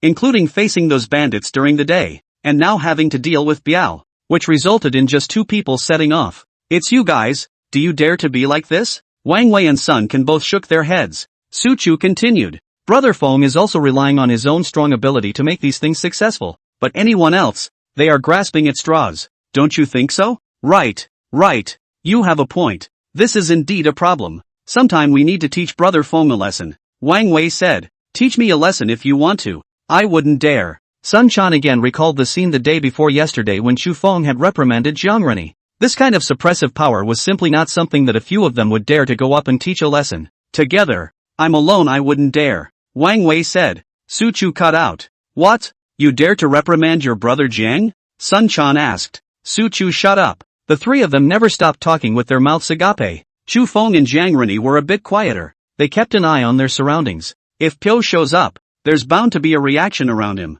But they walked in the dark for another hour without even seeing a hair. Su Chu was a bit bored and said, why don't we go back? Why do I feel like this Piao isn't going to show up at all? Wang Wei shook his head and said, I choose to listen to Brother Feng. You don't count. Su Chu bristled. I'm going to go pee, said, about to leave alone. Wang Wei and Sun Can hurriedly pulled him back. Windy said not to be alone. One person might have that Piao out. Besides, all 5 of us have been hanging around for an hour and the Piao hasn't shown up yet. What does that mean? It means it's not even around us. Don't follow me, you two. I can't pee with someone next to me. No way. Wang Wei also said. Fine, then follow me here and I'll piss on your shoes. You truly don't know life and death. Sun Chan shook his head and did not continue to insist. After all, it's hard to persuade a damned ghost with good words, so let him die if he wants to. Su Chu, however, felt indifferent. All 5 of them had been around for so long. If that Pyo wanted to show up, he should have shown up a long time ago, so he didn't have to wait until now. But Su Chu didn't dare to be too far away. Even if there was no Pyo in this dense forest, there were other beasts. He was just a little impatient to go on like this. Not that he really didn't want his little life, until the moment he pulled down his pants and saw a pair of eyes gleaming at him. The eyes, which were yellow, were somewhat piercing. At first Su Chu didn't react. Next moment, roar! 2 fat, broad claws had pounced. Su Chu Bao lay on the ground facing heaven and earth, and the only thing left in his line of sight was a large mouth. There were 2 canines leaking out of that big mouth, stabbing towards his neck. As long as those 2 teeth pierced into Su Chu's neck, his death would be pronounced, because there's a trachea there, and a major artery. In this current medical climate, there is no one to heal. Before she died, Su Chu finally screamed out. Bang, bang, Bang! 3 consecutive gunshots. It shot at Biao before Biao could bite Su Chu. Instead of continuing his mouth, the pained Pao jumped away from Su Chu. Turning to look at the others, he continued to flee toward the dense forest again. After them, Chu Feng exclaimed. So the 4 of them immediately dispersed. Each man had a cannon in his hand, along with a short sword. Chasing after Pio didn't spread out too much. Otherwise, if Pio chose to deal with one of them and break them down one by one, they wouldn't have time to rescue them. Su Chu, hurry up and help if you're not dead, Jiang Rini shouted through gritted teeth. Su Chu gulped and touched his neck first. No wounds. Not dead. Really not dead. But it was close. Annoyed by his narrow escape from death, Su Chu lifted up his own pants and joined the chase. The 5 men were in a fan shape and seemed to be intentionally controlling Pio's forward direction. Chu Feng was at the very edge. He did not chase after him diagonally, but straight ahead towards the front to occupy the route that Piao might advance in advance. Jiang Rini was on the other side, and he was doing the same movement as Chu Feng. Pio didn't dare to stop, and it was terrified inside. The stick that was inexplicably able to emit movement just now was able to remotely hit him, and it kinda hurts. It even bled. This Pio is just over a year old. Not much is known about sinister humans. Didn't know that humans had something called a cannon in their hands that was very dangerous. Luckily, those 3 cannons didn't hit his vitals just now. Otherwise he would really be dead. Luckily, though, these 2-legged beasts were no match for him in the snow. Right away, Pio was able to escape this dense forest. Wait until the next time you find an opportunity to get back at them hard. But the next second, Pio suddenly felt his limbs dangling in the air, plopped down into a large pit. The big pit wasn't very deep. With a little effort, he could jump right out. Pio thought the same thing and was just about to jump out. An inexplicable smell of gunpowder came over the room. Pio didn't realize what it was. It was just the perception in his heart and brain that told him that this thing was dangerous and to stay away. And to stay away in a hurry. So lifting his butt, Pio jumped outside the hole. But it's still too late. The roll of animal skins in the pit exploded with a powerful blast that made Pio's ass and thighs feel on fire. Even this impact lifted Pio directly into the air. It then landed hard on the ground. It hurts. Pio stood up and looked malevolently toward the 5 humans gathered behind him. Damn humans. He'd have to kill them all when he came back when he wasn't in pain. But the weakness came gradually. Pio looked to his thighs and ass. It's all blood. Still flowing. After a while it flowed. It wasn't just blood. It seemed like intestines. Dying? Ho ho ho. Before dying, this Pio let out an agonizing wail that resounded throughout the Jade Dragon Mountain. Chapter 129 Mother Tiger's Anger. Chu Feng's cottage in peril. Su Chu and Sun Quan covered their ears. It took a while before he dared to let go of his ears. Chu Feng and Jiang Rini walked forward, looking at the tiger carcass on the ground. Indeed, the tiger was a bit small. But just now, during the chase, there was almost no difference between this so-called Pao and those adult tigers. With that size, it's amazing that it continues to rise and grow. It's hard to imagine what Pio, in his adult state, is really like. Dead, right? Wang Wei asked, trembling. Dead through and through, Chu Feng said. The opponent's ass was blown open and his guts flowed all over the place. And this is still not dead. Then this is not a Pio. It's a demon. What should we do? Carry it back? Jiang Rini asked. Carry it back? Of course. No, can't carry it back. Suddenly, Sakama's voice came through. Soon all the men followed. The explosions over here are too violent. Draws them all in. This trap would not have been far from the garrison. When Sakima heard that Chu Feng and the others were actually going to bring this Pao back, he hurried over to stop them. Why? Chu Feng asked curiously. Just now this Pio sent out a distress signal. Mayday? Yes, it's those 3 roars. It's a juvenile, which means there must be another female Pio around. Although we don't know the exact location of that target. Once we bring this juvenile Pio with us, the female Pio will surely come over on the scent. Mother Biao? Chu Feng became even more puzzled. Didn't they say 9 tigers and 1 Pio? Pao can still give birth to Piao? In Chu Feng's concept, Diao was the special existence of a tiger gene mutation. Occasionally there is one head, not a group. But in Sakama's mouth, that didn't seem to be the case. Piao's existence are how many years? They and tigers have long been not a group, but have a group that specifically belongs to them. This group is different from tigers. Tigers will leave their mother when they reach adulthood. But Piao is a semi-group state. Usually a mother Piao will live with a small Piao. When the small Piao becomes an adult, they will live in the territory around their mother. Once they run into danger or something they can't handle, they will call out to their mother. So we have to hurry up and leave. Fortunately, Chu Feng did not let Sakama leave, but instead asked Sakama how to set up the trap. If he hadn't heard this information from Sakama, and had instead foolishly brought Piao to the camp with the idea of selling him, they might have been greeted with even greater danger. Roar! On the other side of the distant fourth peak, a faint roar sounded. Chu Feng's face changed greatly. Everyone, quickly pack up and leave in the dark. Follow me closely to the Kesh territory. So the others quickly returned to their territories and started packing up their equipment. Chu Feng, Jiang Rini, 5 people looked at each other, grabbed the piao in front of them and threw it into the pit, then quickly buried it. Feces, or something else to dissipate the odor here as soon as possible. Wang Wei said. It's useless. Animals' noses are very spiritual. They can easily distinguish the scent they want and track it. Burying it is just delaying Mother Biao's time. What we need to do is to hurry up and get out of here. Chu Feng said. So, they packed up everything in a very short time. Those useless things have been thrown away by them. Everyone started to travel light. Soon, they disappeared into the dense forest. As Sakama said, it was less than half an hour. A figure whose size seemed like a horse appeared. Despite its size, it walks very lightly. The figure sniffed at the ground, and it seemed to smell pups, but after half a day's searching around, he didn't see his cubs. The blood on the ground is the cubs, the fur that falls off is the cubs. These are for his cubs, but where are his cubs? Ow! The mother puma growled low, trying to bring her cubs out by calling, but there was no answer. Finally, it stepped on soft ground. Seemingly thinking of something, Mother Pio began to pick at the land. In no time at all, the contents of the pit in front of it were raked out. Roar! The roar of anger, of pathos, echoed once more. Chu Feng did not know if that so-called Mother Puma had looked for it. Anyway, they very quickly left the place of wrongdoing. It was a long walk until the light of day, when we finally reached the Kesh. This time, Suewa's grandfather received Chu Feng once again, and it was received as a patriarch. The other Keishis crowded around curiously. The honored guest needs to take a break. You should not disturb the honored guest. With a word from the patriarch, everyone left. Chu Feng and the others were also able to completely rest for a while. Whether it's a cave, or a dense forest, there's no shelter in either place. Fortunately, too, they were few in number. The matriarch's house was big enough. With the addition of a few houses around, it gave the group a nice break. Chu Feng was resting in the patriarch's room.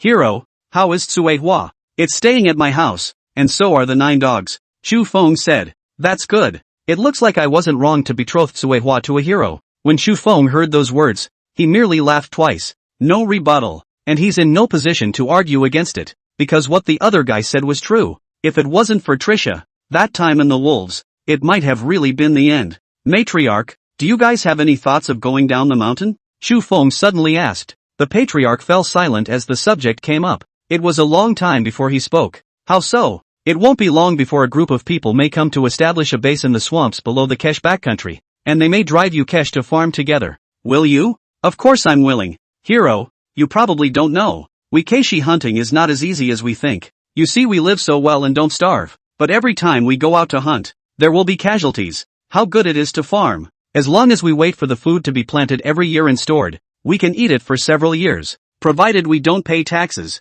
If we pay taxes, then we won't go. Why? Chu Feng laughed. When I don't know. Once we pay taxes, all the food left will not be enough to eat. By then we won't even know how to hunt, and there won't be enough food. So what are we going to do? Starve to death? Chu Feng took a sip of wine. It's a milk wine made by the Keishi themselves, and I have to say, it has the mellowness of milk, and the spiciness of the wine. A sip in the middle of winter is very strong indeed. Patriarch, I mean, in the future, if you have a piece of land that grows a lot of food, and the court doesn't pay much in grain, enough for you to be able to eat and drink, would you be willing to do that? Can the court be so kind? Hero, do you think we really want to live in this cold and dangerous place all year round? But the problem is, living under the control of the imperial court is suffocating. If I don't suffocate and die, then I might as well die in the snowy mountains where I hunt. Chu Feng nodded and did not continue the topic. Tonight, Chu Feng slept in the Kesh. With regards to the Keishi, Chu Feng still had a very good feeling about them.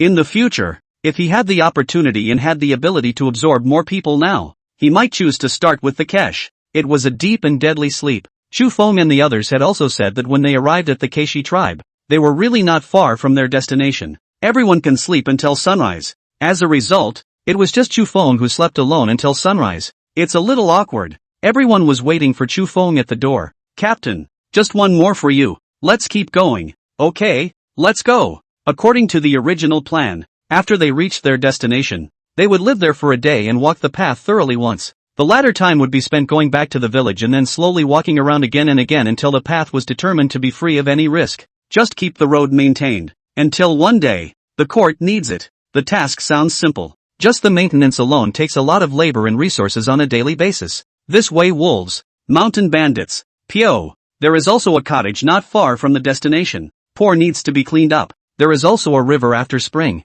as well as swampy areas. It also needs to be labeled. These workloads are very high. You definitely can't clean it up once or twice. Just as Chu Feng and the others were planning to depart, the matriarch suddenly led two behemoths over. Hero, you take these two reindeer. Chu Feng was somewhat dumbfounded as he looked at these reindeer. It was the first time he had seen such a large reindeer. That size, it's bigger than a cow or a horse. Antlers that were bigger than Chu Feng's head, with a head held high. The height was a full 2.5 meters, and even more. Not only Chu Feng, the others were also dumbfounded. Sakuma, as a stone toad, has always lived in the mountains. Never seen such a huge reindeer either. Patriarch, not so much, Chu Feng hurriedly said. A reindeer that size, not to mention if it's controllable. It costs a fortune just to breed them. Just give it to him? This is Tsuewa's dowry. I didn't bring it over before, but now, finally, I've brought it over. Hero, please treat my granddaughter well. The patriarch choked a little.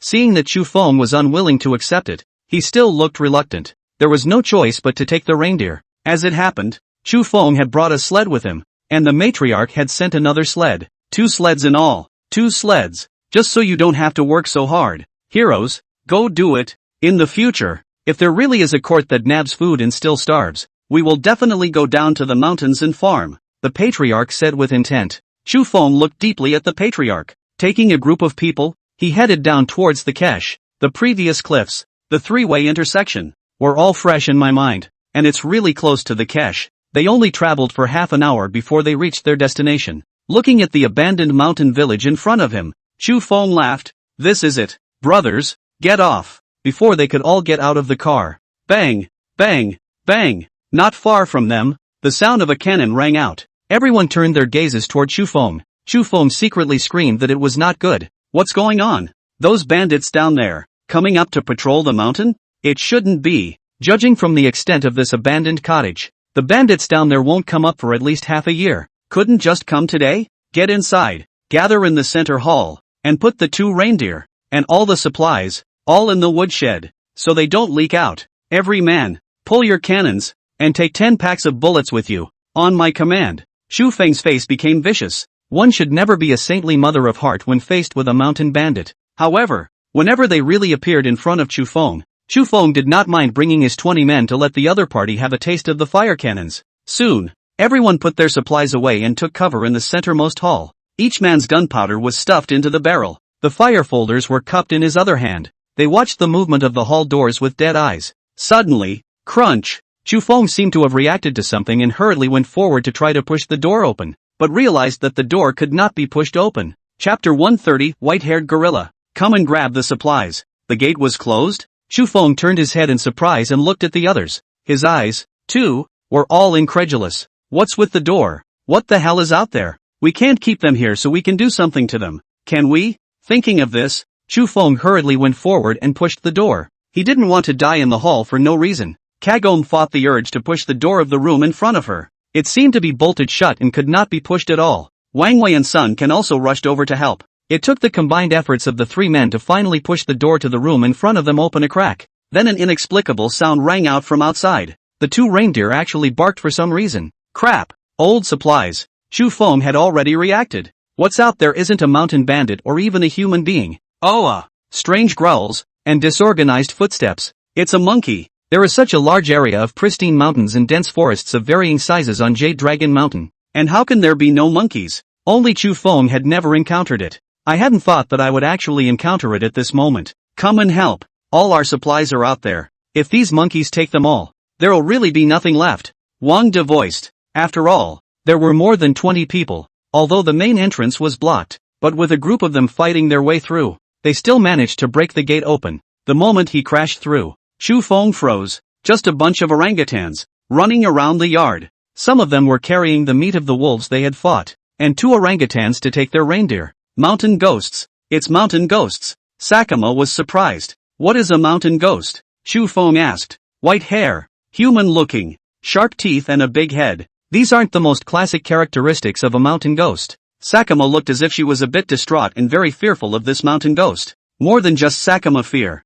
Everyone in the room's legs and stomachs were shaking with fear at the sight of these apes. These gorillas are all over 5 feet 5 inches. A few of them were even taller than Chufeng. They were covered in white hair. Extremely stocky body. It would have been an organized move of supplies. After seeing Chu Feng's group of people rushing out from the hall, he immediately bared his teeth at Chu Feng and the others. At first, Chu Feng even thought that these apes were just a bunch of people with white hair. This dangling creature had not been seen once in his last life. Since meeting Pyo, Chu Feng was also considered to be someone who had seen a great deal. What's a bunch of white-haired gorillas when you've seen that scary tiger? Fire! All of you! Fire! Never let them take our supplies! Chu Feng exclaimed. Sakuma and the other descendants of the Stone-Toad clan began to back away. They were afraid to face the mountain ghosts. Chu Feng didn't force their hand either. What mountain ghosts? If it affects their survival, they will teach the opposite side a lesson with the cannons in their hands. White-haired orangutans are strong, agile and fast. A few of them even charged towards Chu Feng and the others. But orangutans have an Achilles heel. The nervous system in their bodies is more sensitive than a human's. Very afraid of pain, even if the cannon didn't hit the vitals. With bullets hitting their bodies, the group of orangutans jumped up at once, turned and ran outside. Chu Feng didn't know if this group of apes were harmful to people or not. So to Sakuma, he asked, do they actively attack humans? Normally not. If they weren't starving they shouldn't be in front of us. Sakuma said. Chu Feng nodded. So he did not strike at the vitals. After all, orangutans and any primate are close relatives to humans. Even if you kill these gorillas, their bodies serve no purpose. We'll have to find a way to remove it when the time comes. If you can't beat them, they'll run away on their own. It also saves cleaning up their bodies. As one gorilla begins to escape, the herd has a herd effect. It didn't take long for all the white-haired gorillas to run clean. Chu Feng hurriedly went forward to bring back the 2 reindeer. These 2 reindeer are bigger than horses. Whether it's endurance or speed, it's certainly better than oxen and horses in the snow. Maybe it will save your life if you are in any danger in the future. But don't let these gorillas get away with it. They probably just wanted to eat the 2 reindeer. This also shows the harsh environment on Jade Dragon Mountain. Primates generally don't just leave their habitat. Unless they can't find any food at all in their habitat, one can only venture into human territory. It looks like it's not just the white-haired gorilla. There will also be many dangerous carnivorous beasts that will continue to harass them. It certainly makes the road a lot more risky. Chu Feng had a lot to do as well. After driving off these white-haired gorillas, they also let loose many guns and cannons. Chu Feng was a little worried that the sound of these cannons would startle the mountain bandits from the mountain fortress below, so they seized the time to have their own people start building fortifications. Dig a pit and a trench right here in this area. If that gang of mountain bandits learns of our presence here, they will most likely come over and attack us. If there is a trench, we can strike the other side very easily. Chu Feng brought a lot of modernized terminology with him when he said this again. Many people didn't get it, but they heard what Chu Feng told them to do. That means taking a shovel and digging trenches in the right places and on the paths that must be traveled. After digging, form groups of 5 and change guards every 2 hours. Make sure to watch this road so that no mountain bandits come up. The more Jiang Rennie looked at Chu Feng, the more shocked he felt. He froze and asked Chu Feng, "You've been to the army too?" Chu Feng merely shook his head. It didn't go any further. He did go to the army and was a soldier, but not in this world. There are hoes in the cottage itself. They bring a lot of them themselves. When 24 or so people come together to make a move, digging a trench is extremely fast. Especially land they don't need to dig. The snow on the ground was thick. Simply dig a trench with snow. Being in a trench not only hides your form, but also allows you to keep an eye on what's going on outside. After the trenches were dug, it was almost about to get dark. The only inconvenience on this mountain is the color of the sky. Obviously, I hadn't done anything yet in the middle of the day, and it had somehow gotten darker. Sakuma and the Stone Toads came over to say goodbye. This place was not far from their perch, and they could walk back in half an hour. Chu Feng saved them. They also helped Chu Feng a lot. The help was hard to repay, though, and it was time for them to leave. Captain Chu, I don't know when you will leave Jade Dragon Mountain, but please also try to leave as soon as possible. If you don't leave within 2 days, don't leave, and never stay in the mountain fortress. Why is that? Chu Feng asked somewhat strangely. If you're willing to believe me, there is bound to be a great blizzard in the entire Jade Dragon Mountain within 3 days. Chu Feng froze, but the village elders said that the snow season on Jade Dragon Mountain is considered to be over for this season, and it shouldn't snow next. But after all, you guys live below the mountain and don't know much about what goes on up there. Jade Dragon Mountain has a really big blizzard to end every New Year's Eve. That snowstorm 2 days ago was very small. nowhere near the snowfall that comes at the end of winter every year. So I'm guessing there's another snowstorm waiting for us. That's why we've got to hurry up and get out of here. We might encounter this blizzard if we stay. Is it accurate? I've lived all these years without exception, Sakuma said, patting her chest. I see. And thank you very much, my friend. A small matter. If you do not intend to leave, then you must take precautions. If you intend to leave, you must depart before tomorrow. Otherwise you will surely be stranded in the mountains. God of heaven bless you. Sakuma is gone. Before leaving, Chu Feng exchanged 2 pounds of white flour for a few sheepskins. In Chu Feng's plan, this mountain fortress was extremely important, so he categorically could not abandon the cottage. As it was in the beginning, everyone on the patrol was very disciplined. Whatever task Chu Feng gave them tonight could be completed quickly and successfully. With the mission over, the group gathered. How to live there becomes the question. It was a good thing that the living conditions in the cottage accommodated more than 20 of them without the slightest problem. The problem they face is simply how to allocate places to live. Chu Feng and the 5 people from their Jade Dragon village chose to be together. This choice didn't come as a surprise to anyone else. Akia is a female and had to choose a place by herself alone.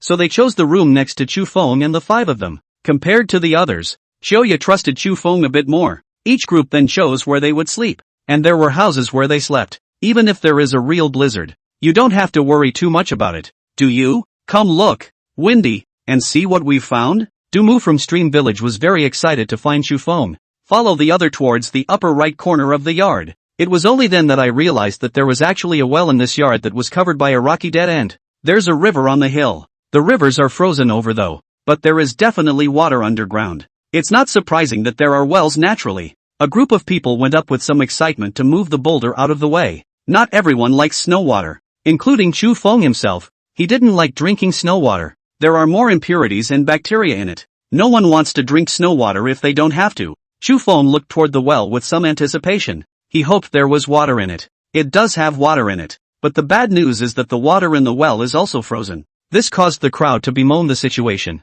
Chu Feng clapped his hands and said, even if the water in the well is frozen on, this is still considered good news. When the coming year starts in the spring we come up, won't we be able to get water here to use? The crowd also thought it made sense once they heard it. So one by one the boulders were again carried up and pressed against the well. Save some creatures from accidentally falling in. Which group is patrolling today? Don't forget to patrol while the other groups start the fire and cook. Seeing that the group of people were somewhat idle, Chu Feng gave them a clear instruction. It didn't take long for the campfire to start. The people of the patrol began to put down pots and pans to cook. As it became completely dark, a scent filled the entire cottage. Autumnia waited nearby with her bowl. Wang Wei Sun Chan has the eye of the tiger. They were all staring at Chu Feng. The others couldn't help but come along. Although Chu Feng's cooking skills were not good, what was different from the others was that Chu Feng was willing to lay down the ingredients. Every time he cooks it the flavor is full. Don't grab them all. Take your time one by one. Seeing the meat stewing in front of you about to start coming out of the oven, the group then tried to squeeze forward. Chu Feng decisively let Xiaoya be the first in line. A meal that was very enjoyable for all. After eating, everyone went back to the place of their choice. All of you get an early night's rest and go out tomorrow to collect firewood. Yes. A group of people cheered with pleasure. Is Mount Jade Dragon really dangerous? They are not sure, but following Chu Feng was something that could really feed him. Chapter 131, The Greedy County Magistrate. The second team of corruption. Have they all left? The magistrate asked to Liao Xiang in front of him. My subordinate has just returned from Yulong village, and the patrol team, including the 5 magistrates, set out with them. The magistrate nodded. It's about to be spring, and that group of people from Great Xia actually entered my borders again and killed my people. This matter looks like it needs to be resolved quickly. Snowy Ridge Town Hall. Early in the morning the 3 most important people in the magistrate's office were gathered here. Lu Shi and Liao Xian looked at each other. Disdain could be seen in each other's eyes. The magistrate was there sighing. Tell me how brutal this Daxia people are? But the problem was that the Daxia people were invading a village in Snow Iron City. It didn't have the slightest thing to do with their Snowy Ridge town. On the character of the magistrate. How is it that you suddenly appear to have compassion for other villages? You know that years ago, the entire town of Taoyuan was invaded like that. The magistrate didn't show much sadness either. After we drive the Daxia out, even the villagers of Taoyuan Township are not allowed to return to their original villages, just because he wanted to touch more supplies from the villagers' homes. Take possession. Such a shameless person confronts the villagers in his own district like this, suddenly to other villages this way. It made the 2 men a little uncomfortable for a moment. That's why we have to be prepared for danger and prevent it in advance. It's just that a team went in for so many days. There hasn't been any results so far. Why don't we send out another team? The magistrate asked to the two men. Lu Shi and Liao Ziong instantly understood. So it is. Why has the magistrate changed his mind? Ever since Chu Feng had told Liao Ziong about the plan for this path. Liao Ziong told Lu Shi about this plan. When a message is passed around, it is no longer a secret. Naturally, it reached the ears of the county magistrate. In the future, if the Dakian army really defeats the Dixia army because of a road on the Jade Dragon Mountain, then that's a godsend. As a county magistrate, how could he not fight? So then 5 people were placed directly on the team, and reported the news toward Syracuse. I hadn't realized that the Syracuse side was extremely important. Gave 100 taels straight away. The magistrate, who had not been interested in the matter, began to be. As for the 100 taels, not a single penny had anything to do with Chu Feng. Now it's all in the county magistrate's pocket. But the county magistrate still seemed to feel dissatisfied, and he actually wanted to form a second team. As for whether or not the second team will work, how it will work, and who it will take to put it together, it doesn't have much to do with the prefect, to be honest. The county commissioner has only one idea of the money that is allocated to go into his pocket. This matter was also known to Liao Ziong and Lu Shi. In the past, in order to keep his mouth shut, the county magistrate would give them both a little sweetener. But this time I don't know if I was overly excited and didn't even mention it. Even put them both in charge of this. The second team, we need to hurry up and get it out. Let them open up a few more roads on Jade Dragon Mountain to come. We can't just let the people of Daxia come and invade us. We need to invade back as well. We need to be victorious. So crowning and deserved. Liao Ziong and Lu Shi both thought the county magistrate was a good official now. But prefect, now is not a good time to go to Jade Dragon Mountain, Liao Ziong said. It was because Liao Ziong had been paying attention to what was going on at Jade Dragon Mountain. Heard some bad news from other people. For example, there's a very serious snowstorm coming to Jade Dragon Mountain soon. How is it not a good time? There's a blizzard coming soon. So how did the first team get into the mountains? Facing the questioning of the county governor, Liao Ziong didn't know how to answer. Prefect, after the first team entered the mountain, they must have found a stronghold. The patrol leader Chu Feng and I communicated that they have a stronghold on the mountain and can easily escape the snowstorm. If we let the second team go over there as well, they probably won't even be able to find a stronghold. And once the snowstorm hits, everyone will die on the way to Yulong Mountain. So what? It's their blessing to give their lives for Great Qian. The emperor will remember them. Liao Zion closed his mouth. He knew that this county magistrate loved money. If there was an opportunity for him to take 100 taels, he would never let it go casually. Lu Shi arched his hand and said, "Okay, county governor, we'll do it now." It's still Lu Shi who is obedient. Look at you, Liao Ziong. You're getting more and more out of shape. The county governor's lesson is correct. Liao Ziong touched the sweat on his forehead. There was no further argument with the magistrate. Let's not talk about whether it's useful or not. The county magistrate is the local emperor of Snowy Ridge Town. If you offend him, even Liao Ziong won't have a good time here. After leaving the yamen, Lu Shi laughed beside him. I say, are you crazy? How could you think of changing the county magistrate's mind? I'm not changing his mind. There's going to be a real blizzard up Yulong Mountain at this time of year. Just in case it doesn't, then going to the second team wouldn't be of much use. It's not like you haven't been to the mountains before. What kind of environment is on the mountains nowadays? Besides Chu Feng, who else can casually stay on the mountain? Liao Ziong said. That's right. Chu Feng is indeed a talented person. It's a pity. If he could have been used for me, he could have solved a lot of cases for the yamen. Stop thinking about that case of yours. Think about what to do now. Where to find manpower. Liao Ziong had a bit of a headache. Let's find out from the court. Yamen or constable? If you dare to tell them to go to the mountains today, they will dare to run to you tomorrow. Liao Ziong sneered. Hearing this, Lu Shi also began to have a headache, because Liao Ziong was right. The gang at the courthouse are all greedy and afraid of death. The reason for going into the government office is to hopefully hold a little bit of power, and in the process, fish and flesh the township. Really let them do anything dangerous. Don't even think about it. That Chu Long, push him out and then let him recruit from the folk. Lu Shi suddenly said. Liao Ziong's eyes lit up. That's right, that Chu Long just came not long ago. He is obedient. Other people do not want to go. We let him recruit from the folk, give them the promise of treatment, and then let them seize the time to go up to the mountain. This time back and forth. The time to go up to the mountain may be in the half a month or even a month, or even longer, are possible. Can come back to the number of it is not yet known. So the two hit it off. Taking the lead, they went to the courthouse and found Chu Long, and briefly told him what they were thinking. A mountain patrolman? Is it a mountain patrolman like Chu Feng?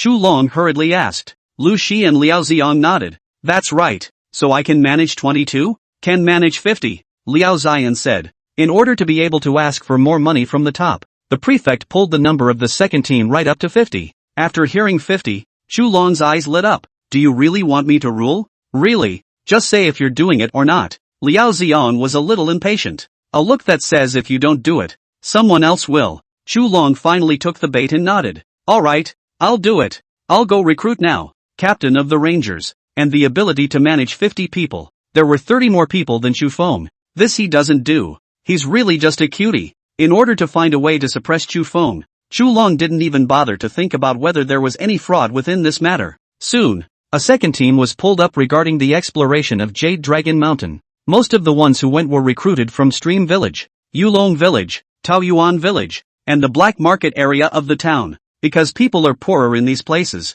they are afraid of being taxed. Patrols don't get paid much per month. The biggest benefit is the ability to pay less tax, or even no tax at all. So there were a lot of people who signed up. In just one day, enough people were recruited. After Chu Long spoke about the situation with Liao Xiong and Lu Shi, the two of them looked at each other and patted Chu Long's shoulder. You kid did a great job. Better than Chu Feng. They knew what kind of compliments Chu Long needed. Anything that goes against the grain will be said as long as it accomplishes the goal. Don't worry, two lords. Our second team. We will definitely complete the task faster than the first team. We will definitely explore the road as soon as possible. Go on then, and do a good job. So the next day, Chu Long took a large troop of 50 men and swept up the mountain from Jade Dragon Mountain. The villagers of Jade Dragon Village looked at the flaunting Chu Long walking through the doorway in front of their own homes. Their expressions were all a bit puzzled. Why does this kid have a feeling of villainy? Widow Wang said beside Zhou Xiaoxiao. Nowadays, the men of Jade Dragon Mountain are all up in the mountains. There are naturally no men left in the village. Widow Wang came to Zhou Xiaoxiao's house to chat about family matters when she had something to do, and the two women knitted together. Now Trisha has joined them. Who's this guy? It feels a little familiar. You just came here on the first day. Out of the guys you beat up. Zhou Xiaoxiao laughed. Oh, come to think of it, husband's big brother, right? This guy looks like he really owes a beating. As she was saying this, Trisha's gaze froze. Saw a familiar figure in the crowd. MS. TN. Trisha hurriedly greeted. Tian Xin heard someone beckon and stood out. Smiling, Miss Tsuehua, why are you on the team? Because I don't want to stay at home anymore. I want to make something of myself. Tian Xin's eyes lit up as she said to Tsuehua. The reason why Chu Long's team was able to pull out 50 people so quickly. It's not really all men. There are several other cooks in here. If you go up the mountain, you must cook. Where do men cook? The men are just responsible for hunting. When the time comes, they hunt in the mountains and give the prey to the women to cook. Just walked and ate on the way. Chu Lung never thought about how hard this was. It's just a trip up the mountain. Bring all your supplies and you're done. Are you sure you want to follow them? Trisha asked with some uneasiness. The officials are organizing it, so there should be no problem. But you didn't even bring the most basic supplies. Your weapons weren't issued, and I see that many of you are empty-handed. Trisha looked to the 50 men. Most of them have no idea what it means to patrol the mountains. Many don't even have basic weaponry, not to mention supplies. The only supplies were the food that these cooks had brought with them. Tian Xin sighed and said, I talked to that Chu Long, but Chu Long said it's not a big deal. Don't you go, come back. Trisha said, the lists have all been handed in, and my grandfather said that he's willing to hand over the Tian family to me as long as I succeed in following them to open up the road. Your grandfather is trying to get you killed. Trisha had a straight heart and put that right out there. Tian Xin was silent for a while and smiled. What does that matter? Wouldn't it be fine if I didn't die? Tian Xin held her breath inside.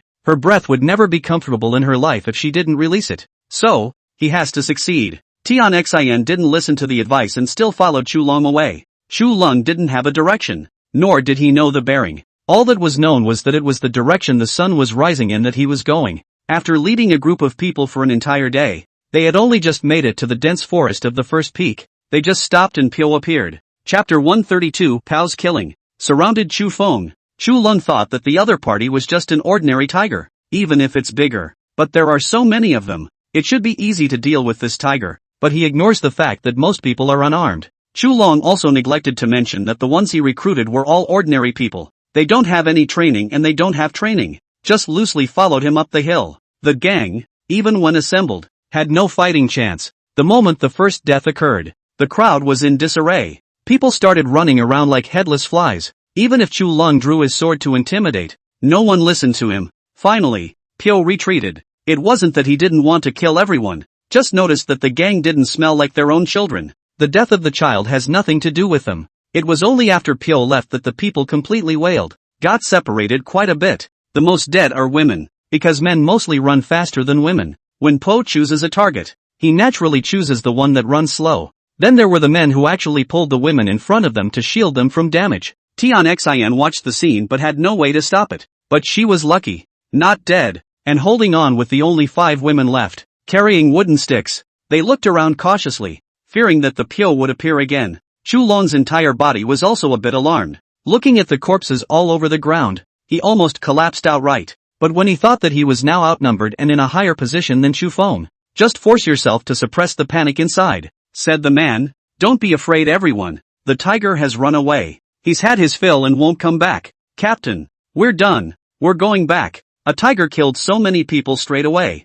How can we do this job of patrolling the mountains? We won't do it. Yeah, we're done, we're going back. In the attack just now, at least a dozen people died in Pyo's mouth. The rest of the group was completely disheartened and intended to get up. Chu Lung was safe because he had his own little team. The magistrate was then allotted 10 swords, and these 10 men were his close associates. Seeing that the gang was about to leave, the 10 men instantly drew their knives. If you dare to leave, then don't ever leave. Since you have chosen to patrol the mountain, you can't leave until your mission is completed. Whoever leaves before the mission is completed, I'll chop them up. The rest of the group fell silent. Now, all set up camp and get some sleep. We'll continue our march tomorrow. Going back? Can you go back? Do you even know where you're going? Bunch of idiots. Afterwards, Chu Long turned his gaze to the group of women behind him. After Tian Xin noticed Chu Long's gaze, some anxiety was evident in her eyes. This is a team that has had problems on day 1. They won't last more than a few days.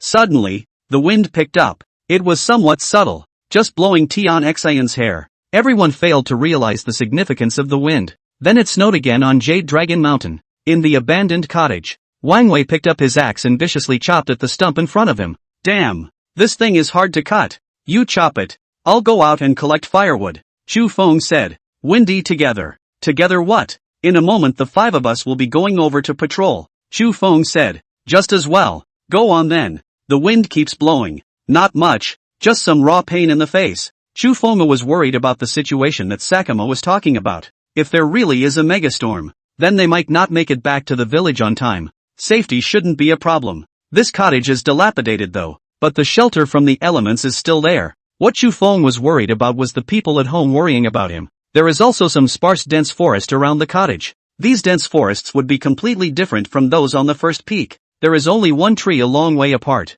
It looks as if the top of a middle-aged man's head is that sparse. Walking through the woods, most of the winter trees have dried out. Quite a few dead branches are on the ground. It was easy to pick up a bunch. Using the rope that he had brought with him, he tied the dead wood together. Chu Feng then planned to return to the cottage with the firewood he had picked up. After walking not 2 steps, he suddenly saw a wolf. There was a lupus on top of this wolf. This was the first time Chu Feng had seen Liao's appearance during the day. Looks more like a fox. Long mouth. The eyes were as gloomy as if they were puddles of ink. The moment he saw Liao, Chu Feng took out the fire cannon in his hand and tried to aim. The next moment, the wolf ran around the trees. It didn't run away, but ran circles around Chu Feng, even if Chu Feng was a sharpshooter. In this case, it's also hard to hit the target. Sure enough, the first shot came up empty, because the delay of the cannon is too high. There's no way to do highly accurate aiming. As Chu Feng shot into the air, the in front of him wailed. The second Luo appeared in front of Chu Feng riding a wolf.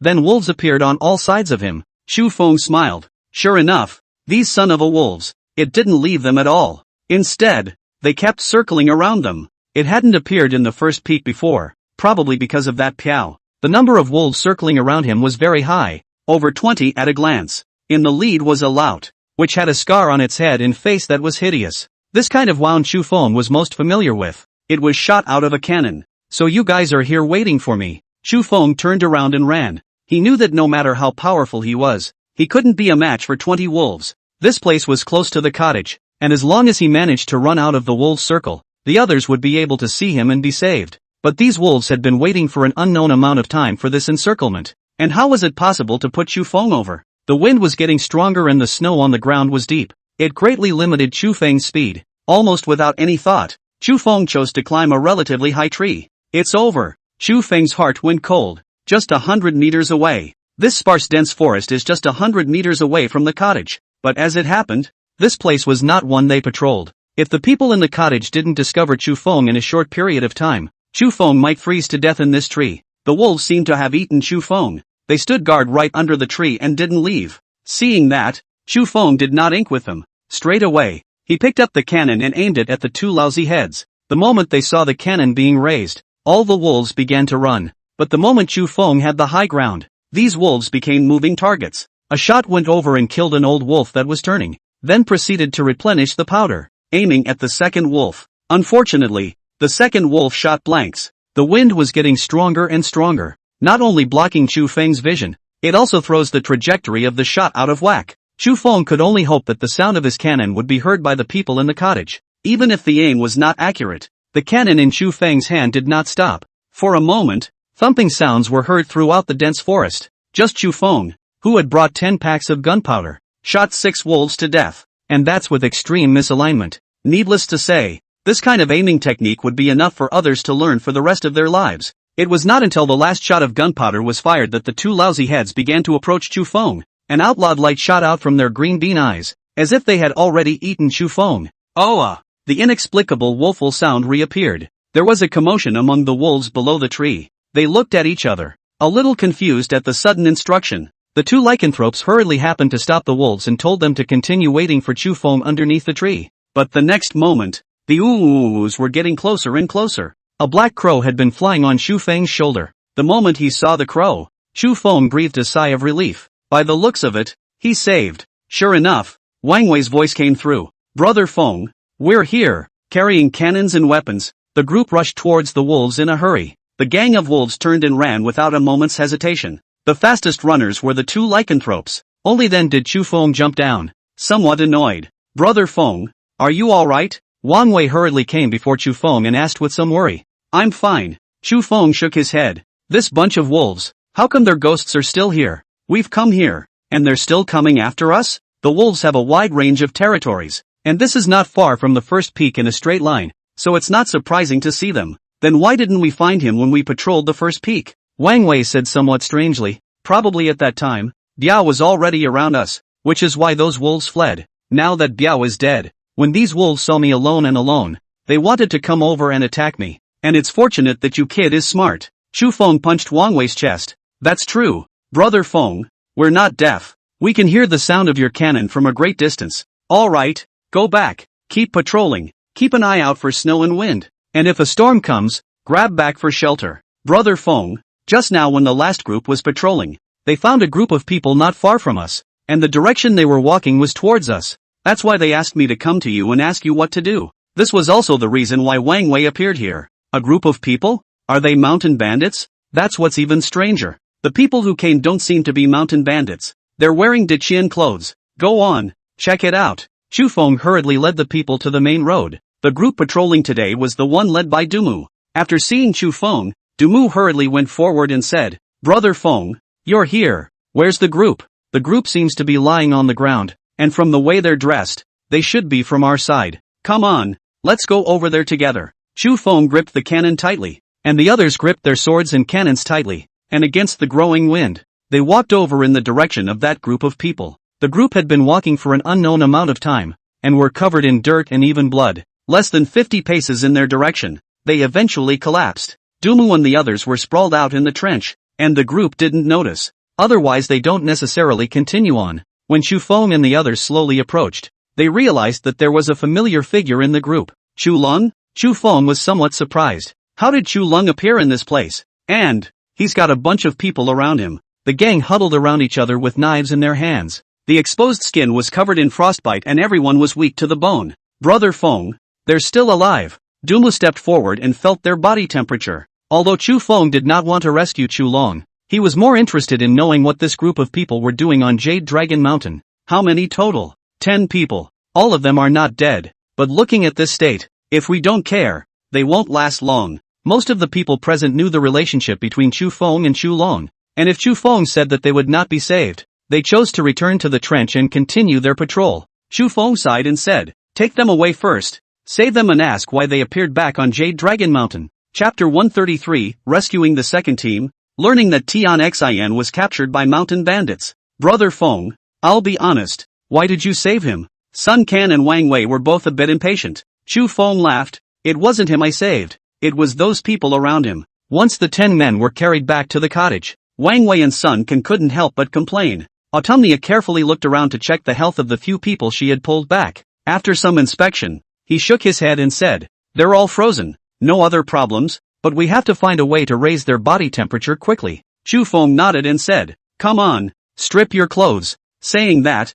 Chu Feng stepped forward and stripped the clothes off of a person. Next to her, Akia was startled and hurriedly ran towards the side with her eyes closed. "Come on." The more jumpy tiger was the first to rush forward. His target was Chu Long. Chu Long's reputation in Jade Dragon Village was not good nowadays. People don't treat him well. Being able to have a chance to humiliate Chu Long, Tiger naturally would not let go. Everyone else rushed forward to help. Everyone lives in the mountains and most know that rubbing snow on your body will warm it up. This will directly stimulate blood circulation. With tubs of snow being brought in, all of them were briefly rubbed with snow. Finally, the gang began to start slowly opening their eyes. "Qiu Ya, go ahead. Don't be embarrassed. You're a doctor," Chu Feng said. Akia nodded. Walking up and looking at the man in front of him, who had been stripped to the bone, he could only say, "Healers have no gender. So, start taking the gang's pulse and treating them." Meanwhile, the rest of the patrol began to simmer the broth. This group of people were basically sure that they were the people of Diqian from their clothing.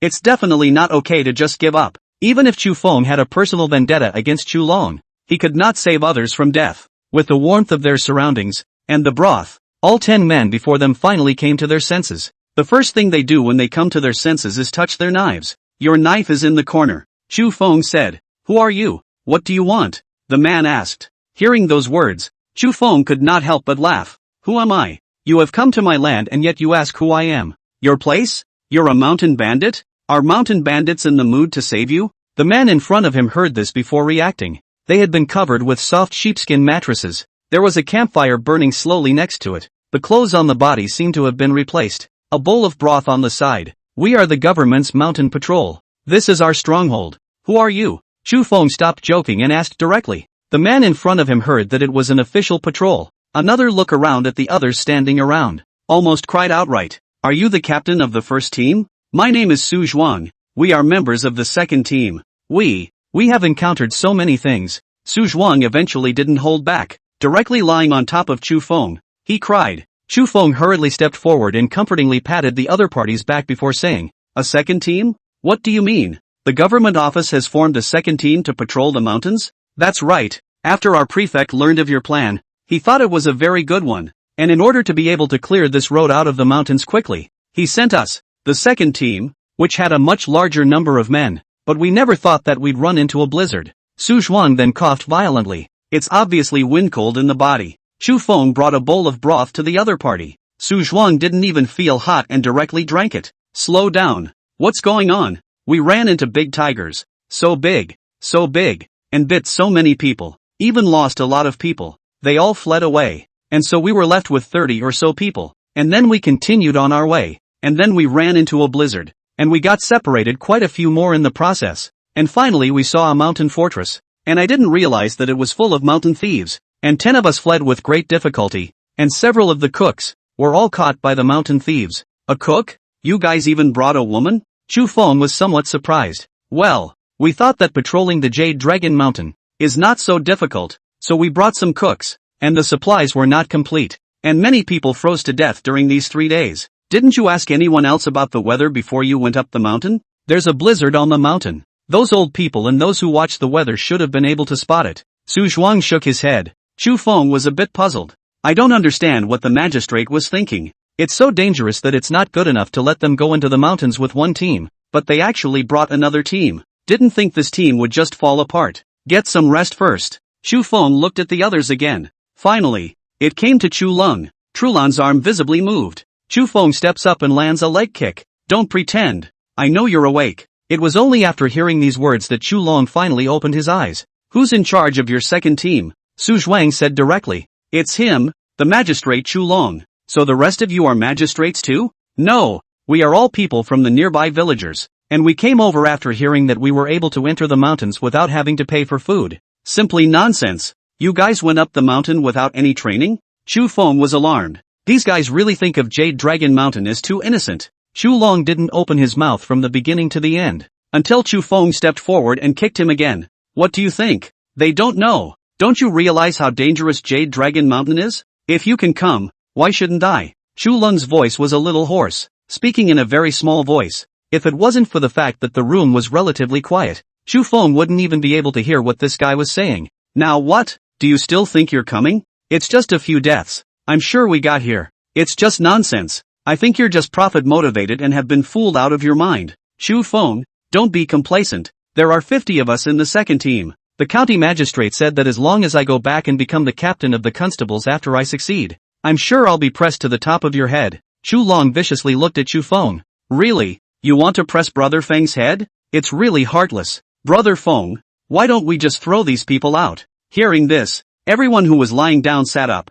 I didn't realize the gang was awake. It's just that some are in good shape and some are not so good. Su Zhuan was the first to step forward and begged for mercy. Captain Chu, we are all Dakian people. We are all people of Shuiling Town. You can't throw us out. Wang Wei laughed coldly. Look at your captain's attitude. Is this the attitude of facing a lifesaver? We saved you here, gave you warm sheepskin mattresses, and gave you meat soup. Yet you treat our captain like this. It's not as good as saving a dog. At least you know to wag your tail at us. Chu Long, quickly apologize to Captain Chu in front of you. Su Zhuang said hurriedly. That's right. You hurry up and apologize to our savior. The others next to him said. Chu Lun looked at them somewhat dumbfounded, as if he didn't understand how his group had fallen back so quickly. Have you traitors forgotten whose people you really are? Su Zhuang coldly grunted. How did we become your people? Do you really think we serve you? That's right, taking us up the mountain without any preparation. You don't even know where the roads are. You're also the fastest runner every time you're in danger.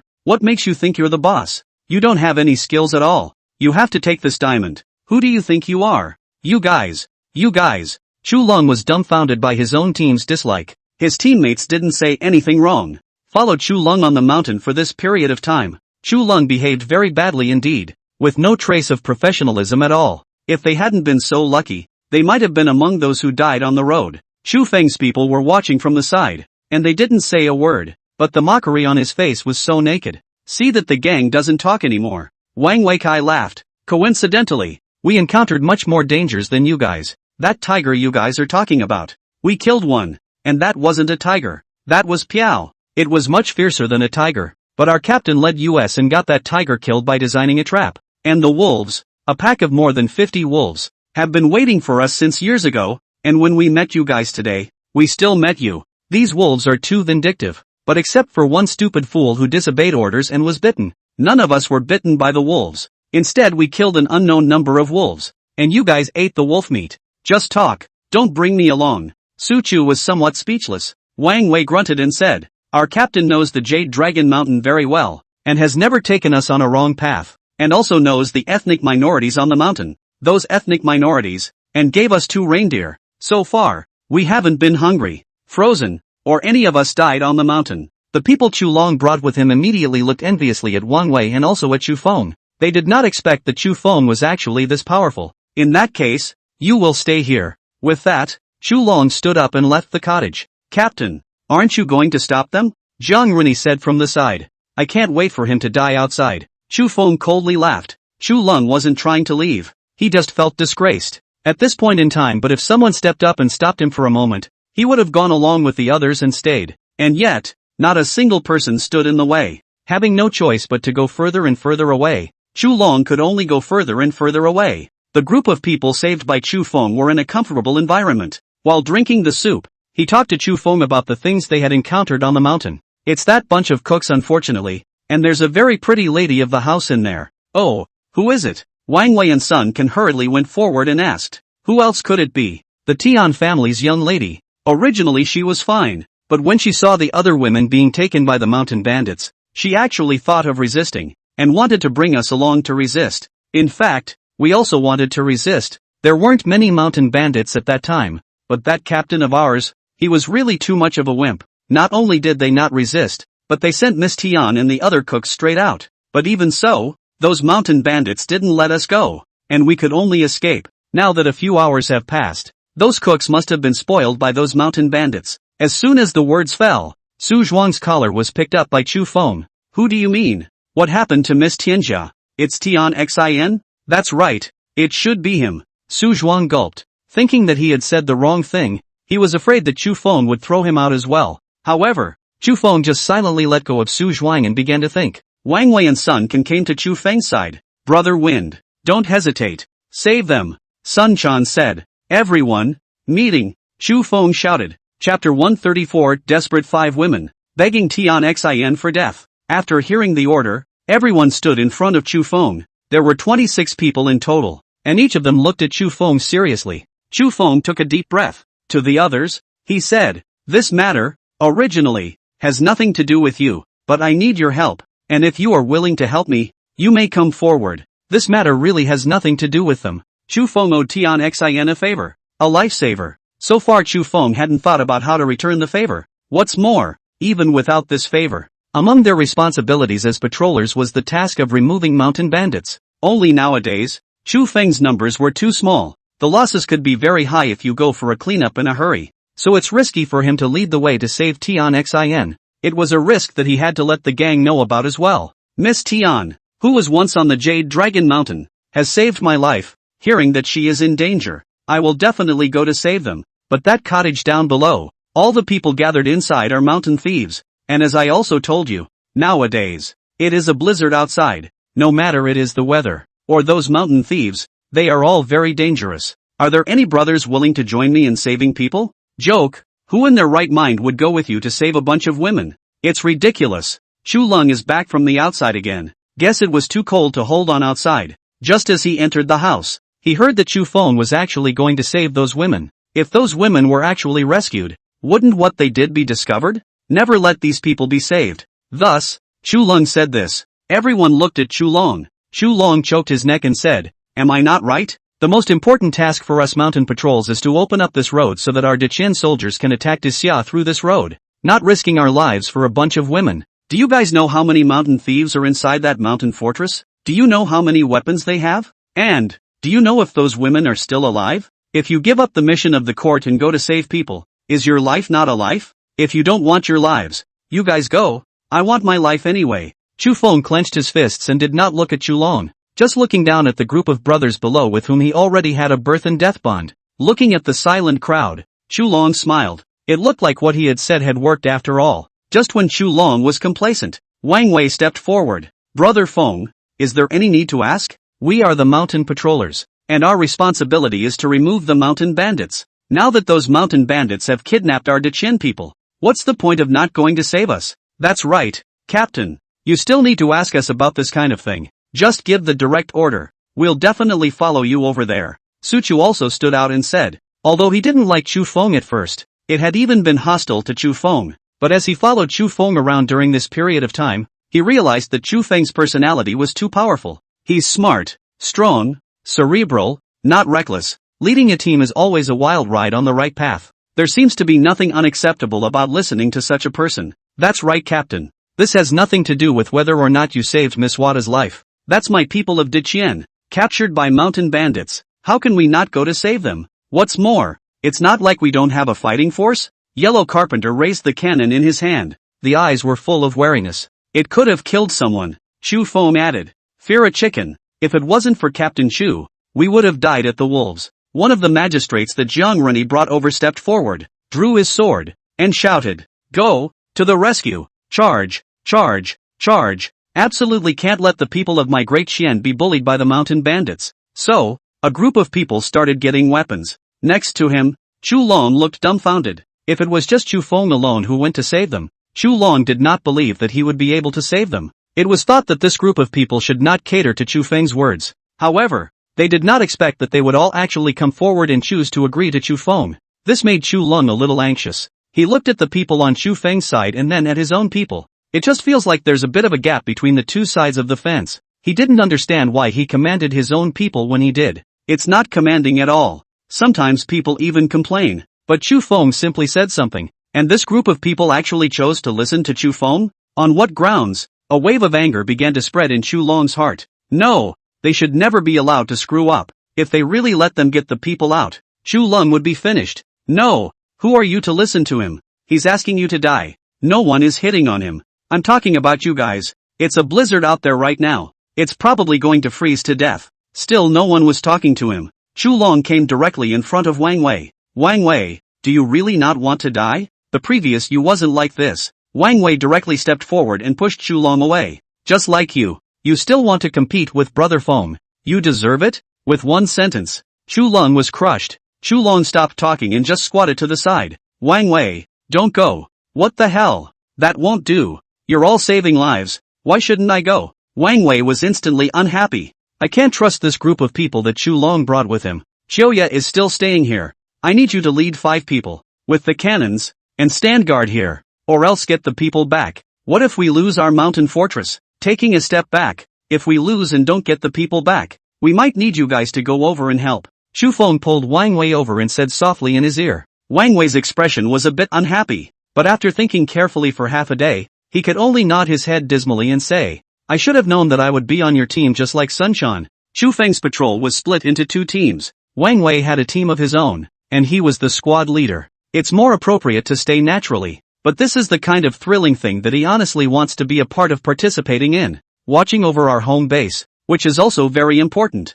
and also, just protecting Chuya. Chu Fengzhong felt that there was definitely a problem between Chu Long's team and those cooks. Only, Chu Lung and the others didn't say it. It's clear once you get the person back. Chu Feng had brought 20 people with him this time. Du Mu from Taoyuan village led a small team and followed Chu Feng's side. Chu Feng himself had brought a small team, and Jiang Renyi's side had also brought a small team. Remember, all of you, you must follow my orders, and there is only one promise I can give, and that is, even if you die, you will die fewer deaths if you listen to my orders. Do you understand? Understood, the group roared. 20 men full of wariness in a blizzard of -20 degrees, lean against the mountain bandits' cottage below and set off. King Fengshai is a small-sized fortress. It can only hold about 200 people inside. That's why walled city Lord Zhuqingfeng has always kept the number of people in the walled city at 200. In the winter, the people of Clearwind Cottage began to idle. They were supposed to hit home and cut off the road. I ran into people from Dichen de Xia on the mountain.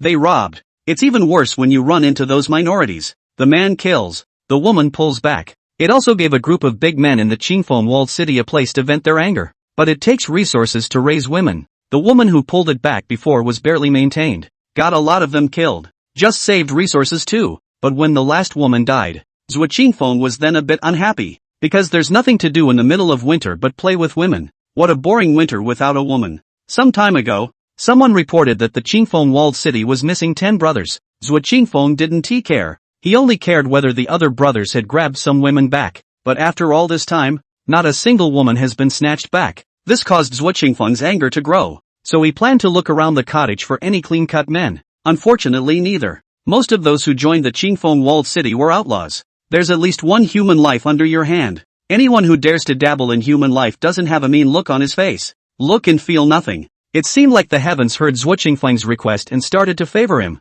Today a group of brothers robbed a group of magistrates. Although I don't understand what this group of magistrates have to do on the mountain in the middle of winter. But these magistrates actually had 5 women with them. Without thinking, the mountain bandits took the lead in seizing the group of women. They didn't rush the magistrates, because while they were robbing, they realized that the gang of magistrates had moved on the women. Even if they go back, they will not report such things to the yamen. After all, they have problems of their own. If they really report it, they'll be out of luck too. After the woman was snatched back, Zhuo Qingfeng didn't rush to do anything. Instead, he said to everyone, brothers, the last storm has begun, and after this storm is over, our good days will come, and today we'll have a big feast to thank heaven for the 5 women it sent us, and we're not allowed to touch them until the feast is over. Boss, but we can barely hold it in. Someone complained. Then you have to endure it. No one is allowed to make a move. When we finish eating the meat and drinking the wine, put the 5 women in the hall and we'll play as a group.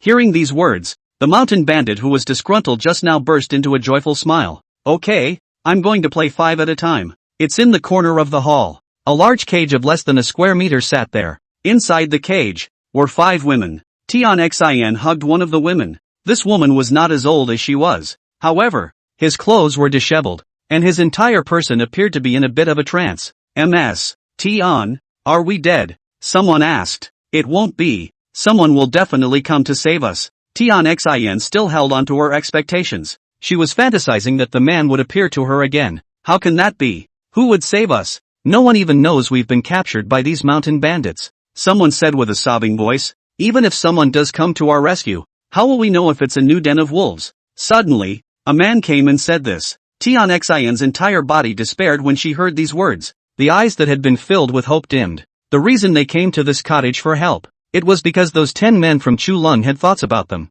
Even insulted the youngest girl in his arms. If Tian Xin hadn't run fast, she might have been insulted as well. But what they didn't expect was that they had just left the tiger's den and entered the wolf's den again. I didn't realize that this cottage was the one the Yaman talked about. The Qingfeng cottage. Once a woman is caught in the act, it's not simply a matter of being humiliated. People here have no compassion for women. They simply use women as a tool for lust. The only way to be free is to die. Is death a relief? Not necessarily. The mountains were poorly supplied and there was no food. Their bodies are the supplies. Why don't we end this suffering early? The girl in Tian Xin's arms suddenly raised her head. It was a pair of dead eyes that saw no hope at all. What are you going to do? Tian Xin asked with some concern. Kill me. Chapter 135, Sinjijin Charge and Kill. Mountain Thieves Chill. The snow seemed to turn to hail. It hurt raw on the face. Jiang Rennie wrapped the sheepskin mattress tightly. To those behind him, he warned, all stay close. In front of them, there was a huge reindeer.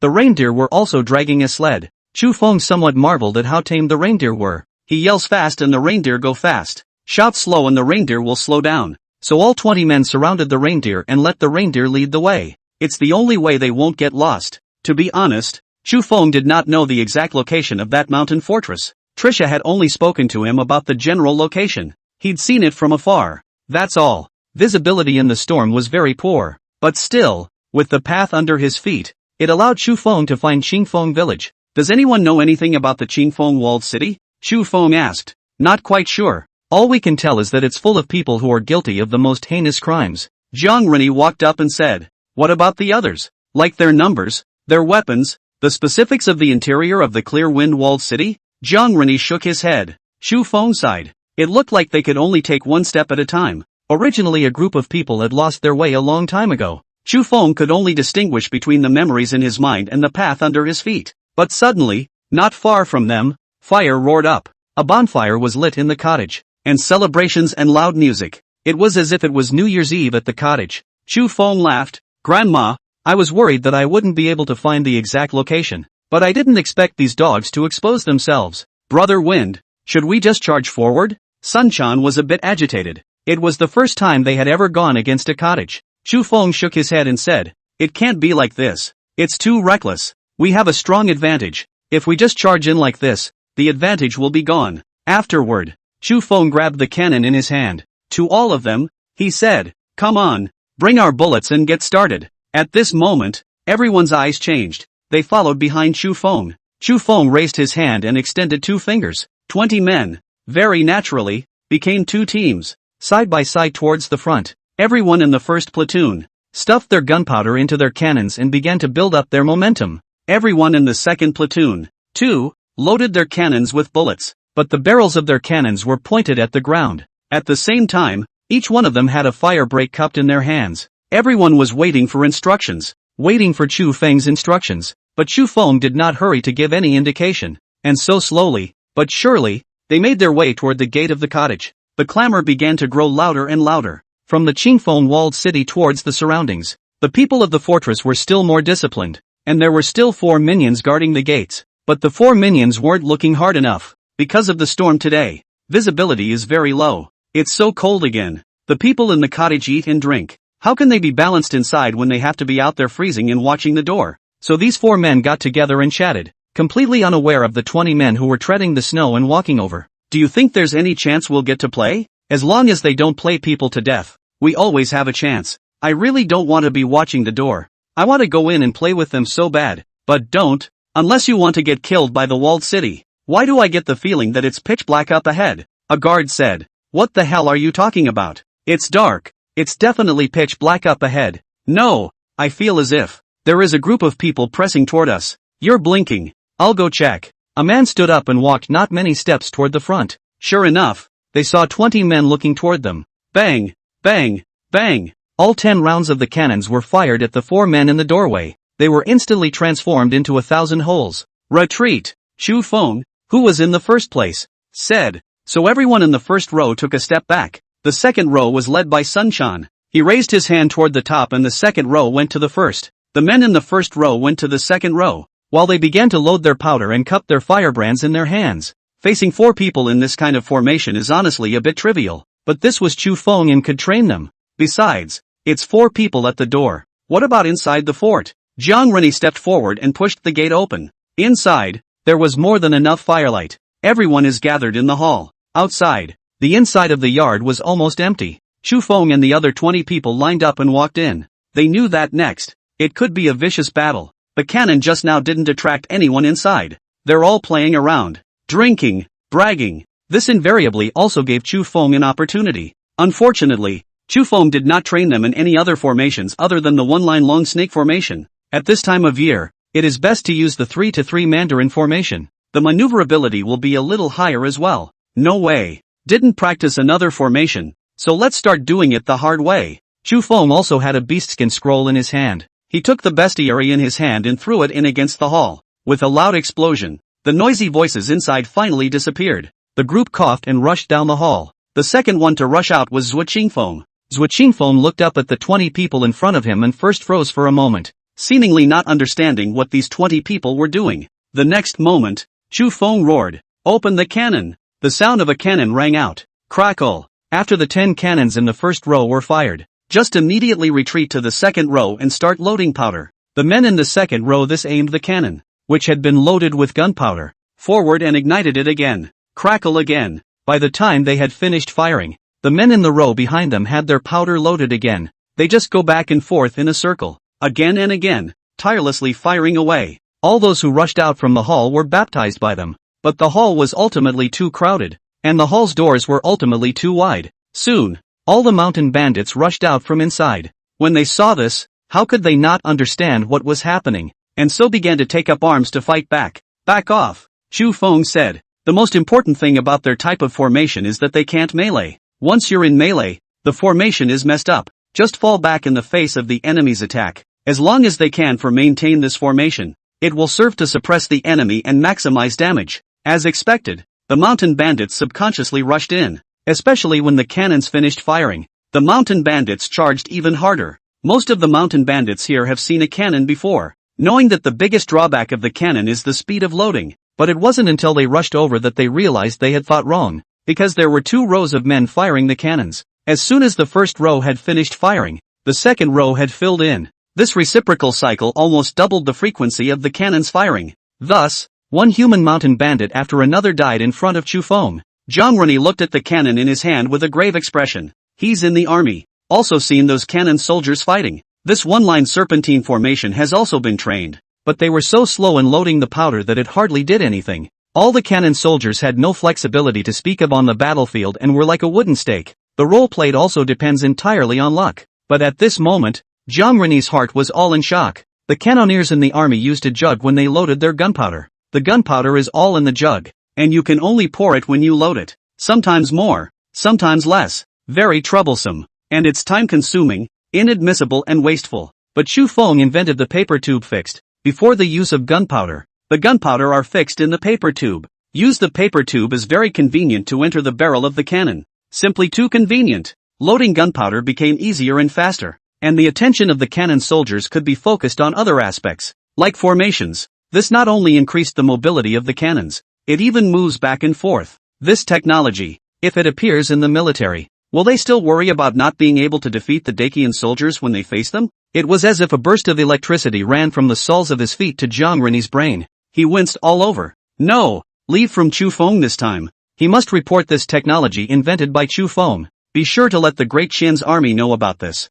This little paper tube is worth millions of dollars in gold. In the ranks are Sun Chan, Tiger, Yellow Carpenter, and Du Mu. Everyone's heart was thrilled. Just now, when they went up to fire the cannons, many of them barely even raised them. It was the first time they had ever aimed a cannon toward a person. There were a lot of lapses backward and forward as well, but none of these missteps hurt, especially when they saw Chu Feng calmly giving out instructions. It was as if there was a C pin in everyone's heart. Gradually they began to find their own rhythm. Thus, more and more mountain bandits were killed by them. The last time I was this excited was when I faced the wolves. But killing a mountain bandit, and killing a wolf pack, that can be the same feeling? It's a real thrill for the people. Once the mountain bandits rushed forward, it might take their lives. Every time the mountain bandits got closer and closer to them, their hearts would be extremely panicked and irritated. All of you, stabilize and don't move. Fire the cannons normally. Chu Feng's voice was like a centering pill that completely subdued the crowd's restless hearts.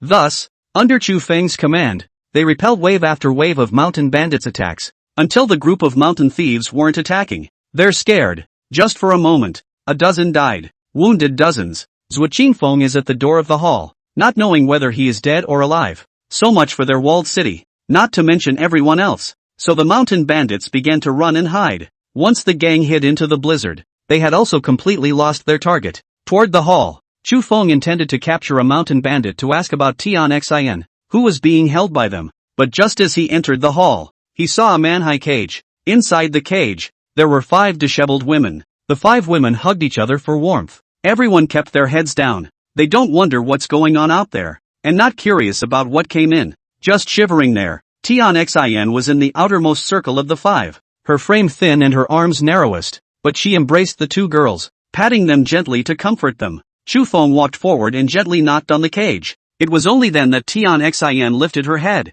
The moment the 2 locked eyes, Tian Xin froze at first. For a long moment, bean-sized tears began to drip. From going up the mountain, to being bullied by Chu Lung and the others, to being captured, Tian Xin didn't cry. She was the most calm of the 5 girls. The moment she saw Chu Feng, she cried, "Sister Tian, what's wrong with you?" The smallest girl being held looked at Tian Xin with some surprise. Tian Xin wiped her tears while saying, "Saved. We're saved." Chu Feng stepped forward and opened the chains. "Take off your own wool coat." The rest of the men followed suit and put coats on a few of the women. The other women didn't seem to react. Somewhat dumbfounded, he looked at Chu Feng and the others. Tian Xin, however, had already stood up and jumped into Chu Feng's arms. "I knew it. I was thinking from the beginning that someone would surely come to our rescue. And that someone, too, would surely be you." Feeling Tian Xin's skinny body in his arms, it was trembling madly. Chu Feng could only reach out and wrap his hand around the other party, gently patting the other's small head. "Tn. It's okay, you're safe. Don't worry." Chapter 136 Great Qian Soldiers in the Blizzard. The danger has not been lifted. They are in the cottage of these bandits and have not left. It was only now that the other 4 women finally realized that the group in front of them had come to save them. Let's not worry about whether or not the gang has another agenda for them. Let's get out of here and talk about it. At least we won't have to worry about our little lives for a while. There was no situation that was worse than falling into the hands of the Qingfeng walled city. This group of mountain bandits did not give up on attacking Chu Feng and the others. After discovering that Chu Feng and the others had entered the hall of the cottage, he thought that there might be too many things in there for the cannons to play well. So, once again, the mountain bandits entangled their hands, dashed toward the hall. Chu Feng did not hold back anything and directly fired the cannon in his hand towards the outside of the hall.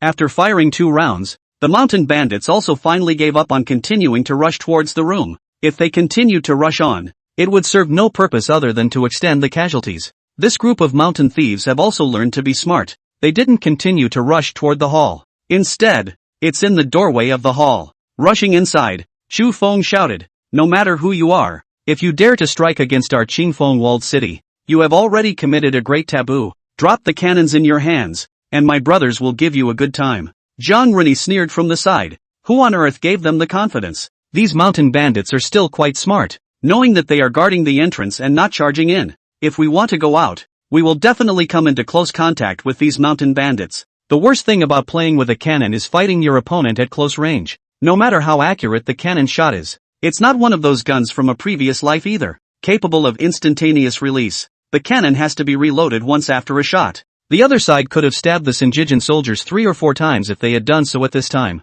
Chu Feng's group didn't rush out towards the door for a while. Instead, he took out the bestiary. This was Chu Feng's preparation. From the very beginning of the attack, he had all the preparations in place. Who cares if they're at the door? Just throw 2 out. Chu Feng said. Sun Quan, who was next to him, heatedly smiled when he heard this. He and Tiger each had an animal skin roll. Throw them towards the ends of the doorway. The mountain bandits out there don't even know what it is. After all, the first time a roll of animal skins was thrown toward them, they They didn't see what exploded until the bestiary exploded. With two booms, a huge explosion once again swept through the entire Qingfeng walled city. Xu Feng's face turned grim. Secure the women and walk straight out. Xu Feng didn't even think about rushing out. That could be disruptive to them as a team. Once the formation is disrupted, it will allow these mountain bandits to take advantage of the situation. Steadiness, precision, and caution were synonymous with Xu Feng's command, though he wasn't much of a leader in his last life. But his troopers have touched the ceiling in the force.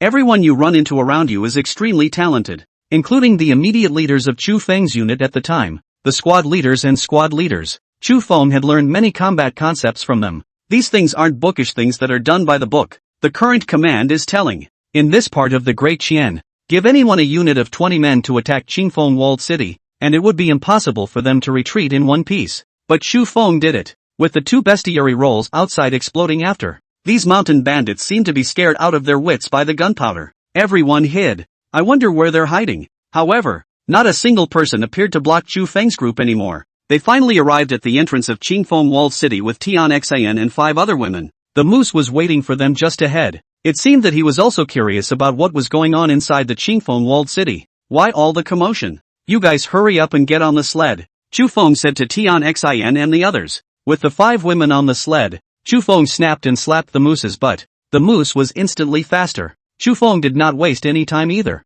Turning to everyone, he said, all pick up speed and run. At the end of the day, this battle was fought mostly as a surprise. Everyone in the Qingfeng walled city didn't react, using what they thought was the best way to deal with the cannon soldiers. Unfortunately, these methods were not able to deal with the Xinjiang soldiers led by Xu Feng, but that didn't mean Xu Feng's formation was flawless. On the contrary, the one-line long snake formation is supposed to be a very simple formation. In order to conform to the idea of alternate firing, Xu Feng changed it into 2 columns, but that's about it. All it takes to crack it is a couple shields. The leader of the group, a man with a shield, followed by the others, rushed forward. Rushed to them anyhow. To say that Qingfeng Zhai didn't have a shield, but there was always something that could withstand the cannon ammunition, right? But there's a brain out there that does that. Xu Feng and the 20 of them would not necessarily be able to easily save the 5 Tian Xian people. Maybe you'll have to plant yourself in it. In order to prevent the Qingfeng village gang from reacting, Xu Feng slapped the moose's ass again. Wish the moose were a little faster.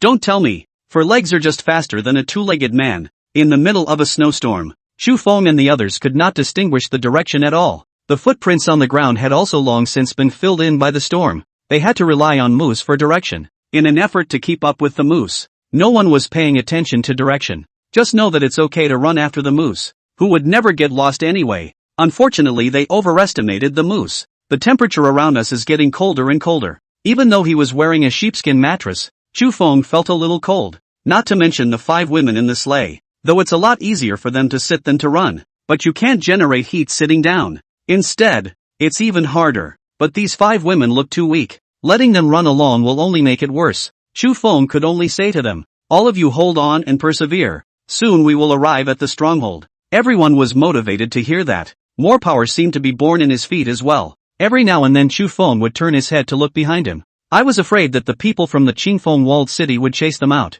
After all, they didn't know that right among the crowd they had just started knocking down was the walled city of Qingfeng village's walled city. I just don't know if that guy is dead or not. The line kept running. After running for an unknown amount of time, Xu Feng sensed that something was wrong. From the cottage to their stronghold, the distance isn't that long.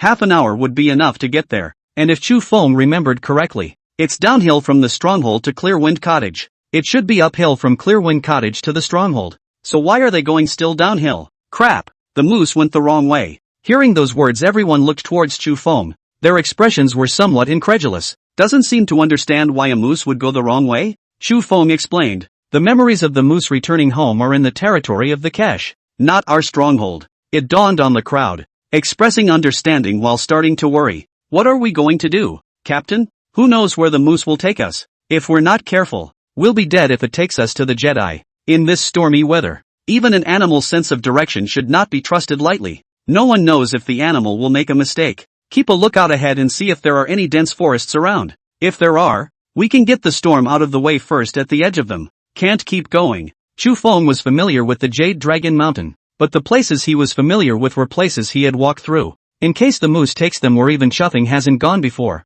that could be dangerous. Might as well find a garrison on the spot. It's not too late to get the storm out of the way and get going again. So the crowd continued on. For about an incense stick, finally a dense forest was discovered. The dense forest at the base of the fourth peak is mostly bare. It's very sparse. It's a bit of a pain in the ass to use against a blizzard. But the only good thing about this place is that the viewing conditions are better. Come across two large trees that are connected together. It was barely able to withstand the wind and snow. Luckily, the sled behind us carried a lot of supplies, allowing them to simply defend themselves from this storm for a while. The sled even had those tent supplies with it inside. Those are things that might be a little less appropriate for a team of 20. But Chu Feng didn't build it for the 20 of them either, but for these 5 women. But just as a group of people were setting up their tents there, a sound of footsteps appeared around them. The moment he heard this footsteps, Chu Feng had already reacted. Unfortunately, it's still not coming. Soon, a group of people holding sharp blades and spears surrounded Chu Feng and the others.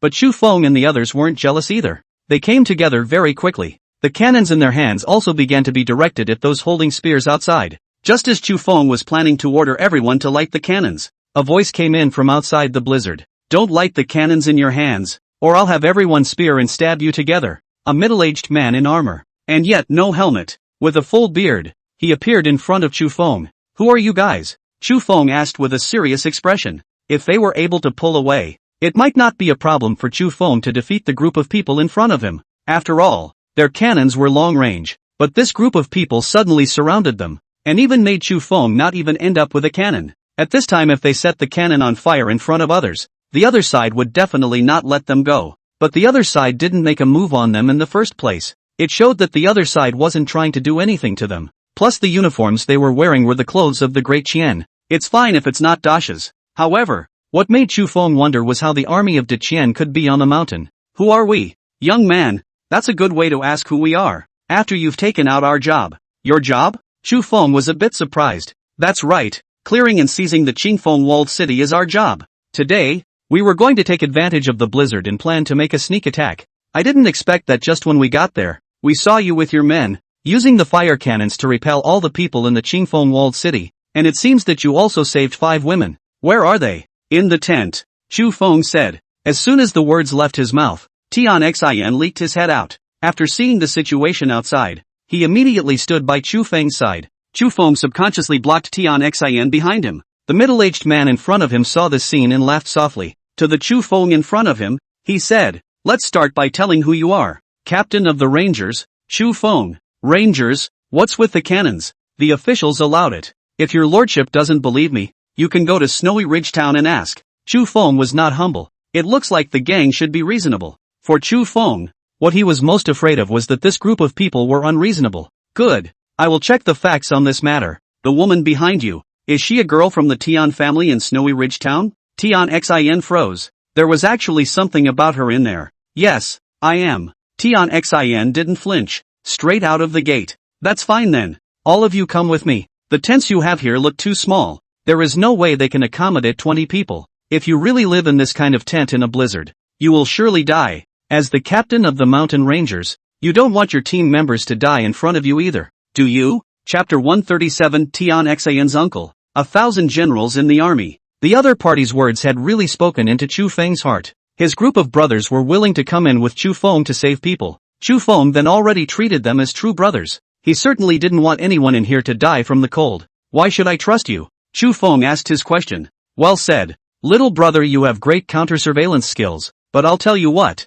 you're in no position to ask me back. Either come with me or you'll die here. After the middle-aged man laughed a little, he turned around and left. Chu Feng and the other brethren around him glanced at each other. He realized that his brethren's fingers were already reddening. It's frostbite. It's definitely going to get worse as this continues. And the temperature was getting colder and colder. And it looked like it was going to be pitch black. There's no telling how long the storm will last. We can't really have everyone braving snowy days in the dark to get back to the stronghold. Follow. Thus, Chu Feng followed the group. Followed them for about half a column of time. Finally, they saw a stronghold that belonged to them. Inside the stronghold there were fires and an assortment of round-headed tents. Their stronghold, at the bottom of a cliff. Below this cliff, it also happens to be a leeward point. The people who chose to build here had simply too good a brain. Come in with me, the middle-aged man said. The tents here are really big. When all 20-odd people followed them in, there was actually not the slightest bit of crowding, and there were a few people sitting in the tent. These guys look like leaders in the army or something.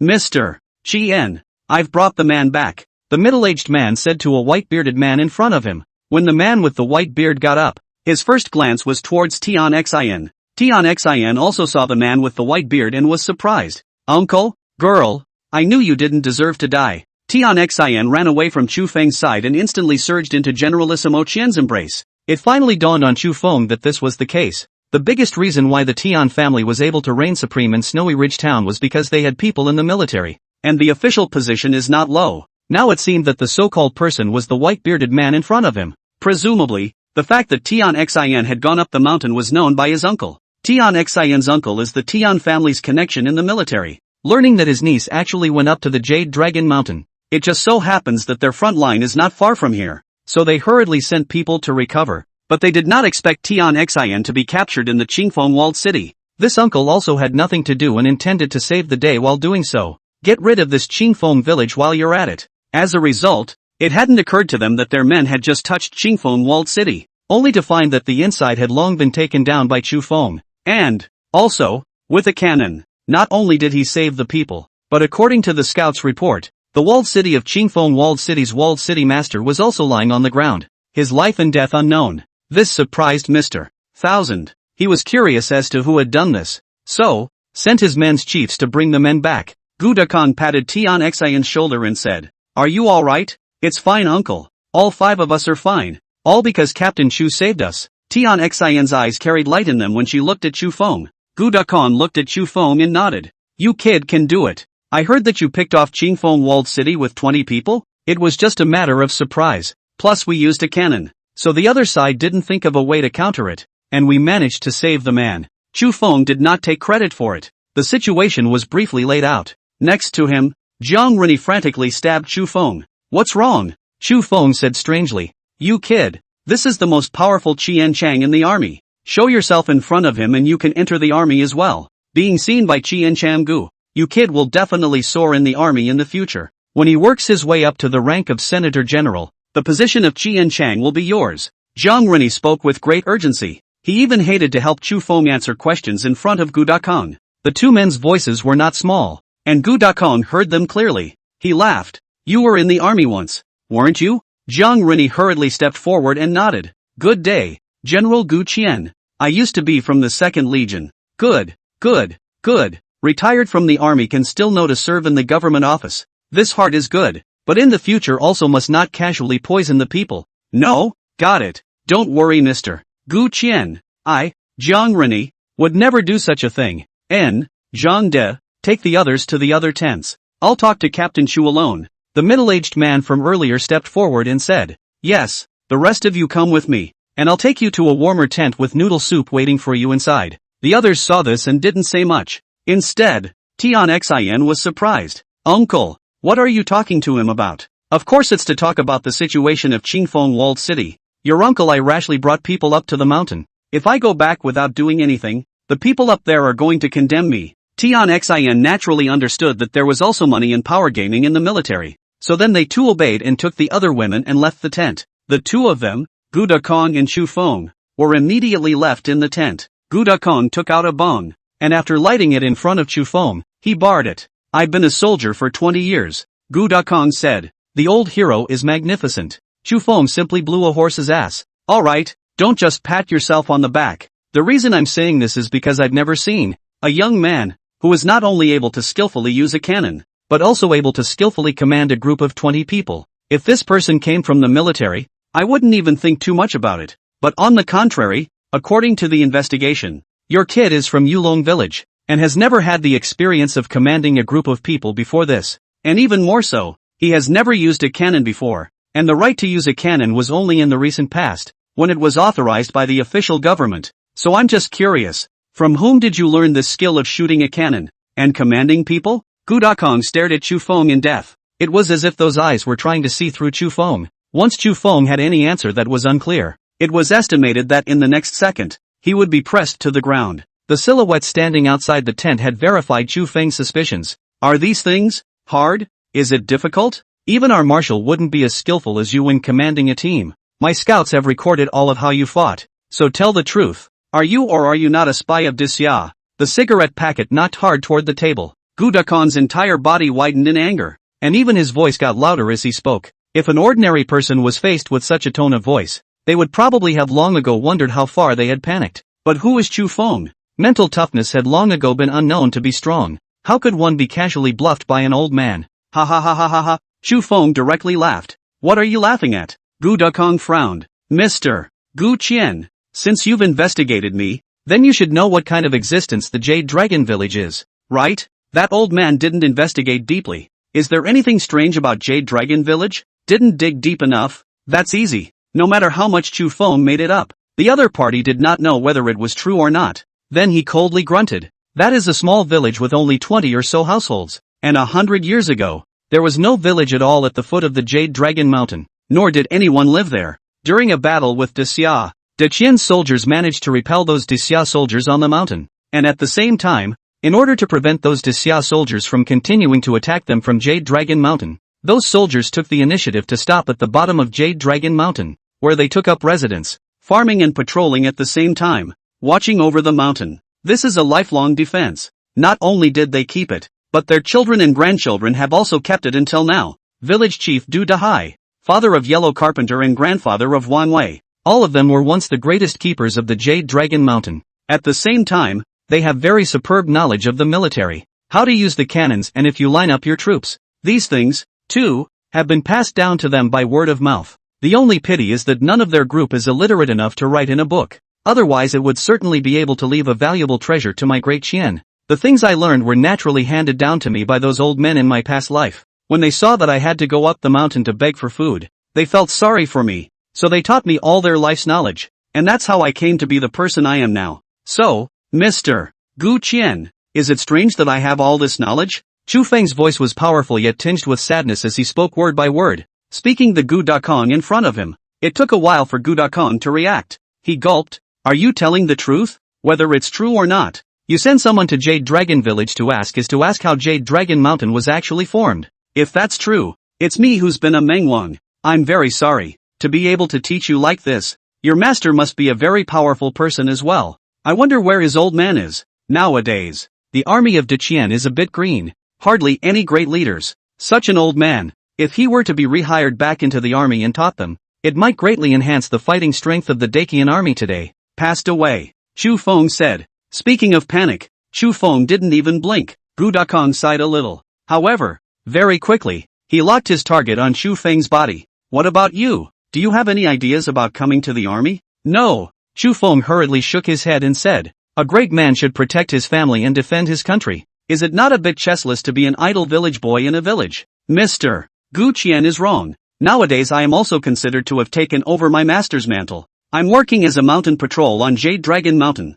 guarding the peace on my side of De Qian. What's more, I have received a mission and intend to open up a convenient road for De Qian soldiers to walk on the mountain road between the Jade Dragon Village and Dixia. At that time, you will also be able to easily cross the Jade Dragon Mountain to attack Dixia territories. So how can this not be considered as defending the country? Kudakan stood up. He's not very tall. The body is a bit thin. It doesn't look like a strong fight either. But to be able to achieve the position of 1,000 captain obviously has nothing to do with his ability. You kid, you're feeling a little oily. So when the storm is over, you'll grab your ass and head back to the stronghold. Since Chu Feng did not have that idea, Gu Dakong naturally could not force anyone else. Chu Feng asked with some curiosity. The so-called military order is like a mountain. Any order from the army will not be given easily. Chief Gu Qian is only trying to save Ms. Tian, and the army is able to send thousands of people to you. To go into the mountains to fight the bandits? Chapter 138 Ambushed Cottage. One-eyed cottage master. Gu Dakong looked at Chu Feng with some surprise.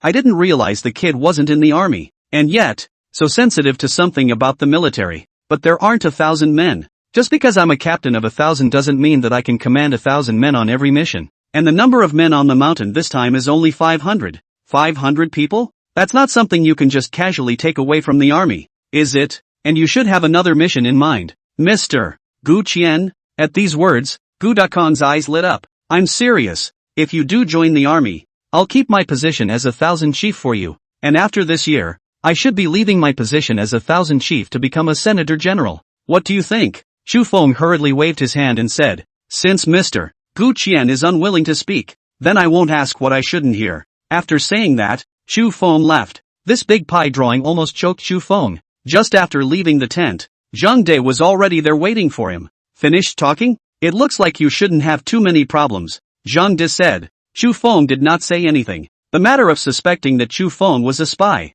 this Zhang De obviously knew about it as well. When I got back to the tent, I saw that no one was doing anything. It was only then that Chu Feng breathed a sigh of relief. Everyone rested together in the tent. Wait for the storm to pass. I'm guessing that after this storm passes, the whole of Mte Yulan will warm up. It seems to validate Sakama's claim. The storm lasted quite a long time, 2 days and 2 nights before it completely stopped. In the past 2 days, Chu Feng had eaten well and stayed well at Gu Dakong's place. Gu Dakong had come over more than once to ask Chu Feng to join the army, but Chu Feng had chosen to refuse. Jiang Rennie kept sighing and sighing beside Chu Feng, seemingly hoping that Chu Feng would join. Jiang, you can join on your own if you want to. You don't have to always be on the sidelines encouraging it. You think Laozi doesn't want to? But anyone who has worked as an errand boy in Snow Iron City knows how hard it is to get in under Gu Dakong. They are very strict in their selection of talent. After you get in, as long as you perform well, it won't take 2 years before you'll be promoted. Gu Dakong really likes to promote people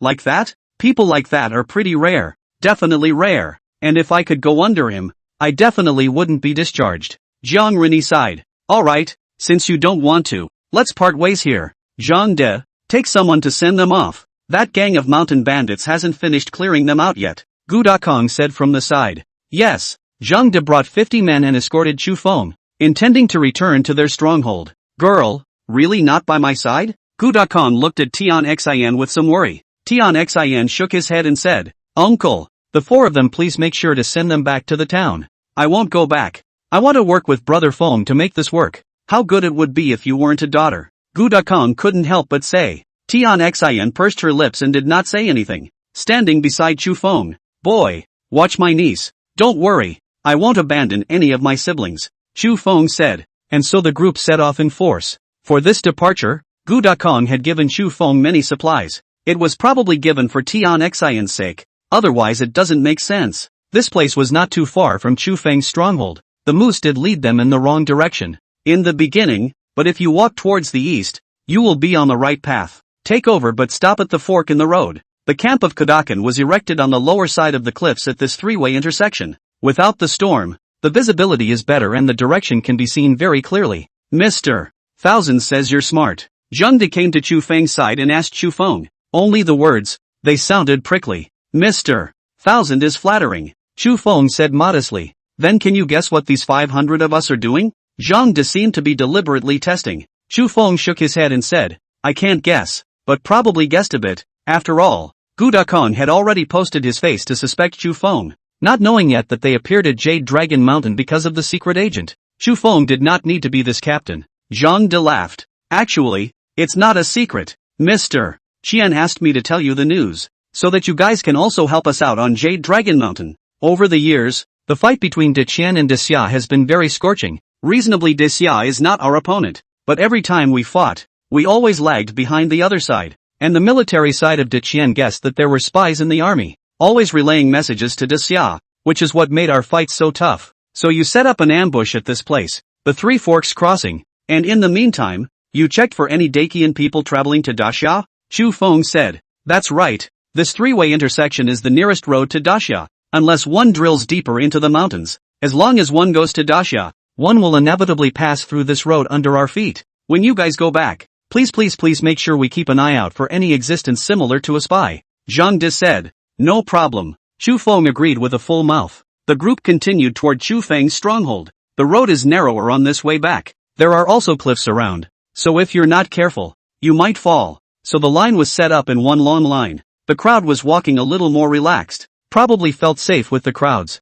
Only Chu Feng sensed that something was wrong. They had just walked into the path when they realized it was littered with footprints. Chu Feng hurriedly said, Sergeant Zhang, the situation is not right. Zhang De, however, laughed. We sent 50 people to protect you back to the stronghold. Even if that gang from Qingfeng village wanted to do something to us, they would have to weigh it up. Sergeant Zhang, you may not know the situation of Jade Dragon Mountain very well, although we are outnumbered. If that gang of mountain bandits set up an ambush here, the road here is already narrow, with a cliff on the left and a hill on the right. Once we are in combat, we will not have any advantage. It doesn't matter. Zhang De waved his hand. Zhang De is over 40 this year and seldom defeats battles under Gudakong, naturally a little proud of the person. For these mountain bandits on the mountain, they didn't even look at them. This made Chu Feng very worried. He could only hope that even if there really were mountain bandits, they would not dare to attack because there were too many people. But what goes around comes around. One silhouette after another sprang up from the hills beside them.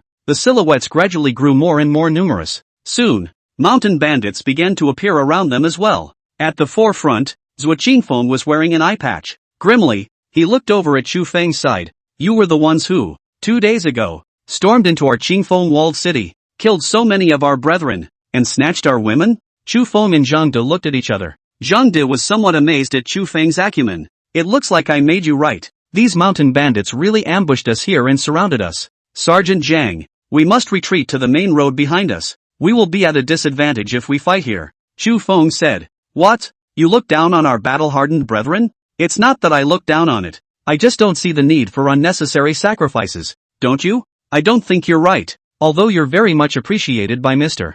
Qian. You're ultimately too weak. Kid, today I'm going to show you how the soldiers under Mr. Gu Qian's hand fight, and when the time comes to join us under Mr. Gu Qian, don't be taken for a wimp. Chu Feng was somewhat speechless. He said many times that he won't go into the military. What makes this guy think he'll join the army? It also shows how proud Zhang De really is. At his command, 50 teams had formed a square before him. These 50 people, too, managed to fill the road. Soldiers standing on the edge could fall below the cliff if they weren't careful. Even if this cliff wasn't very high, it was about 10 meters. That's a fall that would definitely incapacitate you. However, Zhang De felt that it didn't matter and pointed the long sword in his hand. Kill it. Zhuo Qingfeng laughed coldly. Do you think this is the frontier of Dechen? Do you really think you are invincible? Brothers, charge. Show them the power of my Qingfeng fortress. As soon as the words fell, a group of mountain bandits rushed over at once. They were strangely fast, carrying long knives in their hands, with scarlet eyes and brazenness. There are still over 100 people left in the Qingfeng walled city who can fight. If this was a wide plain, Chu Feng felt that Zhang De would definitely be able to defeat his opponent. But this was Jade Dragon Mountain, and the environment they were in was still slippery and snowy. Not enough room for so many people to fight. Necessarily, the more crowded one put dominates. It was as if it was to verify the words that Chu Feng had said. Zhang De was confident at first, leading his men towards the front. But Zhuo Qingfeng doesn't play with you at all. Directly avoiding Zhang Da's front, he began to attack from the back and side. The moment they opened the fight, Chu Feng then had already led his people and retreated towards the main road. Thus, only the mountain bandits and Zhang Da's men were left on this road. None of them have firearms. White-knuckle fights are scary. It didn't take long for the shouting to turn into wailing. The white snowy road has also turned into a red bloody road. Zhang De is very brave. Those soldiers he led were also very brave. They had fought on the battlefield for so many years.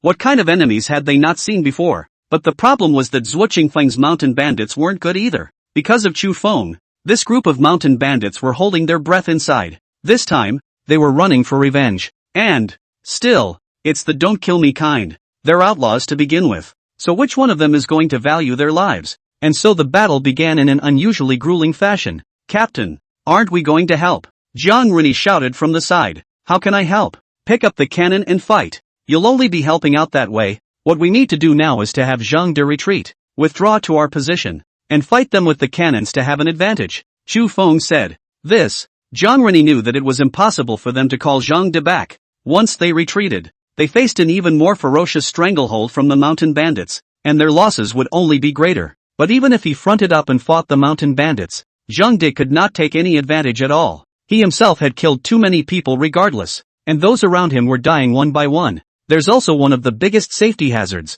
and that's that cliff on the left. Mountain thieves have the right to rush out. They pushed the soldiers in a swarm toward the cliff on the left, which fell, as many as a dozen. Instantly there were no more than a dozen living combatants. It was a fight that would have been unnecessary to continue. Captain Zhang, retreat! Chu Feng shouted. Even if they knew they had more to lose by retreating, they could hold out and their people would die out. Zhang De turned his head to look at Chu Feng. His eyes were filled with blood, obviously killing red eyes. However, after hearing Chu Feng's words, he actually forced himself to calm down. Retreat! Retreat! To the main road, Chu Feng said. How many rounds of gunpowder do you still have? 5 shots. 7 rounds for me. I have 3 more rounds. Chu Feng nodded and said. Enough, even it out. Everyone prepare to line up and cover the retreat. The next moment, 2 rows of queues, neatly organized, appeared on the avenue. Zhang De, who had already rushed down, hurriedly said, "Leave quickly. There are too many of them. You guys run and go back to find Mr. Shen." Zhang De was already planning to lead his brothers to break the back here. However, it did not occur to them that Chu Feng had actually brought 2 platoons of people intending to cover them. A patroller, not having been in the military, dare to fight back in the face of such a battle? Zhang Da's brows furrowed and he was just about to reprimand. As soon as the words were spoken, the sound of the cannon rang out. Chapter 139, Home Stolen. Supplies all robbed by Chu Lung. Don't you fool around. This group of people is not something you can deal with. Zhang Da's tone went from anxious at the beginning, to wonder, to doubt, to silence. It took less than a sentence in total. Chu Feng's 2 rows of columns had already fired 5 rounds at the gang of mountain bandits. Narrow roads, crowds of people. There are no cannons in hand yet. These mountain bandits faced a group of cannon soldiers, which was lined up to be shot. One by one, the mountain bandits fell. They had wanted to rely on alone courage to rush to the cannon soldiers. But the reason why firearms are called firearms, the reason why cannon soldiers are very scarce on the battlefield, isn't it because the cannons are so powerful and have such a long range that ordinary people can't handle them? Those mountain bandits who presumptuously tried to rush to Chu Feng were all beaten into sieves. Those that weren't beaten to a pulp were in place and didn't know where to run. He was then shot in the body and lay on the ground, looking at the wound bleeding straight out, wailing there. When 2 armies are at war, what really shapes the battlefield is not only the number of people, weaponry, and combat power, but also these objective factors. There's another biggest reason. Psychological. If both sides are cold, you can hit me and I can hit you. I can change one if I can't beat you. This is the time of year when you can bring the battle back by morale, even if you are outnumbered. But the moment a cold weapon meets a cannon, it's a different story. They couldn't touch anyone at all, but only to watch their own people get hurt and die horribly. The morale that had been built up earlier was gone in this instant. The mountain bandits are scared. They don't dare to rush forward. Even though Zhuo Qingfeng was loudly clamoring behind him, "Charge forward. The cannons can't engage in melee combat. Charge to their side and we will win." But it's impossible to punch through. Looking at the people around them who kept dying, finally, the mountain bandits broke down. They no longer obeyed Zhuo Qingfeng's orders. Toward the right the hill went straight over. When the first person does it, it creates a chain reaction. None of them noticed that Chu Feng's cannon had already stopped a long time ago. But it doesn't matter if it stops or not. The guts of these mountain bandits are gone. As if they were a flock of frightened pheasants, they jumped up and down, and in no time, they had disappeared. Zhuo Qingfeng, who had been at the end, saw this scene. Looking around at the few brothers still following him, he thought, "Throw that thing out." Afterward, from their arms, one of them took out a beastskin scroll and threw it out towards Chu Feng and the others. The moment Chu Feng saw that thing, he hurriedly said, "Spread out. All spread out and get down." No one understood the power of a beastskin scroll better than Chu Feng. But again, no one knows how to duck better than he does. Let alone the fact that Zhuo Qingfeng and Chu Feng were too far away. At this distance the bestiary can't be thrown at all. Let's just say that in the current environment alone, 1 foot would sink half a leg into the snow. This, invariably, had reduced the power of the bestiary substantially. Plus with Chu Feng's sentence of getting down, even Zhang De and the others followed and slumped down. The aftermath of the explosion of the bestiary would be much smaller, and almost no one would be injured. Also taking advantage of this time, Zhuo Qingfeng ran away. It was only after a long while that Chu Feng and the others raised their heads and looked in the direction of the beast skin scroll in front of them. It didn't blow up. "I'll check it out." Tiger stood up and intended to go forward, but he was pounced on by Chu Feng with a tiger pounce. "Don't you want to die? Form a few snowballs and throw them over to smash them, without a particularly long stick. This is the only way to do it." Zhang De was puzzled. What is that thing? A handheld mine, only with the iron cast turned into an animal skin bag. With a simple sentence, Zhang De had understood what that was. "The only thing I felt was a tingle in my head. So how come it didn't blow up?" On the battlefield, Zhang De hadn't seen this before. Know that the power is great. It's unclear. Let's see the movement first. Afterward, Chu Feng threw a snowball over. Zhang De has an example to follow. The snowball ball balled up in his hand was larger than an unusual person's and threw it hard. The next moment, a huge pile of snowballs smashed through. Strangely enough, none of those bestiary rolls exploded. After making sure that the snowball had buried them all for so long, it was assumed that there was no source of heat within the roll of animal skins. It was only then that Chu Feng carefully walked over. This gang of mountain bandits, how did they make handheld mines? Zhang Dai asked in surprise. Chu Feng coughed, and he wanted to say that he could make it as well, but such things are ultimately left unsaid. However, when Chu Feng picked up the animal skin scrolls that Zhuo Qingfeng and the others had thrown, his pupils suddenly shrunk. This is our beast skin scroll, Sun Quan whispered from the side. His grandmother. How could these mountain bandits have our beast skin scrolls?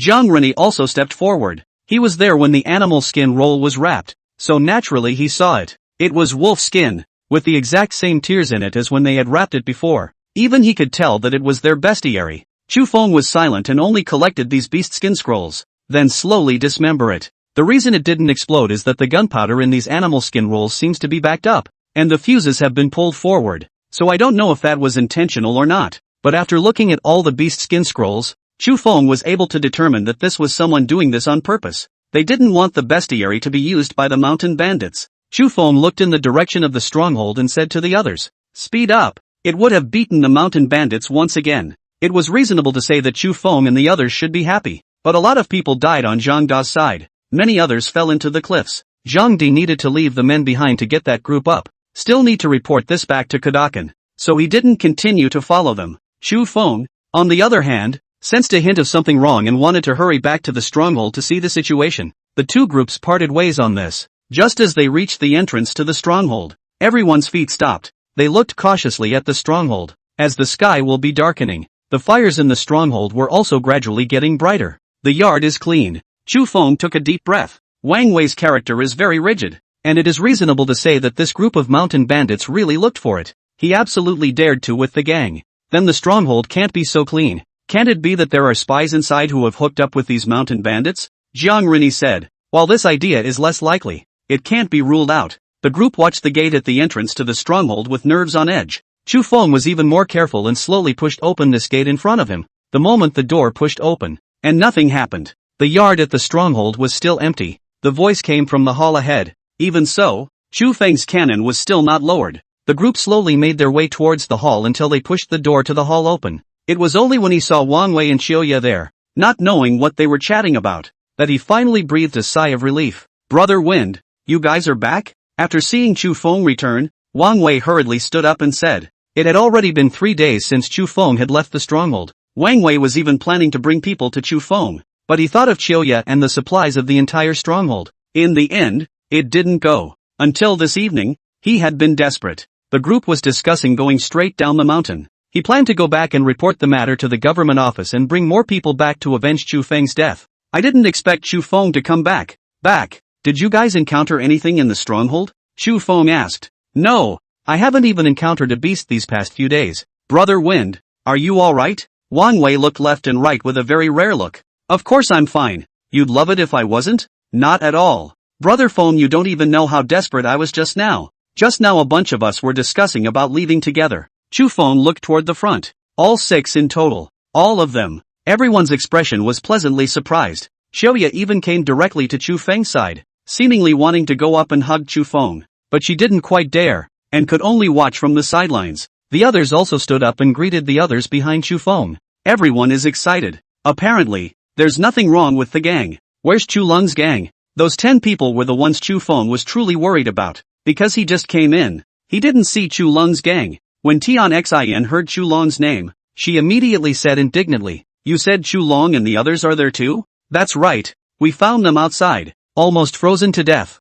and we pulled them back," Wang Wei said. "This bunch of, what happened to them?" Chu Feng asked. "It was 10 of them together that were the first to move against us in the first place." "Moved?" Hearing this, the brows of the people around them furrowed. "That's right. They took the lead in bullying us before we started to run away, not realizing that we accidentally escaped into the Qingfeng walled city." At the mention of this matter, Tian Xin began to gnash her teeth. Chu Feng had a feeling that there was something going on here from the very beginning. "Sure enough, I didn't think that Chu Lung guy was really worse than a beast." "What about our supplies?" Chu Feng asked. "Outside in the woodshed." "Why?" Chu Feng hurriedly ran towards the firewood room. The others ran towards the woodshed as well, and the moment it was opened, everyone froze. "Where are the supplies left in there? It's so empty inside you can even talk with an echo." "Wang Wei, is this the woodshed you're looking at?" Chu Feng looked toward Wang Wei. Wang Wei's entire body was dumbfounded. "How can that be? We have so many supplies. How can we be out of them in an instant?"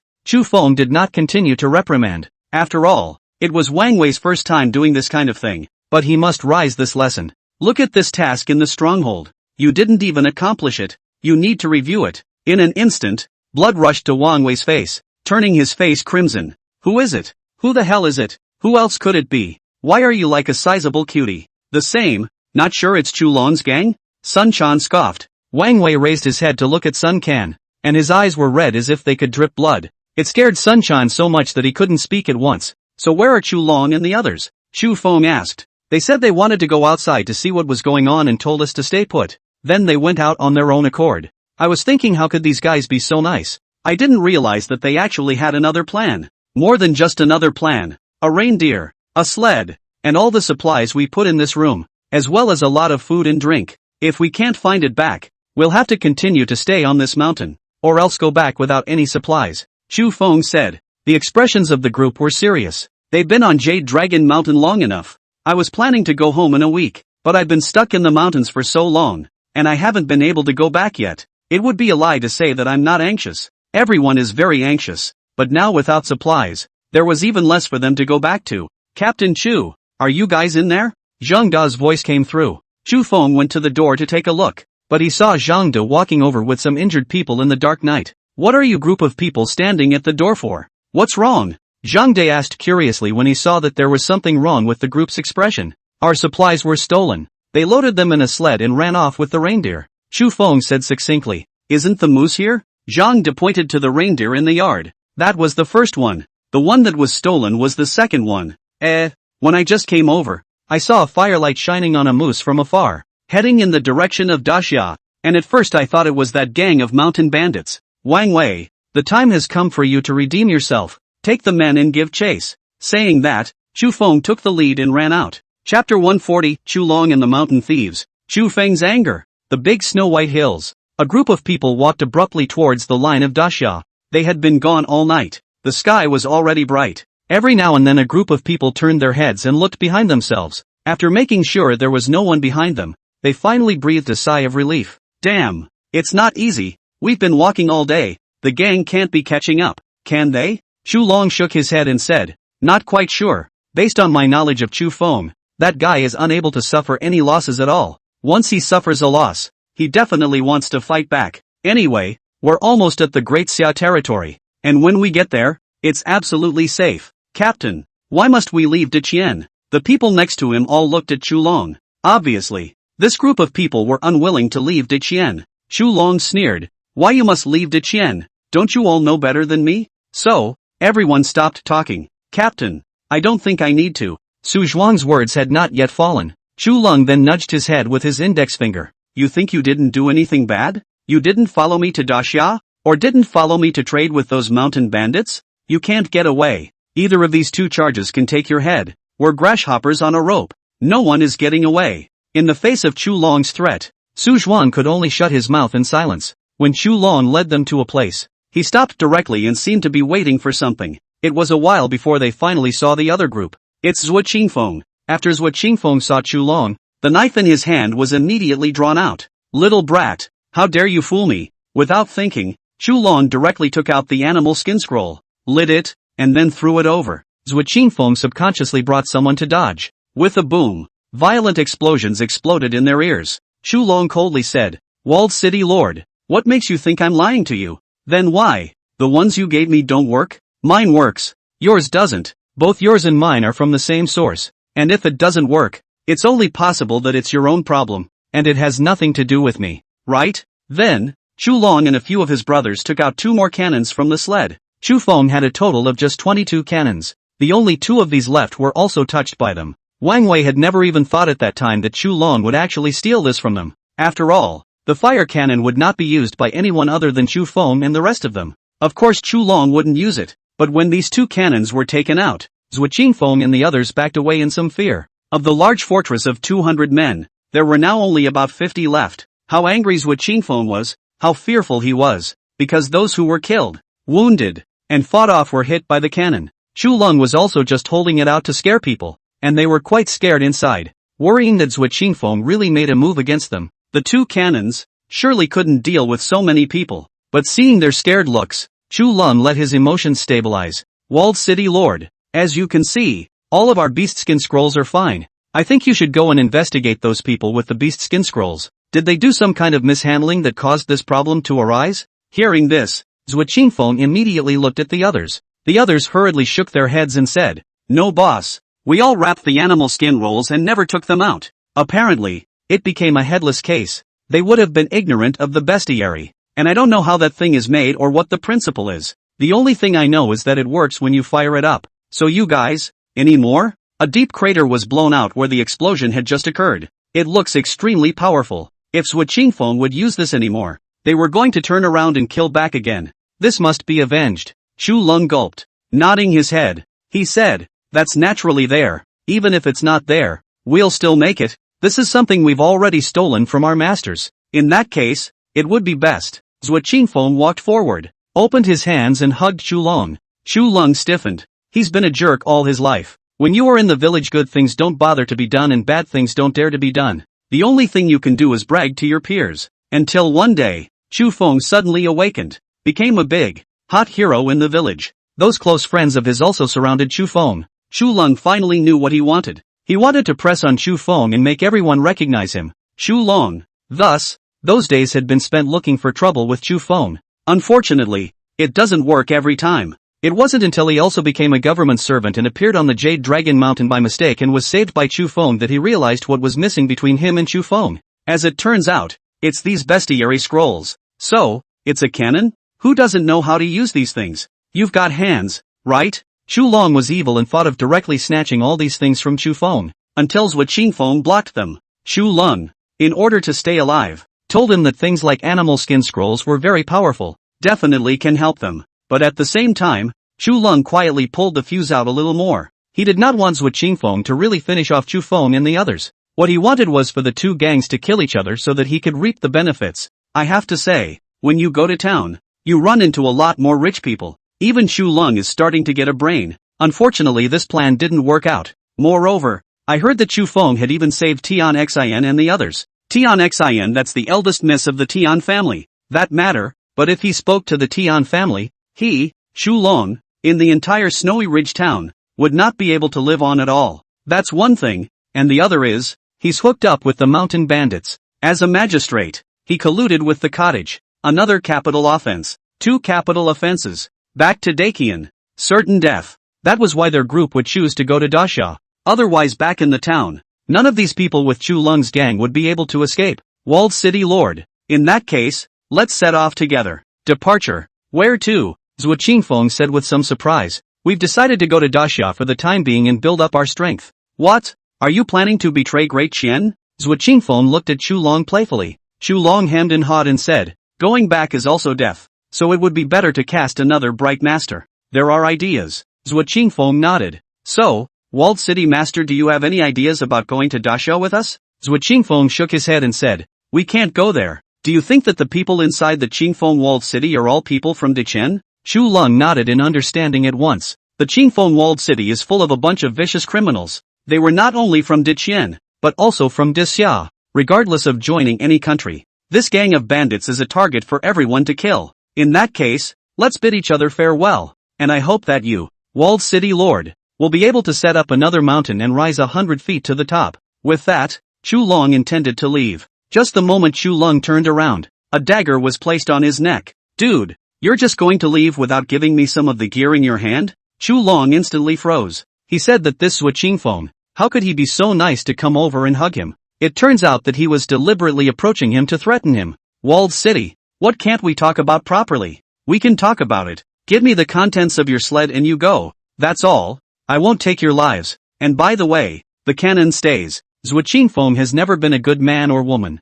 Chu Long had already had a way to take their deaths after threatening them that much earlier. But apparently, this guy Chu Long was much more innocent, and really believed him. Those brothers beside Chu Long saw Chu Feng being held hostage, and they were somewhat disorganized beside them. Lord Walled City, don't you just want our supplies? That's fine. Just take it. Put the dagger down first. In the end, Chu Long still felt that his own little life was more important, though he was tempted to take what was left of the bestiary and the cannon with him. If he was able to bring them to Dasha, there was a good chance that the people over there in Dasha would give him an official position. Let him live his life carefree, but without these things, Chu Lung's purpose could not be achieved. That's right, you still know what you're doing? Brothers, take it away. From the beginning to the end, Zhuo Qingfeng's dagger never moved away from the other party's neck. It lasted until his brethren came forward and pulled the reindeer away, including the 2 cannons in Chu Lung's hands. It was only then that Zhuo Qingfeng finally let go of the dagger. Then you will go to Daxia, and we will meet again in the future.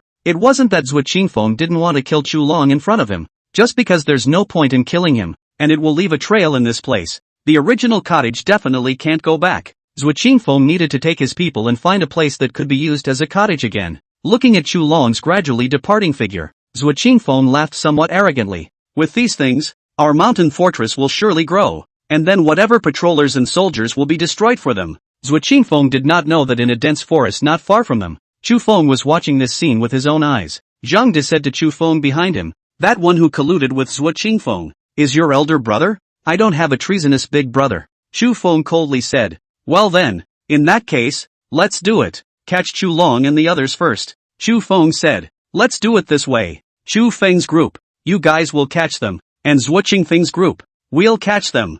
Zhang De said. This time, you guys don't have any problems, right? Chu Feng looked at Zhang De and said, Brat, who are you underestimating? Before, our side was only lightly defeated. If we hadn't been lightly defeated, just by virtue of this gang of mountain bandits, could they be our opponents? Zhang Da's entire face brushed red, obviously very angry at Chu Feng's words, but trying to retort, I couldn't find much of a retort, only mendacity. Chu Feng smiled and said, alright, then let's split up. There were only 5 people on Chu Feng's side. The others were put to rest in his stronghold. On Chu Lung's side, however, there were 10 people. But what about the 10 of them? Let's not talk about how well these 10 people can fight. Including Chu Lung himself, all of them were the people of the village. Hardly much of a fight. Let's just say that the weapons, even a knife was taken away from their hands by Zhuo Qingfeng. What makes you a match for the 5 of them? Wang Wei, Jiang Rini, Su Chu, Chu Feng, plus Du Mu. Du Mu is also a very powerful person in Taoyuan village.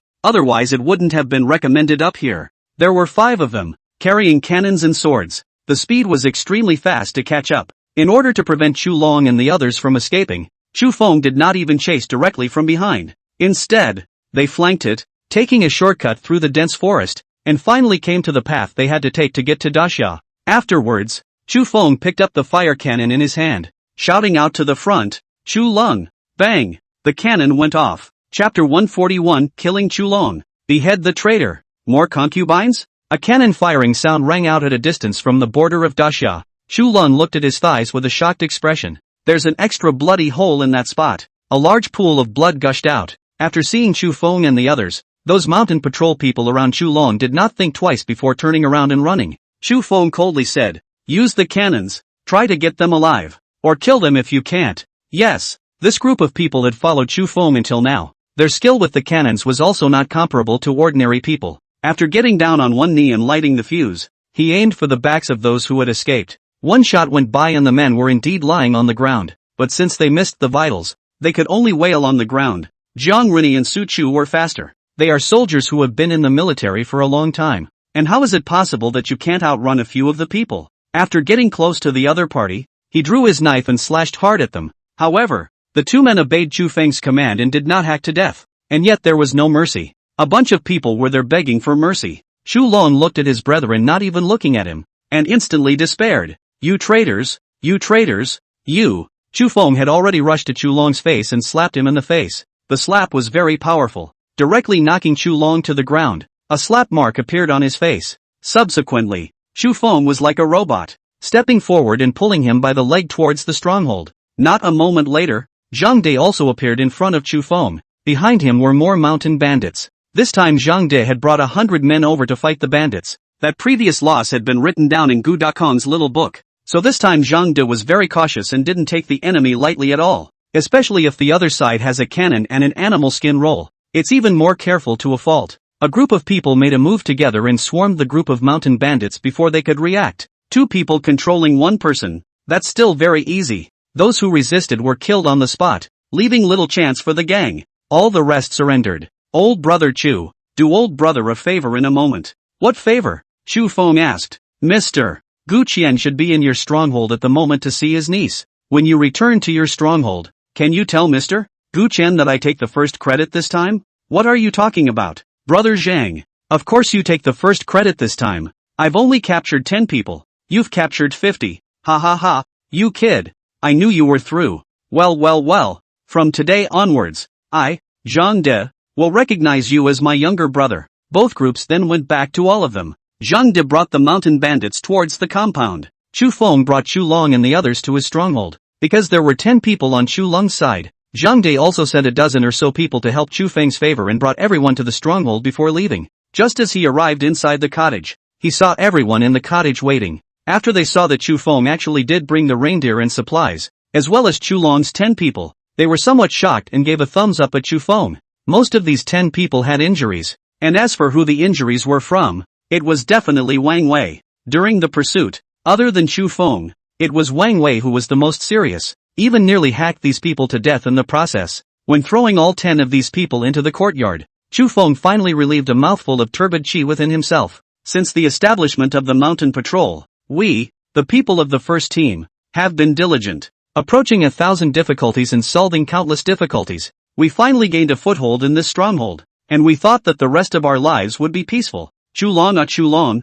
you people from the second team came over, and you stole our things first? Why? Chu Feng squatted on the ground and pinched Chu Long's face. Brother, I'm wrong. I'm really wrong. Just let my brother go this time. Spare my brother once. For the sake of us both being Chu family members. For the sake of our bloodline relationship. Spare me. I won't dare to do it again. Chu Long cried out with a sniffle and a tear. That voice, it really makes the hearer sad and the listener cry. However, Chu Feng had a cold expression on his face and did not pay any attention to it. To Tian Xin, she said, Ms. Tian, come over here for a moment. Tian Xin hurried forward, and at this time, Gu Dakong also appeared in Chu Feng's line of sight. At this moment, Chu Feng was dealing with the internal matters of the mountain rangers, and didn't pay any attention to Gu Dakong. Miss Tian, identify how many people did dirty things to you and those cooks. Tian Xin came to the 10 men with an angry expression and said, him. The first one to point out was Chu Lung,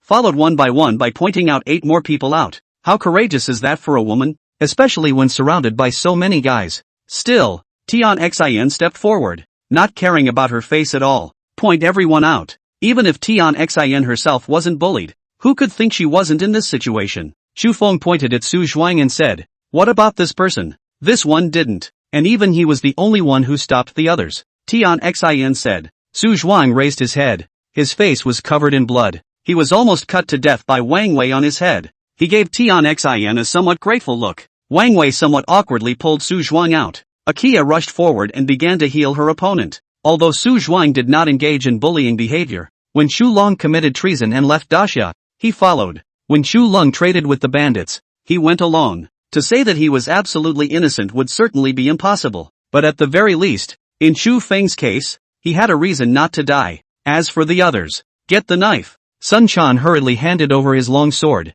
When Chu Long saw the scene, he immediately became nervous. Chu Feng, what are you trying to do? We haven't been convicted by the officials yet. You should have brought us to the officials. You shouldn't have made a move on us. The others also went forward and pulled Chu Feng. Brother Wind, we're patrollers. We can't just kill people, right? Chu Feng glanced at Gu Dakong and then at Tian Xin. Think of the rescued cook. Another thought about his supplies. All the things that Chu Long had done in the past flashed through Chu Feng's mind once. The people around him were looking at him. I don't know what to think. It was estimated that they also wanted to know if Chu Feng would make a move. After all, Chu Long was Chu Feng's own elder brother. They were related by blood. Get out of the way. Chu Feng roared. Afterward, he disregarded anyone's obstruction and came before Chu Long. One cut. The moment Chu Long's head hit the ground, the surroundings seemed to quiet down. Treason. Collaborating with the enemy. Bullying fellow soldiers. Such thieves. Why not kill them? Their existence is to discredit our team of mountain rangers.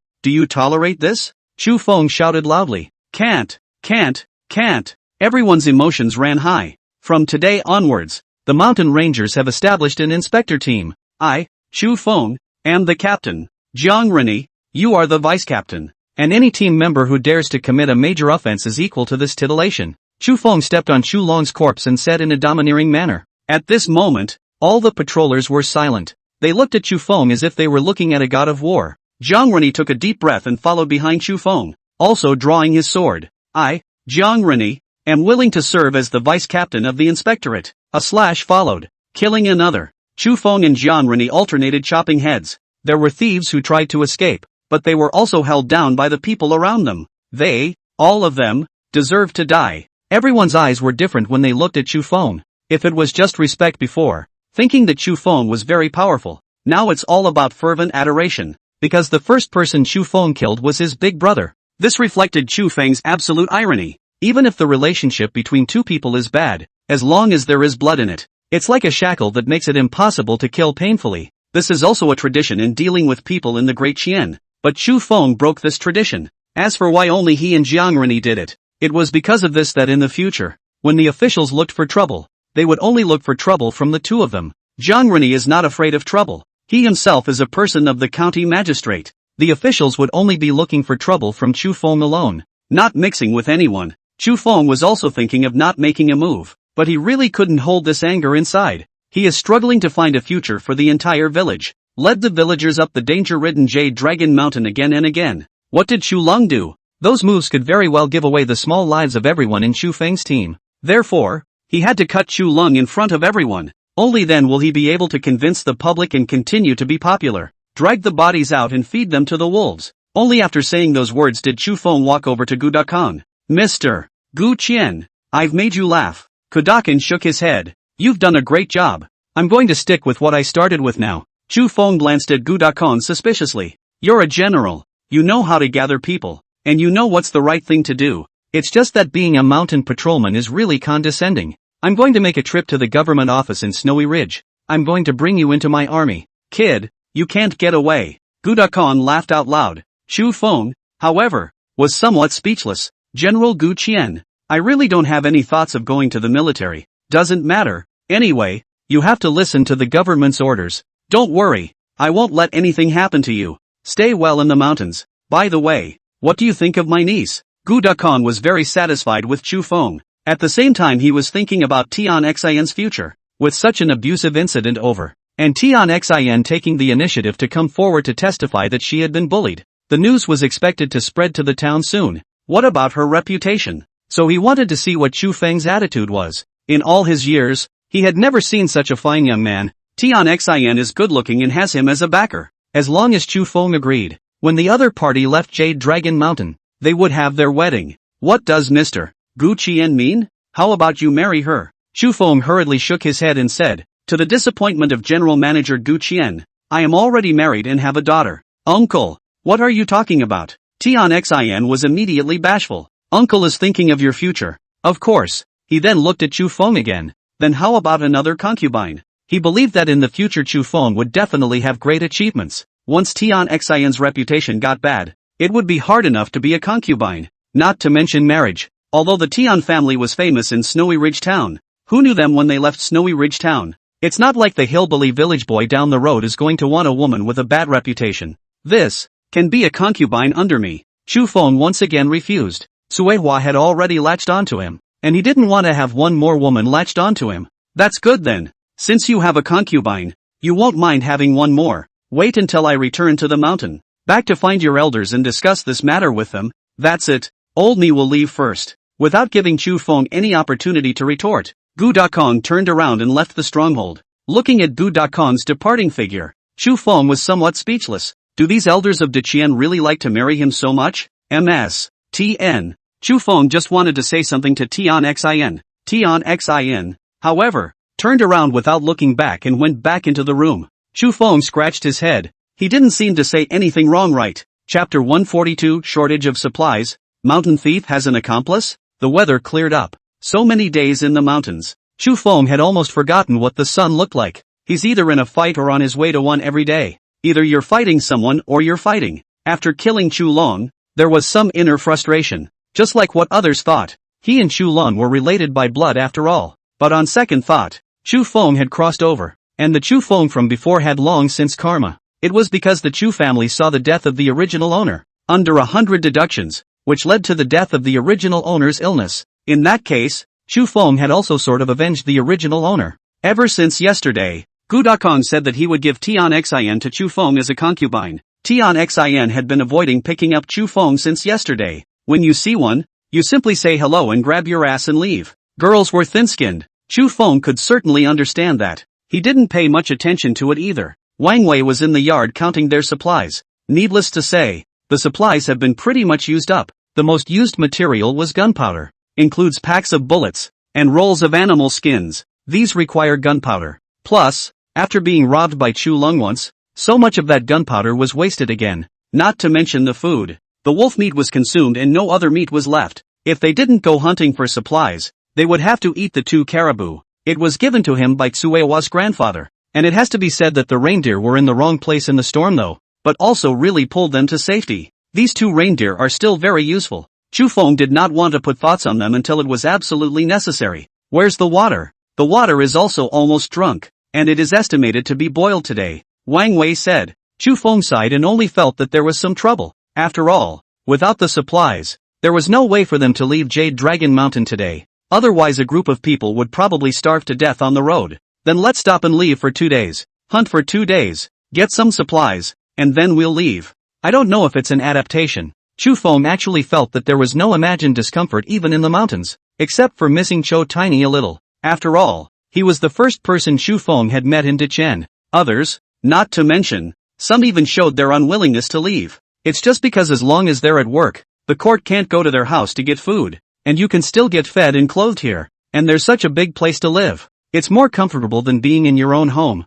so why go back? As for how Chu Feng found out that they didn't want to go back, when Yellow Carpenter, Du Mu, and Sun Can all came to ask him, the ability to pick up his own family was something Chu Feng had already found out. He even wanted to pick up Zhou Xiao Xiao. After all, this road and this stronghold were expected to be frequented by them in the future. The purpose was to maintain the road and be able to let the soldiers of the Great Qian walk through. As well as, if the Great Qian really lost the war, the whole of Diqian went into war mode, they must have been able to escape the war by living here. In that case, why don't you just move here and make whatever you're doing easier? But everything is premature here now, and the beast has not been resolved. The mountain bandits didn't settle it either. Don't think that the mountain bandits are just those from the Qingfeng fortress. Jade Dragon Mountain is so big and there are so many outlaws. What we have here are mountain bandits. Are there any that are going to hunt with me? Chu Feng said. I'll do it. Autumnia suddenly spoke up. The crowd looked at Xiuya, whose face was red. I guess I can't hold everyone back.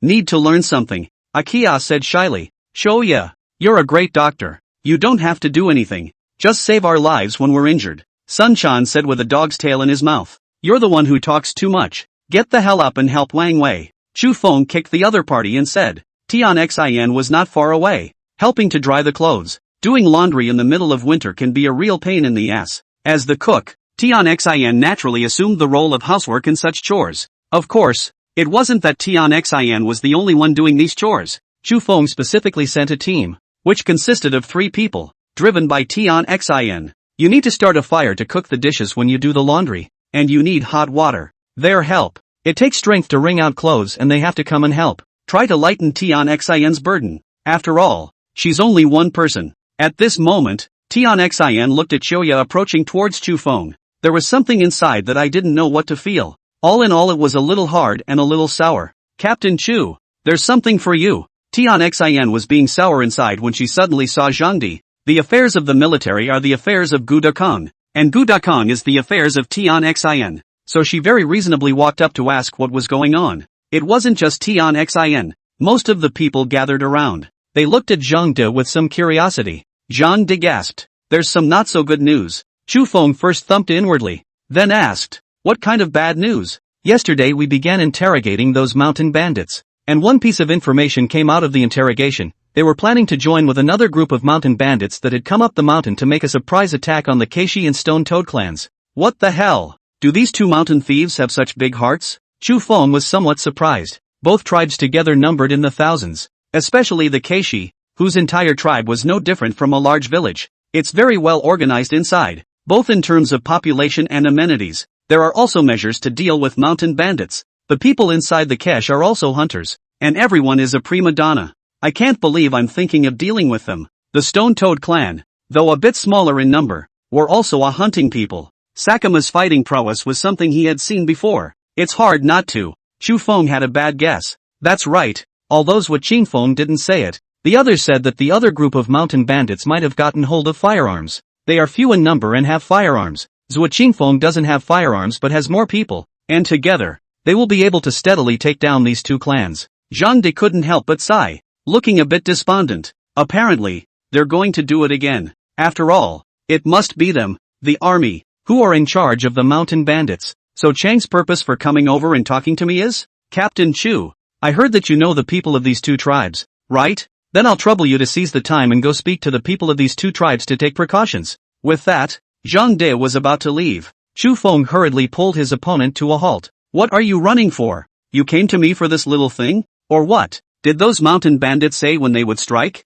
Chu Feng asked directly. According to their prediction, it could be 5 days later, but before they do it, they need a bit of messaging to identify each other. They also have firearms. Can you handle them? When Zhang De heard this, he laughed in embarrassment. So when the time comes to connect with the other side and determine where to strike, Mr. Gu Qian's intention is to give them a turtle in a jar. And if their firearms are too overpowered, then you will need to be bothered to bring people to help out. Zhang De was a little embarrassed when he said those words. It was their business, but now they had to come over and ask for help from the rangers. No wonder Gu Dakong asked him to come. The main reason was that in the past few days, Chu Feng's ability to use firearms had been practically displayed in front of them. This made Gu Dakong sure of one thing. After returning, no matter what, even kidnapping would be necessary to tie Chu Feng to the battlefield. It's a small thing. Helping is a matter of your words. I'll go and speak to the other tribesmen first, Chu Feng said. After receiving Chu Feng's affirmation, Zhang De finally breathed a sigh of relief, then rushed off. Wang Wei, don't count. You go to the Stone Toad clan. I'll go to the Kesh clan. Hurry up. Okay. So hunting plans were put on hold. The Stone Toads were in the area near the Daxiao One, and the Kesh were in the mountains. Neither of these two tribes were particularly far from Chu Feng, which was considered a good thing. Chu Feng and Wang Wei, one person and one reindeer, dashed towards the destination of the two tribes aboard the sled. In no time, Chu Feng had already seen the territory of the Keishi clan. The last storm is over. The Keishi house is covered with snow. Unlike the Dakian people down the mountain, the Dakian people build houses with clay, wood and mortise and tenon work. The Keishi houses are hardly technical, just built together, and some simple patchwork techniques, because the foundation is rather thin. That's why they're so afraid of blizzards. Many people have even built their houses next to the cliffs, for the house to carry the weight of the snow along with the cliffs. But even so, some houses collapsed. The bad thing is, there's no place to live. The upside is that, because the house is relatively light, not many people were hurt. Plus the last of the snowstorms are about to pass. Hang in there, it's about to get warm. The Keishi people whose houses collapsed were not so angry. After seeing Chu Feng, he actually greeted him. Who didn't know that Chu Feng was the great hero of the Keishi tribe? Suehua are married to Chu Feng. Is the matriarch here? I'm looking for the matriarch, Chu Feng asked. The group of people hurriedly then pointed out the location to Chu Feng. With little trouble, Chu Feng found the patriarch. Chu Feng, what brings you here? Seeing Chu Feng, the patriarch was somewhat happy. It's like seeing your own granddaughter. Matriarch, there is a bad thing. The mountain bandits are planning to join together to plunder you, Chu Feng said. Hearing this, the patriarch was silent for a moment at first. Then he said, then let them come. We Keishi are not vegetarians either. There's another good thing. That Qingfeng walled village under the mountain was uprooted by us. The patriarch went up and couldn't help but pat Chu Feng. You kid, can you talk without breathing heavily? The other group of mountain bandits, who have firearms in their hands, do not know about the capture of Qingfeng walled city, and still intend to continue looting. Chu Feng added, if Chu Feng wasn't the great hero of their Keishi tribe, and wasn't his granddaughter's man, the matriarch wanted to scratch a few marks on Chu Feng's face. So what exactly did you come to me to tell me? Tell us to watch out for their looting? Not really, village chief. I intend to give you and the Stone Toads one less threat and more peace of mind for good. What do you mean? I had Wang Wei go to the Stone Toad clan, intending to have the Stone Toad clan produce some people. Then we'll fend off the mountain bandits together. This was Chu Feng's thought. The fact that the other party had firearms meant that the other party's level of danger was even higher than Qingfeng Zhai. Even if Chu Feng and the others also had firearms, but the extent of the opponent's firearms, their numbers, and their fighting strength were all unknown. There was no way that Gu Dakong could take out all of his people and use them. It would be great to take out 100. Together with Chu Feng's 20-odd people, that number wasn't very large. Therefore, Chu Feng could only speak to this group of tribesmen. If they're willing to put up some numbers as well, that's solid. The matriarch looked at Chu Feng, and there seemed to be a light in his eyes. Silly boy. For such things, just say it directly. You are doing it for our tribe. How can we possibly chill your heart? 100 green men. And 100 bows and arrows. Good. Then let the matriarch organize them first. And I'll come up and let them know when they're needed. What a name for a patriarch. Grandpa. Ugh. Chapter 143, Desperate Shoya. Dragged into the ice cave. When Chu Feng returned to the stronghold, Wang Wei also returned. It looked like both men had accomplished their mission. I've taken care of my side. What did the Stone-Toed clan side say? Chu Feng asked. Wang Wei said, no problem. Sakima said he could give 50 men. And they also have 50 bows and arrows. The Stone-Toads of Sakima totaled just over 300. It's a big deal to give 50 people a hand. Still, in the end, Chu Feng was fighting for the sake of them people. It does make some sense if they don't give people out. It was also fortunate that Chu Feng's relationship with these two tribes was relatively good. Otherwise it wouldn't have gone so well. It looks like we won't be able to leave Jade Dragon Mountain again anytime soon? Wang Wei tried to ask. What else? How can we get off the mountain without solving the mountain bandit problem? Wang Wei smiled happily. Brother Jiang, is Su Chu ready? Chu Feng asked. Jiang Rini nodded and said, it's been ready for a long time. Then let's set off, and be safe on the road. Chu Feng said to Su Chu, really let me go? I don't want to go back. Su Chu said breathlessly, you're the only one who's hurt, so if you don't go back I'll send the others back? Am I stupid? Jiang Rini kicked his opponent. As a last resort, Su Chu could only set off. Chu Feng had killed 10 people, and one of them was his own big brother. And what happened along the way? It has to be reported to the authorities. Let them be prepared. And at the same time cry poor to see if the officials will give them any favors. Go back and report back. Definitely need someone to run it. So Chu Feng and Jiang Rini picked Su Chu. Even a reindeer was expended to him. Take the boiled water and serve 3 kettles. 2 pounds of air-dried jerky were given. And 2 pounds of paste buns. That's enough food for one person for 5 days. It would only take Su Chu roughly 3 days from this back to Jade Dragon Village. With the help of the reindeer, it might even be a day. Of course, all of this assumes that the road ahead is smooth. He was given so many supplies to prevent any unforeseen circumstances. However, once these supplies were given out, it meant that Chu Feng and the others had no food here at all. Split into 2 groups. Me, Sun Quan, Tiger, Jiang Rini, Wang Wei, Du Mu, go out and hunt. Before dark, everyone must return to the stronghold. Understood? Got it. A group of people said at once. Shoya had still wanted to follow Chu Feng out, but the time had already reached noon. She needed to change Su Zhuang's medicine. There was no way she could go out. This made Akia a little angry, so she changed the medicine with a little more force. Auntie, you lighten up. Su Zhuang wailed. Akia suddenly thought of something in general, hurriedly rushed out and said to Chu Feng, Captain Chu is out of herbs. Then you come with me. Tiger will bring it at home. Chu Feng waved his hand and said, okay brother Wind. Tiger was nothing. Hearing those words, Shoya instantly followed behind Chu Feng with joy. What about me? Su Zhuang pointed at his wound. Let me help you. Tian Xin came to Su Zhuang's side and began to stir the ointment. It hurts, sis, aunt, mama. Su Zhuang was incomparably regretful and began to miss Shoya who had just left. West of the foot of the 4th peak is the true source of the river on the Taoyuan village side. The river is still frozen today. It was also covered with a layer of snow. Chu Feng and the others carried a huge shovel and came above the river. Jiang Rini led the men up the mountain. They split up and worked together. Jiang Rini and the others were in charge of going to hunt some of the prey on the mountain. Chu Feng's trio then planned to see if they could catch some fish. After all, they got tired of eating all that meat themselves every day. How delicious the fish was. Tender, creamy, and yummy. But the problem is that the river has been frozen on. Trying to catch fish obviously requires a little more work. At this time of year, even that area downstream of Taoyuan village is probably frozen on. Thus, Chu Feng and Sun Can were in charge of smashing the ice hole and trying to fish. Shoya then searched the reeds on both sides of the river to see if there were any hibernating freshwater crayfish and oil toads, and in the meantime was looking for herbs. She was able to find some crayfish in her search. Too bad there's no tofu on the mountain. Otherwise Chu Feng could try to make a meal of Procambrus clarkii tofu. Windy, look, winter wheat. Sun Chan pointed to the weeds on both sides of the river and said. Chu Feng went up and looked, and it was true. It means that this place should be suitable for farming, and in the future, if we can stay in this stronghold for a long time, we can try to grow some food in this place. Chu Feng looked at this place, his eyes filled with anticipation. Sun Chan's gaze lit up directly. He nodded his head and said, yes brother Feng. I suddenly reacted when you said that. Do you think that if we plant the grain in such a place, when the government takes in the grain, it won't be able to take it in here? A bold idea began to present itself in his mind. Nowadays, The official food nets are supposed to be more frequent and excessive. That puts a lot of old people on the verge of eating. In particular, their land is registered with the government. Even if you want to underpay and miss payments, you can't. But if they were able to find reclaimed land on Jade Dragon Mountain and farm it, wouldn't the officials be unable to investigate?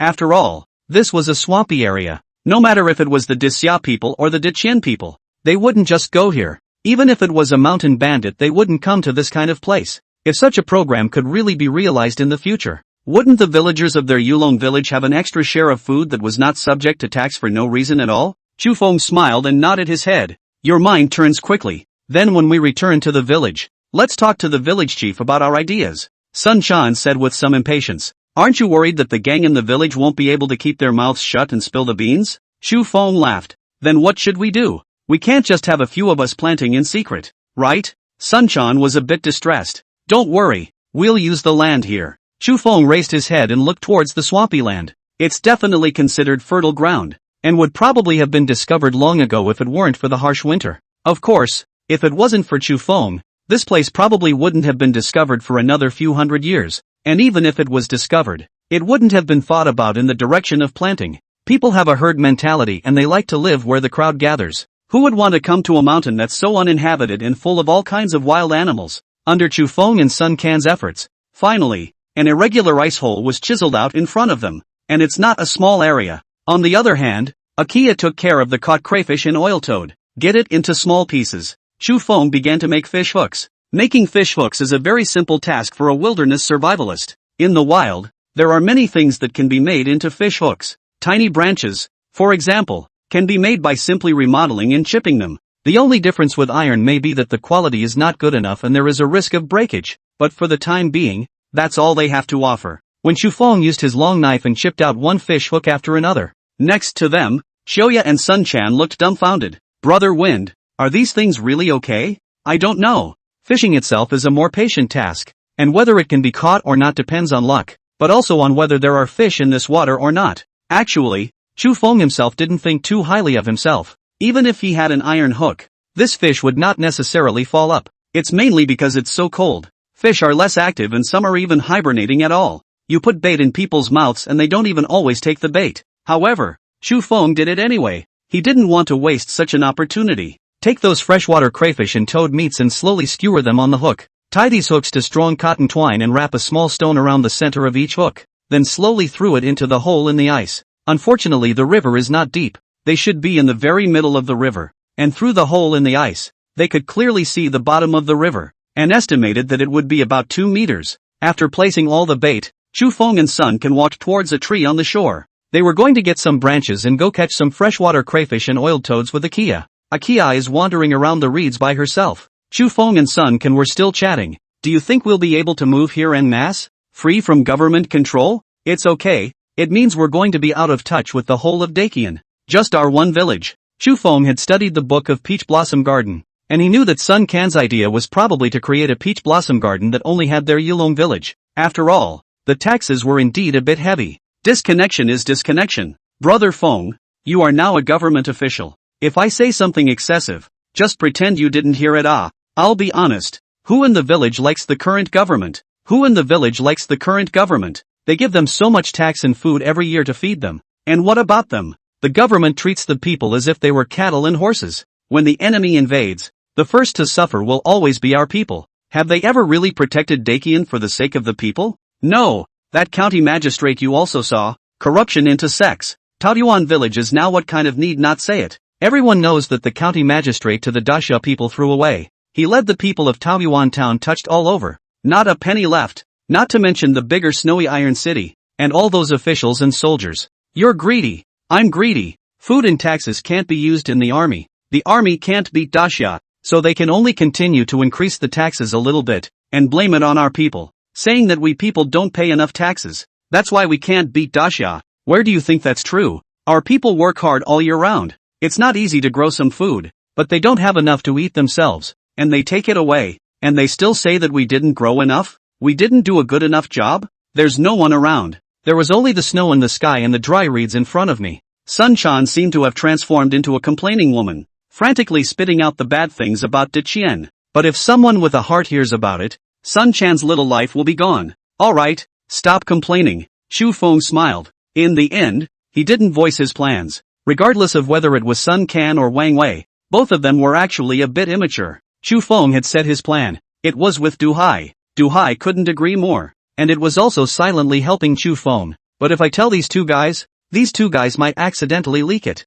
Akia. How many were caught? Sun Chan walked towards Choya. Akia crouched on the ground, her long hair hanging over her shoulders, turning her head, her long hair flying, her clean cheeks were red from the cold. Caught quite a few of them. These crayfish and toads are really good in the winter. None of them get away. As soon as the words fell, Choya's expression instantly stiffened. What's wrong? Why is this little face of yours suddenly white? Sun Chan said. Just before taking 2 steps, Choya cried out mournfully, Brother Feng, Brother Chan, save me. Akia's entire body was suddenly yanked onto the hole in the ice. Chu Feng and Sun Can froze for a moment, and in the next second, they instantly ran over. It was only then that he realized that there was also a huge hole in the ice, connected to the shore, where Autumnia had been staying. The wet, slippery ground on the shore was 2 fingerprints of Akia's despair. Chapter 144 Artificial Respiration for Choya. Heart pressure. Choya. Sun Chan shouted violently. Chu Feng, however, turned around and ran. The Sun Chan people were dumbfounded again. He didn't know what to do. The water in the ice cave was still rippling. Apparently, some kind of monster had just burrowed out of this hole in the ice. Straight away, he pulled Akia into the water. Guiyong's family may be the only family member left. If this dies here, how will they explain to Guiyong? Just when Sun Can did not know what to do, Chu Feng once again ran over. He had just gone to where they had stacked their supplies and pulled out the few remaining rolls of animal skins. The team that went out hunting was given 1 per person, just in case anything unexpected happened. I didn't expect it to show up. Get up. The animal skin scroll in Chu Feng's hand had already been set on fire. Seeing that it was about to explode, it was hastily thrown into that hole in the ice. Boom! A muffled sound, passing in the river. The powerful shockwave caused cracks to start appearing on the ice as well. Get out the hose and get on the ice. Until now, Sun Chan didn't know what had happened. His head was in a daze, and he did whatever Chu Feng told him to do. Seeing Chu Feng rushing to the ice with a hoe, he followed. The ice is very dangerous at the moment. There are cracks everywhere, and if you're not careful you might step over and fall into the water. But Chu Feng didn't care, and neither did Sun Can. All they cared about was that something must not happen to Choya. Finally, it allowed Chu Feng to find it. Beneath them, Akia struggled beneath the ice as she tried to swim out of the water. But there was an inexplicable pull that compulsively pulled her towards the bottom of the water. And even, Choya's body spun under the water. Knock! Chu Feng struggled to knock toward the water. Sun Chan knocked after him. The ice in front of them was very easy for them to crack open because of the cracks that were already there. I'm glad the river bottom isn't deep. Chu Feng and Sun Can stretched their arms down and were able to take Choya's hand. The 2 men fought to drag Akia up. The moment she was yanked up, a behemoth followed her. It's the Earth Dragon! Sun Chan lost his voice and shouted. It was only at this time that Chu Feng was able to see the creature in front of him. Geoduck, the ancient name for crocodile. It was a crocodile nearly 2 meters long. It was covered in undulating back armor. The limbs are short and stout. A large mouth bit into Akia's foot. That's why Akia was able to easily reach them under the water. At the moment, Choya, due to shock and too much water, passed out, a motionless sprawl on the ice. The crocodile they pulled up with them, biting at Akia's leg, trying to keep her down. Sun Chan just wanted to go forward and pull Choya. Chu Feng loudly scolded. Don't pull. Ha! Sun Chan was puzzled. Only after the crocodile's entire body entered the river did Chu Feng say, pull. So the duo pulled the crocodile up again. The crocodile seemed a little confused and stayed on the ice for half a day without moving, not understanding what was going on with the 2 two-legged beasts in front of him. Brother Feng, why don't you just pull Choya out of the Earth Dragon's mouth? Sun Chan asked in disbelief. Because when you use force on him, the alligator subconsciously tumbles up. And with his hundreds of pounds, once he does tumble up, Akia won't be able to keep that leg. What about a direct attack? If we attack directly, it'll think we're stealing prey from it, or it might just roll over. Of course, it's possible to loose your mouth and escape, but this kind of chance Chu Feng did not dare to bet. Gamble wrong, and Akia will be a one-legged man for the rest of her life. One can only risk it. After saying that, Chu Feng directly walked towards the crocodile. Brother Feng, it's dangerous. Don't go over there. Chu Feng didn't care about that. If he didn't go over, let the crocodile drag Akia into the water one more time. Then she's really going to die. Having stepped foot in an outdoor environment so many times in my past life, saw a lot of wildlife as well. Only crocodiles haven't really been encountered, because Chu Feng's wilderness environments were all in the country. He hadn't traveled abroad. The only crocodiles in the country are alligators. That guy doesn't fight as well as the great white goose, which is like this crocodile now, 2 meters long with a huge head. When it's open, you can fit a person in it. But crocodiles have one fatal flaw. Just leave its limbs dangling in the air and it won't be able to move. So Chu Feng directly circled around to the crocodile's flank. Take off the cotton jacket you're wearing. Sun Quan, on the other hand, was right in front and kept attracting the crocodile's attention. While the crocodile's small eyes had been looking at Sun Quan, Chu Feng hurriedly put the clothes in his hand over the crocodile's head. The whole thing jumped right up and onto the crocodile's back. Chu Feng knew that he could not afford to miss. If he missed, both he and Akiya could be in danger. The moment he jumped to the back of the crocodile, Chu Feng directly plopped down, inserted his 2 hands into the armpit of the crocodile's front paw, and lifted it fiercely. The crocodile panicked a bit after the thick front paw dangled in the air.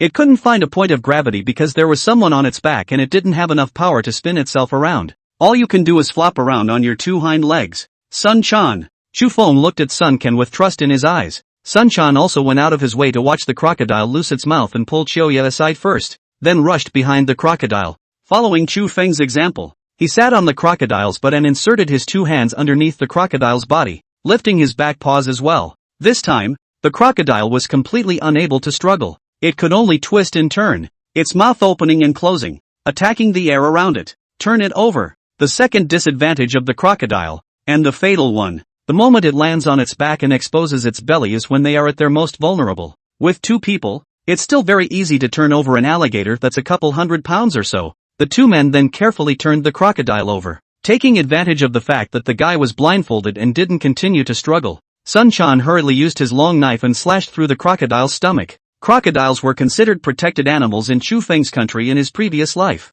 yet it has also been bred in captivity, so that ordinary people can taste it if they want to. Chu Feng had never tasted it. Looking at the crocodile struggling in pain on the ground, it looked like it could taste what it was like. Brother Feng, the earth dragon. It's a great tonic, Sun Quan said with some excitement. Don't make a big deal out of it. Hurry up and see how Choya is doing. Choya was dragged underwater until Chu Feng pulled him out. It took about 5 minutes. The safety line for death by asphyxiation is 5 minutes. After more than 5 minutes, even if saved, that's a sizable cutie. Xenia? Akiya. Chu Feng went up and patted her face. See the other man's face stiffen, and not breathing. Next steps must be taken. Thus, Chu Feng directly began to strip Choya's clothes. Sun Quan didn't understand though. However, he believed that Chu Feng was not a nasty person, so he waited on the sidelines for the following. Chu Feng knelt on Choya's side, and after taking off the outside layer of cotton clothes that had already gotten into the water, there was still a thick layer of underwear inside.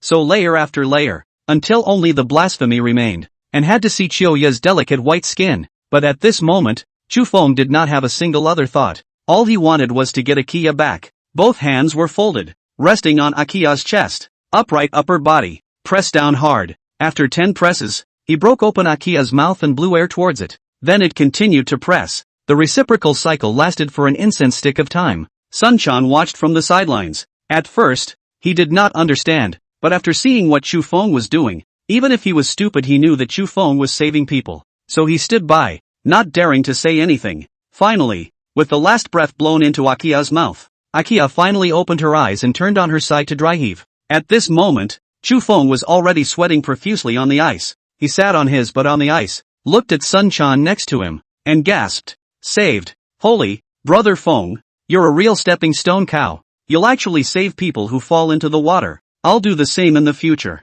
If a person isn't dead, they can be saved. If they are dead, they can't be saved. That I still understand. Chu Feng took off the clothes that were still dry on his body and said to Sun Quan, don't just stand there. Go light a campfire. Then he draped the clothes he was wearing over Akiya's body. It's okay. Akiya shook her head, still dry heaving. It took a while to ease up. She looked to Chu Feng. Brother Feng, you just saved me. Don't think blindly. Today this matter, just you know and I know. Sun Quan knows. In a while I let the dog thing keep his mouth shut. Go, grab to warm up. This was not Chu Feng's previous life. Women here can be very concerned about reputation, especially since Autumnia is still a yellow girl. I heard Guiyong say she's only 16. If the matter of being stripped of her clothes and pressed on her chest and kissed by Chu Feng were to spread out, then she would really not be able to be a human being. Chu Feng carefully helped Xiaoya up. Before she could take a step, Xiaoya went limp on Chu Feng's body. The slippery sensation came again, leaving Zhou Xiaoxiao almost half a month. Chu Feng looked at the exquisite figure of Xiaoya in the coat. Not to mention, 16 years old can develop to this point is also quite not easy. The next second Chu Feng slapped himself. Then straight across, he picked up Akia and carried her to the campfire. Until the three of them had roasted all their clothes dry, Chu Feng compiled 2 more reed mats. This thing was also skilled labor for Chu Feng. After braiding it, Chu Feng first carried Xiaoya to the straw mat. Chui wasn't in a good mood. Injuries are secondary. Most of all, she didn't seem to be doing anything to help. Brother Wind, I'm sorry, you didn't do me any favors, and I really did myself a favor by not getting you out of there. Got it? Akia fell silent and didn't say anything. Chu Feng just smiled, and Sunken pulled that several 100-pound crocodile onto the straw mat as well. 2 men, one on a straw mat, pulled themselves through the snow, toward the stronghold. It's dark. Where are Brother Feng and the others? Wang Wei was a little nervous. Can't have them running into mountain bandits again. Holy, there are only 3 of them. Brother Feng, if they encountered a mountain bandit, what a mess. We can't wait in the stronghold this time. We have to take the initiative to find it. Zhang Renyi also said. As a result, everyone in the stronghold was carrying a fire cannon, intending to go out and look for Chu Feng. But before they could walk out 10 meters away, they saw Chu Feng and Sunken pulling something back from afar. A group of people rushed to meet them. When they saw Sunchan pulling a crocodile in his hand, they were all dumbfounded. Zhang Renyi swallowed his saliva and asked Chu Feng, "Is this an earth dragon?" Right. Chu Feng hadn't gotten used to this guy's name from the Deqin period. Wang Wei asked with some tears and laughter. Brother Feng, is there any prey that you can't hunt? Chapter 145, Xenia. I'm going to tie you up. It hurts a little. After the shock, everyone cheered and carried the crocodile in. They'll finally get a change of pace. At the very least, eating those tawdry wild boars and wolves and rabbits every day has long since gotten tiresome. They wouldn't want to eat it if they weren't trying to stay alive. But the problem is that the mountains are not frozen today. The weather hasn't warmed up either. Wild greens and stuff are so hard to find. Now that it's so easy to be able to eat the dragon, we can't tell you how excited we all are. So the crowd ignored Akia. With some difficulty, Akia stood up, holding onto the wall as she walked inside. Chu Feng stepped forward to support her. Hurt your foot pretty bad, didn't you? Not really, but I'm a doctor myself. I can handle it myself. Brother Feng, you don't have to worry about me. I don't know when it started, but Akia followed the others. Call Chu Feng. Tian Xin. Why don't you help out? I'll deal with the earth dragon. Chu Feng said to Tian Xin. After all, Tian Xin was the only female in the entire stronghold. Although Tian Xin looked at Xiaoya with some displeasure, she was not the type of woman who was jealous by nature. On the contrary, Tian Xin is a woman who is very opinionated and does not just let her emotions rule her. She stepped forward and saw the blood on Akia's feet. Come on, get a grip and take care of it. Don't leave a hidden disease behind. The geoduck was carried to the yard. This time, everyone began to hesitate. Who is going to handle it becomes the big question. Everyone seems like inexperienced in killing pigs. Wouldn't it be better to cut off the legs and tail and just throw them in the pot? Someone suggested. At a glance, you haven't moved your hands. You can't kill a pig like this. By then the blood gets everywhere and the meat doesn't even taste good. So what do you say? Chu Feng stepped forward and said, I'll do it. Come to help. The crocodile Chu Feng also did not handle, but he's handled pigs. Whether it's been dealt with in a previous life, or in this one, it's been dealt with. By all rights the crocodile should be no different. Machete, saw, axe, all of the things were all prepared and placed in front of Chu Feng. The others watched with interest from the sidelines. Dragons after all are very rare. Syracuse itself is a river, which is not wide enough for alligators to survive. There wasn't much virgin forest around except for the Jade Dragon Mountain. So many rare animals that they can't see. Jade Dragon Mountain is the only way they can access these animals. That's why it's so rare for everyone.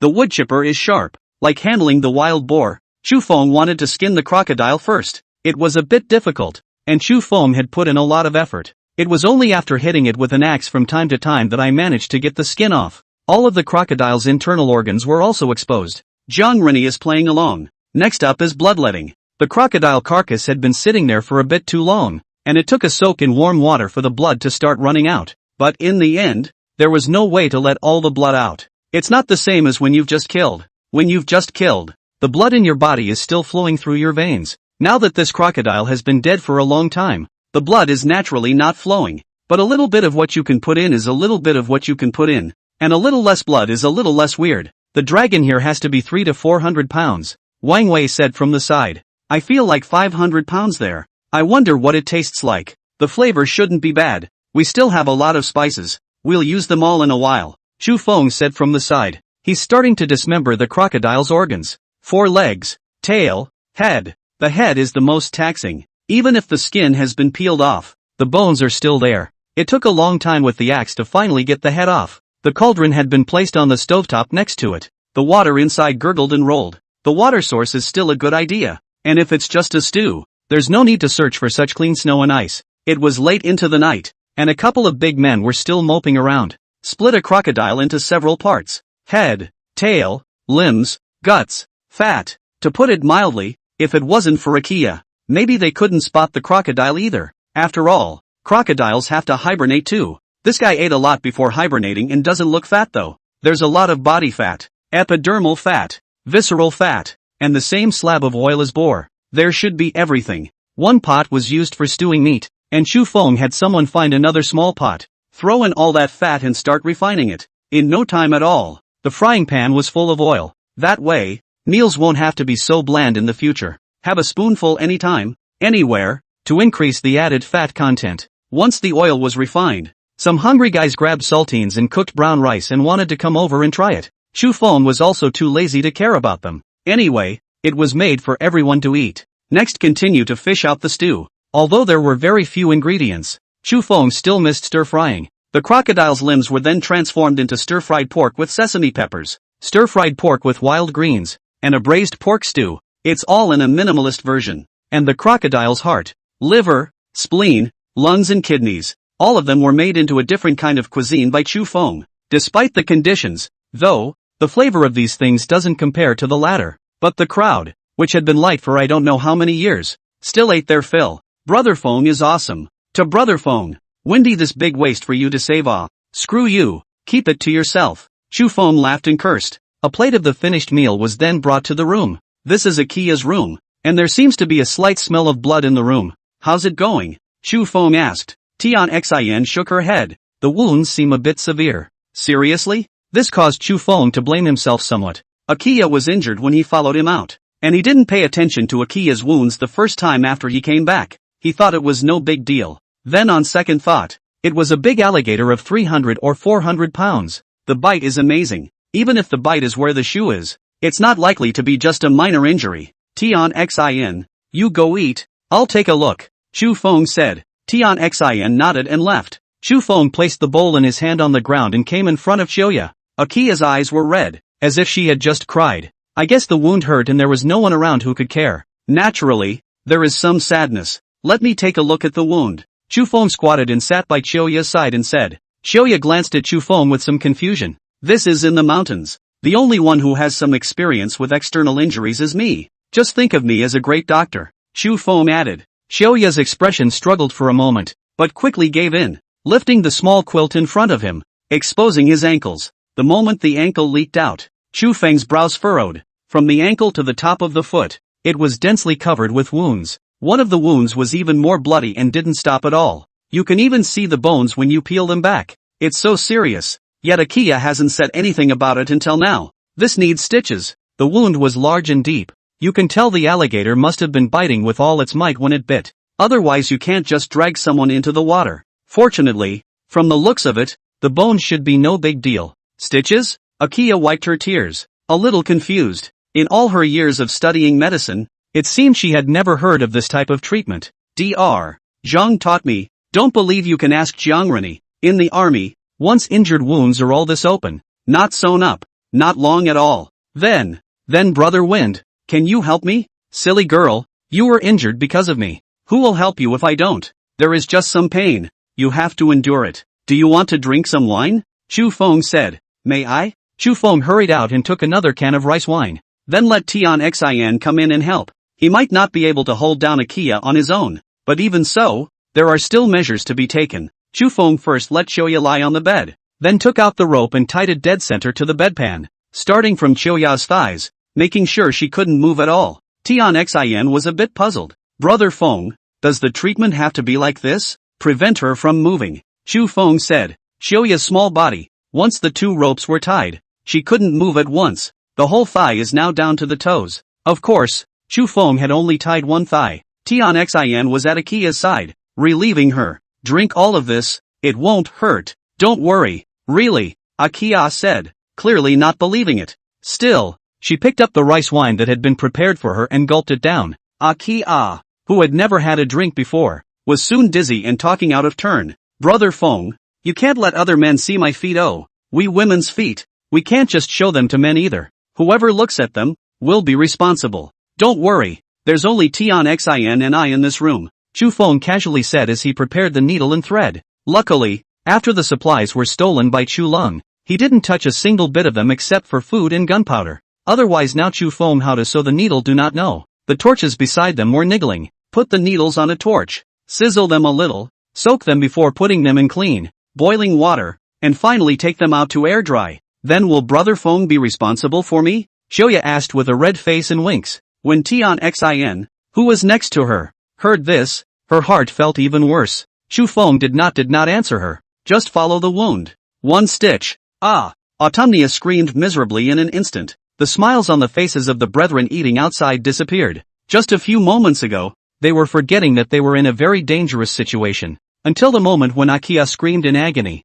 pulling them back to reality. What's going on here? Someone asked. Wang Wei and Sun Can both said with great experience. Brother Feng is stitching. Stitches? It's sewing wounds together that wouldn't grow well otherwise. Tiger said with some guilt, looking for knowing. I won't let Sister Xiaoya take over for me. That way the one who was bitten by the earth dragon is me. And the one who was stitched up is also me. And she's a girl. How much pain she should have. The crowd finished the meal in silence. Akia kept calling from her room. Chu Feng's hand holding the needle was steady. It was the only way to ease Akia's pain. Until the sky outside was about to brighten. Chu Feng looked at the wound that had been stitched up by a large portion and finally let out a sigh of relief. There are many other tiny wounds. But those wounds wouldn't need stitches. Just heal naturally. Akia had prepared herself with gold sores before this. Chu Feng carefully, slowly applied all the ointment and wrapped it with gauze. Okay, flush, just get some rest next. The sunlight from outside shines through. Akia's forehead was dense with sweat and glistening. Tian Xin slowly placed Chua on the bed. Even though everyone suffered in this era, Tian Xin still felt some heartache for Choya's pain. Can the beasts here be driven away? She feared that the remaining beasts would continue to make a move on their people. This is our mission to the mountains. A mission that is inherently dangerous. Chu Feng walked out of the room and said to Tian Xin. Steam was rising from the cauldron in front of them. There was still charcoal with sparks from the stove below, so someone had obviously left a meal for the two of them. Let's eat first, Chu Feng said, just as the two walked to the edge of the potting bench. Roar! A deafening roar exploded in their ears. Chapter 146, Toad Clan's Gift. Future Development. Chu Feng looked toward the outside of the stronghold. The whole thing was instantly serious. Most people didn't sleep well yesterday. The moment the tiger's roar sounded, everyone got up from their beds. Wang Wei and Sun Chan carried the fire cannons. Jiang Rini carries a knife. Together, they came to Chu Feng's side. Coming, Chu Feng said. Obviously, they knew what Chu Feng meant. Killed an underage Pio in the first place. Now, the other's mother may be looking for it. Patrols, everyone, don't leave the stronghold. And signal immediately after you see that puma. Absolutely do not slack off, Chu Feng said. Yes. Thus, this small group of over 20 people instantly began to assign tasks. Even without Chu Feng's command, they were still able to freely distribute themselves. The whole stronghold began to move. Chu Feng brought the cannons, and a few animal skin scrolls with him, and with Wang Wei, Sun Chan, and Jiang Rini, he walked towards Qingfeng Walled City. That was their plan from the beginning. Go to the Clearwind Walled City to scavenge for resources. Remember, once we really run into Biao, don't split up. There are 4 of us. That Biao, no matter how powerful it is, it can't possibly be a match for us. Chu Feng emphasized once again. Brother Feng, do you really not need to take a rest? Wang Wei said with some heartache. I spent all night cooking yesterday and most of the night healing and treating Chuya. They were all worried that Chu Feng might not be able to hold up somewhat. However, Chu Feng shook his head and said, don't worry, I'm fine. 4 men with a reindeer, towards the Qingfeng Walled City. Using normal speed, it took a moment to realize how close the two strongholds really were to each other. In no time at all, they had already seen the Qingfeng Walled City. As Gu Dakan finished capturing all the remaining mountain bandits, now the entire Qingfeng Walled City has been empty, quiet as if the ghost village. The 4 men walked in cautiously. There are too many people in King Feng's High. Who knows if any of them missed two and hid inside. Fortunately, the Qingfeng walled city wasn't very big. Chu Feng's 4 men slowly searched from the front hall. It really made them search out quite a bit. A cellar in the backyard allowed them to discover quite a lot of yellow rice wine, and some jerky. I guess it's all the ones that didn't get out in time. But they searched the whole circle without finding the mountain thieves who had escaped. Finding the mountain bandits was actually Chu Feng's most important task in coming here. He had to know if there were any more mountain bandits in the cottage. In case there were that one or two that really wanted to give Chu Feng a light and make a move against their people. It can be really regrettable. What's this? Wang Wei was a bit strange as he took out the side room. A waist plate? Chu Feng was somewhat surprised as he looked at this waist plate. This seems to be a waist tag from the courthouse. And it's from the Snowy Ridge Township Courthouse. Is this the waist tag of the Snowy Ridge Town Yamen? Wang Wei asked. Chu Feng nodded his head and said, perhaps when the Yamen went up the mountain to search for the mountain bandits before, they accidentally missed it and were taken over by the mountain bandits. A belt tag proves nothing. Chu Feng didn't think much about it. Wang Wei and Sun Can searched more carefully. These two guys were wondering if they could scrounge up some silver from these places. Unfortunately so far they hadn't found a silver or two. After searching for a whole morning, the whole Qingfeng walled city was turned over by them. Making sure that nothing of value or usefulness was left, they chose to leave. The sled had been loaded with the supplies they were searching for. Food, utensils, iron, and a few other things. They are still very useful to have in a stronghold. It looks like these mountain bandits also farm. Otherwise how would they have hoes? Wang Wei gave a disdainful laugh. In their opinion, these mountain bandits should be uneducated. All you do is drink and have fun every day. When you run out of food and women, you'll come down to the mountains and loot. Clear Wind Walled City is obviously not as simple as we thought. Chu Feng stroked his chin and said, this Qingfeng Walled City is really too much like a stronghold in a big mountain. It was the same as the role of the stronghold that Chu Feng and the others occupied. It's like a nail stuck in the Jade Dragon Mountain, waiting for certain people to use it to their advantage. These were questions that Chu Feng could not figure out for the time being. Then he didn't think much about it. After a few people followed the reindeer back to the stronghold, they found that the inside of the stronghold was actually bustling with activity. Walking in, I realized it was Sakuma and the others. When Sakima saw Chu Feng, she hurriedly went forward and said, Captain Chu, it's been a long time. Heavenly Bodhisattva bless you. Sakuma, what brings you here? Our matriarch asked us to bring you something to thank you for. And in the meantime, we would like to talk to you about a few things. Sakuma said. Chu Feng walked up to take a look. He had thought that what Sakima had brought might be animal hides and furs, or it might be some dried meat, or even tools to use or something like that. But what Chu Feng never expected was that it was actually some chickens, ducks, geese, and even a few rock sheep cubs. This sheep, where did you guys get it? Chu Feng asked with some surprise. The rock sheep flock. Only at the beginning, Chu Feng had seen it. Since then, it was as if this group of rock sheep had left Jade Dragon Mountain, and Chu Feng had never seen them again. These sheep, were at the first peak before, and from the first peak they went back to the 6th peak, and will return to the 4th peak after the spring. Sakuma said. So, the flock is back? Chu Feng was somewhat surprised. If the rock sheep herd returned to the 4th peak, it would obviously be a good outcome for them. Back. These cubs are the ones we just caught. I thought you would be short of some cubs to take and raise here, both male and female. Sakuma laughed. That would be really appreciated. Come on, let's go inside and talk. Chu Feng brought Sakuma to the room. The people on the patrol today have some ideas. Most of them wanted to stay in the mountains and escape the harsh taxes outside. So the stronghold is definitely staying. Getting some livestock to keep here so that when they come to the stronghold next time, they'll have meat to eat. All the patrollers came together around the gang of cubs. There was no cuteness in the way they looked at these cubs. Everyone's eyes were tinged with greed, presumably thinking the same way as Chu Feng. When these guys grow up, just eat them. Sakuma, if there is anything you want to say, we will definitely help you if we can. Chu Feng said. Just now, there were many people, and Chu Feng was also worried that Sakuma would say some excessive remarks. It's not good to turn them down when the time comes. Sure enough, Sakuma began to blush. Captain Chu, people of our clan, this year, we have more contact with Udakian people.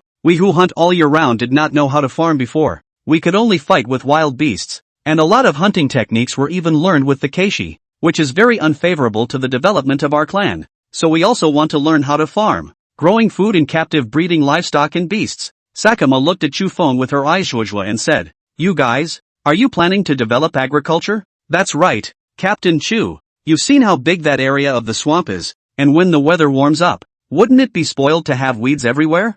but if it turns into a green wheat field, won't our tribe of Yulong Mountain not go hungry? But the swamp is dangerous, Chu Feng said. It's true that it's dangerous for you outsiders, but we're all locals who have lived here for years, and we're much more familiar with the swamps and where to walk than you are. Sakama laughed. Yes, Chu Feng directly said. Really? Heavenly Bodhisattva really thanks you. No need to thank me. Sakama, is that part of the swamp your stone-toed territory? When we split with the Kesh, we did list the swampy part as our territory. That land, we need a piece of it too. In exchange, we can teach you how to plant, how to fertilize, and how to pick seeds. Chu Feng thought that Sakama might hesitate. There is nothing more sensitive to the people than land. As long as the land is divided up, no one else can ever get their hands on a bit of it. If you dare to get your hands on it, you'll have to fight for it. Unexpectedly, Sakima was very generous and said, that's for sure. Our tribe doesn't have many people in total, and we can't finish planting such a big piece of swampland.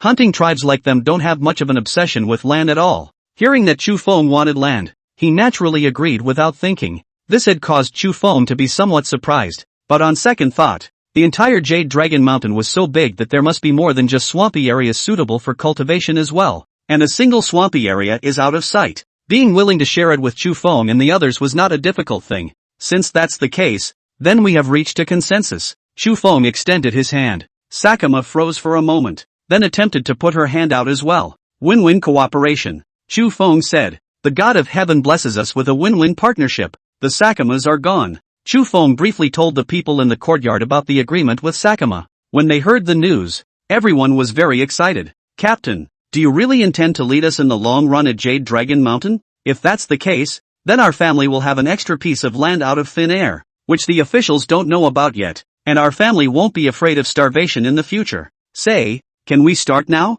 It's all frozen snow now. You hoeing the ground? Everyone looked at Chu Feng with hope. Chu Feng nodded his head and said, that's right. I do intend to bring you all here for long-term development, but we have to have an understanding that the number of people who will develop here for the long term in the beginning will definitely not be too many, nor can it be too many. And most importantly, I hope that all of you will keep your mouths shut about the news here, and that not a single word of it will be allowed to pop out to the outside. Good. We'll listen to the captain, Wang De exclaimed. Chu Feng smiled and looked at Jiang Rini. Jiang Rini was also wearing a smile. Having been born to die with this group of patrollers these days, the little gap that had just begun between them had long since disappeared. What are you looking at me for? Jiang Rini asked. Brother Jiang, you were sent by the prefect to check on us, weren't you? A word that suddenly cooled the otherwise eager environment. The three men following around Jiang Rini had been cheering along with the others. Hearing this, the three of them felt uncomfortable, because everyone around them was already looking at them the wrong way. Jiang Rini gulped.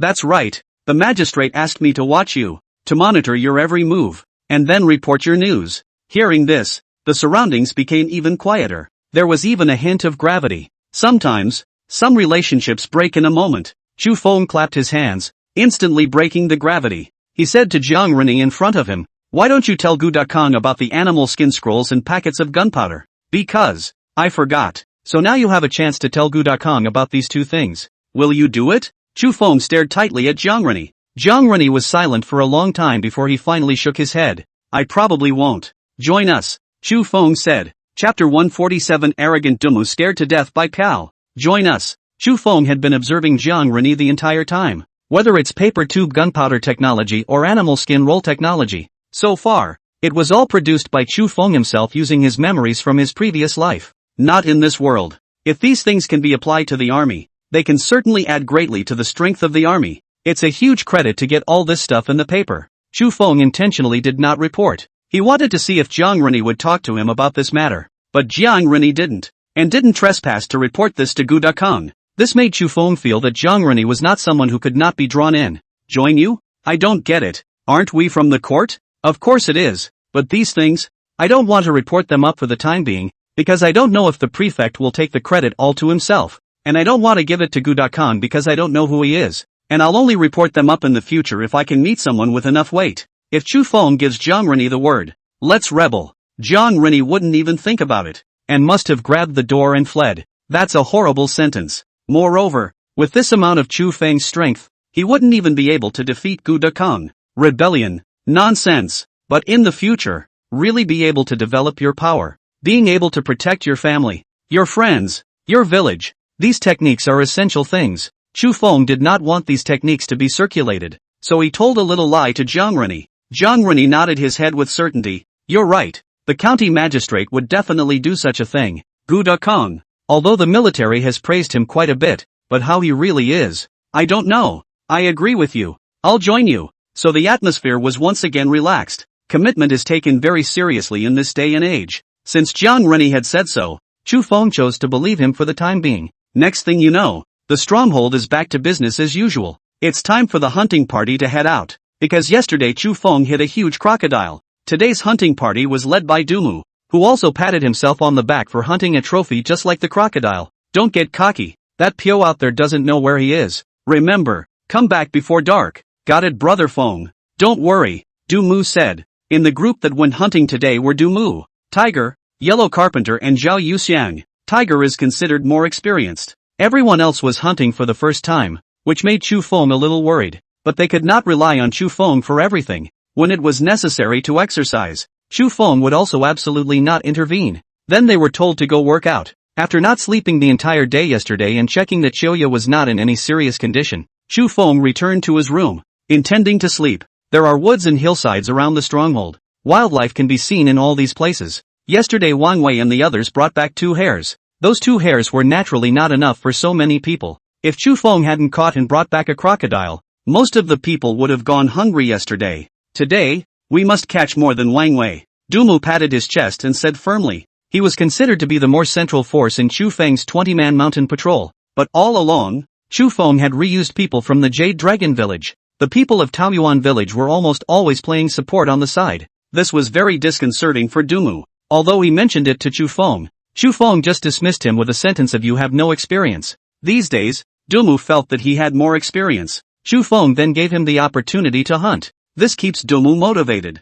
He must perform well in front of Chu Feng. Brother Woody, I think we'd better be careful. Seeing Dumu walking fast, Tiger reminded from the side. What do you know, you little brat? Walking so slow. Any place with prey should be running. Tiger bristled and didn't respond. The last person who said that was Su Chu. And then the guy got bit by a vicious wolf. Zhao Yuxiang was by Tiger's side and patted Tiger. Then hemmed and hawed. There are 2 honest men in the team. One is Zhao Yuxiang, and the other is Huang Carpenter. They are not only honest, they are stable. That was why Chu Feng paired them together. Zhao Yuxiang had obviously seen the way Dumu would be defeated next before he laughed. Bunny, see, I told you, we'll definitely get more today than Wang Wei did yesterday. With that, Dumu raised the cannon. The cannon won't be able to hit. It's too far away, Tiger said from the side. Tiger, don't point me out. Just stay on the sidelines and watch. I'm 5 years older than you. Can I still not be as strong as you? Hearing this, Tiger closed his mouth.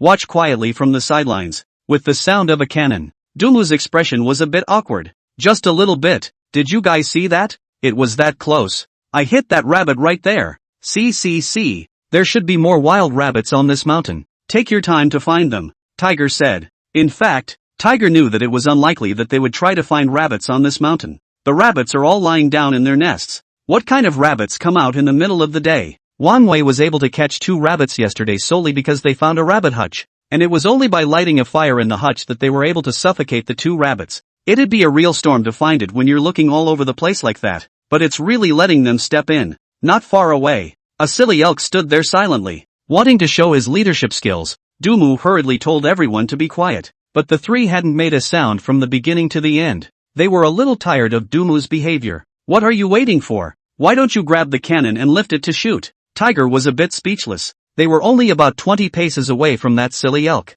Such a big target. A blind man can hit it. Favored Dumu trying to get some fancy work done. What do you know? Said your age is small, you still do not believe. Stupid roe deer are stupid. Even if we walk in front of it, it will not run. This roe deer looks dull. Directly press down, do not hurt the skin. How good. The cannon hit up are not all holes? Hearing this, Tiger was completely speechless. Okay, whatever. Don't you say anything. It's all your problem if the roe deer scare away in a while, Dumu said. The comment made Tiger roll his eyes in anger, and he wanted to make Tsuewa's Tiger come over and bite him. Zhao Yuxiang pulled Tiger to prevent these 2 from coming into conflict. The 2 men stood with Yellow Carpenter, wanting to see exactly how Dumu planned to catch this elk. Only Dumu carefully, from the back of the elk, began to approach. Though the elk had spotted him, but there really hasn't been any movement to escape. Just standing still. Like a cutie. Standing just like a cutie. This is why roe deer are also called silly roe deer. When Dumu saw this, he was also inwardly delighted.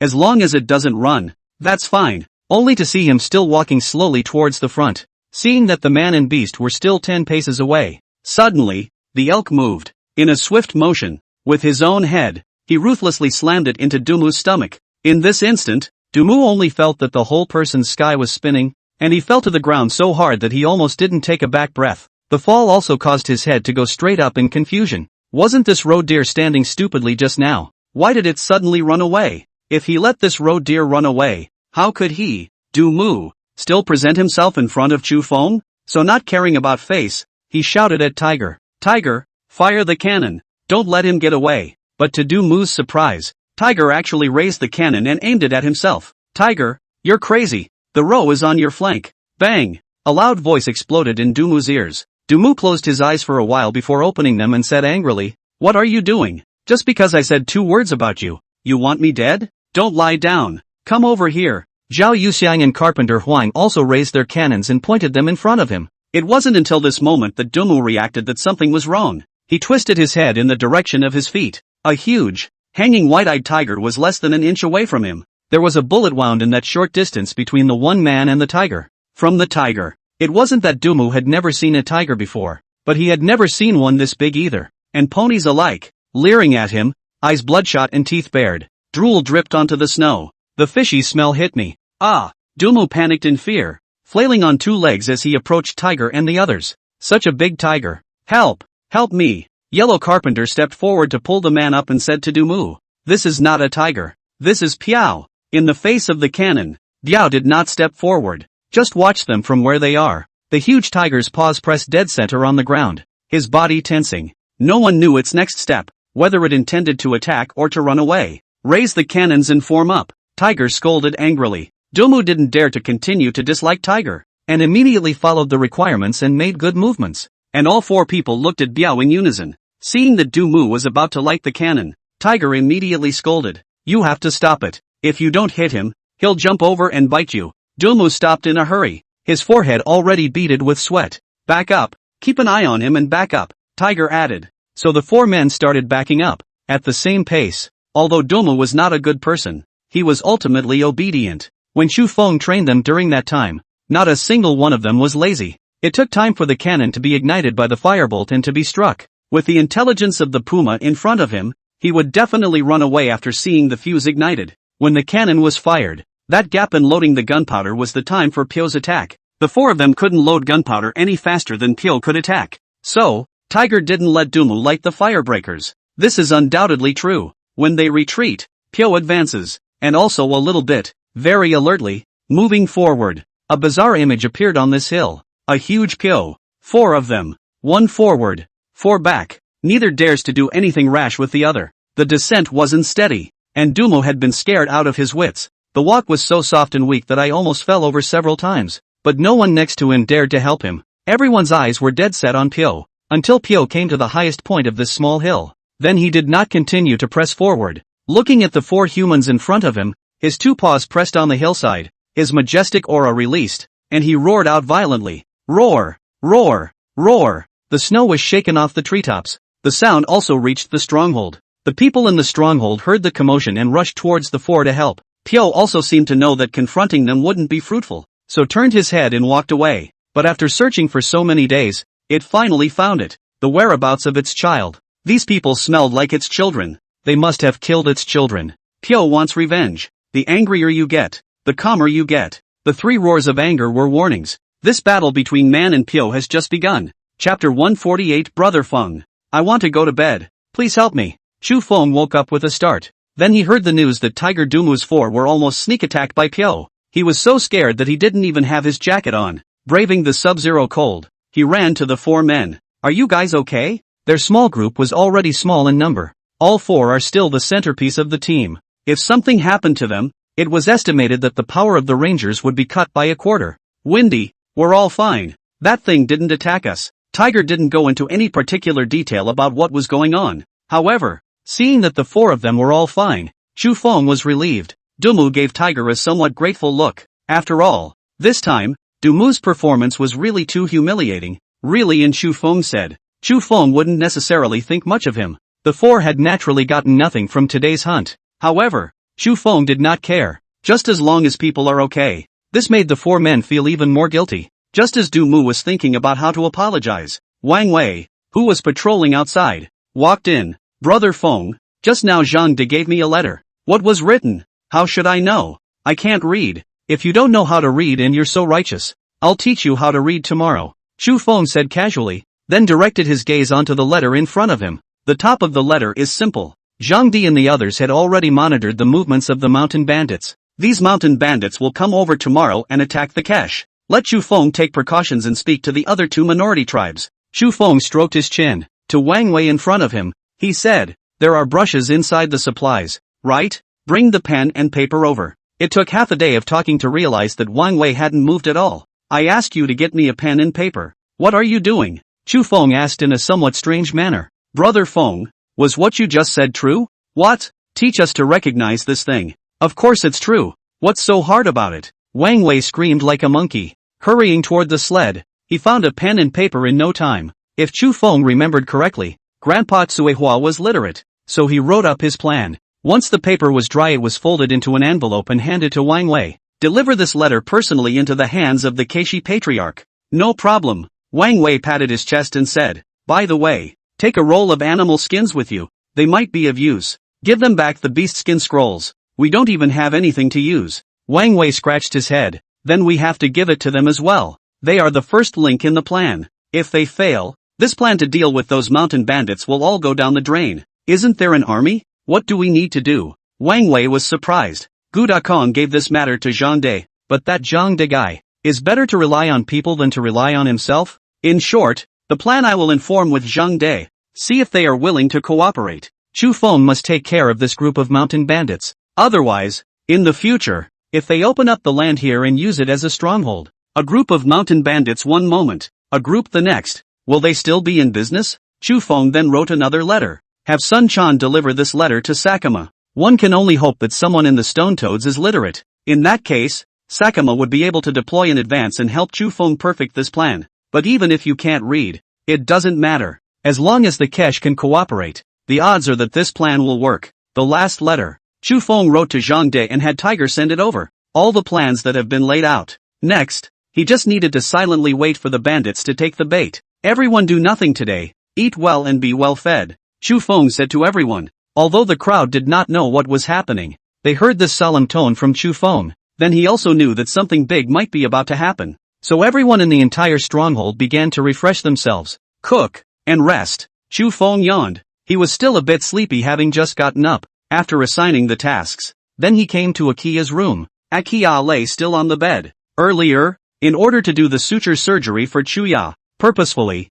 Akia's thighs were tied to the bedpan. It didn't unbind when it was done. The fire was burning in the room. The temperature is quite high. Those white thighs were exposed to the air, not how cold it was. Otherwise, it was hard to imagine how Akia had spent today. After all, it's 20 below zero right now. Chui wasn't asleep. The area that was stitched up really hurt. Even after drinking a can of rice wine, it doesn't stop the pain a bit. After seeing Chu Feng appear in front of her, Akia wanted to get up. Just lay back and don't try to get up. Chu Feng arrived in front of Chioya and began to untie her. Although it hurt, Chioya saw Chu Feng standing in front of her thighs just like that. The thighs were still silky. His face flushed red. There was no way to sew yesterday, so Chu Feng could only cut off Chioya's clothes from her thighs. But today, Chu Feng was a bit embarrassed. I'll change your medicine. Don't move. Slave knows. Hearing that title, Chu Feng froze for a moment. He didn't move to scrape the medicine off of Akia's wound. Then put fresh medicine on it and wrap it in gauze. Tell me if anything feels wrong. Okay? Slave knows. Akia's voice was soft. It was like a kitten was tickling Chu Feng in his ears, giving Chu Feng a jolt of shock. Chu Feng turned around and then intended to leave. Shoya suddenly called out to Chu Feng. Brother Wind. Slave wants to go out of the way. I'll get Tion Xin. Think about it. It's only one thigh that's tied, though. But Chuya was knotted up in this bed for the rest of the day. No food or drink though. But people have 3 urgencies that are real. It's been held back all day. And it's not good for your health to hold it back any longer. Chu Feng went out and searched for a whole circle. Neither found Tion Xin. He was a little anxious and asked, Where's Sweetie? Has anyone seen Sweetie? Captain, Tion Xin is out looking for wild vegetables. Not far up the hill. She's alone? That's certainly not true. Followed by 5 men, all armed with cannons and spears. Pyo is just wandering around outside. Who dares to go out alone? But Chu Feng didn't even know where Tion Xin's exact location was? Go out and look for Tion Xin at this time. Akia shall not be suffocated. There was no way around it. Chu Feng could only return to his room with the urinal. With an apology, she said to Choya, I didn't find Tion Xin, so I need you to do it yourself. Saying that, Chu Feng was about to go out. Windy, just help me. How can I help you? The Chu Feng people were dumbfounded. Brother Feng, you've looked at slaves' feet, and you've also looked at slaves' thighs. None's life is yours. After I go back I'll tell my maternal grandfather. After this point I will follow Brother Feng as a concubine. Chu Feng felt a little dizzy in his head. This is not the Dakian world. It's the metaphysical world. Why else do women always want to be his concubines? Chu Feng did not want to agree, but he saw Choya's watering expression. Thinking of Trisha again. Suihua is such a rigid woman. Hearing that Chu Feng was going to jump off a cliff even if he didn't promise her to be a concubine. Mustn't Akia perform a next living act for her right away? Brother Feng, first help my slave with the 3 emergencies. I can't get up. Choya rushed towards Chu Feng and stretched out her hand, her voice soft, like it was tickling his little heart. Chu Feng sighed, walked up and directly hit the horizontal, picking up Choya from the bed. Hurry up then, I can't see anything with my eyes closed. Brother Wind, I can't go fast enough. I'm shy. Chu Feng, Dolly, the Keishi patriarch, is Trisha's grandfather. After receiving this letter from Chu Feng, deployments were made quickly. He first sent a few men to patrol the paths the Kesh must take. Bake was then put in charge of the matter. Another 100 of the promised green men were divided into 2 groups. 1 batch at the fork in the road. 1 batch was sent to the swamp. The entire Keishi clan, both men and women, left their homes and headed towards Chu Feng's stronghold in Qingfeng Walled City. Bake took the remaining 20 men and ambushed them in the village. All carry weapons in their hands. The tiger stared intently at the entrance to the village. They were the lure, the bait for this plan of Chu Feng's. Whether or not these mountain bandits will bite the hook depends on these 20 men. This staring was all day long, so some people couldn't help but start complaining. Are there really mountain bandits? Yeah, we've been here all day and we haven't waited for the so-called mountain bandits. It can't be a trick to fool us. Who knows? The gang at the bottom of the mountain were already cunning, and I didn't like them from the start. The patriarch actually treated them like treasures. Alright, shut up all of you and go home if you don't want to do it. Bake scolded at a few people. Back, don't you agree with us? The group looked to Bacchus, who fell silent. Don't forget, that man took your Trisha. Someone said. Thinking about it made Bacchus even more furious. He knew that if it wasn't for Chu Feng, Suihua would most likely be his daughter-in-law. After all, in the entire tribe, he was the one who had been pursuing Suihua. But as he was about to succeed, Chu Feng suddenly appeared, even killed the man-bears and tigers they had been afraid of. According to the mountain god's instructions, once such a great hero appears, Suihua must marry the other person. Most importantly, Trisha herself thought so. Bak has been training himself hard. I hope I'm strong enough to take on human bears and tigers. But now he realized that all his efforts had been in vain, because the target he was trying to deal with was no longer available. The second time Chu Feng appeared in the tribe, Bai Qi wanted to compete with Chu Feng. Unfortunately he wasn't in the tribe at that time. He was hunting outside the tribe. The current him still didn't stop his inner thoughts. He wanted to find Chu Feng and then compete with him. He wanted to see if Chu Feng was as powerful as he thought he was or not. But to their surprise, they received news that the mountain bandits were planning to plunder them. Bake is different from the others. He has the big picture. Dali even trained him directly as a future Keishi patriarch. Otherwise, he wouldn't have been given something as important as being a decoy. All shut up. I know what's in your hearts. You're just displeased with that Dakian man. But now we've received the news that the mountain bandits are planning to come and plunder our Keishi tribe. Whether it's true or not, we should take it seriously. If it's a fake, then all will be happy. What if it's real? Do you guys want to see your wives, children, and parents die at the hands of those mountain bandits so badly? The other Keishi around them shut their mouths. It was already a consensus that there were many mountain thieves in Jade Dragon Mountain. They, the Tesh, had also fought the mountain bandits for so many years. There is a time to win. Most of it is a loss. Had to give them something. They even have to give them the women of the clan. It's humiliating. They wanted very much to wipe out all the mountain thieves on Jade Dragon Mountain. But the problem is, they don't have the fight. This was also the reason why Patriarch Dali was so happy when Chu Feng said that he had taken care of the Qingfeng Walled City. It was for this reason that Bacchus gave up the little nagging feeling of jealousy within himself. Choose to believe Chu Feng's message. It's okay if it's not true. When it was over, he would definitely have to go find trouble with Chu Feng. What if it's true? They, the Tesh, were in a period of change for the whole tribe.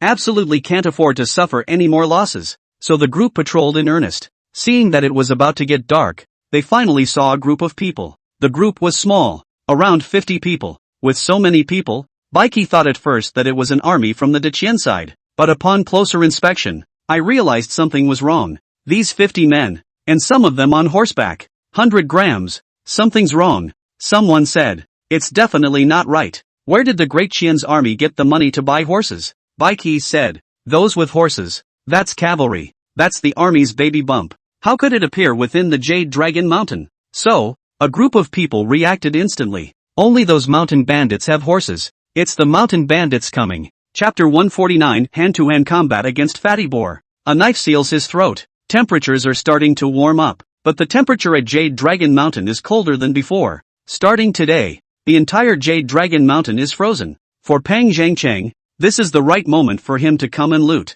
To rank all the bandit strongholds in the Jade Dragon Mountains. In terms of strength, Pang Zhangcheng definitely belonged to the number 1. The number of people in their strongholds has remained at a very healthy number. 50. It's different from Clearwind Cottage. The Qingfeng walled city kept their numbers at 200 because of their weaponry in order to really keep them in the fight. But Pang Zhangcheng doesn't need it. They have firearms. No one knows where they got their firearms. While not equipping all 50 men with firearms, nearly half of them had cannons. That's 25 cannons. Knowing that, Chu Feng would definitely question why the mountain bandits possess 25 cannons. They can only get 20 of them through black market means? Chu Feng did not know how Pang Zhangcheng's armed forces were. If they had known that they possessed so many cannons, they probably wouldn't have used that against them. But that's not even the most dramatic. The real exaggeration is that Pang Zhangcheng also owns 10 horses. These 10 men are his elite. As for the others, most of them are just made up of death row inmates who have committed murder and escaped sanction. Pang is becoming a core force in his own right.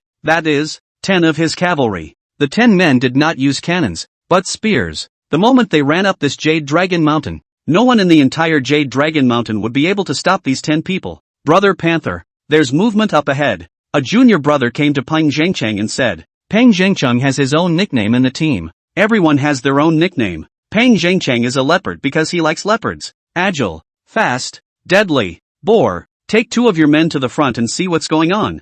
If the Kesh are sensible, we won't rob them of their women today. Just get them to hand over their supplies. Okay. A fat man rode out on a horse. Taking 2 other minions, he drove off on his horse. Bacchus turned and ran with his men. It's a good thing it's still snowy and a few horses can't run. They saw Bacchus, but didn't catch up, because up ahead is Kesh territory. The boar did not continue to pursue. Instead, he turned to Pang Zhangcheng and said, Boss, it's someone from the Keishi tribe. I guess they found us and went back to ventilate us. Let them be. We'll wait at the gate for a while and see if their patriarch comes out. So the group waited. About an incense stick later, the entire inside of the Kesh territory was silent. Coyote was a bit tolerant. Brother Panther, lead the men to charge in. What's a bunch of barbarians afraid of them for? They don't even have a brain. Pang Zhangcheng shook his head and said, They don't have brains. We have to have brains, in case there is an ambush inside. The others nodded when they heard Pang Zhangcheng's words, but everyone's heart is also filled with disdain.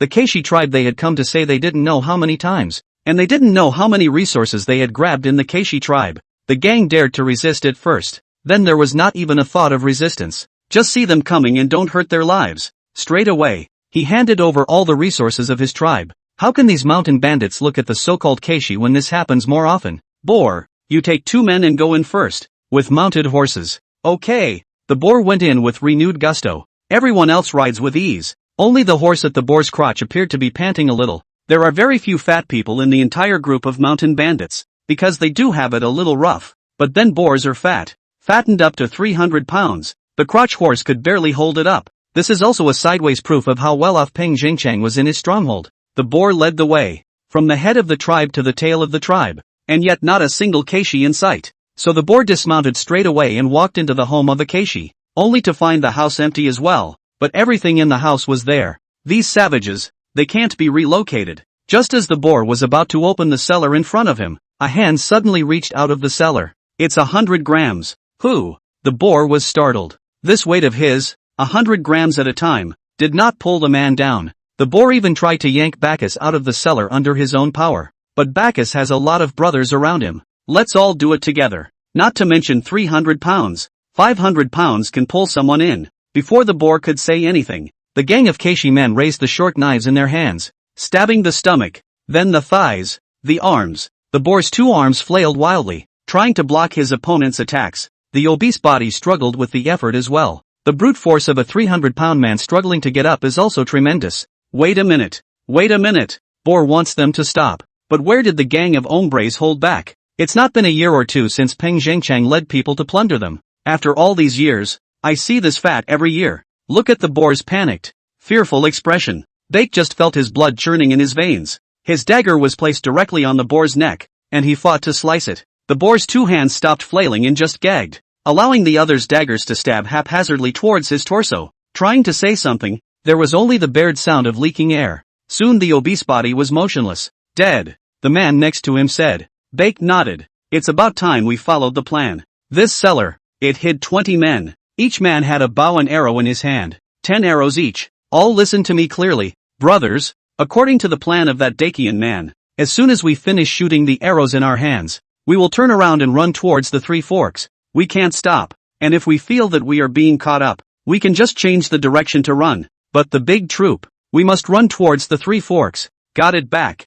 Come on. I can't hold back any longer. Today, we must let these mountain bandits know how powerful we are. Know that we, the Keishi clan, are not to be messed with. 20 men came out of the cellar. They hid in doorways, slumped in windows, and some went up on the roof. Everyone was staring dead ahead in the direction of Peng Zhengchang. Where's the boar boss? The two men who had followed the boar over to scout with them searched for half a day and suddenly realized that the boar was gone. The two didn't dare to delay and hurried back to Peng Zhengchang. You say the boar is gone? Yes. His horse is in front of a house and we don't dare go in. The two minions said. These two little brothers were no cuties either. It was obvious that they sensed an abnormality and that's why they rushed back. What did you guys see? Peng Zhengchang asked directly. We seem to have, in that house, seen a lot of figures and smelled blood. Sinjijin team, line up. Peng Zhengchang said directly. Those mountain bandits with the cannons immediately lined up and stood in front of Peng Zhengchang. Forward. If Zhang Rini or Zhang De were here and heard Peng Zhengchang's command, the two men must have been horrified. This is clearly a command password in the military. The only thing that was different from the troops was that the 25 men who were supposedly lined up were actually crowded together. There is no camp to speak of at all. After all, it was just a group of mountain bandits. Where was the discipline? But even if there was no discipline, such a group of people, firing the cannons together, the power was not to be underestimated. The territory of the Kesh is a road that runs between two mountains. Houses were erected on both sides of the road. The roads are not spacious and the houses are densely packed with each other. If people were hiding in a house, these cannon soldiers couldn't even utilize the most basic distance advantage. But Peng Zhengchang couldn't think of that. These cannon soldiers couldn't have imagined this either. They only felt that they had firearms and that they were invincible. By the time they got to the house where the boar had disappeared, they were also in range of the bow and arrow yet. At this distance, there was actually no difference between a bow and arrow and a cannon anymore. When that one arrow shot out, the bandits with the cannons could only flee in panic,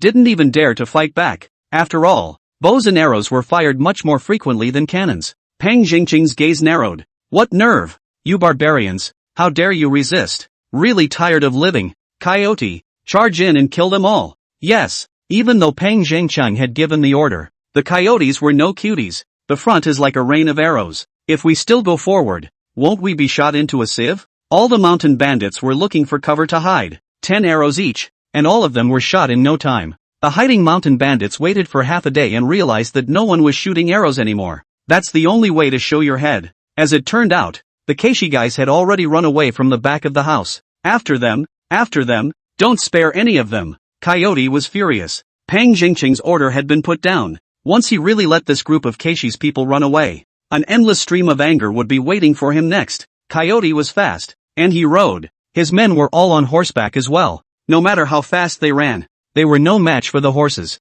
Bacchus had gone cold inside. This damnable Chu Feng, actually letting them do such a dangerous thing. This gang actually rode horses. The hands can also have a spear, catching up and stabbing a little. Surely small life is not guaranteed. Seemingly remembering something, Bacchus hastily touched his hindquarters. There's a bestiary there. It was sent over by Chu Feng. When they are in danger, or can't run away, this thing might be able to help them. The steps to use this thing are also very simple. Just light it with a firecracker and throw it. Great Dryad, don't let me down on you. Back stopped. Active break. The coyote led the mountain bandits, getting closer and closer. With a flick of the fire folders in his hand, the charcoal fragments inside had lit up. Then bring the fire folders close to the fuses. With the sound of bared teeth, Bacchus glanced at the bestiary with some surprise. He hadn't forgotten that he was going to throw the bestiary. Bake hunted all year long, and his arm strength was no joke. Only his entire body was seen leaning back. His body was like a bow,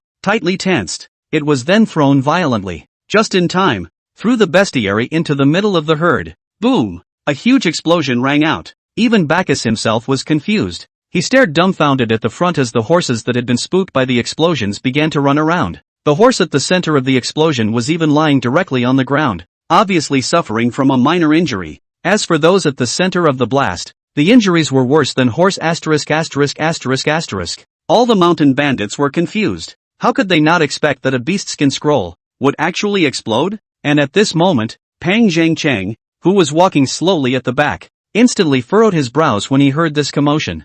Handheld mines? Chapter 150. Words follow laws. 3 ambushes are desperate. What's the commotion? Holy, is it an explosion? How did the front explode? Brother Panther, it's a handheld mine, Pang Zhangcheng said. The incompetent horse's whole body was a little startled.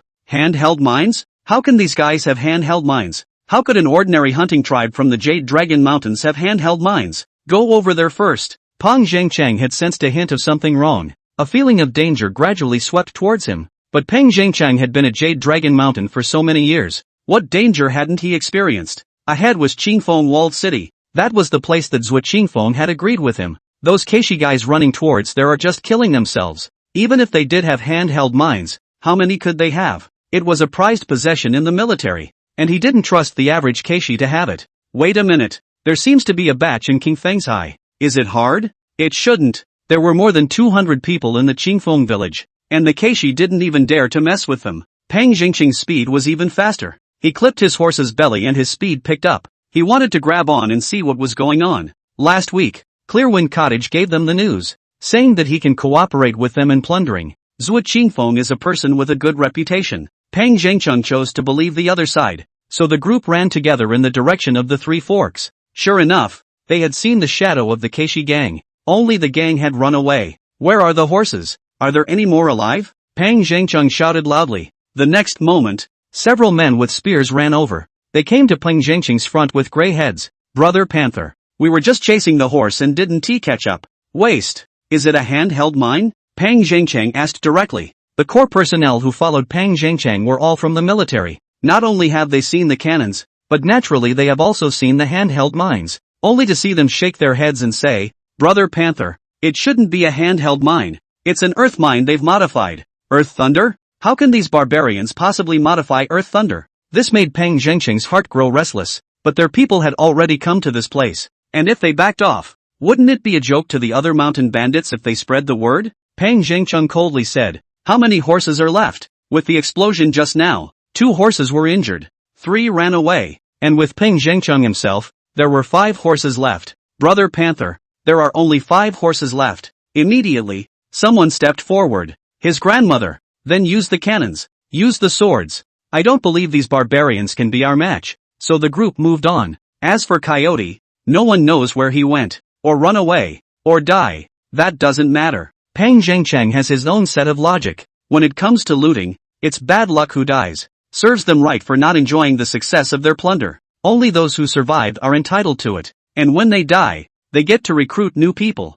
who are much more obedient than the old people who died. This time, however, Pang Zhangcheng's speed slowed down. He wasn't sure how these barbarians had learned to make handheld mines, but the fact that the other party could produce such a thing meant that the other party must have someone high up behind them, just in case the other side had more. The bandits carrying weapons, no horses, and no handheld mines were purposely allowed to scout ahead. The results are still good. No danger was encountered until the group reached the fork in the road. Towards the left-hand side is Zhou Qingfeng's Qingfeng Walled City. When you go there, you can meet up with the people there. It will be easier to deal with these barbarians. These barbarians, are still stupid. Injured horse. Look at how suitable this place is for an ambush. If they split some of their men here to ambush us and fight with us, we will surely lose a large part of them. Brother Panther is right. Barbarians are barbarians after all. They don't have brains. The incompetent horse stepped forward. The two men looked at each other and laughed. Before the words fell, a group of people suddenly drilled out from the snow mound next to them,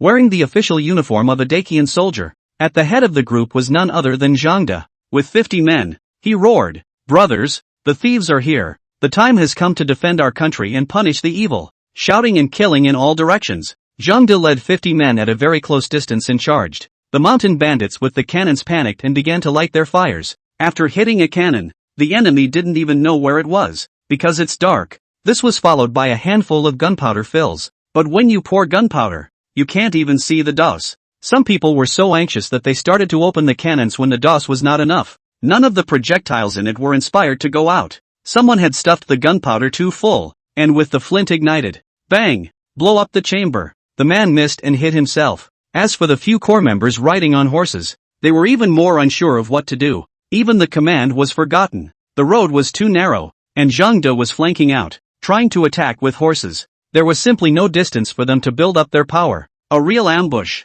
Peng Zhengcheng was shocked. Quick, retreat, retreat towards Qingfeng walled city. He took the lead on his horse and ran in the direction of Qingfeng walled city. The jaded horse followed close behind him. As for the other bandits, they saw their bosses running away. Naturally, he didn't dare to stay where he was, and similarly followed closely behind Peng Zhengcheng, running in the direction of Qingfeng walled city. But after running not much farther, they found a group of people in front of them in a big way, facing each other. It took a few moments to realize who the other guy was by the faint torchlight. It's the Kesh, the barbarians as they called them. Bak was in that group, holding the bow in his hand. Seeing that the distance was enough, Bak shouted, "Release the arrows." So a group of people bent their bows and arrows. The arrow was in a parabola, shooting towards Peng Zhengcheng. Peng Zhengcheng panicked. There is no longer the transportation that was there at the beginning. They made such a big commotion, and the Qingfeng walled city didn't see anyone come out. There was only one reason for this, and that was that the Qingfeng walled city had already been overrun by them a long time ago.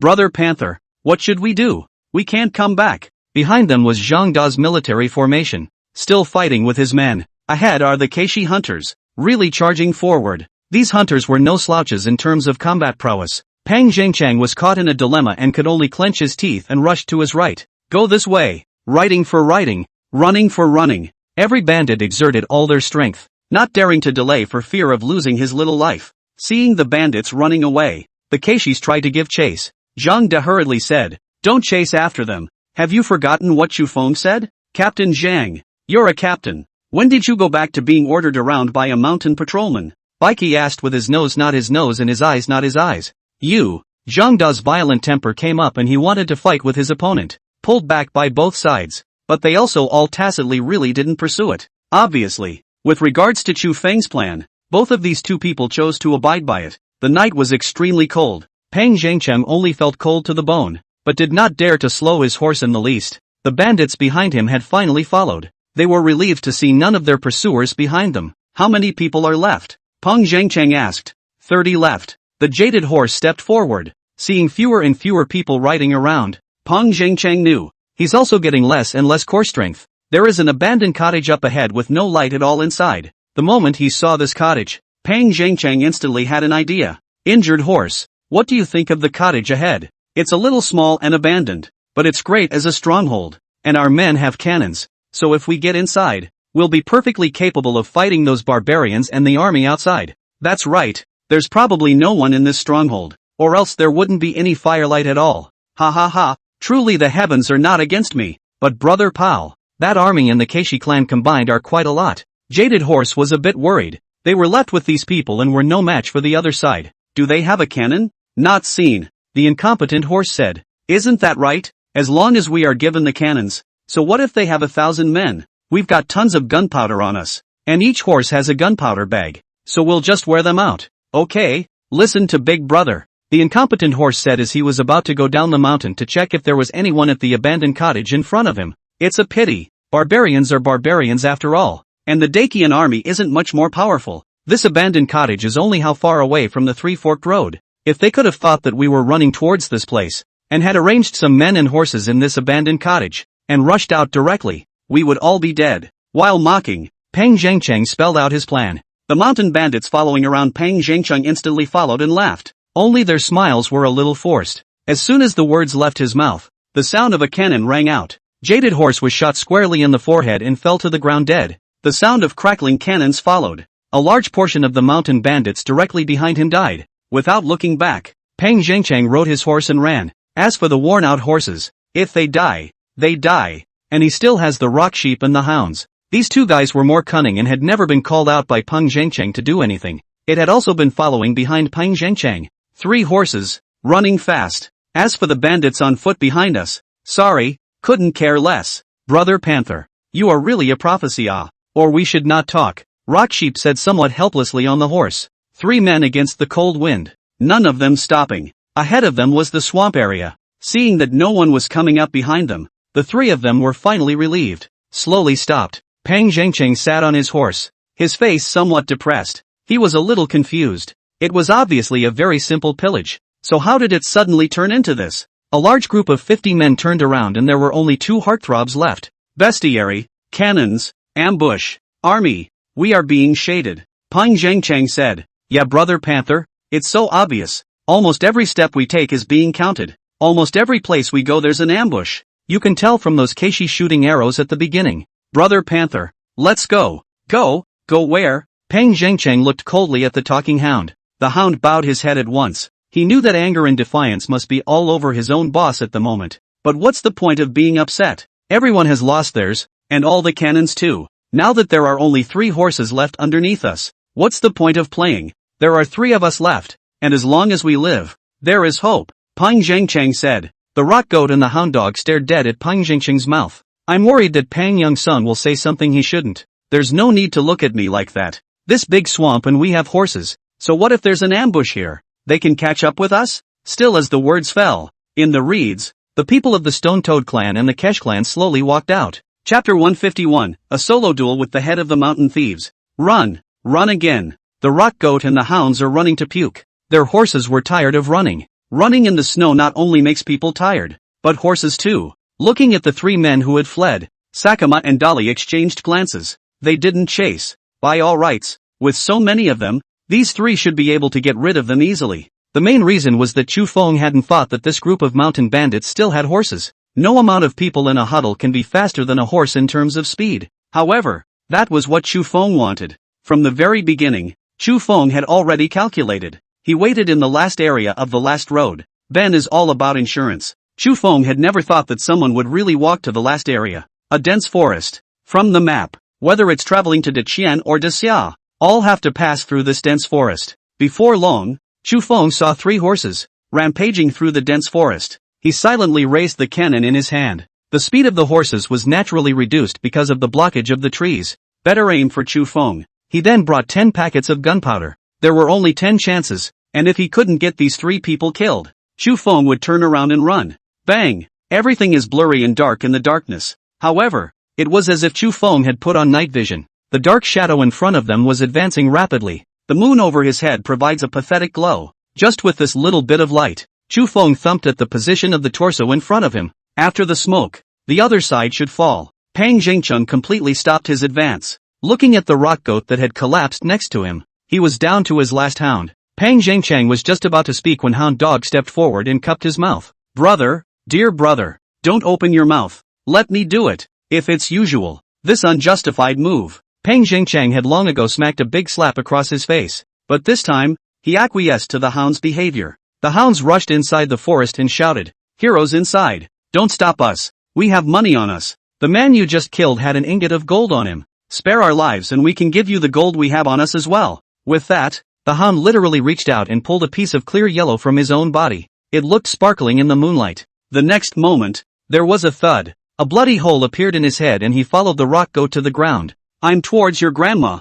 shameless little thief. Have the guts to come out and fight your father to the death." Peng Zhengcheng finally couldn't stand the tension and fear. It completely exploded. He turned his horse around, found a random direction, and fled frantically. He had only one thing on his mind right now, and that was to save his little life. Quasi, it's so accurate. Even in the military before, he had never seen anyone so accurate. Couldn't even see the man there. And with a bang, he killed 2 of his men. Pang Zhengcheng could only put down harsh words and turn around to run. Only, he forgot. The rock goat and the hound's horse. Still in place. Chu Feng has ridden a horse. In a previous life, I was in a riding club in the park. The club was run by his comrades in Inner Mongolia. He's got nothing to do but rub his horse. And he doesn't pay for it. Practiced a fair amount of riding. Now, finally, it's being used. Only to see Chu Feng fiercely running forward and striding onto the horse with a single step. This horse is well tuned. One tug on the reins and you turn the corner. Once you clip the horse's belly, you move. As the force of pinning the horse's belly increased, so did the horse's speed. Chu Feng tugged on the reins with one hand and held the cannon in the other. Follow Pang Zhengcheng closely. Pang Zhengcheng was thinking that he was about to get rid of the other party when he heard the sound of horses running behind him. Turning his head to look, the whole thing went cold. What kind of person is this that can ride a horse? You know, there are 3 treasures in the army. The cannon warhorse holds the thunder in his hand. Cavalry is even more valuable than cannons. It was even more expensive to train a batch of warhorses than it was to make a single cannon. That's why few people breed horses except in the Great Qian Kingdom. Even if there was, it was near the prairies to the west. Only the herdsmen of the grasslands can ride horses. Since when did they have people who could ride horses in Syracuse? Pang Zhengcheng didn't dare to stop, nor did he dare to question the other, but simply plunged the dagger in his hand hard into the horse's ass. The pained horse picked up speed even more. They made their way through the snow, over the hillside, through the dense forest, and, at last,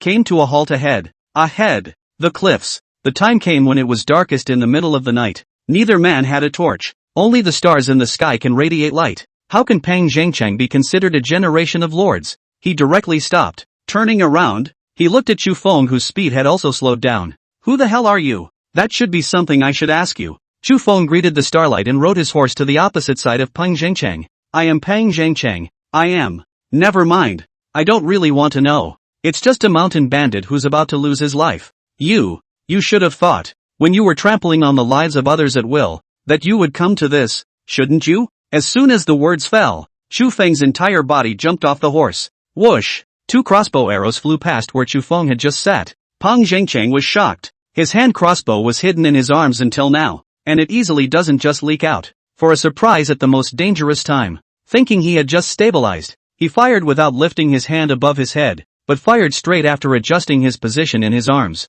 But unexpectedly, the man in front of him still dodged it. Is this a monster or a human being? You're from the military? Pang Zhengcheng asked through gritted teeth. With that kind of skill, he would also use a cannon. It even rides horses. Aside from the military, he couldn't think of any other place in the entire Snow Iron City that could produce such a powerful person out of it. Bah! Chu Feng, who had eaten a mouthful of snow, spat. To Pang Zhengcheng Dao. A continuous firing crossbow. That should carry more than 2 arrows, right? No wonder you're the boss. Even now you're still thinking about attracting my attention and finding a way to keep shooting me with a crossbow. Brilliant. While saying that, Chu Feng came behind the horse's ass. While preventing being shot by the crossbow, he began loading gunpowder. Pang Zhengcheng also panicked. Without thinking, he jumped off his horse and hid behind his horse's ass as well. The 2 men used their horses for cover. In this feudal period of antiquity comes a Western cowboy showdown. Do you have any last words? Chu Feng asked. I just want to know what kind of person you really are.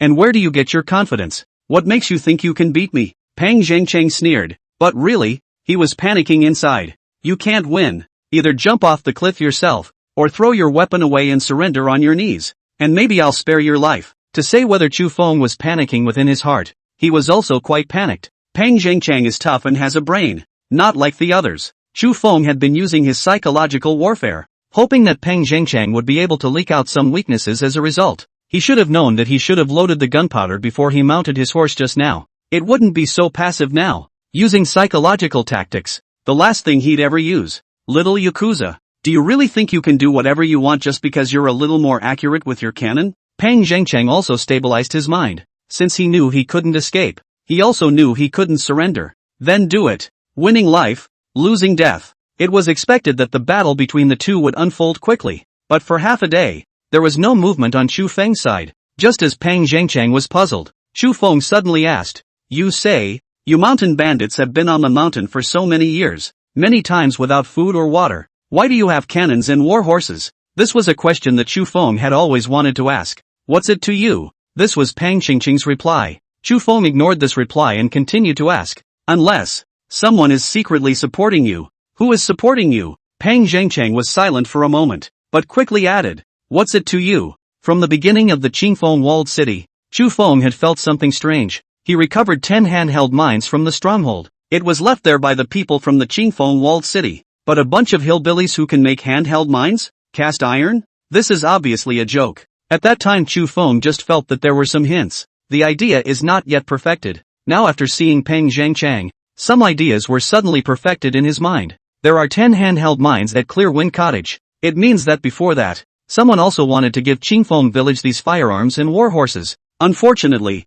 the Qingfeng walled city is a bit of a non-starter. So these resources were given to Peng Zhengchang, a group of mountain bandits. This group of mountain thieves also really fought for their reputation. And their reputation was made in the mountain thieves circle in Jade Dragon Mountain. The only question is, why support such a group of mountain bandits? Who is the one who supports you? You've been looking for trouble from Diqian, plundering Diqian's people from time to time. And you're supported by Dixia? Fight if you want to fight, or leave if you don't. Why are you asking about irrelevant things here? I think you're just scared. Do you have the guts for us to come out and fight directly? Not Dixia? It looks like it's supported by Diqian. It's so close to Snow Iron City. Supported by people in Snow Iron City? Or is it supported by the people in Snowy Ridge Town? Sure enough, Peng Zhengcheng was silent again. He suddenly didn't know what to do. The Chu Feng on the opposite side was as if he could see his mind. This kind of person was too terrifying. Peng Zhengcheng gritted his teeth and shot the crossbow in his hand at the opponent's horse. Chu Feng's horse ate the pain and turned to run. Chu Feng was exposed to Peng Zhengcheng. But what Peng Zhengcheng did not know, he had also exposed to Chu Feng. Chu Feng had waited for this moment for a long time. Bang! The projectiles flew by. I don't know if it's been used too many times. The barrels of the cannons are somewhat heat resistant. The trajectory line actually did not hit the opponent's head as Chu Feng had thought. It just hit the other guy's shoulder blade. But it's enough to hit this place. After one shot passed, Peng Zhengcheng directly lost his ability to fight. Covering his wounds, he lay down in the snow. Chu Feng did not take it lightly. After pulling out the gunpowder and filling it, he carefully came to Peng Zhengcheng. The sound of ouch ouch ouch, resounding in this piece of cliff, seemed a bit terrifying. So you were supported by people in Snowy Ridge Town? The entire Snowy Ridge Town doesn't seem to have much with the strength to support you. Not even the Tian family. So the only ones who support you are the Lu family of the black market. And the county magistrate. Chu Feng stared at the other party's eyes in death, only to find a momentary release in the other man's eyes. This made Chu Feng a bit strange. Something about that micro-expression and reaction seemed off. Peng Zhengcheng laughed. Are you a human or a ghost? I obviously didn't say anything. You said it, only without using your mouth to say it. I don't understand, but I still want to beg for mercy. Can you spare my life? Peng Zhengcheng said. Chu Feng put away the cannon and laughed. Of course, but I will send you to the army. As for what they will do to you, I don't know. To be perfectly honest, Chu Feng had no grievances or enmity with the other party, but letting the other side go was clearly not an option either. Just as he was about to turn around and leave, allowing Zhang De and the others to come over, he realized that Zhang De, who was lying on the ground, had a sudden change in his gaze. The entire person was extremely frightened. A fishy odor also suddenly ran into Chu Feng's nose. He instantly thought of something and, without thinking, did a forward roll towards the snow next to him. Turning around, a bloody mouth bit into Peng Zhengcheng's neck. Chapter 152, single-handedly challenging a pack of wolves. Piao died. Chu Feng barely had time to think. The cannon was already aimed at the position it had just been in. A huge tiger was seen, lying on top of Peng Zhengcheng's body, feasting on it. Bang! Such a close distance, for Chu Feng to say. Hitting the head is much less difficult. Also, the other guy's head is so big, but I didn't think that the shot went over. That tiger actually turned its head and looked at Chu Feng. It's Pio. The suppression of the bandits had made Chu Feng forget that he still had an enemy on this Jade Dragon Mountain. Pio's two long teeth helped it fend off a deadly attack. The power of the cannon is still there. The long tooth on Biao's left side was chipped right off. But where this shot to the head? Not dead or crippled. But the thing is, it didn't hit. And with that shot, it raised Pio's anger straight to the top. It came for the child's vengeance itself. Now it's even costing a tooth. You know that in their Pio's family, the two teeth showing outside are a symbol of their status. It's also a symbol of their strength. This time, the old and new grudges were completely stacked up. Biao rushed at Chu Feng and roared. Roar! Chu Feng, however, did not have time to observe this Pao. Standing up and turning to run. He can't outrun Pio. Chu Feng had a clear perception. And from the beginning, Pio's target was not Pang Young-sung. Only this unlucky person just happened to take such a hit for Chu Feng. His entire neck was chewed up. Bright red blood spattered on Pyo's head, his own clothes, and the snowy white earth. Pang Zhengcheng touched his neck, trying to stuff back the torn-out windpipe, trying to open my mouth to say something. The next second, there was no movement at all. Biao watched Chu Feng escape and chased after him, but if it was given 2 more seconds, it would be able to pounce on Chu Feng. Chu Feng looked at the tree in front of him, and without thinking, he climbed up as fast as he could in his life. That's a lot of effort. In an instant, he was at the top of the tree. Chu Feng did not have time to look at Piao's position. He just subconsciously picked up the powder pack, stuff it in and light the fuse with a flint. Not a second was wasted. The barrel of the gun had then been aimed under the tree. Bang! Sure enough, Piao was right behind him. The moment he saw the barrel of the gun, Piao released his claws and jumped towards the bottom. The shot. It's a blank. But Chu Feng is safe for now.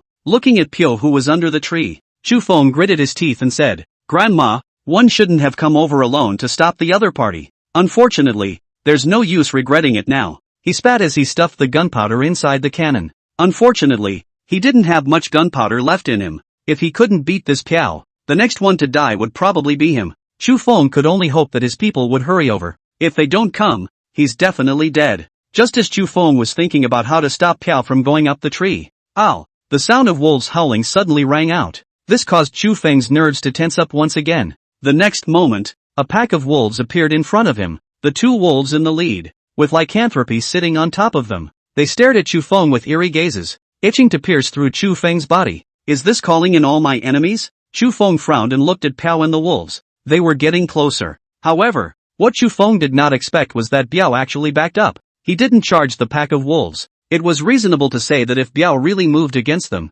even if the wolf pack had so many wolves, there was absolutely no way that Biao would be a match for him. These 2 sons of Es, working together. For the first time, Chu Feng had doubts about the intelligence of the beasts on Jade Dragon Mountain. These things, they're nothing like a beast. How could a normal beast even think of such a thing as cooperation? Ow! Lame opened his mouth. The wolves are starting to move too. A dozen wolves were under the tree, actually started chewing on the tree. The tree that Chu Feng was in was certainly not considered thick, but it's definitely not fine. Put them all on a tree and it may not even collapse the tree. That was why Chu Feng had been preventing them from climbing up the tree. I didn't realize that this group of people actually wanted to just gnaw the tree off. If this group of wolves gnawed together, gnawing down this tree probably wouldn't waste too much time. Is it really true that the heavens are going to die for me? Chu Feng's head was already covered in sweat. He didn't even have his bestiary with him. But where there was a bestiary, there might be a silver lining. But he only had 1 cannon. The powder packs are also down to the last 5 packs. The whole tree, at the moment, was also shaking. Chu Feng was carrying a dagger. Hold tight. He had never been a sitting duck. The brain is starting to run wild at the moment. The branches of this tree are not very thick either. In that amount of time, he could have cut down a branch long enough to sharpen into a spear. After all, the use of the cannon was completely gone against so many beasts, dead on in the direction of the lousy ones. Chu Feng intended to jump straight down and stab those 2 lousy heads to death first. Without these wolves, facing Piao, though the chances of winning are slim, at least they won't be none at all. Forget it, let's fight to the death. Death is death. Anyway, one is supposed to live again. No loss. Just as the tree was about to fall, the moment Chu Feng intended to jump, suddenly, a tiger roar rang out. The voice made the wolves, who had been biting the tree, raise their heads in surprise and look at Piao. Piao still had a fierce look on his face, but its mouth didn't open at all. Obviously the tiger's roar just now was not from it at all. The wolves had no idea. They were confused and a little impatient. Piao was a bit confused, as well as surprised. That voice just now was the voice of provocation, and still picking on the wolves. Even if Piao knew that this group of wolves together would not necessarily be its match, but it didn't have to provoke. Did it? Roar! The voice appeared again, and it's still provocative, and sounds dirtier than the last sentence. The wolves began to bare their teeth at Piao. Ow! The 2 lycanthropes hastily pulled all the wolves' attention back. Now chewing this tree up is what they're going to do. Ow ow ow. Inexplicably lousy voices, 2, appeared. The 2 lousy heads look at me and I look at you. They were all flabbergasted. At the same time, he looked back to the trees not far away. This time, Chu Feng could hear that something was wrong. The cry of this lout was so familiar. A black figure, fluttering its wings, arrived on Chu Feng's shoulder. To the wolves under the tree. Howl. The wolves were thoroughly impatient. They stopped biting the tree. A pair of eyes stared dead at Piao in front of him. Piao was also angry. It didn't know where the sound came from, and it sure as hell wasn't its call. But whether it was called by it or not, as the king of all beasts on this Jade Dragon Mountain, and never allow a pack of wolves to bare their teeth at him. And so the battle was fought. The pack of wolves frantically rushed towards Pyo. The two-headed lycanthropy was useless no matter how much it was commanded, because this pack of wolves has gone to the head. That's the beast. Their IQ is right there, not much higher. Pyo was also angry. He didn't even attack this pack of wolves, and this pack of wolves actually dared to attack him? So up came the slap. Hold the first wolf under his paw. Biao's claws were big and thick, and his strength was in the thousands of pounds. Directly slapped the opponent's bones and tendons. Then he opened his mouth and rushed to bite the second wolf. Bite a third of the other guy's head right off. The blood directly brought out Pyo's ferocity. It lunged forward and tore wildly. 4 wolves were bitten to death in an instant. The wolves wimped out. They won't get off their heads until a few are dead. When you get your head down, you're afraid. They realized that it turned out that they were simply no match for this Pyo in front of them, and so began to back away. Backing up behind Locke. The 2 lousy heads were more confused than Pyo at the moment. Obviously the wolves are in good command. These wolves suddenly stopped listening to them, and that dastardly wretchedness that came to take command last time has reappeared. Their simple minds couldn't even think of it. There are actually creatures mimicking their voices, but it's too late to say anything. Pyo was completely out of patience. Since these wolves are not much help to it, what's the point of keeping their little lives? The faster the wolf runs, the more it will be taken care of by Pyo. Bite after bite. Seeing that there was nothing left of the wolves, the 2 wretched heads also realized that they had to escape. Otherwise Pyo's next target would be the 2 of them. The result was just trying to run. The sound of a cannon rang out. These 2 lumps are a bit far apart. Chu Feng aimed for most of the day before he finally opened fire. Good thing. The accuracy wasn't bad. 1 shot to the head. The second shot was fired immediately while the hand was hot. Still aiming for Lame's head. Dead one again. The last 3 rounds of gunpowder were left in the cannon. This time, he took aim at Pyo. Dogs, after chasing us for so long, don't you just want revenge? Let's see if your skin is as hard as a projectile today. Bang! This time, Chu Feng hit it, and it's still a moving target. Too bad it missed the head. It just hit the muscle above Pyo's forelimb, but this shot directly brought its mobility down completely. The pain, too, calmed Pyo down. It just found out. Its target shouldn't be the pack of wolves, but the man in the tree. So, Pyo gave up on continuing to chase the pack of wolves toward Chu Feng's tree. It was still fast, but not as swift as it had been at the beginning. Chu Feng hurriedly loaded the gunpowder and aimed at Pyo again. Another shot went down and hit the head. This time, right above the eyes. Pyo went straight to the ground. Chu Feng was overjoyed inwardly. Winning? Successful kill? Just as Chu Feng was planning to go down and take a look at the situation, the pachyderm on his shoulder barked again. This caused Chu Feng to stop in his tracks, and sure enough, that head Biao actually raised its head once again. Chu Feng was shocked. This is his grandma. He's already hit the other guy in the head. I can't believe you're still alive? What's the joke? But it didn't look like the Pyo was in such good shape anymore. The injury was to the head. After all. Afterward, it slowly raised its limbs again and once again walked towards Chu Feng. That huge head looks like it has absolutely no strength to lift it. Coming to Chu Feng's tree, he lifted his head with difficulty. There was still hatred in his eyes. Resentment. Roar. Roar. That roar, like that of an emperor, once again resounded throughout the dense forest. It seemed to be inviting Chu Feng to go down and fight him. At this moment, even Chu Feng, there was also a respect for this Pyo. I recognize that you are strong, but my lord, times have changed. Chu Feng stuffed the last packet of gunpowder into the barrel, aimed at Pyo again. Biao didn't try to hide. Maybe it didn't even try to survive. It just rushed at Chu Feng, roaring, roaring, and roaring again. Chu Feng did not have the slightest bit of weakness. Bang! This time, he aimed for Pyo's back. 1 shot, right in the spine. In an instant, Pyo was incapacitated. Chu Feng descended from the tree, still somewhat emboldened. Hachi, go see if that guy is dead. Buster called out and flew up into the tree. He wouldn't dare to do something so dangerous. Having no choice but to do so, Chu Feng could only walk towards Pyo himself. Carefully, he stabbed his opponent with the cannon in his hand, but Pyo was no longer moving. This time, completely dead. Chapter 153, Tian Xan helps heal and cures in bed. It was only when the sky was about to brighten that Wang Wei and the others finally rushed over. When they saw what was going on in the dense forest, shocked and staggered. Brother Wind, are you okay? Wang Wei hurriedly stepped forward. Not only Wang Wei, but the others also hurriedly gathered around. Jiang Reni even directly circled around Chu Feng and began to inspect him. Chu Feng pushed Jiang Reni. Don't look. I'm fine. You're fine with this? Jiang Reni's eyes widened in shock. He also counted on asking the others what was going on inside them. As far as they could see, a dozen wolves lay, and this head in front of Chu Feng. The odds were that it was Biao. It goes without saying how powerful Pio is. Everyone here has been there. The Pio they experienced was still just a juvenile. However, the one lying in front of Chu Feng was a whole lot bigger than that juvenile Piao. The paws fattened up a whole lot. The muscles on his body were even more explosively bulging. But just such a head of Piao, lying in front of Chu Feng. But Chu Feng is fine. The bandit leader is also dead. Dead over there at the entrance. Biao bit the dust. Chu Feng did not get greedy and said to the crowd, "The bandit head is not as shocking as this head Puma." Sakuma came up from behind as well. Next to Sakuma, there was Trisha's grandfather, Dolly. Dolly looked at Chu Feng, and those eyes were filled with admiration. Worthy of being the great hero of my Kesh clan. Even such a big head of Piao can be killed.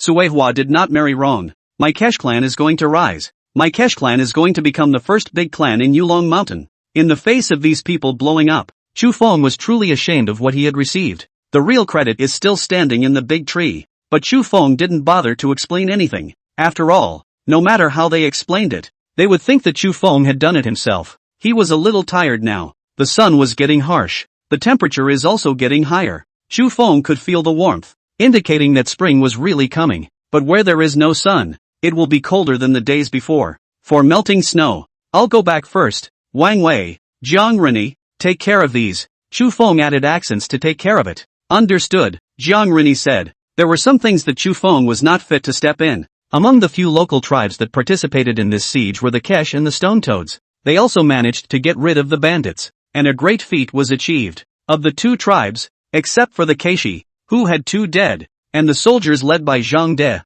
who had 5 dead and a dozen wounded, there were hardly any other casualties. There wasn't a single casualty on Chu Feng's side of more than 20 people. On the Stone Toad clan side, since they were the rear guard, the fierce battle was over in front. They didn't have a single casualty either. Then after the battle is over, all that's left is to distribute the loot. Those wolf carcasses, Pio's carcasses, the gold from the bodies of the mountain bandits, the horses that could still be ridden, the gunpowder on top of the horses. These things were all things that Chu Feng needed urgently. When this bout stabilized, Chu Feng would definitely need to bring someone back to the town. He needs to procure some resources, but the problem is that there is no silver. These people, as well as the corpse of that Biao, would be able to provide Chu Feng with a large amount of money, provided that he can successfully take it away from the 2 minority tribes in Jiangdi in a dignified manner. Chu Feng mounted his horse, somewhat tired. The image of the puma from earlier was always in his mind. This Jade Dragon Mountain, the king of all beasts on the 4th peak, should be that way. In this fight, if it wasn't for the presence of this Buster guy, Chu Feng might actually die in this dense forest. Passing through the marsh, I saw the ice on the river again. One of the crocodiles in here was also resolved by Chu Feng, and human bears. Almost all of the more powerful beasts did not escape Chu Feng's hands. But this? It's just the outskirts of Jade Dragon Mountain. There's a deeper 6th peak, higher up on the 8th and 9th peaks. What else is hidden in this Jade Dragon Mountain? Will they be able to deal with a powerful beast the next time it appears? This is doubtful. Chu Feng knew that he had to hurry up and strengthen his living forces. After returning to the stronghold, the first thing he did was to check on Kelia. Akia was asleep, her little mouth slightly open, snoring, and looking adorable. Only after making sure that Choya was fine did Chu Feng return to his room. I was just about to go to bed when there was a knock on the door. It's Tian Xin. Something wrong? Chu Feng asked with a yawn. Chu Feng felt more and more how important Tian Xin was in the stronghold. By herself, commanding 3 men, she was able to keep the entire stronghold organized and clean. Without a woman in this stronghold, it'll be filthy in a few days. I heard them say that you were injured. Tian Xin came to Chu Feng and looked carefully. Nonsense. How could I be hurt? As soon as the words fell, Tian Xin came up and gently touched Chu Feng's face. There is indeed a wound on that face. It's actually all over my body, arms and hands. It was so exciting. All I could think about was running for my life. Scratched by a branch while going up a tree. Until now, Chu Feng had never perceived these wounds. Hiss. Chu Feng sucked in a mouthful of cool air. Let me help you treat your wounds, Tian Xin said with some heartache. No, I'll just do it myself. I took care of it for you, Tian Xin suddenly said. Chu Feng froze for a moment before remembering the avalanche from years ago. Thanks. There was no fireplace in the room. Chu Feng didn't burn it, mainly because he was afraid of trouble. Leaking his arms and legs out, he froze and shivered. Tossin is quick with his hands. With a clean facecloth, carefully pouring it down from the top to take care of every wound. What's with all the wounds? Tian Xin choked a little. He thought that Chu Feng should not be injured when he was by himself at the end. By the time the bandits made it to the swamp, they would probably have been dried out. It was not Chu Feng's turn to make a move, but they forgot that there was a Pyo and a pack of wolves. What I didn't expect even more was so many people in the neighborhood. There was also the sound of firearms, but Pyo and the wolves took the opportunity to strike. So the guts of this bunch are really big. Hiss. Chu Feng felt a pain in the root of his thigh. Tian Xin hurriedly said, "What's wrong? Did it hurt?" "No. Why are you so red in the face?" Only after saying those words did Chu Feng react. Tian Xin was lifting up Chu Feng's clothes, and her legs were just up to the base of her thighs. Although Dakian was an ancient feudal dynasty, but it was also normal for men in this day and age to work in the fields with their top halves naked and their bottom halves lifted. But Chu Feng had forgotten that women in this era were more conservative. "Or I'll do the rest myself." "It's okay," Tian Xin added. Finally, all the wounds on Chu Feng's body were treated. Seeing Tian Xin leave, Chu Feng breathed a sigh of relief. Hurriedly, he stripped off his clothes and lay down on the bed. Right now he just wanted to get a good night's sleep. The room was cold because there was no charcoal burning. Chu Feng didn't dare to burn it. This room wasn't ventilated. He was afraid of suffocating himself. If you want to get warm, you have to get naked. It's warmer to be naked than it is to be clothed and under the covers. But Jade Dragon Mountain is always Jade Dragon Mountain. It's not as if you can keep yourself warm with this simple form of heating. Just as Chu Feng was feeling the piercing cold, suddenly, two delicate arms climbed onto his back and wrapped around his neck. Chu Feng was startled and just wanted to turn his head. "Don't turn around," was Tian Xian's voice. Some shyness, some panic, and some anticipation. "Just, don't turn around. It's warm enough for two people to sleep." As the two arms climbed up, Chu Feng's back felt amazingly soft. A fine, silky leg climbed up his thigh as well. Chu Feng only felt himself heat up at a speed visible to the naked eye. He gulped. "Tian Xin, do you know the consequences of doing this? You're a lady of the house." "What a great lady. It's just my bondage. Chu Lang. No one will want my slave's current reputation in the future." Tian Xian's voice was tinged with misery and a bit of excitement. This isn't the slave's first time. Has Chu Lang forgotten? No. Where did Chu Feng dare to forget? That's a lifesaver. Chu Feng's entire body rotated and came face to face with Tian Xian. In the dimly lit room, Tian Xian's entire face was red. Even her body was red. "Will you treat me well?" Tian Xian asked. "Will," Chu Feng firmly said. By the time Jiang Rini and Wang Wei returned to the stronghold, both had smiles on their faces. "If you ask me, we've made a lot of money this time," Wang Wei said. "That's right. This is something to talk to Chu Feng about and celebrate tonight." The two didn't think too much of it. Directly toward Chu Feng's room, just as I entered, I saw two heads on the bed, and Chu Feng and Tian Xian, who had slept all morning, finally woke up. 8 eyes met, and no one knew the awkwardness of that moment. Jiang Rini and Wang Wei hurriedly closed the door to the room. The two returned to the yard. The rest of the patrol was gleefully moving supplies toward the room in general. After waiting for a while, Chu Feng was fully dressed and walked out of the room with Tian Xian. "How is it? What are you guys doing in my room?" Chu Feng asked. Wang Wei coughed. "Brother Feng, the room between us was supposed to be casual. Have you forgotten? But we will pay attention next time. To the point where it is not necessary. Forget it, you guys better pay attention next time," Chu Feng said somewhat unnaturally. Tian Xian's face was not a bit unnatural. "It's just that walking is a little unnatural." "Still," she said, "take everything to the woodshed and I'll take inventory." In the entire stronghold, other than Chu Feng, Tian Xian was the only one who was literate, and only she can do the inventory. "You be careful," Chu Feng reminded. "It's okay, don't worry, leave it to me." So she limped over. "Brother Feng, you're awesome, you took down MS. Tian?" Wang Wei came over and asked with great envy. "Don't talk about useless things. How are the supplies? Did Zhang De ask for them?" "No, it's really just like you said, which, Zhang De and the others didn't want any of the supplies, and we found all 10 horses, gave 3 to the Keishi, 3 to the Sure Toad, and we got the remaining 4 back." There was also a major discovery. What major discovery? Each of these 10 horses carried 20 pounds of gunpowder. 20 pounds? Chu Feng people are numb. This Peng Zhangcheng and the N2 support actually gives so much gunpowder? To know that Chu Feng and the 3 of them practiced day and night for a long time before they could only practice 20 pounds of gunpowder out. "Did you get all the gunpowder?" Chu Feng asked with some anticipation. Even though I already knew the outcome, I was still a little excited inside. "It's all gotten over. Whether it's the Stone Toad clan or the Kesh clan, or Zhang De, None of them are interested in this thing. It's useless for them to ask for it. Chu Feng's heart was on fire. With these 200 pounds of gunpowder, the combat power of their patrols could be taken to another level. Windy, go to the room. I found one more good thing. Seeing that Jiang Rini wasn't paying attention, Wang Wei pulled Chu Feng into the room. Chapter 154, Teaching Writing, Teaching Tactics. It's gold. Brother Feng, we're rich. Look at Wang Wei's excitement. Chu Feng sighed. Let me ask you something. How much silver should such an ingot of gold be? 1,000 taels. If you were a mountain bandit and had 1,000 taels, would you still do this kind of life-selling work? From the moment that Rotgo jumped out and said that they had gold, Chu Feng didn't believe a word of it, because it's not logical. In this world, it is an unspoken rule that everyone knows that money makes the world go round. Rock Sheep said the dead hound had a gold ingot on him. There's one on Peng Jingqing's body. That translates to 3,000 taels of silver. There's more money than the Tian family. Why do you want to be a bandit in the mountains with so much money? Is it hard to believe that it's a fake? Then what is this? Wang Wei held the clear yellow thing in his hand, full of disbelief. Chu Feng took the gold ingot and put it in his mouth and bit it. Direct collapse. Very soft. This hardness isn't even possible with gold. Copper. Casually throw the copper to Wang Wei. This stuff isn't worth much, but it has value and can be sold. Keeping it is kind of like supplies. It's better than nothing.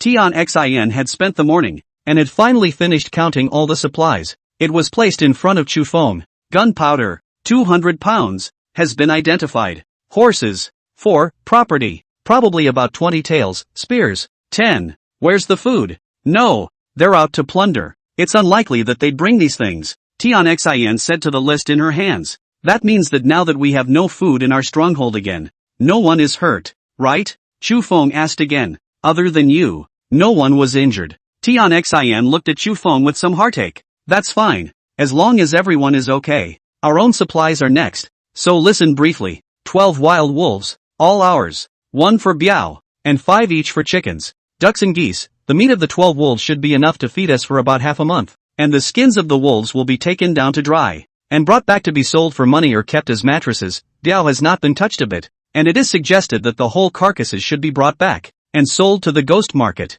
which ought to be a large sum of money. Then make a trip back as soon as you can, Chu Feng said as he got comfortable on the bed. Tian Xin's role was also thoroughly displayed at this moment. Not only was she able to very standardize the whole stronghold, she was able to adjust it well. On top of that, she can read and has a brain. What Chu Feng did not expect was that she also possessed some business acumen. In the future, after their team grows and develops, surely they can't just go robbing whatever they lack like the mountain bandits. Normal business practices are a must. And most importantly, earning power. But your injuries are not yet healed. Wouldn't it be fine to let Wang Wei and the others take a trip back? No, the two of them don't have any face with Master Ke. Only I can go. And it's time for me to go back and see Tiny, Chu Feng said. Tian Xin was a bit tasty, but still said, then I'll go back with you and say hello to my sister and the others. In this day and age, a man has concubines, even 3 or 4. All these concubines have to greet their hairy wives and offer tea. Otherwise the hairdresser has the right to keep them out.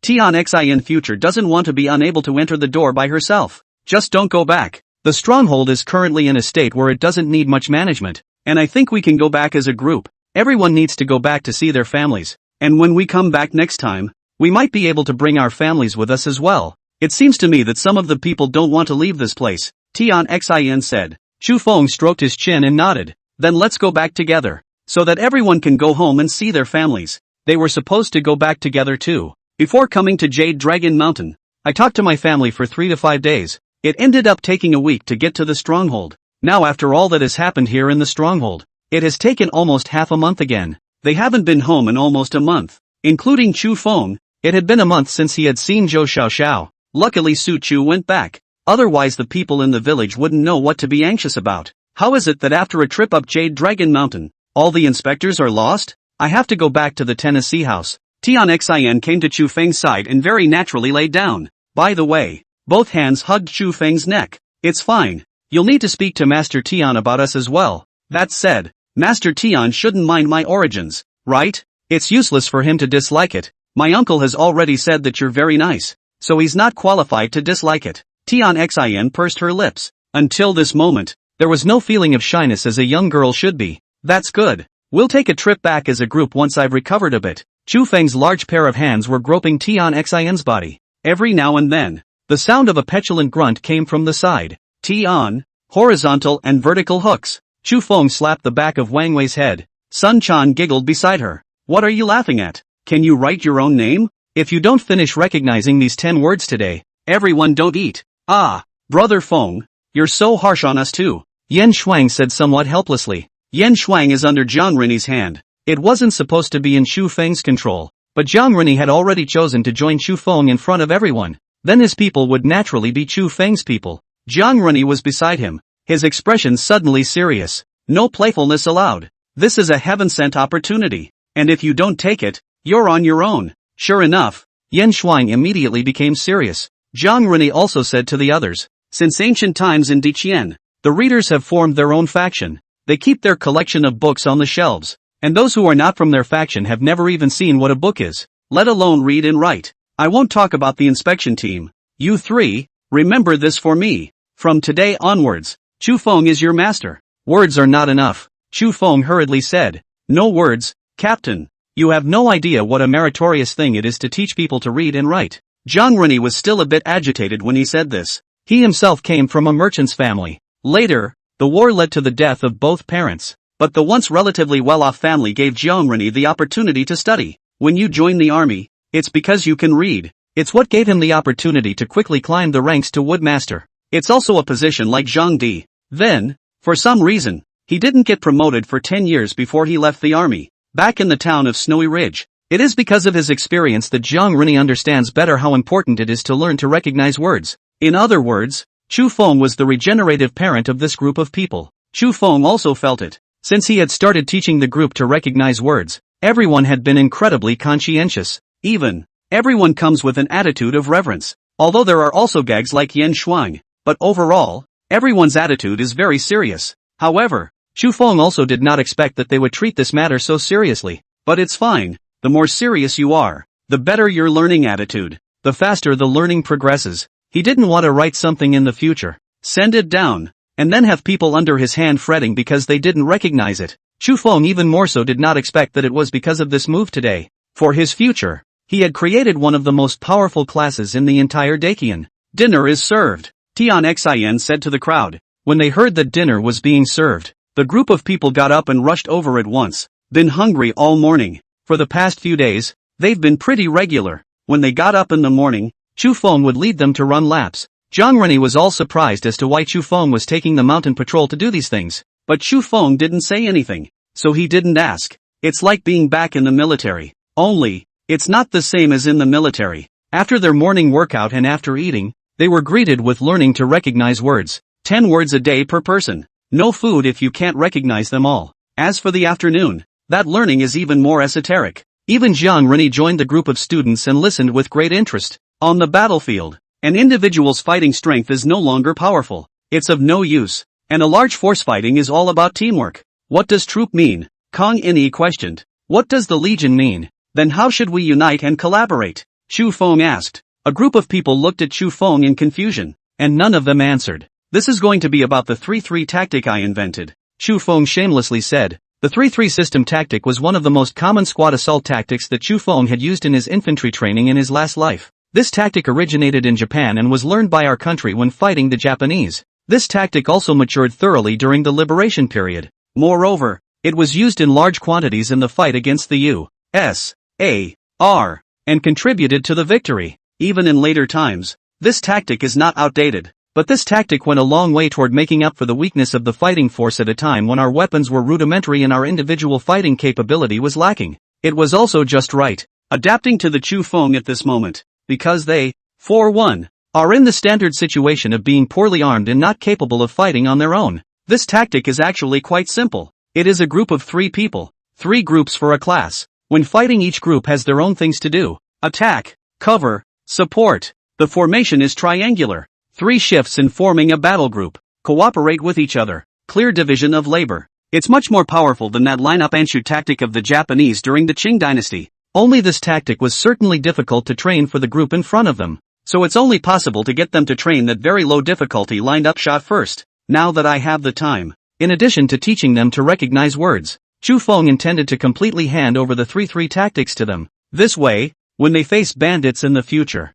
they won't have to be so cautious. and they won't even dare to let them participate in the battle. Unable to participate in the war, the spoils of war are naturally not theirs. During the last bandit suppression, Chu Feng's team all hid in the stronghold. Their only use was to fire the cannons and kill a few when the bandits were about to enter the stronghold. Most of the desperate work was being done by the Kesh, the Stone Toads, and Zhang Da's soldiers. If Chu Feng hadn't saved the day and killed Ping Zhengchang, they wouldn't have had the face to share the loot. So, the core of this tactic is flexibility, suitable for use with fewer men, and suitable for use by cannon-based soldiers, which, as it happens, most of us have. When they said the cannons, Zhang Renyi and Yen Xuan looked at Chu Feng. What isn't there will be there. Don't worry, there won't be a single one missing. When the group heard this, they were on fire inside. Work is also done with more vigor, and so another 5 days or so passed. Chu Feng felt that the soreness in his body, as well as his wounds, were almost healed. Then he gathered all the people together.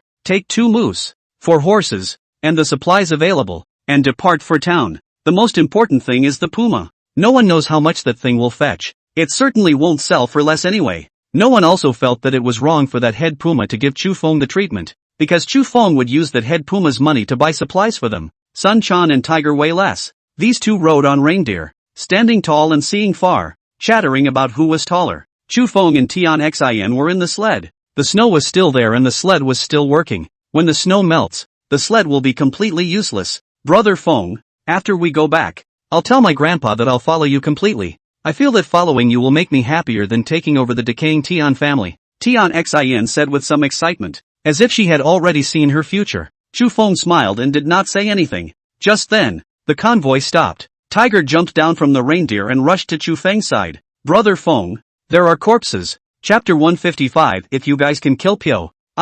Everyone in the caravan stopped. Chu Feng came to the front of the reindeer, and sure enough, there were 2 people lying on the ground. The 2 men looked a little shabby in their clothes. No weapons at hand. Crouching down, the bodies of both men were frozen dry. The death was very strange. Both corpses had both hands blocking their necks. Both legs were curled around his chest. Chu Feng tried to break the corpse's hands from his neck, but it was so stiff that it couldn't be broken. It took a couple of guys a lot of effort to finally break the body apart. Saw the fatal wound. It was the neck. It's a clear-cut throat wound, and it's a deep cut. The 2 men were probably trying to gag the blood that was spewing from their throats. There's no sign of resistance. Jiang Rini said. That's right. It looks very much like they were grabbed by both hands, and then a third person took a knife and wiped their throats, and left them here after killing them. Wang Wei also analyzed at the side. Is it possible that it's another group of mountain bandits? They hijacked the passers-by? Sun Chan also said. Chu Feng, however, shook his head and said,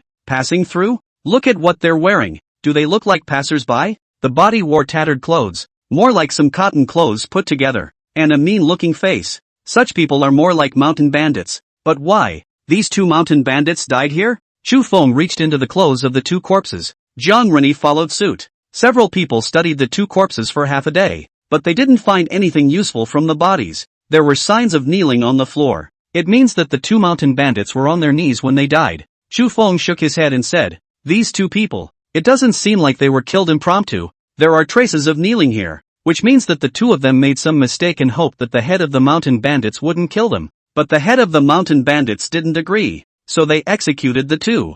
The others were confused when they heard this. Chu Feng knew that he couldn't say anything too complicated. Otherwise, Jiang Renyi wouldn't even be able to understand it. And don't expect you to understand. Throw them aside and let's go. Get out of their way. Not dealing with it? Jiang Renyi asked. What's the point of dealing with 2 mountain bandits? They're not good people either. The sled held 2 lousy heads. These 2 wretched heads were insidious and extremely cunning. Fighting with Chu Feng for half a month, he was finally killed by Chu Feng. These 2 lousy heads were both more respectable to Chu Feng than the 2 mountain bandits. If these 2 lousy heads don't sell for anything, Chu Feng then planned to not sell it and bury it for them. It's also a way of honoring your opponent. The convoy continued on its way. The 2 bodies didn't do much for the convoy. Everyone is happy, because it's almost time to go home and see your family. Even if they want to go back to living in their strongholds, people want to take their families over. The stronghold is huge, and they own Clearwind Cottage. Even if it's not enough to live in, we can still arrange people over to the Qingfeng walled city,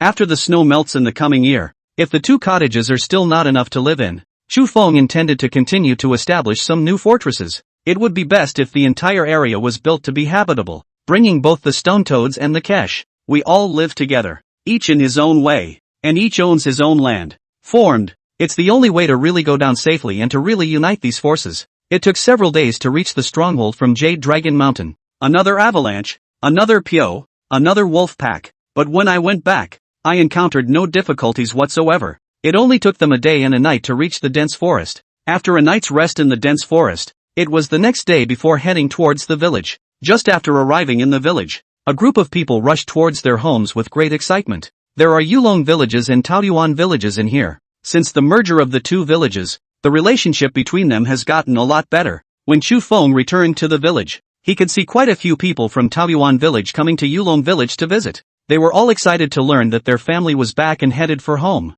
Wanted to see how the man of the house, or the children were doing, if they were suffering in the mountains. This time, there was a lot more crying in both villages. It's been a long time. Excited. Life in the mountains must be dangerous and much more difficult. You could die on it if you're not careful. The only good thing is that you can barely eat meat. But for that, there are wounds on the body, big and small. It's not as if no one in the Rangers was injured. It just didn't bother anyone after a brief treatment, and don't have that time to care. Because every moment on the mountain is dealing with adversity. It was only in these 2 days, after Chu Feng killed Biao, that the crowd gradually settled down. But the scars on his body have long since left their mark. The family was naturally a little distressed at the sight of these wounds. Thus, Zhang Xian got busy. That was something Chu Feng had not expected. Wang Wei, Sun Can, and Tian Xin didn't go home. They followed Chu Feng towards the town. Chu Feng gave his supplies, and the 2 reindeer to Tiger, and told Tiger to send them home first. He took the bodies of Piao and the 2 lousy heads with him, and took advantage of the early morning to head towards Snowy Ridge Town. Brother Feng, don't you want to miss your sister-in-law? I'd like to, but let's hurry up and get rid of these beasts' corpses first, or else we might be targeted by people with ulterior motives. As we entered the village, there were more people. When there are more people, there are more mouths to feed. Chu Feng had already killed a tiger in the mountains before. It's pretty flashy. This feeling, Chu Feng did not like. Taking advantage of the fact that there were fewer people in the early morning now, and seizing the time to sell the things and turn them into silver and supplies, Chu Feng would be able to truly let go of his heart, as he suspected. This time, Chu Feng's 4 men had brought the cannons to Snowy Ridge Town. When the soldiers at the gate of Snowy Ridge Town saw them, they didn't even check what they were pulling on their crates and just let them go. The ones with cannons were either cannon soldiers, either that or they were insiders who were allowed by the Yamen to wield the cannons. Whatever it wasn't something that the 2 of them gatekeepers could offend. Chu Feng smoothly returned to the town. Tian Xin did not let Chu Feng send her off and headed towards the Tian mansion herself. After all, it was broad daylight and still in the town, so there was no need to worry about Tian Xin having an accident. So the 3 brothers came to the ghost market again, came to where Lu Kuei was. As usual, Ko was sitting in the yard at the ghost market after New Year's Eve, sitting in the eunuch's chair, basking in the sun, rocking and swaying. He looked very cozy. When he raised his head, he saw the Chu Feng trio. Oops, back, Kagan. Long time no see. That's not a long time. Didn't I say you guys went up to Jade Dragon Mountain for just a week? It's been half a month. Why are you only back? It has indeed been most of a month in the mountains, and it will be a month before we stick around. Lu Kuei was a little excited. He had thought that Chu Feng and the few of them should have died on the upper mountain. I didn't expect to be standing in front of him alive. Something came up. All the things that went up the mountain ran into Chu Feng's mouth and turned into 4 simple words. It looks like there should be quite a haul. Cotter grinned. Kind of. I wonder if Ka knows about Pyo. Shan Biao? 9 tigers and a Biao.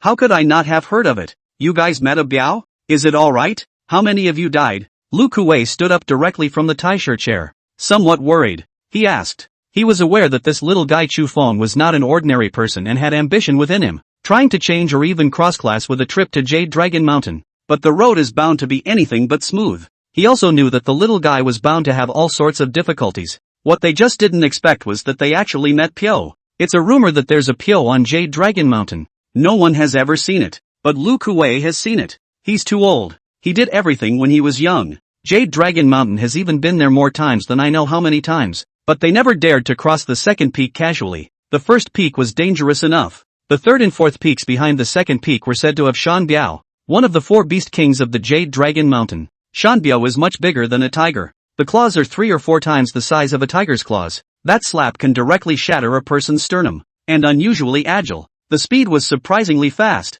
And most importantly, Pyo's IQ was surprisingly high. Such a creature. When an ordinary person saw it, he would do nothing but wait for death on the spot and pray that Pyo would not be interested in him. Otherwise there is no hope of escape. As a young man, Lu Kuwei didn't believe it and went deeper into the third peak. Seen it once, Pyo wasn't interested in them and bypassed them. Since then, Lu Kuwei started his career as a scalper in the town and never went up to Yulon Mountain again. Now that he heard that Chu Feng and the others had also encountered Piao, the first thought is how many of them died. The three of them, Chu Feng, glanced at each other. There was something inexplicable in the eyes. Wang Wei laughed and said, "Master, what are you talking about? Just a mere Biao in the district. How can he be a match for our brother Feng? Alright, stop bragging. Even if you guys have cannons, you can't possibly be a match for Biao. Whether Biao kills you or not, purely depends on whether Biao is hungry or not." Hearing Wang Wei brag, Lu Kuwei immediately shook his head. He was not to believe that that kind of killing tool,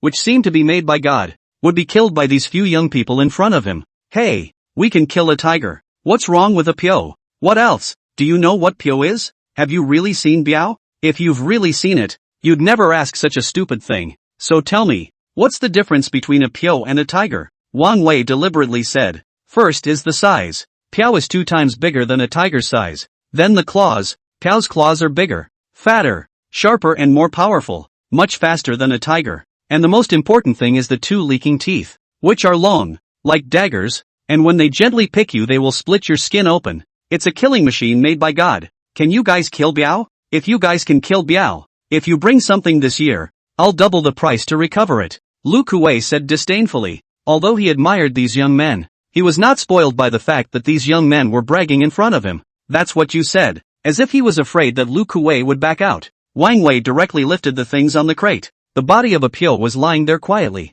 Lu Kuwei looked at it first. The expression instantly froze. Pyo and tiger look the same, but many details are different. In addition to his size and paws, Pyo's fur is lighter in color and thicker, more hairy. There is no king's stripe on the forehead, not even a stripe. Of course, the most proof of Pyo's identity. It's his mouth. Lu Kuwei stepped forward and carefully lifted the skin of Biao's mouth. One tiger's tooth was broken, but the other was still there, long and pressed into the lower side of the head as if it were a sharp dagger. Lu Kuwei was startled and took a step back, almost falling to the ground. It's really Pyo. He recognized that this head of Pyo was, indeed, the one from his youth, the end that almost ate him. He looked at Chu Feng with a face full of shock. Then it seemed to react to something. Turning to the 3, he said, "Don't stand at the door. Come in quickly."